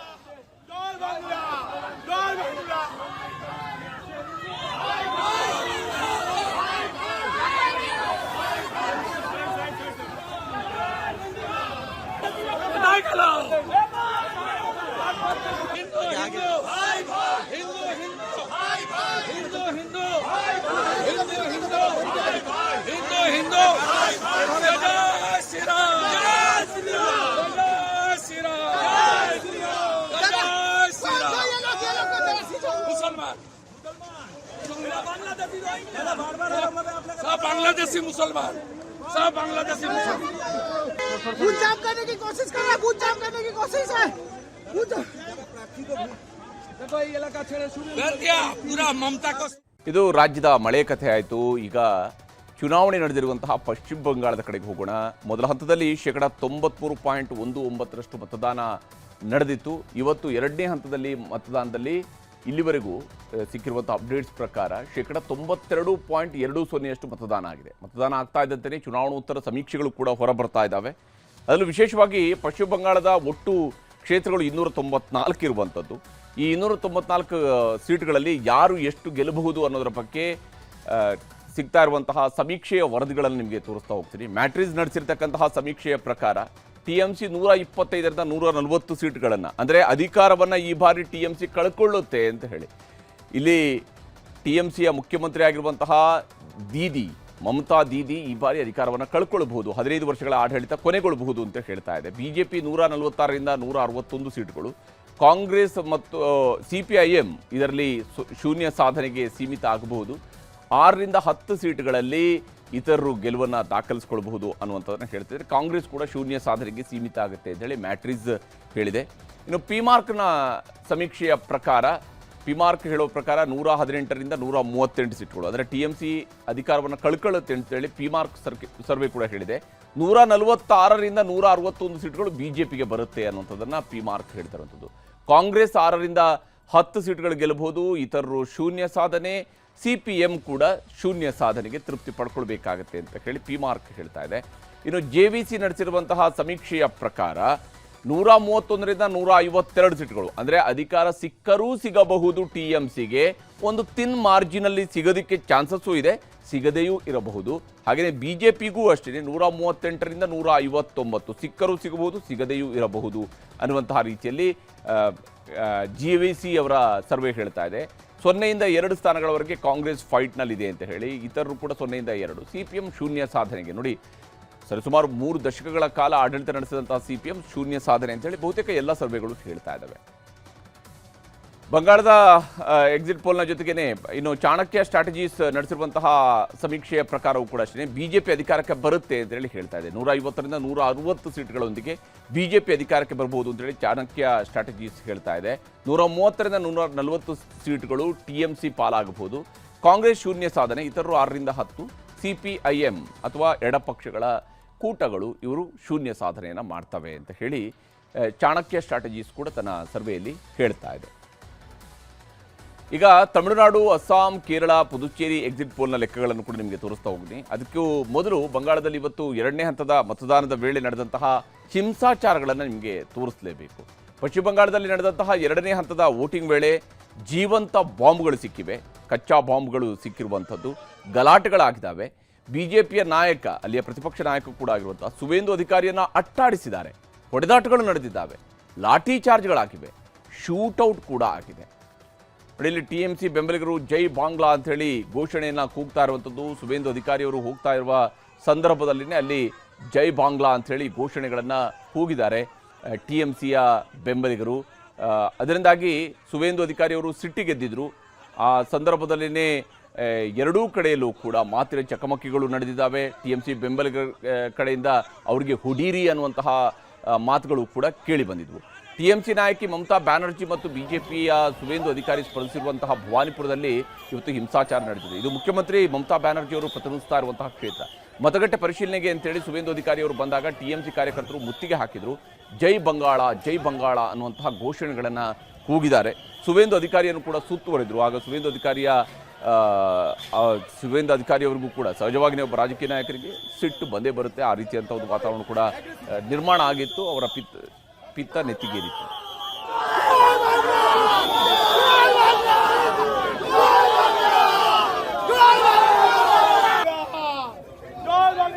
ಇನ್ನು ಸುವೇಂದು ಅಧಿಕಾರಿ ಅವರಿಗೆ ಬೆದರಿಕೆ ಹಾಕಿದ TMC ಕಾರ್ಯಕರ್ತರನ್ನ ಹಿಡಿಯೋದಕ್ಕೆ ಪ್ರಯತ್ನಿಸ್ತಾ ಇದ್ದಂತೆಯೇ ಕೆಲವರು ಓಡಿ ಹೋದ್ರು. ಆಗ ಪೊಲೀಸರು ಅವ್ರನ್ನ ಬೆನ್ನತ್ತಿದ್ರು, ಅಡ್ಡ ಬಂದವರ ಮೇಲೆ ಲಾಠಿ ಚಾರ್ಜ್ ಮಾಡಿದ್ರು, ಬೈಕ್ ಸವಾರರು ನೆಲಕ್ಕೆ ಬಿದ್ದರು, ವೃದ್ಧನೊಬ್ಬ ರಸ್ತೆಯಲ್ಲಿ ಬಿದ್ದು ಒದ್ದಾಡುವಂತಹ ಘಟನೆಯೂ ಕೂಡ ನಡೀತು. ಮಹಿಳೆಯರು ಓಡಿ ಹೋಗ್ತಾ ಇದ್ರು. ಸುವೇಂದು ಅಧಿಕಾರಿ ಕೂಡ ಅಕ್ಷರಶಃ ಆ ಒಂದು ಗಲಾಟೆಯ ಸಂದರ್ಭದಲ್ಲಿ ಓಡಿ ಹೋಗ್ತಾ ಇದ್ರು. ಬಟ್ ಅವ್ರಿಗೆ ಸಂಪೂರ್ಣವಾಗಿ ಸೆಕ್ಯೂರಿಟಿಯನ್ನು ನೀಡಲಾಗಿತ್ತು.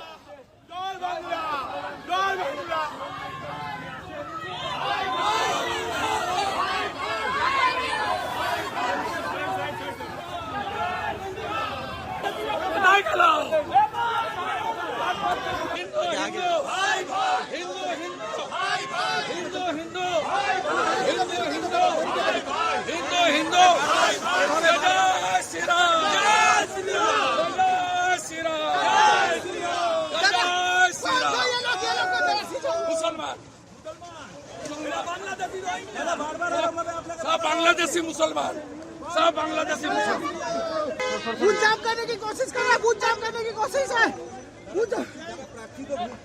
देखो ये इलाका छेड़े शुरू कर दिया पूरा ममता को। ಇದು ರಾಜ್ಯದ ಮಳೆ ಕಥೆ ಆಯಿತು. ಈಗ ಚುನಾವಣೆ ನಡೆದಿರುವಂತಹ ಪಶ್ಚಿಮ ಬಂಗಾಳದ ಕಡೆಗೆ ಹೋಗೋಣ. ಮೊದಲ ಹಂತದಲ್ಲಿ 93.19% ಮತದಾನ ನಡೆದಿತ್ತು. ಇವತ್ತು ಎರಡನೇ ಹಂತದಲ್ಲಿ ಮತದಾನದಲ್ಲಿ ಇಲ್ಲಿವರೆಗೂ ಸಿಕ್ಕಿರುವಂಥ ಅಪ್ಡೇಟ್ಸ್ ಪ್ರಕಾರ 92.20% ಮತದಾನ ಆಗಿದೆ. ಮತದಾನ ಆಗ್ತಾ ಇದ್ದಂತೆಯೇ ಚುನಾವಣೋತ್ತರ ಸಮೀಕ್ಷೆಗಳು ಕೂಡ ಹೊರಬರ್ತಾ ಇದ್ದಾವೆ. ಅದರಲ್ಲೂ ವಿಶೇಷವಾಗಿ ಪಶ್ಚಿಮ ಬಂಗಾಳದ ಒಟ್ಟು ಕ್ಷೇತ್ರಗಳು 294 ಇರುವಂಥದ್ದು. ಈ 294 ಸೀಟ್ಗಳಲ್ಲಿ ಯಾರು ಎಷ್ಟು ಗೆಲ್ಲಬಹುದು ಅನ್ನೋದರ ಬಗ್ಗೆ ಸಿಗ್ತಾ ಇರುವಂತಹ ಸಮೀಕ್ಷೆಯ ವರದಿಗಳನ್ನು ನಿಮಗೆ ತೋರಿಸ್ತಾ ಹೋಗ್ತೀನಿ. ಮ್ಯಾಟ್ರಿಸ್ ನಡೆಸಿರ್ತಕ್ಕಂತಹ ಸಮೀಕ್ಷೆಯ ಪ್ರಕಾರ TMC 125ರಿಂದ 140 ಸೀಟ್ಗಳನ್ನು, ಅಂದರೆ ಅಧಿಕಾರವನ್ನು ಈ ಬಾರಿ TMC ಕಳ್ಕೊಳ್ಳುತ್ತೆ ಅಂತ ಹೇಳಿ. ಇಲ್ಲಿ TMCಯ ಮುಖ್ಯಮಂತ್ರಿ ಆಗಿರುವಂತಹ ದೀದಿ ಮಮತಾ ದೀದಿ ಈ ಬಾರಿ ಅಧಿಕಾರವನ್ನು ಕಳ್ಕೊಳ್ಳಬಹುದು, 15 ವರ್ಷಗಳ ಆಡಳಿತ ಕೊನೆಗೊಳ್ಳಬಹುದು ಅಂತ ಹೇಳ್ತಾ ಇದೆ. BJP 146ರಿಂದ 161 ಸೀಟ್ಗಳು, ಕಾಂಗ್ರೆಸ್ ಮತ್ತು CPIM ಇದರಲ್ಲಿ ಶೂನ್ಯ ಸಾಧನೆಗೆ ಸೀಮಿತ ಆಗಬಹುದು. 6ರಿಂದ 10 ಸೀಟ್ಗಳಲ್ಲಿ ಇತರರು ಗೆಲುವನ್ನು ದಾಖಲಿಸಿಕೊಳ್ಳಬಹುದು ಅನ್ನುವಂಥದ್ದನ್ನು ಹೇಳ್ತಿದ್ದಾರೆ. ಕಾಂಗ್ರೆಸ್ ಕೂಡ ಶೂನ್ಯ ಸಾಧನೆಗೆ ಸೀಮಿತ ಆಗುತ್ತೆ ಅಂತೇಳಿ ಮ್ಯಾಟ್ರಿಸ್ ಹೇಳಿದೆ. ಇನ್ನು ಪಿಮಾರ್ಕ್ನ ಸಮೀಕ್ಷೆಯ ಪ್ರಕಾರ, ಪಿಮಾರ್ಕ್ ಹೇಳೋ ಪ್ರಕಾರ 118ರಿಂದ 138 ಸೀಟ್ಗಳು, ಅಂದರೆ TMC ಅಧಿಕಾರವನ್ನು ಕಳ್ಕೊಳ್ಳುತ್ತೆ ಅಂತೇಳಿ ಪಿಮಾರ್ಕ್ ಸರ್ವೆ ಕೂಡ ಹೇಳಿದೆ. 146ರಿಂದ 161 ಸೀಟ್ಗಳು BJPಗೆ ಬರುತ್ತೆ ಅನ್ನುವಂಥದ್ದನ್ನು ಪಿಮಾರ್ಕ್ ಹೇಳ್ತಿರುವಂಥದ್ದು. ಕಾಂಗ್ರೆಸ್ 6ರಿಂದ 10 ಸೀಟ್ಗಳು ಗೆಲ್ಲಬಹುದು, ಇತರರು ಶೂನ್ಯ ಸಾಧನೆ, CPM ಕೂಡ ಶೂನ್ಯ ಸಾಧನೆಗೆ ತೃಪ್ತಿ ಪಡ್ಕೊಳ್ಬೇಕಾಗತ್ತೆ ಅಂತ ಹೇಳಿ ಪಿಮಾರ್ಕ್ ಹೇಳ್ತಾ ಇದೆ. ಇನ್ನು JVC ನಡೆಸಿರುವಂತಹ ಸಮೀಕ್ಷೆಯ ಪ್ರಕಾರ 131ರಿಂದ 152 ಸೀಟ್ಗಳು, ಅಂದರೆ ಅಧಿಕಾರ ಸಿಕ್ಕರೂ ಸಿಗಬಹುದು TMCಗೆ, ಒಂದು ತಿನ್ ಮಾರ್ಜಿನಲ್ಲಿ ಸಿಗೋದಕ್ಕೆ ಚಾನ್ಸಸ್ಸು ಇದೆ, ಸಿಗದೆಯೂ ಇರಬಹುದು.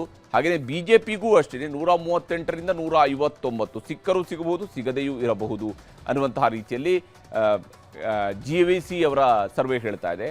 0ಯಿಂದ 2 ಸ್ಥಾನಗಳವರೆಗೆ ಕಾಂಗ್ರೆಸ್ ಫೈಟ್ನಲ್ಲಿದೆ ಅಂತ ಹೇಳಿ, ಇತರರು ಕೂಡ 0ಯಿಂದ 2. CPM ಶೂನ್ಯ ಸಾಧನೆಗೆ, ನೋಡಿ ಸರಿಸುಮಾರು 3 ದಶಕಗಳ ಕಾಲ ಆಡಳಿತ ನಡೆಸಿದಂತಹ CPM ಶೂನ್ಯ ಸಾಧನೆ ಅಂತೇಳಿ ಬಹುತೇಕ ಎಲ್ಲ ಸರ್ವೆಗಳು ಹೇಳ್ತಾ ಇದ್ದಾವೆ. ಬಂಗಾಳದ ಎಕ್ಸಿಟ್ ಪೋಲ್ನ ಜೊತೆಗೇನೆ ಇನ್ನು ಚಾಣಕ್ಯ ಸ್ಟ್ರಾಟಜೀಸ್ ನಡೆಸಿರುವಂತಹ ಸಮೀಕ್ಷೆಯ ಪ್ರಕಾರವೂ ಕೂಡ ಅಷ್ಟೇ BJP ಅಧಿಕಾರಕ್ಕೆ ಬರುತ್ತೆ ಅಂತೇಳಿ ಹೇಳ್ತಾ ಇದೆ. 150ರಿಂದ 160 ಸೀಟ್ಗಳೊಂದಿಗೆ BJP ಅಧಿಕಾರಕ್ಕೆ ಬರಬಹುದು ಅಂತೇಳಿ ಚಾಣಕ್ಯ ಸ್ಟ್ರಾಟಜೀಸ್ ಹೇಳ್ತಾ ಇದೆ.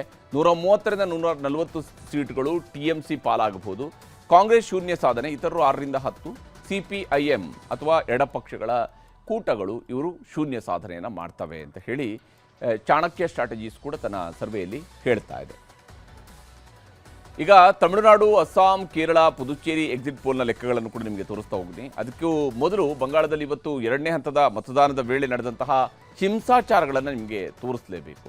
ಪಶ್ಚಿಮ ಬಂಗಾಳದಲ್ಲಿ ನಡೆದಂತಹ ಎರಡನೇ ಹಂತದ ವೋಟಿಂಗ್ ವೇಳೆ ಜೀವಂತ ಬಾಂಬ್ಗಳು ಸಿಕ್ಕಿವೆ, ಕಚ್ಚಾ ಬಾಂಬ್ಗಳು ಸಿಕ್ಕಿರುವಂಥದ್ದು, ಗಲಾಟೆಗಳಾಗಿದ್ದಾವೆ.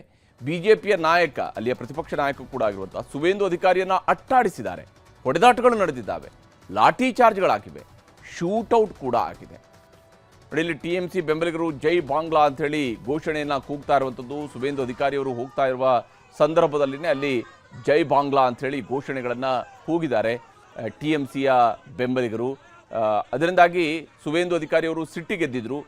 ಆ ಸಂದರ್ಭದಲ್ಲಿನೇ ಎರಡೂ ಕಡೆಯಲ್ಲೂ ಕೂಡ ಮಾತಿನ ಚಕಮಕಿಗಳು ನಡೆದಿದ್ದಾವೆ. TMC ಬೆಂಬಲಿಗರ ಕಡೆಯಿಂದ ಅವರಿಗೆ ಹುಡೀರಿ ಅನ್ನುವಂತಹ ಮಾತುಗಳು ಕೂಡ ಕೇಳಿ ಬಂದಿದ್ವು. TMC ನಾಯಕಿ ಮಮತಾ ಬ್ಯಾನರ್ಜಿ ಮತ್ತು BJPಯ ಸುವೇಂದು ಅಧಿಕಾರಿ ಸ್ಪರ್ಧಿಸಿರುವಂತಹ ಭವಾನಿಪುರದಲ್ಲಿ ಇವತ್ತು ಹಿಂಸಾಚಾರ ನಡೆದಿದೆ. ಇದು ಮುಖ್ಯಮಂತ್ರಿ ಮಮತಾ ಬ್ಯಾನರ್ಜಿ ಅವರು ಪ್ರತಿನಿಧಿಸ್ತಾ ಇರುವಂತಹ ಕ್ಷೇತ್ರ. ಮತಗಟ್ಟೆ ಪರಿಶೀಲನೆಗೆ ಅಂತೇಳಿ ಸುವೇಂದು ಅಧಿಕಾರಿ ಅವರು ಬಂದಾಗ TMC ಕಾರ್ಯಕರ್ತರು ಮುತ್ತಿಗೆ ಹಾಕಿದರು. ಜೈ ಬಂಗಾಳ, ಜೈ ಬಂಗಾಳ ಅನ್ನುವಂತಹ ಘೋಷಣೆಗಳನ್ನು ಕೂಗಿದ್ದಾರೆ. ಸುವೇಂದು ಅಧಿಕಾರಿಯನ್ನು ಕೂಡ ಸುತ್ತುವರೆದರು. ಆಗ ಸುವೇಂದು ಅಧಿಕಾರಿಯವರಿಗೂ ಕೂಡ ಸಹಜವಾಗಿಯೇ ಒಬ್ಬ ರಾಜಕೀಯ ನಾಯಕರಿಗೆ ಸಿಟ್ಟು ಬಂದೇ ಬರುತ್ತೆ. ಆ ರೀತಿಯಂಥ ಒಂದು ವಾತಾವರಣ ಕೂಡ ನಿರ್ಮಾಣ ಆಗಿತ್ತು. ಅವರ ಪಿತ್ತ ನೆತ್ತಿಗೇರಿತ್ತು.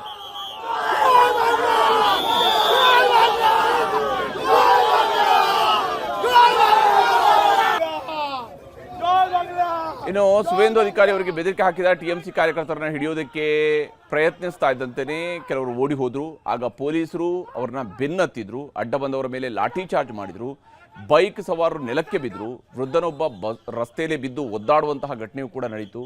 ಮಹಿಳೆಯರು ಓಡಿ ಹೋಗ್ತಾ ಇದ್ರು. ಸುವೇಂದು ಅಧಿಕಾರಿ ಕೂಡ ಅಕ್ಷರಶಃ ಆ ಒಂದು ಗಲಾಟೆಯ ಸಂದರ್ಭದಲ್ಲಿ ಓಡಿ ಹೋಗ್ತಾ ಇದ್ರು. ಬಟ್ ಅವ್ರಿಗೆ ಸಂಪೂರ್ಣವಾಗಿ ಸೆಕ್ಯೂರಿಟಿಯನ್ನು ನೀಡಲಾಗಿತ್ತು.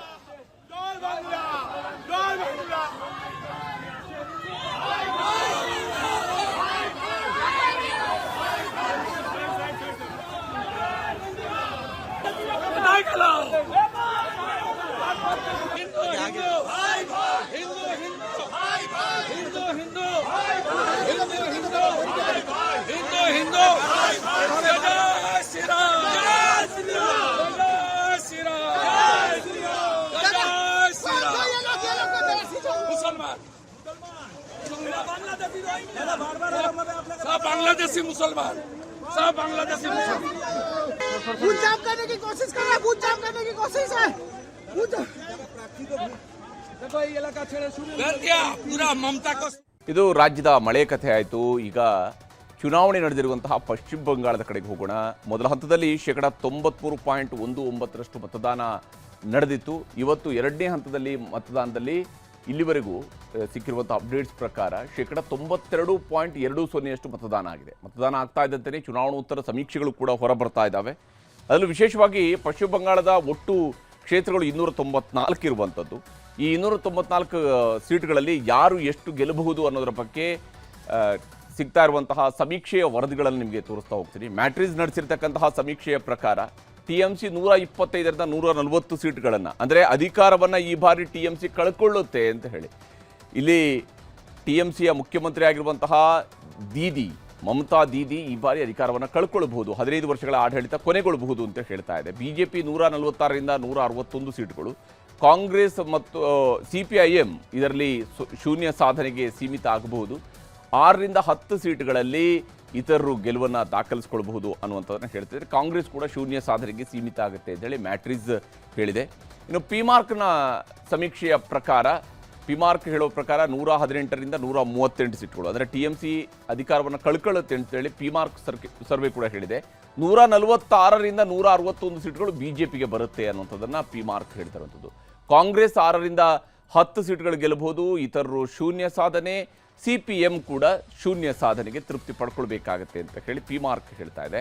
ಇನ್ನು JVC ನಡೆಸಿರುವಂತಹ ಸಮೀಕ್ಷೆಯ ಪ್ರಕಾರ 131ರಿಂದ 152 ಸೀಟ್ಗಳು, ಅಂದರೆ ಅಧಿಕಾರ ಸಿಕ್ಕರೂ ಸಿಗಬಹುದು TMCಗೆ, ಒಂದು ತಿನ್ ಮಾರ್ಜಿನಲ್ಲಿ ಸಿಗೋದಕ್ಕೆ ಚಾನ್ಸಸ್ಸು ಇದೆ, ಸಿಗದೆಯೂ ಇರಬಹುದು.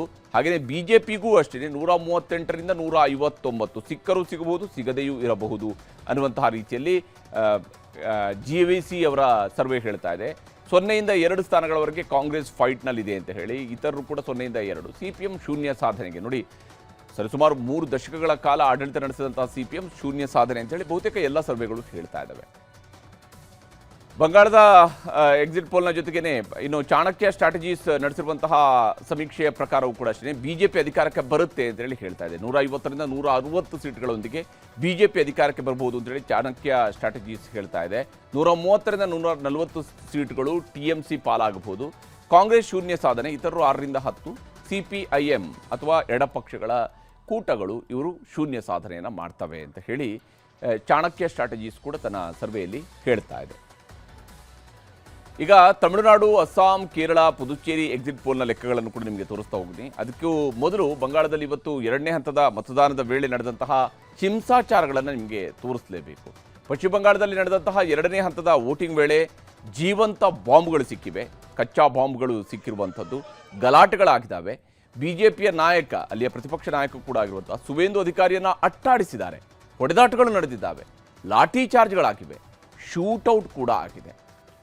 ಇಲ್ಲಿ TMC ಬೆಂಬಲಿಗರು ಜೈ ಬಾಂಗ್ಲಾ ಅಂಥೇಳಿ ಘೋಷಣೆಯನ್ನು ಕೂಗ್ತಾ ಇರುವಂಥದ್ದು. ಸುವೇಂದು ಅಧಿಕಾರಿಯವರು ಹೋಗ್ತಾ ಇರುವ ಸಂದರ್ಭದಲ್ಲಿನೇ ಅಲ್ಲಿ ಜೈ ಬಾಂಗ್ಲಾ ಅಂಥೇಳಿ ಘೋಷಣೆಗಳನ್ನು ಕೂಗಿದ್ದಾರೆ TMCಯ ಬೆಂಬಲಿಗರು.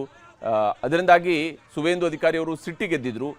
ಆ ಸಂದರ್ಭದಲ್ಲಿನೇ ಎರಡೂ ಕಡೆಯಲ್ಲೂ ಕೂಡ ಮಾತಿನ ಚಕಮಕಿಗಳು ನಡೆದಿದ್ದಾವೆ. TMC ಬೆಂಬಲಿಗರ ಕಡೆಯಿಂದ ಅವರಿಗೆ ಹುಡೀರಿ ಅನ್ನುವಂತಹ ಮಾತುಗಳು ಕೂಡ ಕೇಳಿ ಬಂದಿದ್ವು. TMC ನಾಯಕಿ ಮಮತಾ ಬ್ಯಾನರ್ಜಿ ಮತ್ತು BJPಯ ಸುವೇಂದು ಅಧಿಕಾರಿ ಸ್ಪರ್ಧಿಸಿರುವಂತಹ ಭವಾನಿಪುರದಲ್ಲಿ ಇವತ್ತು ಹಿಂಸಾಚಾರ ನಡೆದಿದೆ. ಇದು ಮುಖ್ಯಮಂತ್ರಿ ಮಮತಾ ಬ್ಯಾನರ್ಜಿ ಅವರು ಪ್ರತಿನಿಧಿಸ್ತಾ ಇರುವಂತಹ ಕ್ಷೇತ್ರ. ಮತಗಟ್ಟೆ ಪರಿಶೀಲನೆಗೆ ಅಂತೇಳಿ ಸುವೇಂದು ಅಧಿಕಾರಿ ಅವರು ಬಂದಾಗ TMC ಕಾರ್ಯಕರ್ತರು ಮುತ್ತಿಗೆ ಹಾಕಿದರು. ಜೈ ಬಂಗಾಳ, ಜೈ ಬಂಗಾಳ ಅನ್ನುವಂತಹ ಘೋಷಣೆಗಳನ್ನು ಕೂಗಿದ್ದಾರೆ. ಸುವೇಂದು ಅಧಿಕಾರಿಯನ್ನು ಕೂಡ ಸುತ್ತುವರೆದರು. ಆಗ ಸುವೇಂದು ಅಧಿಕಾರಿಯವರಿಗೂ ಕೂಡ ಸಹಜವಾಗಿಯೇ ಒಬ್ಬ ರಾಜಕೀಯ ನಾಯಕರಿಗೆ ಸಿಟ್ಟು ಬಂದೇ ಬರುತ್ತೆ. ಆ ರೀತಿಯಂಥ ಒಂದು ವಾತಾವರಣ ಕೂಡ ನಿರ್ಮಾಣ ಆಗಿತ್ತು. ಅವರ ಪಿತ್ತ ನೆತ್ತಿಗೇರಿತ್ತು.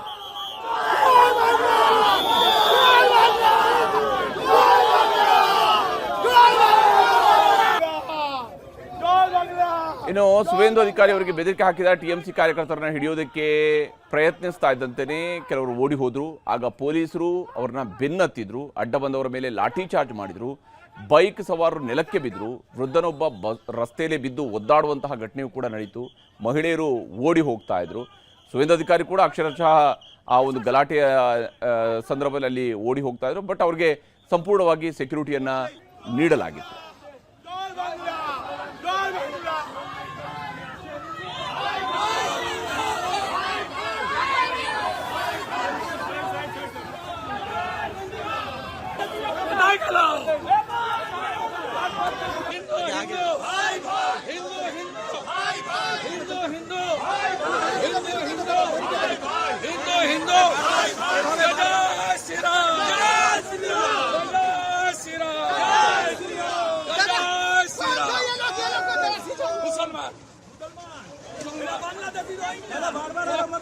बांग्लादेशी मुसलमान सब बांग्लादेशी मुसलमान बूथ जाम करने की कोशिश कर रहा है, बूथ जाम करने की कोशिश है।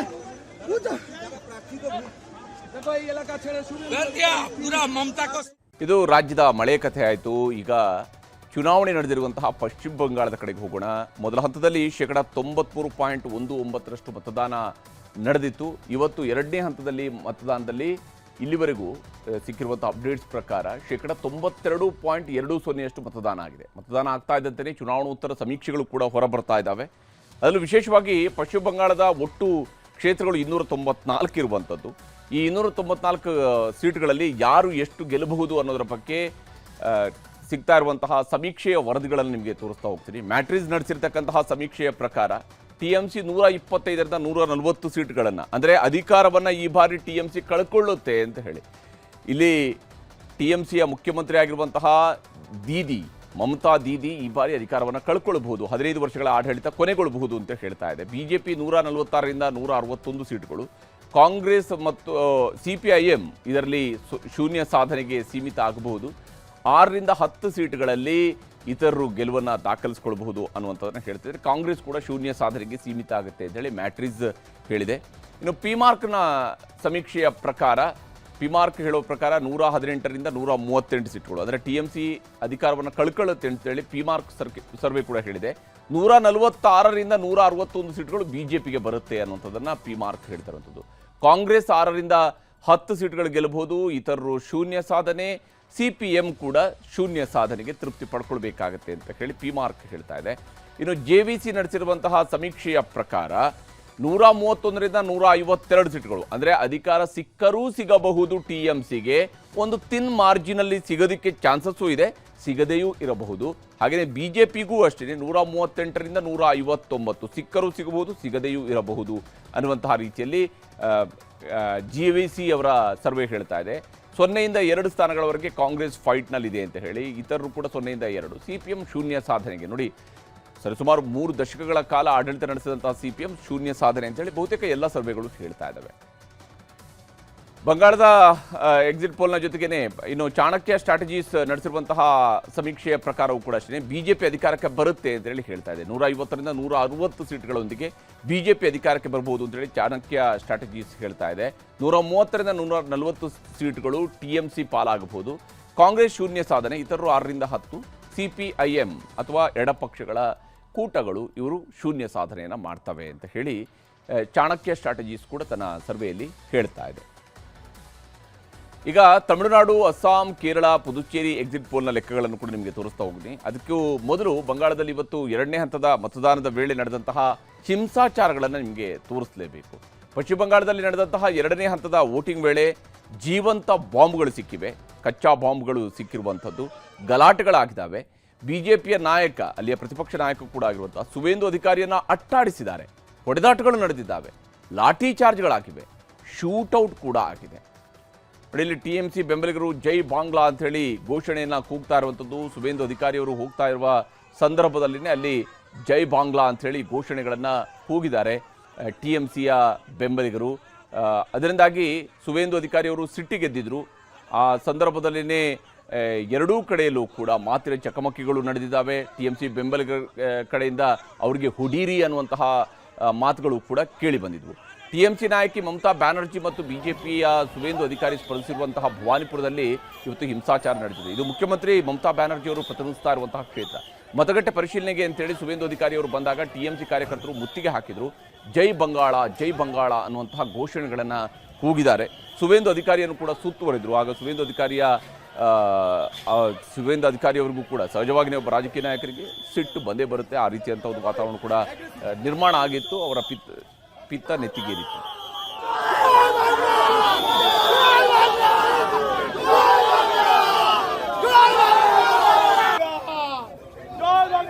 ಇನ್ನು ಸುವೇಂದು ಅಧಿಕಾರಿ ಅವರಿಗೆ ಬೆದರಿಕೆ ಹಾಕಿದ TMC ಕಾರ್ಯಕರ್ತರನ್ನ ಹಿಡಿಯೋದಕ್ಕೆ ಪ್ರಯತ್ನಿಸ್ತಾ ಇದ್ದಂತೆಯೇ ಕೆಲವರು ಓಡಿ ಹೋದ್ರು. ಆಗ ಪೊಲೀಸರು ಅವ್ರನ್ನ ಬೆನ್ನತ್ತಿದ್ರು. ಅಡ್ಡ ಬಂದವರ ಮೇಲೆ ಲಾಠಿ ಚಾರ್ಜ್ ಮಾಡಿದ್ರು. ಬೈಕ್ ಸವಾರರು ನೆಲಕ್ಕೆ ಬಿದ್ದರು. ವೃದ್ಧನೊಬ್ಬ ರಸ್ತೆಯಲ್ಲಿ ಬಿದ್ದು ಒದ್ದಾಡುವಂತಹ ಘಟನೆಯೂ ಕೂಡ ನಡೀತು. ಮಹಿಳೆಯರು ಓಡಿ ಹೋಗ್ತಾ ಇದ್ರು. ಸುವೇಂದು ಅಧಿಕಾರಿ ಕೂಡ ಅಕ್ಷರಶಃ ಆ ಒಂದು ಗಲಾಟೆಯ ಸಂದರ್ಭದಲ್ಲಿ ಅಲ್ಲಿ ಓಡಿ ಹೋಗ್ತಾ ಇದ್ರು. ಬಟ್ ಅವ್ರಿಗೆ ಸಂಪೂರ್ಣವಾಗಿ ಸೆಕ್ಯೂರಿಟಿಯನ್ನ ನೀಡಲಾಗಿತ್ತು.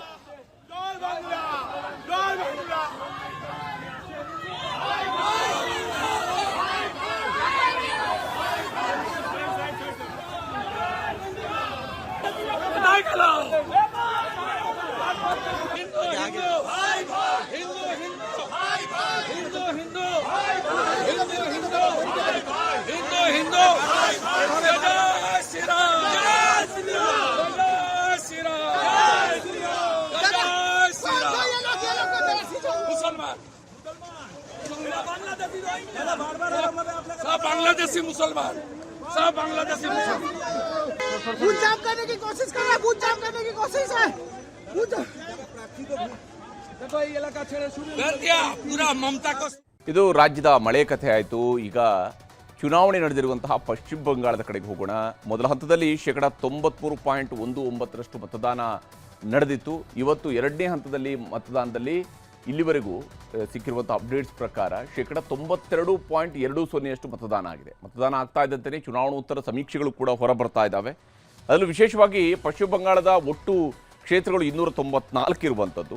ಈ 294 ಸೀಟ್ಗಳಲ್ಲಿ ಯಾರು ಎಷ್ಟು ಗೆಲ್ಲಬಹುದು ಅನ್ನೋದರ ಬಗ್ಗೆ ಸಿಗ್ತಾ ಇರುವಂತಹ ಸಮೀಕ್ಷೆಯ ವರದಿಗಳನ್ನು ನಿಮಗೆ ತೋರಿಸ್ತಾ ಹೋಗ್ತೀನಿ. ಮ್ಯಾಟ್ರಿಸ್ ನಡೆಸಿರ್ತಕ್ಕಂತಹ ಸಮೀಕ್ಷೆಯ ಪ್ರಕಾರ TMC 125ರಿಂದ 140 ಸೀಟ್ಗಳನ್ನು, ಅಂದರೆ ಅಧಿಕಾರವನ್ನು ಈ ಬಾರಿ TMC ಕಳ್ಕೊಳ್ಳುತ್ತೆ ಅಂತ ಹೇಳಿ. ಇಲ್ಲಿ TMCಯ ಮುಖ್ಯಮಂತ್ರಿ ಆಗಿರುವಂತಹ ಮಮತಾ ದೀದಿ ಈ ಬಾರಿ ಅಧಿಕಾರವನ್ನು ಕಳ್ಕೊಳ್ಬಹುದು. 15 ವರ್ಷಗಳ ಆಡಳಿತ ಕೊನೆಗೊಳ್ಳಬಹುದು ಅಂತ ಹೇಳ್ತಾ ಇದೆ. BJP 146ರಿಂದ 161 ಸೀಟ್ಗಳು, ಕಾಂಗ್ರೆಸ್ ಮತ್ತು CPIM ಇದರಲ್ಲಿ ಶೂನ್ಯ ಸಾಧನೆಗೆ ಸೀಮಿತ ಆಗಬಹುದು. 6ರಿಂದ 10 ಸೀಟ್ಗಳಲ್ಲಿ ಇತರರು ಗೆಲುವನ್ನು ದಾಖಲಿಸಿಕೊಳ್ಳಬಹುದು ಅನ್ನುವಂಥದ್ದನ್ನು ಹೇಳ್ತಿದ್ದಾರೆ. ಕಾಂಗ್ರೆಸ್ ಕೂಡ ಶೂನ್ಯ ಸಾಧನೆಗೆ ಸೀಮಿತ ಆಗುತ್ತೆ ಅಂತೇಳಿ ಮ್ಯಾಟ್ರಿಸ್ ಹೇಳಿದೆ. ಇನ್ನು ಪಿಮಾರ್ಕ್ನ ಸಮೀಕ್ಷೆಯ ಪ್ರಕಾರ, ಪಿಮಾರ್ಕ್ ಹೇಳೋ ಪ್ರಕಾರ 118ರಿಂದ 138 ಸೀಟ್ಗಳು, ಅಂದರೆ TMC ಅಧಿಕಾರವನ್ನು ಕಳ್ಕೊಳ್ಳುತ್ತೆ ಅಂತೇಳಿ ಪಿಮಾರ್ಕ್ ಸರ್ವೆ ಕೂಡ ಹೇಳಿದೆ. 146ರಿಂದ 161 ಸೀಟ್ಗಳು BJPಗೆ ಬರುತ್ತೆ ಅನ್ನುವಂಥದ್ದನ್ನು ಪಿಮಾರ್ಕ್ ಹೇಳ್ತಿರುವಂಥದ್ದು. ಕಾಂಗ್ರೆಸ್ 6ರಿಂದ 10 ಸೀಟ್ಗಳು ಗೆಲ್ಲಬಹುದು, ಇತರರು ಶೂನ್ಯ ಸಾಧನೆ, CPM ಕೂಡ ಶೂನ್ಯ ಸಾಧನೆಗೆ ತೃಪ್ತಿ ಪಡ್ಕೊಳ್ಬೇಕಾಗತ್ತೆ ಅಂತ ಹೇಳಿ ಪಿಮಾರ್ಕ್ ಹೇಳ್ತಾ ಇದೆ. ಇನ್ನು JVC ನಡೆಸಿರುವಂತಹ ಸಮೀಕ್ಷೆಯ ಪ್ರಕಾರ 131ರಿಂದ 152 ಸೀಟ್ಗಳು, ಅಂದರೆ ಅಧಿಕಾರ ಸಿಕ್ಕರೂ ಸಿಗಬಹುದು TMCಗೆ, ಒಂದು ತಿನ್ ಮಾರ್ಜಿನಲ್ಲಿ ಸಿಗೋದಕ್ಕೆ ಚಾನ್ಸಸ್ಸು ಇದೆ, ಸಿಗದೆಯೂ ಇರಬಹುದು. ಹಾಗೆಯೇ BJPಗೂ ಅಷ್ಟೇ 138ರಿಂದ 159 ಸಿಕ್ಕರೂ ಸಿಗಬಹುದು, ಸಿಗದೆಯೂ ಇರಬಹುದು ಅನ್ನುವಂತಹ ರೀತಿಯಲ್ಲಿ JVC ಅವರ ಸರ್ವೆ ಹೇಳ್ತಾ ಇದೆ. 0ಯಿಂದ 2 ಸ್ಥಾನಗಳವರೆಗೆ ಕಾಂಗ್ರೆಸ್ ಫೈಟ್ನಲ್ಲಿದೆ ಅಂತ ಹೇಳಿ, ಇತರರು ಕೂಡ 0ಯಿಂದ 2. CPM ಶೂನ್ಯ ಸಾಧನೆಗೆ, ನೋಡಿ ಸರಿಸುಮಾರು 3 ದಶಕಗಳ ಕಾಲ ಆಡಳಿತ ನಡೆಸಿದಂತಹ CPM ಶೂನ್ಯ ಸಾಧನೆ ಅಂತೇಳಿ ಬಹುತೇಕ ಎಲ್ಲ ಸರ್ವೆಗಳು ಹೇಳ್ತಾ ಇದ್ದಾವೆ. ಬಂಗಾಳದ ಎಕ್ಸಿಟ್ ಪೋಲ್ನ ಜೊತೆಗೇನೆ ಇನ್ನು ಚಾಣಕ್ಯ ಸ್ಟ್ರಾಟಜೀಸ್ ನಡೆಸಿರುವಂತಹ ಸಮೀಕ್ಷೆಯ ಪ್ರಕಾರವೂ ಕೂಡ ಅಷ್ಟೇ BJP ಅಧಿಕಾರಕ್ಕೆ ಬರುತ್ತೆ ಅಂತೇಳಿ ಹೇಳ್ತಾ ಇದೆ. 150ರಿಂದ 160 ಸೀಟ್ಗಳೊಂದಿಗೆ BJP ಅಧಿಕಾರಕ್ಕೆ ಬರಬಹುದು ಅಂತೇಳಿ ಚಾಣಕ್ಯ ಸ್ಟ್ರಾಟಜೀಸ್ ಹೇಳ್ತಾ ಇದೆ. 130ರಿಂದ 140 ಸೀಟ್ಗಳು TMC ಪಾಲಾಗಬಹುದು. ಕಾಂಗ್ರೆಸ್ ಶೂನ್ಯ ಸಾಧನೆ, ಇತರರು 6ರಿಂದ 10. CPIM ಅಥವಾ ಎಡಪಕ್ಷಗಳ ಕೂಟಗಳು ಇವರು ಶೂನ್ಯ ಸಾಧನೆಯನ್ನು ಮಾಡ್ತವೆ ಅಂತ ಹೇಳಿ ಚಾಣಕ್ಯ ಸ್ಟ್ರಾಟಜೀಸ್ ಕೂಡ ತನ್ನ ಸರ್ವೆಯಲ್ಲಿ ಹೇಳ್ತಾ ಇದೆ. ಈಗ ತಮಿಳುನಾಡು, ಅಸ್ಸಾಂ, ಕೇರಳ, ಪುದುಚೇರಿ ಎಕ್ಸಿಟ್ ಪೋಲ್ನ ಲೆಕ್ಕಗಳನ್ನು ಕೂಡ ನಿಮಗೆ ತೋರಿಸ್ತಾ ಹೋಗ್ತೀನಿ. ಅದಕ್ಕೂ ಮೊದಲು ಬಂಗಾಳದಲ್ಲಿ ಇವತ್ತು 2ನೇ ಹಂತದ ಮತದಾನದ ವೇಳೆ ನಡೆದಂತಹ ಹಿಂಸಾಚಾರಗಳನ್ನು ನಿಮಗೆ ತೋರಿಸಲೇಬೇಕು. ಪಶ್ಚಿಮ ಬಂಗಾಳದಲ್ಲಿ ನಡೆದಂತಹ 2ನೇ ಹಂತದ ವೋಟಿಂಗ್ ವೇಳೆ ಜೀವಂತ ಬಾಂಬ್ಗಳು ಸಿಕ್ಕಿವೆ, ಕಚ್ಚಾ ಬಾಂಬ್ಗಳು ಸಿಕ್ಕಿರುವಂಥದ್ದು, ಗಲಾಟೆಗಳಾಗಿದ್ದಾವೆ. ಬಿಜೆಪಿಯ ನಾಯಕ, ಅಲ್ಲಿಯ ಪ್ರತಿಪಕ್ಷ ನಾಯಕ ಕೂಡ ಆಗಿರುವಂತಹ ಸುವೇಂದು ಅಧಿಕಾರಿಯನ್ನ ಅಟ್ಟಾಡಿಸಿದ್ದಾರೆ, ಹೊಡೆದಾಟಗಳು ನಡೆದಿದ್ದಾವೆ, ಲಾಠಿ ಚಾರ್ಜ್ಗಳಾಗಿವೆ, ಶೂಟೌಟ್ ಕೂಡ ಆಗಿದೆ. ಇಲ್ಲಿ TMC ಬೆಂಬಲಿಗರು ಜೈ ಬಾಂಗ್ಲಾ ಅಂತ ಹೇಳಿ ಘೋಷಣೆಯನ್ನ ಕೂಗ್ತಾ ಇರುವಂಥದ್ದು. ಸುವೇಂದು ಅಧಿಕಾರಿಯವರು ಹೋಗ್ತಾ ಇರುವ ಸಂದರ್ಭದಲ್ಲಿನೇ ಅಲ್ಲಿ ಜೈ ಬಾಂಗ್ಲಾ ಅಂತ ಹೇಳಿ ಘೋಷಣೆಗಳನ್ನು ಕೂಗಿದ್ದಾರೆ TMCಯ ಬೆಂಬಲಿಗರು. ಅದರಿಂದಾಗಿ ಸುವೇಂದು ಅಧಿಕಾರಿಯವರು ಸಿಟ್ಟಿಗೆದ್ದಿದ್ರು. ಆ ಸಂದರ್ಭದಲ್ಲಿನೇ ಎರಡೂ ಕಡೆಯಲ್ಲೂ ಕೂಡ ಮಾತಿನ ಚಕಮಕಿಗಳು ನಡೆದಿದ್ದಾವೆ. TMC ಬೆಂಬಲಿಗರ ಕಡೆಯಿಂದ ಅವರಿಗೆ ಹುಡೀರಿ ಅನ್ನುವಂತಹ ಮಾತುಗಳು ಕೂಡ ಕೇಳಿ ಬಂದಿದ್ವು. TMC ನಾಯಕಿ ಮಮತಾ ಬ್ಯಾನರ್ಜಿ ಮತ್ತು ಬಿಜೆಪಿಯ ಸುವೇಂದು ಅಧಿಕಾರಿ ಸ್ಪರ್ಧಿಸಿರುವಂತಹ ಭವಾನಿಪುರದಲ್ಲಿ ಇವತ್ತು ಹಿಂಸಾಚಾರ ನಡೆದಿದೆ. ಇದು ಮುಖ್ಯಮಂತ್ರಿ ಮಮತಾ ಬ್ಯಾನರ್ಜಿ ಅವರು ಪ್ರತಿನಿಧಿಸ್ತಾ ಇರುವಂತಹ ಕ್ಷೇತ್ರ. ಮತಗಟ್ಟೆ ಪರಿಶೀಲನೆಗೆ ಅಂತೇಳಿ ಸುವೇಂದು ಅಧಿಕಾರಿ ಅವರು ಬಂದಾಗ TMC ಕಾರ್ಯಕರ್ತರು ಮುತ್ತಿಗೆ ಹಾಕಿದ್ರು. ಜೈ ಬಂಗಾಳ, ಜೈ ಬಂಗಾಳ ಅನ್ನುವಂತಹ ಘೋಷಣೆಗಳನ್ನು ಕೂಗಿದ್ದಾರೆ. ಸುವೇಂದು ಅಧಿಕಾರಿಯನ್ನು ಕೂಡ ಸುತ್ತುವರೆದ್ರು. ಆಗ ಸುವೇಂದು ಅಧಿಕಾರಿಯವರಿಗೂ ಕೂಡ ಸಹಜವಾಗಿ ಒಬ್ಬ ರಾಜಕೀಯ ನಾಯಕರಿಗೆ ಸಿಟ್ಟು ಬಂದೇ ಬರುತ್ತೆ. ಆ ರೀತಿಯಂಥ ಒಂದು ವಾತಾವರಣ ಕೂಡ ನಿರ್ಮಾಣ ಆಗಿತ್ತು. ಅವರ ಪಿತ್ತ ನೆತ್ತಿಗೇರಿತ್ತು.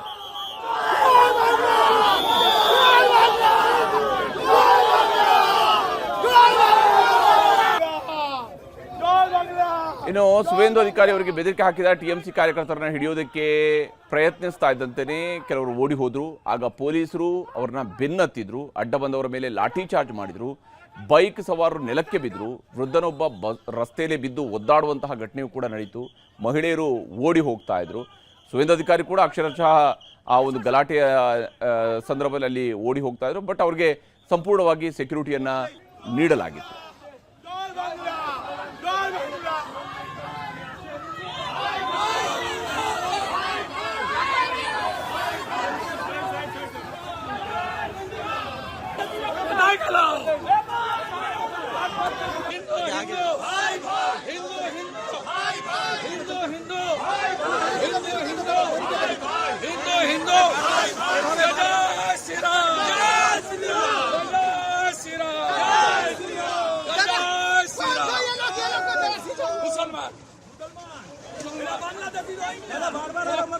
बांग्लादेशी मुसलमान, सब बांग्लादेशी मुसलमान बूथ जाम करने की कोशिश कर रहा है, बूथ जाम करने की कोशिश है। देखो ये इलाका छेड़े शुरू कर दिया पूरा ममता को. ಇದು ರಾಜ್ಯದ ಮಳೆ ಕಥೆ ಆಯಿತು. ಈಗ ಚುನಾವಣೆ ನಡೆದಿರುವಂತಹ ಪಶ್ಚಿಮ ಬಂಗಾಳದ ಕಡೆಗೆ ಹೋಗೋಣ. ಮೊದಲ ಹಂತದಲ್ಲಿ 93.19% ಮತದಾನ ನಡೆದಿತ್ತು. ಇವತ್ತು 2ನೇ ಹಂತದಲ್ಲಿ ಮತದಾನದಲ್ಲಿ ಇಲ್ಲಿವರೆಗೂ ಸಿಕ್ಕಿರುವಂತಹ ಅಪ್ಡೇಟ್ಸ್ ಪ್ರಕಾರ 92.20% ಮತದಾನ ಆಗಿದೆ. ಮತದಾನ ಆಗ್ತಾ ಇದ್ದಂತೆಯೇ ಚುನಾವಣೋತ್ತರ ಸಮೀಕ್ಷೆಗಳು ಕೂಡ ಹೊರಬರ್ತಾ ಇದ್ದಾವೆ. ಅದರಲ್ಲೂ ವಿಶೇಷವಾಗಿ ಪಶ್ಚಿಮ ಬಂಗಾಳದ ಒಟ್ಟು ಕ್ಷೇತ್ರಗಳು 294 ಇರುವಂಥದ್ದು. ಈ 294 ಸೀಟ್ಗಳಲ್ಲಿ ಯಾರು ಎಷ್ಟು ಗೆಲ್ಲಬಹುದು ಅನ್ನೋದರ ಬಗ್ಗೆ ಸಿಗ್ತಾ ಇರುವಂತಹ ಸಮೀಕ್ಷೆಯ ವರದಿಗಳನ್ನು ನಿಮಗೆ ತೋರಿಸ್ತಾ ಹೋಗ್ತೀನಿ. ಮ್ಯಾಟ್ರಿಸ್ ನಡೆಸಿರ್ತಕ್ಕಂತಹ ಸಮೀಕ್ಷೆಯ ಪ್ರಕಾರ TMC 125ರಿಂದ 140 ಸೀಟ್ಗಳನ್ನು, ಅಂದರೆ ಅಧಿಕಾರವನ್ನು ಈ ಬಾರಿ TMC ಕಳ್ಕೊಳ್ಳುತ್ತೆ ಅಂತ ಹೇಳಿ. ಇಲ್ಲಿ TMCಯ ಮುಖ್ಯಮಂತ್ರಿ ಆಗಿರುವಂತಹ ಮಮತಾ ದೀದಿ ಈ ಬಾರಿ ಅಧಿಕಾರವನ್ನು ಕಳ್ಕೊಳ್ಬಹುದು, 15 ವರ್ಷಗಳ ಆಡಳಿತ ಕೊನೆಗೊಳ್ಳಬಹುದು ಅಂತ ಹೇಳ್ತಾ ಇದೆ. BJP 146ರಿಂದ 161 ಸೀಟ್ಗಳು, ಕಾಂಗ್ರೆಸ್ ಮತ್ತು CPIM ಇದರಲ್ಲಿ ಶೂನ್ಯ ಸಾಧನೆಗೆ ಸೀಮಿತ ಆಗಬಹುದು. 6ರಿಂದ 10 ಸೀಟ್ಗಳಲ್ಲಿ ಇತರರು ಗೆಲುವನ್ನು ದಾಖಲಿಸಿಕೊಳ್ಳಬಹುದು ಅನ್ನುವಂಥದ್ದನ್ನು ಹೇಳ್ತಿದ್ದಾರೆ. ಕಾಂಗ್ರೆಸ್ ಕೂಡ ಶೂನ್ಯ ಸಾಧನೆಗೆ ಸೀಮಿತ ಆಗುತ್ತೆ ಅಂತೇಳಿ ಮ್ಯಾಟ್ರಿಸ್ ಹೇಳಿದೆ. ಇನ್ನು ಪಿಮಾರ್ಕ್ನ ಸಮೀಕ್ಷೆಯ ಪ್ರಕಾರ, ಪಿಮಾರ್ಕ್ ಹೇಳೋ ಪ್ರಕಾರ 118ರಿಂದ 138 ಸೀಟ್ಗಳು, ಅಂದರೆ TMC ಅಧಿಕಾರವನ್ನು ಕಳ್ಕೊಳ್ಳುತ್ತೆ ಅಂತೇಳಿ ಪಿಮಾರ್ಕ್ ಸರ್ವೆ ಕೂಡ ಹೇಳಿದೆ. 146ರಿಂದ 161 ಸೀಟ್ಗಳು BJPಗೆ ಬರುತ್ತೆ ಅನ್ನುವಂಥದ್ದನ್ನು ಪಿಮಾರ್ಕ್ ಹೇಳ್ತಿರುವಂಥದ್ದು. ಕಾಂಗ್ರೆಸ್ 6ರಿಂದ 10 ಸೀಟ್ಗಳು ಗೆಲ್ಲಬಹುದು, ಇತರರು ಶೂನ್ಯ ಸಾಧನೆ, CPM ಕೂಡ ಶೂನ್ಯ ಸಾಧನೆಗೆ ತೃಪ್ತಿ ಪಡ್ಕೊಳ್ಬೇಕಾಗತ್ತೆ ಅಂತ ಹೇಳಿ ಪಿಮಾರ್ಕ್ ಹೇಳ್ತಾ ಇದೆ. ಇನ್ನು JVC ನಡೆಸಿರುವಂತಹ ಸಮೀಕ್ಷೆಯ ಪ್ರಕಾರ 131ರಿಂದ 152 ಸೀಟ್ಗಳು, ಅಂದರೆ ಅಧಿಕಾರ ಸಿಕ್ಕರೂ ಸಿಗಬಹುದು TMCಗೆ, ಒಂದು ತಿನ್ ಮಾರ್ಜಿನಲ್ಲಿ ಸಿಗೋದಕ್ಕೆ ಚಾನ್ಸಸ್ಸು ಇದೆ, ಸಿಗದೆಯೂ ಇರಬಹುದು. ಹಾಗೆಯೇ BJPಗೂ ಅಷ್ಟೇ 138ರಿಂದ 159 ಸಿಕ್ಕರೂ ಸಿಗಬಹುದು, ಸಿಗದೆಯೂ ಇರಬಹುದು ಅನ್ನುವಂತಹ ರೀತಿಯಲ್ಲಿ JVC ಅವರ ಸರ್ವೆ ಹೇಳ್ತಾ ಇದೆ. 0ಯಿಂದ 2 ಸ್ಥಾನಗಳವರೆಗೆ ಕಾಂಗ್ರೆಸ್ ಫೈಟ್ನಲ್ಲಿದೆ ಅಂತ ಹೇಳಿ, ಇತರರು ಕೂಡ 0ಯಿಂದ 2. CPM ಶೂನ್ಯ ಸಾಧನೆಗೆ, ನೋಡಿ ಸರಿಸುಮಾರು 3 ದಶಕಗಳ ಕಾಲ ಆಡಳಿತ ನಡೆಸಿದಂತಹ CPM ಶೂನ್ಯ ಸಾಧನೆ ಅಂತೇಳಿ ಬಹುತೇಕ ಎಲ್ಲ ಸರ್ವೆಗಳು ಹೇಳ್ತಾ ಇದ್ದಾವೆ. ಬಂಗಾಳದ ಎಕ್ಸಿಟ್ ಪೋಲ್ನ ಜೊತೆಗೇನೆ ಇನ್ನು ಚಾಣಕ್ಯ ಸ್ಟ್ರಾಟಜೀಸ್ ನಡೆಸಿರುವಂತಹ ಸಮೀಕ್ಷೆಯ ಪ್ರಕಾರವೂ ಕೂಡ ಅಷ್ಟೇ ಬಿಜೆಪಿ ಅಧಿಕಾರಕ್ಕೆ ಬರುತ್ತೆ ಅಂತ ಹೇಳಿ ಹೇಳ್ತಾ ಇದೆ. 150ರಿಂದ 160 ಸೀಟ್ಗಳೊಂದಿಗೆ ಬಿಜೆಪಿ ಅಧಿಕಾರಕ್ಕೆ ಬರಬಹುದು ಅಂತ ಹೇಳಿ ಚಾಣಕ್ಯ ಸ್ಟ್ರಾಟಜೀಸ್ ಹೇಳ್ತಾ ಇದೆ. 130ರಿಂದ 140 ಸೀಟ್ಗಳು ಟಿಎಂಸಿ ಪಾಲಾಗಬಹುದು. ಕಾಂಗ್ರೆಸ್ ಶೂನ್ಯ ಸಾಧನೆ, ಇತರರು 6ರಿಂದ 10, ಸಿಪಿಐಎಂ ಅಥವಾ ಎಡಪಕ್ಷಗಳ ಕೂಟಗಳು ಇವರು ಶೂನ್ಯ ಸಾಧನೆಯನ್ನು ಮಾಡ್ತವೆ ಅಂತ ಹೇಳಿ ಚಾಣಕ್ಯ ಸ್ಟ್ರಾಟಜೀಸ್ ಕೂಡ ತನ್ನ ಸರ್ವೆಯಲ್ಲಿ ಹೇಳ್ತಾ ಇದೆ. ಈಗ ತಮಿಳುನಾಡು, ಅಸ್ಸಾಂ, ಕೇರಳ, ಪುದುಚೇರಿ ಎಕ್ಸಿಟ್ ಪೋಲ್ನ ಲೆಕ್ಕಗಳನ್ನು ಕೂಡ ನಿಮಗೆ ತೋರಿಸ್ತಾ ಹೋಗ್ತೀನಿ. ಅದಕ್ಕೂ ಮೊದಲು ಬಂಗಾಳದಲ್ಲಿ ಇವತ್ತು 2ನೇ ಹಂತದ ಮತದಾನದ ವೇಳೆ ನಡೆದಂತಹ ಹಿಂಸಾಚಾರಗಳನ್ನು ನಿಮಗೆ ತೋರಿಸಲೇಬೇಕು. ಪಶ್ಚಿಮ ಬಂಗಾಳದಲ್ಲಿ ನಡೆದಂತಹ 2ನೇ ಹಂತದ ವೋಟಿಂಗ್ ವೇಳೆ ಜೀವಂತ ಬಾಂಬ್ಗಳು ಸಿಕ್ಕಿವೆ, ಕಚ್ಚಾ ಬಾಂಬ್ಗಳು ಸಿಕ್ಕಿರುವಂಥದ್ದು, ಗಲಾಟೆಗಳಾಗಿದ್ದಾವೆ. ಬಿಜೆಪಿಯ ನಾಯಕ, ಅಲ್ಲಿಯ ಪ್ರತಿಪಕ್ಷ ನಾಯಕ ಕೂಡ ಆಗಿರುವಂತಹ ಸುವೇಂದು ಅಧಿಕಾರಿಯನ್ನು ಅಟ್ಟಾಡಿಸಿದ್ದಾರೆ, ಹೊಡೆದಾಟಗಳು ನಡೆದಿದ್ದಾವೆ, ಲಾಠಿ ಚಾರ್ಜ್ಗಳಾಗಿವೆ, ಶೂಟೌಟ್ ಕೂಡ ಆಗಿದೆ. ಇಲ್ಲಿ ಟಿಎಂಸಿ ಬೆಂಬಲಿಗರು ಜೈ ಬಾಂಗ್ಲಾ ಅಂತ ಹೇಳಿ ಘೋಷಣೆಯನ್ನು ಕೂಗ್ತಾ ಇರುವಂಥದ್ದು. ಸುವೇಂದು ಅಧಿಕಾರಿಯವರು ಹೋಗ್ತಾ ಇರುವ ಸಂದರ್ಭದಲ್ಲಿನೇ ಅಲ್ಲಿ ಜೈ ಬಾಂಗ್ಲಾ ಅಂತ ಹೇಳಿ ಘೋಷಣೆಗಳನ್ನು ಕೂಗಿದ್ದಾರೆ ಟಿಎಂಸಿಯ ಬೆಂಬಲಿಗರು. ಅದರಿಂದಾಗಿ ಸುವೇಂದು ಅಧಿಕಾರಿಯವರು ಸಿಟ್ಟಿಗೆದ್ದಿದ್ರು. ಆ ಸಂದರ್ಭದಲ್ಲಿನೇ ಎರಡೂ ಕಡೆಯಲ್ಲೂ ಕೂಡ ಮಾತಿನ ಚಕಮಕಿಗಳು ನಡೆದಿದ್ದಾವೆ. ಟಿಎಂಸಿ ಬೆಂಬಲಿಗರ ಕಡೆಯಿಂದ ಅವರಿಗೆ ಹುಡೀರಿ ಅನ್ನುವಂತಹ ಮಾತುಗಳು ಕೂಡ ಕೇಳಿ ಬಂದಿದ್ವು. ಟಿಎಂಸಿ ನಾಯಕಿ ಮಮತಾ ಬ್ಯಾನರ್ಜಿ ಮತ್ತು ಬಿಜೆಪಿಯ ಸುವೇಂದು ಅಧಿಕಾರಿ ಸ್ಪರ್ಧಿಸಿರುವಂತಹ ಭವಾನಿಪುರದಲ್ಲಿ ಇವತ್ತು ಹಿಂಸಾಚಾರ ನಡೆದಿದೆ. ಇದು ಮುಖ್ಯಮಂತ್ರಿ ಮಮತಾ ಬ್ಯಾನರ್ಜಿ ಅವರು ಪ್ರತಿನಿಧಿಸ್ತಾ ಇರುವಂತಹ ಕ್ಷೇತ್ರ. ಮತಗಟ್ಟೆ ಪರಿಶೀಲನೆಗೆ ಅಂತೇಳಿ ಸುವೇಂದು ಅಧಿಕಾರಿ ಅವರು ಬಂದಾಗ ಟಿಎಂಸಿ ಕಾರ್ಯಕರ್ತರು ಮುತ್ತಿಗೆ ಹಾಕಿದ್ರು. ಜೈ ಬಂಗಾಳ, ಜೈ ಬಂಗಾಳ ಅನ್ನುವಂತಹ ಘೋಷಣೆಗಳನ್ನು ಕೂಗಿದ್ದಾರೆ. ಸುವೇಂದು ಅಧಿಕಾರಿಯನ್ನು ಕೂಡ ಸುತ್ತುವರೆದ್ರು. ಆಗ ಸುವೇಂದು ಅಧಿಕಾರಿಯವರಿಗೂ ಕೂಡ ಸಹಜವಾಗಿ ಒಬ್ಬ ರಾಜಕೀಯ ನಾಯಕರಿಗೆ ಸಿಟ್ಟು ಬಂದೇ ಬರುತ್ತೆ. ಆ ರೀತಿಯಂಥ ಒಂದು ವಾತಾವರಣ ಕೂಡ ನಿರ್ಮಾಣ ಆಗಿತ್ತು. ಅವರ ಪಿತ್ತ ನೆತ್ತಿಗೇರಿತ್ತು.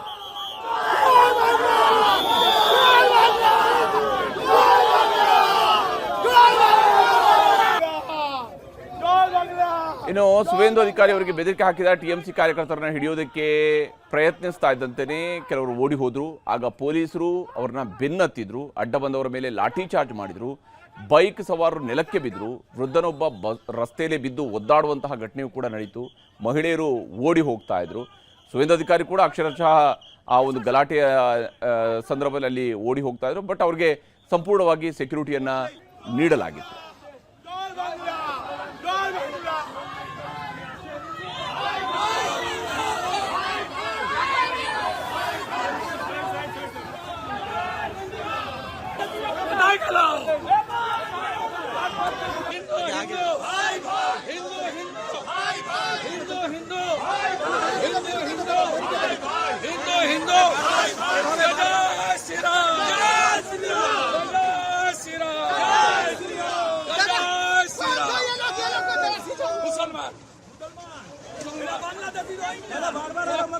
बांग्लादेशी मुसलमान, सब बांग्लादेशी मुसलमान बूथ जाम करने की कोशिश कर रहा है, बूथ जाम करने की कोशिश है।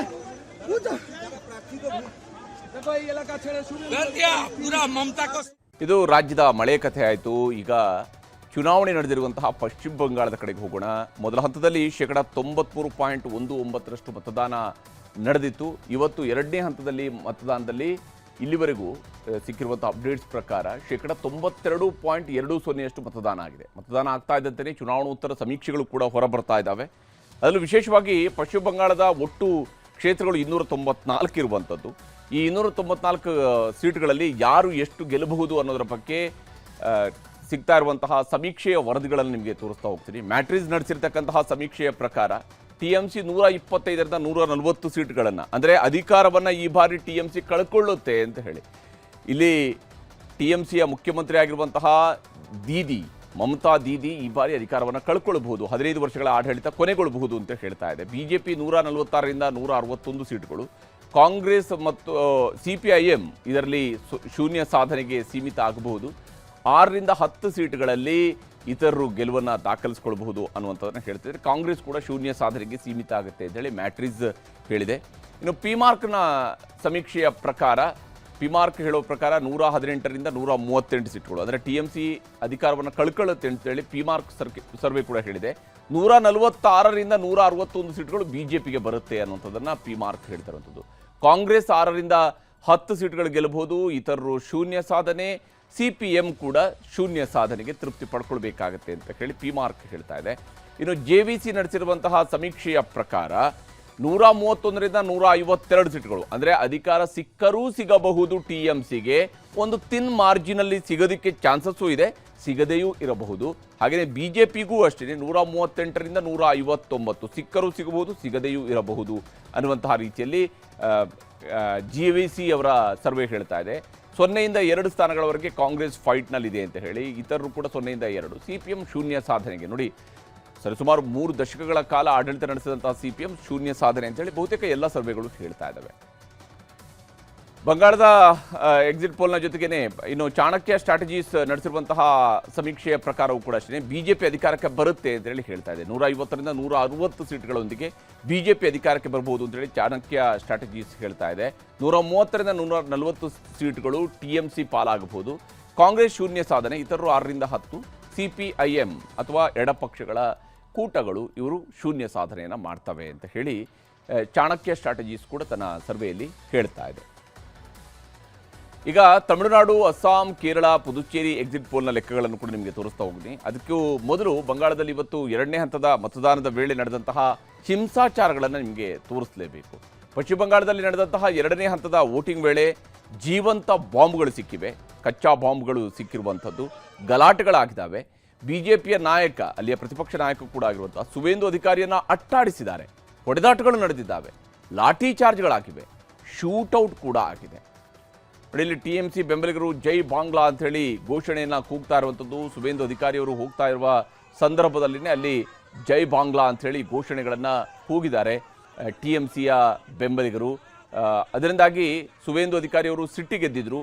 ಆ ಸಂದರ್ಭದಲ್ಲಿನೇ ಎರಡೂ ಕಡೆಯಲ್ಲೂ ಕೂಡ ಮಾತಿನ ಚಕಮಕಿಗಳು ನಡೆದಿದ್ದಾವೆ. TMC ಬೆಂಬಲಿಗರ ಕಡೆಯಿಂದ ಅವರಿಗೆ ಹುಡೀರಿ ಅನ್ನುವಂತಹ ಮಾತುಗಳು ಕೂಡ ಕೇಳಿ ಬಂದಿದ್ವು. TMC ನಾಯಕಿ ಮಮತಾ ಬ್ಯಾನರ್ಜಿ ಮತ್ತು BJPಯ ಸುವೇಂದು ಅಧಿಕಾರಿ ಸ್ಪರ್ಧಿಸಿರುವಂತಹ ಭವಾನಿಪುರದಲ್ಲಿ ಇವತ್ತು ಹಿಂಸಾಚಾರ ನಡೆದಿದೆ. ಇದು ಮುಖ್ಯಮಂತ್ರಿ ಮಮತಾ ಬ್ಯಾನರ್ಜಿ ಅವರು ಪ್ರತಿನಿಧಿಸ್ತಾ ಇರುವಂತಹ ಕ್ಷೇತ್ರ. ಮತಗಟ್ಟೆ ಪರಿಶೀಲನೆಗೆ ಅಂತೇಳಿ ಸುವೇಂದು ಅಧಿಕಾರಿ ಅವರು ಬಂದಾಗ TMC ಕಾರ್ಯಕರ್ತರು ಮುತ್ತಿಗೆ ಹಾಕಿದರು. ಜೈ ಬಂಗಾಳ, ಜೈ ಬಂಗಾಳ ಅನ್ನುವಂತಹ ಘೋಷಣೆಗಳನ್ನು ಕೂಗಿದ್ದಾರೆ. ಸುವೇಂದು ಅಧಿಕಾರಿಯನ್ನು ಕೂಡ ಸುತ್ತುವರಿದ್ರು. ಆಗ ಸುವೇಂದು ಅಧಿಕಾರಿಯವರಿಗೂ ಕೂಡ ಸಹಜವಾಗಿ ಒಬ್ಬ ರಾಜಕೀಯ ನಾಯಕರಿಗೆ ಸಿಟ್ಟು ಬಂದೇ ಬರುತ್ತೆ. ಆ ರೀತಿಯಂಥ ಒಂದು ವಾತಾವರಣ ಕೂಡ ನಿರ್ಮಾಣ ಆಗಿತ್ತು. ಅವರ ಪಿತ್ತ ನೆತ್ತಿಗೇರಿತ್ತು.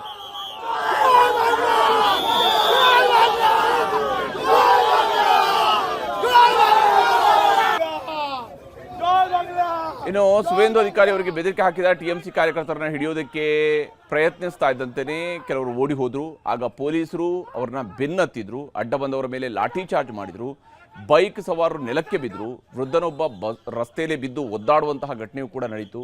ಮಹಿಳೆಯರು ಓಡಿ ಹೋಗ್ತಾ ಇದ್ರು.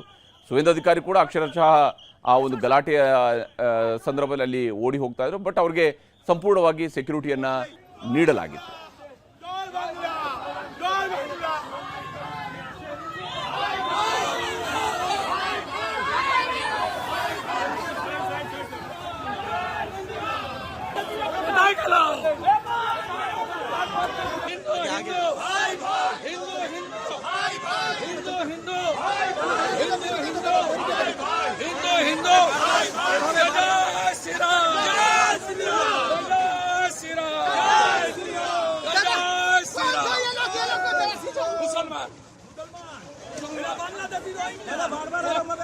बांग्लादेशी मुसलमान सब बांग्लादेशी मुसलमान बूथ जाम करने की कोशिश कर रहा है, बूथ जाम करने की कोशिश है।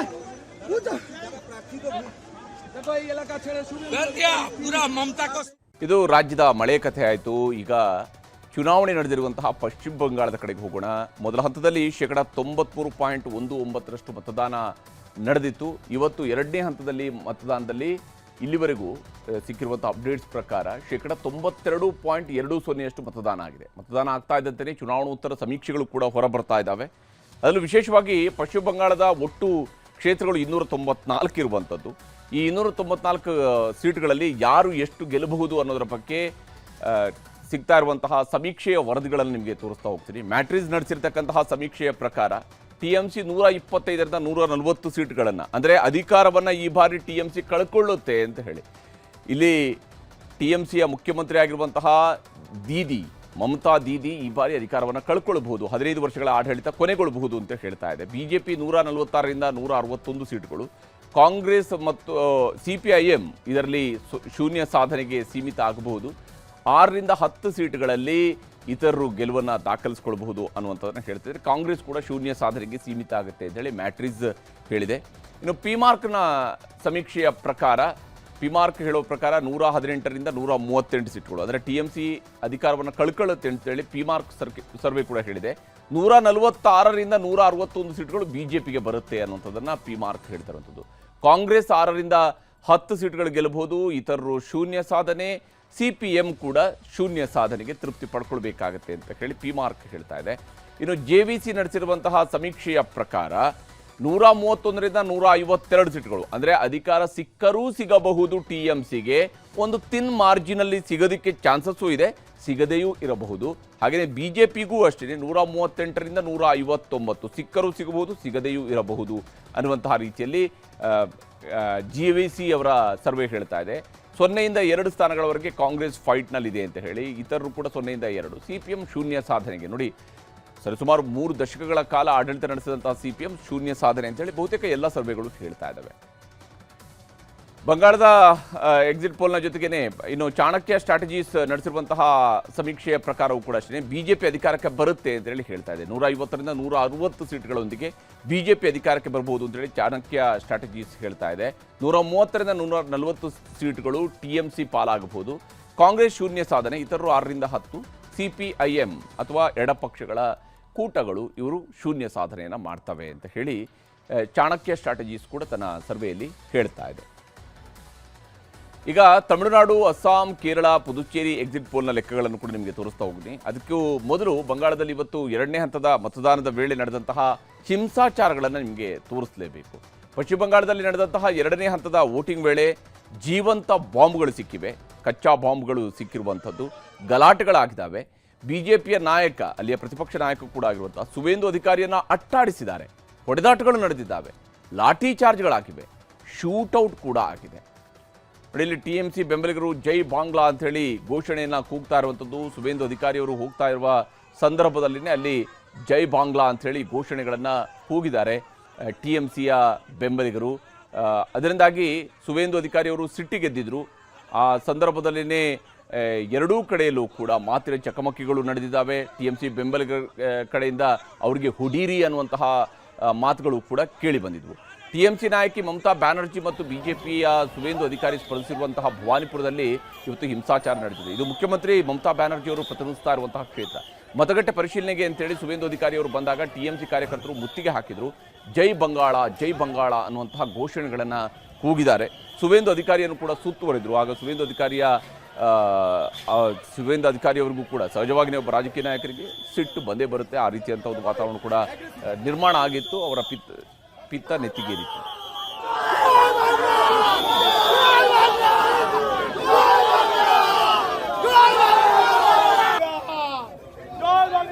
ಇನ್ನು ಸುವೇಂದು ಅಧಿಕಾರಿ ಅವರಿಗೆ ಬೆದರಿಕೆ ಹಾಕಿದ TMC ಕಾರ್ಯಕರ್ತರನ್ನ ಹಿಡಿಯೋದಕ್ಕೆ ಪ್ರಯತ್ನಿಸ್ತಾ ಇದ್ದಂತೆಯೇ ಕೆಲವರು ಓಡಿ ಹೋದ್ರು. ಆಗ ಪೊಲೀಸರು ಅವ್ರನ್ನ ಬೆನ್ನತ್ತಿದ್ರು, ಅಡ್ಡ ಬಂದವರ ಮೇಲೆ ಲಾಠಿ ಚಾರ್ಜ್ ಮಾಡಿದ್ರು, ಬೈಕ್ ಸವಾರರು ನೆಲಕ್ಕೆ ಬಿದ್ದರು, ವೃದ್ಧನೊಬ್ಬ ರಸ್ತೆಯಲ್ಲಿ ಬಿದ್ದು ಒದ್ದಾಡುವಂತಹ ಘಟನೆಯೂ ಕೂಡ ನಡೀತು. ಮಹಿಳೆಯರು ಓಡಿ ಹೋಗ್ತಾ ಇದ್ರು. ಸುವೇಂದು ಅಧಿಕಾರಿ ಕೂಡ ಅಕ್ಷರಶಃ ಆ ಒಂದು ಗಲಾಟೆಯ ಸಂದರ್ಭದಲ್ಲಿ ಅಲ್ಲಿ ಓಡಿ ಹೋಗ್ತಾ ಇದ್ರು. ಬಟ್ ಅವ್ರಿಗೆ ಸಂಪೂರ್ಣವಾಗಿ ಸೆಕ್ಯೂರಿಟಿಯನ್ನು ನೀಡಲಾಗಿತ್ತು.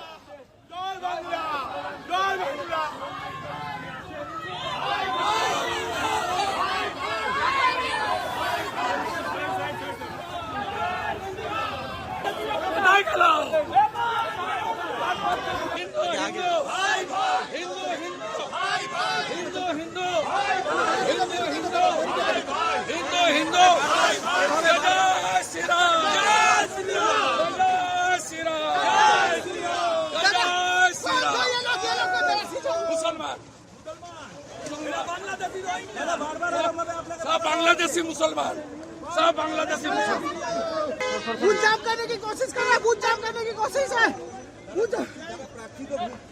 देखो ये इलाका छेड़े शुरू कर दिया पूरा ममता को. ಇದು ರಾಜ್ಯದ ಮಳೆ ಕಥೆ ಆಯಿತು. ಈಗ ಚುನಾವಣೆ ನಡೆದಿರುವಂತಹ ಪಶ್ಚಿಮ ಬಂಗಾಳದ ಕಡೆಗೆ ಹೋಗೋಣ. ಮೊದಲ ಹಂತದಲ್ಲಿ 93.19% ಮತದಾನ ನಡೆದಿತ್ತು. ಇವತ್ತು ಎರಡನೇ ಹಂತದಲ್ಲಿ ಮತದಾನದಲ್ಲಿ ಇಲ್ಲಿವರೆಗೂ ಸಿಕ್ಕಿರುವಂಥ ಅಪ್ಡೇಟ್ಸ್ ಪ್ರಕಾರ 92.20% ಮತದಾನ ಆಗಿದೆ. ಮತದಾನ ಆಗ್ತಾ ಇದ್ದಂತೆಯೇ ಚುನಾವಣೋತ್ತರ ಸಮೀಕ್ಷೆಗಳು ಕೂಡ ಹೊರಬರ್ತಾ ಇದ್ದಾವೆ. ಅದರಲ್ಲೂ ವಿಶೇಷವಾಗಿ ಪಶ್ಚಿಮ ಬಂಗಾಳದ ಒಟ್ಟು ಕ್ಷೇತ್ರಗಳು 294 ಇರುವಂಥದ್ದು. ಈ 294 ಸೀಟ್ಗಳಲ್ಲಿ ಯಾರು ಎಷ್ಟು ಗೆಲ್ಲಬಹುದು ಅನ್ನೋದರ ಬಗ್ಗೆ ಸಿಗ್ತಾ ಇರುವಂತಹ ಸಮೀಕ್ಷೆಯ ವರದಿಗಳನ್ನು ನಿಮಗೆ ತೋರಿಸ್ತಾ ಹೋಗ್ತೀನಿ. ಮ್ಯಾಟ್ರಿಸ್ ನಡೆಸಿರ್ತಕ್ಕಂತಹ ಸಮೀಕ್ಷೆಯ ಪ್ರಕಾರ TMC 125ರಿಂದ 140 ಸೀಟ್ಗಳನ್ನು, ಅಂದರೆ ಅಧಿಕಾರವನ್ನು ಈ ಬಾರಿ TMC ಕಳ್ಕೊಳ್ಳುತ್ತೆ ಅಂತ ಹೇಳಿ.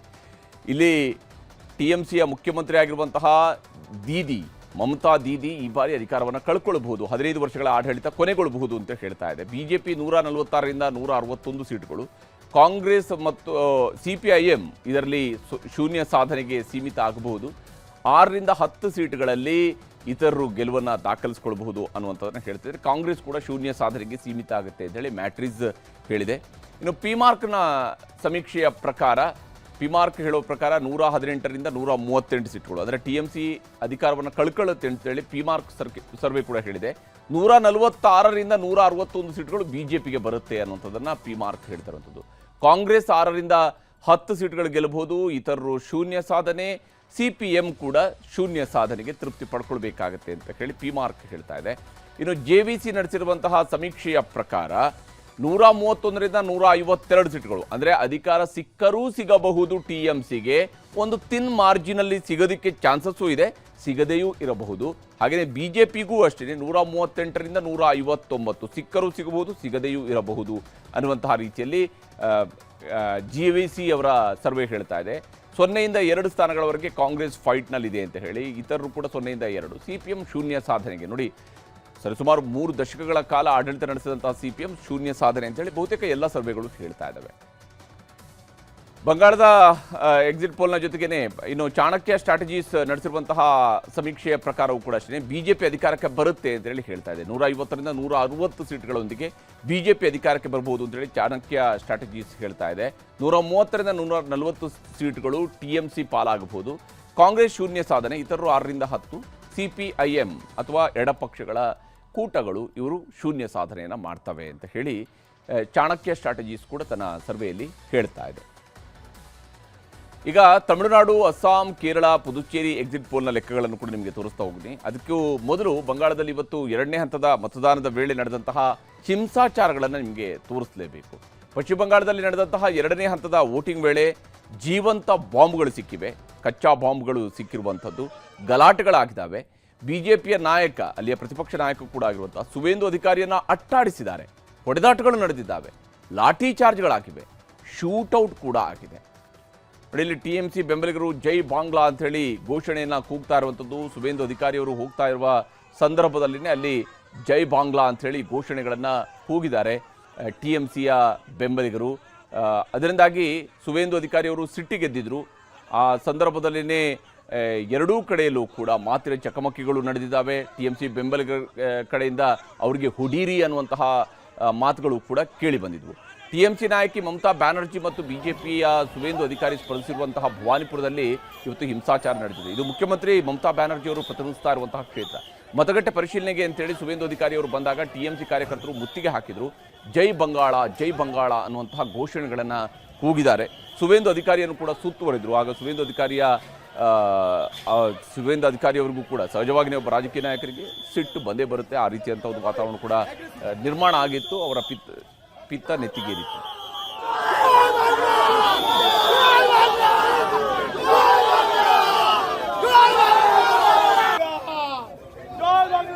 ಇನ್ನು ಸುವೇಂದು ಅಧಿಕಾರಿ ಅವರಿಗೆ ಬೆದರಿಕೆ ಹಾಕಿದ TMC ಕಾರ್ಯಕರ್ತರನ್ನ ಹಿಡಿಯೋದಕ್ಕೆ ಪ್ರಯತ್ನಿಸ್ತಾ ಇದ್ದಂತೆಯೇ ಕೆಲವರು ಓಡಿ ಹೋದ್ರು. ಆಗ ಪೊಲೀಸರು ಅವ್ರನ್ನ ಬೆನ್ನತ್ತಿದ್ರು, ಅಡ್ಡ ಬಂದವರ ಮೇಲೆ ಲಾಠಿ ಚಾರ್ಜ್ ಮಾಡಿದ್ರು, ಬೈಕ್ ಸವಾರರು ನೆಲಕ್ಕೆ ಬಿದ್ದರು, ವೃದ್ಧನೊಬ್ಬ ರಸ್ತೆಯಲ್ಲಿ ಬಿದ್ದು ಒದ್ದಾಡುವಂತಹ ಘಟನೆಯೂ ಕೂಡ ನಡೀತು. ಮಹಿಳೆಯರು ಓಡಿ ಹೋಗ್ತಾ ಇದ್ರು. ಸುವೇಂದು ಅಧಿಕಾರಿ ಕೂಡ ಅಕ್ಷರಶಃ ಆ ಒಂದು ಗಲಾಟೆಯ ಸಂದರ್ಭದಲ್ಲಿ ಅಲ್ಲಿ ಓಡಿ ಹೋಗ್ತಾ ಇದ್ರು. ಬಟ್ ಅವ್ರಿಗೆ ಸಂಪೂರ್ಣವಾಗಿ ಸೆಕ್ಯೂರಿಟಿಯನ್ನ ನೀಡಲಾಗಿತ್ತು.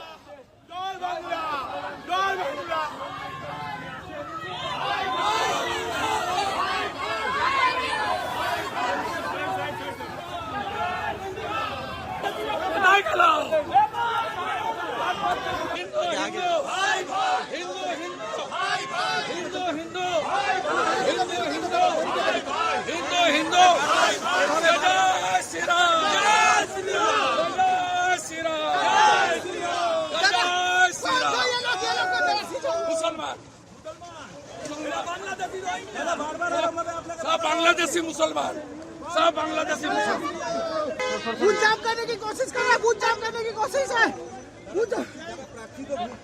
देखो ये इलाका छेड़े शुरू कर दिया पूरा ममता को।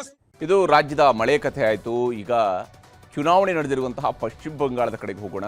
ಮೊದಲ ಹಂತದಲ್ಲಿ 93.19% ಮತದಾನ ನಡೆದಿತ್ತು. ಇವತ್ತು ಎರಡನೇ ಹಂತದಲ್ಲಿ ಮತದಾನದಲ್ಲಿ ಇಲ್ಲಿವರೆಗೂ ಸಿಕ್ಕಿರುವಂಥ ಅಪ್ಡೇಟ್ಸ್ ಪ್ರಕಾರ 92.20% ಮತದಾನ ಆಗಿದೆ. ಮತದಾನ ಆಗ್ತಾ ಇದ್ದಂತೆಯೇ ಚುನಾವಣೋತ್ತರ ಸಮೀಕ್ಷೆಗಳು ಕೂಡ ಹೊರಬರ್ತಾ ಇದ್ದಾವೆ. ಅದರಲ್ಲೂ ವಿಶೇಷವಾಗಿ ಪಶ್ಚಿಮ ಬಂಗಾಳದ ಒಟ್ಟು ಕ್ಷೇತ್ರಗಳು 294 ಇರುವಂಥದ್ದು. ಈ 294 ಸೀಟ್ಗಳಲ್ಲಿ ಯಾರು ಎಷ್ಟು ಗೆಲ್ಲಬಹುದು ಅನ್ನೋದರ ಬಗ್ಗೆ ಸಿಗ್ತಾ ಇರುವಂತಹ ಸಮೀಕ್ಷೆಯ ವರದಿಗಳನ್ನು ನಿಮಗೆ ತೋರಿಸ್ತಾ ಹೋಗ್ತೀನಿ. ಮ್ಯಾಟ್ರಿಸ್ ನಡೆಸಿರ್ತಕ್ಕಂತಹ ಸಮೀಕ್ಷೆಯ ಪ್ರಕಾರ TMC 125ರಿಂದ 140 ಸೀಟ್ಗಳನ್ನು, ಅಂದರೆ ಅಧಿಕಾರವನ್ನು ಈ ಬಾರಿ TMC ಕಳ್ಕೊಳ್ಳುತ್ತೆ ಅಂತ ಹೇಳಿ.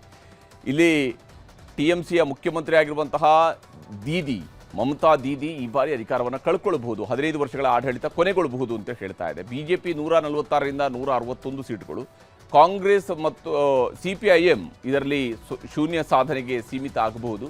6ರಿಂದ 10 ಸೀಟ್ಗಳಲ್ಲಿ ಇತರರು ಗೆಲುವನ್ನು ದಾಖಲಿಸಿಕೊಳ್ಳಬಹುದು ಅನ್ನುವಂಥದ್ದನ್ನು ಹೇಳ್ತಿದ್ದಾರೆ. ಕಾಂಗ್ರೆಸ್ ಕೂಡ ಶೂನ್ಯ ಸಾಧನೆಗೆ ಸೀಮಿತ ಆಗುತ್ತೆ ಅಂತೇಳಿ ಮ್ಯಾಟ್ರಿಸ್ ಹೇಳಿದೆ. ಇನ್ನು ಪಿಮಾರ್ಕ್ನ ಸಮೀಕ್ಷೆಯ ಪ್ರಕಾರ, ಪಿಮಾರ್ಕ್ ಹೇಳೋ ಪ್ರಕಾರ 118ರಿಂದ 138 ಸೀಟ್ಗಳು, ಅಂದರೆ TMC ಅಧಿಕಾರವನ್ನು ಕಳ್ಕೊಳ್ಳುತ್ತೆ ಅಂತೇಳಿ ಪಿಮಾರ್ಕ್ ಸರ್ವೆ ಕೂಡ ಹೇಳಿದೆ. 146ರಿಂದ 161 ಸೀಟ್ಗಳು BJPಗೆ ಬರುತ್ತೆ ಅನ್ನುವಂಥದ್ದನ್ನು ಪಿಮಾರ್ಕ್ ಹೇಳ್ತಿರುವಂಥದ್ದು. ಕಾಂಗ್ರೆಸ್ 6ರಿಂದ 10 ಸೀಟ್ಗಳು ಗೆಲ್ಲಬಹುದು, ಇತರರು ಶೂನ್ಯ ಸಾಧನೆ, CPM ಕೂಡ ಶೂನ್ಯ ಸಾಧನೆಗೆ ತೃಪ್ತಿ ಪಡ್ಕೊಳ್ಬೇಕಾಗತ್ತೆ ಅಂತ ಹೇಳಿ ಪಿಮಾರ್ಕ್ ಹೇಳ್ತಾ ಇದೆ. ಇನ್ನು JVC ನಡೆಸಿರುವಂತಹ ಸಮೀಕ್ಷೆಯ ಪ್ರಕಾರ 131ರಿಂದ 152 ಸೀಟ್ಗಳು, ಅಂದರೆ ಅಧಿಕಾರ ಸಿಕ್ಕರೂ ಸಿಗಬಹುದು TMCಗೆ, ಒಂದು ತಿನ್ ಮಾರ್ಜಿನಲ್ಲಿ ಸಿಗೋದಕ್ಕೆ ಚಾನ್ಸಸ್ಸು ಇದೆ, ಸಿಗದೆಯೂ ಇರಬಹುದು. ಹಾಗೆಯೇ BJPಗೂ ಅಷ್ಟೇ 138ರಿಂದ 159 ಸಿಕ್ಕರೂ ಸಿಗಬಹುದು, ಸಿಗದೆಯೂ ಇರಬಹುದು ಅನ್ನುವಂತಹ ರೀತಿಯಲ್ಲಿ JVC ಅವರ ಸರ್ವೆ ಹೇಳ್ತಾ ಇದೆ. 0ಯಿಂದ 2 ಸ್ಥಾನಗಳವರೆಗೆ ಕಾಂಗ್ರೆಸ್ ಫೈಟ್ನಲ್ಲಿದೆ ಅಂತ ಹೇಳಿ, ಇತರರು ಕೂಡ 0ಯಿಂದ 2. CPM ಶೂನ್ಯ ಸಾಧನೆಗೆ, ನೋಡಿ ಸರಿಸುಮಾರು 3 ದಶಕಗಳ ಕಾಲ ಆಡಳಿತ ನಡೆಸಿದಂತಹ CPM ಶೂನ್ಯ ಸಾಧನೆ ಅಂತೇಳಿ ಬಹುತೇಕ ಎಲ್ಲ ಸರ್ವೆಗಳು ಹೇಳ್ತಾ ಇದ್ದಾವೆ. ಬಂಗಾಳದ ಎಕ್ಸಿಟ್ ಪೋಲ್ನ ಜೊತೆಗೇನೆ ಇನ್ನು ಚಾಣಕ್ಯ ಸ್ಟ್ರಾಟಜೀಸ್ ನಡೆಸಿರುವಂತಹ ಸಮೀಕ್ಷೆಯ ಪ್ರಕಾರವೂ ಕೂಡ ಅಷ್ಟೇ BJP ಅಧಿಕಾರಕ್ಕೆ ಬರುತ್ತೆ ಅಂತೇಳಿ ಹೇಳ್ತಾ ಇದೆ. 150ರಿಂದ 160 ಸೀಟ್ಗಳೊಂದಿಗೆ BJP ಅಧಿಕಾರಕ್ಕೆ ಬರಬಹುದು ಅಂತೇಳಿ ಚಾಣಕ್ಯ ಸ್ಟ್ರಾಟಜೀಸ್ ಹೇಳ್ತಾ ಇದೆ. 130ರಿಂದ 140 ಸೀಟ್ಗಳು TMC ಪಾಲಾಗಬಹುದು. ಕಾಂಗ್ರೆಸ್ ಶೂನ್ಯ ಸಾಧನೆ, ಇತರರು 6ರಿಂದ 10, CPIM ಅಥವಾ ಎಡಪಕ್ಷಗಳ ಕೂಟಗಳು ಇವರು ಶೂನ್ಯ ಸಾಧನೆಯನ್ನು ಮಾಡ್ತವೆ ಅಂತ ಹೇಳಿ ಚಾಣಕ್ಯ ಸ್ಟ್ರಾಟಜೀಸ್ ಕೂಡ ತನ್ನ ಸರ್ವೆಯಲ್ಲಿ ಹೇಳ್ತಾ ಇದೆ.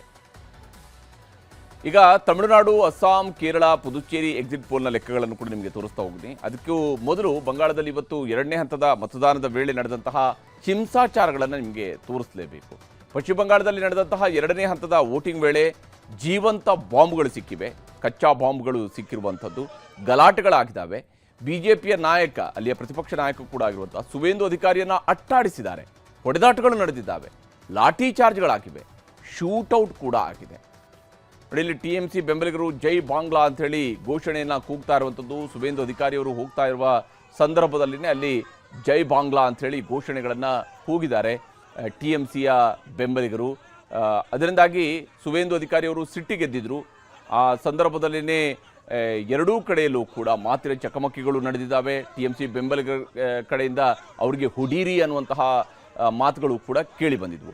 TMC ನಾಯಕಿ ಮಮತಾ ಬ್ಯಾನರ್ಜಿ ಮತ್ತು BJPಯ ಸುವೇಂದು ಅಧಿಕಾರಿ ಸ್ಪರ್ಧಿಸಿರುವಂತಹ ಭವಾನಿಪುರದಲ್ಲಿ ಇವತ್ತು ಹಿಂಸಾಚಾರ ನಡೆದಿದೆ. ಇದು ಮುಖ್ಯಮಂತ್ರಿ ಮಮತಾ ಬ್ಯಾನರ್ಜಿ ಅವರು ಪ್ರತಿನಿಧಿಸ್ತಾ ಇರುವಂತಹ ಕ್ಷೇತ್ರ.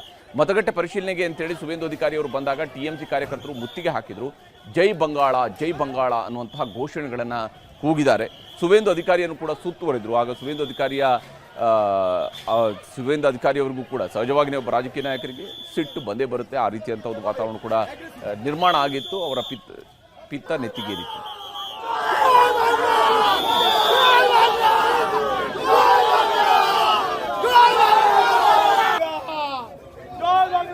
ಇನ್ನು ಸುವೇಂದು ಅಧಿಕಾರಿ ಅವರಿಗೆ ಬೆದರಿಕೆ ಹಾಕಿದ TMC ಕಾರ್ಯಕರ್ತರನ್ನ ಹಿಡಿಯೋದಕ್ಕೆ ಪ್ರಯತ್ನಿಸ್ತಾ ಇದ್ದಂತೆಯೇ ಕೆಲವರು ಓಡಿ ಹೋದ್ರು. ಆಗ ಪೊಲೀಸರು ಅವ್ರನ್ನ ಬೆನ್ನತ್ತಿದ್ರು, ಅಡ್ಡ ಬಂದವರ ಮೇಲೆ ಲಾಠಿ ಚಾರ್ಜ್ ಮಾಡಿದ್ರು, ಬೈಕ್ ಸವಾರರು ನೆಲಕ್ಕೆ ಬಿದ್ದರು, ವೃದ್ಧನೊಬ್ಬ ರಸ್ತೆಯಲ್ಲೇ ಬಿದ್ದು ಒದ್ದಾಡುವಂತಹ ಘಟನೆಯೂ ಕೂಡ ನಡೀತು.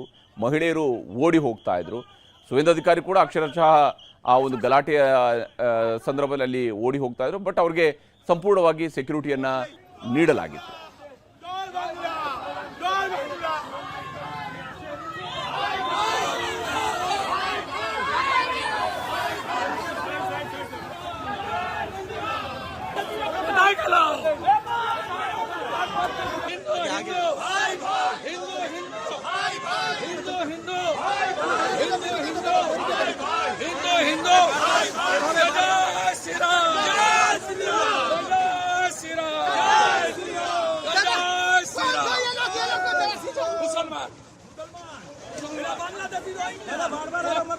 बांग्लादेशी मुसलमान सब बांग्लादेशी मुसलमान खून जाम करने की कोशिश कर रहा है, खून जाम करने की कोशिश है। देखो ये इलाका छेड़े शुरू कर दिया पूरा ममता को.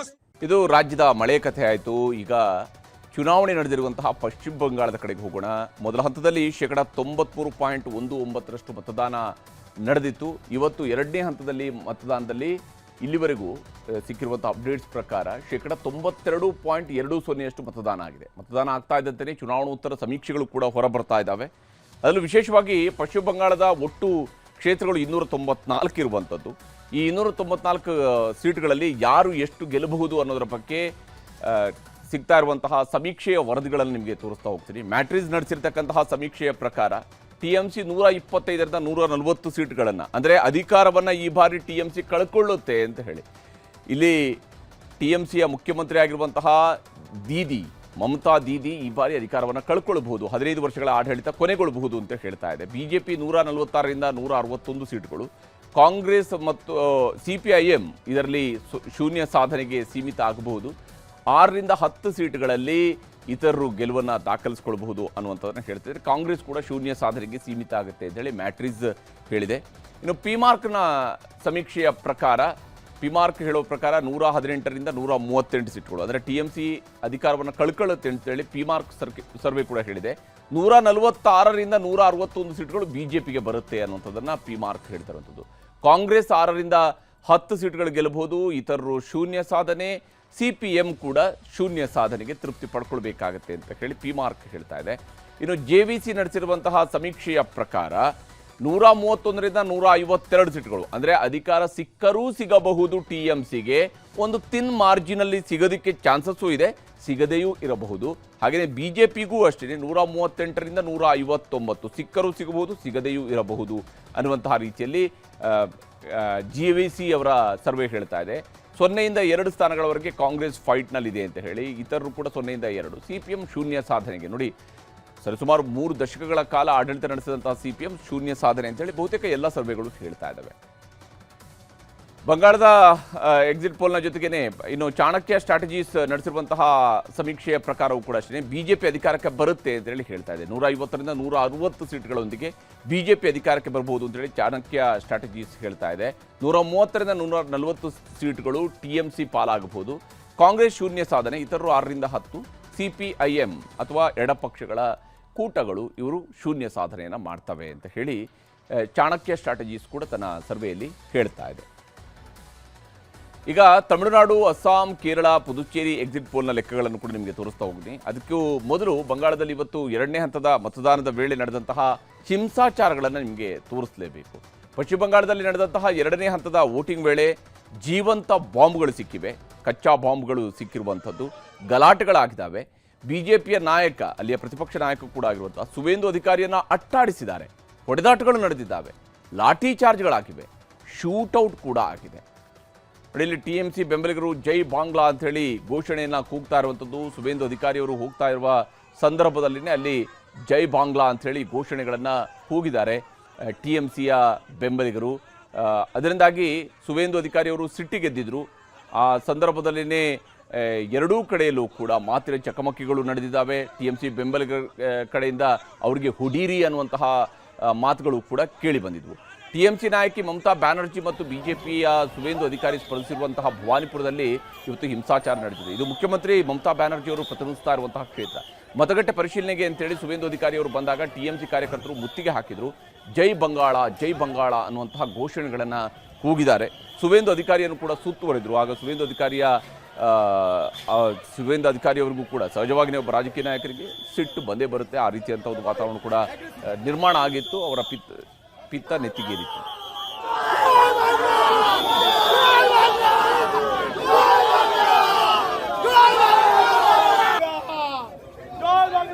ಇನ್ನು ಸುವೇಂದು ಅಧಿಕಾರಿ ಅವರಿಗೆ ಬೆದರಿಕೆ ಹಾಕಿದ ಟಿಎಂಸಿ ಕಾರ್ಯಕರ್ತರನ್ನ ಹಿಡಿಯೋದಕ್ಕೆ ಪ್ರಯತ್ನಿಸ್ತಾ ಇದ್ದಂತೆಯೇ ಕೆಲವರು ಓಡಿ ಹೋದ್ರು. ಆಗ ಪೊಲೀಸರು ಅವ್ರನ್ನ ಬೆನ್ನತ್ತಿದ್ರು, ಅಡ್ಡ ಬಂದವರ ಮೇಲೆ ಲಾಠಿ ಚಾರ್ಜ್ ಮಾಡಿದ್ರು, ಬೈಕ್ ಸವಾರರು ನೆಲಕ್ಕೆ ಬಿದ್ದರು, ವೃದ್ಧನೊಬ್ಬ ರಸ್ತೆಯಲ್ಲೇ ಬಿದ್ದು ಒದ್ದಾಡುವಂತಹ ಘಟನೆಯೂ ಕೂಡ ನಡೀತು.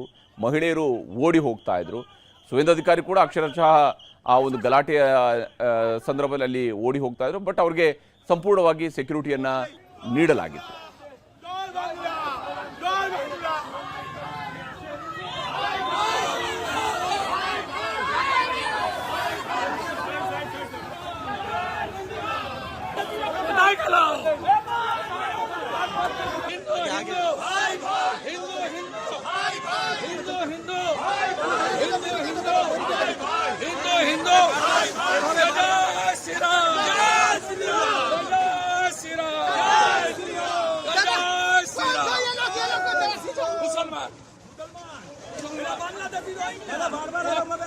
बांग्लादेशी मुसलमान सब बांग्लादेशी मुसलमान बूथ जाम करने की कोशिश कर रहा है, बूथ जाम करने की कोशिश है। देखो ये इलाका छेड़े शुरू कर दिया पूरा ममता को. ಇದು ರಾಜ್ಯದ ಮಳೆ ಕಥೆ ಆಯಿತು. ಈಗ ಚುನಾವಣೆ ನಡೆದಿರುವಂತಹ ಪಶ್ಚಿಮ ಬಂಗಾಳದ ಕಡೆಗೆ ಹೋಗೋಣ. ಮೊದಲ ಹಂತದಲ್ಲಿ 93.19% ಮತದಾನ ನಡೆದಿತ್ತು. ಇವತ್ತು ಎರಡನೇ ಹಂತದಲ್ಲಿ ಮತದಾನದಲ್ಲಿ ಇಲ್ಲಿವರೆಗೂ ಸಿಕ್ಕಿರುವಂಥ ಅಪ್ಡೇಟ್ಸ್ ಪ್ರಕಾರ 92.20% ಮತದಾನ ಆಗಿದೆ. ಮತದಾನ ಆಗ್ತಾ ಇದ್ದಂತೆಯೇ ಚುನಾವಣೋತ್ತರ ಸಮೀಕ್ಷೆಗಳು ಕೂಡ ಹೊರಬರ್ತಾ ಇದ್ದಾವೆ. ಅದರಲ್ಲೂ ವಿಶೇಷವಾಗಿ ಪಶ್ಚಿಮ ಬಂಗಾಳದ ಒಟ್ಟು ಕ್ಷೇತ್ರಗಳು 294 ಇರುವಂಥದ್ದು. ಈ 294 ಸೀಟ್ಗಳಲ್ಲಿ ಯಾರು ಎಷ್ಟು ಗೆಲ್ಲಬಹುದು ಅನ್ನೋದರ ಬಗ್ಗೆ ಸಿಗ್ತಾ ಇರುವಂತಹ ಸಮೀಕ್ಷೆಯ ವರದಿಗಳನ್ನು ನಿಮಗೆ ತೋರಿಸ್ತಾ ಹೋಗ್ತೀನಿ. ಮ್ಯಾಟ್ರಿಸ್ ನಡೆಸಿರ್ತಕ್ಕಂತಹ ಸಮೀಕ್ಷೆಯ ಪ್ರಕಾರ ಟಿಎಂಸಿ 125ರಿಂದ 140 ಸೀಟ್ಗಳನ್ನು, ಅಂದರೆ ಅಧಿಕಾರವನ್ನು ಈ ಬಾರಿ ಟಿಎಂಸಿ ಕಳ್ಕೊಳ್ಳುತ್ತೆ ಅಂತ ಹೇಳಿ. ಇಲ್ಲಿ ಟಿಎಂಸಿಯ ಮುಖ್ಯಮಂತ್ರಿ ಆಗಿರುವಂತಹ ದೀದಿ ಮಮತಾ ದೀದಿ ಈ ಬಾರಿ ಅಧಿಕಾರವನ್ನು ಕಳ್ಕೊಳ್ಬಹುದು, 15 ವರ್ಷಗಳ ಆಡಳಿತ ಕೊನೆಗೊಳ್ಳಬಹುದು ಅಂತ ಹೇಳ್ತಾ ಇದೆ. ಬಿಜೆಪಿ 146ರಿಂದ 161 ಸೀಟ್ಗಳು, ಕಾಂಗ್ರೆಸ್ ಮತ್ತು ಸಿಪಿಐಎಂ ಇದರಲ್ಲಿ ಶೂನ್ಯ ಸಾಧನೆಗೆ ಸೀಮಿತ ಆಗಬಹುದು. 6ರಿಂದ 10 ಸೀಟ್ಗಳಲ್ಲಿ ಇತರರು ಗೆಲುವನ್ನು ದಾಖಲಿಸಿಕೊಳ್ಳಬಹುದು ಅನ್ನುವಂಥದ್ದನ್ನು ಹೇಳ್ತಿದ್ದಾರೆ. ಕಾಂಗ್ರೆಸ್ ಕೂಡ ಶೂನ್ಯ ಸಾಧನೆಗೆ ಸೀಮಿತ ಆಗುತ್ತೆ ಅಂತೇಳಿ ಮ್ಯಾಟ್ರಿಸ್ ಹೇಳಿದೆ. ಇನ್ನು ಪಿಮಾರ್ಕ್ನ ಸಮೀಕ್ಷೆಯ ಪ್ರಕಾರ, ಪಿಮಾರ್ಕ್ ಹೇಳೋ ಪ್ರಕಾರ 118ರಿಂದ 138 ಸೀಟ್ಗಳು, ಅಂದರೆ ಟಿಎಂಸಿ ಅಧಿಕಾರವನ್ನು ಕಳ್ಕೊಳ್ಳುತ್ತೆ ಅಂತೇಳಿ ಪಿಮಾರ್ಕ್ ಸರ್ವೆ ಕೂಡ ಹೇಳಿದೆ. 146ರಿಂದ 161 ಸೀಟ್ಗಳು ಬಿಜೆಪಿಗೆ ಬರುತ್ತೆ ಅನ್ನುವಂಥದ್ದನ್ನು ಪಿಮಾರ್ಕ್ ಹೇಳ್ತಿರುವಂಥದ್ದು. ಕಾಂಗ್ರೆಸ್ 6ರಿಂದ 10 ಸೀಟ್ಗಳು ಗೆಲ್ಲಬಹುದು, ಇತರರು ಶೂನ್ಯ ಸಾಧನೆ, ಸಿಪಿಎಂ ಕೂಡ ಶೂನ್ಯ ಸಾಧನೆಗೆ ತೃಪ್ತಿ ಪಡ್ಕೊಳ್ಬೇಕಾಗತ್ತೆ ಅಂತ ಹೇಳಿ ಪಿಮಾರ್ಕ್ ಹೇಳ್ತಾ ಇದೆ. ಇನ್ನು ಜೆವಿಸಿ ನಡೆಸಿರುವಂತಹ ಸಮೀಕ್ಷೆಯ ಪ್ರಕಾರ 131ರಿಂದ 152 ಸೀಟ್ಗಳು, ಅಂದರೆ ಅಧಿಕಾರ ಸಿಕ್ಕರೂ ಸಿಗಬಹುದು ಟಿಎಂಸಿಗೆ, ಒಂದು ತಿನ್ ಮಾರ್ಜಿನಲ್ಲಿ ಸಿಗೋದಕ್ಕೆ ಚಾನ್ಸಸ್ಸು ಇದೆ, ಸಿಗದೆಯೂ ಇರಬಹುದು. ಹಾಗೆಯೇ ಬಿಜೆಪಿಗೂ ಅಷ್ಟೇ 138ರಿಂದ 159 ಸಿಕ್ಕರೂ ಸಿಗಬಹುದು, ಸಿಗದೆಯೂ ಇರಬಹುದು ಅನ್ನುವಂತಹ ರೀತಿಯಲ್ಲಿ ಜೆವಿಸಿ ಅವರ ಸರ್ವೆ ಹೇಳ್ತಾ ಇದೆ. 0ಯಿಂದ 2 ಸ್ಥಾನಗಳವರೆಗೆ ಕಾಂಗ್ರೆಸ್ ಫೈಟ್ನಲ್ಲಿದೆ ಅಂತ ಹೇಳಿ, ಇತರರು ಕೂಡ 0ಯಿಂದ 2. ಸಿಪಿಎಂ ಶೂನ್ಯ ಸಾಧನೆಗೆ, ನೋಡಿ ಸರಿಸುಮಾರು 3 ದಶಕಗಳ ಕಾಲ ಆಡಳಿತ ನಡೆಸಿದಂತಹ ಸಿಪಿಎಂ ಶೂನ್ಯ ಸಾಧನೆ ಅಂತೇಳಿ ಬಹುತೇಕ ಎಲ್ಲ ಸರ್ವೆಗಳು ಹೇಳ್ತಾ ಇದ್ದಾವೆ. ಬಂಗಾಳದ ಎಕ್ಸಿಟ್ ಪೋಲ್ನ ಜೊತೆಗೇನೆ ಇನ್ನು ಚಾಣಕ್ಯ ಸ್ಟ್ರಾಟಜೀಸ್ ನಡೆಸಿರುವಂತಹ ಸಮೀಕ್ಷೆಯ ಪ್ರಕಾರವೂ ಕೂಡ ಅಷ್ಟೇ ಬಿಜೆಪಿ ಅಧಿಕಾರಕ್ಕೆ ಬರುತ್ತೆ ಅಂತೇಳಿ ಹೇಳ್ತಾ ಇದೆ. 150ರಿಂದ 160 ಸೀಟ್ಗಳೊಂದಿಗೆ ಬಿಜೆಪಿ ಅಧಿಕಾರಕ್ಕೆ ಬರಬಹುದು ಅಂತೇಳಿ ಚಾಣಕ್ಯ ಸ್ಟ್ರಾಟಜೀಸ್ ಹೇಳ್ತಾ ಇದೆ. 130ರಿಂದ 140 ಸೀಟ್ಗಳು ಟಿಎಂಸಿ ಪಾಲಾಗಬಹುದು. ಕಾಂಗ್ರೆಸ್ ಶೂನ್ಯ ಸಾಧನೆ, ಇತರರು 6ರಿಂದ 10, ಸಿಪಿಐಎಂ ಅಥವಾ ಎಡಪಕ್ಷಗಳ ಕೂಟಗಳು ಇವರು ಶೂನ್ಯ ಸಾಧನೆಯನ್ನು ಮಾಡ್ತವೆ ಅಂತ ಹೇಳಿ ಚಾಣಕ್ಯ ಸ್ಟ್ರಾಟಜೀಸ್ ಕೂಡ ತನ್ನ ಸರ್ವೆಯಲ್ಲಿ ಹೇಳ್ತಾ ಇದೆ. ಈಗ ತಮಿಳುನಾಡು, ಅಸ್ಸಾಂ, ಕೇರಳ, ಪುದುಚೇರಿ ಎಕ್ಸಿಟ್ ಪೋಲ್ನ ಲೆಕ್ಕಗಳನ್ನು ಕೂಡ ನಿಮಗೆ ತೋರಿಸ್ತಾ ಹೋಗ್ತೀನಿ. ಅದಕ್ಕೂ ಮೊದಲು ಬಂಗಾಳದಲ್ಲಿ ಇವತ್ತು 2ನೇ ಹಂತದ ಮತದಾನದ ವೇಳೆ ನಡೆದಂತಹ ಹಿಂಸಾಚಾರಗಳನ್ನು ನಿಮಗೆ ತೋರಿಸಲೇಬೇಕು. ಪಶ್ಚಿಮ ಬಂಗಾಳದಲ್ಲಿ ನಡೆದಂತಹ 2ನೇ ಹಂತದ ವೋಟಿಂಗ್ ವೇಳೆ ಜೀವಂತ ಬಾಂಬ್ಗಳು ಸಿಕ್ಕಿವೆ, ಕಚ್ಚಾ ಬಾಂಬ್ಗಳು ಸಿಕ್ಕಿರುವಂಥದ್ದು, ಗಲಾಟೆಗಳಾಗಿದ್ದಾವೆ. ಬಿಜೆಪಿಯ ನಾಯಕ, ಅಲ್ಲಿಯ ಪ್ರತಿಪಕ್ಷ ನಾಯಕ ಕೂಡ ಆಗಿರುವಂತಹ ಸುವೇಂದು ಅಧಿಕಾರಿಯನ್ನು ಅಟ್ಟಾಡಿಸಿದ್ದಾರೆ, ಹೊಡೆದಾಟಗಳು ನಡೆದಿದ್ದಾವೆ, ಲಾಠಿ ಚಾರ್ಜ್ಗಳಾಗಿವೆ, ಶೂಟೌಟ್ ಕೂಡ ಆಗಿದೆ. ಇಲ್ಲಿ ಟಿಎಂಸಿ ಬೆಂಬಲಿಗರು ಜೈ ಬಾಂಗ್ಲಾ ಅಂಥೇಳಿ ಘೋಷಣೆಯನ್ನು ಕೂಗ್ತಾ ಇರುವಂಥದ್ದು. ಸುವೇಂದು ಅಧಿಕಾರಿಯವರು ಹೋಗ್ತಾ ಇರುವ ಸಂದರ್ಭದಲ್ಲಿನೇ ಅಲ್ಲಿ ಜೈ ಬಾಂಗ್ಲಾ ಅಂಥೇಳಿ ಘೋಷಣೆಗಳನ್ನು ಕೂಗಿದ್ದಾರೆ ಟಿಎಂಸಿಯ ಬೆಂಬಲಿಗರು. ಅದರಿಂದಾಗಿ ಸುವೇಂದು ಅಧಿಕಾರಿಯವರು ಸಿಟ್ಟಿಗೆದ್ದಿದ್ರು. ಆ ಸಂದರ್ಭದಲ್ಲಿನೇ ಎರಡೂ ಕಡೆಯಲ್ಲೂ ಕೂಡ ಮಾತಿನ ಚಕಮಕಿಗಳು ನಡೆದಿದ್ದಾವೆ. TMC ಬೆಂಬಲಿಗರ ಕಡೆಯಿಂದ ಅವರಿಗೆ ಹುಡೀರಿ ಅನ್ನುವಂತಹ ಮಾತುಗಳು ಕೂಡ ಕೇಳಿ ಬಂದಿದ್ವು. TMC ನಾಯಕಿ ಮಮತಾ ಬ್ಯಾನರ್ಜಿ ಮತ್ತು ಬಿಜೆಪಿಯ ಸುವೇಂದು ಅಧಿಕಾರಿ ಸ್ಪರ್ಧಿಸಿರುವಂತಹ ಭವಾನಿಪುರದಲ್ಲಿ ಇವತ್ತು ಹಿಂಸಾಚಾರ ನಡೆದಿದೆ. ಇದು ಮುಖ್ಯಮಂತ್ರಿ ಮಮತಾ ಬ್ಯಾನರ್ಜಿ ಅವರು ಪ್ರತಿನಿಧಿಸ್ತಾ ಇರುವಂತಹ ಕ್ಷೇತ್ರ. ಮತಗಟ್ಟೆ ಪರಿಶೀಲನೆಗೆ ಅಂತೇಳಿ ಸುವೇಂದು ಅಧಿಕಾರಿ ಅವರು ಬಂದಾಗ TMC ಕಾರ್ಯಕರ್ತರು ಮುತ್ತಿಗೆ ಹಾಕಿದರು. ಜೈ ಬಂಗಾಳ ಜೈ ಬಂಗಾಳ ಅನ್ನುವಂತಹ ಘೋಷಣೆಗಳನ್ನು ಕೂಗಿದ್ದಾರೆ. ಸುವೇಂದು ಅಧಿಕಾರಿಯನ್ನು ಕೂಡ ಸುತ್ತುವರಿದ್ರು. ಆಗ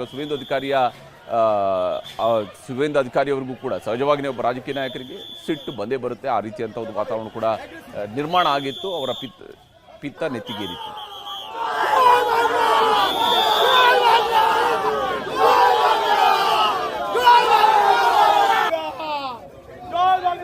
ಇನ್ನು ಸುವೇಂದು ಅಧಿಕಾರಿ ಅವರಿಗೆ ಬೆದರಿಕೆ ಹಾಕಿದ TMC ಕಾರ್ಯಕರ್ತರನ್ನ ಹಿಡಿಯೋದಕ್ಕೆ ಪ್ರಯತ್ನಿಸ್ತಾ ಇದ್ದಂತೆಯೇ ಕೆಲವರು ಓಡಿ ಹೋದ್ರು. ಆಗ ಪೊಲೀಸರು ಅವ್ರನ್ನ ಬೆನ್ನತ್ತಿದ್ರು. ಅಡ್ಡ ಬಂದವರ ಮೇಲೆ ಲಾಠಿ ಚಾರ್ಜ್ ಮಾಡಿದ್ರು. ಬೈಕ್ ಸವಾರರು ನೆಲಕ್ಕೆ ಬಿದ್ದರು. ವೃದ್ಧನೊಬ್ಬ ರಸ್ತೆಯಲ್ಲಿ ಬಿದ್ದು ಒದ್ದಾಡುವಂತಹ ಘಟನೆಯೂ ಕೂಡ ನಡೀತು. ಮಹಿಳೆಯರು ಓಡಿ ಹೋಗ್ತಾ ಇದ್ರು. ಸುವೇಂದು ಅಧಿಕಾರಿ ಕೂಡ ಅಕ್ಷರಶಃ ಆ ಒಂದು ಗಲಾಟೆಯ ಸಂದರ್ಭದಲ್ಲಿ ಓಡಿ ಹೋಗ್ತಾ ಇದ್ರು. ಬಟ್ ಅವ್ರಿಗೆ ಸಂಪೂರ್ಣವಾಗಿ ಸೆಕ್ಯೂರಿಟಿಯನ್ನು ನೀಡಲಾಗಿತ್ತು.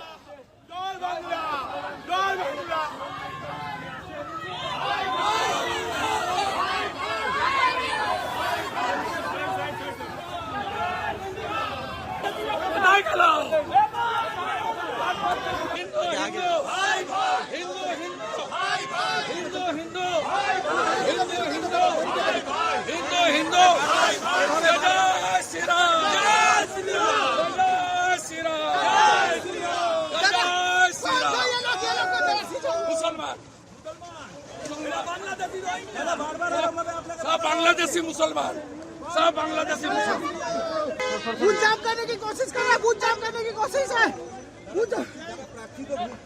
देखो ये इलाका छेड़े शुरू कर दिया पूरा ममता को. ಇದು ರಾಜ್ಯದ ಮಳೆ ಕಥೆ ಆಯಿತು. ಈಗ ಚುನಾವಣೆ ನಡೆದಿರುವಂತಹ ಪಶ್ಚಿಮ ಬಂಗಾಳದ ಕಡೆಗೆ ಹೋಗೋಣ. ಮೊದಲ ಹಂತದಲ್ಲಿ 93.19% ಮತದಾನ ನಡೆದಿತ್ತು. ಇವತ್ತು ಎರಡನೇ ಹಂತದಲ್ಲಿ ಮತದಾನದಲ್ಲಿ ಇಲ್ಲಿವರೆಗೂ ಸಿಕ್ಕಿರುವಂಥ ಅಪ್ಡೇಟ್ಸ್ ಪ್ರಕಾರ 92.20% ಮತದಾನ ಆಗಿದೆ. ಮತದಾನ ಆಗ್ತಾ ಇದ್ದಂತೆಯೇ ಚುನಾವಣೋತ್ತರ ಸಮೀಕ್ಷೆಗಳು ಕೂಡ ಹೊರಬರ್ತಾ ಇದ್ದಾವೆ. ಅದರಲ್ಲೂ ವಿಶೇಷವಾಗಿ ಪಶ್ಚಿಮ ಬಂಗಾಳದ ಒಟ್ಟು ಕ್ಷೇತ್ರಗಳು 294 ಇರುವಂಥದ್ದು. ಈ 294 ಸೀಟ್ಗಳಲ್ಲಿ ಯಾರು ಎಷ್ಟು ಗೆಲ್ಲಬಹುದು ಅನ್ನೋದರ ಬಗ್ಗೆ ಸಿಗ್ತಾ ಇರುವಂತಹ ಸಮೀಕ್ಷೆಯ ವರದಿಗಳನ್ನು ನಿಮಗೆ ತೋರಿಸ್ತಾ ಹೋಗ್ತೀನಿ. ಮ್ಯಾಟ್ರಿಸ್ ನಡೆಸಿರ್ತಕ್ಕಂತಹ ಸಮೀಕ್ಷೆಯ ಪ್ರಕಾರ TMC 125ರಿಂದ 140 ಸೀಟ್ಗಳನ್ನು, ಅಂದರೆ ಅಧಿಕಾರವನ್ನು ಈ ಬಾರಿ TMC ಕಳ್ಕೊಳ್ಳುತ್ತೆ ಅಂತ ಹೇಳಿ.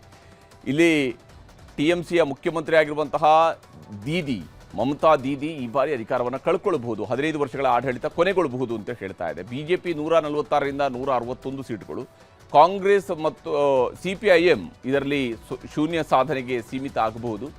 6ರಿಂದ 10 ಸೀಟ್ಗಳಲ್ಲಿ ಇತರರು ಗೆಲುವನ್ನು ದಾಖಲಿಸಿಕೊಳ್ಳಬಹುದು ಅನ್ನುವಂಥದ್ದನ್ನು ಹೇಳ್ತಿದ್ದಾರೆ. ಕಾಂಗ್ರೆಸ್ ಕೂಡ ಶೂನ್ಯ ಸಾಧನೆಗೆ ಸೀಮಿತ ಆಗುತ್ತೆ ಅಂತ ಹೇಳಿ ಮ್ಯಾಟ್ರಿಸ್ ಹೇಳಿದೆ. ಇನ್ನು ಪಿಮಾರ್ಕ್ನ ಸಮೀಕ್ಷೆಯ ಪ್ರಕಾರ, ಪಿಮಾರ್ಕ್ ಹೇಳೋ ಪ್ರಕಾರ 118ರಿಂದ 138 ಸೀಟ್ಗಳು, ಅಂದರೆ TMC ಅಧಿಕಾರವನ್ನು ಕಳ್ಕೊಳ್ಳುತ್ತೆ ಅಂತೇಳಿ ಪಿಮಾರ್ಕ್ ಸರ್ವೆ ಕೂಡ ಹೇಳಿದೆ. 146ರಿಂದ 161 ಸೀಟ್ಗಳು BJPಗೆ ಬರುತ್ತೆ ಅನ್ನುವಂಥದ್ದನ್ನು ಪಿಮಾರ್ಕ್ ಹೇಳ್ತಿರುವಂಥದ್ದು. ಕಾಂಗ್ರೆಸ್ 6ರಿಂದ 10 ಸೀಟ್ಗಳು ಗೆಲ್ಲಬಹುದು, ಇತರರು ಶೂನ್ಯ ಸಾಧನೆ, CPM ಕೂಡ ಶೂನ್ಯ ಸಾಧನೆಗೆ ತೃಪ್ತಿ ಪಡ್ಕೊಳ್ಬೇಕಾಗತ್ತೆ ಅಂತ ಹೇಳಿ ಪಿಮಾರ್ಕ್ ಹೇಳ್ತಾ ಇದೆ. ಇನ್ನು JVC ನಡೆಸಿರುವಂತಹ ಸಮೀಕ್ಷೆಯ ಪ್ರಕಾರ 131ರಿಂದ 152 ಸೀಟ್ಗಳು, ಅಂದರೆ ಅಧಿಕಾರ ಸಿಕ್ಕರೂ ಸಿಗಬಹುದು TMCಗೆ, ಒಂದು ತಿನ್ ಮಾರ್ಜಿನಲ್ಲಿ ಸಿಗೋದಕ್ಕೆ ಚಾನ್ಸಸ್ಸು ಇದೆ, ಸಿಗದೆಯೂ ಇರಬಹುದು. ಹಾಗೆಯೇ BJPಗೂ ಅಷ್ಟೇ 138ರಿಂದ 159 ಸಿಕ್ಕರೂ ಸಿಗಬಹುದು, ಸಿಗದೆಯೂ ಇರಬಹುದು ಅನ್ನುವಂತಹ ರೀತಿಯಲ್ಲಿ JVC ಅವರ ಸರ್ವೆ ಹೇಳ್ತಾ ಇದೆ. 0ಯಿಂದ 2 ಸ್ಥಾನಗಳವರೆಗೆ ಕಾಂಗ್ರೆಸ್ ಫೈಟ್ನಲ್ಲಿದೆ ಅಂತ ಹೇಳಿ, ಇತರರು ಕೂಡ 0ಯಿಂದ 2. CPM ಶೂನ್ಯ ಸಾಧನೆಗೆ, ನೋಡಿ ಸರಿಸುಮಾರು 3 ದಶಕಗಳ ಕಾಲ ಆಡಳಿತ ನಡೆಸಿದಂತಹ CPM ಶೂನ್ಯ ಸಾಧನೆ ಅಂತೇಳಿ ಬಹುತೇಕ ಎಲ್ಲ ಸರ್ವೆಗಳು ಹೇಳ್ತಾ ಇದ್ದಾವೆ. ಬಂಗಾಳದ ಎಕ್ಸಿಟ್ ಪೋಲ್ನ ಜೊತೆಗೇನೆ ಇನ್ನು ಚಾಣಕ್ಯ ಸ್ಟ್ರಾಟಜೀಸ್ ನಡೆಸಿರುವಂತಹ ಸಮೀಕ್ಷೆಯ ಪ್ರಕಾರವೂ ಕೂಡ ಅಷ್ಟೇ BJP ಅಧಿಕಾರಕ್ಕೆ ಬರುತ್ತೆ ಅಂತೇಳಿ ಹೇಳ್ತಾ ಇದೆ. 150ರಿಂದ 160 ಸೀಟ್ಗಳೊಂದಿಗೆ BJP ಅಧಿಕಾರಕ್ಕೆ ಬರಬಹುದು ಅಂತೇಳಿ ಚಾಣಕ್ಯ ಸ್ಟ್ರಾಟಜೀಸ್ ಹೇಳ್ತಾ ಇದೆ. 130ರಿಂದ 140 ಸೀಟ್ಗಳು TMC ಪಾಲಾಗಬಹುದು. ಕಾಂಗ್ರೆಸ್ ಶೂನ್ಯ ಸಾಧನೆ, ಇತರರು 6ರಿಂದ 10. CPIM ಅಥವಾ ಎಡಪಕ್ಷಗಳ ಕೂಟಗಳು ಇವರು ಶೂನ್ಯ ಸಾಧನೆಯನ್ನು ಮಾಡ್ತವೆ ಅಂತ ಹೇಳಿ ಚಾಣಕ್ಯ ಸ್ಟ್ರಾಟಜೀಸ್ ಕೂಡ ತನ್ನ ಸರ್ವೆಯಲ್ಲಿ ಹೇಳ್ತಾ ಇದೆ. ಈಗ ತಮಿಳುನಾಡು, ಅಸ್ಸಾಂ, ಕೇರಳ, ಪುದುಚೇರಿ ಎಕ್ಸಿಟ್ ಪೋಲ್ನ ಲೆಕ್ಕಗಳನ್ನು ಕೂಡ ನಿಮಗೆ ತೋರಿಸ್ತಾ ಹೋಗ್ತೀನಿ. ಅದಕ್ಕೂ ಮೊದಲು ಬಂಗಾಳದಲ್ಲಿ ಇವತ್ತು 2ನೇ ಹಂತದ ಮತದಾನದ ವೇಳೆ ನಡೆದಂತಹ ಹಿಂಸಾಚಾರಗಳನ್ನು ನಿಮಗೆ ತೋರಿಸಲೇಬೇಕು. ಪಶ್ಚಿಮ ಬಂಗಾಳದಲ್ಲಿ ನಡೆದಂತಹ ಎರಡನೇ ಹಂತದ ವೋಟಿಂಗ್ ವೇಳೆ ಜೀವಂತ ಬಾಂಬ್ಗಳು ಸಿಕ್ಕಿವೆ, ಕಚ್ಚಾ ಬಾಂಬ್ಗಳು ಸಿಕ್ಕಿರುವಂಥದ್ದು, ಗಲಾಟೆಗಳಾಗಿದ್ದಾವೆ. ಬಿಜೆಪಿಯ ನಾಯಕ, ಅಲ್ಲಿಯ ಪ್ರತಿಪಕ್ಷ ನಾಯಕ ಕೂಡ ಆಗಿರುವಂತಹ ಸುವೇಂದು ಅಧಿಕಾರಿಯನ್ನು ಅಟ್ಟಾಡಿಸಿದ್ದಾರೆ, ಹೊಡೆದಾಟಗಳು ನಡೆದಿದ್ದಾವೆ, ಲಾಠಿ ಚಾರ್ಜ್ಗಳಾಗಿವೆ, ಶೂಟೌಟ್ ಕೂಡ ಆಗಿದೆ. ನೋಡಿ, ಇಲ್ಲಿ TMC ಬೆಂಬಲಿಗರು ಜೈ ಬಾಂಗ್ಲಾ ಅಂಥೇಳಿ ಘೋಷಣೆಯನ್ನು ಕೂಗ್ತಾ ಇರುವಂಥದ್ದು. ಸುವೇಂದು ಅಧಿಕಾರಿಯವರು ಹೋಗ್ತಾ ಇರುವ ಸಂದರ್ಭದಲ್ಲಿನೇ ಅಲ್ಲಿ ಜೈ ಬಾಂಗ್ಲಾ ಅಂಥೇಳಿ ಘೋಷಣೆಗಳನ್ನು ಕೂಗಿದ್ದಾರೆ TMCಯ ಬೆಂಬಲಿಗರು. ಅದರಿಂದಾಗಿ ಸುವೇಂದು ಅಧಿಕಾರಿಯವರು ಸಿಟ್ಟಿಗೆದ್ದಿದ್ರು. ಆ ಸಂದರ್ಭದಲ್ಲಿನೇ ಎರಡೂ ಕಡೆಯಲ್ಲೂ ಕೂಡ ಮಾತಿನ ಚಕಮಕಿಗಳು ನಡೆದಿದ್ದಾವೆ. TMC ಬೆಂಬಲಿಗರ ಕಡೆಯಿಂದ ಅವರಿಗೆ ಹುಡೀರಿ ಅನ್ನುವಂತಹ ಮಾತುಗಳು ಕೂಡ ಕೇಳಿ ಬಂದಿದ್ವು. TMC ನಾಯಕಿ ಮಮತಾ ಬ್ಯಾನರ್ಜಿ ಮತ್ತು ಬಿಜೆಪಿಯ ಸುವೇಂದು ಅಧಿಕಾರಿ ಸ್ಪರ್ಧಿಸಿರುವಂತಹ ಭವಾನಿಪುರದಲ್ಲಿ ಇವತ್ತು ಹಿಂಸಾಚಾರ ನಡೆದಿದೆ. ಇದು ಮುಖ್ಯಮಂತ್ರಿ ಮಮತಾ ಬ್ಯಾನರ್ಜಿ ಅವರು ಪ್ರತಿನಿಧಿಸ್ತಾ ಇರುವಂತಹ ಕ್ಷೇತ್ರ. ಮತಗಟ್ಟೆ ಪರಿಶೀಲನೆಗೆ ಅಂತೇಳಿ ಸುವೇಂದು ಅಧಿಕಾರಿ ಅವರು ಬಂದಾಗ TMC ಕಾರ್ಯಕರ್ತರು ಮುತ್ತಿಗೆ ಹಾಕಿದ್ರು. ಜೈ ಬಂಗಾಳ, ಜೈ ಬಂಗಾಳ ಅನ್ನುವಂತಹ ಘೋಷಣೆಗಳನ್ನು ಕೂಗಿದ್ದಾರೆ. ಸುವೇಂದು ಅಧಿಕಾರಿಯನ್ನು ಕೂಡ ಸುತ್ತುವರೆದ್ರು. ಆಗ ಸುವೇಂದು ಅಧಿಕಾರಿಯವರಿಗೂ ಕೂಡ ಸಹಜವಾಗಿ ಒಬ್ಬ ರಾಜಕೀಯ ನಾಯಕರಿಗೆ ಸಿಟ್ಟು ಬಂದೇ ಬರುತ್ತೆ. ಆ ರೀತಿಯಂಥ ಒಂದು ವಾತಾವರಣ ಕೂಡ ನಿರ್ಮಾಣ ಆಗಿತ್ತು. ಅವರ ಪಿತ್ತ ನೆತ್ತಿಗೇರಿತ್ತು.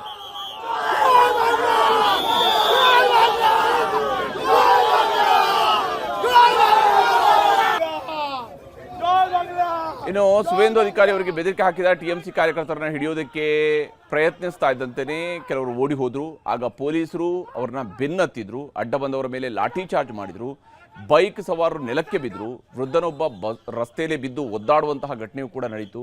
ಮಹಿಳೆಯರು ಓಡಿ ಹೋಗ್ತಾ ಇದ್ರು. ಸುವೇಂದು ಅಧಿಕಾರಿ ಕೂಡ ಅಕ್ಷರಶಃ ಆ ಒಂದು ಗಲಾಟೆಯ ಸಂದರ್ಭದಲ್ಲಿ ಓಡಿ ಹೋಗ್ತಾ ಇದ್ರು. ಬಟ್ ಅವ್ರಿಗೆ ಸಂಪೂರ್ಣವಾಗಿ ಸೆಕ್ಯೂರಿಟಿಯನ್ನು ನೀಡಲಾಗಿತ್ತು.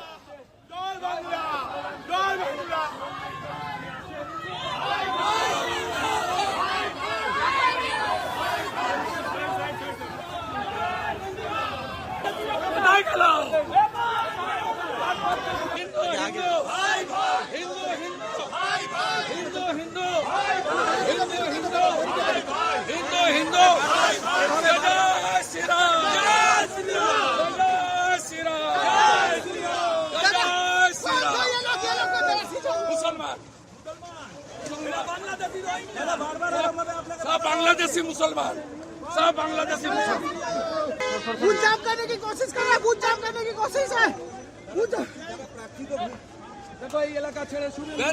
पूरा ममता को ಇದು ರಾಜ್ಯದ ಮಳೆ ಕಥೆ ಆಯಿತು. ಈಗ ಚುನಾವಣೆ ನಡೆದಿರುವಂತಹ ಪಶ್ಚಿಮ ಬಂಗಾಳದ ಕಡೆಗೆ ಹೋಗೋಣ.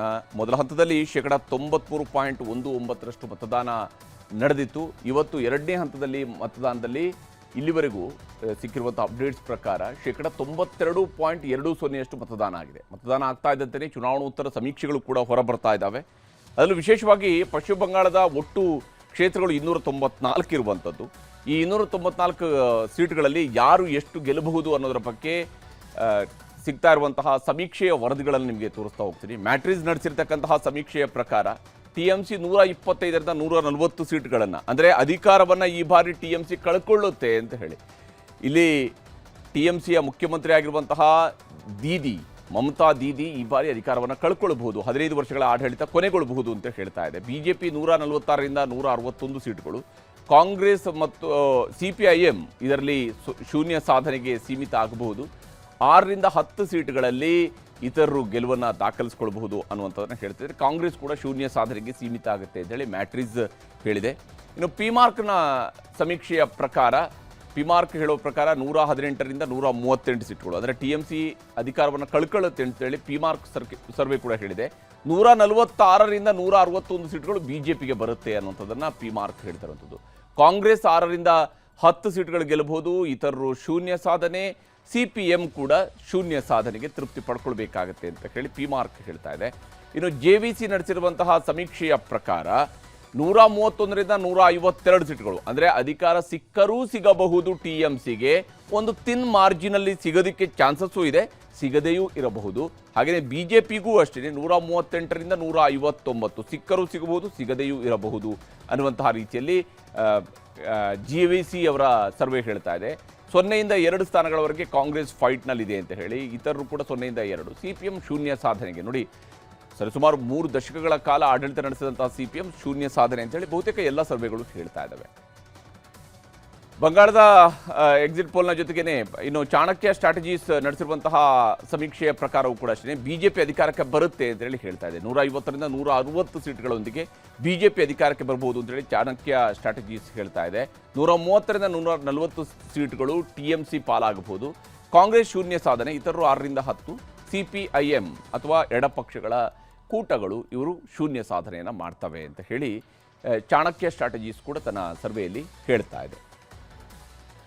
ಈಗ ತಮಿಳುನಾಡು, ಅಸ್ಸಾಂ, ಕೇರಳ, ಪುದುಚೇರಿ ಎಕ್ಸಿಟ್ ಪೋಲ್ನ ಲೆಕ್ಕಗಳನ್ನು ಕೂಡ ನಿಮಗೆ ತೋರಿಸ್ತಾ ಹೋಗ್ತೀನಿ. ಅದಕ್ಕೂ ಮೊದಲು ಬಂಗಾಳದಲ್ಲಿ ಇವತ್ತು 2ನೇ ಹಂತದ ಮತದಾನದ ವೇಳೆ ನಡೆದಂತಹ ಹಿಂಸಾಚಾರಗಳನ್ನು ನಿಮಗೆ ತೋರಿಸಲೇಬೇಕು. ಪಶ್ಚಿಮ ಬಂಗಾಳದಲ್ಲಿ ನಡೆದಂತಹ 2ನೇ ಹಂತದ ವೋಟಿಂಗ್ ವೇಳೆ ಜೀವಂತ ಬಾಂಬ್ಗಳು ಸಿಕ್ಕಿವೆ, ಕಚ್ಚಾ ಬಾಂಬ್ಗಳು ಸಿಕ್ಕಿರುವಂಥದ್ದು, ಗಲಾಟೆಗಳಾಗಿದ್ದಾವೆ. ಬಿಜೆಪಿಯ ನಾಯಕ, ಅಲ್ಲಿಯ ಪ್ರತಿಪಕ್ಷ ನಾಯಕ ಕೂಡ ಆಗಿರುವಂತಹ ಸುವೇಂದು ಅಧಿಕಾರಿಯನ್ನು ಅಟ್ಟಾಡಿಸಿದ್ದಾರೆ, ಹೊಡೆದಾಟಗಳು ನಡೆದಿದ್ದಾವೆ, ಲಾಠಿ ಚಾರ್ಜ್ಗಳಾಗಿವೆ, ಶೂಟೌಟ್ ಕೂಡ ಆಗಿದೆ. ಇಲ್ಲಿ ಟಿಎಂಸಿ ಬೆಂಬಲಿಗರು ಜೈ ಬಾಂಗ್ಲಾ ಅಂತ ಹೇಳಿ ಘೋಷಣೆಯನ್ನು ಕೂಗ್ತಾ ಇರುವಂಥದ್ದು. ಸುವೇಂದು ಅಧಿಕಾರಿಯವರು ಹೋಗ್ತಾ ಇರುವ ಸಂದರ್ಭದಲ್ಲಿನೇ ಅಲ್ಲಿ ಜೈ ಬಾಂಗ್ಲಾ ಅಂತ ಹೇಳಿ ಘೋಷಣೆಗಳನ್ನು ಕೂಗಿದ್ದಾರೆ ಟಿಎಂಸಿಯ ಬೆಂಬಲಿಗರು. ಅದರಿಂದಾಗಿ ಸುವೇಂದು ಅಧಿಕಾರಿಯವರು ಸಿಟ್ಟಿಗೆದ್ದಿದ್ರು. ಆ ಸಂದರ್ಭದಲ್ಲಿನೇ ಎರಡೂ ಕಡೆಯಲ್ಲೂ ಕೂಡ ಮಾತಿನ ಚಕಮಕಿಗಳು ನಡೆದಿದ್ದಾವೆ. ಟಿಎಂಸಿ ಬೆಂಬಲಿಗರ ಕಡೆಯಿಂದ ಅವರಿಗೆ ಹುಡೀರಿ ಅನ್ನುವಂತಹ ಮಾತುಗಳು ಕೂಡ ಕೇಳಿ ಬಂದಿದ್ವು. ಟಿಎಂಸಿ ನಾಯಕಿ ಮಮತಾ ಬ್ಯಾನರ್ಜಿ ಮತ್ತು ಬಿಜೆಪಿಯ ಸುವೇಂದು ಅಧಿಕಾರಿ ಸ್ಪರ್ಧಿಸಿರುವಂತಹ ಭವಾನಿಪುರದಲ್ಲಿ ಇವತ್ತು ಹಿಂಸಾಚಾರ ನಡೆದಿದೆ. ಇದು ಮುಖ್ಯಮಂತ್ರಿ ಮಮತಾ ಬ್ಯಾನರ್ಜಿ ಅವರು ಪ್ರತಿನಿಧಿಸ್ತಾ ಇರುವಂತಹ ಕ್ಷೇತ್ರ. ಮತಗಟ್ಟೆ ಪರಿಶೀಲನೆಗೆ ಅಂತೇಳಿ ಸುವೇಂದು ಅಧಿಕಾರಿ ಅವರು ಬಂದಾಗ ಟಿಎಂಸಿ ಕಾರ್ಯಕರ್ತರು ಮುತ್ತಿಗೆ ಹಾಕಿದ್ರು. ಜೈ ಬಂಗಾಳ, ಜೈ ಬಂಗಾಳ ಅನ್ನುವಂತಹ ಘೋಷಣೆಗಳನ್ನು ಕೂಗಿದ್ದಾರೆ. ಸುವೇಂದು ಅಧಿಕಾರಿಯನ್ನು ಕೂಡ ಸುತ್ತುವರಿದ್ರು. ಆಗ ಸುವೇಂದು ಅಧಿಕಾರಿಯವರಿಗೂ ಕೂಡ ಸಹಜವಾಗಿಯೇ ಒಬ್ಬ ರಾಜಕೀಯ ನಾಯಕರಿಗೆ ಸಿಟ್ಟು ಬಂದೇ ಬರುತ್ತೆ. ಆ ರೀತಿಯಂಥ ಒಂದು ವಾತಾವರಣ ಕೂಡ ನಿರ್ಮಾಣ ಆಗಿತ್ತು. ಅವರ ಪಿತ್ತ ನೆತ್ತಿಗೇರಿತ್ತು.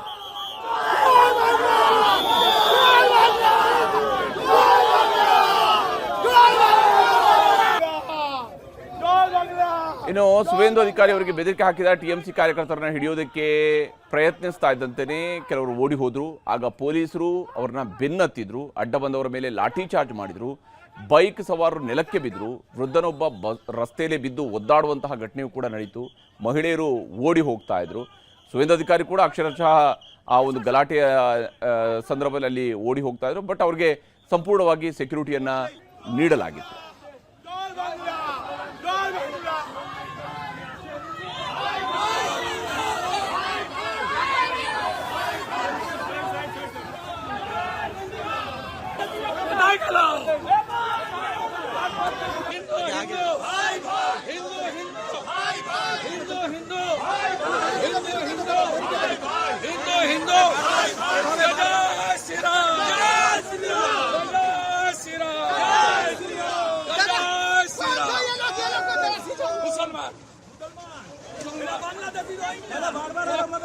बांग्लादेशी मुसलमान, सब बांग्लादेशी मुसलमान बूथ जाम करने की कोशिश कर रहा है, बूथ जाम करने की कोशिश है। देखो ये इलाका छेड़े शुरू कर दिया पूरा ममता को. ಇದು ರಾಜ್ಯದ ಮಳೆ ಕಥೆ ಆಯಿತು. ಈಗ ಚುನಾವಣೆ ನಡೆದಿರುವಂತಹ ಪಶ್ಚಿಮ ಬಂಗಾಳದ ಕಡೆಗೆ ಹೋಗೋಣ. ಮೊದಲ ಹಂತದಲ್ಲಿ 93.19% ಮತದಾನ ನಡೆದಿತ್ತು. ಇವತ್ತು 2ನೇ ಹಂತದಲ್ಲಿ ಮತದಾನದಲ್ಲಿ ಇಲ್ಲಿವರೆಗೂ ಸಿಕ್ಕಿರುವಂಥ ಅಪ್ಡೇಟ್ಸ್ ಪ್ರಕಾರ 92.20% ಮತದಾನ ಆಗಿದೆ. ಮತದಾನ ಆಗ್ತಾ ಇದ್ದಂತೆಯೇ ಚುನಾವಣೋತ್ತರ ಸಮೀಕ್ಷೆಗಳು ಕೂಡ ಹೊರಬರ್ತಾ ಇದ್ದಾವೆ. ಅದರಲ್ಲೂ ವಿಶೇಷವಾಗಿ ಪಶ್ಚಿಮ ಬಂಗಾಳದ ಒಟ್ಟು ಕ್ಷೇತ್ರಗಳು 294 ಇರುವಂಥದ್ದು. ಈ 294 ಸೀಟ್ಗಳಲ್ಲಿ ಯಾರು ಎಷ್ಟು ಗೆಲ್ಲಬಹುದು ಅನ್ನೋದರ ಬಗ್ಗೆ ಸಿಗ್ತಾ ಇರುವಂತಹ ಸಮೀಕ್ಷೆಯ ವರದಿಗಳನ್ನು ನಿಮಗೆ ತೋರಿಸ್ತಾ ಹೋಗ್ತೀನಿ. ಮ್ಯಾಟ್ರಿಸ್ ನಡೆಸಿರ್ತಕ್ಕಂತಹ ಸಮೀಕ್ಷೆಯ ಪ್ರಕಾರ ಟಿಎಂಸಿ 125ರಿಂದ 140 ಸೀಟ್ಗಳನ್ನು, ಅಂದರೆ ಅಧಿಕಾರವನ್ನು ಈ ಬಾರಿ ಟಿಎಂಸಿ ಕಳ್ಕೊಳ್ಳುತ್ತೆ ಅಂತ ಹೇಳಿ. ಇಲ್ಲಿ ಟಿಎಂಸಿಯ ಮುಖ್ಯಮಂತ್ರಿ ಆಗಿರುವಂತಹ ಮಮತಾ ದೀದಿ ಈ ಬಾರಿ ಅಧಿಕಾರವನ್ನು ಕಳ್ಕೊಳ್ಬಹುದು, 15 ವರ್ಷಗಳ ಆಡಳಿತ ಕೊನೆಗೊಳ್ಳಬಹುದು ಅಂತ ಹೇಳ್ತಾ ಇದೆ. ಬಿಜೆಪಿ 146ರಿಂದ 161 ಸೀಟ್ಗಳು, ಕಾಂಗ್ರೆಸ್ ಮತ್ತು ಸಿಪಿಐಎಂ ಇದರಲ್ಲಿ ಶೂನ್ಯ ಸಾಧನೆಗೆ ಸೀಮಿತ ಆಗಬಹುದು. 6ರಿಂದ 10 ಸೀಟ್ಗಳಲ್ಲಿ ಇತರರು ಗೆಲುವನ್ನು ದಾಖಲಿಸಿಕೊಳ್ಳಬಹುದು ಅನ್ನುವಂಥದ್ದನ್ನು ಹೇಳ್ತಿದ್ದಾರೆ. ಕಾಂಗ್ರೆಸ್ ಕೂಡ ಶೂನ್ಯ ಸಾಧನೆಗೆ ಸೀಮಿತ ಆಗುತ್ತೆ ಅಂತೇಳಿ ಮ್ಯಾಟ್ರಿಸ್ ಹೇಳಿದೆ. ಇನ್ನು ಪಿಮಾರ್ಕ್ನ ಸಮೀಕ್ಷೆಯ ಪ್ರಕಾರ, ಪಿಮಾರ್ಕ್ ಹೇಳೋ ಪ್ರಕಾರ 118ರಿಂದ 138 ಸೀಟ್ಗಳು, ಅಂದರೆ ಟಿಎಂಸಿ ಅಧಿಕಾರವನ್ನು ಕಳ್ಕೊಳ್ಳುತ್ತೆ ಅಂತೇಳಿ ಪಿಮಾರ್ಕ್ ಸರ್ವೆ ಕೂಡ ಹೇಳಿದೆ. 146ರಿಂದ 161 ಸೀಟ್ಗಳು ಬಿಜೆಪಿಗೆ ಬರುತ್ತೆ ಅನ್ನುವಂಥದ್ದನ್ನು ಪಿಮಾರ್ಕ್ ಹೇಳ್ತಿರುವಂಥದ್ದು. ಕಾಂಗ್ರೆಸ್ 6ರಿಂದ 10 ಸೀಟ್ಗಳು ಗೆಲ್ಲಬಹುದು, ಇತರರು ಶೂನ್ಯ ಸಾಧನೆ, ಸಿಪಿಎಂ ಕೂಡ ಶೂನ್ಯ ಸಾಧನೆಗೆ ತೃಪ್ತಿ ಪಡ್ಕೊಳ್ಬೇಕಾಗತ್ತೆ ಅಂತ ಹೇಳಿ ಪಿಮಾರ್ಕ್ ಹೇಳ್ತಾ ಇದೆ. ಇನ್ನು JVC ನಡೆಸಿರುವಂತಹ ಸಮೀಕ್ಷೆಯ ಪ್ರಕಾರ 131ರಿಂದ 152 ಸೀಟ್ಗಳು, ಅಂದರೆ ಅಧಿಕಾರ ಸಿಕ್ಕರೂ ಸಿಗಬಹುದು TMCಗೆ, ಒಂದು ತಿನ್ ಮಾರ್ಜಿನಲ್ಲಿ ಸಿಗೋದಕ್ಕೆ ಚಾನ್ಸಸ್ಸು ಇದೆ, ಸಿಗದೆಯೂ ಇರಬಹುದು. ಹಾಗೆಯೇ BJPಗೂ ಅಷ್ಟೇ 138ರಿಂದ 159 ಸಿಕ್ಕರೂ ಸಿಗಬಹುದು, ಸಿಗದೆಯೂ ಇರಬಹುದು ಅನ್ನುವಂತಹ ರೀತಿಯಲ್ಲಿ JVC ಅವರ ಸರ್ವೆ ಹೇಳ್ತಾ ಇದೆ. 0ಯಿಂದ 2 ಸ್ಥಾನಗಳವರೆಗೆ ಕಾಂಗ್ರೆಸ್ ಫೈಟ್ನಲ್ಲಿದೆ ಅಂತ ಹೇಳಿ, ಇತರರು ಕೂಡ 0ಯಿಂದ 2. CPM ಶೂನ್ಯ ಸಾಧನೆಗೆ ನೋಡಿ, ಸರಿಸುಮಾರು 3 ದಶಕಗಳ ಕಾಲ ಆಡಳಿತ ನಡೆಸಿದಂತಹ CPM ಶೂನ್ಯ ಸಾಧನೆ ಅಂತ ಹೇಳಿ ಬಹುತೇಕ ಎಲ್ಲ ಸರ್ವೆಗಳು ಹೇಳ್ತಾ ಇದ್ದಾವೆ. ಬಂಗಾಳದ ಎಕ್ಸಿಟ್ ಪೋಲ್ನ ಜೊತೆಗೇನೆ ಇನ್ನು ಚಾಣಕ್ಯ ಸ್ಟ್ರಾಟಜೀಸ್ ನಡೆಸಿರುವಂತಹ ಸಮೀಕ್ಷೆಯ ಪ್ರಕಾರವೂ ಕೂಡ ಅಷ್ಟೇ BJP ಅಧಿಕಾರಕ್ಕೆ ಬರುತ್ತೆ ಅಂತ ಹೇಳಿ ಹೇಳ್ತಾ ಇದೆ. 150ರಿಂದ 160 ಸೀಟ್ಗಳೊಂದಿಗೆ BJP ಅಧಿಕಾರಕ್ಕೆ ಬರಬಹುದು ಅಂತ ಹೇಳಿ ಚಾಣಕ್ಯ ಸ್ಟ್ರಾಟಜೀಸ್ ಹೇಳ್ತಾ ಇದೆ. 130ರಿಂದ 140 ಸೀಟ್ಗಳು TMC ಪಾಲಾಗಬಹುದು. ಕಾಂಗ್ರೆಸ್ ಶೂನ್ಯ ಸಾಧನೆ, ಇತರರು 6ರಿಂದ 10. CPIM ಅಥವಾ ಎಡಪಕ್ಷಗಳ ಕೂಟಗಳು ಇವರು ಶೂನ್ಯ ಸಾಧನೆಯನ್ನು ಮಾಡ್ತವೆ ಅಂತ ಹೇಳಿ ಚಾಣಕ್ಯ ಸ್ಟ್ರಾಟಜೀಸ್ ಕೂಡ ತನ್ನ ಸರ್ವೆಯಲ್ಲಿ ಹೇಳ್ತಾ ಇದೆ. ಈಗ ತಮಿಳುನಾಡು, ಅಸ್ಸಾಂ, ಕೇರಳ, ಪುದುಚೇರಿ ಎಕ್ಸಿಟ್ ಪೋಲ್ನ ಲೆಕ್ಕಗಳನ್ನು ಕೂಡ ನಿಮಗೆ ತೋರಿಸ್ತಾ ಹೋಗ್ತೀನಿ. ಅದಕ್ಕೂ ಮೊದಲು ಬಂಗಾಳದಲ್ಲಿ ಇವತ್ತು 2ನೇ ಹಂತದ ಮತದಾನದ ವೇಳೆ ನಡೆದಂತಹ ಹಿಂಸಾಚಾರಗಳನ್ನು ನಿಮಗೆ ತೋರಿಸಲೇಬೇಕು. ಪಶ್ಚಿಮ ಬಂಗಾಳದಲ್ಲಿ ನಡೆದಂತಹ 2ನೇ ಹಂತದ ವೋಟಿಂಗ್ ವೇಳೆ ಜೀವಂತ ಬಾಂಬ್ಗಳು ಸಿಕ್ಕಿವೆ, ಕಚ್ಚಾ ಬಾಂಬ್ಗಳು ಸಿಕ್ಕಿರುವಂಥದ್ದು, ಗಲಾಟೆಗಳಾಗಿದ್ದಾವೆ. BJPಯ ನಾಯಕ, ಅಲ್ಲಿಯ ಪ್ರತಿಪಕ್ಷ ನಾಯಕ ಕೂಡ ಆಗಿರುವಂತಹ ಸುವೇಂದು ಅಧಿಕಾರಿಯನ್ನು ಅಟ್ಟಾಡಿಸಿದ್ದಾರೆ, ಹೊಡೆದಾಟಗಳು ನಡೆದಿದ್ದಾವೆ, ಲಾಠಿ ಚಾರ್ಜ್ಗಳಾಗಿವೆ, ಶೂಟೌಟ್ ಕೂಡ ಆಗಿದೆ.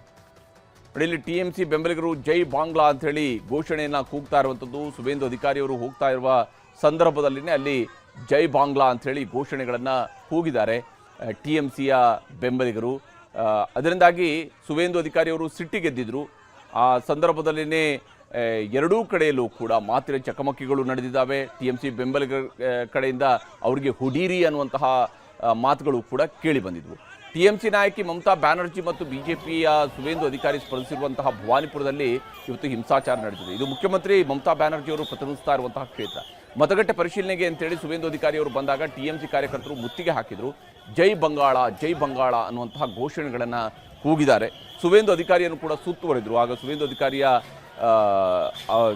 ಅಧಿಕಾರಿಯವರಿಗೂ ಕೂಡ ಸಹಜವಾಗಿಯೇ ಒಬ್ಬ ರಾಜಕೀಯ ನಾಯಕರಿಗೆ ಸಿಟ್ಟು ಬಂದೇ ಬರುತ್ತೆ. ಆ ರೀತಿಯಂಥ ಒಂದು ವಾತಾವರಣ ಕೂಡ ನಿರ್ಮಾಣ ಆಗಿತ್ತು. ಅವರ ಪಿತ್ತ ನೆತ್ತಿಗೇರಿತ್ತು.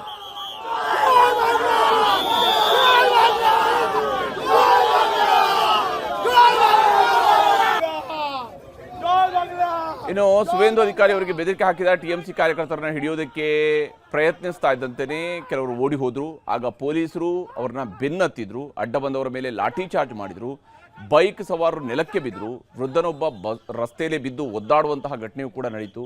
ಮಹಿಳೆಯರು ಓಡಿ ಹೋಗ್ತಾ ಇದ್ರು.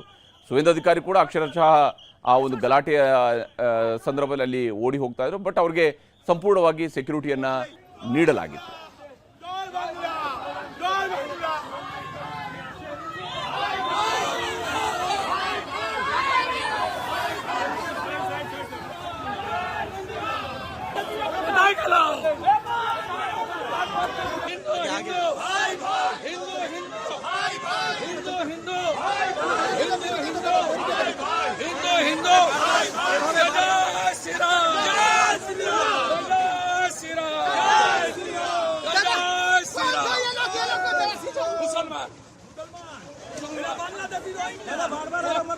बांग्लादेशी मुसलमान, सब बांग्लादेशी मुसलमान बूथ जाम करने की कोशिश कर रहा है, बूथ जाम करने की कोशिश है।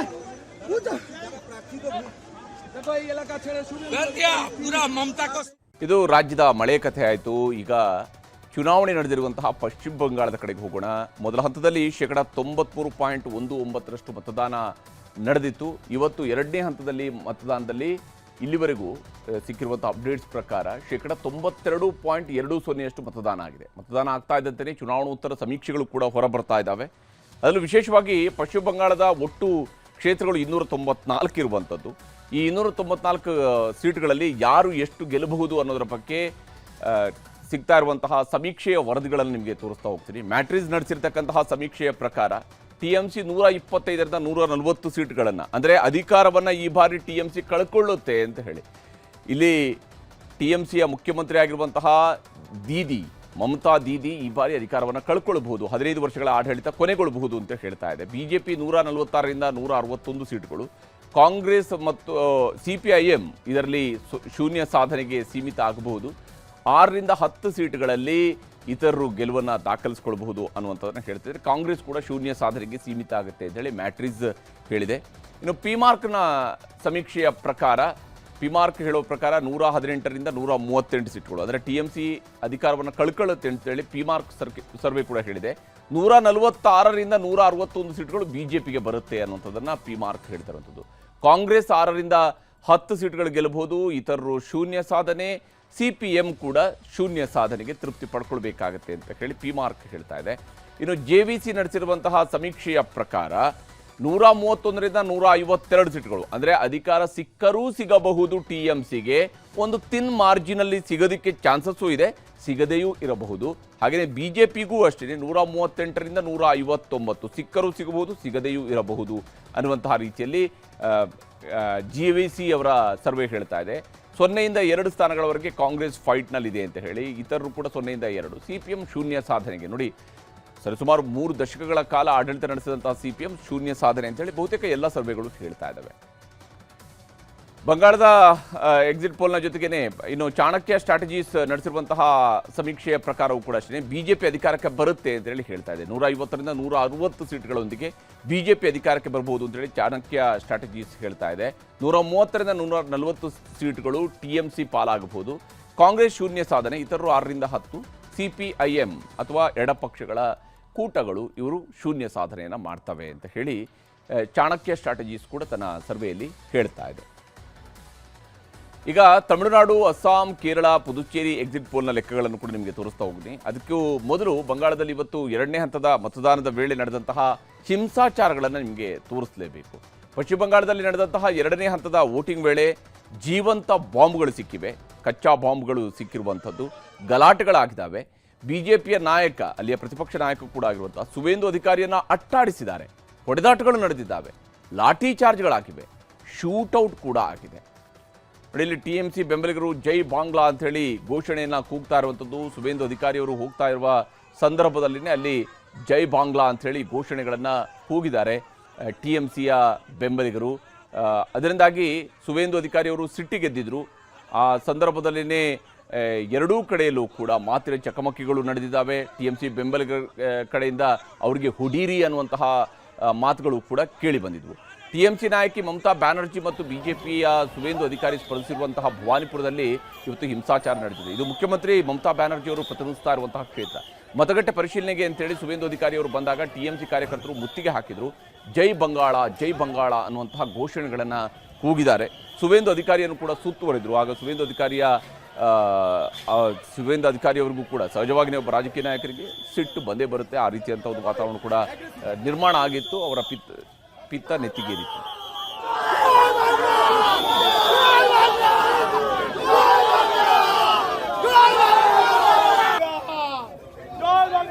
ಇನ್ನು ಸುವೇಂದು ಅಧಿಕಾರಿ ಅವರಿಗೆ ಬೆದರಿಕೆ ಹಾಕಿದ TMC ಕಾರ್ಯಕರ್ತರನ್ನ ಹಿಡಿಯೋದಕ್ಕೆ ಪ್ರಯತ್ನಿಸ್ತಾ ಇದ್ದಂತೆಯೇ ಕೆಲವರು ಓಡಿ ಹೋದ್ರು. ಆಗ ಪೊಲೀಸರು ಅವ್ರನ್ನ ಬೆನ್ನತ್ತಿದ್ರು, ಅಡ್ಡ ಬಂದವರ ಮೇಲೆ ಲಾಠಿ ಚಾರ್ಜ್ ಮಾಡಿದ್ರು, ಬೈಕ್ ಸವಾರರು ನೆಲಕ್ಕೆ ಬಿದ್ದರು, ವೃದ್ಧನೊಬ್ಬ ರಸ್ತೆಯಲ್ಲಿ ಬಿದ್ದು ಒದ್ದಾಡುವಂತಹ ಘಟನೆಯೂ ಕೂಡ ನಡೀತು.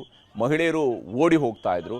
ಸುವೇಂದು ಅಧಿಕಾರಿ ಕೂಡ ಅಕ್ಷರಶಃ ಆ ಒಂದು ಗಲಾಟೆಯ ಸಂದರ್ಭದಲ್ಲಿ ಓಡಿ ಹೋಗ್ತಾ ಇದ್ರು. ಬಟ್ ಅವ್ರಿಗೆ ಸಂಪೂರ್ಣವಾಗಿ ಸೆಕ್ಯೂರಿಟಿಯನ್ನು ನೀಡಲಾಗಿತ್ತು.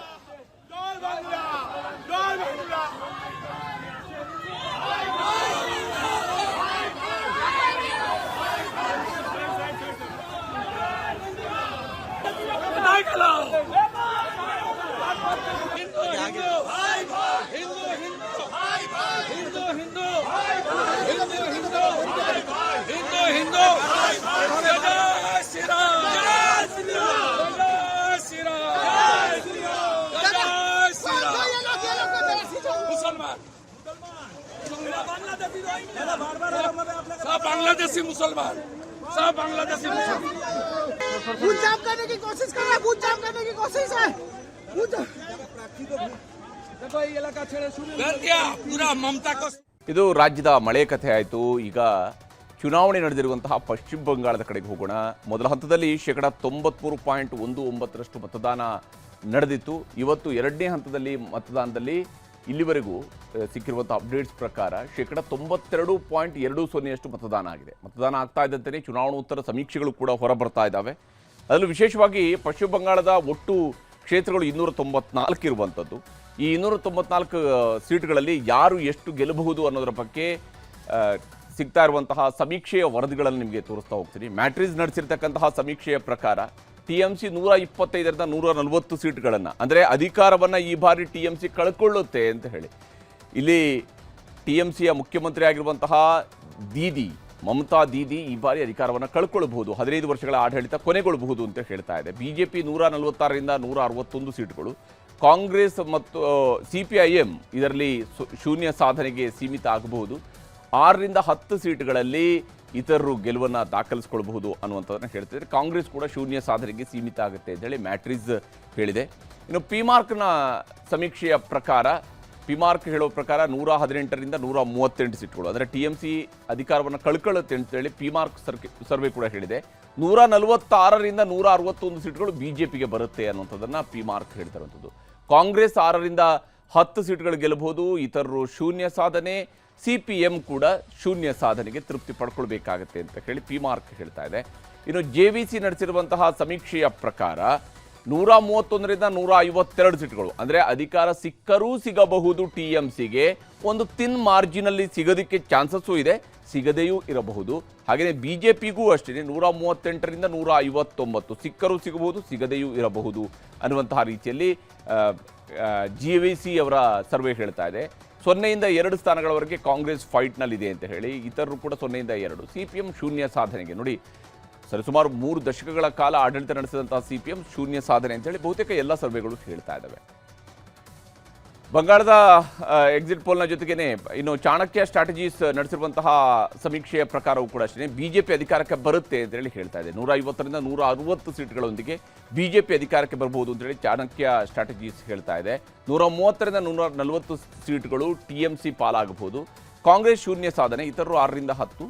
CPIM ಅಥವಾ ಎಡಪಕ್ಷಗಳ ಕೂಟಗಳು ಇವರು ಶೂನ್ಯ ಸಾಧನೆಯನ್ನು ಮಾಡ್ತವೆ ಅಂತ ಹೇಳಿ ಚಾಣಕ್ಯ ಸ್ಟ್ರಾಟಜೀಸ್ ಕೂಡ ತನ್ನ ಸರ್ವೆಯಲ್ಲಿ ಹೇಳ್ತಾ ಇದೆ. ಈಗ ತಮಿಳುನಾಡು, ಅಸ್ಸಾಂ, ಕೇರಳ, ಪುದುಚೇರಿ ಎಕ್ಸಿಟ್ ಪೋಲ್ನ ಲೆಕ್ಕಗಳನ್ನು ಕೂಡ ನಿಮಗೆ ತೋರಿಸ್ತಾ ಹೋಗ್ತೀನಿ. ಅದಕ್ಕೂ ಮೊದಲು ಬಂಗಾಳದಲ್ಲಿ ಇವತ್ತು 2ನೇ ಹಂತದ ಮತದಾನದ ವೇಳೆ ನಡೆದಂತಹ ಹಿಂಸಾಚಾರಗಳನ್ನು ನಿಮಗೆ ತೋರಿಸಲೇಬೇಕು. ಪಶ್ಚಿಮ ಬಂಗಾಳದಲ್ಲಿ ನಡೆದಂತಹ 2ನೇ ಹಂತದ ವೋಟಿಂಗ್ ವೇಳೆ ಜೀವಂತ ಬಾಂಬ್ಗಳು ಸಿಕ್ಕಿವೆ, ಕಚ್ಚಾ ಬಾಂಬ್ಗಳು ಸಿಕ್ಕಿರುವಂಥದ್ದು, ಗಲಾಟೆಗಳಾಗಿದ್ದಾವೆ. BJPಯ ನಾಯಕ, ಅಲ್ಲಿಯ ಪ್ರತಿಪಕ್ಷ ನಾಯಕ ಕೂಡ ಆಗಿರುವಂಥ ಸುವೇಂದು ಅಧಿಕಾರಿಯನ್ನು ಅಟ್ಟಾಡಿಸಿದ್ದಾರೆ, ಹೊಡೆದಾಟಗಳು ನಡೆದಿದ್ದಾವೆ, ಲಾಠಿ ಚಾರ್ಜ್ಗಳಾಗಿವೆ, ಶೂಟೌಟ್ ಕೂಡ ಆಗಿದೆ. ಇಲ್ಲಿ TMC ಬೆಂಬಲಿಗರು ಜೈ ಬಾಂಗ್ಲಾ ಅಂಥೇಳಿ ಘೋಷಣೆಯನ್ನು ಕೂಗ್ತಾ ಇರುವಂಥದ್ದು. ಸುವೇಂದು ಅಧಿಕಾರಿಯವರು ಹೋಗ್ತಾ ಇರುವ ಸಂದರ್ಭದಲ್ಲಿನೇ ಅಲ್ಲಿ ಜೈ ಬಾಂಗ್ಲಾ ಅಂಥೇಳಿ ಘೋಷಣೆಗಳನ್ನು ಕೂಗಿದ್ದಾರೆ TMCಯ ಬೆಂಬಲಿಗರು. ಅದರಿಂದಾಗಿ ಸುವೇಂದು ಅಧಿಕಾರಿಯವರು ಸಿಟ್ಟಿಗೆದ್ದಿದ್ರು. ಆ ಸಂದರ್ಭದಲ್ಲಿನೇ ಎರಡೂ ಕಡೆಯಲ್ಲೂ ಕೂಡ ಮಾತಿನ ಚಕಮಕಿಗಳು ನಡೆದಿದ್ದಾವೆ. TMC ಬೆಂಬಲಿಗರ ಕಡೆಯಿಂದ ಅವರಿಗೆ ಹುಡೀರಿ ಅನ್ನುವಂತಹ ಮಾತುಗಳು ಕೂಡ ಕೇಳಿ ಬಂದಿದ್ವು. TMC ನಾಯಕಿ ಮಮತಾ ಬ್ಯಾನರ್ಜಿ ಮತ್ತು BJPಯ ಸುವೇಂದು ಅಧಿಕಾರಿ ಸ್ಪರ್ಧಿಸಿರುವಂತಹ ಭವಾನಿಪುರದಲ್ಲಿ ಇವತ್ತು ಹಿಂಸಾಚಾರ ನಡೆದಿದೆ. ಇದು ಮುಖ್ಯಮಂತ್ರಿ ಮಮತಾ ಬ್ಯಾನರ್ಜಿ ಅವರು ಪ್ರತಿನಿಧಿಸ್ತಾ ಇರುವಂತಹ ಕ್ಷೇತ್ರ. ಮತಗಟ್ಟೆ ಪರಿಶೀಲನೆಗೆ ಅಂತೇಳಿ ಸುವೇಂದು ಅಧಿಕಾರಿ ಅವರು ಬಂದಾಗ TMC ಕಾರ್ಯಕರ್ತರು ಮುತ್ತಿಗೆ ಹಾಕಿದರು. ಜೈ ಬಂಗಾಳ, ಜೈ ಬಂಗಾಳ ಅನ್ನುವಂತಹ ಘೋಷಣೆಗಳನ್ನು ಕೂಗಿದ್ದಾರೆ. ಸುವೇಂದು ಅಧಿಕಾರಿಯನ್ನು ಕೂಡ ಸುತ್ತುವರೆದರು. ಆಗ ಸುವೇಂದು ಅಧಿಕಾರಿಯವರಿಗೂ ಕೂಡ ಸಹಜವಾಗಿಯೇ ಒಬ್ಬ ರಾಜಕೀಯ ನಾಯಕರಿಗೆ ಸಿಟ್ಟು ಬಂದೇ ಬರುತ್ತೆ. ಆ ರೀತಿಯಂಥ ಒಂದು ವಾತಾವರಣ ಕೂಡ ನಿರ್ಮಾಣ ಆಗಿತ್ತು. ಅವರ ಪಿತ್ತ ನೆತ್ತಿಗೇರಿತ್ತು.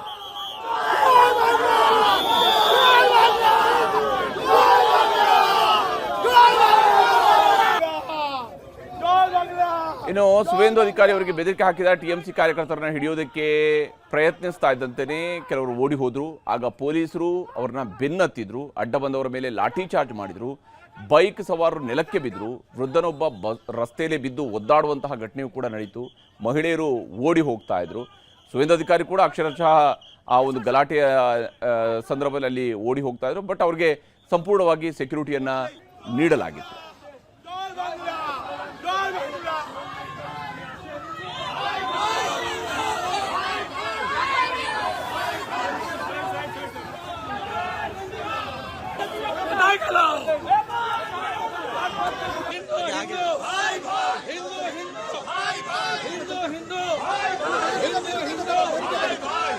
ಹಿಂದೂ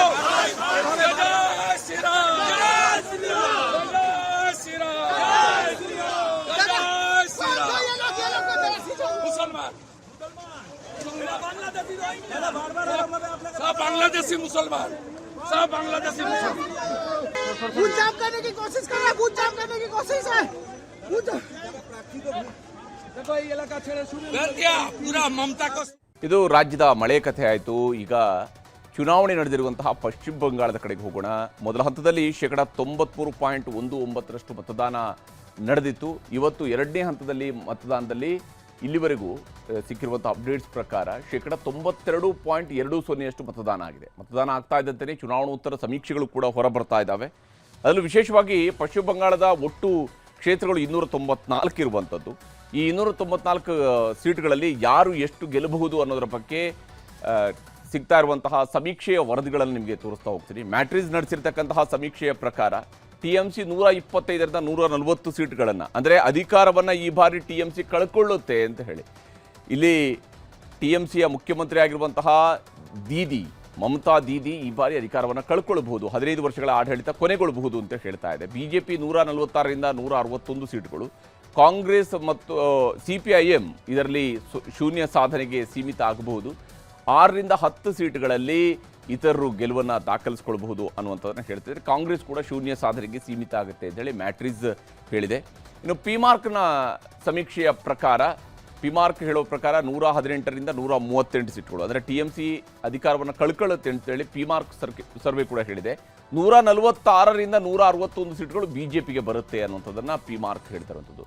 ಕಾಂಗ್ರೆಸ್ 6ರಿಂದ 10 ಸೀಟ್ಗಳು ಗೆಲ್ಲಬಹುದು, ಇತರರು ಶೂನ್ಯ ಸಾಧನೆ, CPM ಕೂಡ ಶೂನ್ಯ ಸಾಧನೆಗೆ ತೃಪ್ತಿ ಪಡ್ಕೊಳ್ಬೇಕಾಗತ್ತೆ ಅಂತ ಹೇಳಿ ಪಿಮಾರ್ಕ್ ಹೇಳ್ತಾ ಇದೆ. ಇನ್ನು JVC ನಡೆಸಿರುವಂತಹ ಸಮೀಕ್ಷೆಯ ಪ್ರಕಾರ 131ರಿಂದ 152 ಸೀಟ್ಗಳು, ಅಂದರೆ ಅಧಿಕಾರ ಸಿಕ್ಕರೂ ಸಿಗಬಹುದು TMCಗೆ, ಒಂದು ತಿನ್ ಮಾರ್ಜಿನಲ್ಲಿ ಸಿಗೋದಕ್ಕೆ ಚಾನ್ಸಸ್ಸು ಇದೆ, ಸಿಗದೆಯೂ ಇರಬಹುದು. ಹಾಗೆಯೇ BJPಗೂ ಅಷ್ಟೇ 138ರಿಂದ 159 ಸಿಕ್ಕರೂ ಸಿಗಬಹುದು, ಸಿಗದೆಯೂ ಇರಬಹುದು ಅನ್ನುವಂತಹ ರೀತಿಯಲ್ಲಿ JVC ಅವರ ಸರ್ವೆ ಹೇಳ್ತಾ ಇದೆ. 0ಯಿಂದ 2 ಸ್ಥಾನಗಳವರೆಗೆ ಕಾಂಗ್ರೆಸ್ ಫೈಟ್ನಲ್ಲಿದೆ ಅಂತ ಹೇಳಿ, ಇತರರು ಕೂಡ 0ಯಿಂದ 2. CPM ಶೂನ್ಯ ಸಾಧನೆಗೆ, ನೋಡಿ ಸರಿಸುಮಾರು 3 ದಶಕಗಳ ಕಾಲ ಆಡಳಿತ ನಡೆಸಿದಂತಹ CPM ಶೂನ್ಯ ಸಾಧನೆ ಅಂತೇಳಿ ಬಹುತೇಕ ಎಲ್ಲ ಸರ್ವೆಗಳು ಹೇಳ್ತಾ ಇದ್ದಾವೆ. ಬಂಗಾಳದ ಎಕ್ಸಿಟ್ ಪೋಲ್ನ ಜೊತೆಗೇನೆ ಇನ್ನು ಚಾಣಕ್ಯ ಸ್ಟ್ರಾಟಜೀಸ್ ನಡೆಸಿರುವಂತಹ ಸಮೀಕ್ಷೆಯ ಪ್ರಕಾರವೂ ಕೂಡ ಅಷ್ಟೇ BJP ಅಧಿಕಾರಕ್ಕೆ ಬರುತ್ತೆ ಅಂತೇಳಿ ಹೇಳ್ತಾ ಇದೆ. 150ರಿಂದ 160 ಸೀಟ್ಗಳೊಂದಿಗೆ BJP ಅಧಿಕಾರಕ್ಕೆ ಬರಬಹುದು ಅಂತೇಳಿ ಚಾಣಕ್ಯ ಸ್ಟ್ರಾಟಜೀಸ್ ಹೇಳ್ತಾ ಇದೆ. 130ರಿಂದ 140 ಸೀಟ್ಗಳು TMC ಪಾಲಾಗಬಹುದು. ಕಾಂಗ್ರೆಸ್ ಶೂನ್ಯ ಸಾಧನೆ, ಇತರರು 6ರಿಂದ 10. CPIM ಅಥವಾ ಎಡಪಕ್ಷಗಳ ಕೂಟಗಳು ಇವರು ಶೂನ್ಯ ಸಾಧನೆಯನ್ನು ಮಾಡ್ತವೆ ಅಂತ ಹೇಳಿ ಚಾಣಕ್ಯ ಸ್ಟ್ರಾಟಜೀಸ್ ಕೂಡ ತನ್ನ ಸರ್ವೆಯಲ್ಲಿ ಹೇಳ್ತಾ ಇದೆ. ಈಗ ತಮಿಳುನಾಡು, ಅಸ್ಸಾಂ, ಕೇರಳ, ಪುದುಚೇರಿ ಎಕ್ಸಿಟ್ ಪೋಲ್ನ ಲೆಕ್ಕಗಳನ್ನು ಕೂಡ ನಿಮಗೆ ತೋರಿಸ್ತಾ ಹೋಗ್ತೀನಿ. ಅದಕ್ಕೂ ಮೊದಲು ಬಂಗಾಳದಲ್ಲಿ ಇವತ್ತು ಎರಡನೇ ಹಂತದ ಮತದಾನದ ವೇಳೆ ನಡೆದಂತಹ ಹಿಂಸಾಚಾರಗಳನ್ನು ನಿಮಗೆ ತೋರಿಸಲೇಬೇಕು. ಪಶ್ಚಿಮ ಬಂಗಾಳದಲ್ಲಿ ನಡೆದಂತಹ ಎರಡನೇ ಹಂತದ ವೋಟಿಂಗ್ ವೇಳೆ ಜೀವಂತ ಬಾಂಬ್ಗಳು ಸಿಕ್ಕಿವೆ, ಕಚ್ಚಾ ಬಾಂಬ್ಗಳು ಸಿಕ್ಕಿರುವಂಥದ್ದು, ಗಲಾಟೆಗಳಾಗಿದ್ದಾವೆ. BJPಯ ನಾಯಕ, ಅಲ್ಲಿಯ ಪ್ರತಿಪಕ್ಷ ನಾಯಕ ಕೂಡ ಆಗಿರುವಂತಹ ಸುವೇಂದು ಅಧಿಕಾರಿಯನ್ನು ಅಟ್ಟಾಡಿಸಿದ್ದಾರೆ, ಹೊಡೆದಾಟಗಳು ನಡೆದಿದ್ದಾವೆ, ಲಾಠಿ ಚಾರ್ಜ್ಗಳಾಗಿವೆ, ಶೂಟೌಟ್ ಕೂಡ ಆಗಿದೆ. ಇಲ್ಲಿ TMC ಬೆಂಬಲಿಗರು ಜೈ ಬಾಂಗ್ಲಾ ಅಂಥೇಳಿ ಘೋಷಣೆಯನ್ನು ಕೂಗ್ತಾ ಇರುವಂಥದ್ದು. ಸುವೇಂದು ಅಧಿಕಾರಿಯವರು ಹೋಗ್ತಾ ಇರುವ ಸಂದರ್ಭದಲ್ಲಿನೇ ಅಲ್ಲಿ ಜೈ ಬಾಂಗ್ಲಾ ಅಂಥೇಳಿ ಘೋಷಣೆಗಳನ್ನು ಕೂಗಿದ್ದಾರೆ TMCಯ ಬೆಂಬಲಿಗರು. ಅದರಿಂದಾಗಿ ಸುವೇಂದು ಅಧಿಕಾರಿಯವರು ಸಿಟ್ಟಿಗೆದ್ದಿದ್ರು. ಆ ಸಂದರ್ಭದಲ್ಲಿನೇ ಎರಡೂ ಕಡೆಯಲ್ಲೂ ಕೂಡ ಮಾತಿನ ಚಕಮಕಿಗಳು ನಡೆದಿದ್ದಾವೆ. TMC ಬೆಂಬಲಿಗರ ಕಡೆಯಿಂದ ಅವರಿಗೆ ಹುಡೀರಿ ಅನ್ನುವಂತಹ ಮಾತುಗಳು ಕೂಡ ಕೇಳಿ ಬಂದಿದ್ವು. TMC ನಾಯಕಿ ಮಮತಾ ಬ್ಯಾನರ್ಜಿ ಮತ್ತು BJPಯ ಸುವೇಂದು ಅಧಿಕಾರಿ ಸ್ಪರ್ಧಿಸಿರುವಂತಹ ಭವಾನಿಪುರದಲ್ಲಿ ಇವತ್ತು ಹಿಂಸಾಚಾರ ನಡೆದಿದೆ. ಇದು ಮುಖ್ಯಮಂತ್ರಿ ಮಮತಾ ಬ್ಯಾನರ್ಜಿ ಅವರು ಪ್ರತಿನಿಧಿಸ್ತಾ ಇರುವಂತಹ ಕ್ಷೇತ್ರ. ಮತಗಟ್ಟೆ ಪರಿಶೀಲನೆಗೆ ಅಂತೇಳಿ ಸುವೇಂದು ಅಧಿಕಾರಿ ಅವರು ಬಂದಾಗ TMC ಕಾರ್ಯಕರ್ತರು ಮುತ್ತಿಗೆ ಹಾಕಿದರು. ಜೈ ಬಂಗಾಳ, ಜೈ ಬಂಗಾಳ ಅನ್ನುವಂತಹ ಘೋಷಣೆಗಳನ್ನು ಕೂಗಿದ್ದಾರೆ. ಸುವೇಂದು ಅಧಿಕಾರಿಯನ್ನು ಕೂಡ ಸುತ್ತುವರಿದ್ರು. ಆಗ ಸುವೇಂದು ಅಧಿಕಾರಿಯವರಿಗೂ ಕೂಡ ಸಹಜವಾಗಿ ಒಬ್ಬ ರಾಜಕೀಯ ನಾಯಕರಿಗೆ ಸಿಟ್ಟು ಬಂದೇ ಬರುತ್ತೆ. ಆ ರೀತಿಯಂಥ ಒಂದು ವಾತಾವರಣ ಕೂಡ ನಿರ್ಮಾಣ ಆಗಿತ್ತು. ಅವರ ಪಿತ್ತ ನೆತ್ತಿಗೇರಿತ್ತು.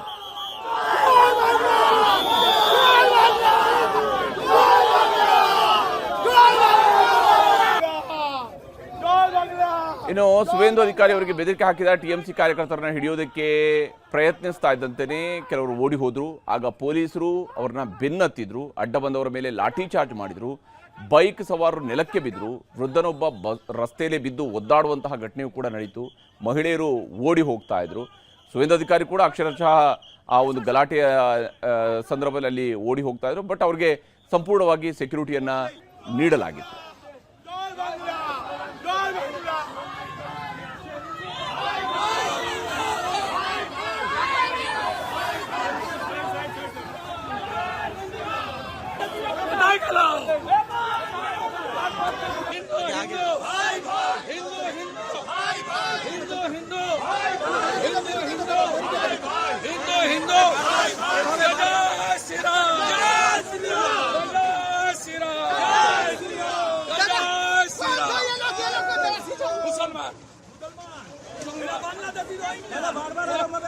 बांग्लादेशी मुसलमान सब बांग्लादेशी मुसलमान पूरा ममता को. ಇದು ರಾಜ್ಯದ ಮಳೆ ಕಥೆ ಆಯಿತು. ಈಗ ಚುನಾವಣೆ ನಡೆದಿರುವಂತಹ ಪಶ್ಚಿಮ ಬಂಗಾಳದ ಕಡೆಗೆ ಹೋಗೋಣ. ಮೊದಲ ಹಂತದಲ್ಲಿ 93.19% ಮತದಾನ ನಡೆದಿತ್ತು. ಇವತ್ತು ಎರಡನೇ ಹಂತದಲ್ಲಿ ಮತದಾನದಲ್ಲಿ ಇಲ್ಲಿವರೆಗೂ ಸಿಕ್ಕಿರುವಂತಹ ಅಪ್ಡೇಟ್ಸ್ ಪ್ರಕಾರ 92.20% ಮತದಾನ ಆಗಿದೆ. ಮತದಾನ ಆಗ್ತಾ ಇದ್ದಂತೆಯೇ ಚುನಾವಣೋತ್ತರ ಸಮೀಕ್ಷೆಗಳು ಕೂಡ ಹೊರಬರ್ತಾ ಇದ್ದಾವೆ. ಅದರಲ್ಲೂ ವಿಶೇಷವಾಗಿ ಪಶ್ಚಿಮ ಬಂಗಾಳದ ಒಟ್ಟು ಕ್ಷೇತ್ರಗಳು 294 ಇರುವಂಥದ್ದು.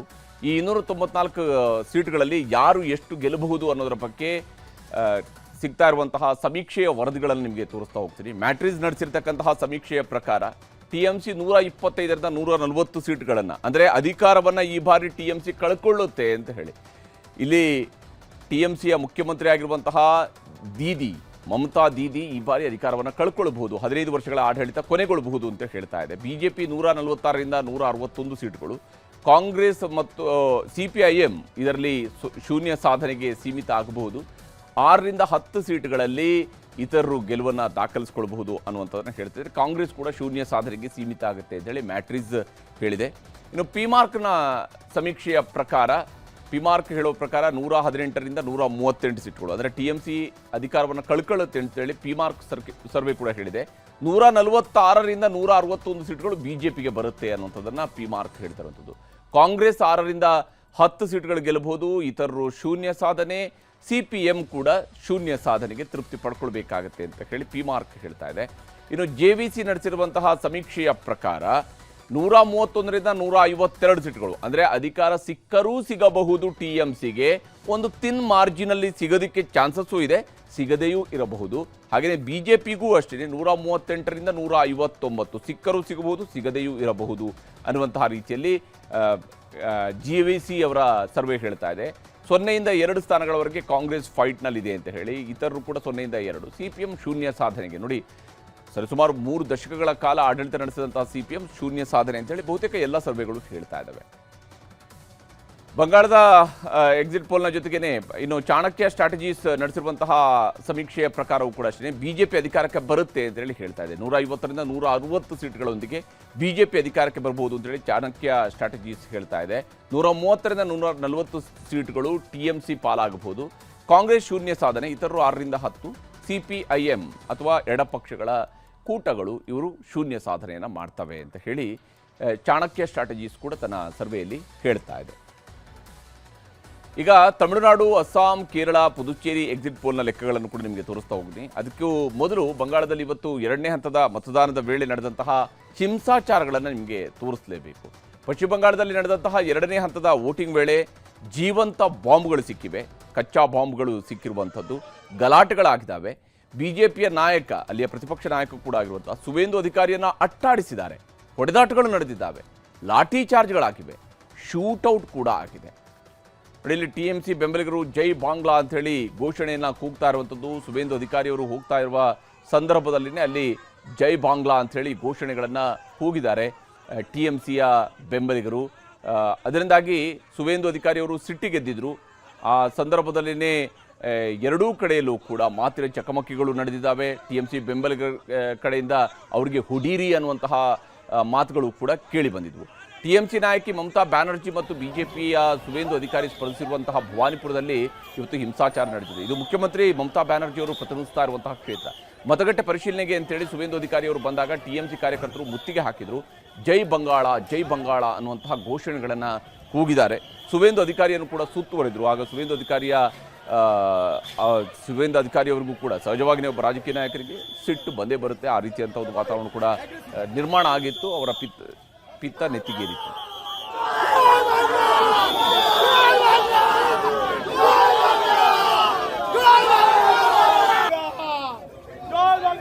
ಇನ್ನು ಸುವೇಂದು ಅಧಿಕಾರಿ ಅವರಿಗೆ ಬೆದರಿಕೆ ಹಾಕಿದ ಟಿಎಂಸಿ ಕಾರ್ಯಕರ್ತರನ್ನ ಹಿಡಿಯೋದಕ್ಕೆ ಪ್ರಯತ್ನಿಸ್ತಾ ಇದ್ದಂತೆಯೇ ಕೆಲವರು ಓಡಿ ಹೋದ್ರು. ಆಗ ಪೊಲೀಸರು ಅವ್ರನ್ನ ಬೆನ್ನತ್ತಿದ್ರು, ಅಡ್ಡ ಬಂದವರ ಮೇಲೆ ಲಾಠಿ ಚಾರ್ಜ್ ಮಾಡಿದ್ರು, ಬೈಕ್ ಸವಾರರು ನೆಲಕ್ಕೆ ಬಿದ್ದರು, ವೃದ್ಧನೊಬ್ಬ ರಸ್ತೆಯಲ್ಲಿ ಬಿದ್ದು ಒದ್ದಾಡುವಂತಹ ಘಟನೆಯೂ ಕೂಡ ನಡೀತು. ಮಹಿಳೆಯರು ಓಡಿ ಹೋಗ್ತಾ ಇದ್ರು. ಸುವೇಂದು ಅಧಿಕಾರಿ ಕೂಡ ಅಕ್ಷರಶಃ ಆ ಒಂದು ಗಲಾಟೆಯ ಸಂದರ್ಭದಲ್ಲಿ ಅಲ್ಲಿ ಓಡಿ ಹೋಗ್ತಾ ಇದ್ರು. ಬಟ್ ಅವ್ರಿಗೆ ಸಂಪೂರ್ಣವಾಗಿ ಸೆಕ್ಯೂರಿಟಿಯನ್ನ ನೀಡಲಾಗಿತ್ತು.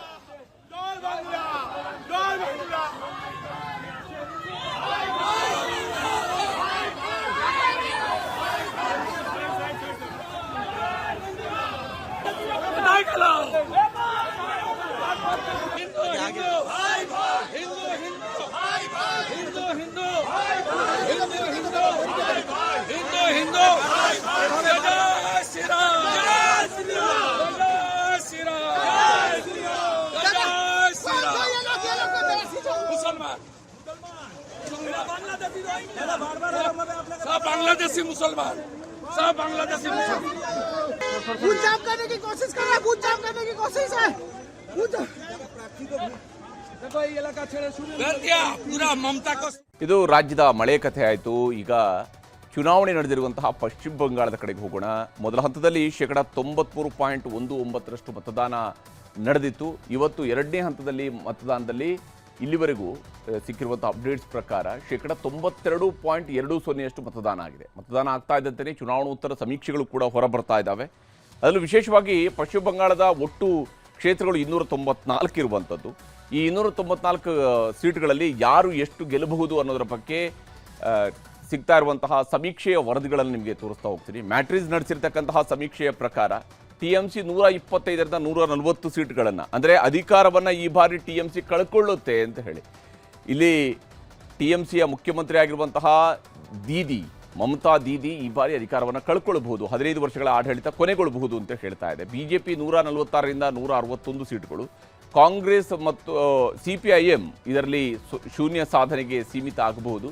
6ರಿಂದ 10 ಸೀಟ್ಗಳಲ್ಲಿ ಇತರರು ಗೆಲುವನ್ನು ದಾಖಲಿಸಿಕೊಳ್ಳಬಹುದು ಅನ್ನುವಂಥದ್ದನ್ನು ಹೇಳ್ತಿದ್ದಾರೆ. ಕಾಂಗ್ರೆಸ್ ಕೂಡ ಶೂನ್ಯ ಸಾಧನೆಗೆ ಸೀಮಿತ ಆಗುತ್ತೆ ಅಂತೇಳಿ ಮ್ಯಾಟ್ರಿಸ್ ಹೇಳಿದೆ. ಇನ್ನು ಪಿಮಾರ್ಕ್ನ ಸಮೀಕ್ಷೆಯ ಪ್ರಕಾರ, ಪಿಮಾರ್ಕ್ ಹೇಳೋ ಪ್ರಕಾರ 118ರಿಂದ 138 ಸೀಟ್ಗಳು, ಅಂದರೆ ಟಿಎಂಸಿ ಅಧಿಕಾರವನ್ನು ಕಳ್ಕೊಳ್ಳುತ್ತೆ ಅಂತೇಳಿ ಪಿಮಾರ್ಕ್ ಸರ್ವೆ ಕೂಡ ಹೇಳಿದೆ. 146ರಿಂದ 161 ಸೀಟ್ಗಳು ಬಿಜೆಪಿಗೆ ಬರುತ್ತೆ ಅನ್ನುವಂಥದ್ದನ್ನು ಪಿಮಾರ್ಕ್ ಹೇಳ್ತಿರುವಂಥದ್ದು. ಕಾಂಗ್ರೆಸ್ 6ರಿಂದ 10 ಸೀಟ್ಗಳು ಗೆಲ್ಲಬಹುದು, ಇತರರು ಶೂನ್ಯ ಸಾಧನೆ, ಸಿಪಿಎಂ ಕೂಡ ಶೂನ್ಯ ಸಾಧನೆಗೆ ತೃಪ್ತಿ ಪಡ್ಕೊಳ್ಬೇಕಾಗತ್ತೆ ಅಂತ ಹೇಳಿ ಪಿಮಾರ್ಕ್ ಹೇಳ್ತಾ ಇದೆ. ಇನ್ನು ಜೆವಿಸಿ ನಡೆಸಿರುವಂತಹ ಸಮೀಕ್ಷೆಯ ಪ್ರಕಾರ 131ರಿಂದ 152 ಸೀಟ್ಗಳು, ಅಂದರೆ ಅಧಿಕಾರ ಸಿಕ್ಕರೂ ಸಿಗಬಹುದು ಟಿಎಂಸಿಗೆ, ಒಂದು ತಿನ್ ಮಾರ್ಜಿನಲ್ಲಿ ಸಿಗೋದಕ್ಕೆ ಚಾನ್ಸಸ್ಸೂ ಇದೆ, ಸಿಗದೆಯೂ ಇರಬಹುದು. ಹಾಗೆಯೇ ಬಿಜೆಪಿಗೂ ಅಷ್ಟೇ 138ರಿಂದ 159 ಸಿಕ್ಕರೂ ಸಿಗಬಹುದು, ಸಿಗದೆಯೂ ಇರಬಹುದು ಅನ್ನುವಂತಹ ರೀತಿಯಲ್ಲಿ ಜೆವಿಸಿ ಅವರ ಸರ್ವೆ ಹೇಳ್ತಾ ಇದೆ. 0ಯಿಂದ 2 ಸ್ಥಾನಗಳವರೆಗೆ ಕಾಂಗ್ರೆಸ್ ಫೈಟ್ನಲ್ಲಿದೆ ಅಂತ ಹೇಳಿ, ಇತರರು ಕೂಡ 0ಯಿಂದ 2. ಸಿಪಿಎಂ ಶೂನ್ಯ ಸಾಧನೆಗೆ, ನೋಡಿ ಸರಿಸುಮಾರು 3 ದಶಕಗಳ ಕಾಲ ಆಡಳಿತ ನಡೆಸಿದಂತಹ ಸಿಪಿಎಂ ಶೂನ್ಯ ಸಾಧನೆ ಅಂತೇಳಿ ಬಹುತೇಕ ಎಲ್ಲ ಸರ್ವೆಗಳು ಹೇಳ್ತಾ ಇದ್ದಾವೆ. ಬಂಗಾಳದ ಎಕ್ಸಿಟ್ ಪೋಲ್ನ ಜೊತೆಗೇನೆ ಇನ್ನು ಚಾಣಕ್ಯ ಸ್ಟ್ರಾಟಜೀಸ್ ನಡೆಸಿರುವಂತಹ ಸಮೀಕ್ಷೆಯ ಪ್ರಕಾರವೂ ಕೂಡ ಅಷ್ಟೇ ಬಿಜೆಪಿ ಅಧಿಕಾರಕ್ಕೆ ಬರುತ್ತೆ ಅಂತೇಳಿ ಹೇಳ್ತಾ ಇದೆ. 150ರಿಂದ 160 ಸೀಟ್ಗಳೊಂದಿಗೆ ಬಿಜೆಪಿ ಅಧಿಕಾರಕ್ಕೆ ಬರಬಹುದು ಅಂತೇಳಿ ಚಾಣಕ್ಯ ಸ್ಟ್ರಾಟಜೀಸ್ ಹೇಳ್ತಾ ಇದೆ. 130ರಿಂದ 140 ಸೀಟ್ಗಳು ಟಿಎಂಸಿ ಪಾಲಾಗಬಹುದು. ಕಾಂಗ್ರೆಸ್ ಶೂನ್ಯ ಸಾಧನೆ, ಇತರರು 6ರಿಂದ 10, ಸಿಪಿಐಎಂ ಅಥವಾ ಎಡಪಕ್ಷಗಳ ಕೂಟಗಳು ಇವರು ಶೂನ್ಯ ಸಾಧನೆಯನ್ನು ಮಾಡ್ತವೆ ಅಂತ ಹೇಳಿ ಚಾಣಕ್ಯ ಸ್ಟ್ರಾಟಜೀಸ್ ಕೂಡ ತನ್ನ ಸರ್ವೆಯಲ್ಲಿ ಹೇಳ್ತಾ ಇದೆ.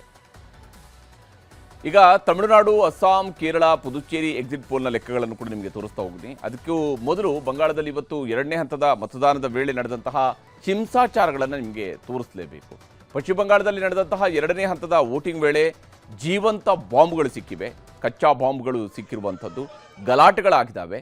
ಬಿಜೆಪಿಯ ನಾಯಕ, ಅಲ್ಲಿಯ ಪ್ರತಿಪಕ್ಷ ನಾಯಕ ಕೂಡ ಆಗಿರುವಂತಹ ಸುವೇಂದು ಅಧಿಕಾರಿಯನ್ನು ಅಟ್ಟಾಡಿಸಿದ್ದಾರೆ, ಹೊಡೆದಾಟಗಳು ನಡೆದಿದ್ದಾವೆ, ಲಾಠಿ ಚಾರ್ಜ್ಗಳಾಗಿವೆ, ಶೂಟೌಟ್ ಕೂಡ ಆಗಿದೆ. ಇಲ್ಲಿ ಟಿಎಂಸಿ ಬೆಂಬಲಿಗರು ಜೈ ಬಾಂಗ್ಲಾ ಅಂತ ಹೇಳಿ ಘೋಷಣೆಯನ್ನು ಕೂಗ್ತಾ ಇರುವಂಥದ್ದು. ಸುವೇಂದು ಅಧಿಕಾರಿಯವರು ಹೋಗ್ತಾ ಇರುವ ಸಂದರ್ಭದಲ್ಲಿನೇ ಅಲ್ಲಿ ಜೈ ಬಾಂಗ್ಲಾ ಅಂಥೇಳಿ ಘೋಷಣೆಗಳನ್ನು ಕೂಗಿದ್ದಾರೆ ಟಿಎಂಸಿಯ ಬೆಂಬಲಿಗರು. ಅದರಿಂದಾಗಿ ಸುವೇಂದು ಅಧಿಕಾರಿಯವರು ಸಿಟ್ಟಿಗೆದ್ದಿದ್ರು. ಆ ಸಂದರ್ಭದಲ್ಲಿನೇ ಎರಡೂ ಕಡೆಯಲ್ಲೂ ಕೂಡ ಮಾತಿನ ಚಕಮಕಿಗಳು ನಡೆದಿದ್ದಾವೆ. ಟಿಎಂಸಿ ಬೆಂಬಲಿಗರ ಕಡೆಯಿಂದ ಅವರಿಗೆ ಹುಡೀರಿ ಅನ್ನುವಂತಹ ಮಾತುಗಳು ಕೂಡ ಕೇಳಿ ಬಂದಿದ್ವು. ಟಿಎಂಸಿ ನಾಯಕಿ ಮಮತಾ ಬ್ಯಾನರ್ಜಿ ಮತ್ತು ಬಿಜೆಪಿಯ ಸುವೇಂದು ಅಧಿಕಾರಿ ಸ್ಪರ್ಧಿಸಿರುವಂತಹ ಭವಾನಿಪುರದಲ್ಲಿ ಇವತ್ತು ಹಿಂಸಾಚಾರ ನಡೆದಿದೆ. ಇದು ಮುಖ್ಯಮಂತ್ರಿ ಮಮತಾ ಬ್ಯಾನರ್ಜಿ ಅವರು ಪ್ರತಿನಿಧಿಸ್ತಾ ಇರುವಂತಹ ಕ್ಷೇತ್ರ. ಮತಗಟ್ಟೆ ಪರಿಶೀಲನೆಗೆ ಅಂತೇಳಿ ಸುವೇಂದು ಅಧಿಕಾರಿ ಅವರು ಬಂದಾಗ ಟಿಎಂಸಿ ಕಾರ್ಯಕರ್ತರು ಮುತ್ತಿಗೆ ಹಾಕಿದ್ರು. ಜೈ ಬಂಗಾಳ ಅನ್ನುವಂತಹ ಘೋಷಣೆಗಳನ್ನು ಕೂಗಿದ್ದಾರೆ. ಸುವೇಂದು ಅಧಿಕಾರಿಯನ್ನು ಕೂಡ ಸುತ್ತುವರಿದ್ರು. ಆಗ ಸುವೇಂದು ಅಧಿಕಾರಿಯವರಿಗೂ ಕೂಡ ಸಹಜವಾಗಿಯೇ ಒಬ್ಬ ರಾಜಕೀಯ ನಾಯಕರಿಗೆ ಸಿಟ್ಟು ಬಂದೇ ಬರುತ್ತೆ. ಆ ರೀತಿಯಂಥ ಒಂದು ವಾತಾವರಣ ಕೂಡ ನಿರ್ಮಾಣ ಆಗಿತ್ತು. ಅವರ ಪಿತ್ತ ನೆತ್ತಿಗೇರಿತ್ತು.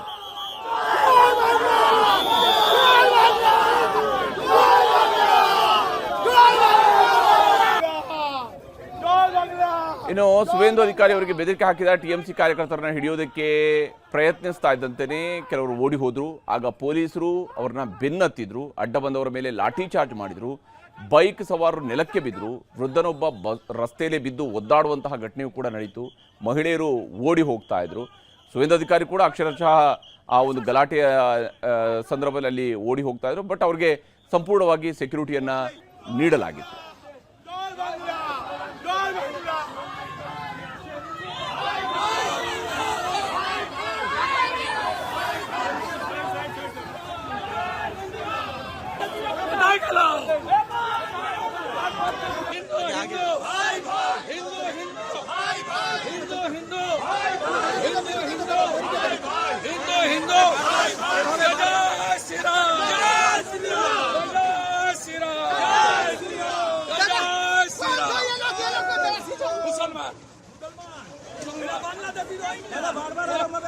बांग्लादेशी मुसलमान सब बांग्लादेशी मुसलमान खून जाम करने की कोशिश कर रहा है, खून जाम करने की कोशिश है।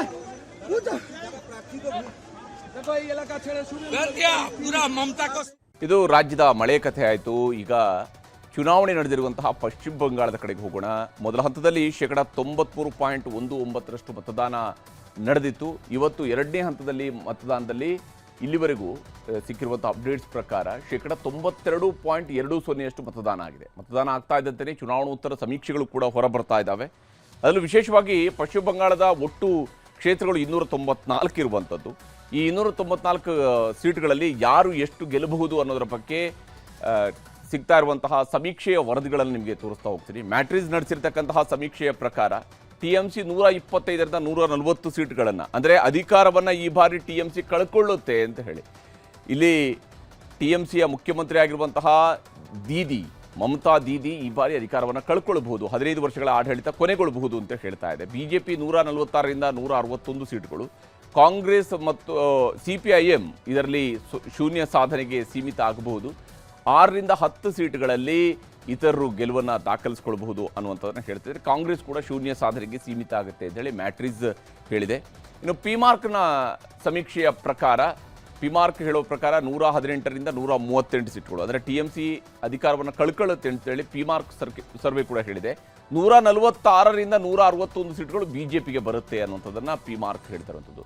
ಕಾಂಗ್ರೆಸ್ 6ರಿಂದ 10 ಸೀಟ್ಗಳು ಗೆಲ್ಲಬಹುದು, ಇತರರು ಶೂನ್ಯ ಸಾಧನೆ, ಸಿಪಿಎಂ ಕೂಡ ಶೂನ್ಯ ಸಾಧನೆಗೆ ತೃಪ್ತಿ ಪಡ್ಕೊಳ್ಬೇಕಾಗತ್ತೆ ಅಂತ ಹೇಳಿ ಪಿಮಾರ್ಕ್ ಹೇಳ್ತಾ ಇದೆ. ಇನ್ನು ಜೆವಿಸಿ ನಡೆಸಿರುವಂತಹ ಸಮೀಕ್ಷೆಯ ಪ್ರಕಾರ 131ರಿಂದ 152 ಸೀಟ್ಗಳು, ಅಂದರೆ ಅಧಿಕಾರ ಸಿಕ್ಕರೂ ಸಿಗಬಹುದು ಟಿಎಂಸಿಗೆ, ಒಂದು ತಿನ್ ಮಾರ್ಜಿನಲ್ಲಿ ಸಿಗೋದಕ್ಕೆ ಚಾನ್ಸಸ್ಸು ಇದೆ, ಸಿಗದೆಯೂ ಇರಬಹುದು. ಹಾಗೆಯೇ ಬಿಜೆಪಿಗೂ ಅಷ್ಟೇ 138ರಿಂದ 159 ಸಿಕ್ಕರೂ ಸಿಗಬಹುದು, ಸಿಗದೆಯೂ ಇರಬಹುದು ಅನ್ನುವಂತಹ ರೀತಿಯಲ್ಲಿ ಜೆವಿಸಿ ಅವರ ಸರ್ವೆ ಹೇಳ್ತಾ ಇದೆ. 0ಯಿಂದ 2 ಸ್ಥಾನಗಳವರೆಗೆ ಕಾಂಗ್ರೆಸ್ ಫೈಟ್ನಲ್ಲಿದೆ ಅಂತ ಹೇಳಿ, ಇತರರು ಕೂಡ 0ಯಿಂದ 2. ಸಿಪಿಎಂ ಶೂನ್ಯ ಸಾಧನೆಗೆ, ನೋಡಿ ಸರಿಸುಮಾರು 3 ದಶಕಗಳ ಕಾಲ ಆಡಳಿತ ನಡೆಸಿದಂತಹ ಸಿಪಿಎಂ ಶೂನ್ಯ ಸಾಧನೆ ಅಂತೇಳಿ ಬಹುತೇಕ ಎಲ್ಲ ಸರ್ವೆಗಳು ಹೇಳ್ತಾ ಇದ್ದಾವೆ.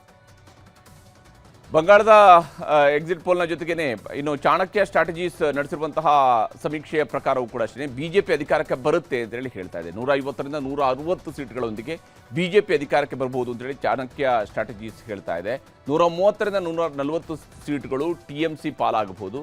ಕಾಂಗ್ರೆಸ್ ಶೂನ್ಯ ಸಾಧನೆ, ಇತರರು 6ರಿಂದ 10, ಸಿಪಿಐಎಂ ಅಥವಾ ಎಡಪಕ್ಷಗಳ ಕೂಟಗಳು ಇವರು ಶೂನ್ಯ ಸಾಧನೆಯನ್ನು ಮಾಡ್ತವೆ ಅಂತ ಹೇಳಿ ಚಾಣಕ್ಯ ಸ್ಟ್ರಾಟಜೀಸ್ ಕೂಡ ತನ್ನ ಸರ್ವೆಯಲ್ಲಿ ಹೇಳ್ತಾ ಇದೆ.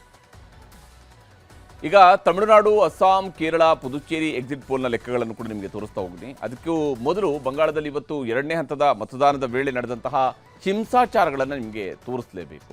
ಪಶ್ಚಿಮ ಬಂಗಾಳದಲ್ಲಿ ನಡೆದಂತಹ ಎರಡನೇ ಹಂತದ ವೋಟಿಂಗ್ ವೇಳೆ ಜೀವಂತ ಬಾಂಬ್ಗಳು ಸಿಕ್ಕಿವೆ, ಕಚ್ಚಾ ಬಾಂಬ್ಗಳು ಸಿಕ್ಕಿರುವಂಥದ್ದು, ಗಲಾಟೆಗಳಾಗಿದ್ದಾವೆ.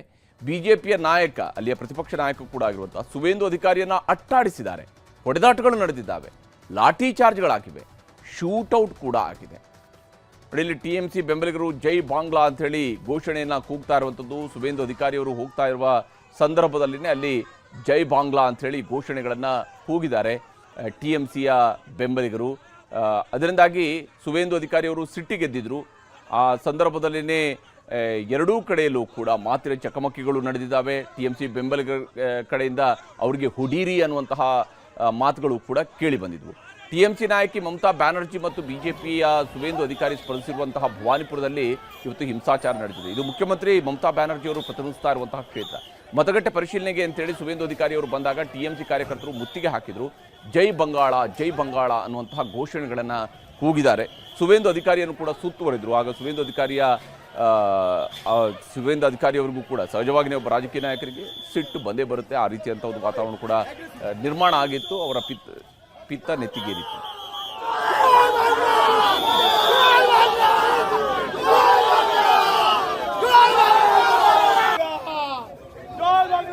ಇನ್ನು ಸುವೇಂದು ಅಧಿಕಾರಿ ಅವರಿಗೆ ಬೆದರಿಕೆ ಹಾಕಿದ TMC ಕಾರ್ಯಕರ್ತರನ್ನ ಹಿಡಿಯೋದಕ್ಕೆ ಪ್ರಯತ್ನಿಸ್ತಾ ಇದ್ದಂತೆಯೇ ಕೆಲವರು ಓಡಿ ಹೋದ್ರು. ಆಗ ಪೊಲೀಸರು ಅವ್ರನ್ನ ಬೆನ್ನತ್ತಿದ್ರು, ಅಡ್ಡ ಬಂದವರ ಮೇಲೆ ಲಾಠಿ ಚಾರ್ಜ್ ಮಾಡಿದ್ರು, ಬೈಕ್ ಸವಾರರು ನೆಲಕ್ಕೆ ಬಿದ್ದರು, ವೃದ್ಧನೊಬ್ಬ ರಸ್ತೆಯಲ್ಲೇ ಬಿದ್ದು ಒದ್ದಾಡುವಂತಹ ಘಟನೆಯೂ ಕೂಡ ನಡೀತು. ಮಹಿಳೆಯರು ಓಡಿ ಹೋಗ್ತಾ ಇದ್ರು. ಸುವೇಂದು ಅಧಿಕಾರಿ ಕೂಡ ಅಕ್ಷರಶಃ ಆ ಒಂದು ಗಲಾಟೆಯ ಸಂದರ್ಭದಲ್ಲಿ ಅಲ್ಲಿ ಓಡಿ ಹೋಗ್ತಾ ಇದ್ರು. ಬಟ್ ಅವ್ರಿಗೆ ಸಂಪೂರ್ಣವಾಗಿ ಸೆಕ್ಯೂರಿಟಿಯನ್ನ ನೀಡಲಾಗಿತ್ತು.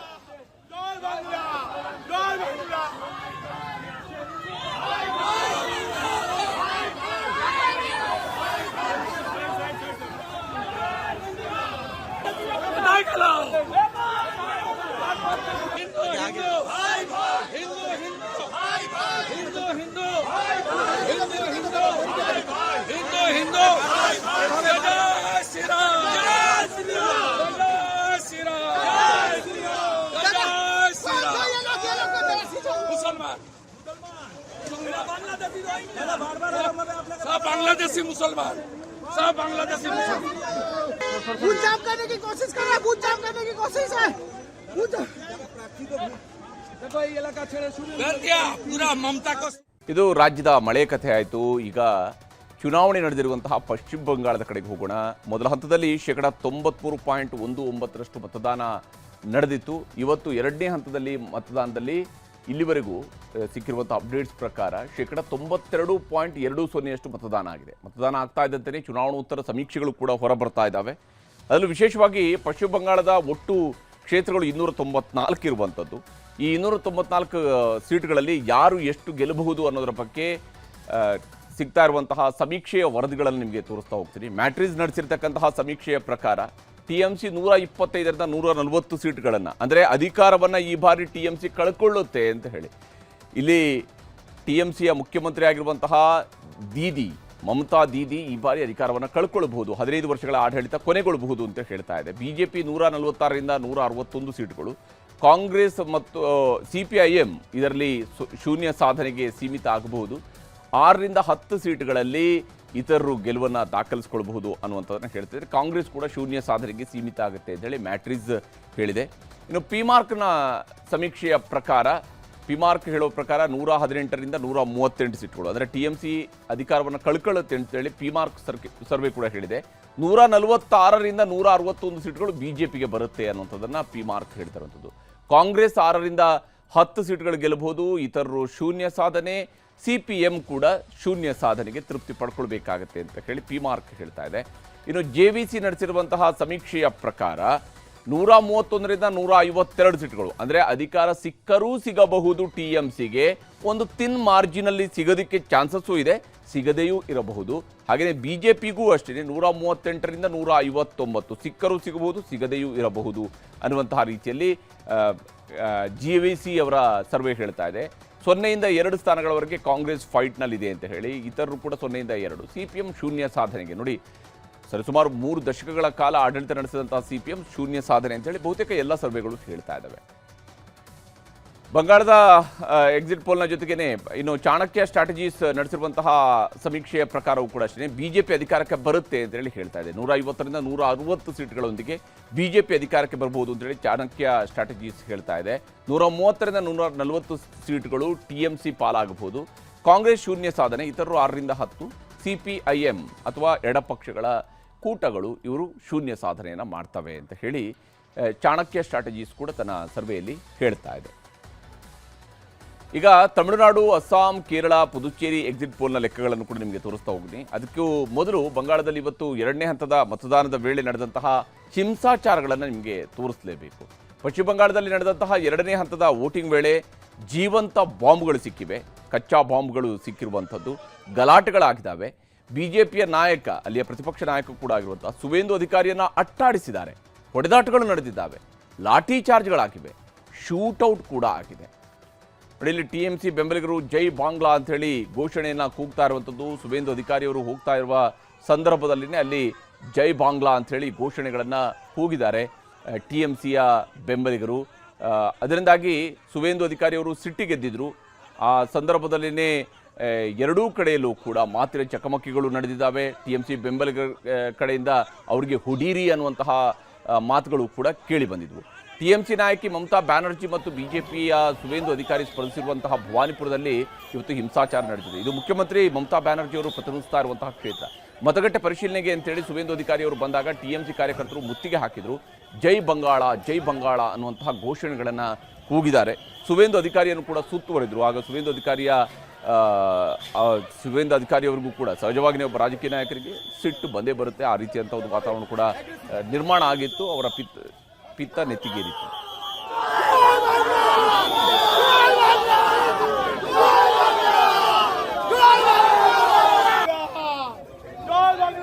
ಇನ್ನು ಸುವೇಂದು ಅಧಿಕಾರಿ ಅವರಿಗೆ ಬೆದರಿಕೆ ಹಾಕಿದ ಟಿಎಂಸಿ ಕಾರ್ಯಕರ್ತರನ್ನ ಹಿಡಿಯೋದಕ್ಕೆ ಪ್ರಯತ್ನಿಸ್ತಾ ಇದ್ದಂತೆಯೇ ಕೆಲವರು ಓಡಿ ಹೋದ್ರು. ಆಗ ಪೊಲೀಸರು ಅವ್ರನ್ನ ಬೆನ್ನತ್ತಿದ್ರು, ಅಡ್ಡ ಬಂದವರ ಮೇಲೆ ಲಾಠಿ ಚಾರ್ಜ್ ಮಾಡಿದ್ರು, ಬೈಕ್ ಸವಾರರು ನೆಲಕ್ಕೆ ಬಿದ್ದರು, ವೃದ್ಧನೊಬ್ಬ ರಸ್ತೆಯಲ್ಲಿ ಬಿದ್ದು ಒದ್ದಾಡುವಂತಹ ಘಟನೆಯೂ ಕೂಡ ನಡೀತು.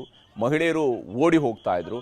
ಸುವೇಂದು ಅಧಿಕಾರಿ ಕೂಡ ಅಕ್ಷರಶಃ ಆ ಒಂದು ಗಲಾಟೆಯ ಸಂದರ್ಭದಲ್ಲಿ ಅಲ್ಲಿ ಓಡಿ ಹೋಗ್ತಾ ಇದ್ರು. ಬಟ್ ಅವ್ರಿಗೆ ಸಂಪೂರ್ಣವಾಗಿ ಸೆಕ್ಯೂರಿಟಿಯನ್ನು ನೀಡಲಾಗಿತ್ತು.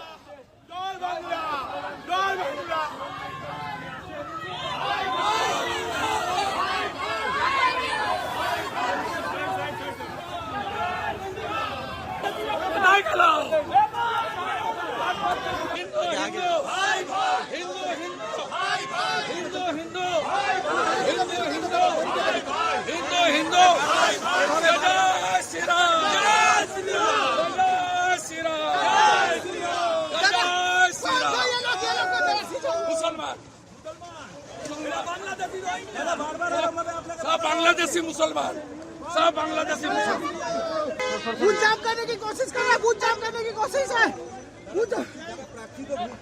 देखो ये इलाका छेड़े शुरू कर दिया पूरा ममता को. ಇದು ರಾಜ್ಯದ ಮಳೆ ಕಥೆ ಆಯಿತು. ಈಗ ಚುನಾವಣೆ ನಡೆದಿರುವಂತಹ ಪಶ್ಚಿಮ ಬಂಗಾಳದ ಕಡೆಗೆ ಹೋಗೋಣ. ಮೊದಲ ಹಂತದಲ್ಲಿ 93.19% ಮತದಾನ ನಡೆದಿತ್ತು. ಇವತ್ತು 2ನೇ ಹಂತದಲ್ಲಿ ಮತದಾನದಲ್ಲಿ ಇಲ್ಲಿವರೆಗೂ ಸಿಕ್ಕಿರುವಂಥ ಅಪ್ಡೇಟ್ಸ್ ಪ್ರಕಾರ 92.20% ಮತದಾನ ಆಗಿದೆ. ಮತದಾನ ಆಗ್ತಾ ಇದ್ದಂತೆಯೇ ಚುನಾವಣೋತ್ತರ ಸಮೀಕ್ಷೆಗಳು ಕೂಡ ಹೊರಬರ್ತಾ ಇದ್ದಾವೆ.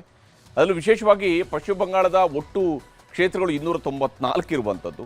ಈ 294 ಸೀಟ್ಗಳಲ್ಲಿ ಯಾರು ಎಷ್ಟು ಗೆಲ್ಲಬಹುದು ಅನ್ನೋದರ ಬಗ್ಗೆ ಸಿಗ್ತಾ ಇರುವಂತಹ ಸಮೀಕ್ಷೆಯ ವರದಿಗಳನ್ನು ನಿಮಗೆ ತೋರಿಸ್ತಾ ಹೋಗ್ತೀನಿ. ಮ್ಯಾಟ್ರಿಸ್ ನಡೆಸಿರ್ತಕ್ಕಂತಹ ಸಮೀಕ್ಷೆಯ ಪ್ರಕಾರ ಟಿಎಂಸಿ 125ರಿಂದ 140 ಸೀಟ್ಗಳನ್ನು, ಅಂದರೆ ಅಧಿಕಾರವನ್ನು ಈ ಬಾರಿ ಟಿಎಂಸಿ ಕಳ್ಕೊಳ್ಳುತ್ತೆ ಅಂತ ಹೇಳಿ. ಇಲ್ಲಿ ಟಿಎಂಸಿಯ ಮುಖ್ಯಮಂತ್ರಿ ಆಗಿರುವಂತಹ ಮಮತಾ ದೀದಿ ಈ ಬಾರಿ ಅಧಿಕಾರವನ್ನು ಕಳ್ಕೊಳ್ಬಹುದು, 15 ವರ್ಷಗಳ ಆಡಳಿತ ಕೊನೆಗೊಳ್ಳಬಹುದು ಅಂತ ಹೇಳ್ತಾ ಇದೆ. ಬಿಜೆಪಿ 146ರಿಂದ 161 ಸೀಟ್ಗಳು, ಕಾಂಗ್ರೆಸ್ ಮತ್ತು ಸಿಪಿಐಎಂ ಇದರಲ್ಲಿ ಶೂನ್ಯ ಸಾಧನೆಗೆ ಸೀಮಿತ ಆಗಬಹುದು. 6ರಿಂದ 10 ಸೀಟ್ಗಳಲ್ಲಿ ಇತರರು ಗೆಲುವನ್ನು ದಾಖಲಿಸಿಕೊಳ್ಳಬಹುದು ಅನ್ನುವಂಥದ್ದನ್ನು ಹೇಳ್ತಿದ್ದಾರೆ. ಕಾಂಗ್ರೆಸ್ ಕೂಡ ಶೂನ್ಯ ಸಾಧನೆಗೆ ಸೀಮಿತ ಆಗುತ್ತೆ ಅಂತೇಳಿ ಮ್ಯಾಟ್ರಿಸ್ ಹೇಳಿದೆ. ಇನ್ನು ಪಿಮಾರ್ಕ್ನ ಸಮೀಕ್ಷೆಯ ಪ್ರಕಾರ, ಪಿಮಾರ್ಕ್ ಹೇಳೋ ಪ್ರಕಾರ 118ರಿಂದ 138 ಸೀಟ್ಗಳು, ಅಂದರೆ ಟಿಎಂಸಿ ಅಧಿಕಾರವನ್ನು ಕಳ್ಕೊಳ್ಳುತ್ತೆ ಅಂತೇಳಿ ಪಿಮಾರ್ಕ್ ಸರ್ವೆ ಕೂಡ ಹೇಳಿದೆ. 146ರಿಂದ 161 ಸೀಟ್ಗಳು ಬಿಜೆಪಿಗೆ ಬರುತ್ತೆ ಅನ್ನುವಂಥದ್ದನ್ನು ಪಿಮಾರ್ಕ್ ಹೇಳ್ತಿರುವಂಥದ್ದು. ಕಾಂಗ್ರೆಸ್ 6ರಿಂದ 10 ಸೀಟ್ಗಳು ಗೆಲ್ಲಬಹುದು, ಇತರರು ಶೂನ್ಯ ಸಾಧನೆ, ಸಿಪಿಎಂ ಕೂಡ ಶೂನ್ಯ ಸಾಧನೆಗೆ ತೃಪ್ತಿ ಪಡ್ಕೊಳ್ಬೇಕಾಗತ್ತೆ ಅಂತ ಹೇಳಿ ಪಿಮಾರ್ಕ್ ಹೇಳ್ತಾ ಇದೆ. ಇನ್ನು JVC ನಡೆಸಿರುವಂತಹ ಸಮೀಕ್ಷೆಯ ಪ್ರಕಾರ 131ರಿಂದ 152 ಸೀಟ್ಗಳು, ಅಂದರೆ ಅಧಿಕಾರ ಸಿಕ್ಕರೂ ಸಿಗಬಹುದು TMCಗೆ, ಒಂದು ತಿನ್ ಮಾರ್ಜಿನಲ್ಲಿ ಸಿಗೋದಕ್ಕೆ ಚಾನ್ಸಸ್ಸು ಇದೆ, ಸಿಗದೆಯೂ ಇರಬಹುದು. ಹಾಗೆಯೇ BJPಗೂ ಅಷ್ಟೇ 138ರಿಂದ 159 ಸಿಕ್ಕರೂ ಸಿಗಬಹುದು, ಸಿಗದೆಯೂ ಇರಬಹುದು ಅನ್ನುವಂತಹ ರೀತಿಯಲ್ಲಿ JVC ಅವರ ಸರ್ವೆ ಹೇಳ್ತಾ ಇದೆ. 0ಯಿಂದ 2 ಸ್ಥಾನಗಳವರೆಗೆ ಕಾಂಗ್ರೆಸ್ ಫೈಟ್ನಲ್ಲಿದೆ ಅಂತ ಹೇಳಿ, ಇತರರು ಕೂಡ 0ಯಿಂದ 2. CPM ಶೂನ್ಯ ಸಾಧನೆಗೆ ನೋಡಿ, ಸರಿಸುಮಾರು 3 ದಶಕಗಳ ಕಾಲ ಆಡಳಿತ ನಡೆಸಿದಂತಹ CPM ಶೂನ್ಯ ಸಾಧನೆ ಅಂತ ಹೇಳಿ ಬಹುತೇಕ ಎಲ್ಲ ಸರ್ವೆಗಳು ಹೇಳ್ತಾ ಇದ್ದಾವೆ. ಬಂಗಾಳದ ಎಕ್ಸಿಟ್ ಪೋಲ್ನ ಜೊತೆಗೇನೆ ಇನ್ನು ಚಾಣಕ್ಯ ಸ್ಟ್ರಾಟಜೀಸ್ ನಡೆಸಿರುವಂತಹ ಸಮೀಕ್ಷೆಯ ಪ್ರಕಾರವೂ ಕೂಡ ಅಷ್ಟೇ BJP ಅಧಿಕಾರಕ್ಕೆ ಬರುತ್ತೆ ಅಂತ ಹೇಳಿ ಹೇಳ್ತಾ ಇದೆ. 150ರಿಂದ 160 ಸೀಟ್ಗಳೊಂದಿಗೆ BJP ಅಧಿಕಾರಕ್ಕೆ ಬರಬಹುದು ಅಂತ ಹೇಳಿ ಚಾಣಕ್ಯ ಸ್ಟ್ರಾಟಜೀಸ್ ಹೇಳ್ತಾ ಇದೆ. 130ರಿಂದ 140 ಸೀಟ್ಗಳು TMC ಪಾಲಾಗಬಹುದು. ಕಾಂಗ್ರೆಸ್ ಶೂನ್ಯ ಸಾಧನೆ, ಇತರರು 6ರಿಂದ 10, CPIM ಅಥವಾ ಎಡಪಕ್ಷಗಳ ಕೂಟಗಳು ಇವರು ಶೂನ್ಯ ಸಾಧನೆಯನ್ನು ಮಾಡ್ತವೆ ಅಂತ ಹೇಳಿ ಚಾಣಕ್ಯ ಸ್ಟ್ರಾಟಜೀಸ್ ಕೂಡ ತನ್ನ ಸರ್ವೆಯಲ್ಲಿ ಹೇಳ್ತಾ ಇದೆ. ಈಗ ತಮಿಳುನಾಡು, ಅಸ್ಸಾಂ, ಕೇರಳ, ಪುದುಚೇರಿ ಎಕ್ಸಿಟ್ ಪೋಲ್ನ ಲೆಕ್ಕಗಳನ್ನು ಕೂಡ ನಿಮಗೆ ತೋರಿಸ್ತಾ ಹೋಗ್ತೀನಿ. ಅದಕ್ಕೂ ಮೊದಲು ಬಂಗಾಳದಲ್ಲಿ ಇವತ್ತು 2ನೇ ಹಂತದ ಮತದಾನದ ವೇಳೆ ನಡೆದಂತಹ ಹಿಂಸಾಚಾರಗಳನ್ನು ನಿಮಗೆ ತೋರಿಸಲೇಬೇಕು. ಪಶ್ಚಿಮ ಬಂಗಾಳದಲ್ಲಿ ನಡೆದಂತಹ 2ನೇ ಹಂತದ ವೋಟಿಂಗ್ ವೇಳೆ ಜೀವಂತ ಬಾಂಬ್ಗಳು ಸಿಕ್ಕಿವೆ, ಕಚ್ಚಾ ಬಾಂಬ್ಗಳು ಸಿಕ್ಕಿರುವಂಥದ್ದು, ಗಲಾಟೆಗಳಾಗಿದ್ದಾವೆ. BJPಯ ನಾಯಕ, ಅಲ್ಲಿಯ ಪ್ರತಿಪಕ್ಷ ನಾಯಕ ಕೂಡ ಆಗಿರುವಂಥ ಸುವೇಂದು ಅಧಿಕಾರಿಯನ್ನು ಅಟ್ಟಾಡಿಸಿದ್ದಾರೆ, ಹೊಡೆದಾಟಗಳು ನಡೆದಿದ್ದಾವೆ, ಲಾಠಿ ಚಾರ್ಜ್ಗಳಾಗಿವೆ, ಶೂಟೌಟ್ ಕೂಡ ಆಗಿದೆ. ಇಲ್ಲಿ TMC ಬೆಂಬಲಿಗರು ಜೈ ಬಾಂಗ್ಲಾ ಅಂಥೇಳಿ ಘೋಷಣೆಯನ್ನು ಕೂಗ್ತಾ ಇರುವಂಥದ್ದು. ಸುವೇಂದು ಅಧಿಕಾರಿಯವರು ಹೋಗ್ತಾ ಇರುವ ಸಂದರ್ಭದಲ್ಲಿನೇ ಅಲ್ಲಿ ಜೈ ಬಾಂಗ್ಲಾ ಅಂಥೇಳಿ ಘೋಷಣೆಗಳನ್ನು ಕೂಗಿದ್ದಾರೆ TMCಯ ಬೆಂಬಲಿಗರು. ಅದರಿಂದಾಗಿ ಸುವೇಂದು ಅಧಿಕಾರಿಯವರು ಸಿಟ್ಟಿಗೆದ್ದಿದ್ರು. ಆ ಸಂದರ್ಭದಲ್ಲಿನೇ ಎರಡೂ ಕಡೆಯಲ್ಲೂ ಕೂಡ ಮಾತಿನ ಚಕಮಕಿಗಳು ನಡೆದಿದ್ದಾವೆ. TMC ಬೆಂಬಲಿಗರ ಕಡೆಯಿಂದ ಅವರಿಗೆ ಹುಡೀರಿ ಅನ್ನುವಂತಹ ಮಾತುಗಳು ಕೂಡ ಕೇಳಿ ಬಂದಿದ್ವು. TMC ನಾಯಕಿ ಮಮತಾ ಬ್ಯಾನರ್ಜಿ ಮತ್ತು BJPಯ ಸುವೇಂದು ಅಧಿಕಾರಿ ಸ್ಪರ್ಧಿಸಿರುವಂತಹ ಭವಾನಿಪುರದಲ್ಲಿ ಇವತ್ತು ಹಿಂಸಾಚಾರ ನಡೆದಿದೆ. ಇದು ಮುಖ್ಯಮಂತ್ರಿ ಮಮತಾ ಬ್ಯಾನರ್ಜಿ ಅವರು ಪ್ರತಿನಿಧಿಸ್ತಾ ಇರುವಂತಹ ಕ್ಷೇತ್ರ. ಮತಗಟ್ಟೆ ಪರಿಶೀಲನೆಗೆ ಅಂತೇಳಿ ಸುವೇಂದು ಅಧಿಕಾರಿ ಅವರು ಬಂದಾಗ TMC ಕಾರ್ಯಕರ್ತರು ಮುತ್ತಿಗೆ ಹಾಕಿದ್ರು. ಜೈ ಬಂಗಾಳ, ಜೈ ಬಂಗಾಳ ಅನ್ನುವಂತಹ ಘೋಷಣೆಗಳನ್ನು ಕೂಗಿದ್ದಾರೆ. ಸುವೇಂದು ಅಧಿಕಾರಿಯನ್ನು ಕೂಡ ಸುತ್ತುವರಿದ್ರು. ಆಗ ಸುವೇಂದು ಅಧಿಕಾರಿಯವರಿಗೂ ಕೂಡ ಸಹಜವಾಗಿ ಒಬ್ಬ ರಾಜಕೀಯ ನಾಯಕರಿಗೆ ಸಿಟ್ಟು ಬಂದೇ ಬರುತ್ತೆ. ಆ ರೀತಿಯಂಥ ಒಂದು ವಾತಾವರಣ ಕೂಡ ನಿರ್ಮಾಣ ಆಗಿತ್ತು. ಅವರ ಪಿತ್ತ ನೆತ್ತಿಗೇರಿತ್ತು.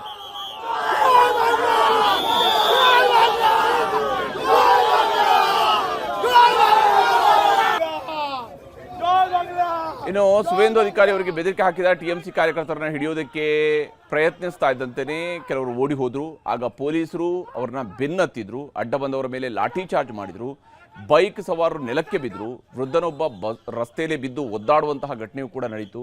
ಮಹಿಳೆಯರು ಓಡಿ ಹೋಗ್ತಾ ಇದ್ರು. ಸುವೇಂದು ಅಧಿಕಾರಿ ಕೂಡ ಅಕ್ಷರಶಃ ಆ ಒಂದು ಗಲಾಟೆಯ ಸಂದರ್ಭದಲ್ಲಿ ಅಲ್ಲಿ ಓಡಿ ಹೋಗ್ತಾ ಇದ್ರು. ಬಟ್ ಅವ್ರಿಗೆ ಸಂಪೂರ್ಣವಾಗಿ ಸೆಕ್ಯೂರಿಟಿಯನ್ನು ನೀಡಲಾಗಿತ್ತು.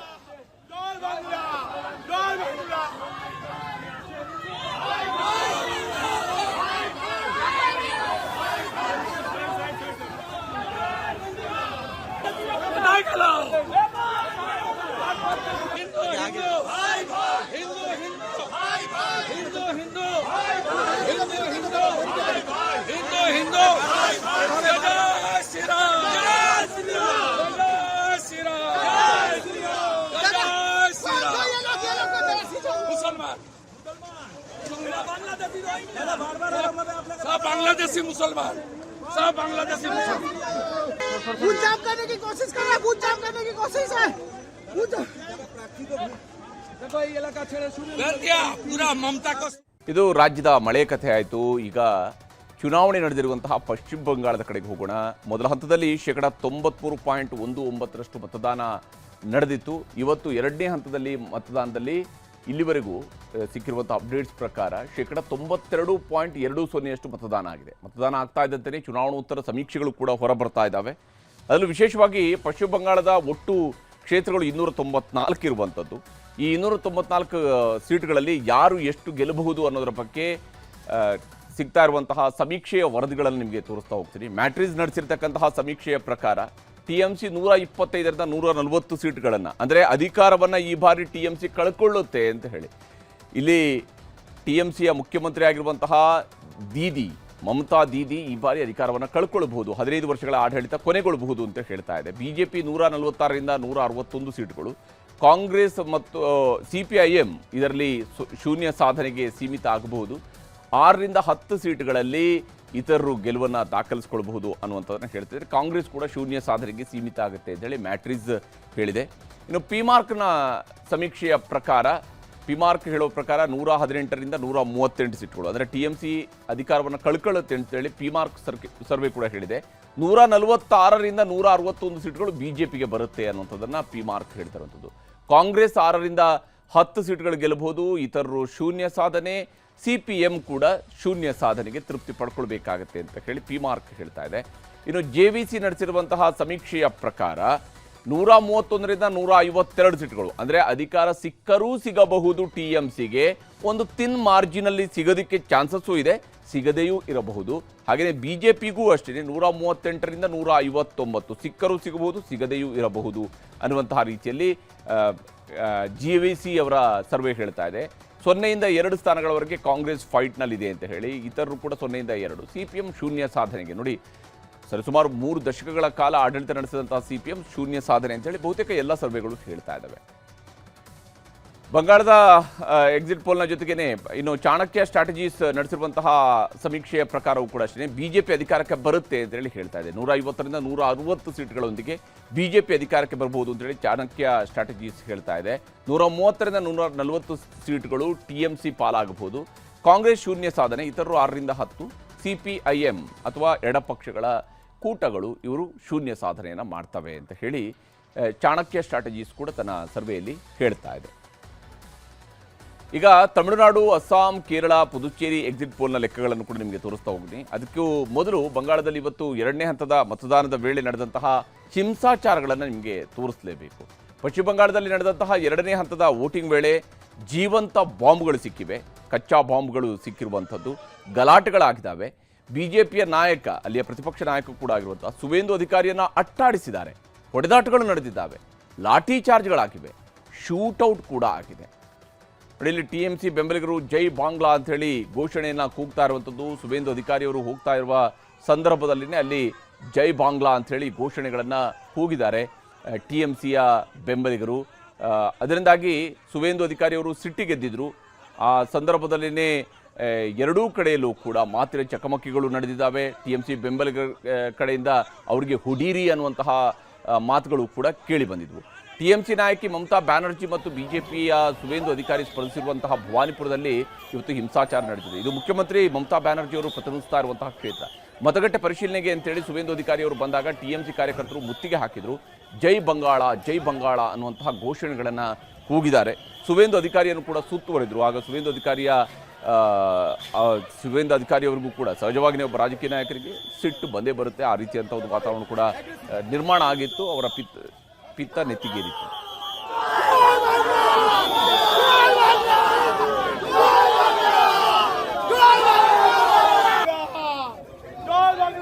ಇನ್ನು ಸುವೇಂದು ಅಧಿಕಾರಿ ಅವರಿಗೆ ಬೆದರಿಕೆ ಹಾಕಿದ TMC ಕಾರ್ಯಕರ್ತರನ್ನ ಹಿಡಿಯೋದಕ್ಕೆ ಪ್ರಯತ್ನಿಸ್ತಾ ಇದ್ದಂತೆಯೇ ಕೆಲವರು ಓಡಿ ಹೋದ್ರು. ಆಗ ಪೊಲೀಸರು ಅವ್ರನ್ನ ಬೆನ್ನತ್ತಿದ್ರು, ಅಡ್ಡ ಬಂದವರ ಮೇಲೆ ಲಾಠಿ ಚಾರ್ಜ್ ಮಾಡಿದ್ರು, ಬೈಕ್ ಸವಾರರು ನೆಲಕ್ಕೆ ಬಿದ್ದರು, ವೃದ್ಧನೊಬ್ಬ ರಸ್ತೆಯಲ್ಲೇ ಬಿದ್ದು ಒದ್ದಾಡುವಂತಹ ಘಟನೆಯೂ ಕೂಡ ನಡೀತು. ಮಹಿಳೆಯರು ಓಡಿ ಹೋಗ್ತಾ ಇದ್ರು. ಸುವೇಂದು ಅಧಿಕಾರಿ ಕೂಡ ಅಕ್ಷರಶಃ ಆ ಒಂದು ಗಲಾಟೆಯ ಸಂದರ್ಭದಲ್ಲಿ ಅಲ್ಲಿ ಓಡಿ ಹೋಗ್ತಾ ಇದ್ರು. ಬಟ್ ಅವ್ರಿಗೆ ಸಂಪೂರ್ಣವಾಗಿ ಸೆಕ್ಯೂರಿಟಿಯನ್ನು ನೀಡಲಾಗಿತ್ತು.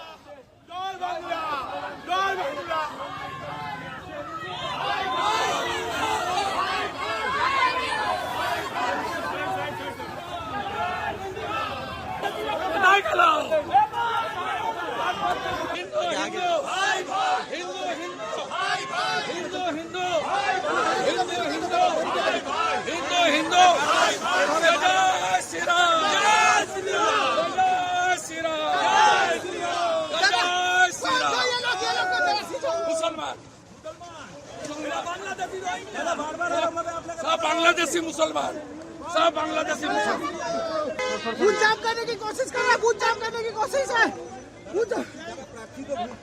देखो ये इलाका छेड़े शुरू कर दिया पूरा ममता को. ಇದು ರಾಜ್ಯದ ಮಳೆ ಕಥೆ ಆಯಿತು. ಈಗ ಚುನಾವಣೆ ನಡೆದಿರುವಂತಹ ಪಶ್ಚಿಮ ಬಂಗಾಳದ ಕಡೆಗೆ ಹೋಗೋಣ. ಮೊದಲ ಹಂತದಲ್ಲಿ 93.19% ಮತದಾನ ನಡೆದಿತ್ತು. ಇವತ್ತು 2ನೇ ಹಂತದಲ್ಲಿ ಮತದಾನದಲ್ಲಿ ಇಲ್ಲಿವರೆಗೂ ಸಿಕ್ಕಿರುವಂಥ ಅಪ್ಡೇಟ್ಸ್ ಪ್ರಕಾರ 92.20% ಮತದಾನ ಆಗಿದೆ. ಮತದಾನ ಆಗ್ತಾ ಇದ್ದಂತೆಯೇ ಚುನಾವಣೋತ್ತರ ಸಮೀಕ್ಷೆಗಳು ಕೂಡ ಹೊರಬರ್ತಾ ಇದ್ದಾವೆ. ಅದರಲ್ಲೂ ವಿಶೇಷವಾಗಿ ಪಶ್ಚಿಮ ಬಂಗಾಳದ ಒಟ್ಟು ಕ್ಷೇತ್ರಗಳು 294 ಇರುವಂಥದ್ದು. ಈ 294 ಸೀಟ್ಗಳಲ್ಲಿ ಯಾರು ಎಷ್ಟು ಗೆಲ್ಲಬಹುದು ಅನ್ನೋದರ ಬಗ್ಗೆ ಸಿಗ್ತಾ ಇರುವಂತಹ ಸಮೀಕ್ಷೆಯ ವರದಿಗಳನ್ನು ನಿಮಗೆ ತೋರಿಸ್ತಾ ಹೋಗ್ತೀನಿ. ಮ್ಯಾಟ್ರಿಸ್ ನಡೆಸಿರ್ತಕ್ಕಂತಹ ಸಮೀಕ್ಷೆಯ ಪ್ರಕಾರ TMC 125ರಿಂದ 140 ಸೀಟ್ಗಳನ್ನು, ಅಂದರೆ ಅಧಿಕಾರವನ್ನು ಈ ಬಾರಿ TMC ಕಳ್ಕೊಳ್ಳುತ್ತೆ ಅಂತ ಹೇಳಿ. ಇಲ್ಲಿ TMCಯ ಮುಖ್ಯಮಂತ್ರಿ ಆಗಿರುವಂತಹ ದೀದಿ ಮಮತಾ ದೀದಿ ಈ ಬಾರಿ ಅಧಿಕಾರವನ್ನು ಕಳ್ಕೊಳ್ಬಹುದು, 15 ವರ್ಷಗಳ ಆಡಳಿತ ಕೊನೆಗೊಳ್ಳಬಹುದು ಅಂತ ಹೇಳ್ತಾ ಇದೆ. BJP 146ರಿಂದ 161 ಸೀಟ್ಗಳು, ಕಾಂಗ್ರೆಸ್ ಮತ್ತು CPIM ಇದರಲ್ಲಿ ಶೂನ್ಯ ಸಾಧನೆಗೆ ಸೀಮಿತ ಆಗಬಹುದು. 6ರಿಂದ 10 ಸೀಟ್ಗಳಲ್ಲಿ ಇತರರು ಗೆಲುವನ್ನು ದಾಖಲಿಸಿಕೊಳ್ಳಬಹುದು ಅನ್ನುವಂಥದ್ದನ್ನು ಹೇಳ್ತಿದ್ದಾರೆ. ಕಾಂಗ್ರೆಸ್ ಕೂಡ ಶೂನ್ಯ ಸಾಧನೆಗೆ ಸೀಮಿತ ಆಗುತ್ತೆ ಅಂತೇಳಿ ಮ್ಯಾಟ್ರಿಸ್ ಹೇಳಿದೆ.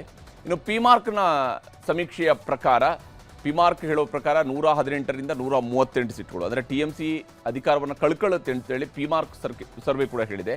146ರಿಂದ 161 ಸೀಟ್ಗಳು BJPಗೆ ಬರುತ್ತೆ ಅನ್ನುವಂಥದ್ದನ್ನು ಪಿಮಾರ್ಕ್ ಹೇಳ್ತಾ ಇರುವಂಥದ್ದು. ಕಾಂಗ್ರೆಸ್ 6ರಿಂದ 10 ಸೀಟ್ಗಳು ಗೆಲ್ಲಬಹುದು, ಇತರರು ಶೂನ್ಯ ಸಾಧನೆ, CPM ಕೂಡ ಶೂನ್ಯ ಸಾಧನೆಗೆ ತೃಪ್ತಿ ಪಡ್ಕೊಳ್ಬೇಕಾಗತ್ತೆ ಅಂತ ಹೇಳಿ ಪಿಮಾರ್ಕ್ ಹೇಳ್ತಾ ಇದೆ. ಇನ್ನು JVC ನಡೆಸಿರುವಂತಹ ಸಮೀಕ್ಷೆಯ ಪ್ರಕಾರ 131ರಿಂದ 152 ಸೀಟ್ಗಳು, ಅಂದರೆ ಅಧಿಕಾರ ಸಿಕ್ಕರೂ ಸಿಗಬಹುದು TMCಗೆ, ಒಂದು ತಿನ್ ಮಾರ್ಜಿನಲ್ಲಿ ಸಿಗೋದಕ್ಕೆ ಚಾನ್ಸಸ್ಸು ಇದೆ, ಸಿಗದೆಯೂ ಇರಬಹುದು. ಹಾಗೆಯೇ BJPಗೂ ಅಷ್ಟೇ 138ರಿಂದ 159 ಸಿಕ್ಕರೂ ಸಿಗಬಹುದು, ಸಿಗದೆಯೂ ಇರಬಹುದು ಅನ್ನುವಂತಹ ರೀತಿಯಲ್ಲಿ JVC ಅವರ ಸರ್ವೆ ಹೇಳ್ತಾ ಇದೆ. 0ಯಿಂದ 2 ಸ್ಥಾನಗಳವರೆಗೆ ಕಾಂಗ್ರೆಸ್ ಫೈಟ್ನಲ್ಲಿದೆ ಅಂತ ಹೇಳಿ, ಇತರರು ಕೂಡ 0ಯಿಂದ 2. CPM ಶೂನ್ಯ ಸಾಧನೆಗೆ, ನೋಡಿ ಸರಿಸುಮಾರು 3 ದಶಕಗಳ ಕಾಲ ಆಡಳಿತ ನಡೆಸಿದಂತಹ CPM ಶೂನ್ಯ ಸಾಧನೆ ಅಂತೇಳಿ ಬಹುತೇಕ ಎಲ್ಲ ಸರ್ವೆಗಳು ಹೇಳ್ತಾ ಇದ್ದಾವೆ. ಬಂಗಾಳದ ಎಕ್ಸಿಟ್ ಪೋಲ್ನ ಜೊತೆಗೇನೆ ಇನ್ನು ಚಾಣಕ್ಯ ಸ್ಟ್ರಾಟಜೀಸ್ ನಡೆಸಿರುವಂತಹ ಸಮೀಕ್ಷೆಯ ಪ್ರಕಾರವೂ ಕೂಡ ಅಷ್ಟೇ BJP ಅಧಿಕಾರಕ್ಕೆ ಬರುತ್ತೆ ಅಂತೇಳಿ ಹೇಳ್ತಾ ಇದೆ. 150ರಿಂದ 160 ಸೀಟ್ಗಳೊಂದಿಗೆ BJP ಅಧಿಕಾರಕ್ಕೆ ಬರಬಹುದು ಅಂತೇಳಿ ಚಾಣಕ್ಯ ಸ್ಟ್ರಾಟಜೀಸ್ ಹೇಳ್ತಾ ಇದೆ. 130ರಿಂದ 140 ಸೀಟ್ಗಳು TMC ಪಾಲಾಗಬಹುದು.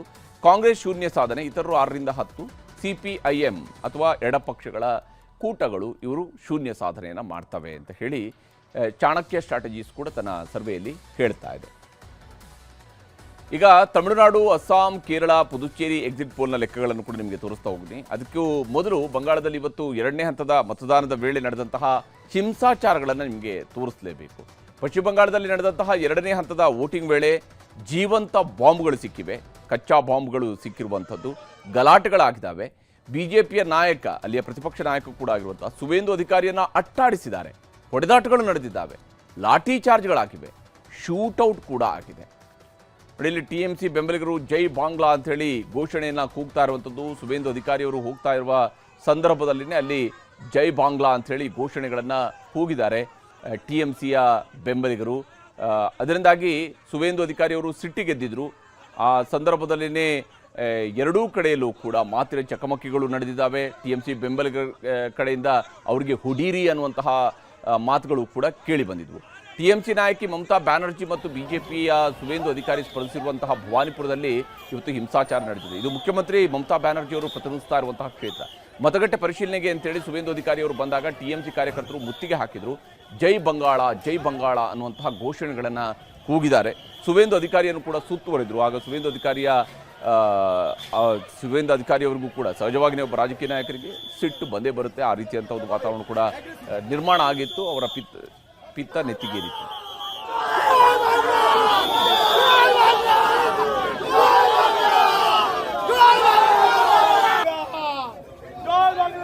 ಇನ್ನು ಸುವೇಂದು ಅಧಿಕಾರಿ ಅವರಿಗೆ ಬೆದರಿಕೆ ಹಾಕಿದ TMC ಕಾರ್ಯಕರ್ತರನ್ನ ಹಿಡಿಯೋದಕ್ಕೆ ಪ್ರಯತ್ನಿಸ್ತಾ ಇದ್ದಂತೆಯೇ ಕೆಲವರು ಓಡಿ ಹೋದ್ರು. ಆಗ ಪೊಲೀಸರು ಅವ್ರನ್ನ ಬೆನ್ನತ್ತಿದ್ರು, ಅಡ್ಡ ಬಂದವರ ಮೇಲೆ ಲಾಠಿ ಚಾರ್ಜ್ ಮಾಡಿದ್ರು, ಬೈಕ್ ಸವಾರರು ನೆಲಕ್ಕೆ ಬಿದ್ದರು, ವೃದ್ಧನೊಬ್ಬ ರಸ್ತೆಯಲ್ಲಿ ಬಿದ್ದು ಒದ್ದಾಡುವಂತಹ ಘಟನೆಯೂ ಕೂಡ ನಡೀತು.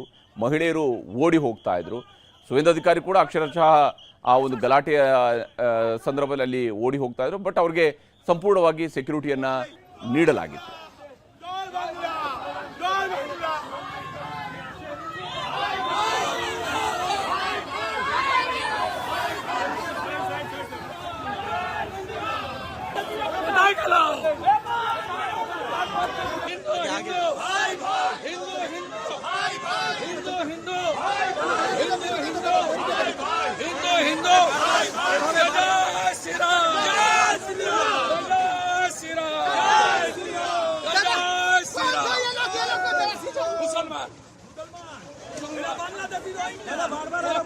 सब बांग्लादेशी मुसलमान, सब बांग्लादेशी मुसलमान बूथ जाम करने की कोशिश कर रहा है, बूथ जाम करने की कोशिश है। देखो ये इलाका छेड़े शुरू कर दिया पूरा ममता को। ಇದು ರಾಜ್ಯದ ಮಳೆ ಕಥೆ ಆಯಿತು. ಈಗ ಚುನಾವಣೆ ನಡೆದಿರುವಂತಹ ಪಶ್ಚಿಮ ಬಂಗಾಳದ ಕಡೆಗೆ ಹೋಗೋಣ. ಮೊದಲ ಹಂತದಲ್ಲಿ 93.19% ಮತದಾನ ನಡೆದಿತ್ತು. ಇವತ್ತು ಎರಡನೇ ಹಂತದಲ್ಲಿ ಮತದಾನದಲ್ಲಿ ಇಲ್ಲಿವರೆಗೂ ಸಿಕ್ಕಿರುವಂಥ ಅಪ್ಡೇಟ್ಸ್ ಪ್ರಕಾರ 92.20% ಮತದಾನ ಆಗಿದೆ. ಮತದಾನ ಆಗ್ತಾ ಇದ್ದಂತೆಯೇ ಚುನಾವಣೋತ್ತರ ಸಮೀಕ್ಷೆಗಳು ಕೂಡ ಹೊರಬರ್ತಾ ಇದ್ದಾವೆ. ಅದರಲ್ಲೂ ವಿಶೇಷವಾಗಿ ಪಶ್ಚಿಮ ಬಂಗಾಳದ ಒಟ್ಟು ಕ್ಷೇತ್ರಗಳು 294 ಇರುವಂಥದ್ದು. ಈ 294 ಸೀಟ್ಗಳಲ್ಲಿ ಯಾರು ಎಷ್ಟು ಗೆಲ್ಲಬಹುದು ಅನ್ನೋದರ ಬಗ್ಗೆ ಸಿಗ್ತಾ ಇರುವಂತಹ ಸಮೀಕ್ಷೆಯ ವರದಿಗಳನ್ನು ನಿಮಗೆ ತೋರಿಸ್ತಾ ಹೋಗ್ತೀನಿ. ಮ್ಯಾಟ್ರಿಸ್ ನಡೆಸಿರ್ತಕ್ಕಂತಹ ಸಮೀಕ್ಷೆಯ ಪ್ರಕಾರ TMC 125ರಿಂದ 140 ಸೀಟ್ಗಳನ್ನು, ಅಂದರೆ ಅಧಿಕಾರವನ್ನು ಈ ಬಾರಿ TMC ಕಳ್ಕೊಳ್ಳುತ್ತೆ ಅಂತ ಹೇಳಿ. ಇಲ್ಲಿ TMCಯ ಮುಖ್ಯಮಂತ್ರಿ ಆಗಿರುವಂತಹ ದೀದಿ ಮಮತಾ ದೀದಿ ಈ ಬಾರಿ ಅಧಿಕಾರವನ್ನು ಕಳ್ಕೊಳ್ಳಬಹುದು, 15 ವರ್ಷಗಳ ಆಡಳಿತ ಕೊನೆಗೊಳ್ಳಬಹುದು ಅಂತ ಹೇಳ್ತಾ ಇದೆ. BJP 146ರಿಂದ 161 ಸೀಟ್ಗಳು, ಕಾಂಗ್ರೆಸ್ ಮತ್ತು CPIM ಇದರಲ್ಲಿ ಶೂನ್ಯ ಸಾಧನೆಗೆ ಸೀಮಿತ ಆಗಬಹುದು.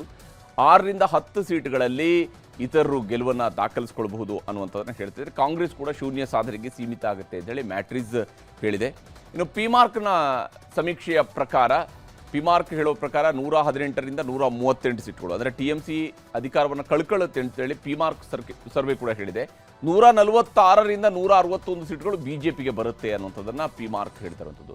ಕಾಂಗ್ರೆಸ್ 6ರಿಂದ 10 ಸೀಟ್ಗಳು ಗೆಲ್ಲಬಹುದು, ಇತರರು ಶೂನ್ಯ ಸಾಧನೆ, CPM ಕೂಡ ಶೂನ್ಯ ಸಾಧನೆಗೆ ತೃಪ್ತಿ ಪಡ್ಕೊಳ್ಬೇಕಾಗತ್ತೆ ಅಂತ ಹೇಳಿ ಪಿಮಾರ್ಕ್ ಹೇಳ್ತಾ ಇದೆ. ಇನ್ನು JVC ನಡೆಸಿರುವಂತಹ ಸಮೀಕ್ಷೆಯ ಪ್ರಕಾರ 131ರಿಂದ 152 ಸೀಟ್ಗಳು, ಅಂದರೆ ಅಧಿಕಾರ ಸಿಕ್ಕರೂ ಸಿಗಬಹುದು TMCಗೆ, ಒಂದು ತಿನ್ ಮಾರ್ಜಿನಲ್ಲಿ ಸಿಗೋದಕ್ಕೆ ಚಾನ್ಸಸ್ಸು ಇದೆ, ಸಿಗದೆಯೂ ಇರಬಹುದು. ಹಾಗೆಯೇ BJPಗೂ ಅಷ್ಟೇ 138ರಿಂದ 159 ಸಿಕ್ಕರೂ ಸಿಗಬಹುದು, ಸಿಗದೆಯೂ ಇರಬಹುದು ಅನ್ನುವಂತಹ ರೀತಿಯಲ್ಲಿ JVC ಅವರ ಸರ್ವೆ ಹೇಳ್ತಾ ಇದೆ. 0ಯಿಂದ 2 ಸ್ಥಾನಗಳವರೆಗೆ ಕಾಂಗ್ರೆಸ್ ಫೈಟ್ನಲ್ಲಿದೆ ಅಂತ ಹೇಳಿ, ಇತರರು ಕೂಡ 0ಯಿಂದ 2. CPM ಶೂನ್ಯ ಸಾಧನೆಗೆ, ನೋಡಿ ಸರಿಸುಮಾರು 3 ದಶಕಗಳ ಕಾಲ ಆಡಳಿತ ನಡೆಸಿದಂತಹ CPM ಶೂನ್ಯ ಸಾಧನೆ ಅಂತೇಳಿ ಬಹುತೇಕ ಎಲ್ಲ ಸರ್ವೆಗಳು ಹೇಳ್ತಾ ಇದ್ದಾವೆ. ಬಂಗಾಳದ ಎಕ್ಸಿಟ್ ಪೋಲ್ನ ಜೊತೆಗೇನೆ ಇನ್ನು ಚಾಣಕ್ಯ ಸ್ಟ್ರಾಟಜೀಸ್ ನಡೆಸಿರುವಂತಹ ಸಮೀಕ್ಷೆಯ ಪ್ರಕಾರವೂ ಕೂಡ ಅಷ್ಟೇ BJP ಅಧಿಕಾರಕ್ಕೆ ಬರುತ್ತೆ ಅಂತೇಳಿ ಹೇಳ್ತಾ ಇದೆ. 150ರಿಂದ 160 ಸೀಟ್ಗಳೊಂದಿಗೆ BJP ಅಧಿಕಾರಕ್ಕೆ ಬರಬಹುದು ಅಂತೇಳಿ ಚಾಣಕ್ಯ ಸ್ಟ್ರಾಟಜೀಸ್ ಹೇಳ್ತಾ ಇದೆ. 130ರಿಂದ 140 ಸೀಟ್ಗಳು TMC ಪಾಲಾಗಬಹುದು. ಕಾಂಗ್ರೆಸ್ ಶೂನ್ಯ ಸಾಧನೆ, ಇತರರು 6ರಿಂದ 10. CPIM ಅಥವಾ ಎಡಪಕ್ಷಗಳ ಕೂಟಗಳು ಇವರು ಶೂನ್ಯ ಸಾಧನೆಯನ್ನು ಮಾಡ್ತವೆ ಅಂತ ಹೇಳಿ ಚಾಣಕ್ಯ ಸ್ಟ್ರಾಟಜೀಸ್ ಕೂಡ ತನ್ನ ಸರ್ವೆಯಲ್ಲಿ ಹೇಳ್ತಾ ಇದೆ. ಈಗ ತಮಿಳುನಾಡು, ಅಸ್ಸಾಂ, ಕೇರಳ, ಪುದುಚೇರಿ ಎಕ್ಸಿಟ್ ಪೋಲ್ನ ಲೆಕ್ಕಗಳನ್ನು ಕೂಡ ನಿಮಗೆ ತೋರಿಸ್ತಾ ಹೋಗ್ತೀನಿ. ಅದಕ್ಕೂ ಮೊದಲು ಬಂಗಾಳದಲ್ಲಿ ಇವತ್ತು ಎರಡನೇ ಹಂತದ ಮತದಾನದ ವೇಳೆ ನಡೆದಂತಹ ಹಿಂಸಾಚಾರಗಳನ್ನು ನಿಮಗೆ ತೋರಿಸಲೇಬೇಕು. ಪಶ್ಚಿಮ ಬಂಗಾಳದಲ್ಲಿ ನಡೆದಂತಹ ಎರಡನೇ ಹಂತದ ವೋಟಿಂಗ್ ವೇಳೆ ಜೀವಂತ ಬಾಂಬ್ಗಳು ಸಿಕ್ಕಿವೆ, ಕಚ್ಚಾ ಬಾಂಬ್ಗಳು ಸಿಕ್ಕಿರುವಂಥದ್ದು, ಗಲಾಟೆಗಳಾಗಿದ್ದಾವೆ. BJPಯ ನಾಯಕ, ಅಲ್ಲಿಯ ಪ್ರತಿಪಕ್ಷ ನಾಯಕ ಕೂಡ ಆಗಿರುವಂತಹ ಸುವೇಂದು ಅಧಿಕಾರಿಯನ್ನು ಅಟ್ಟಾಡಿಸಿದ್ದಾರೆ, ಹೊಡೆದಾಟಗಳು ನಡೆದಿದ್ದಾವೆ, ಲಾಠಿ ಚಾರ್ಜ್ಗಳಾಗಿವೆ, ಶೂಟೌಟ್ ಕೂಡ ಆಗಿದೆ. ಇಲ್ಲಿ TMC ಬೆಂಬಲಿಗರು ಜೈ ಬಾಂಗ್ಲಾ ಅಂಥೇಳಿ ಘೋಷಣೆಯನ್ನು ಕೂಗ್ತಾ ಇರುವಂಥದ್ದು. ಸುವೇಂದು ಅಧಿಕಾರಿಯವರು ಹೋಗ್ತಾ ಇರುವ ಸಂದರ್ಭದಲ್ಲಿನೇ ಅಲ್ಲಿ ಜೈ ಬಾಂಗ್ಲಾ ಅಂಥೇಳಿ ಘೋಷಣೆಗಳನ್ನು ಕೂಗಿದ್ದಾರೆ TMCಯ ಬೆಂಬಲಿಗರು. ಅದರಿಂದಾಗಿ ಸುವೇಂದು ಅಧಿಕಾರಿಯವರು ಸಿಟ್ಟಿಗೆದ್ದಿದ್ರು. ಆ ಸಂದರ್ಭದಲ್ಲಿನೇ ಎರಡೂ ಕಡೆಯಲ್ಲೂ ಕೂಡ ಮಾತಿನ ಚಕಮಕಿಗಳು ನಡೆದಿದ್ದಾವೆ. TMC ಬೆಂಬಲಿಗರ ಕಡೆಯಿಂದ ಅವರಿಗೆ ಹುಡೀರಿ ಅನ್ನುವಂತಹ ಮಾತುಗಳು ಕೂಡ ಕೇಳಿ ಬಂದಿದ್ವು. TMC ನಾಯಕಿ ಮಮತಾ ಬ್ಯಾನರ್ಜಿ ಮತ್ತು BJPಯ ಸುವೇಂದು ಅಧಿಕಾರಿ ಸ್ಪರ್ಧಿಸಿರುವಂತಹ ಭವಾನಿಪುರದಲ್ಲಿ ಇವತ್ತು ಹಿಂಸಾಚಾರ ನಡೆದಿದೆ. ಇದು ಮುಖ್ಯಮಂತ್ರಿ ಮಮತಾ ಬ್ಯಾನರ್ಜಿ ಅವರು ಪ್ರತಿನಿಧಿಸ್ತಾ ಇರುವಂತಹ ಕ್ಷೇತ್ರ. ಮತಗಟ್ಟೆ ಪರಿಶೀಲನೆಗೆ ಅಂತೇಳಿ ಸುವೇಂದು ಅಧಿಕಾರಿ ಅವರು ಬಂದಾಗ TMC ಕಾರ್ಯಕರ್ತರು ಮುತ್ತಿಗೆ ಹಾಕಿದರು. ಜೈ ಬಂಗಾಳ, ಜೈ ಬಂಗಾಳ ಅನ್ನುವಂತಹ ಘೋಷಣೆಗಳನ್ನು ಕೂಗಿದ್ದಾರೆ. ಸುವೇಂದು ಅಧಿಕಾರಿಯನ್ನು ಕೂಡ ಸುತ್ತುವರೆದರು. ಆಗ ಸುವೇಂದು ಅಧಿಕಾರಿಯವರಿಗೂ ಕೂಡ ಸಹಜವಾಗಿಯೇ ಒಬ್ಬ ರಾಜಕೀಯ ನಾಯಕರಿಗೆ ಸಿಟ್ಟು ಬಂದೇ ಬರುತ್ತೆ. ಆ ರೀತಿಯಂಥ ಒಂದು ವಾತಾವರಣ ಕೂಡ ನಿರ್ಮಾಣ ಆಗಿತ್ತು. ಅವರ ಪಿತ್ತ ನೆತ್ತಿಗೇರಿತ್ತು.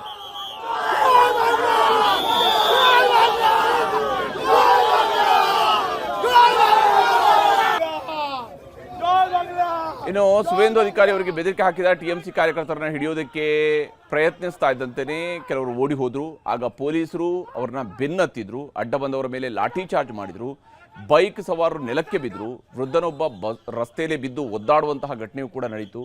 ಮಹಿಳೆಯರು ಓಡಿ ಹೋಗ್ತಾ ಇದ್ರು.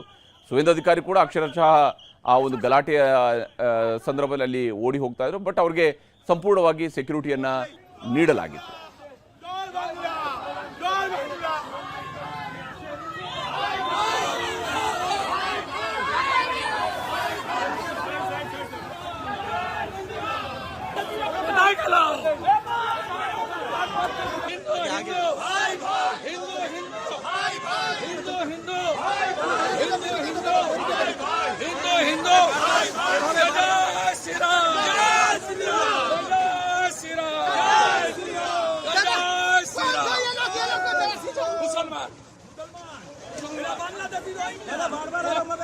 बांग्लादेशी मुसलमान सब बांग्लादेशी मुसलमान बूथ जाम करने की कोशिश कर रहा है, बूथ जाम करने की कोशिश है। देखो ये इलाका छेड़े शुरू कर दिया पूरा ममता को. ಇದು ರಾಜ್ಯದ ಮಳೆ ಕಥೆ ಆಯಿತು. ಈಗ ಚುನಾವಣೆ ನಡೆದಿರುವಂತಹ ಪಶ್ಚಿಮ ಬಂಗಾಳದ ಕಡೆಗೆ ಹೋಗೋಣ. ಮೊದಲ ಹಂತದಲ್ಲಿ 93.19% ಮತದಾನ ನಡೆದಿತ್ತು. ಇವತ್ತು ಎರಡನೇ ಹಂತದಲ್ಲಿ ಮತದಾನದಲ್ಲಿ ಇಲ್ಲಿವರೆಗೂ ಸಿಕ್ಕಿರುವಂಥ ಅಪ್ಡೇಟ್ಸ್ ಪ್ರಕಾರ 92.20% ಮತದಾನ ಆಗಿದೆ. ಮತದಾನ ಆಗ್ತಾ ಇದ್ದಂತೆಯೇ ಚುನಾವಣೋತ್ತರ ಸಮೀಕ್ಷೆಗಳು ಕೂಡ ಹೊರಬರ್ತಾ ಇದ್ದಾವೆ. ಅದರಲ್ಲೂ ವಿಶೇಷವಾಗಿ ಪಶ್ಚಿಮ ಬಂಗಾಳದ ಒಟ್ಟು ಕ್ಷೇತ್ರಗಳು 294 ಇರುವಂಥದ್ದು. ಈ 294 ಸೀಟ್ಗಳಲ್ಲಿ ಯಾರು ಎಷ್ಟು ಗೆಲ್ಲಬಹುದು ಅನ್ನೋದರ ಬಗ್ಗೆ ಸಿಗ್ತಾ ಇರುವಂತಹ ಸಮೀಕ್ಷೆಯ ವರದಿಗಳನ್ನು ನಿಮಗೆ ತೋರಿಸ್ತಾ ಹೋಗ್ತೀನಿ. ಮ್ಯಾಟ್ರಿಸ್ ನಡೆಸಿರ್ತಕ್ಕಂತಹ ಸಮೀಕ್ಷೆಯ ಪ್ರಕಾರ TMC 125ರಿಂದ 140 ಸೀಟ್ಗಳನ್ನು, ಅಂದರೆ ಅಧಿಕಾರವನ್ನು ಈ ಬಾರಿ TMC ಕಳ್ಕೊಳ್ಳುತ್ತೆ ಅಂತ ಹೇಳಿ. ಇಲ್ಲಿ TMCಯ ಮುಖ್ಯಮಂತ್ರಿ ಆಗಿರುವಂತಹ ದೀದಿ ಮಮತಾ ದೀದಿ ಈ ಬಾರಿ ಅಧಿಕಾರವನ್ನು ಕಳ್ಕೊಳ್ಬಹುದು, 15 ವರ್ಷಗಳ ಆಡಳಿತ ಕೊನೆಗೊಳ್ಳಬಹುದು ಅಂತ ಹೇಳ್ತಾ ಇದೆ. BJP 146ರಿಂದ 161 ಸೀಟ್ಗಳು, ಕಾಂಗ್ರೆಸ್ ಮತ್ತು CPIM ಇದರಲ್ಲಿ ಶೂನ್ಯ ಸಾಧನೆಗೆ ಸೀಮಿತ ಆಗಬಹುದು. 6ರಿಂದ 10 ಸೀಟ್ಗಳಲ್ಲಿ ಇತರರು ಗೆಲುವನ್ನು ದಾಖಲಿಸಿಕೊಳ್ಳಬಹುದು ಅನ್ನುವಂಥದ್ದನ್ನು ಹೇಳ್ತಿದ್ದಾರೆ. ಕಾಂಗ್ರೆಸ್ ಕೂಡ ಶೂನ್ಯ ಸಾಧನೆಗೆ ಸೀಮಿತ ಆಗುತ್ತೆ ಅಂತೇಳಿ ಮ್ಯಾಟ್ರಿಸ್ ಹೇಳಿದೆ. ಇನ್ನು ಪಿಮಾರ್ಕ್ನ ಸಮೀಕ್ಷೆಯ ಪ್ರಕಾರ, ಪಿಮಾರ್ಕ್ ಹೇಳೋ ಪ್ರಕಾರ 118ರಿಂದ 138 ಸೀಟ್ಗಳು, ಅಂದರೆ TMC ಅಧಿಕಾರವನ್ನು ಕಳ್ಕೊಳ್ಳುತ್ತೆ ಅಂತೇಳಿ ಪಿಮಾರ್ಕ್ ಸರ್ವೆ ಕೂಡ ಹೇಳಿದೆ. 146ರಿಂದ 161 ಸೀಟ್ಗಳು BJPಗೆ ಬರುತ್ತೆ ಅನ್ನುವಂಥದ್ದನ್ನು ಪಿಮಾರ್ಕ್ ಹೇಳ್ತಿರುವಂಥದ್ದು. ಕಾಂಗ್ರೆಸ್ 6ರಿಂದ 10 ಸೀಟ್ಗಳು ಗೆಲ್ಲಬಹುದು, ಇತರರು ಶೂನ್ಯ ಸಾಧನೆ, CPM ಕೂಡ ಶೂನ್ಯ ಸಾಧನೆಗೆ ತೃಪ್ತಿ ಪಡ್ಕೊಳ್ಬೇಕಾಗತ್ತೆ ಅಂತ ಹೇಳಿ ಪಿಮಾರ್ಕ್ ಹೇಳ್ತಾ ಇದೆ. ಇನ್ನು JVC ನಡೆಸಿರುವಂತಹ ಸಮೀಕ್ಷೆಯ ಪ್ರಕಾರ 131ರಿಂದ 152 ಸೀಟ್ಗಳು, ಅಂದರೆ ಅಧಿಕಾರ ಸಿಕ್ಕರೂ ಸಿಗಬಹುದು TMCಗೆ, ಒಂದು ತಿನ್ ಮಾರ್ಜಿನಲ್ಲಿ ಸಿಗೋದಕ್ಕೆ ಚಾನ್ಸಸ್ಸು ಇದೆ, ಸಿಗದೆಯೂ ಇರಬಹುದು. ಹಾಗೆಯೇ BJPಗೂ ಅಷ್ಟೇ 138ರಿಂದ 159 ಸಿಕ್ಕರೂ ಸಿಗಬಹುದು, ಸಿಗದೆಯೂ ಇರಬಹುದು ಅನ್ನುವಂತಹ ರೀತಿಯಲ್ಲಿ JVC ಅವರ ಸರ್ವೆ ಹೇಳ್ತಾ ಇದೆ. 0ಯಿಂದ 2 ಸ್ಥಾನಗಳವರೆಗೆ ಕಾಂಗ್ರೆಸ್ ಫೈಟ್ನಲ್ಲಿದೆ ಅಂತ ಹೇಳಿ, ಇತರರು ಕೂಡ 0ಯಿಂದ 2. CPM ಶೂನ್ಯ ಸಾಧನೆಗೆ, ನೋಡಿ ಸರಿಸುಮಾರು 3 ದಶಕಗಳ ಕಾಲ ಆಡಳಿತ ನಡೆಸಿದಂತಹ CPM ಶೂನ್ಯ ಸಾಧನೆ ಅಂತೇಳಿ ಬಹುತೇಕ ಎಲ್ಲ ಸರ್ವೆಗಳು ಹೇಳ್ತಾ ಇದ್ದಾವೆ. ಬಂಗಾಳದ ಎಕ್ಸಿಟ್ ಪೋಲ್ನ ಜೊತೆಗೇನೆ ಇನ್ನು ಚಾಣಕ್ಯ ಸ್ಟ್ರಾಟಜೀಸ್ ನಡೆಸಿರುವಂತಹ ಸಮೀಕ್ಷೆಯ ಪ್ರಕಾರವೂ ಕೂಡ ಅಷ್ಟೇ BJP ಅಧಿಕಾರಕ್ಕೆ ಬರುತ್ತೆ ಅಂತೇಳಿ ಹೇಳ್ತಾ ಇದೆ. 150ರಿಂದ 160 ಸೀಟ್ಗಳೊಂದಿಗೆ BJP ಅಧಿಕಾರಕ್ಕೆ ಬರಬಹುದು ಅಂತೇಳಿ ಚಾಣಕ್ಯ ಸ್ಟ್ರಾಟಜೀಸ್ ಹೇಳ್ತಾ ಇದೆ. 130ರಿಂದ 140 ಸೀಟ್ಗಳು TMC ಪಾಲಾಗಬಹುದು. ಕಾಂಗ್ರೆಸ್ ಶೂನ್ಯ ಸಾಧನೆ, ಇತರರು 6ರಿಂದ 10. CPIM ಅಥವಾ ಎಡಪಕ್ಷಗಳ ಕೂಟಗಳು ಇವರು ಶೂನ್ಯ ಸಾಧನೆಯನ್ನು ಮಾಡ್ತವೆ ಅಂತ ಹೇಳಿ ಚಾಣಕ್ಯ ಸ್ಟ್ರಾಟಜೀಸ್ ಕೂಡ ತನ್ನ ಸರ್ವೆಯಲ್ಲಿ ಹೇಳ್ತಾ ಇದೆ. ಈಗ ತಮಿಳುನಾಡು, ಅಸ್ಸಾಂ, ಕೇರಳ, ಪುದುಚೇರಿ ಎಕ್ಸಿಟ್ ಪೋಲ್ನ ಲೆಕ್ಕಗಳನ್ನು ಕೂಡ ನಿಮಗೆ ತೋರಿಸ್ತಾ ಹೋಗ್ತೀನಿ. ಅದಕ್ಕೂ ಮೊದಲು ಬಂಗಾಳದಲ್ಲಿ ಇವತ್ತು ಎರಡನೇ ಹಂತದ ಮತದಾನದ ವೇಳೆ ನಡೆದಂತಹ ಹಿಂಸಾಚಾರಗಳನ್ನು ನಿಮಗೆ ತೋರಿಸಲೇಬೇಕು. ಪಶ್ಚಿಮ ಬಂಗಾಳದಲ್ಲಿ ನಡೆದಂತಹ ಎರಡನೇ ಹಂತದ ವೋಟಿಂಗ್ ವೇಳೆ ಜೀವಂತ ಬಾಂಬ್ಗಳು ಸಿಕ್ಕಿವೆ, ಕಚ್ಚಾ ಬಾಂಬ್ಗಳು ಸಿಕ್ಕಿರುವಂಥದ್ದು, ಗಲಾಟೆಗಳಾಗಿದ್ದಾವೆ. BJPಯ ನಾಯಕ, ಅಲ್ಲಿಯ ಪ್ರತಿಪಕ್ಷ ನಾಯಕ ಕೂಡ ಆಗಿರುವಂಥ ಸುವೇಂದು ಅಧಿಕಾರಿಯನ್ನು ಅಟ್ಟಾಡಿಸಿದ್ದಾರೆ, ಹೊಡೆದಾಟಗಳು ನಡೆದಿದ್ದಾವೆ, ಲಾಠಿ ಚಾರ್ಜ್ಗಳಾಗಿವೆ, ಶೂಟೌಟ್ ಕೂಡ ಆಗಿದೆ. ಇಲ್ಲಿ TMC ಬೆಂಬಲಿಗರು ಜೈ ಬಾಂಗ್ಲಾ ಅಂಥೇಳಿ ಘೋಷಣೆಯನ್ನು ಕೂಗ್ತಾ ಇರುವಂಥದ್ದು. ಸುವೇಂದು ಅಧಿಕಾರಿಯವರು ಹೋಗ್ತಾ ಇರುವ ಸಂದರ್ಭದಲ್ಲಿನೇ ಅಲ್ಲಿ ಜೈ ಬಾಂಗ್ಲಾ ಅಂಥೇಳಿ ಘೋಷಣೆಗಳನ್ನು ಕೂಗಿದ್ದಾರೆ TMCಯ ಬೆಂಬಲಿಗರು. ಅದರಿಂದಾಗಿ ಸುವೇಂದು ಅಧಿಕಾರಿಯವರು ಸಿಟ್ಟಿಗೆದ್ದಿದ್ರು. ಆ ಸಂದರ್ಭದಲ್ಲಿನೇ ಎರಡೂ ಕಡೆಯಲ್ಲೂ ಕೂಡ ಮಾತಿನ ಚಕಮಕಿಗಳು ನಡೆದಿದ್ದಾವೆ. TMC ಬೆಂಬಲಿಗರ ಕಡೆಯಿಂದ ಅವರಿಗೆ ಹುಡೀರಿ ಅನ್ನುವಂತಹ ಮಾತುಗಳು ಕೂಡ ಕೇಳಿ ಬಂದಿದ್ವು. TMC ನಾಯಕಿ ಮಮತಾ ಬ್ಯಾನರ್ಜಿ ಮತ್ತು BJPಯ ಸುವೇಂದು ಅಧಿಕಾರಿ ಸ್ಪರ್ಧಿಸಿರುವಂತಹ ಭವಾನಿಪುರದಲ್ಲಿ ಇವತ್ತು ಹಿಂಸಾಚಾರ ನಡೆದಿದೆ. ಇದು ಮುಖ್ಯಮಂತ್ರಿ ಮಮತಾ ಬ್ಯಾನರ್ಜಿ ಅವರು ಪ್ರತಿನಿಧಿಸ್ತಾ ಇರುವಂತಹ ಕ್ಷೇತ್ರ. ಮತಗಟ್ಟೆ ಪರಿಶೀಲನೆಗೆ ಅಂತೇಳಿ ಸುವೇಂದು ಅಧಿಕಾರಿ ಅವರು ಬಂದಾಗ TMC ಕಾರ್ಯಕರ್ತರು ಮುತ್ತಿಗೆ ಹಾಕಿದರು. ಜೈ ಬಂಗಾಳ, ಜೈ ಬಂಗಾಳ ಅನ್ನುವಂತಹ ಘೋಷಣೆಗಳನ್ನು ಕೂಗಿದ್ದಾರೆ. ಸುವೇಂದು ಅಧಿಕಾರಿಯನ್ನು ಕೂಡ ಸುತ್ತುವರಿದ್ರು. ಆಗ ಸುವೇಂದು ಅಧಿಕಾರಿಯ ಸುವೇಂದ್ರ ಅಧಿಕಾರಿ ಅವರಿಗೂ ಕೂಡ ಸಹಜವಾಗಿ ಒಬ್ಬ ರಾಜಕೀಯ ನಾಯಕರಿಗೆ ಸಿಟ್ಟು ಬಂದೇ ಬರುತ್ತೆ. ಆ ರೀತಿಯಂಥ ಒಂದು ವಾತಾವರಣ ಕೂಡ ನಿರ್ಮಾಣ ಆಗಿತ್ತು. ಅವರ ಪಿತ್ತ ನೆತ್ತಿಗೇರಿತ್ತು.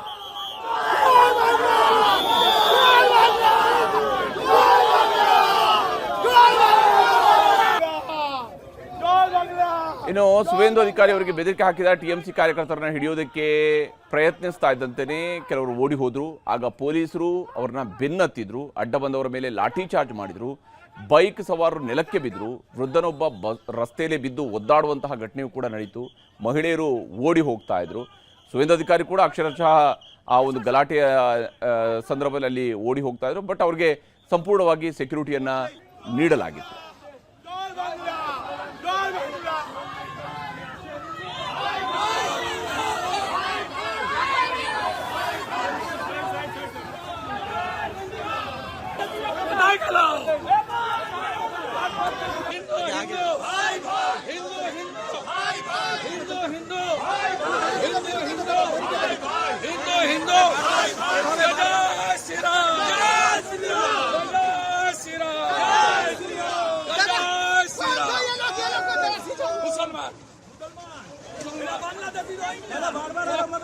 बांग्लादेशी मुसलमान सब बांग्लादेशी मुसलमान बूथ जाम करने की कोशिश कर रहा है, बूथ जाम करने की कोशिश है। देखो ये इलाका छेड़े शुरू कर दिया पूरा ममता को. ಇದು ರಾಜ್ಯದ ಮಳೆ ಕಥೆ ಆಯಿತು. ಈಗ ಚುನಾವಣೆ ನಡೆದಿರುವಂತಹ ಪಶ್ಚಿಮ ಬಂಗಾಳದ ಕಡೆಗೆ ಹೋಗೋಣ. ಮೊದಲ ಹಂತದಲ್ಲಿ 93.19% ಮತದಾನ ನಡೆದಿತ್ತು. ಇವತ್ತು ಎರಡನೇ ಹಂತದಲ್ಲಿ ಮತದಾನದಲ್ಲಿ ಇಲ್ಲಿವರೆಗೂ ಸಿಕ್ಕಿರುವಂಥ ಅಪ್ಡೇಟ್ಸ್ ಪ್ರಕಾರ 92.20% ಮತದಾನ ಆಗಿದೆ. ಮತದಾನ ಆಗ್ತಾ ಇದ್ದಂತೆಯೇ ಚುನಾವಣೋತ್ತರ ಸಮೀಕ್ಷೆಗಳು ಕೂಡ ಹೊರಬರ್ತಾ ಇದ್ದಾವೆ. ಅದರಲ್ಲೂ ವಿಶೇಷವಾಗಿ ಪಶ್ಚಿಮ ಬಂಗಾಳದ ಒಟ್ಟು ಕ್ಷೇತ್ರಗಳು 294 ಇರುವಂಥದ್ದು. ಈ 294 ಸೀಟ್ಗಳಲ್ಲಿ ಯಾರು ಎಷ್ಟು ಗೆಲ್ಲಬಹುದು ಅನ್ನೋದರ ಬಗ್ಗೆ ಸಿಗ್ತಾ ಇರುವಂತಹ ಸಮೀಕ್ಷೆಯ ವರದಿಗಳನ್ನು ನಿಮಗೆ ತೋರಿಸ್ತಾ ಹೋಗ್ತೀನಿ. ಮ್ಯಾಟ್ರಿಸ್ ನಡೆಸಿರ್ತಕ್ಕಂತಹ ಸಮೀಕ್ಷೆಯ ಪ್ರಕಾರ ಟಿಎಂಸಿ 125ರಿಂದ 140 ಸೀಟ್ಗಳನ್ನು, ಅಂದರೆ ಅಧಿಕಾರವನ್ನು ಈ ಬಾರಿ ಟಿಎಂಸಿ ಕಳ್ಕೊಳ್ಳುತ್ತೆ ಅಂತ ಹೇಳಿ. ಇಲ್ಲಿ ಟಿಎಂಸಿಯ ಮುಖ್ಯಮಂತ್ರಿ ಆಗಿರುವಂತಹ ದೀದಿ ಮಮತಾ ದೀದಿ ಈ ಬಾರಿ ಅಧಿಕಾರವನ್ನು ಕಳ್ಕೊಳ್ಬಹುದು, 15 ವರ್ಷಗಳ ಆಡಳಿತ ಕೊನೆಗೊಳ್ಳಬಹುದು ಅಂತ ಹೇಳ್ತಾ ಇದೆ. ಬಿಜೆಪಿ 146ರಿಂದ 161 ಸೀಟ್ಗಳು, ಕಾಂಗ್ರೆಸ್ ಮತ್ತು CPIM ಇದರಲ್ಲಿ ಶೂನ್ಯ ಸಾಧನೆಗೆ ಸೀಮಿತ ಆಗಬಹುದು. 6ರಿಂದ 10 ಸೀಟ್ಗಳಲ್ಲಿ ಇತರರು ಗೆಲುವನ್ನು ದಾಖಲಿಸಿಕೊಳ್ಳಬಹುದು ಅನ್ನುವಂಥದ್ದನ್ನು ಹೇಳ್ತಿದ್ದಾರೆ. ಕಾಂಗ್ರೆಸ್ ಕೂಡ ಶೂನ್ಯ ಸಾಧನೆಗೆ ಸೀಮಿತ ಆಗುತ್ತೆ ಅಂತೇಳಿ ಮ್ಯಾಟ್ರಿಸ್ ಹೇಳಿದೆ. ಇನ್ನು ಪಿಮಾರ್ಕ್ನ ಸಮೀಕ್ಷೆಯ ಪ್ರಕಾರ, ಪಿಮಾರ್ಕ್ ಹೇಳೋ ಪ್ರಕಾರ 118ರಿಂದ 138 ಸೀಟ್ಗಳು, ಅಂದರೆ ಟಿಎಂಸಿ ಅಧಿಕಾರವನ್ನು ಕಳ್ಕೊಳ್ಳುತ್ತೆ ಅಂತೇಳಿ ಪಿಮಾರ್ಕ್ ಸರ್ವೆ ಕೂಡ ಹೇಳಿದೆ. 146ರಿಂದ 161 ಸೀಟ್ಗಳು ಬಿಜೆಪಿಗೆ ಬರುತ್ತೆ ಅನ್ನುವಂಥದ್ದನ್ನು ಪಿಮಾರ್ಕ್ ಹೇಳ್ತಿರುವಂಥದ್ದು. ಕಾಂಗ್ರೆಸ್ 6ರಿಂದ 10 ಸೀಟ್ಗಳು ಗೆಲ್ಲಬಹುದು, ಇತರರು ಶೂನ್ಯ ಸಾಧನೆ, CPM ಕೂಡ ಶೂನ್ಯ ಸಾಧನೆಗೆ ತೃಪ್ತಿ ಪಡ್ಕೊಳ್ಬೇಕಾಗತ್ತೆ ಅಂತ ಹೇಳಿ ಪಿಮಾರ್ಕ್ ಹೇಳ್ತಾ ಇದೆ. ಇನ್ನು JVC ನಡೆಸಿರುವಂತಹ ಸಮೀಕ್ಷೆಯ ಪ್ರಕಾರ 131ರಿಂದ 152 ಸೀಟ್ಗಳು, ಅಂದರೆ ಅಧಿಕಾರ ಸಿಕ್ಕರೂ ಸಿಗಬಹುದು ಟಿಎಂಸಿಗೆ, ಒಂದು ತಿನ್ ಮಾರ್ಜಿನಲ್ಲಿ ಸಿಗೋದಕ್ಕೆ ಚಾನ್ಸಸ್ಸು ಇದೆ, ಸಿಗದೆಯೂ ಇರಬಹುದು. ಹಾಗೆಯೇ ಬಿಜೆಪಿಗೂ ಅಷ್ಟೇ 138ರಿಂದ 159 ಸಿಕ್ಕರೂ ಸಿಗಬಹುದು, ಸಿಗದೆಯೂ ಇರಬಹುದು ಅನ್ನುವಂತಹ ರೀತಿಯಲ್ಲಿ JVC ಅವರ ಸರ್ವೆ ಹೇಳ್ತಾ ಇದೆ. 0ಯಿಂದ 2 ಸ್ಥಾನಗಳವರೆಗೆ ಕಾಂಗ್ರೆಸ್ ಫೈಟ್ನಲ್ಲಿದೆ ಅಂತ ಹೇಳಿ, ಇತರರು ಕೂಡ 0ಯಿಂದ 2. CPM ಶೂನ್ಯ ಸಾಧನೆಗೆ, ನೋಡಿ ಸರಿಸುಮಾರು 3 ದಶಕಗಳ ಕಾಲ ಆಡಳಿತ ನಡೆಸಿದಂತಹ CPM ಶೂನ್ಯ ಸಾಧನೆ ಅಂತೇಳಿ ಬಹುತೇಕ ಎಲ್ಲ ಸರ್ವೆಗಳು ಹೇಳ್ತಾ ಇದ್ದಾವೆ. ಬಂಗಾಳದ ಎಕ್ಸಿಟ್ ಪೋಲ್ನ ಜೊತೆಗೇನೆ ಇನ್ನು ಚಾಣಕ್ಯ ಸ್ಟ್ರಾಟಜೀಸ್ ನಡೆಸಿರುವಂತಹ ಸಮೀಕ್ಷೆಯ ಪ್ರಕಾರವೂ ಕೂಡ ಅಷ್ಟೇ ಬಿಜೆಪಿ ಅಧಿಕಾರಕ್ಕೆ ಬರುತ್ತೆ ಅಂತೇಳಿ ಹೇಳ್ತಾ ಇದೆ. 150ರಿಂದ 160 ಸೀಟ್ಗಳೊಂದಿಗೆ ಬಿಜೆಪಿ ಅಧಿಕಾರಕ್ಕೆ ಬರಬಹುದು ಅಂತೇಳಿ ಚಾಣಕ್ಯ ಸ್ಟ್ರಾಟಜೀಸ್ ಹೇಳ್ತಾ ಇದೆ. 130ರಿಂದ 140 ಸೀಟ್ಗಳು ಟಿಎಂಸಿ ಪಾಲಾಗಬಹುದು. ಕಾಂಗ್ರೆಸ್ ಶೂನ್ಯ ಸಾಧನೆ, ಇತರರು 6ರಿಂದ 10. CPIM ಅಥವಾ ಎಡಪಕ್ಷಗಳ ಕೂಟಗಳು ಇವರು ಶೂನ್ಯ ಸಾಧನೆಯನ್ನು ಮಾಡ್ತವೆ ಅಂತ ಹೇಳಿ ಚಾಣಕ್ಯ ಸ್ಟ್ರಾಟಜೀಸ್ ಕೂಡ ತನ್ನ ಸರ್ವೆಯಲ್ಲಿ ಹೇಳ್ತಾ ಇದೆ. ಈಗ ತಮಿಳುನಾಡು, ಅಸ್ಸಾಂ, ಕೇರಳ, ಪುದುಚೇರಿ ಎಕ್ಸಿಟ್ ಪೋಲ್ನ ಲೆಕ್ಕಗಳನ್ನು ಕೂಡ ನಿಮಗೆ ತೋರಿಸ್ತಾ ಹೋಗ್ತೀನಿ. ಅದಕ್ಕೂ ಮೊದಲು ಬಂಗಾಳದಲ್ಲಿ ಇವತ್ತು 2ನೇ ಹಂತದ ಮತದಾನದ ವೇಳೆ ನಡೆದಂತಹ ಹಿಂಸಾಚಾರಗಳನ್ನು ನಿಮಗೆ ತೋರಿಸಲೇಬೇಕು. ಪಶ್ಚಿಮ ಬಂಗಾಳದಲ್ಲಿ ನಡೆದಂತಹ 2ನೇ ಹಂತದ ವೋಟಿಂಗ್ ವೇಳೆ ಜೀವಂತ ಬಾಂಬ್ಗಳು ಸಿಕ್ಕಿವೆ, ಕಚ್ಚಾ ಬಾಂಬ್ಗಳು ಸಿಕ್ಕಿರುವಂಥದ್ದು, ಗಲಾಟೆಗಳಾಗಿದ್ದಾವೆ. ಬಿಜೆಪಿಯ ನಾಯಕ, ಅಲ್ಲಿಯ ಪ್ರತಿಪಕ್ಷ ನಾಯಕ ಕೂಡ ಆಗಿರುವಂತಹ ಸುವೇಂದು ಅಧಿಕಾರಿಯನ್ನು ಅಟ್ಟಾಡಿಸಿದ್ದಾರೆ, ಹೊಡೆದಾಟಗಳು ನಡೆದಿದ್ದಾವೆ, ಲಾಠಿ ಚಾರ್ಜ್ಗಳಾಗಿವೆ, ಶೂಟೌಟ್ ಕೂಡ ಆಗಿದೆ. ಇಲ್ಲಿ ಟಿಎಂಸಿ ಬೆಂಬಲಿಗರು ಜೈ ಬಾಂಗ್ಲಾ ಅಂತ ಹೇಳಿ ಘೋಷಣೆಯನ್ನು ಕೂಗ್ತಾ ಇರುವಂಥದ್ದು. ಸುವೇಂದು ಅಧಿಕಾರಿಯವರು ಹೋಗ್ತಾ ಇರುವ ಸಂದರ್ಭದಲ್ಲಿನೇ ಅಲ್ಲಿ ಜೈ ಬಾಂಗ್ಲಾ ಅಂತ ಹೇಳಿ ಘೋಷಣೆಗಳನ್ನು ಕೂಗಿದ್ದಾರೆ. TMCಯ ಬೆಂಬಲಿಗರು. ಅದರಿಂದಾಗಿ ಸುವೇಂದು ಅಧಿಕಾರಿ ಅವರು ಸಿಟ್ಟಿಗೆದ್ದಿದ್ರು. ಆ ಸಂದರ್ಭದಲ್ಲಿನೇ ಎರಡೂ ಕಡೆಯಲ್ಲೂ ಕೂಡ ಮಾತಿನ ಚಕಮಕಿಗಳು ನಡೆದಿದ್ದಾವೆ. TMC ಬೆಂಬಲಿಗರ ಕಡೆಯಿಂದ ಅವರಿಗೆ ಹುಡೀರಿ ಅನ್ನುವಂತಹ ಮಾತುಗಳು ಕೂಡ ಕೇಳಿ ಬಂದಿದ್ವು.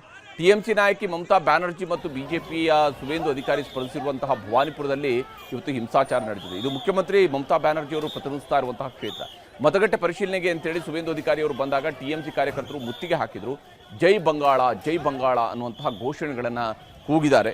ಸುವೇಂದು ಅಧಿಕಾರಿಯನ್ನು ಕೂಡ ಸುತ್ತುವರೆದ್ರು. ಆಗ ಸುವೇಂದು ಅಧಿಕಾರಿಯವರಿಗೂ ಕೂಡ ಸಹಜವಾಗಿ ಒಬ್ಬ ರಾಜಕೀಯ ನಾಯಕರಿಗೆ ಸಿಟ್ಟು ಬಂದೇ ಬರುತ್ತೆ. ಆ ರೀತಿಯಂಥ ಒಂದು ವಾತಾವರಣ ಕೂಡ ನಿರ್ಮಾಣ ಆಗಿತ್ತು. ಅವರ ಪಿತ್ತ ನೆತ್ತಿಗೇರಿತ್ತು.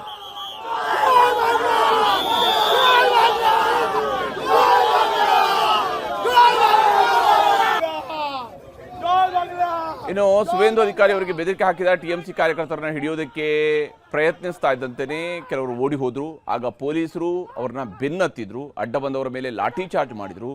ಬೈಕ್ ಸವಾರರು ನೆಲಕ್ಕೆ ಬಿದ್ದರು. ವೃದ್ಧನೊಬ್ಬ ರಸ್ತೆಯಲ್ಲಿ ಬಿದ್ದು ಒದ್ದಾಡುವಂತಹ ಘಟನೆಯೂ ಕೂಡ ನಡೀತು. ಮಹಿಳೆಯರು ಓಡಿ ಹೋಗ್ತಾ ಇದ್ರು. ಸುವೇಂದು ಅಧಿಕಾರಿ ಕೂಡ ಅಕ್ಷರಶಃ ಆ ಒಂದು ಗಲಾಟೆಯ ಸಂದರ್ಭದಲ್ಲಿ ಅಲ್ಲಿ ಓಡಿ ಹೋಗ್ತಾ ಇದ್ರು. ಬಟ್ ಅವ್ರಿಗೆ ಸಂಪೂರ್ಣವಾಗಿ ಸೆಕ್ಯೂರಿಟಿಯನ್ನ ನೀಡಲಾಗಿತ್ತು.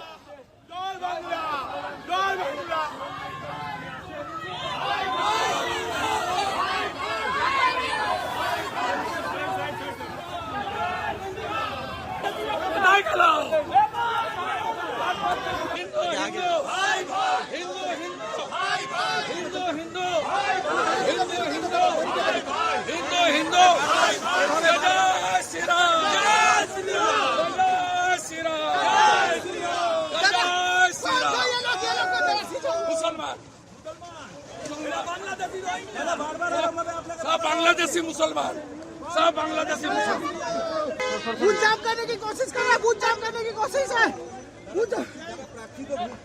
देखो ये इलाका छेड़े शुरू कर दिया पूरा ममता को.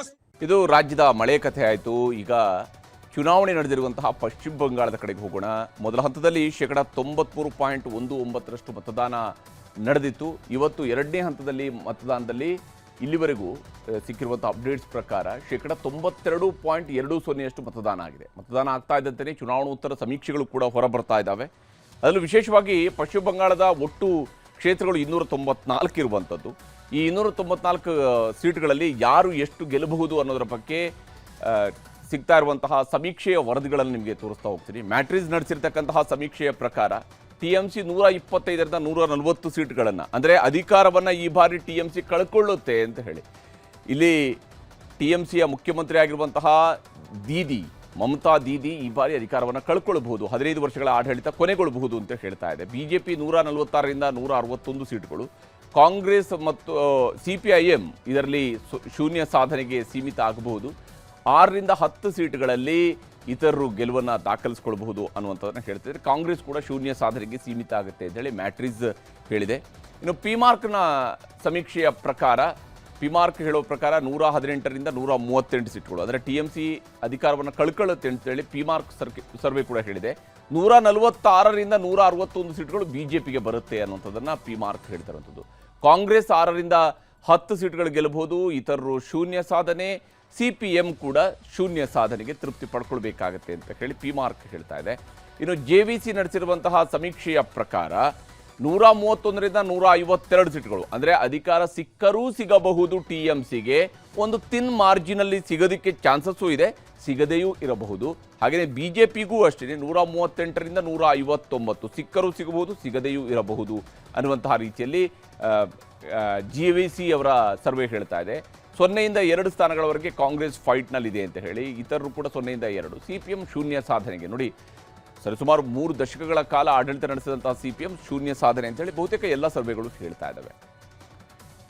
ಬಂಗಾಳದ ಎಕ್ಸಿಟ್ ಪೋಲ್ನ ಜೊತೆಗೇನೆ ಇನ್ನು ಚಾಣಕ್ಯ ಸ್ಟ್ರಾಟಜೀಸ್ ನಡೆಸಿರುವಂತಹ ಸಮೀಕ್ಷೆಯ ಪ್ರಕಾರವೂ ಕೂಡ ಅಷ್ಟೇ BJP ಅಧಿಕಾರಕ್ಕೆ ಬರುತ್ತೆ ಅಂತೇಳಿ ಹೇಳ್ತಾ ಇದೆ. 150ರಿಂದ 160 ಸೀಟ್ಗಳೊಂದಿಗೆ BJP ಅಧಿಕಾರಕ್ಕೆ ಬರಬಹುದು ಅಂತೇಳಿ ಚಾಣಕ್ಯ ಸ್ಟ್ರಾಟಜೀಸ್ ಹೇಳ್ತಾ ಇದೆ. 130ರಿಂದ 140 ಸೀಟ್ಗಳು TMC ಪಾಲಾಗಬಹುದು. ಕಾಂಗ್ರೆಸ್ ಶೂನ್ಯ ಸಾಧನೆ, ಇತರರು 6ರಿಂದ 10, CPIM ಅಥವಾ ಎಡಪಕ್ಷಗಳ ಕೂಟಗಳು ಇವರು ಶೂನ್ಯ ಸಾಧನೆಯನ್ನು ಮಾಡ್ತವೆ ಅಂತ ಹೇಳಿ ಚಾಣಕ್ಯ ಸ್ಟ್ರಾಟಜೀಸ್ ಕೂಡ ತನ್ನ ಸರ್ವೆಯಲ್ಲಿ ಹೇಳ್ತಾ ಇದೆ. ಈಗ ತಮಿಳುನಾಡು, ಅಸ್ಸಾಂ, ಕೇರಳ, ಪುದುಚೇರಿ ಎಕ್ಸಿಟ್ ಪೋಲ್ನ ಲೆಕ್ಕಗಳನ್ನು ಕೂಡ ನಿಮಗೆ ತೋರಿಸ್ತಾ ಹೋಗ್ತೀನಿ. ಅದಕ್ಕೂ ಮೊದಲು ಬಂಗಾಳದಲ್ಲಿ ಇವತ್ತು 2ನೇ ಹಂತದ ಮತದಾನದ ವೇಳೆ ನಡೆದಂತಹ ಹಿಂಸಾಚಾರಗಳನ್ನು ನಿಮಗೆ ತೋರಿಸಲೇಬೇಕು. ಪಶ್ಚಿಮ ಬಂಗಾಳದಲ್ಲಿ ನಡೆದಂತಹ 2ನೇ ಹಂತದ ವೋಟಿಂಗ್ ವೇಳೆ ಜೀವಂತ ಬಾಂಬ್ಗಳು ಸಿಕ್ಕಿವೆ, ಕಚ್ಚಾ ಬಾಂಬ್ಗಳು ಸಿಕ್ಕಿರುವಂಥದ್ದು, ಗಲಾಟೆಗಳಾಗಿದ್ದಾವೆ. ಬಿಜೆಪಿಯ ನಾಯಕ, ಅಲ್ಲಿಯ ಪ್ರತಿಪಕ್ಷ ನಾಯಕ ಕೂಡ ಆಗಿರುವಂತಹ ಸುವೇಂದು ಅಧಿಕಾರಿಯನ್ನು ಅಟ್ಟಾಡಿಸಿದ್ದಾರೆ, ಹೊಡೆದಾಟಗಳು ನಡೆದಿದ್ದಾವೆ, ಲಾಠಿ ಚಾರ್ಜ್ಗಳಾಗಿವೆ, ಶೂಟೌಟ್ ಕೂಡ ಆಗಿದೆ. ಇಲ್ಲಿ TMC ಬೆಂಬಲಿಗರು ಜೈ ಬಾಂಗ್ಲಾ ಅಂತ ಹೇಳಿ ಘೋಷಣೆಯನ್ನು ಕೂಗ್ತಾ ಇರುವಂಥದ್ದು. ಸುವೇಂದು ಅಧಿಕಾರಿಯವರು ಹೋಗ್ತಾ ಇರುವ ಸಂದರ್ಭದಲ್ಲಿನೇ ಅಲ್ಲಿ ಜೈ ಬಾಂಗ್ಲಾ ಅಂತ ಹೇಳಿ ಘೋಷಣೆಗಳನ್ನು ಕೂಗಿದ್ದಾರೆ TMCಯ ಬೆಂಬಲಿಗರು. ಅದರಿಂದಾಗಿ ಸುವೇಂದು ಅಧಿಕಾರಿಯವರು ಸಿಟ್ಟಿಗೆದ್ದಿದ್ರು. ಆ ಸಂದರ್ಭದಲ್ಲಿನೇ ಎರಡೂ ಕಡೆಯಲ್ಲೂ ಕೂಡ ಮಾತಿನ ಚಕಮಕಿಗಳು ನಡೆದಿದ್ದಾವೆ. TMC ಬೆಂಬಲಿಗರ ಕಡೆಯಿಂದ ಅವರಿಗೆ ಹುಡೀರಿ ಅನ್ನುವಂತಹ ಮಾತುಗಳು ಕೂಡ ಕೇಳಿ ಬಂದಿದ್ವು. TMC ನಾಯಕಿ ಮಮತಾ ಬ್ಯಾನರ್ಜಿ ಮತ್ತು ಬಿಜೆಪಿಯ ಸುವೇಂದು ಅಧಿಕಾರಿ ಸ್ಪರ್ಧಿಸಿರುವಂತಹ ಭವಾನಿಪುರದಲ್ಲಿ ಇವತ್ತು ಹಿಂಸಾಚಾರ ನಡೆದಿದೆ. ಇದು ಮುಖ್ಯಮಂತ್ರಿ ಮಮತಾ ಬ್ಯಾನರ್ಜಿ ಅವರು ಪ್ರತಿನಿಧಿಸ್ತಾ ಇರುವಂತಹ ಕ್ಷೇತ್ರ. ಮತಗಟ್ಟೆ ಪರಿಶೀಲನೆಗೆ ಅಂತೇಳಿ ಸುವೇಂದು ಅಧಿಕಾರಿ ಅವರು ಬಂದಾಗ TMC ಕಾರ್ಯಕರ್ತರು ಮುತ್ತಿಗೆ ಹಾಕಿದ್ರು. ಜೈ ಬಂಗಾಳ, ಜೈ ಬಂಗಾಳ ಅನ್ನುವಂತಹ ಘೋಷಣೆಗಳನ್ನು ಕೂಗಿದ್ದಾರೆ. ಸುವೇಂದು ಅಧಿಕಾರಿಯನ್ನು ಕೂಡ ಸುತ್ತುವರೆದ್ರು. ಆಗ ಸುವೇಂದು ಅಧಿಕಾರಿಯವರಿಗೂ ಕೂಡ ಸಹಜವಾಗಿ ಒಬ್ಬ ರಾಜಕೀಯ ನಾಯಕರಿಗೆ ಸಿಟ್ಟು ಬಂದೇ ಬರುತ್ತೆ. ಆ ರೀತಿಯಂಥ ಒಂದು ವಾತಾವರಣ ಕೂಡ ನಿರ್ಮಾಣ ಆಗಿತ್ತು. ಅವರ ಪಿತ್ತ ನೆತ್ತಿಗೇರಿತ್ತು.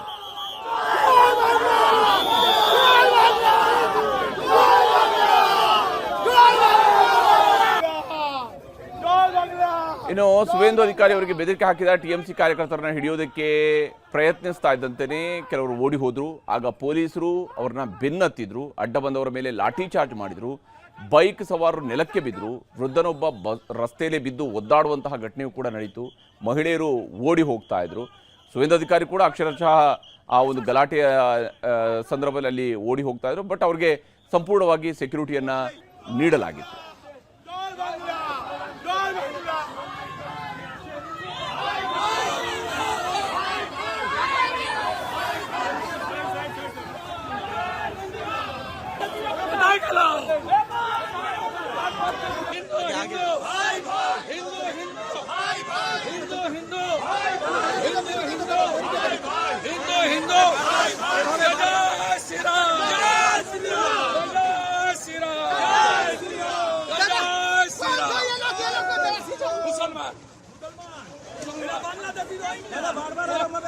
बांग्लादेशी मुसलमान, सब बांग्लादेशी मुसलमान बूथ जाम करने की कोशिश कर रहा है, बूथ जाम करने की कोशिश है।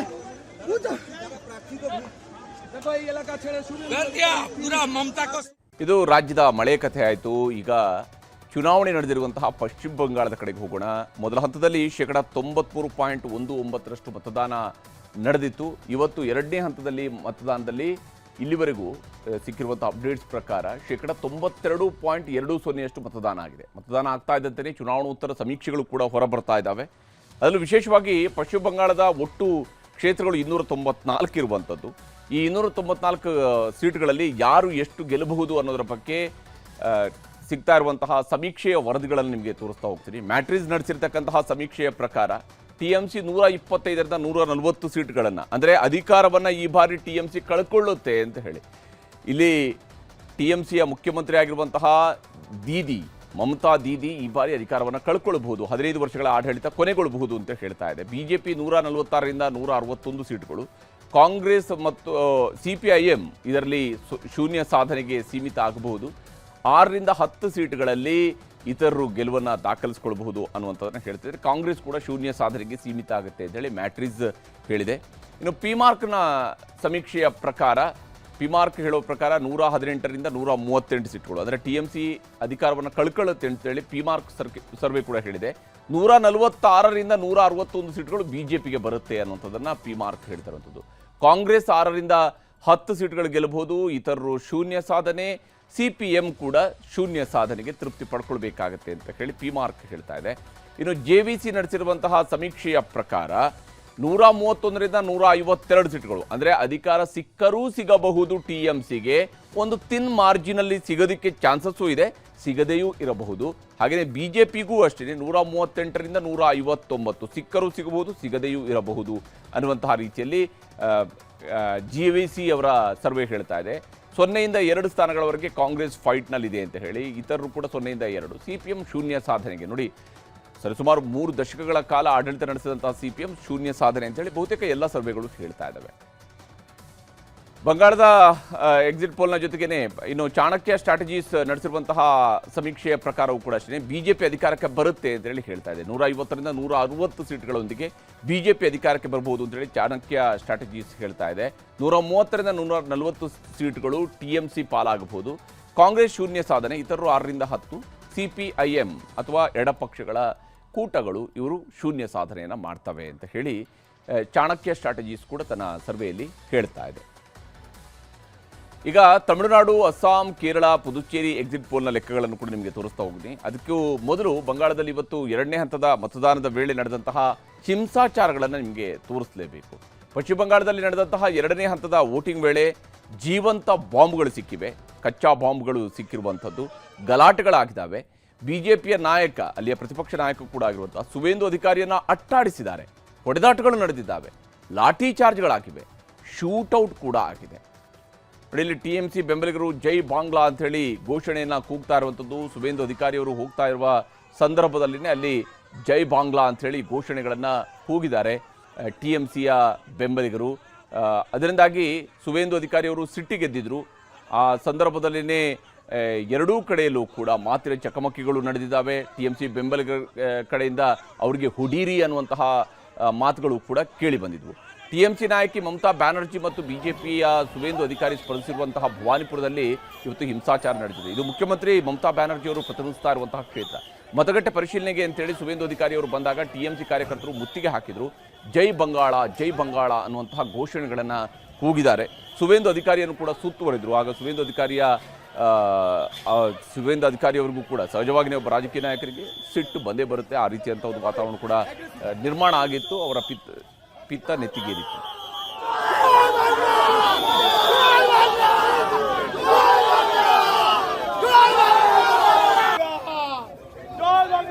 ಇನ್ನು ಸುವೇಂದು ಅಧಿಕಾರಿ ಅವರಿಗೆ ಬೆದರಿಕೆ ಹಾಕಿದ TMC ಕಾರ್ಯಕರ್ತರನ್ನ ಹಿಡಿಯೋದಕ್ಕೆ ಪ್ರಯತ್ನಿಸ್ತಾ ಇದ್ದಂತೆಯೇ ಕೆಲವರು ಓಡಿ ಹೋದ್ರು. ಆಗ ಪೊಲೀಸರು ಅವ್ರನ್ನ ಬೆನ್ನತ್ತಿದ್ರು, ಅಡ್ಡ ಬಂದವರ ಮೇಲೆ ಲಾಠಿ ಚಾರ್ಜ್ ಮಾಡಿದ್ರು, ಬೈಕ್ ಸವಾರರು ನೆಲಕ್ಕೆ ಬಿದ್ದರು, ವೃದ್ಧನೊಬ್ಬ ರಸ್ತೆಯಲ್ಲಿ ಬಿದ್ದು ಒದ್ದಾಡುವಂತಹ ಘಟನೆಯೂ ಕೂಡ ನಡೀತು. ಮಹಿಳೆಯರು ಓಡಿ ಹೋಗ್ತಾ ಇದ್ರು. ಸುವೇಂದು ಅಧಿಕಾರಿ ಕೂಡ ಅಕ್ಷರಶಃ ಆ ಒಂದು ಗಲಾಟೆಯ ಸಂದರ್ಭದಲ್ಲಿ ಅಲ್ಲಿ ಓಡಿ ಹೋಗ್ತಾ ಇದ್ರು. ಬಟ್ ಅವ್ರಿಗೆ ಸಂಪೂರ್ಣವಾಗಿ ಸೆಕ್ಯೂರಿಟಿಯನ್ನು ನೀಡಲಾಗಿತ್ತು.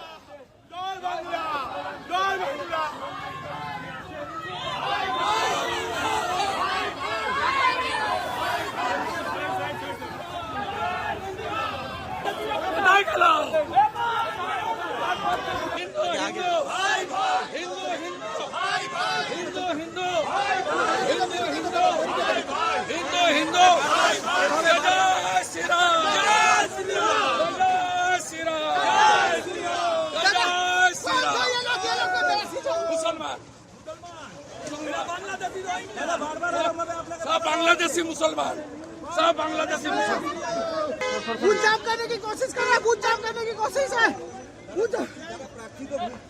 देखो ये इलाका छेड़े शुरू कर दिया पूरा ममता को. ಇದು ರಾಜ್ಯದ ಮಳೆ ಕಥೆ ಆಯಿತು. ಈಗ ಚುನಾವಣೆ ನಡೆದಿರುವಂತಹ ಪಶ್ಚಿಮ ಬಂಗಾಳದ ಕಡೆಗೆ ಹೋಗೋಣ. ಮೊದಲ ಹಂತದಲ್ಲಿ 93.19% ಮತದಾನ ನಡೆದಿತ್ತು. ಇವತ್ತು 2ನೇ ಹಂತದಲ್ಲಿ ಮತದಾನದಲ್ಲಿ ಇಲ್ಲಿವರೆಗೂ ಸಿಕ್ಕಿರುವಂಥ ಅಪ್ಡೇಟ್ಸ್ ಪ್ರಕಾರ 92.20% ಮತದಾನ ಆಗಿದೆ. ಮತದಾನ ಆಗ್ತಾ ಇದ್ದಂತೆಯೇ ಚುನಾವಣೋತ್ತರ ಸಮೀಕ್ಷೆಗಳು ಕೂಡ ಹೊರಬರ್ತಾ ಇದ್ದಾವೆ. ಅದರಲ್ಲೂ ವಿಶೇಷವಾಗಿ ಪಶ್ಚಿಮ ಬಂಗಾಳದ ಒಟ್ಟು ಕ್ಷೇತ್ರಗಳು 294 ಇರುವಂಥದ್ದು.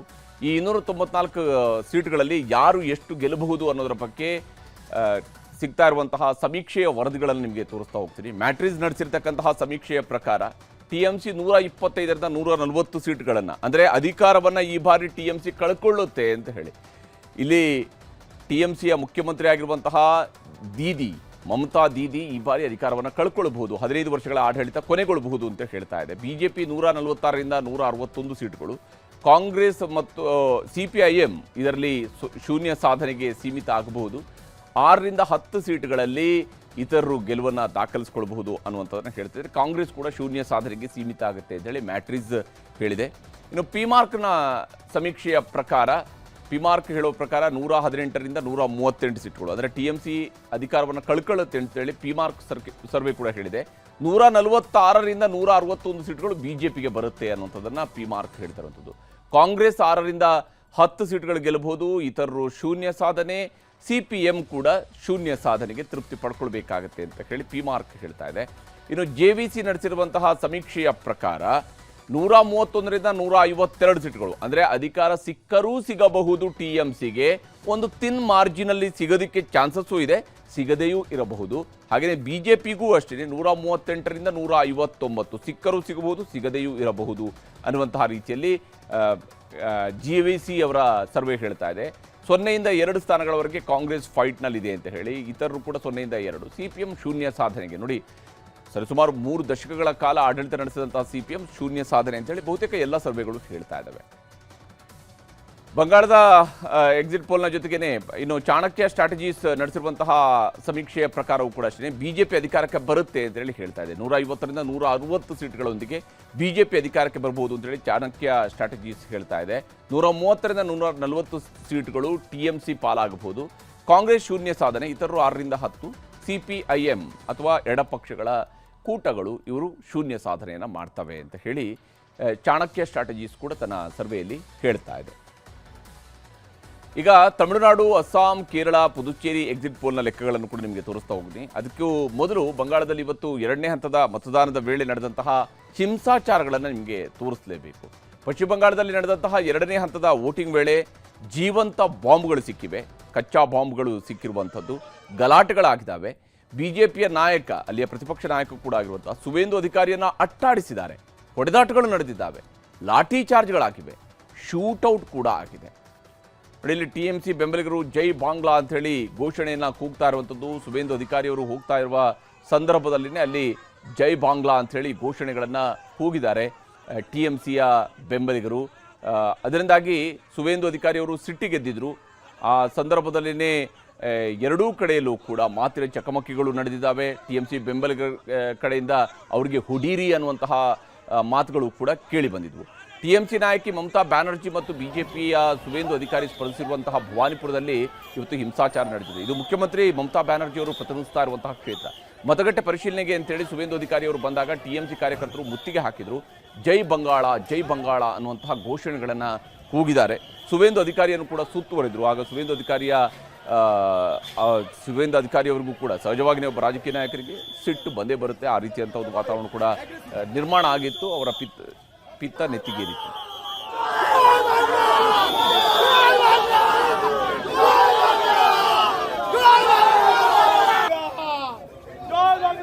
ಇನ್ನು ಸುವೇಂದು ಅಧಿಕಾರಿ ಅವರಿಗೆ ಬೆದರಿಕೆ ಹಾಕಿದ TMC ಕಾರ್ಯಕರ್ತರನ್ನ ಹಿಡಿಯೋದಕ್ಕೆ ಪ್ರಯತ್ನಿಸ್ತಾ ಇದ್ದಂತೆಯೇ ಕೆಲವರು ಓಡಿ ಹೋದ್ರು. ಆಗ ಪೊಲೀಸರು ಅವ್ರನ್ನ ಬೆನ್ನತ್ತಿದ್ರು, ಅಡ್ಡ ಬಂದವರ ಮೇಲೆ ಲಾಠಿ ಚಾರ್ಜ್ ಮಾಡಿದ್ರು, ಬೈಕ್ ಸವಾರರು ನೆಲಕ್ಕೆ ಬಿದ್ದರು, ವೃದ್ಧನೊಬ್ಬ ರಸ್ತೆಯಲ್ಲೇ ಬಿದ್ದು ಒದ್ದಾಡುವಂತಹ ಘಟನೆಯೂ ಕೂಡ ನಡೀತು. ಮಹಿಳೆಯರು ಓಡಿ ಹೋಗ್ತಾ ಇದ್ರು. ಸುವೇಂದು ಅಧಿಕಾರಿ ಕೂಡ ಅಕ್ಷರಶಃ ಆ ಒಂದು ಗಲಾಟೆಯ ಸಂದರ್ಭದಲ್ಲಿ ಓಡಿ ಹೋಗ್ತಾ ಇದ್ರು. ಬಟ್ ಅವ್ರಿಗೆ ಸಂಪೂರ್ಣವಾಗಿ ಸೆಕ್ಯೂರಿಟಿಯನ್ನು ನೀಡಲಾಗಿತ್ತು.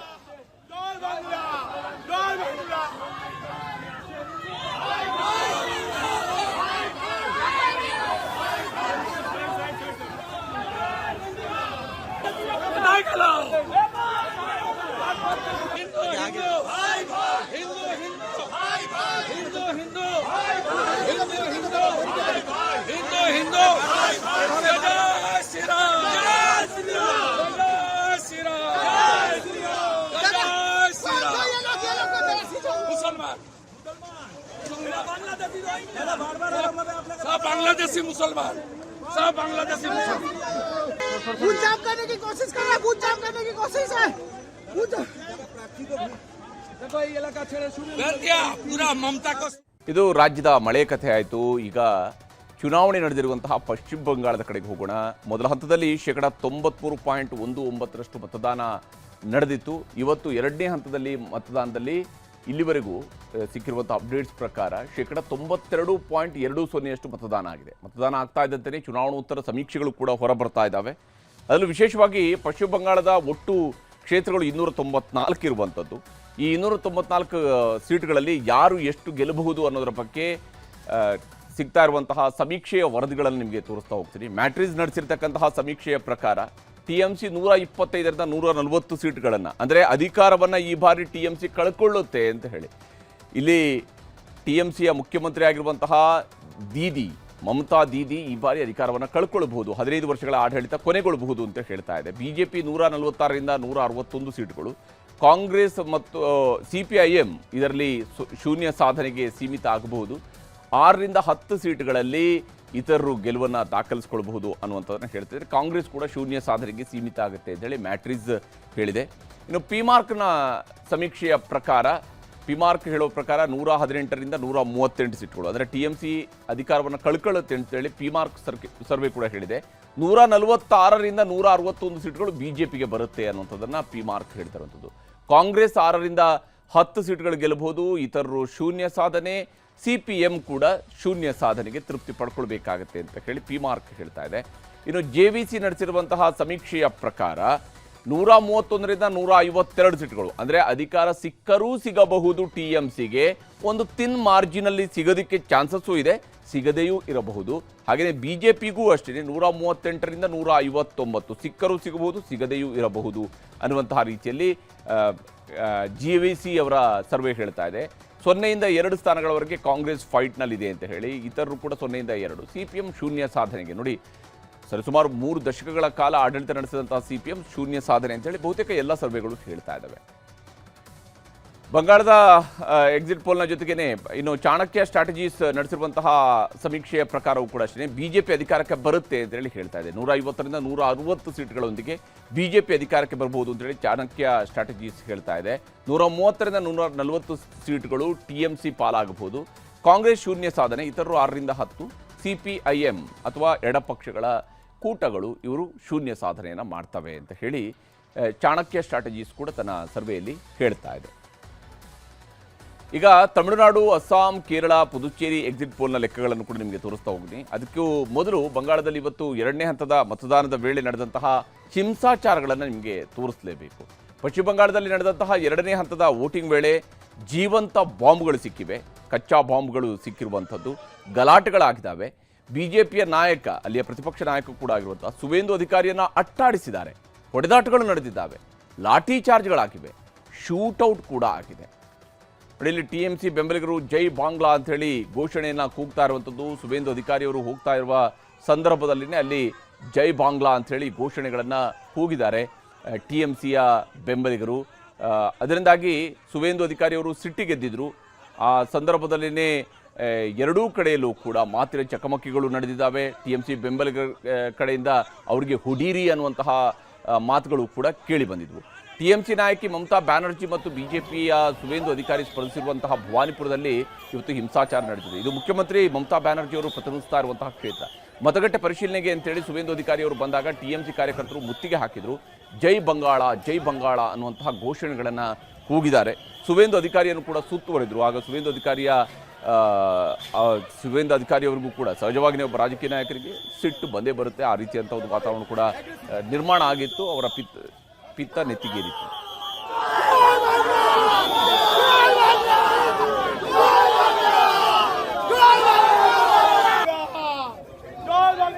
ಇನ್ನು ಸುವೇಂದು ಅಧಿಕಾರಿ ಅವರಿಗೆ ಬೆದರಿಕೆ ಹಾಕಿದ TMC ಕಾರ್ಯಕರ್ತರನ್ನ ಹಿಡಿಯೋದಕ್ಕೆ ಪ್ರಯತ್ನಿಸ್ತಾ ಇದ್ದಂತೆಯೇ ಕೆಲವರು ಓಡಿ ಹೋದ್ರು. ಆಗ ಪೊಲೀಸರು ಅವ್ರನ್ನ ಬೆನ್ನತ್ತಿದ್ರು, ಅಡ್ಡ ಬಂದವರ ಮೇಲೆ ಲಾಠಿ ಚಾರ್ಜ್ ಮಾಡಿದ್ರು, ಬೈಕ್ ಸವಾರರು ನೆಲಕ್ಕೆ ಬಿದ್ದರು, ವೃದ್ಧನೊಬ್ಬ ರಸ್ತೆಯಲ್ಲಿ ಬಿದ್ದು ಒದ್ದಾಡುವಂತಹ ಘಟನೆಯೂ ಕೂಡ ನಡೀತು.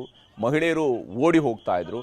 ಸುವೇಂದು ಅಧಿಕಾರಿ ಕೂಡ ಅಕ್ಷರಶಃ ಆ ಒಂದು ಗಲಾಟೆಯ ಸಂದರ್ಭದಲ್ಲಿ ಓಡಿ ಹೋಗ್ತಾ ಇದ್ರು. ಬಟ್ ಅವ್ರಿಗೆ ಸಂಪೂರ್ಣವಾಗಿ ಸೆಕ್ಯೂರಿಟಿಯನ್ನು ನೀಡಲಾಗಿತ್ತು.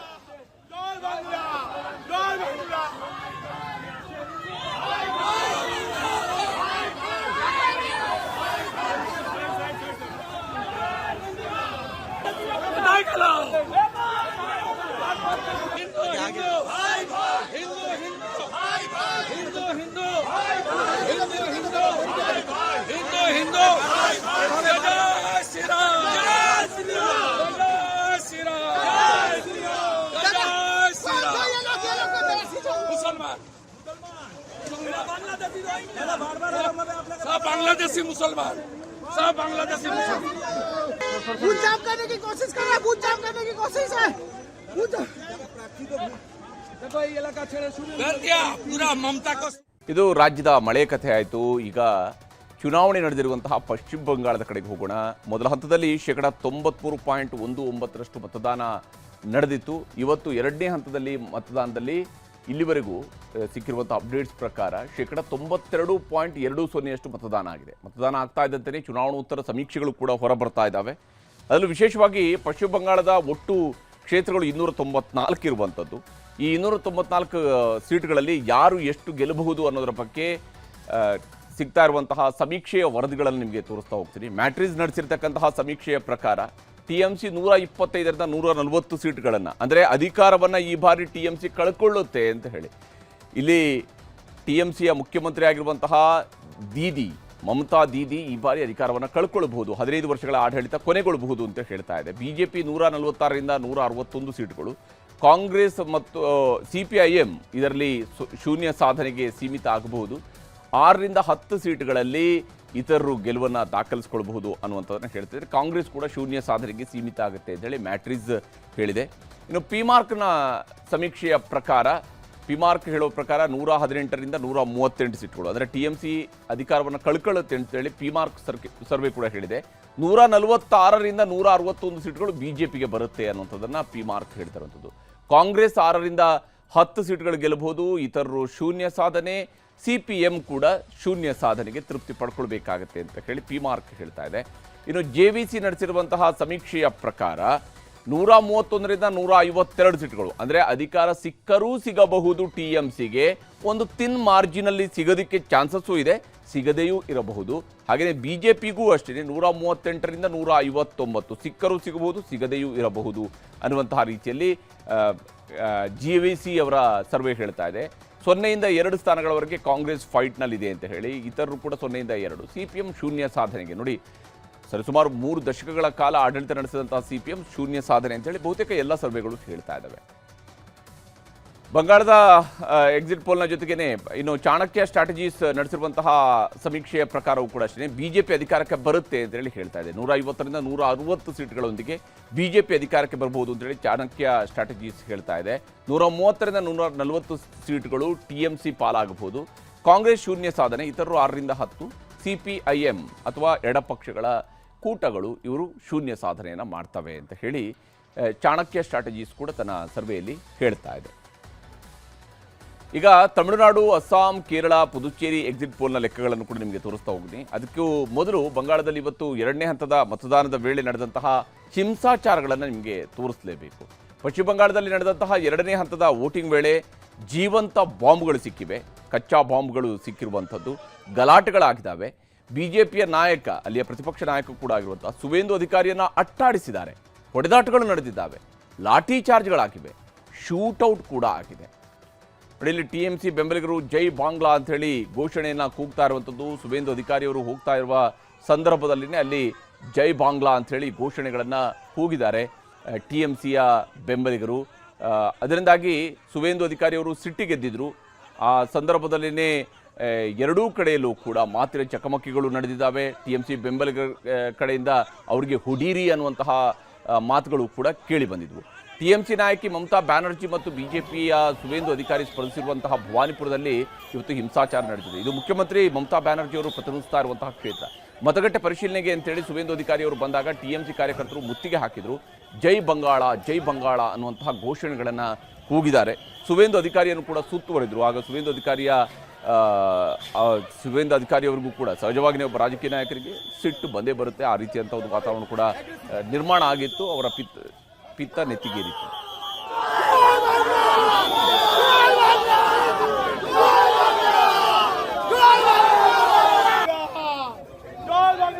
ಇನ್ನು ಸುವೇಂದು ಅಧಿಕಾರಿ ಅವರಿಗೆ ಬೆದರಿಕೆ ಹಾಕಿದ TMC ಕಾರ್ಯಕರ್ತರನ್ನ ಹಿಡಿಯೋದಕ್ಕೆ ಪ್ರಯತ್ನಿಸ್ತಾ ಇದ್ದಂತೆಯೇ ಕೆಲವರು ಓಡಿ ಹೋದ್ರು. ಆಗ ಪೊಲೀಸರು ಅವ್ರನ್ನ ಬೆನ್ನತ್ತಿದ್ರು, ಅಡ್ಡ ಬಂದವರ ಮೇಲೆ ಲಾಠಿ ಚಾರ್ಜ್ ಮಾಡಿದ್ರು, ಬೈಕ್ ಸವಾರರು ನೆಲಕ್ಕೆ ಬಿದ್ದರು, ವೃದ್ಧನೊಬ್ಬ ರಸ್ತೆಯಲ್ಲಿ ಬಿದ್ದು ಒದ್ದಾಡುವಂತಹ ಘಟನೆಯೂ ಕೂಡ ನಡೀತು.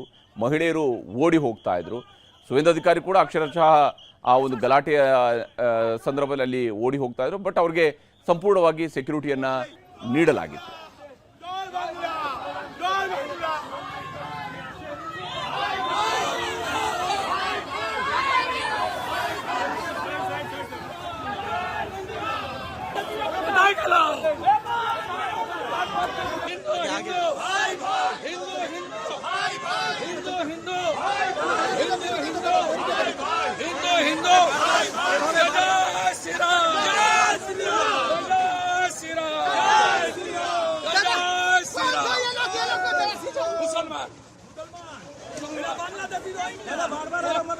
बांग्लादेशी मुसलमान सब बांग्लादेशी मुसलमान बूथ जाम करने की कोशिश कर रहा है, बूथ जाम करने की कोशिश है।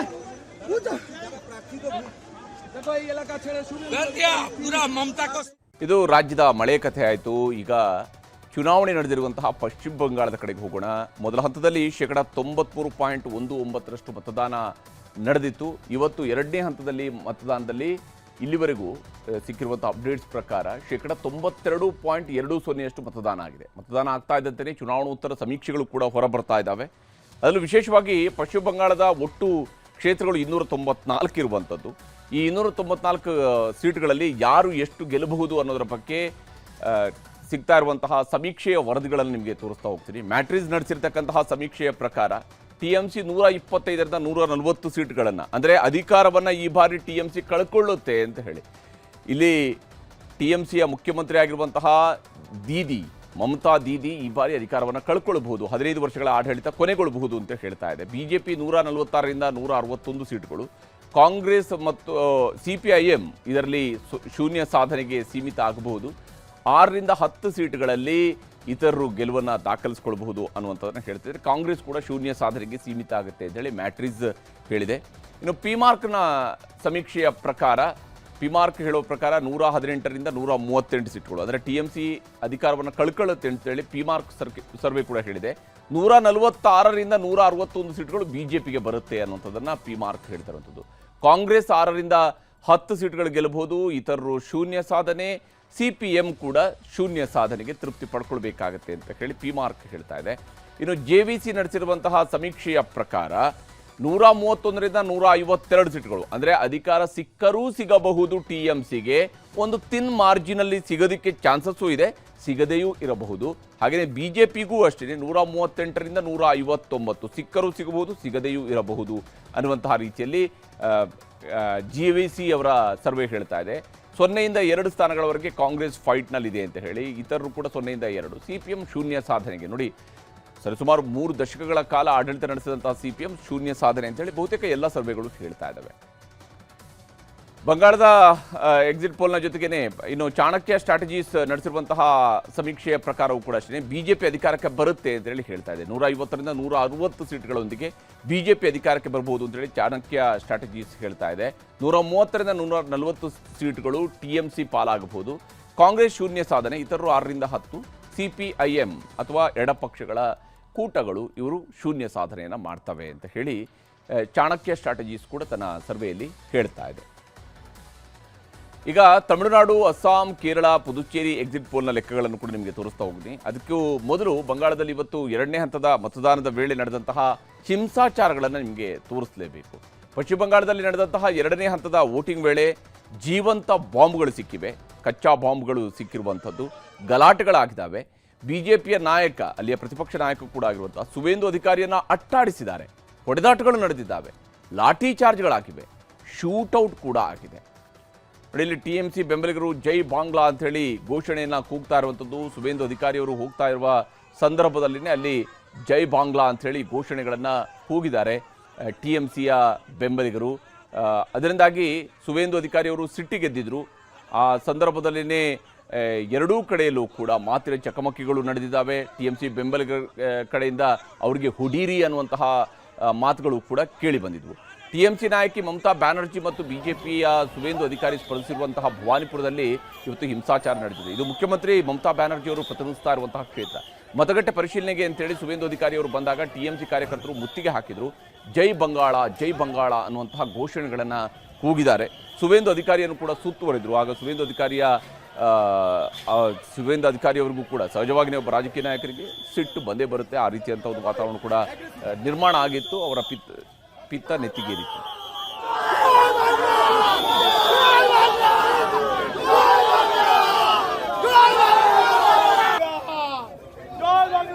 ಇನ್ನು ಸುವೇಂದು ಅಧಿಕಾರಿ ಅವರಿಗೆ ಬೆದರಿಕೆ ಹಾಕಿದ TMC ಕಾರ್ಯಕರ್ತರನ್ನ ಹಿಡಿಯೋದಕ್ಕೆ ಪ್ರಯತ್ನಿಸ್ತಾ ಇದ್ದಂತೆಯೇ ಕೆಲವರು ಓಡಿ ಹೋದ್ರು. ಆಗ ಪೊಲೀಸರು ಅವ್ರನ್ನ ಬೆನ್ನತ್ತಿದ್ರು, ಅಡ್ಡ ಬಂದವರ ಮೇಲೆ ಲಾಠಿ ಚಾರ್ಜ್ ಮಾಡಿದ್ರು.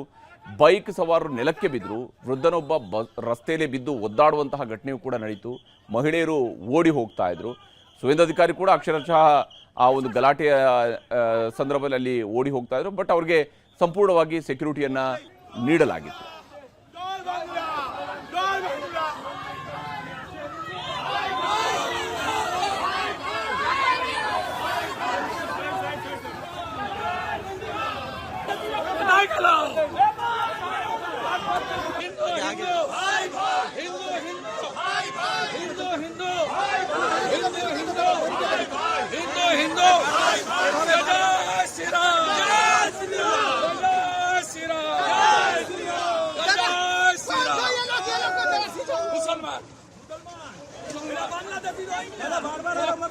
बांग्लादेशी मुसलमान सब बांग्लादेशी मुसलमान खून जाम करने की कोशिश कर रहा है, खून जाम करने की कोशिश है।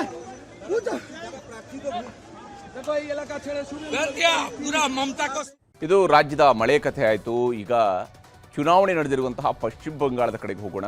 ಮೊದಲ ಹಂತದಲ್ಲಿ 93.19% ಮತದಾನ ನಡೆದಿತ್ತು. ಇವತ್ತು ಎರಡನೇ ಹಂತದಲ್ಲಿ ಮತದಾನದಲ್ಲಿ ಇಲ್ಲಿವರೆಗೂ ಸಿಕ್ಕಿರುವಂಥ ಅಪ್ಡೇಟ್ಸ್ ಪ್ರಕಾರ 92.20% ಮತದಾನ ಆಗಿದೆ. ಮತದಾನ ಆಗ್ತಾ ಇದ್ದಂತೆಯೇ ಚುನಾವಣೋತ್ತರ ಸಮೀಕ್ಷೆಗಳು ಕೂಡ ಹೊರಬರ್ತಾ ಇದ್ದಾವೆ.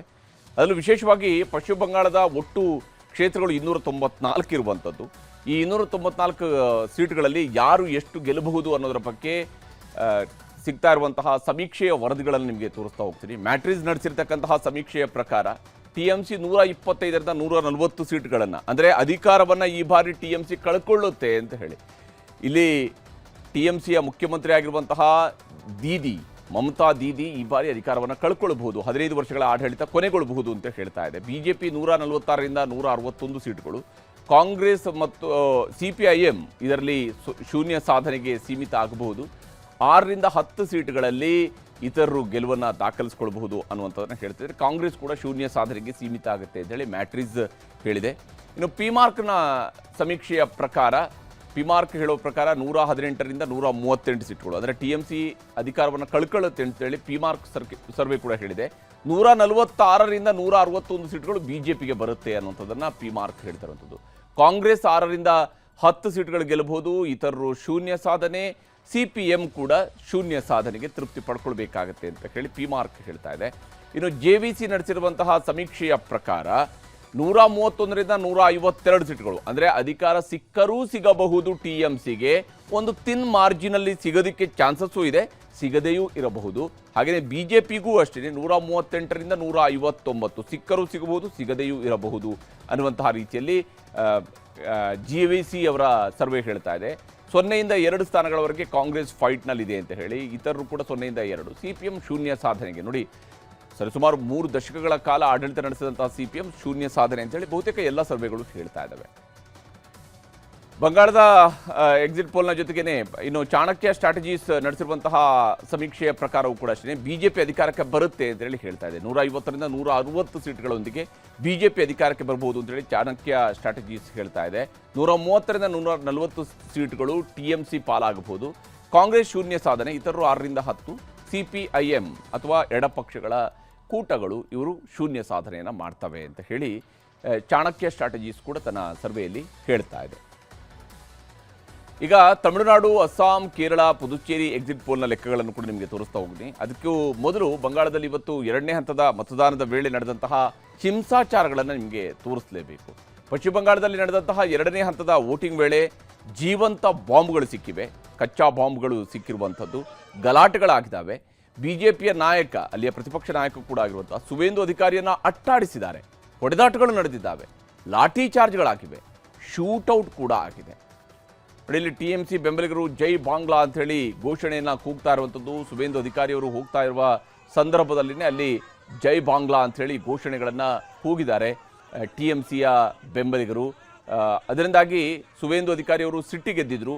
ಆ ಸಂದರ್ಭದಲ್ಲಿನೇ ಎರಡೂ ಕಡೆಯಲ್ಲೂ ಕೂಡ ಮಾತಿನ ಚಕಮಕಿಗಳು ನಡೆದಿದ್ದಾವೆ. TMC ಬೆಂಬಲಿಗರ ಕಡೆಯಿಂದ ಅವರಿಗೆ ಹುಡೀರಿ ಅನ್ನುವಂತಹ ಮಾತುಗಳು ಕೂಡ ಕೇಳಿ ಬಂದಿದ್ವು. ಟಿಎಂಸಿ ನಾಯಕಿ ಮಮತಾ ಬ್ಯಾನರ್ಜಿ ಮತ್ತು ಬಿಜೆಪಿಯ ಸುವೇಂದು ಅಧಿಕಾರಿ ಸ್ಪರ್ಧಿಸಿರುವಂತಹ ಭವಾನಿಪುರದಲ್ಲಿ ಇವತ್ತು ಹಿಂಸಾಚಾರ ನಡೆದಿದೆ. ಇದು ಮುಖ್ಯಮಂತ್ರಿ ಮಮತಾ ಬ್ಯಾನರ್ಜಿ ಅವರು ಪ್ರತಿನಿಧಿಸ್ತಾ ಇರುವಂತಹ ಕ್ಷೇತ್ರ. ಮತಗಟ್ಟೆ ಪರಿಶೀಲನೆಗೆ ಅಂತೇಳಿ ಸುವೇಂದು ಅಧಿಕಾರಿ ಅವರು ಬಂದಾಗ ಟಿಎಂಸಿ ಕಾರ್ಯಕರ್ತರು ಮುತ್ತಿಗೆ ಹಾಕಿದ್ರು. ಜೈ ಬಂಗಾಳ ಅನ್ನುವಂತಹ ಘೋಷಣೆಗಳನ್ನು ಕೂಗಿದ್ದಾರೆ. ಸುವೇಂದು ಅಧಿಕಾರಿಯನ್ನು ಕೂಡ ಸುತ್ತುವರಿದ್ರು. ಆಗ ಸುವೇಂದು ಅಧಿಕಾರಿಯವರಿಗೂ ಕೂಡ ಸಹಜವಾಗಿ ಒಬ್ಬ ರಾಜಕೀಯ ನಾಯಕರಿಗೆ ಸಿಟ್ಟು ಬಂದೇ ಬರುತ್ತೆ. ಆ ರೀತಿಯಂಥ ಒಂದು ವಾತಾವರಣ ಕೂಡ ನಿರ್ಮಾಣ ಆಗಿತ್ತು. ಅವರ ಪಿತ್ತ ನೆತ್ತಿಗೇರಿತ್ತು.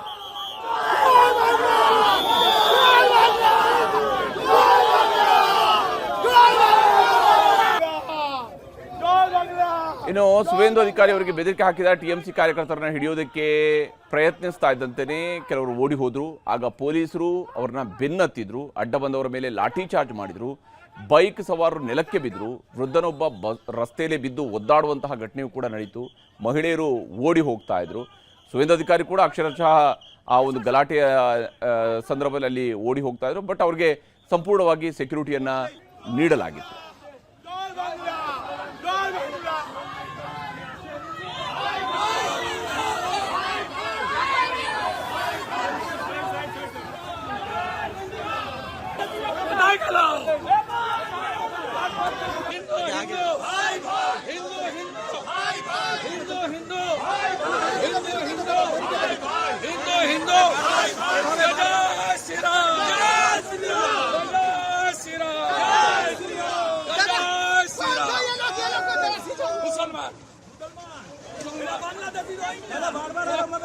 बांग्लादेशी मुसलमान सब बांग्लादेशी मुसलमान बूथ जाम करने की कोशिश कर रहा है। बूथ जाम करने की कोशिश है। देखो ये इलाका छेड़े शुरू कर दिया पूरा ममता को. ಇದು ರಾಜ್ಯದ ಮಳೆ ಕಥೆ ಆಯಿತು. ಈಗ ಚುನಾವಣೆ ನಡೆದಿರುವಂತಹ ಪಶ್ಚಿಮ ಬಂಗಾಳದ ಕಡೆಗೆ ಹೋಗೋಣ.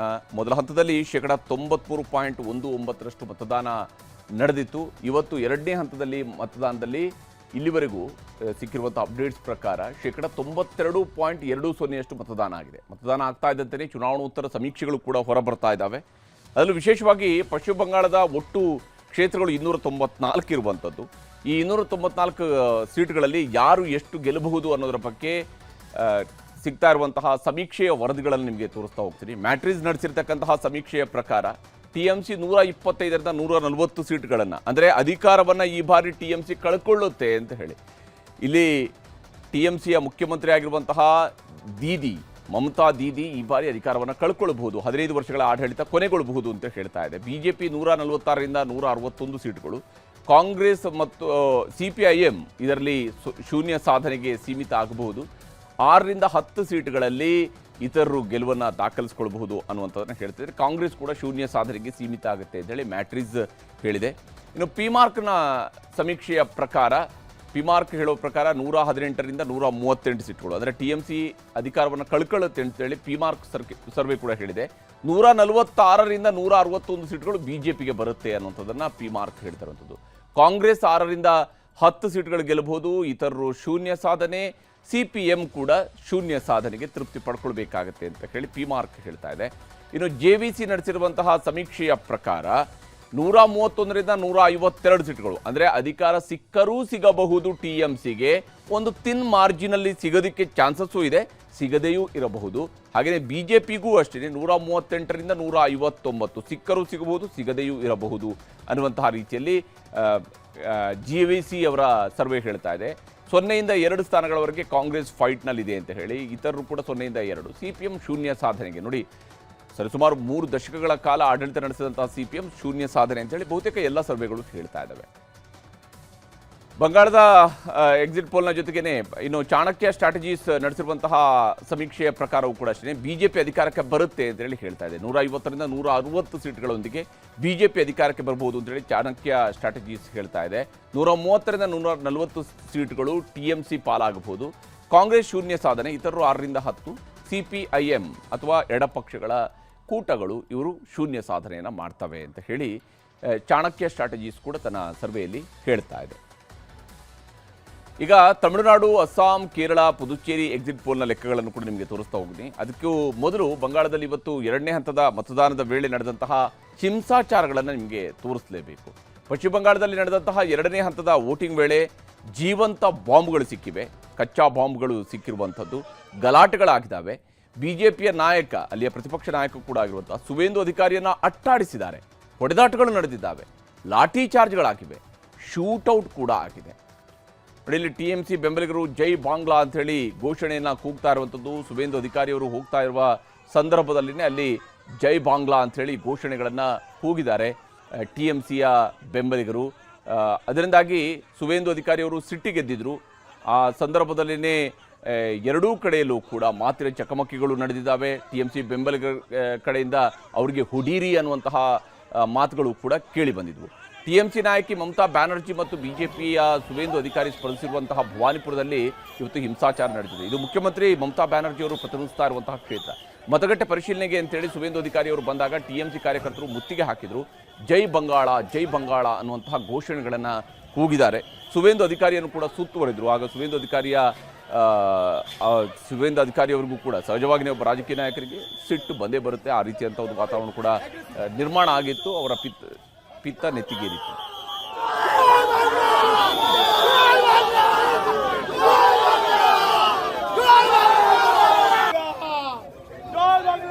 ಇನ್ನು ಸುವೇಂದು ಅಧಿಕಾರಿ ಅವರಿಗೆ ಬೆದರಿಕೆ ಹಾಕಿದ TMC ಕಾರ್ಯಕರ್ತರನ್ನ ಹಿಡಿಯೋದಕ್ಕೆ ಪ್ರಯತ್ನಿಸ್ತಾ ಇದ್ದಂತೆಯೇ ಕೆಲವರು ಓಡಿ ಹೋದ್ರು. ಆಗ ಪೊಲೀಸರು ಅವ್ರನ್ನ ಬೆನ್ನತ್ತಿದ್ರು, ಅಡ್ಡ ಬಂದವರ ಮೇಲೆ ಲಾಠಿ ಚಾರ್ಜ್ ಮಾಡಿದ್ರು, ಬೈಕ್ ಸವಾರರು ನೆಲಕ್ಕೆ ಬಿದ್ದರು, ವೃದ್ಧನೊಬ್ಬ ರಸ್ತೆಯಲ್ಲಿ ಬಿದ್ದು ಒದ್ದಾಡುವಂತಹ ಘಟನೆಯೂ ಕೂಡ ನಡೀತು. ಮಹಿಳೆಯರು ಓಡಿ ಹೋಗ್ತಾ ಇದ್ರು. ಸುವೇಂದು ಅಧಿಕಾರಿ ಕೂಡ ಅಕ್ಷರಶಃ ಆ ಒಂದು ಗಲಾಟೆಯ ಸಂದರ್ಭದಲ್ಲಿ ಓಡಿ ಹೋಗ್ತಾ ಇದ್ರು. ಬಟ್ ಅವ್ರಿಗೆ ಸಂಪೂರ್ಣವಾಗಿ ಸೆಕ್ಯೂರಿಟಿಯನ್ನು ನೀಡಲಾಗಿತ್ತು.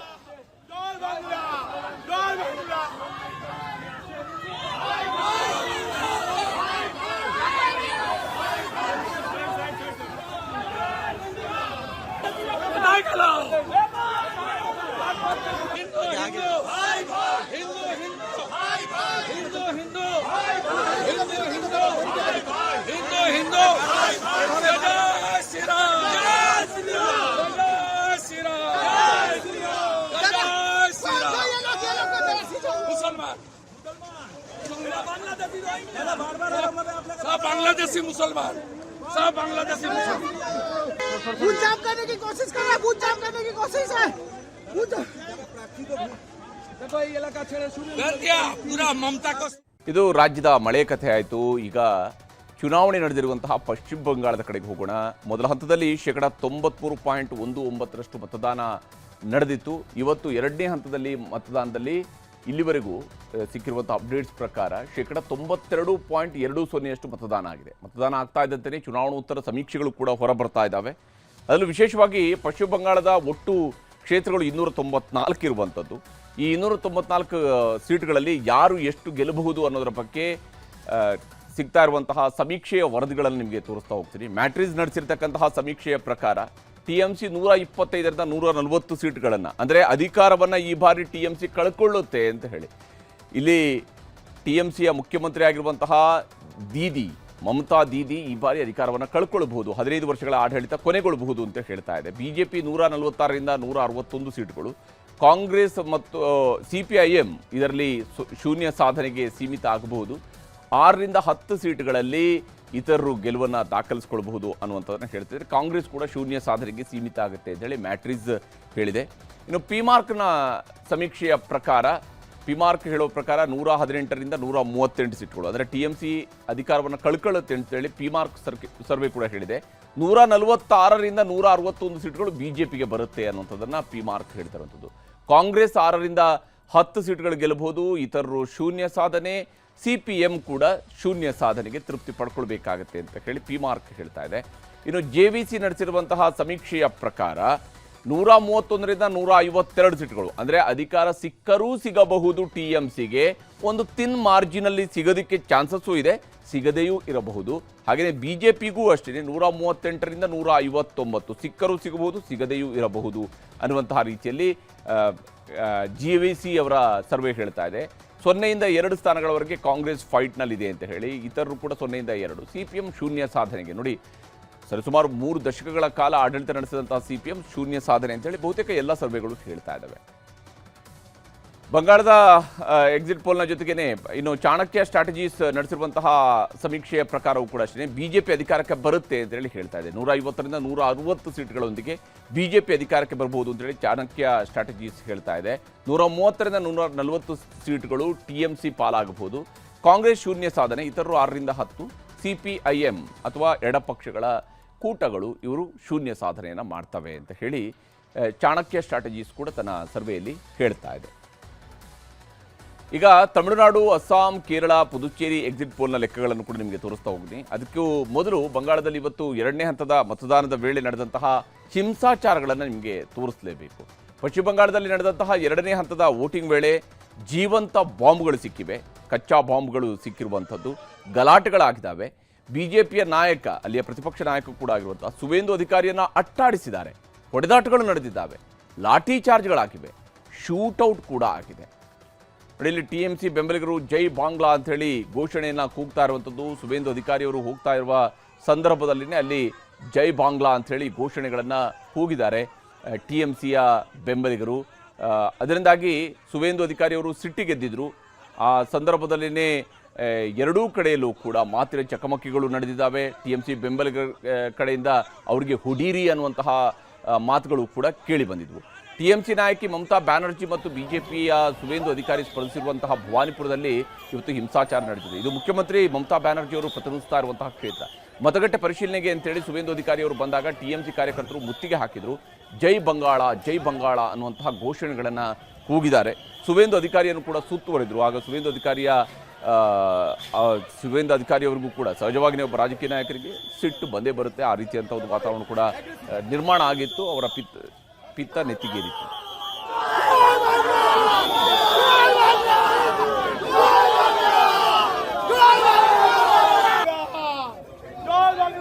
ಇನ್ನು ಸುವೇಂದು ಅಧಿಕಾರಿ ಅವರಿಗೆ ಬೆದರಿಕೆ ಹಾಕಿದ ಟಿಎಂಸಿ ಕಾರ್ಯಕರ್ತರನ್ನ ಹಿಡಿಯೋದಕ್ಕೆ ಪ್ರಯತ್ನಿಸ್ತಾ ಇದ್ದಂತೆಯೇ ಕೆಲವರು ಓಡಿ ಹೋದ್ರು. ಆಗ ಪೊಲೀಸರು ಅವ್ರನ್ನ ಬೆನ್ನತ್ತಿದ್ರು, ಅಡ್ಡ ಬಂದವರ ಮೇಲೆ ಲಾಠಿ ಚಾರ್ಜ್ ಮಾಡಿದ್ರು, ಬೈಕ್ ಸವಾರರು ನೆಲಕ್ಕೆ ಬಿದ್ದರು, ವೃದ್ಧನೊಬ್ಬ ರಸ್ತೆಯಲ್ಲೇ ಬಿದ್ದು ಒದ್ದಾಡುವಂತಹ ಘಟನೆಯೂ ಕೂಡ ನಡೀತು.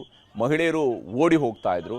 ಸುವೇಂದು ಅಧಿಕಾರಿ ಕೂಡ ಅಕ್ಷರಶಃ ಆ ಒಂದು ಗಲಾಟೆಯ ಸಂದರ್ಭದಲ್ಲಿ ಓಡಿ ಹೋಗ್ತಾ ಇದ್ರು. ಬಟ್ ಅವ್ರಿಗೆ ಸಂಪೂರ್ಣವಾಗಿ ಸೆಕ್ಯೂರಿಟಿಯನ್ನು ನೀಡಲಾಗಿತ್ತು.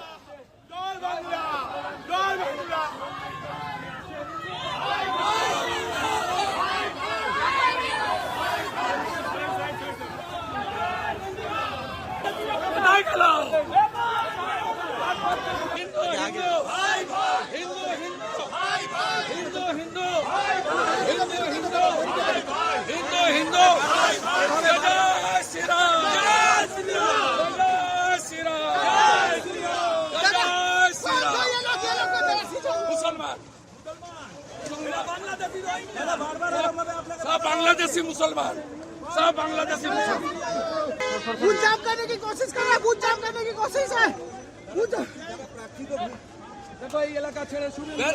पूरा ममता को ಇದು ರಾಜ್ಯದ ಮಳೆ ಕಥೆ ಆಯಿತು. ಈಗ ಚುನಾವಣೆ ನಡೆದಿರುವಂತಹ ಪಶ್ಚಿಮ ಬಂಗಾಳದ ಕಡೆಗೆ ಹೋಗೋಣ.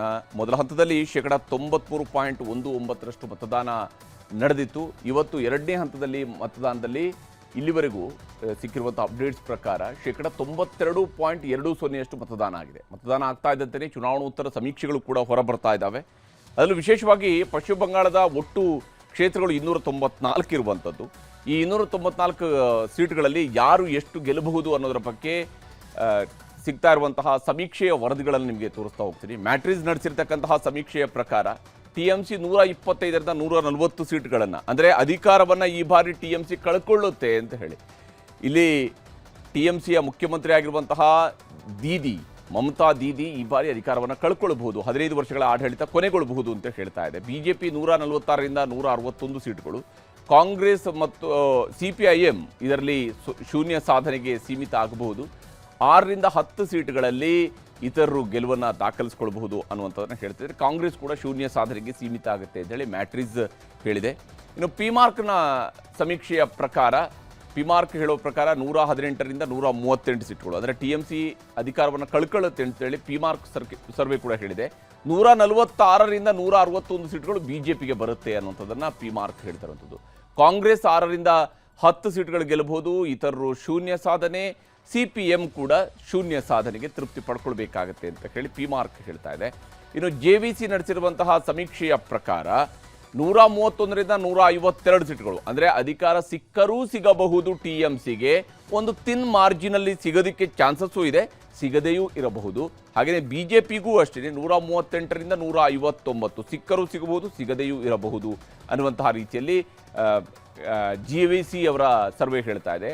0ಯಿಂದ 2 ಸ್ಥಾನಗಳವರೆಗೆ ಕಾಂಗ್ರೆಸ್ ಫೈಟ್ನಲ್ಲಿದೆ ಅಂತ ಹೇಳಿ, ಇತರರು ಕೂಡ 0ಯಿಂದ 2. CPM ಶೂನ್ಯ ಸಾಧನೆಗೆ ನೋಡಿ, ಸರಿಸುಮಾರು 3 ದಶಕಗಳ ಕಾಲ ಆಡಳಿತ ನಡೆಸಿದಂತಹ CPM ಶೂನ್ಯ ಸಾಧನೆ ಅಂತೇಳಿ ಬಹುತೇಕ ಎಲ್ಲ ಸರ್ವೆಗಳು ಹೇಳ್ತಾ ಇದ್ದಾವೆ. ಬಂಗಾಳದ ಎಕ್ಸಿಟ್ ಪೋಲ್ನ ಜೊತೆಗೇನೆ ಇನ್ನು ಚಾಣಕ್ಯ ಸ್ಟ್ರಾಟಜೀಸ್ ನಡೆಸಿರುವಂತಹ ಸಮೀಕ್ಷೆಯ ಪ್ರಕಾರವೂ ಕೂಡ ಅಷ್ಟೇ BJP ಅಧಿಕಾರಕ್ಕೆ ಬರುತ್ತೆ ಅಂತೇಳಿ ಹೇಳ್ತಾ ಇದೆ. 150ರಿಂದ 160 ಸೀಟ್ಗಳೊಂದಿಗೆ BJP ಅಧಿಕಾರಕ್ಕೆ ಬರಬಹುದು ಅಂತೇಳಿ ಚಾಣಕ್ಯ ಸ್ಟ್ರಾಟಜೀಸ್ ಹೇಳ್ತಾ ಇದೆ. 130ರಿಂದ 140 ಸೀಟ್ಗಳು TMC ಪಾಲಾಗಬಹುದು. ಕಾಂಗ್ರೆಸ್ ಶೂನ್ಯ ಸಾಧನೆ, ಇತರರು 6ರಿಂದ 10. CPIM ಅಥವಾ ಎಡಪಕ್ಷಗಳ ಕೂಟಗಳು ಇವರು ಶೂನ್ಯ ಸಾಧನೆಯನ್ನು ಮಾಡ್ತವೆ ಅಂತ ಹೇಳಿ ಚಾಣಕ್ಯ ಸ್ಟ್ರಾಟಜೀಸ್ ಕೂಡ ತನ್ನ ಸರ್ವೆಯಲ್ಲಿ ಹೇಳ್ತಾ ಇದೆ. ಈಗ ತಮಿಳುನಾಡು, ಅಸ್ಸಾಂ, ಕೇರಳ, ಪುದುಚೇರಿ ಎಕ್ಸಿಟ್ ಪೋಲ್ನ ಲೆಕ್ಕಗಳನ್ನು ಕೂಡ ನಿಮಗೆ ತೋರಿಸ್ತಾ ಹೋಗ್ತೀನಿ. ಅದಕ್ಕೂ ಮೊದಲು ಬಂಗಾಳದಲ್ಲಿ ಇವತ್ತು 2ನೇ ಹಂತದ ಮತದಾನದ ವೇಳೆ ನಡೆದಂತಹ ಹಿಂಸಾಚಾರಗಳನ್ನು ನಿಮಗೆ ತೋರಿಸಲೇಬೇಕು. ಪಶ್ಚಿಮ ಬಂಗಾಳದಲ್ಲಿ ನಡೆದಂತಹ 2ನೇ ಹಂತದ ವೋಟಿಂಗ್ ವೇಳೆ ಜೀವಂತ ಬಾಂಬ್ಗಳು ಸಿಕ್ಕಿವೆ, ಕಚ್ಚಾ ಬಾಂಬ್ಗಳು ಸಿಕ್ಕಿರುವಂಥದ್ದು, ಗಲಾಟೆಗಳಾಗಿದ್ದಾವೆ. BJPಯ ನಾಯಕ, ಅಲ್ಲಿಯ ಪ್ರತಿಪಕ್ಷ ನಾಯಕ ಕೂಡ ಆಗಿರುವಂತಹ ಸುವೇಂದು ಅಧಿಕಾರಿಯನ್ನು ಅಟ್ಟಾಡಿಸಿದ್ದಾರೆ, ಹೊಡೆದಾಟಗಳು ನಡೆದಿದ್ದಾವೆ, ಲಾಠಿ ಚಾರ್ಜ್ಗಳಾಗಿವೆ, ಶೂಟೌಟ್ ಕೂಡ ಆಗಿದೆ. ಇಲ್ಲಿ TMC ಬೆಂಬಲಿಗರು ಜೈ ಬಾಂಗ್ಲಾ ಅಂಥೇಳಿ ಘೋಷಣೆಯನ್ನು ಕೂಗ್ತಾ ಇರುವಂಥದ್ದು. ಸುವೇಂದು ಅಧಿಕಾರಿಯವರು ಹೋಗ್ತಾ ಇರುವ ಸಂದರ್ಭದಲ್ಲಿನೇ ಅಲ್ಲಿ ಜೈ ಬಾಂಗ್ಲಾ ಅಂಥೇಳಿ ಘೋಷಣೆಗಳನ್ನು ಕೂಗಿದ್ದಾರೆ TMCಯ ಬೆಂಬಲಿಗರು. ಅದರಿಂದಾಗಿ ಸುವೇಂದು ಅಧಿಕಾರಿಯವರು ಸಿಟ್ಟಿಗೆದ್ದಿದ್ರು.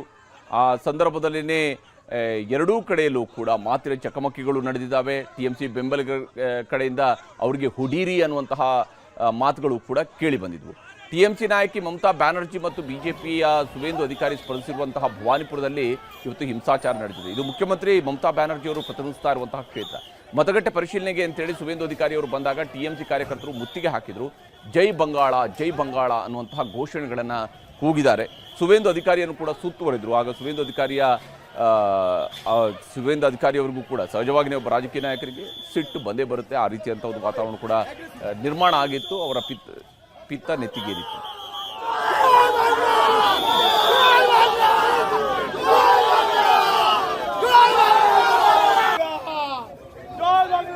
ಇನ್ನು ಸುವೇಂದು ಅಧಿಕಾರಿ ಅವರಿಗೆ ಬೆದರಿಕೆ ಹಾಕಿದ TMC ಕಾರ್ಯಕರ್ತರನ್ನ ಹಿಡಿಯೋದಕ್ಕೆ ಪ್ರಯತ್ನಿಸ್ತಾ ಇದ್ದಂತೆಯೇ ಕೆಲವರು ಓಡಿ ಹೋದ್ರು. ಆಗ ಪೊಲೀಸರು ಅವ್ರನ್ನ ಬೆನ್ನತ್ತಿದ್ರು, ಅಡ್ಡ ಬಂದವರ ಮೇಲೆ ಲಾಠಿ ಚಾರ್ಜ್ ಮಾಡಿದ್ರು, ಬೈಕ್ ಸವಾರರು ನೆಲಕ್ಕೆ ಬಿದ್ದರು, ವೃದ್ಧನೊಬ್ಬ ರಸ್ತೆಯಲ್ಲಿ ಬಿದ್ದು ಒದ್ದಾಡುವಂತಹ ಘಟನೆಯೂ ಕೂಡ ನಡೀತು. ಮಹಿಳೆಯರು ಓಡಿ ಹೋಗ್ತಾ ಇದ್ರು. ಸುವೇಂದು ಅಧಿಕಾರಿ ಕೂಡ ಅಕ್ಷರಶಃ ಆ ಒಂದು ಗಲಾಟೆಯ ಸಂದರ್ಭದಲ್ಲಿ ಓಡಿ ಹೋಗ್ತಾ ಇದ್ರು. ಬಟ್ ಅವ್ರಿಗೆ ಸಂಪೂರ್ಣವಾಗಿ ಸೆಕ್ಯೂರಿಟಿಯನ್ನು ನೀಡಲಾಗಿತ್ತು.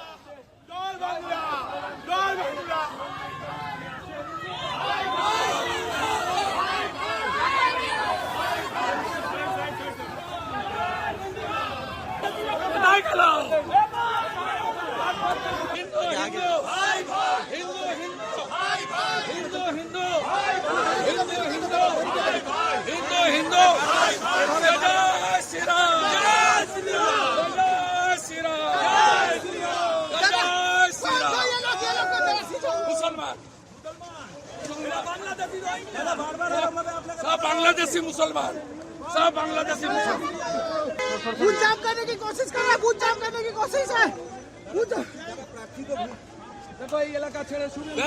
पूरा ममता को ಇದು ರಾಜ್ಯದ ಮಳೆ ಕಥೆ ಆಯಿತು. ಈಗ ಚುನಾವಣೆ ನಡೆದಿರುವಂತಹ ಪಶ್ಚಿಮ ಬಂಗಾಳದ ಕಡೆಗೆ ಹೋಗೋಣ. ಮೊದಲ ಹಂತದಲ್ಲಿ 93.19% ಮತದಾನ ನಡೆದಿತ್ತು. ಇವತ್ತು 2ನೇ ಹಂತದಲ್ಲಿ ಮತದಾನದಲ್ಲಿ ಇಲ್ಲಿವರೆಗೂ ಸಿಕ್ಕಿರುವಂಥ ಅಪ್ಡೇಟ್ಸ್ ಪ್ರಕಾರ 92.20% ಮತದಾನ ಆಗಿದೆ. ಮತದಾನ ಆಗ್ತಾ ಇದ್ದಂತೆಯೇ ಚುನಾವಣೋತ್ತರ ಸಮೀಕ್ಷೆಗಳು ಕೂಡ ಹೊರಬರ್ತಾ ಇದ್ದಾವೆ. ಅದರಲ್ಲೂ ವಿಶೇಷವಾಗಿ ಪಶ್ಚಿಮ ಬಂಗಾಳದ ಒಟ್ಟು ಕ್ಷೇತ್ರಗಳು 294 ಇರುವಂಥದ್ದು. ಈ 294 ಸೀಟ್ಗಳಲ್ಲಿ ಯಾರು ಎಷ್ಟು ಗೆಲ್ಲಬಹುದು ಅನ್ನೋದರ ಬಗ್ಗೆ ಸಿಗ್ತಾ ಇರುವಂತಹ ಸಮೀಕ್ಷೆಯ ವರದಿಗಳನ್ನು ನಿಮಗೆ ತೋರಿಸ್ತಾ ಹೋಗ್ತೀನಿ. ಮ್ಯಾಟ್ರಿಸ್ ನಡೆಸಿರ್ತಕ್ಕಂತಹ ಸಮೀಕ್ಷೆಯ ಪ್ರಕಾರ TMC 125ರಿಂದ 140 ಸೀಟ್ಗಳನ್ನು, ಅಂದರೆ ಅಧಿಕಾರವನ್ನು ಈ ಬಾರಿ TMC ಕಳ್ಕೊಳ್ಳುತ್ತೆ ಅಂತ ಹೇಳಿ. ಇಲ್ಲಿ TMCಯ ಮುಖ್ಯಮಂತ್ರಿ ಆಗಿರುವಂತಹ ಮಮತಾ ದೀದಿ ಈ ಬಾರಿ ಅಧಿಕಾರವನ್ನು ಕಳ್ಕೊಳ್ಬಹುದು, 15 ವರ್ಷಗಳ ಆಡಳಿತ ಕೊನೆಗೊಳ್ಳಬಹುದು ಅಂತ ಹೇಳ್ತಾ ಇದೆ. BJP 146ರಿಂದ 161 ಸೀಟ್ಗಳು, ಕಾಂಗ್ರೆಸ್ ಮತ್ತು CPIM ಇದರಲ್ಲಿ ಶೂನ್ಯ ಸಾಧನೆಗೆ ಸೀಮಿತ ಆಗಬಹುದು. 6ರಿಂದ 10 ಸೀಟ್ಗಳಲ್ಲಿ ಇತರರು ಗೆಲುವನ್ನು ದಾಖಲಿಸ್ಕೊಳ್ಬಹುದು ಅನ್ನುವಂಥದ್ದನ್ನು ಹೇಳ್ತಿದ್ದಾರೆ. ಕಾಂಗ್ರೆಸ್ ಕೂಡ ಶೂನ್ಯ ಸಾಧನೆಗೆ ಸೀಮಿತ ಆಗುತ್ತೆ ಅಂತೇಳಿ ಮ್ಯಾಟ್ರಿಸ್ ಹೇಳಿದೆ. ಇನ್ನು ಪಿಮಾರ್ಕ್ನ ಸಮೀಕ್ಷೆಯ ಪ್ರಕಾರ, ಪಿಮಾರ್ಕ್ ಹೇಳೋ ಪ್ರಕಾರ 118ರಿಂದ 138 ಸೀಟ್ಗಳು, ಅಂದರೆ TMC ಅಧಿಕಾರವನ್ನು ಕಳ್ಕೊಳ್ಳುತ್ತೆ ಅಂತೇಳಿ ಪಿಮಾರ್ಕ್ ಸರ್ವೆ ಕೂಡ ಹೇಳಿದೆ. 146ರಿಂದ 161 ಸೀಟ್ಗಳು BJPಗೆ ಬರುತ್ತೆ ಅನ್ನುವಂಥದ್ದನ್ನು ಪಿಮಾರ್ಕ್ ಹೇಳ್ತಿರುವಂಥದ್ದು. ಕಾಂಗ್ರೆಸ್ 6ರಿಂದ 10 ಸೀಟ್ಗಳು ಗೆಲ್ಲಬಹುದು, ಇತರರು ಶೂನ್ಯ ಸಾಧನೆ, CPM ಕೂಡ ಶೂನ್ಯ ಸಾಧನೆಗೆ ತೃಪ್ತಿ ಪಡ್ಕೊಳ್ಬೇಕಾಗತ್ತೆ ಅಂತ ಹೇಳಿ ಪಿಮಾರ್ಕ್ ಹೇಳ್ತಾ ಇದೆ. ಇನ್ನು JVC ನಡೆಸಿರುವಂತಹ ಸಮೀಕ್ಷೆಯ ಪ್ರಕಾರ 131ರಿಂದ 152 ಸೀಟ್ಗಳು, ಅಂದರೆ ಅಧಿಕಾರ ಸಿಕ್ಕರೂ ಸಿಗಬಹುದು TMCಗೆ, ಒಂದು ತಿನ್ ಮಾರ್ಜಿನಲ್ಲಿ ಸಿಗೋದಕ್ಕೆ ಚಾನ್ಸಸ್ಸು ಇದೆ, ಸಿಗದೆಯೂ ಇರಬಹುದು.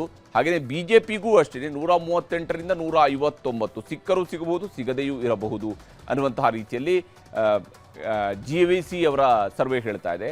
0ಯಿಂದ 2 ಸ್ಥಾನಗಳವರೆಗೆ ಕಾಂಗ್ರೆಸ್ ಫೈಟ್ನಲ್ಲಿದೆ ಅಂತ ಹೇಳಿ, ಇತರರು ಕೂಡ 0ಯಿಂದ 2. CPM ಶೂನ್ಯ ಸಾಧನೆಗೆ ನೋಡಿ, ಸರಿಸುಮಾರು 3 ದಶಕಗಳ ಕಾಲ ಆಡಳಿತ ನಡೆಸಿದಂತಹ CPM ಶೂನ್ಯ ಸಾಧನೆ ಅಂತೇಳಿ ಬಹುತೇಕ ಎಲ್ಲ ಸರ್ವೆಗಳು ಹೇಳ್ತಾ ಇದ್ದಾವೆ. ಬಂಗಾಳದ ಎಕ್ಸಿಟ್ ಪೋಲ್ನ ಜೊತೆಗೇನೆ ಇನ್ನು ಚಾಣಕ್ಯ ಸ್ಟ್ರಾಟಜೀಸ್ ನಡೆಸಿರುವಂತಹ ಸಮೀಕ್ಷೆಯ ಪ್ರಕಾರವೂ ಕೂಡ ಅಷ್ಟೇ BJP ಅಧಿಕಾರಕ್ಕೆ ಬರುತ್ತೆ ಅಂತೇಳಿ ಹೇಳ್ತಾ ಇದೆ. 150ರಿಂದ 160 ಸೀಟ್ಗಳೊಂದಿಗೆ BJP ಅಧಿಕಾರಕ್ಕೆ ಬರಬಹುದು ಅಂತೇಳಿ ಚಾಣಕ್ಯ ಸ್ಟ್ರಾಟಜೀಸ್ ಹೇಳ್ತಾ ಇದೆ. 130ರಿಂದ 140 ಸೀಟ್ಗಳು TMC ಪಾಲಾಗಬಹುದು. ಕಾಂಗ್ರೆಸ್ ಶೂನ್ಯ ಸಾಧನೆ, ಇತರರು 6ರಿಂದ 10, CPIM ಅಥವಾ ಎಡಪಕ್ಷಗಳ ಕೂಟಗಳು ಇವರು ಶೂನ್ಯ ಸಾಧನೆಯನ್ನು ಮಾಡ್ತವೆ ಅಂತ ಹೇಳಿ ಚಾಣಕ್ಯ ಸ್ಟ್ರಾಟಜೀಸ್ ಕೂಡ ತನ್ನ ಸರ್ವೆಯಲ್ಲಿ ಹೇಳ್ತಾ ಇದೆ. ಈಗ ತಮಿಳುನಾಡು, ಅಸ್ಸಾಂ, ಕೇರಳ, ಪುದುಚೇರಿ ಎಕ್ಸಿಟ್ ಪೋಲ್ನ ಲೆಕ್ಕಗಳನ್ನು ಕೂಡ ನಿಮಗೆ ತೋರಿಸ್ತಾ ಹೋಗ್ತೀನಿ. ಅದಕ್ಕೂ ಮೊದಲು ಬಂಗಾಳದಲ್ಲಿ ಇವತ್ತು 2ನೇ ಹಂತದ ಮತದಾನದ ವೇಳೆ ನಡೆದಂತಹ ಹಿಂಸಾಚಾರಗಳನ್ನು ನಿಮಗೆ ತೋರಿಸಲೇಬೇಕು. ಪಶ್ಚಿಮ ಬಂಗಾಳದಲ್ಲಿ ನಡೆದಂತಹ 2ನೇ ಹಂತದ ವೋಟಿಂಗ್ ವೇಳೆ ಜೀವಂತ ಬಾಂಬ್ಗಳು ಸಿಕ್ಕಿವೆ, ಕಚ್ಚಾ ಬಾಂಬ್ಗಳು ಸಿಕ್ಕಿರುವಂಥದ್ದು, ಗಲಾಟೆಗಳಾಗಿದ್ದಾವೆ. BJPಯ ನಾಯಕ, ಅಲ್ಲಿಯ ಪ್ರತಿಪಕ್ಷ ನಾಯಕ ಕೂಡ ಆಗಿರುವಂತಹ ಸುವೇಂದು ಅಧಿಕಾರಿಯನ್ನು ಅಟ್ಟಾಡಿಸಿದ್ದಾರೆ, ಹೊಡೆದಾಟಗಳು ನಡೆದಿದ್ದಾವೆ, ಲಾಠಿ ಚಾರ್ಜ್ಗಳಾಗಿವೆ, ಶೂಟೌಟ್ ಕೂಡ ಆಗಿದೆ. ಇಲ್ಲಿ TMC ಬೆಂಬಲಿಗರು ಜೈ ಬಾಂಗ್ಲಾ ಅಂಥೇಳಿ ಘೋಷಣೆಯನ್ನು ಕೂಗ್ತಾ ಇರುವಂಥದ್ದು. ಸುವೇಂದು ಅಧಿಕಾರಿಯವರು ಹೋಗ್ತಾ ಇರುವ ಸಂದರ್ಭದಲ್ಲಿನೇ ಅಲ್ಲಿ ಜೈ ಬಾಂಗ್ಲಾ ಅಂಥೇಳಿ ಘೋಷಣೆಗಳನ್ನು ಕೂಗಿದ್ದಾರೆ TMCಯ ಬೆಂಬಲಿಗರು. ಅದರಿಂದಾಗಿ ಸುವೇಂದು ಅಧಿಕಾರಿಯವರು ಸಿಟ್ಟಿಗೆದ್ದಿದ್ರು. ಆ ಸಂದರ್ಭದಲ್ಲಿನೇ ಎರಡೂ ಕಡೆಯಲ್ಲೂ ಕೂಡ ಮಾತಿನ ಚಕಮಕಿಗಳು ನಡೆದಿದ್ದಾವೆ. TMC ಬೆಂಬಲಿಗರ ಕಡೆಯಿಂದ ಅವರಿಗೆ ಹುಡೀರಿ ಅನ್ನುವಂತಹ ಮಾತುಗಳು ಕೂಡ ಕೇಳಿ ಬಂದಿದ್ವು. TMC ನಾಯಕಿ ಮಮತಾ ಬ್ಯಾನರ್ಜಿ ಮತ್ತು BJPಯ ಸುವೇಂದು ಅಧಿಕಾರಿ ಸ್ಪರ್ಧಿಸಿರುವಂತಹ ಭವಾನಿಪುರದಲ್ಲಿ ಇವತ್ತು ಹಿಂಸಾಚಾರ ನಡೆದಿದೆ. ಇದು ಮುಖ್ಯಮಂತ್ರಿ ಮಮತಾ ಬ್ಯಾನರ್ಜಿ ಅವರು ಪ್ರತಿನಿಧಿಸ್ತಾ ಇರುವಂತಹ ಕ್ಷೇತ್ರ. ಮತಗಟ್ಟೆ ಪರಿಶೀಲನೆಗೆ ಅಂತೇಳಿ ಸುವೇಂದು ಅಧಿಕಾರಿ ಅವರು ಬಂದಾಗ TMC ಕಾರ್ಯಕರ್ತರು ಮುತ್ತಿಗೆ ಹಾಕಿದರು. ಜೈ ಬಂಗಾಳ, ಜೈ ಬಂಗಾಳ ಅನ್ನುವಂತಹ ಘೋಷಣೆಗಳನ್ನು ಕೂಗಿದ್ದಾರೆ. ಸುವೇಂದು ಅಧಿಕಾರಿಯನ್ನು ಕೂಡ ಸುತ್ತುವರೆದರು. ಆಗ ಸುವೇಂದು ಅಧಿಕಾರಿಯವರಿಗೂ ಕೂಡ ಸಹಜವಾಗಿಯೇ ಒಬ್ಬ ರಾಜಕೀಯ ನಾಯಕರಿಗೆ ಸಿಟ್ಟು ಬಂದೇ ಬರುತ್ತೆ. ಆ ರೀತಿಯಂಥ ಒಂದು ವಾತಾವರಣ ಕೂಡ ನಿರ್ಮಾಣ ಆಗಿತ್ತು. ಅವರ ಪಿತ್ತ ನೆತ್ತಿಗೇರಿತ್ತು.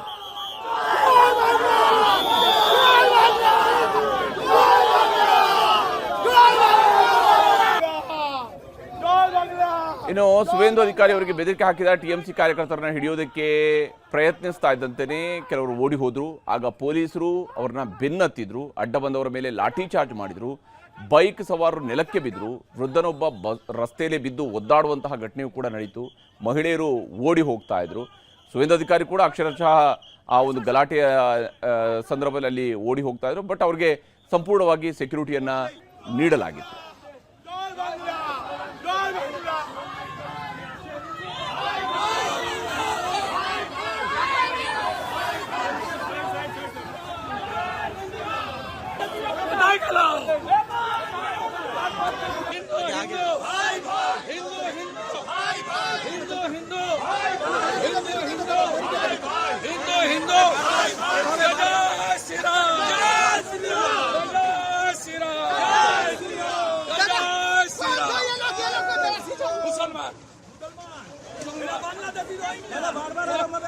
बांग्लादेशी मुसलमान, सब बांग्लादेशी मुसलमान बूथ जाम करने की कोशिश कर रहा है, बूथ जाम करने की कोशिश है।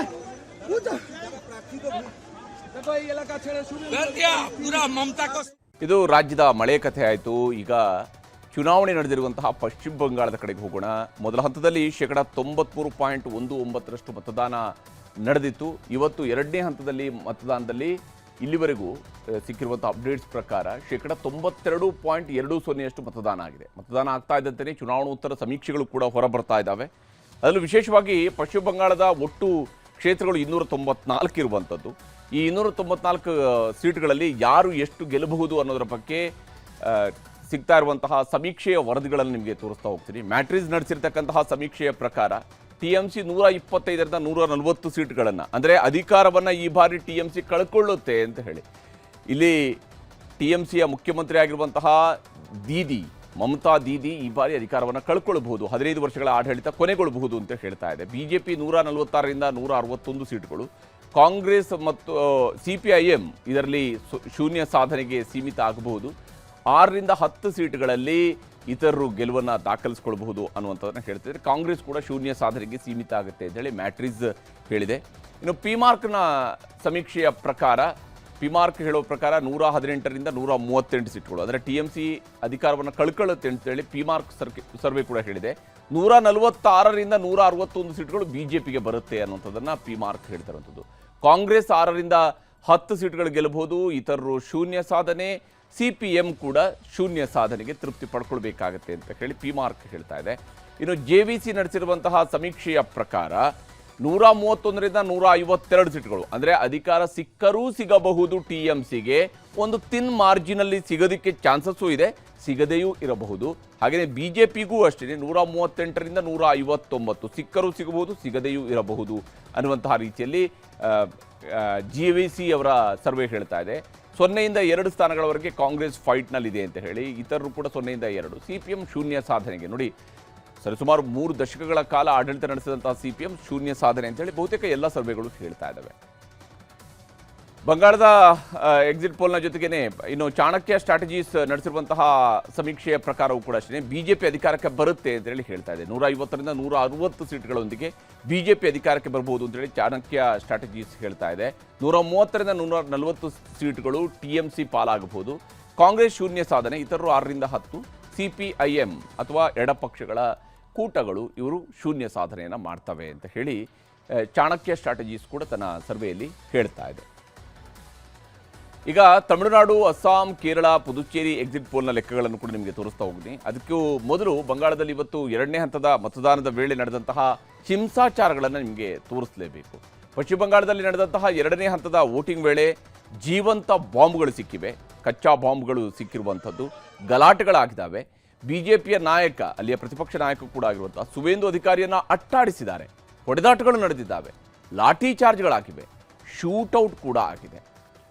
ಇಲ್ಲಿ TMC ಬೆಂಬಲಿಗರು ಜೈ ಬಾಂಗ್ಲಾ ಅಂಥೇಳಿ ಘೋಷಣೆಯನ್ನು ಕೂಗ್ತಾ ಇರುವಂಥದ್ದು. ಸುವೇಂದು ಅಧಿಕಾರಿಯವರು ಹೋಗ್ತಾ ಇರುವ ಸಂದರ್ಭದಲ್ಲಿನೇ ಅಲ್ಲಿ ಜೈ ಬಾಂಗ್ಲಾ ಅಂಥೇಳಿ ಘೋಷಣೆಗಳನ್ನು ಕೂಗಿದ್ದಾರೆ TMCಯ ಬೆಂಬಲಿಗರು.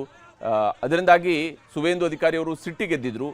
ಆ ಸಂದರ್ಭದಲ್ಲಿನೇ ಎರಡೂ ಕಡೆಯಲ್ಲೂ ಕೂಡ ಮಾತಿನ ಚಕಮಕಿಗಳು ನಡೆದಿದ್ದಾವೆ. TMC ಬೆಂಬಲಿಗರ ಕಡೆಯಿಂದ ಅವರಿಗೆ ಹುಡೀರಿ ಅನ್ನುವಂತಹ ಮಾತುಗಳು ಕೂಡ ಕೇಳಿ ಬಂದಿದ್ವು. TMC ನಾಯಕಿ ಮಮತಾ ಬ್ಯಾನರ್ಜಿ ಮತ್ತು BJPಯ ಸುವೇಂದು ಅಧಿಕಾರಿ ಸ್ಪರ್ಧಿಸಿರುವಂತಹ ಭವಾನಿಪುರದಲ್ಲಿ ಇವತ್ತು ಹಿಂಸಾಚಾರ ನಡೆದಿದೆ. ಇದು ಮುಖ್ಯಮಂತ್ರಿ ಮಮತಾ ಬ್ಯಾನರ್ಜಿ ಅವರು ಪ್ರತಿನಿಧಿಸ್ತಾ ಇರುವಂತಹ ಕ್ಷೇತ್ರ. ಮತಗಟ್ಟೆ ಪರಿಶೀಲನೆಗೆ ಅಂತೇಳಿ ಸುವೇಂದು ಅಧಿಕಾರಿ ಅವರು ಬಂದಾಗ TMC ಕಾರ್ಯಕರ್ತರು ಮುತ್ತಿಗೆ ಹಾಕಿದರು. ಜೈ ಬಂಗಾಳ, ಜೈ ಬಂಗಾಳ ಅನ್ನುವಂತಹ ಘೋಷಣೆಗಳನ್ನು ಕೂಗಿದ್ದಾರೆ. ಸುವೇಂದು ಅಧಿಕಾರಿಯನ್ನು ಕೂಡ ಸುತ್ತುವರೆದರು. ಆಗ ಸುವೇಂದು ಅಧಿಕಾರಿಯವರಿಗೂ ಕೂಡ ಸಹಜವಾಗಿಯೇ ಒಬ್ಬ ರಾಜಕೀಯ ನಾಯಕರಿಗೆ ಸಿಟ್ಟು ಬಂದೇ ಬರುತ್ತೆ. ಆ ರೀತಿಯಂಥ ಒಂದು ವಾತಾವರಣ ಕೂಡ ನಿರ್ಮಾಣ ಆಗಿತ್ತು. ಅವರ ಪಿತ್ತ ನೆತ್ತಿಗೇರಿತ್ತು.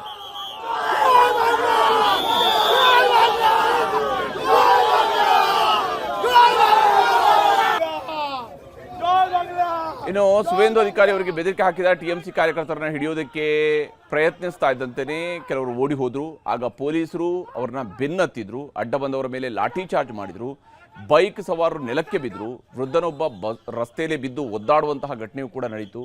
ಮಹಿಳೆಯರು ಓಡಿ ಹೋಗ್ತಾ ಇದ್ರು. ಸುವೇಂದು ಅಧಿಕಾರಿ ಕೂಡ ಅಕ್ಷರಶಃ ಆ ಒಂದು ಗಲಾಟೆಯ ಸಂದರ್ಭದಲ್ಲಿ ಓಡಿ ಹೋಗ್ತಾ ಇದ್ರು. ಬಟ್ ಅವ್ರಿಗೆ ಸಂಪೂರ್ಣವಾಗಿ ಸೆಕ್ಯೂರಿಟಿಯನ್ನು ನೀಡಲಾಗಿತ್ತು.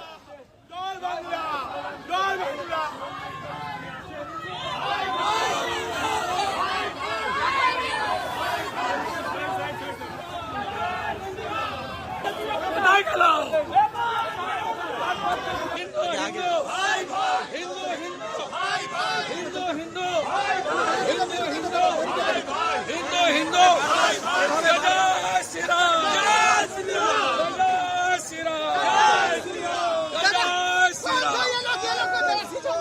मुसलमान सब बांग्लादेशी मुसलमान सब बांग्लादेशी मुसलमान बूथ जाम करने की कोशिश कर रहा है, बूथ जाम करने की कोशिश है।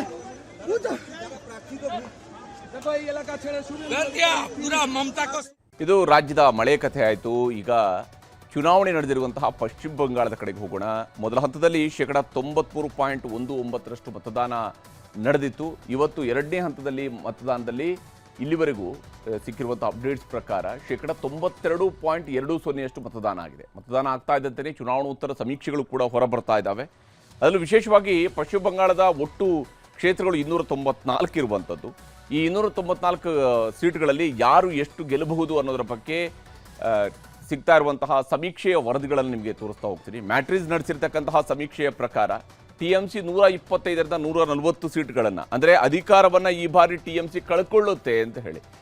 ಇಲ್ಲಿ TMCಯ ಮುಖ್ಯಮಂತ್ರಿ ಆಗಿರುವಂತಹ ದೀದಿ ಮಮತಾ ದೀದಿ ಈ ಬಾರಿ ಅಧಿಕಾರವನ್ನು ಕಳ್ಕೊಳ್ಬಹುದು, 15 ವರ್ಷಗಳ ಆಡಳಿತ ಕೊನೆಗೊಳ್ಳಬಹುದು ಅಂತ ಹೇಳ್ತಾ ಇದೆ. BJP 146ರಿಂದ 161 ಸೀಟ್ಗಳು, ಕಾಂಗ್ರೆಸ್ ಮತ್ತು CPIM ಇದರಲ್ಲಿ ಶೂನ್ಯ ಸಾಧನೆಗೆ ಸೀಮಿತ ಆಗಬಹುದು.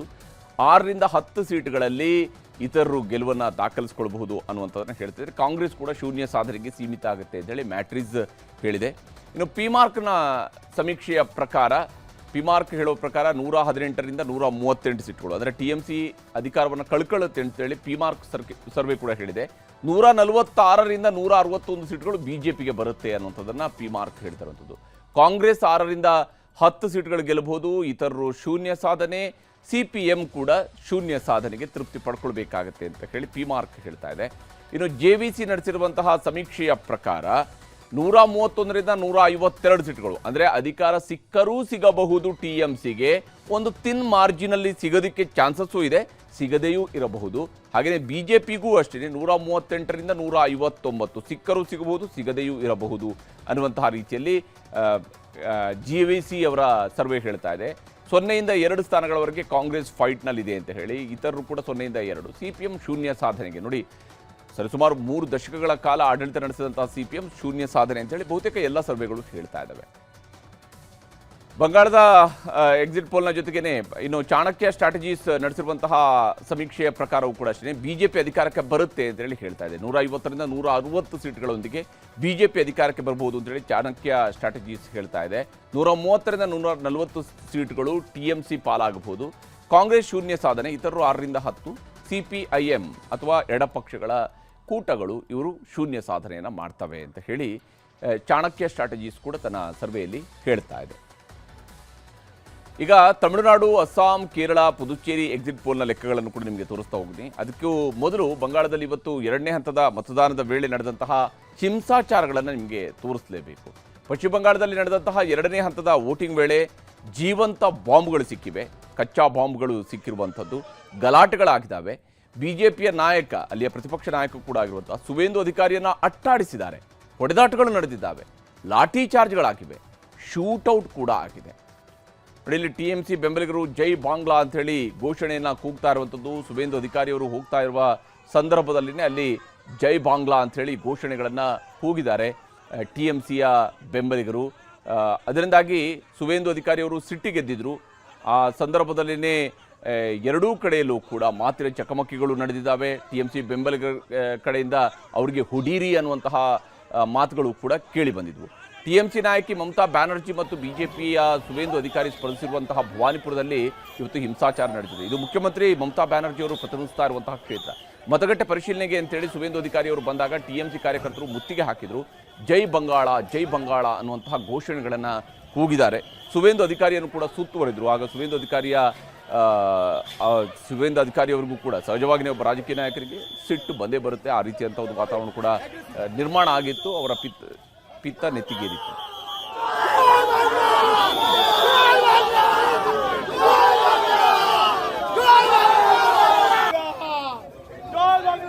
ಇನ್ನು ಸುವೇಂದು ಅಧಿಕಾರಿ ಅವರಿಗೆ ಬೆದರಿಕೆ ಹಾಕಿದ TMC ಕಾರ್ಯಕರ್ತರನ್ನ ಹಿಡಿಯೋದಕ್ಕೆ ಪ್ರಯತ್ನಿಸ್ತಾ ಇದ್ದಂತೆಯೇ ಕೆಲವರು ಓಡಿ ಹೋದರು. ಆಗ ಪೊಲೀಸರು ಅವ್ರನ್ನ ಬೆನ್ನತ್ತಿದ್ರು, ಅಡ್ಡ ಬಂದವರ ಮೇಲೆ ಲಾಠಿ ಚಾರ್ಜ್ ಮಾಡಿದ್ರು, ಬೈಕ್ ಸವಾರರು ನೆಲಕ್ಕೆ ಬಿದ್ದರು, ವೃದ್ಧನೊಬ್ಬ ರಸ್ತೆಯಲ್ಲಿ ಬಿದ್ದು ಒದ್ದಾಡುವಂತಹ ಘಟನೆಯೂ ಕೂಡ ನಡೀತು. ಮಹಿಳೆಯರು ಓಡಿ ಹೋಗ್ತಾ ಇದ್ರು. ಸುವೇಂದು ಅಧಿಕಾರಿ ಕೂಡ ಅಕ್ಷರಶಃ ಆ ಒಂದು ಗಲಾಟೆಯ ಸಂದರ್ಭದಲ್ಲಿ ಅಲ್ಲಿ ಓಡಿ ಹೋಗ್ತಾ ಇದ್ರು. ಬಟ್ ಅವ್ರಿಗೆ ಸಂಪೂರ್ಣವಾಗಿ ಸೆಕ್ಯೂರಿಟಿಯನ್ನು ನೀಡಲಾಗಿತ್ತು.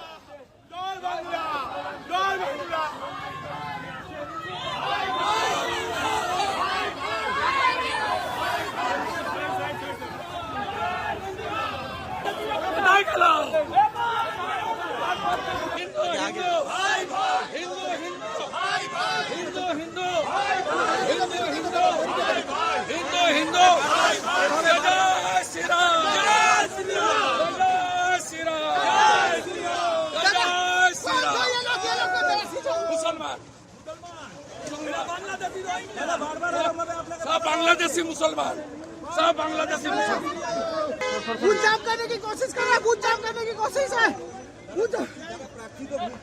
देखो ये इलाका छेड़े शुरू कर दिया पूरा ममता को. ಇದು ರಾಜ್ಯದ ಮಳೆ ಕಥೆ ಆಯಿತು. ಈಗ ಚುನಾವಣೆ ನಡೆದಿರುವಂತಹ ಪಶ್ಚಿಮ ಬಂಗಾಳದ ಕಡೆಗೆ ಹೋಗೋಣ. ಮೊದಲ ಹಂತದಲ್ಲಿ 93.19% ಮತದಾನ ನಡೆದಿತ್ತು. ಇವತ್ತು ಎರಡನೇ ಹಂತದಲ್ಲಿ ಮತದಾನದಲ್ಲಿ ಇಲ್ಲಿವರೆಗೂ ಸಿಕ್ಕಿರುವಂಥ ಅಪ್ಡೇಟ್ಸ್ ಪ್ರಕಾರ 92.20% ಮತದಾನ ಆಗಿದೆ. ಮತದಾನ ಆಗ್ತಾ ಇದ್ದಂತೆಯೇ ಚುನಾವಣೋತ್ತರ ಸಮೀಕ್ಷೆಗಳು ಕೂಡ ಹೊರಬರ್ತಾ ಇದ್ದಾವೆ. ಅದರಲ್ಲೂ ವಿಶೇಷವಾಗಿ ಪಶ್ಚಿಮ ಬಂಗಾಳದ ಒಟ್ಟು ಕ್ಷೇತ್ರಗಳು 294 ಇರುವಂಥದ್ದು. ಈ 294 ಸೀಟ್ಗಳಲ್ಲಿ ಯಾರು ಎಷ್ಟು ಗೆಲ್ಲಬಹುದು ಅನ್ನೋದರ ಬಗ್ಗೆ ಸಿಗ್ತಾ ಇರುವಂತಹ ಸಮೀಕ್ಷೆಯ ವರದಿಗಳನ್ನು ನಿಮಗೆ ತೋರಿಸ್ತಾ ಹೋಗ್ತೀನಿ. ಮ್ಯಾಟ್ರಿಸ್ ನಡೆಸಿರ್ತಕ್ಕಂತಹ ಸಮೀಕ್ಷೆಯ ಪ್ರಕಾರ TMC 125ರಿಂದ 140 ಸೀಟ್ಗಳನ್ನು, ಅಂದರೆ ಅಧಿಕಾರವನ್ನು ಈ ಬಾರಿ TMC ಕಳ್ಕೊಳ್ಳುತ್ತೆ ಅಂತ ಹೇಳಿ. ಇಲ್ಲಿ TMCಯ ಮುಖ್ಯಮಂತ್ರಿ ಆಗಿರುವಂತಹ ಮಮತಾ ದೀದಿ ಈ ಬಾರಿ ಅಧಿಕಾರವನ್ನು ಕಳ್ಕೊಳ್ಬಹುದು, 15 ವರ್ಷಗಳ ಆಡಳಿತ ಕೊನೆಗೊಳ್ಳಬಹುದು ಅಂತ ಹೇಳ್ತಾ ಇದೆ. BJP 146ರಿಂದ 161 ಸೀಟ್ಗಳು, ಕಾಂಗ್ರೆಸ್ ಮತ್ತು CPIM ಇದರಲ್ಲಿ ಶೂನ್ಯ ಸಾಧನೆಗೆ ಸೀಮಿತ ಆಗಬಹುದು. 6ರಿಂದ 10 ಸೀಟ್ಗಳಲ್ಲಿ ಇತರರು ಗೆಲುವನ್ನು ದಾಖಲಿಸಿಕೊಳ್ಳಬಹುದು ಅನ್ನುವಂಥದ್ದನ್ನು ಹೇಳ್ತಿದ್ದಾರೆ. ಕಾಂಗ್ರೆಸ್ ಕೂಡ ಶೂನ್ಯ ಸಾಧನೆಗೆ ಸೀಮಿತ ಆಗುತ್ತೆ ಅಂತೇಳಿ ಮ್ಯಾಟ್ರಿಸ್ ಹೇಳಿದೆ. ಇನ್ನು ಪಿಮಾರ್ಕ್ನ ಸಮೀಕ್ಷೆಯ ಪ್ರಕಾರ, ಪಿಮಾರ್ಕ್ ಹೇಳೋ ಪ್ರಕಾರ 118ರಿಂದ 138 ಸೀಟ್ಗಳು, ಅಂದರೆ TMC ಅಧಿಕಾರವನ್ನು ಕಳ್ಕೊಳ್ಳುತ್ತೆ ಅಂತೇಳಿ ಪಿಮಾರ್ಕ್ ಸರ್ವೆ ಕೂಡ ಹೇಳಿದೆ. 146ರಿಂದ 161 ಸೀಟ್ಗಳು BJPಗೆ ಬರುತ್ತೆ ಅನ್ನುವಂಥದ್ದನ್ನು ಪಿಮಾರ್ಕ್ ಹೇಳ್ತಿರುವಂಥದ್ದು. ಕಾಂಗ್ರೆಸ್ 6ರಿಂದ 10 ಸೀಟ್ಗಳು ಗೆಲ್ಲಬಹುದು, ಇತರರು ಶೂನ್ಯ ಸಾಧನೆ, CPM ಕೂಡ ಶೂನ್ಯ ಸಾಧನೆಗೆ ತೃಪ್ತಿ ಪಡ್ಕೊಳ್ಬೇಕಾಗತ್ತೆ ಅಂತ ಹೇಳಿ ಪಿಮಾರ್ಕ್ ಹೇಳ್ತಾ ಇದೆ. ಇನ್ನು JVC ನಡೆಸಿರುವಂತಹ ಸಮೀಕ್ಷೆಯ ಪ್ರಕಾರ 131ರಿಂದ 152 ಸೀಟ್ಗಳು, ಅಂದರೆ ಅಧಿಕಾರ ಸಿಕ್ಕರೂ ಸಿಗಬಹುದು TMCಗೆ, ಒಂದು ತಿನ್ ಮಾರ್ಜಿನಲ್ಲಿ ಸಿಗೋದಕ್ಕೆ ಚಾನ್ಸಸ್ಸು ಇದೆ, ಸಿಗದೆಯೂ ಇರಬಹುದು. ಹಾಗೆಯೇ BJPಗೂ ಅಷ್ಟೇ 138ರಿಂದ 159 ಸಿಕ್ಕರೂ ಸಿಗಬಹುದು, ಸಿಗದೆಯೂ ಇರಬಹುದು ಅನ್ನುವಂತಹ ರೀತಿಯಲ್ಲಿ JVC ಅವರ ಸರ್ವೆ ಹೇಳ್ತಾ ಇದೆ. 0ಯಿಂದ 2 ಸ್ಥಾನಗಳವರೆಗೆ ಕಾಂಗ್ರೆಸ್ ಫೈಟ್ನಲ್ಲಿದೆ ಅಂತ ಹೇಳಿ, ಇತರರು ಕೂಡ 0ಯಿಂದ 2. CPM ಶೂನ್ಯ ಸಾಧನೆಗೆ, ನೋಡಿ ಸರಿಸುಮಾರು 3 ದಶಕಗಳ ಕಾಲ ಆಡಳಿತ ನಡೆಸಿದಂತಹ CPM ಶೂನ್ಯ ಸಾಧನೆ ಅಂತೇಳಿ ಬಹುತೇಕ ಎಲ್ಲ ಸರ್ವೆಗಳು ಹೇಳ್ತಾ ಇದ್ದಾವೆ.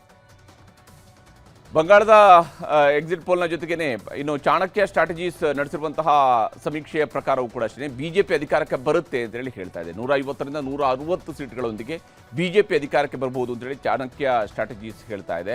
130ರಿಂದ 140 ಸೀಟ್ಗಳು TMC ಪಾಲಾಗಬಹುದು. ಕಾಂಗ್ರೆಸ್ ಶೂನ್ಯ ಸಾಧನೆ, ಇತರರು 6ರಿಂದ 10, CPIM ಅಥವಾ ಎಡಪಕ್ಷಗಳ ಕೂಟಗಳು ಇವರು ಶೂನ್ಯ ಸಾಧನೆಯನ್ನು ಮಾಡ್ತವೆ ಅಂತ ಹೇಳಿ ಚಾಣಕ್ಯ ಸ್ಟ್ರಾಟಜೀಸ್ ಕೂಡ ತನ್ನ ಸರ್ವೆಯಲ್ಲಿ ಹೇಳ್ತಾ ಇದೆ. ಈಗ ತಮಿಳುನಾಡು, ಅಸ್ಸಾಂ, ಕೇರಳ, ಪುದುಚೇರಿ ಎಕ್ಸಿಟ್ ಪೋಲ್ನ ಲೆಕ್ಕಗಳನ್ನು ಕೂಡ ನಿಮಗೆ ತೋರಿಸ್ತಾ ಹೋಗ್ತೀನಿ. ಅದಕ್ಕೂ ಮೊದಲು ಬಂಗಾಳದಲ್ಲಿ ಇವತ್ತು ಎರಡನೇ ಹಂತದ ಮತದಾನದ ವೇಳೆ ನಡೆದಂತಹ ಹಿಂಸಾಚಾರಗಳನ್ನು ನಿಮಗೆ ತೋರಿಸಲೇಬೇಕು. ಪಶ್ಚಿಮ ಬಂಗಾಳದಲ್ಲಿ ನಡೆದಂತಹ ಎರಡನೇ ಹಂತದ ವೋಟಿಂಗ್ ವೇಳೆ ಜೀವಂತ ಬಾಂಬ್ಗಳು ಸಿಕ್ಕಿವೆ, ಕಚ್ಚಾ ಬಾಂಬ್ಗಳು ಸಿಕ್ಕಿರುವಂಥದ್ದು, ಗಲಾಟೆಗಳಾಗಿದ್ದಾವೆ.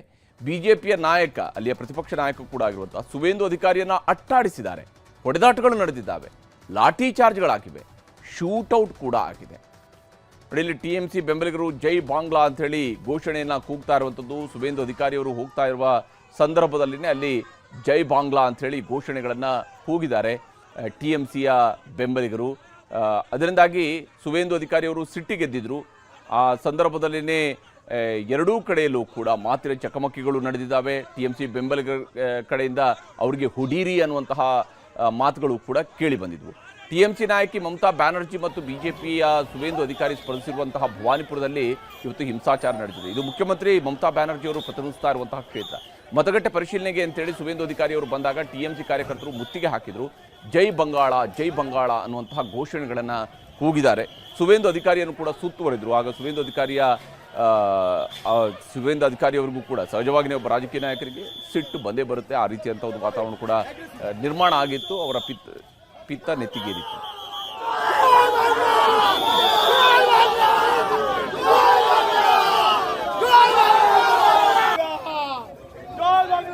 ಇನ್ನು ಸುವೇಂದ್ರ ಅಧಿಕಾರಿ ಅವರಿಗೆ ಬೆದರಿಕೆ ಹಾಕಿದ ಟಿಎಂಸಿ ಕಾರ್ಯಕರ್ತರನ್ನ ಹಿಡಿಯೋದಕ್ಕೆ ಪ್ರಯತ್ನಿಸ್ತಾ ಇದ್ದಂತೆಯೇ ಕೆಲವರು ಓಡಿ ಹೋದ್ರು. ಆಗ ಪೊಲೀಸರು ಅವ್ರನ್ನ ಬೆನ್ನತ್ತಿದ್ರು, ಅಡ್ಡ ಬಂದವರ ಮೇಲೆ ಲಾಠಿ ಚಾರ್ಜ್ ಮಾಡಿದ್ರು, ಬೈಕ್ ಸವಾರರು ನೆಲಕ್ಕೆ ಬಿದ್ದರು, ವೃದ್ಧನೊಬ್ಬ ರಸ್ತೆಯಲ್ಲೇ ಬಿದ್ದು ಒದ್ದಾಡುವಂತಹ ಘಟನೆಯೂ ಕೂಡ ನಡೀತು. ಮಹಿಳೆಯರು ಓಡಿ ಹೋಗ್ತಾ ಇದ್ರು. ಸುವೇಂದ್ರ ಅಧಿಕಾರಿ ಕೂಡ ಅಕ್ಷರಶಃ ಆ ಒಂದು ಗಲಾಟೆಯ ಸಂದರ್ಭದಲ್ಲಿ ಅಲ್ಲಿ ಓಡಿ ಹೋಗ್ತಾ ಇದ್ರು. ಬಟ್ ಅವ್ರಿಗೆ ಸಂಪೂರ್ಣವಾಗಿ ಸೆಕ್ಯೂರಿಟಿಯನ್ನ ನೀಡಲಾಗಿತ್ತು.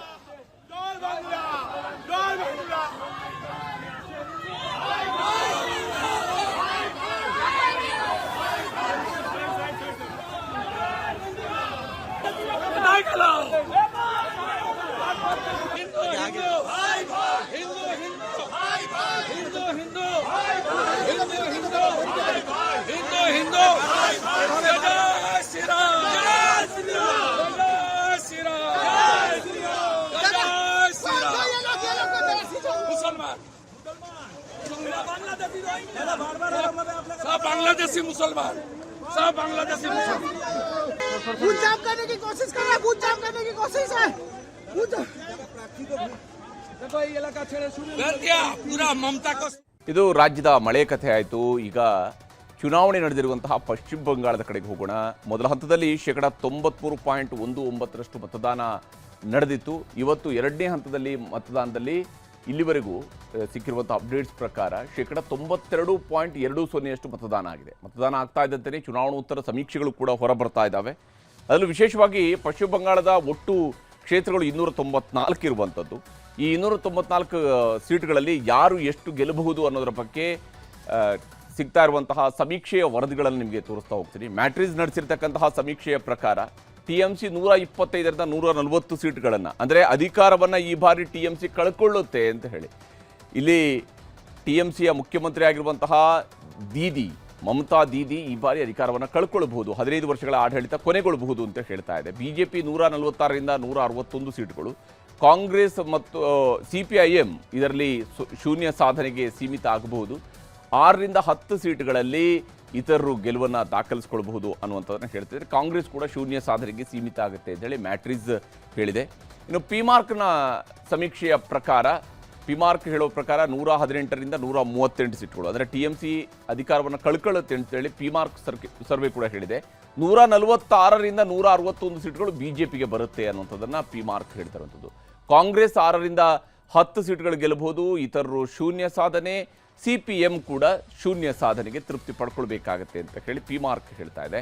ಇನ್ನು JVC ನಡೆಸಿರುವಂತಹ ಸಮೀಕ್ಷೆಯ ಪ್ರಕಾರ 131ರಿಂದ 152 ಸೀಟ್ಗಳು, ಅಂದರೆ ಅಧಿಕಾರ ಸಿಕ್ಕರೂ ಸಿಗಬಹುದು TMCಗೆ, ಒಂದು ತಿನ್ ಮಾರ್ಜಿನಲ್ಲಿ ಸಿಗೋದಕ್ಕೆ ಚಾನ್ಸಸ್ಸೂ ಇದೆ, ಸಿಗದೆಯೂ ಇರಬಹುದು. ಹಾಗೆಯೇ BJPಗೂ ಅಷ್ಟೇ 138ರಿಂದ 159 ಸಿಕ್ಕರೂ ಸಿಗಬಹುದು, ಸಿಗದೆಯೂ ಇರಬಹುದು ಅನ್ನುವಂತಹ ರೀತಿಯಲ್ಲಿ JVC ಅವರ ಸರ್ವೆ ಹೇಳ್ತಾ ಇದೆ. 0ಯಿಂದ 2 ಸ್ಥಾನಗಳವರೆಗೆ ಕಾಂಗ್ರೆಸ್ ಫೈಟ್ನಲ್ಲಿದೆ ಅಂತ ಹೇಳಿ, ಇತರರು ಕೂಡ 0ಯಿಂದ 2. CPM ಶೂನ್ಯ ಸಾಧನೆಗೆ, ನೋಡಿ ಸರಿಸುಮಾರು 3 ದಶಕಗಳ ಕಾಲ ಆಡಳಿತ ನಡೆಸಿದಂತಹ CPM ಶೂನ್ಯ ಸಾಧನೆ ಅಂತೇಳಿ ಬಹುತೇಕ ಎಲ್ಲ ಸರ್ವೆಗಳು ಹೇಳ್ತಾ ಇದ್ದಾವೆ. ಬಂಗಾಳದ ಎಕ್ಸಿಟ್ ಪೋಲ್ನ ಜೊತೆಗೇನೆ ಇನ್ನು ಚಾಣಕ್ಯ ಸ್ಟ್ರಾಟಜೀಸ್ ನಡೆಸಿರುವಂತಹ ಸಮೀಕ್ಷೆಯ ಪ್ರಕಾರವೂ ಕೂಡ ಅಷ್ಟೇ BJP ಅಧಿಕಾರಕ್ಕೆ ಬರುತ್ತೆ ಅಂತೇಳಿ ಹೇಳ್ತಾ ಇದೆ. 150ರಿಂದ 160 ಸೀಟ್ಗಳೊಂದಿಗೆ BJP ಅಧಿಕಾರಕ್ಕೆ ಬರಬಹುದು ಅಂತೇಳಿ ಚಾಣಕ್ಯ ಸ್ಟ್ರಾಟಜೀಸ್ ಹೇಳ್ತಾ ಇದೆ. 130ರಿಂದ 140 ಸೀಟ್ಗಳು TMC ಪಾಲಾಗಬಹುದು.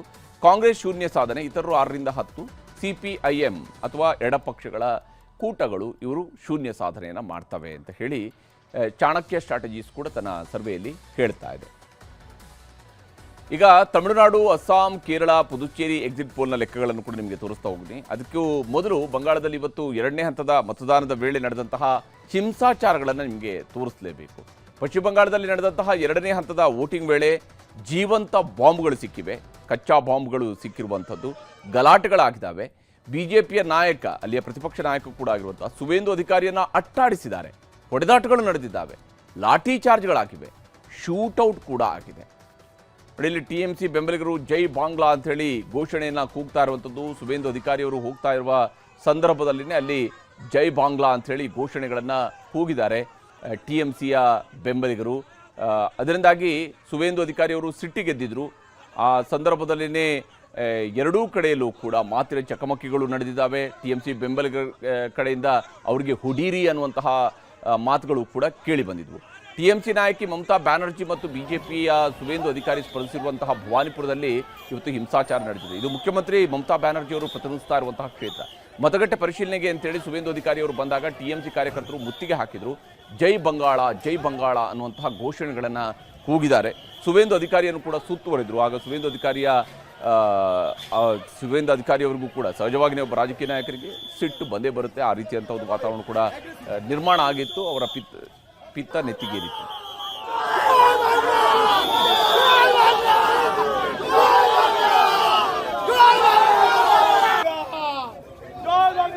ಇನ್ನು ಸುವೇಂದು ಅಧಿಕಾರಿ ಅವರಿಗೆ ಬೆದರಿಕೆ ಹಾಕಿದ TMC ಕಾರ್ಯಕರ್ತರನ್ನ ಹಿಡಿಯೋದಕ್ಕೆ ಪ್ರಯತ್ನಿಸ್ತಾ ಇದ್ದಂತೆಯೇ ಕೆಲವರು ಓಡಿ ಹೋದ್ರು. ಆಗ ಪೊಲೀಸರು ಅವ್ರನ್ನ ಬೆನ್ನತ್ತಿದ್ರು. ಅಡ್ಡ ಬಂದವರ ಮೇಲೆ ಲಾಠಿ ಚಾರ್ಜ್ ಮಾಡಿದ್ರು. ಬೈಕ್ ಸವಾರರು ನೆಲಕ್ಕೆ ಬಿದ್ದರು. ವೃದ್ಧನೊಬ್ಬ ರಸ್ತೆಯಲ್ಲಿ ಬಿದ್ದು ಒದ್ದಾಡುವಂತಹ ಘಟನೆಯೂ ಕೂಡ ನಡೀತು. ಮಹಿಳೆಯರು ಓಡಿ ಹೋಗ್ತಾ ಇದ್ರು. ಸುವೇಂದು ಅಧಿಕಾರಿ ಕೂಡ ಅಕ್ಷರಶಃ ಆ ಒಂದು ಗಲಾಟೆಯ ಸಂದರ್ಭದಲ್ಲಿ ಓಡಿ ಹೋಗ್ತಾ ಇದ್ರು. ಬಟ್ ಅವ್ರಿಗೆ ಸಂಪೂರ್ಣವಾಗಿ ಸೆಕ್ಯೂರಿಟಿಯನ್ನ ನೀಡಲಾಗಿತ್ತು.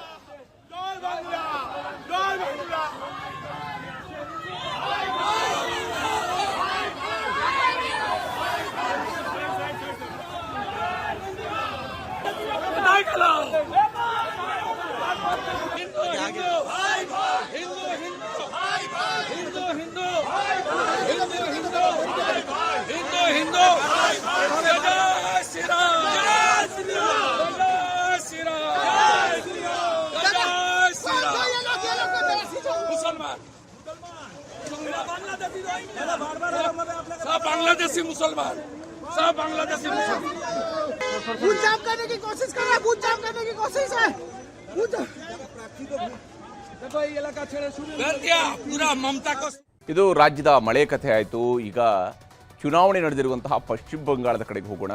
ಮೊದಲ ಹಂತದಲ್ಲಿ 93.19% ಮತದಾನ ನಡೆದಿತ್ತು. ಇವತ್ತು ಎರಡನೇ ಹಂತದಲ್ಲಿ ಮತದಾನದಲ್ಲಿ ಇಲ್ಲಿವರೆಗೂ ಸಿಕ್ಕಿರುವಂಥ ಅಪ್ಡೇಟ್ಸ್ ಪ್ರಕಾರ 92.20% ಮತದಾನ ಆಗಿದೆ. ಮತದಾನ ಆಗ್ತಾ ಇದ್ದಂತೆಯೇ ಚುನಾವಣೋತ್ತರ ಸಮೀಕ್ಷೆಗಳು ಕೂಡ ಹೊರಬರ್ತಾ ಇದ್ದಾವೆ.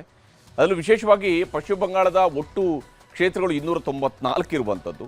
ಈ 294 ಸೀಟ್ಗಳಲ್ಲಿ ಯಾರು ಎಷ್ಟು ಗೆಲ್ಲಬಹುದು ಅನ್ನೋದರ ಬಗ್ಗೆ ಸಿಗ್ತಾ ಇರುವಂತಹ ಸಮೀಕ್ಷೆಯ ವರದಿಗಳನ್ನು ನಿಮಗೆ ತೋರಿಸ್ತಾ ಹೋಗ್ತೀನಿ. ಮ್ಯಾಟ್ರಿಸ್ ನಡೆಸಿರ್ತಕ್ಕಂತಹ ಸಮೀಕ್ಷೆಯ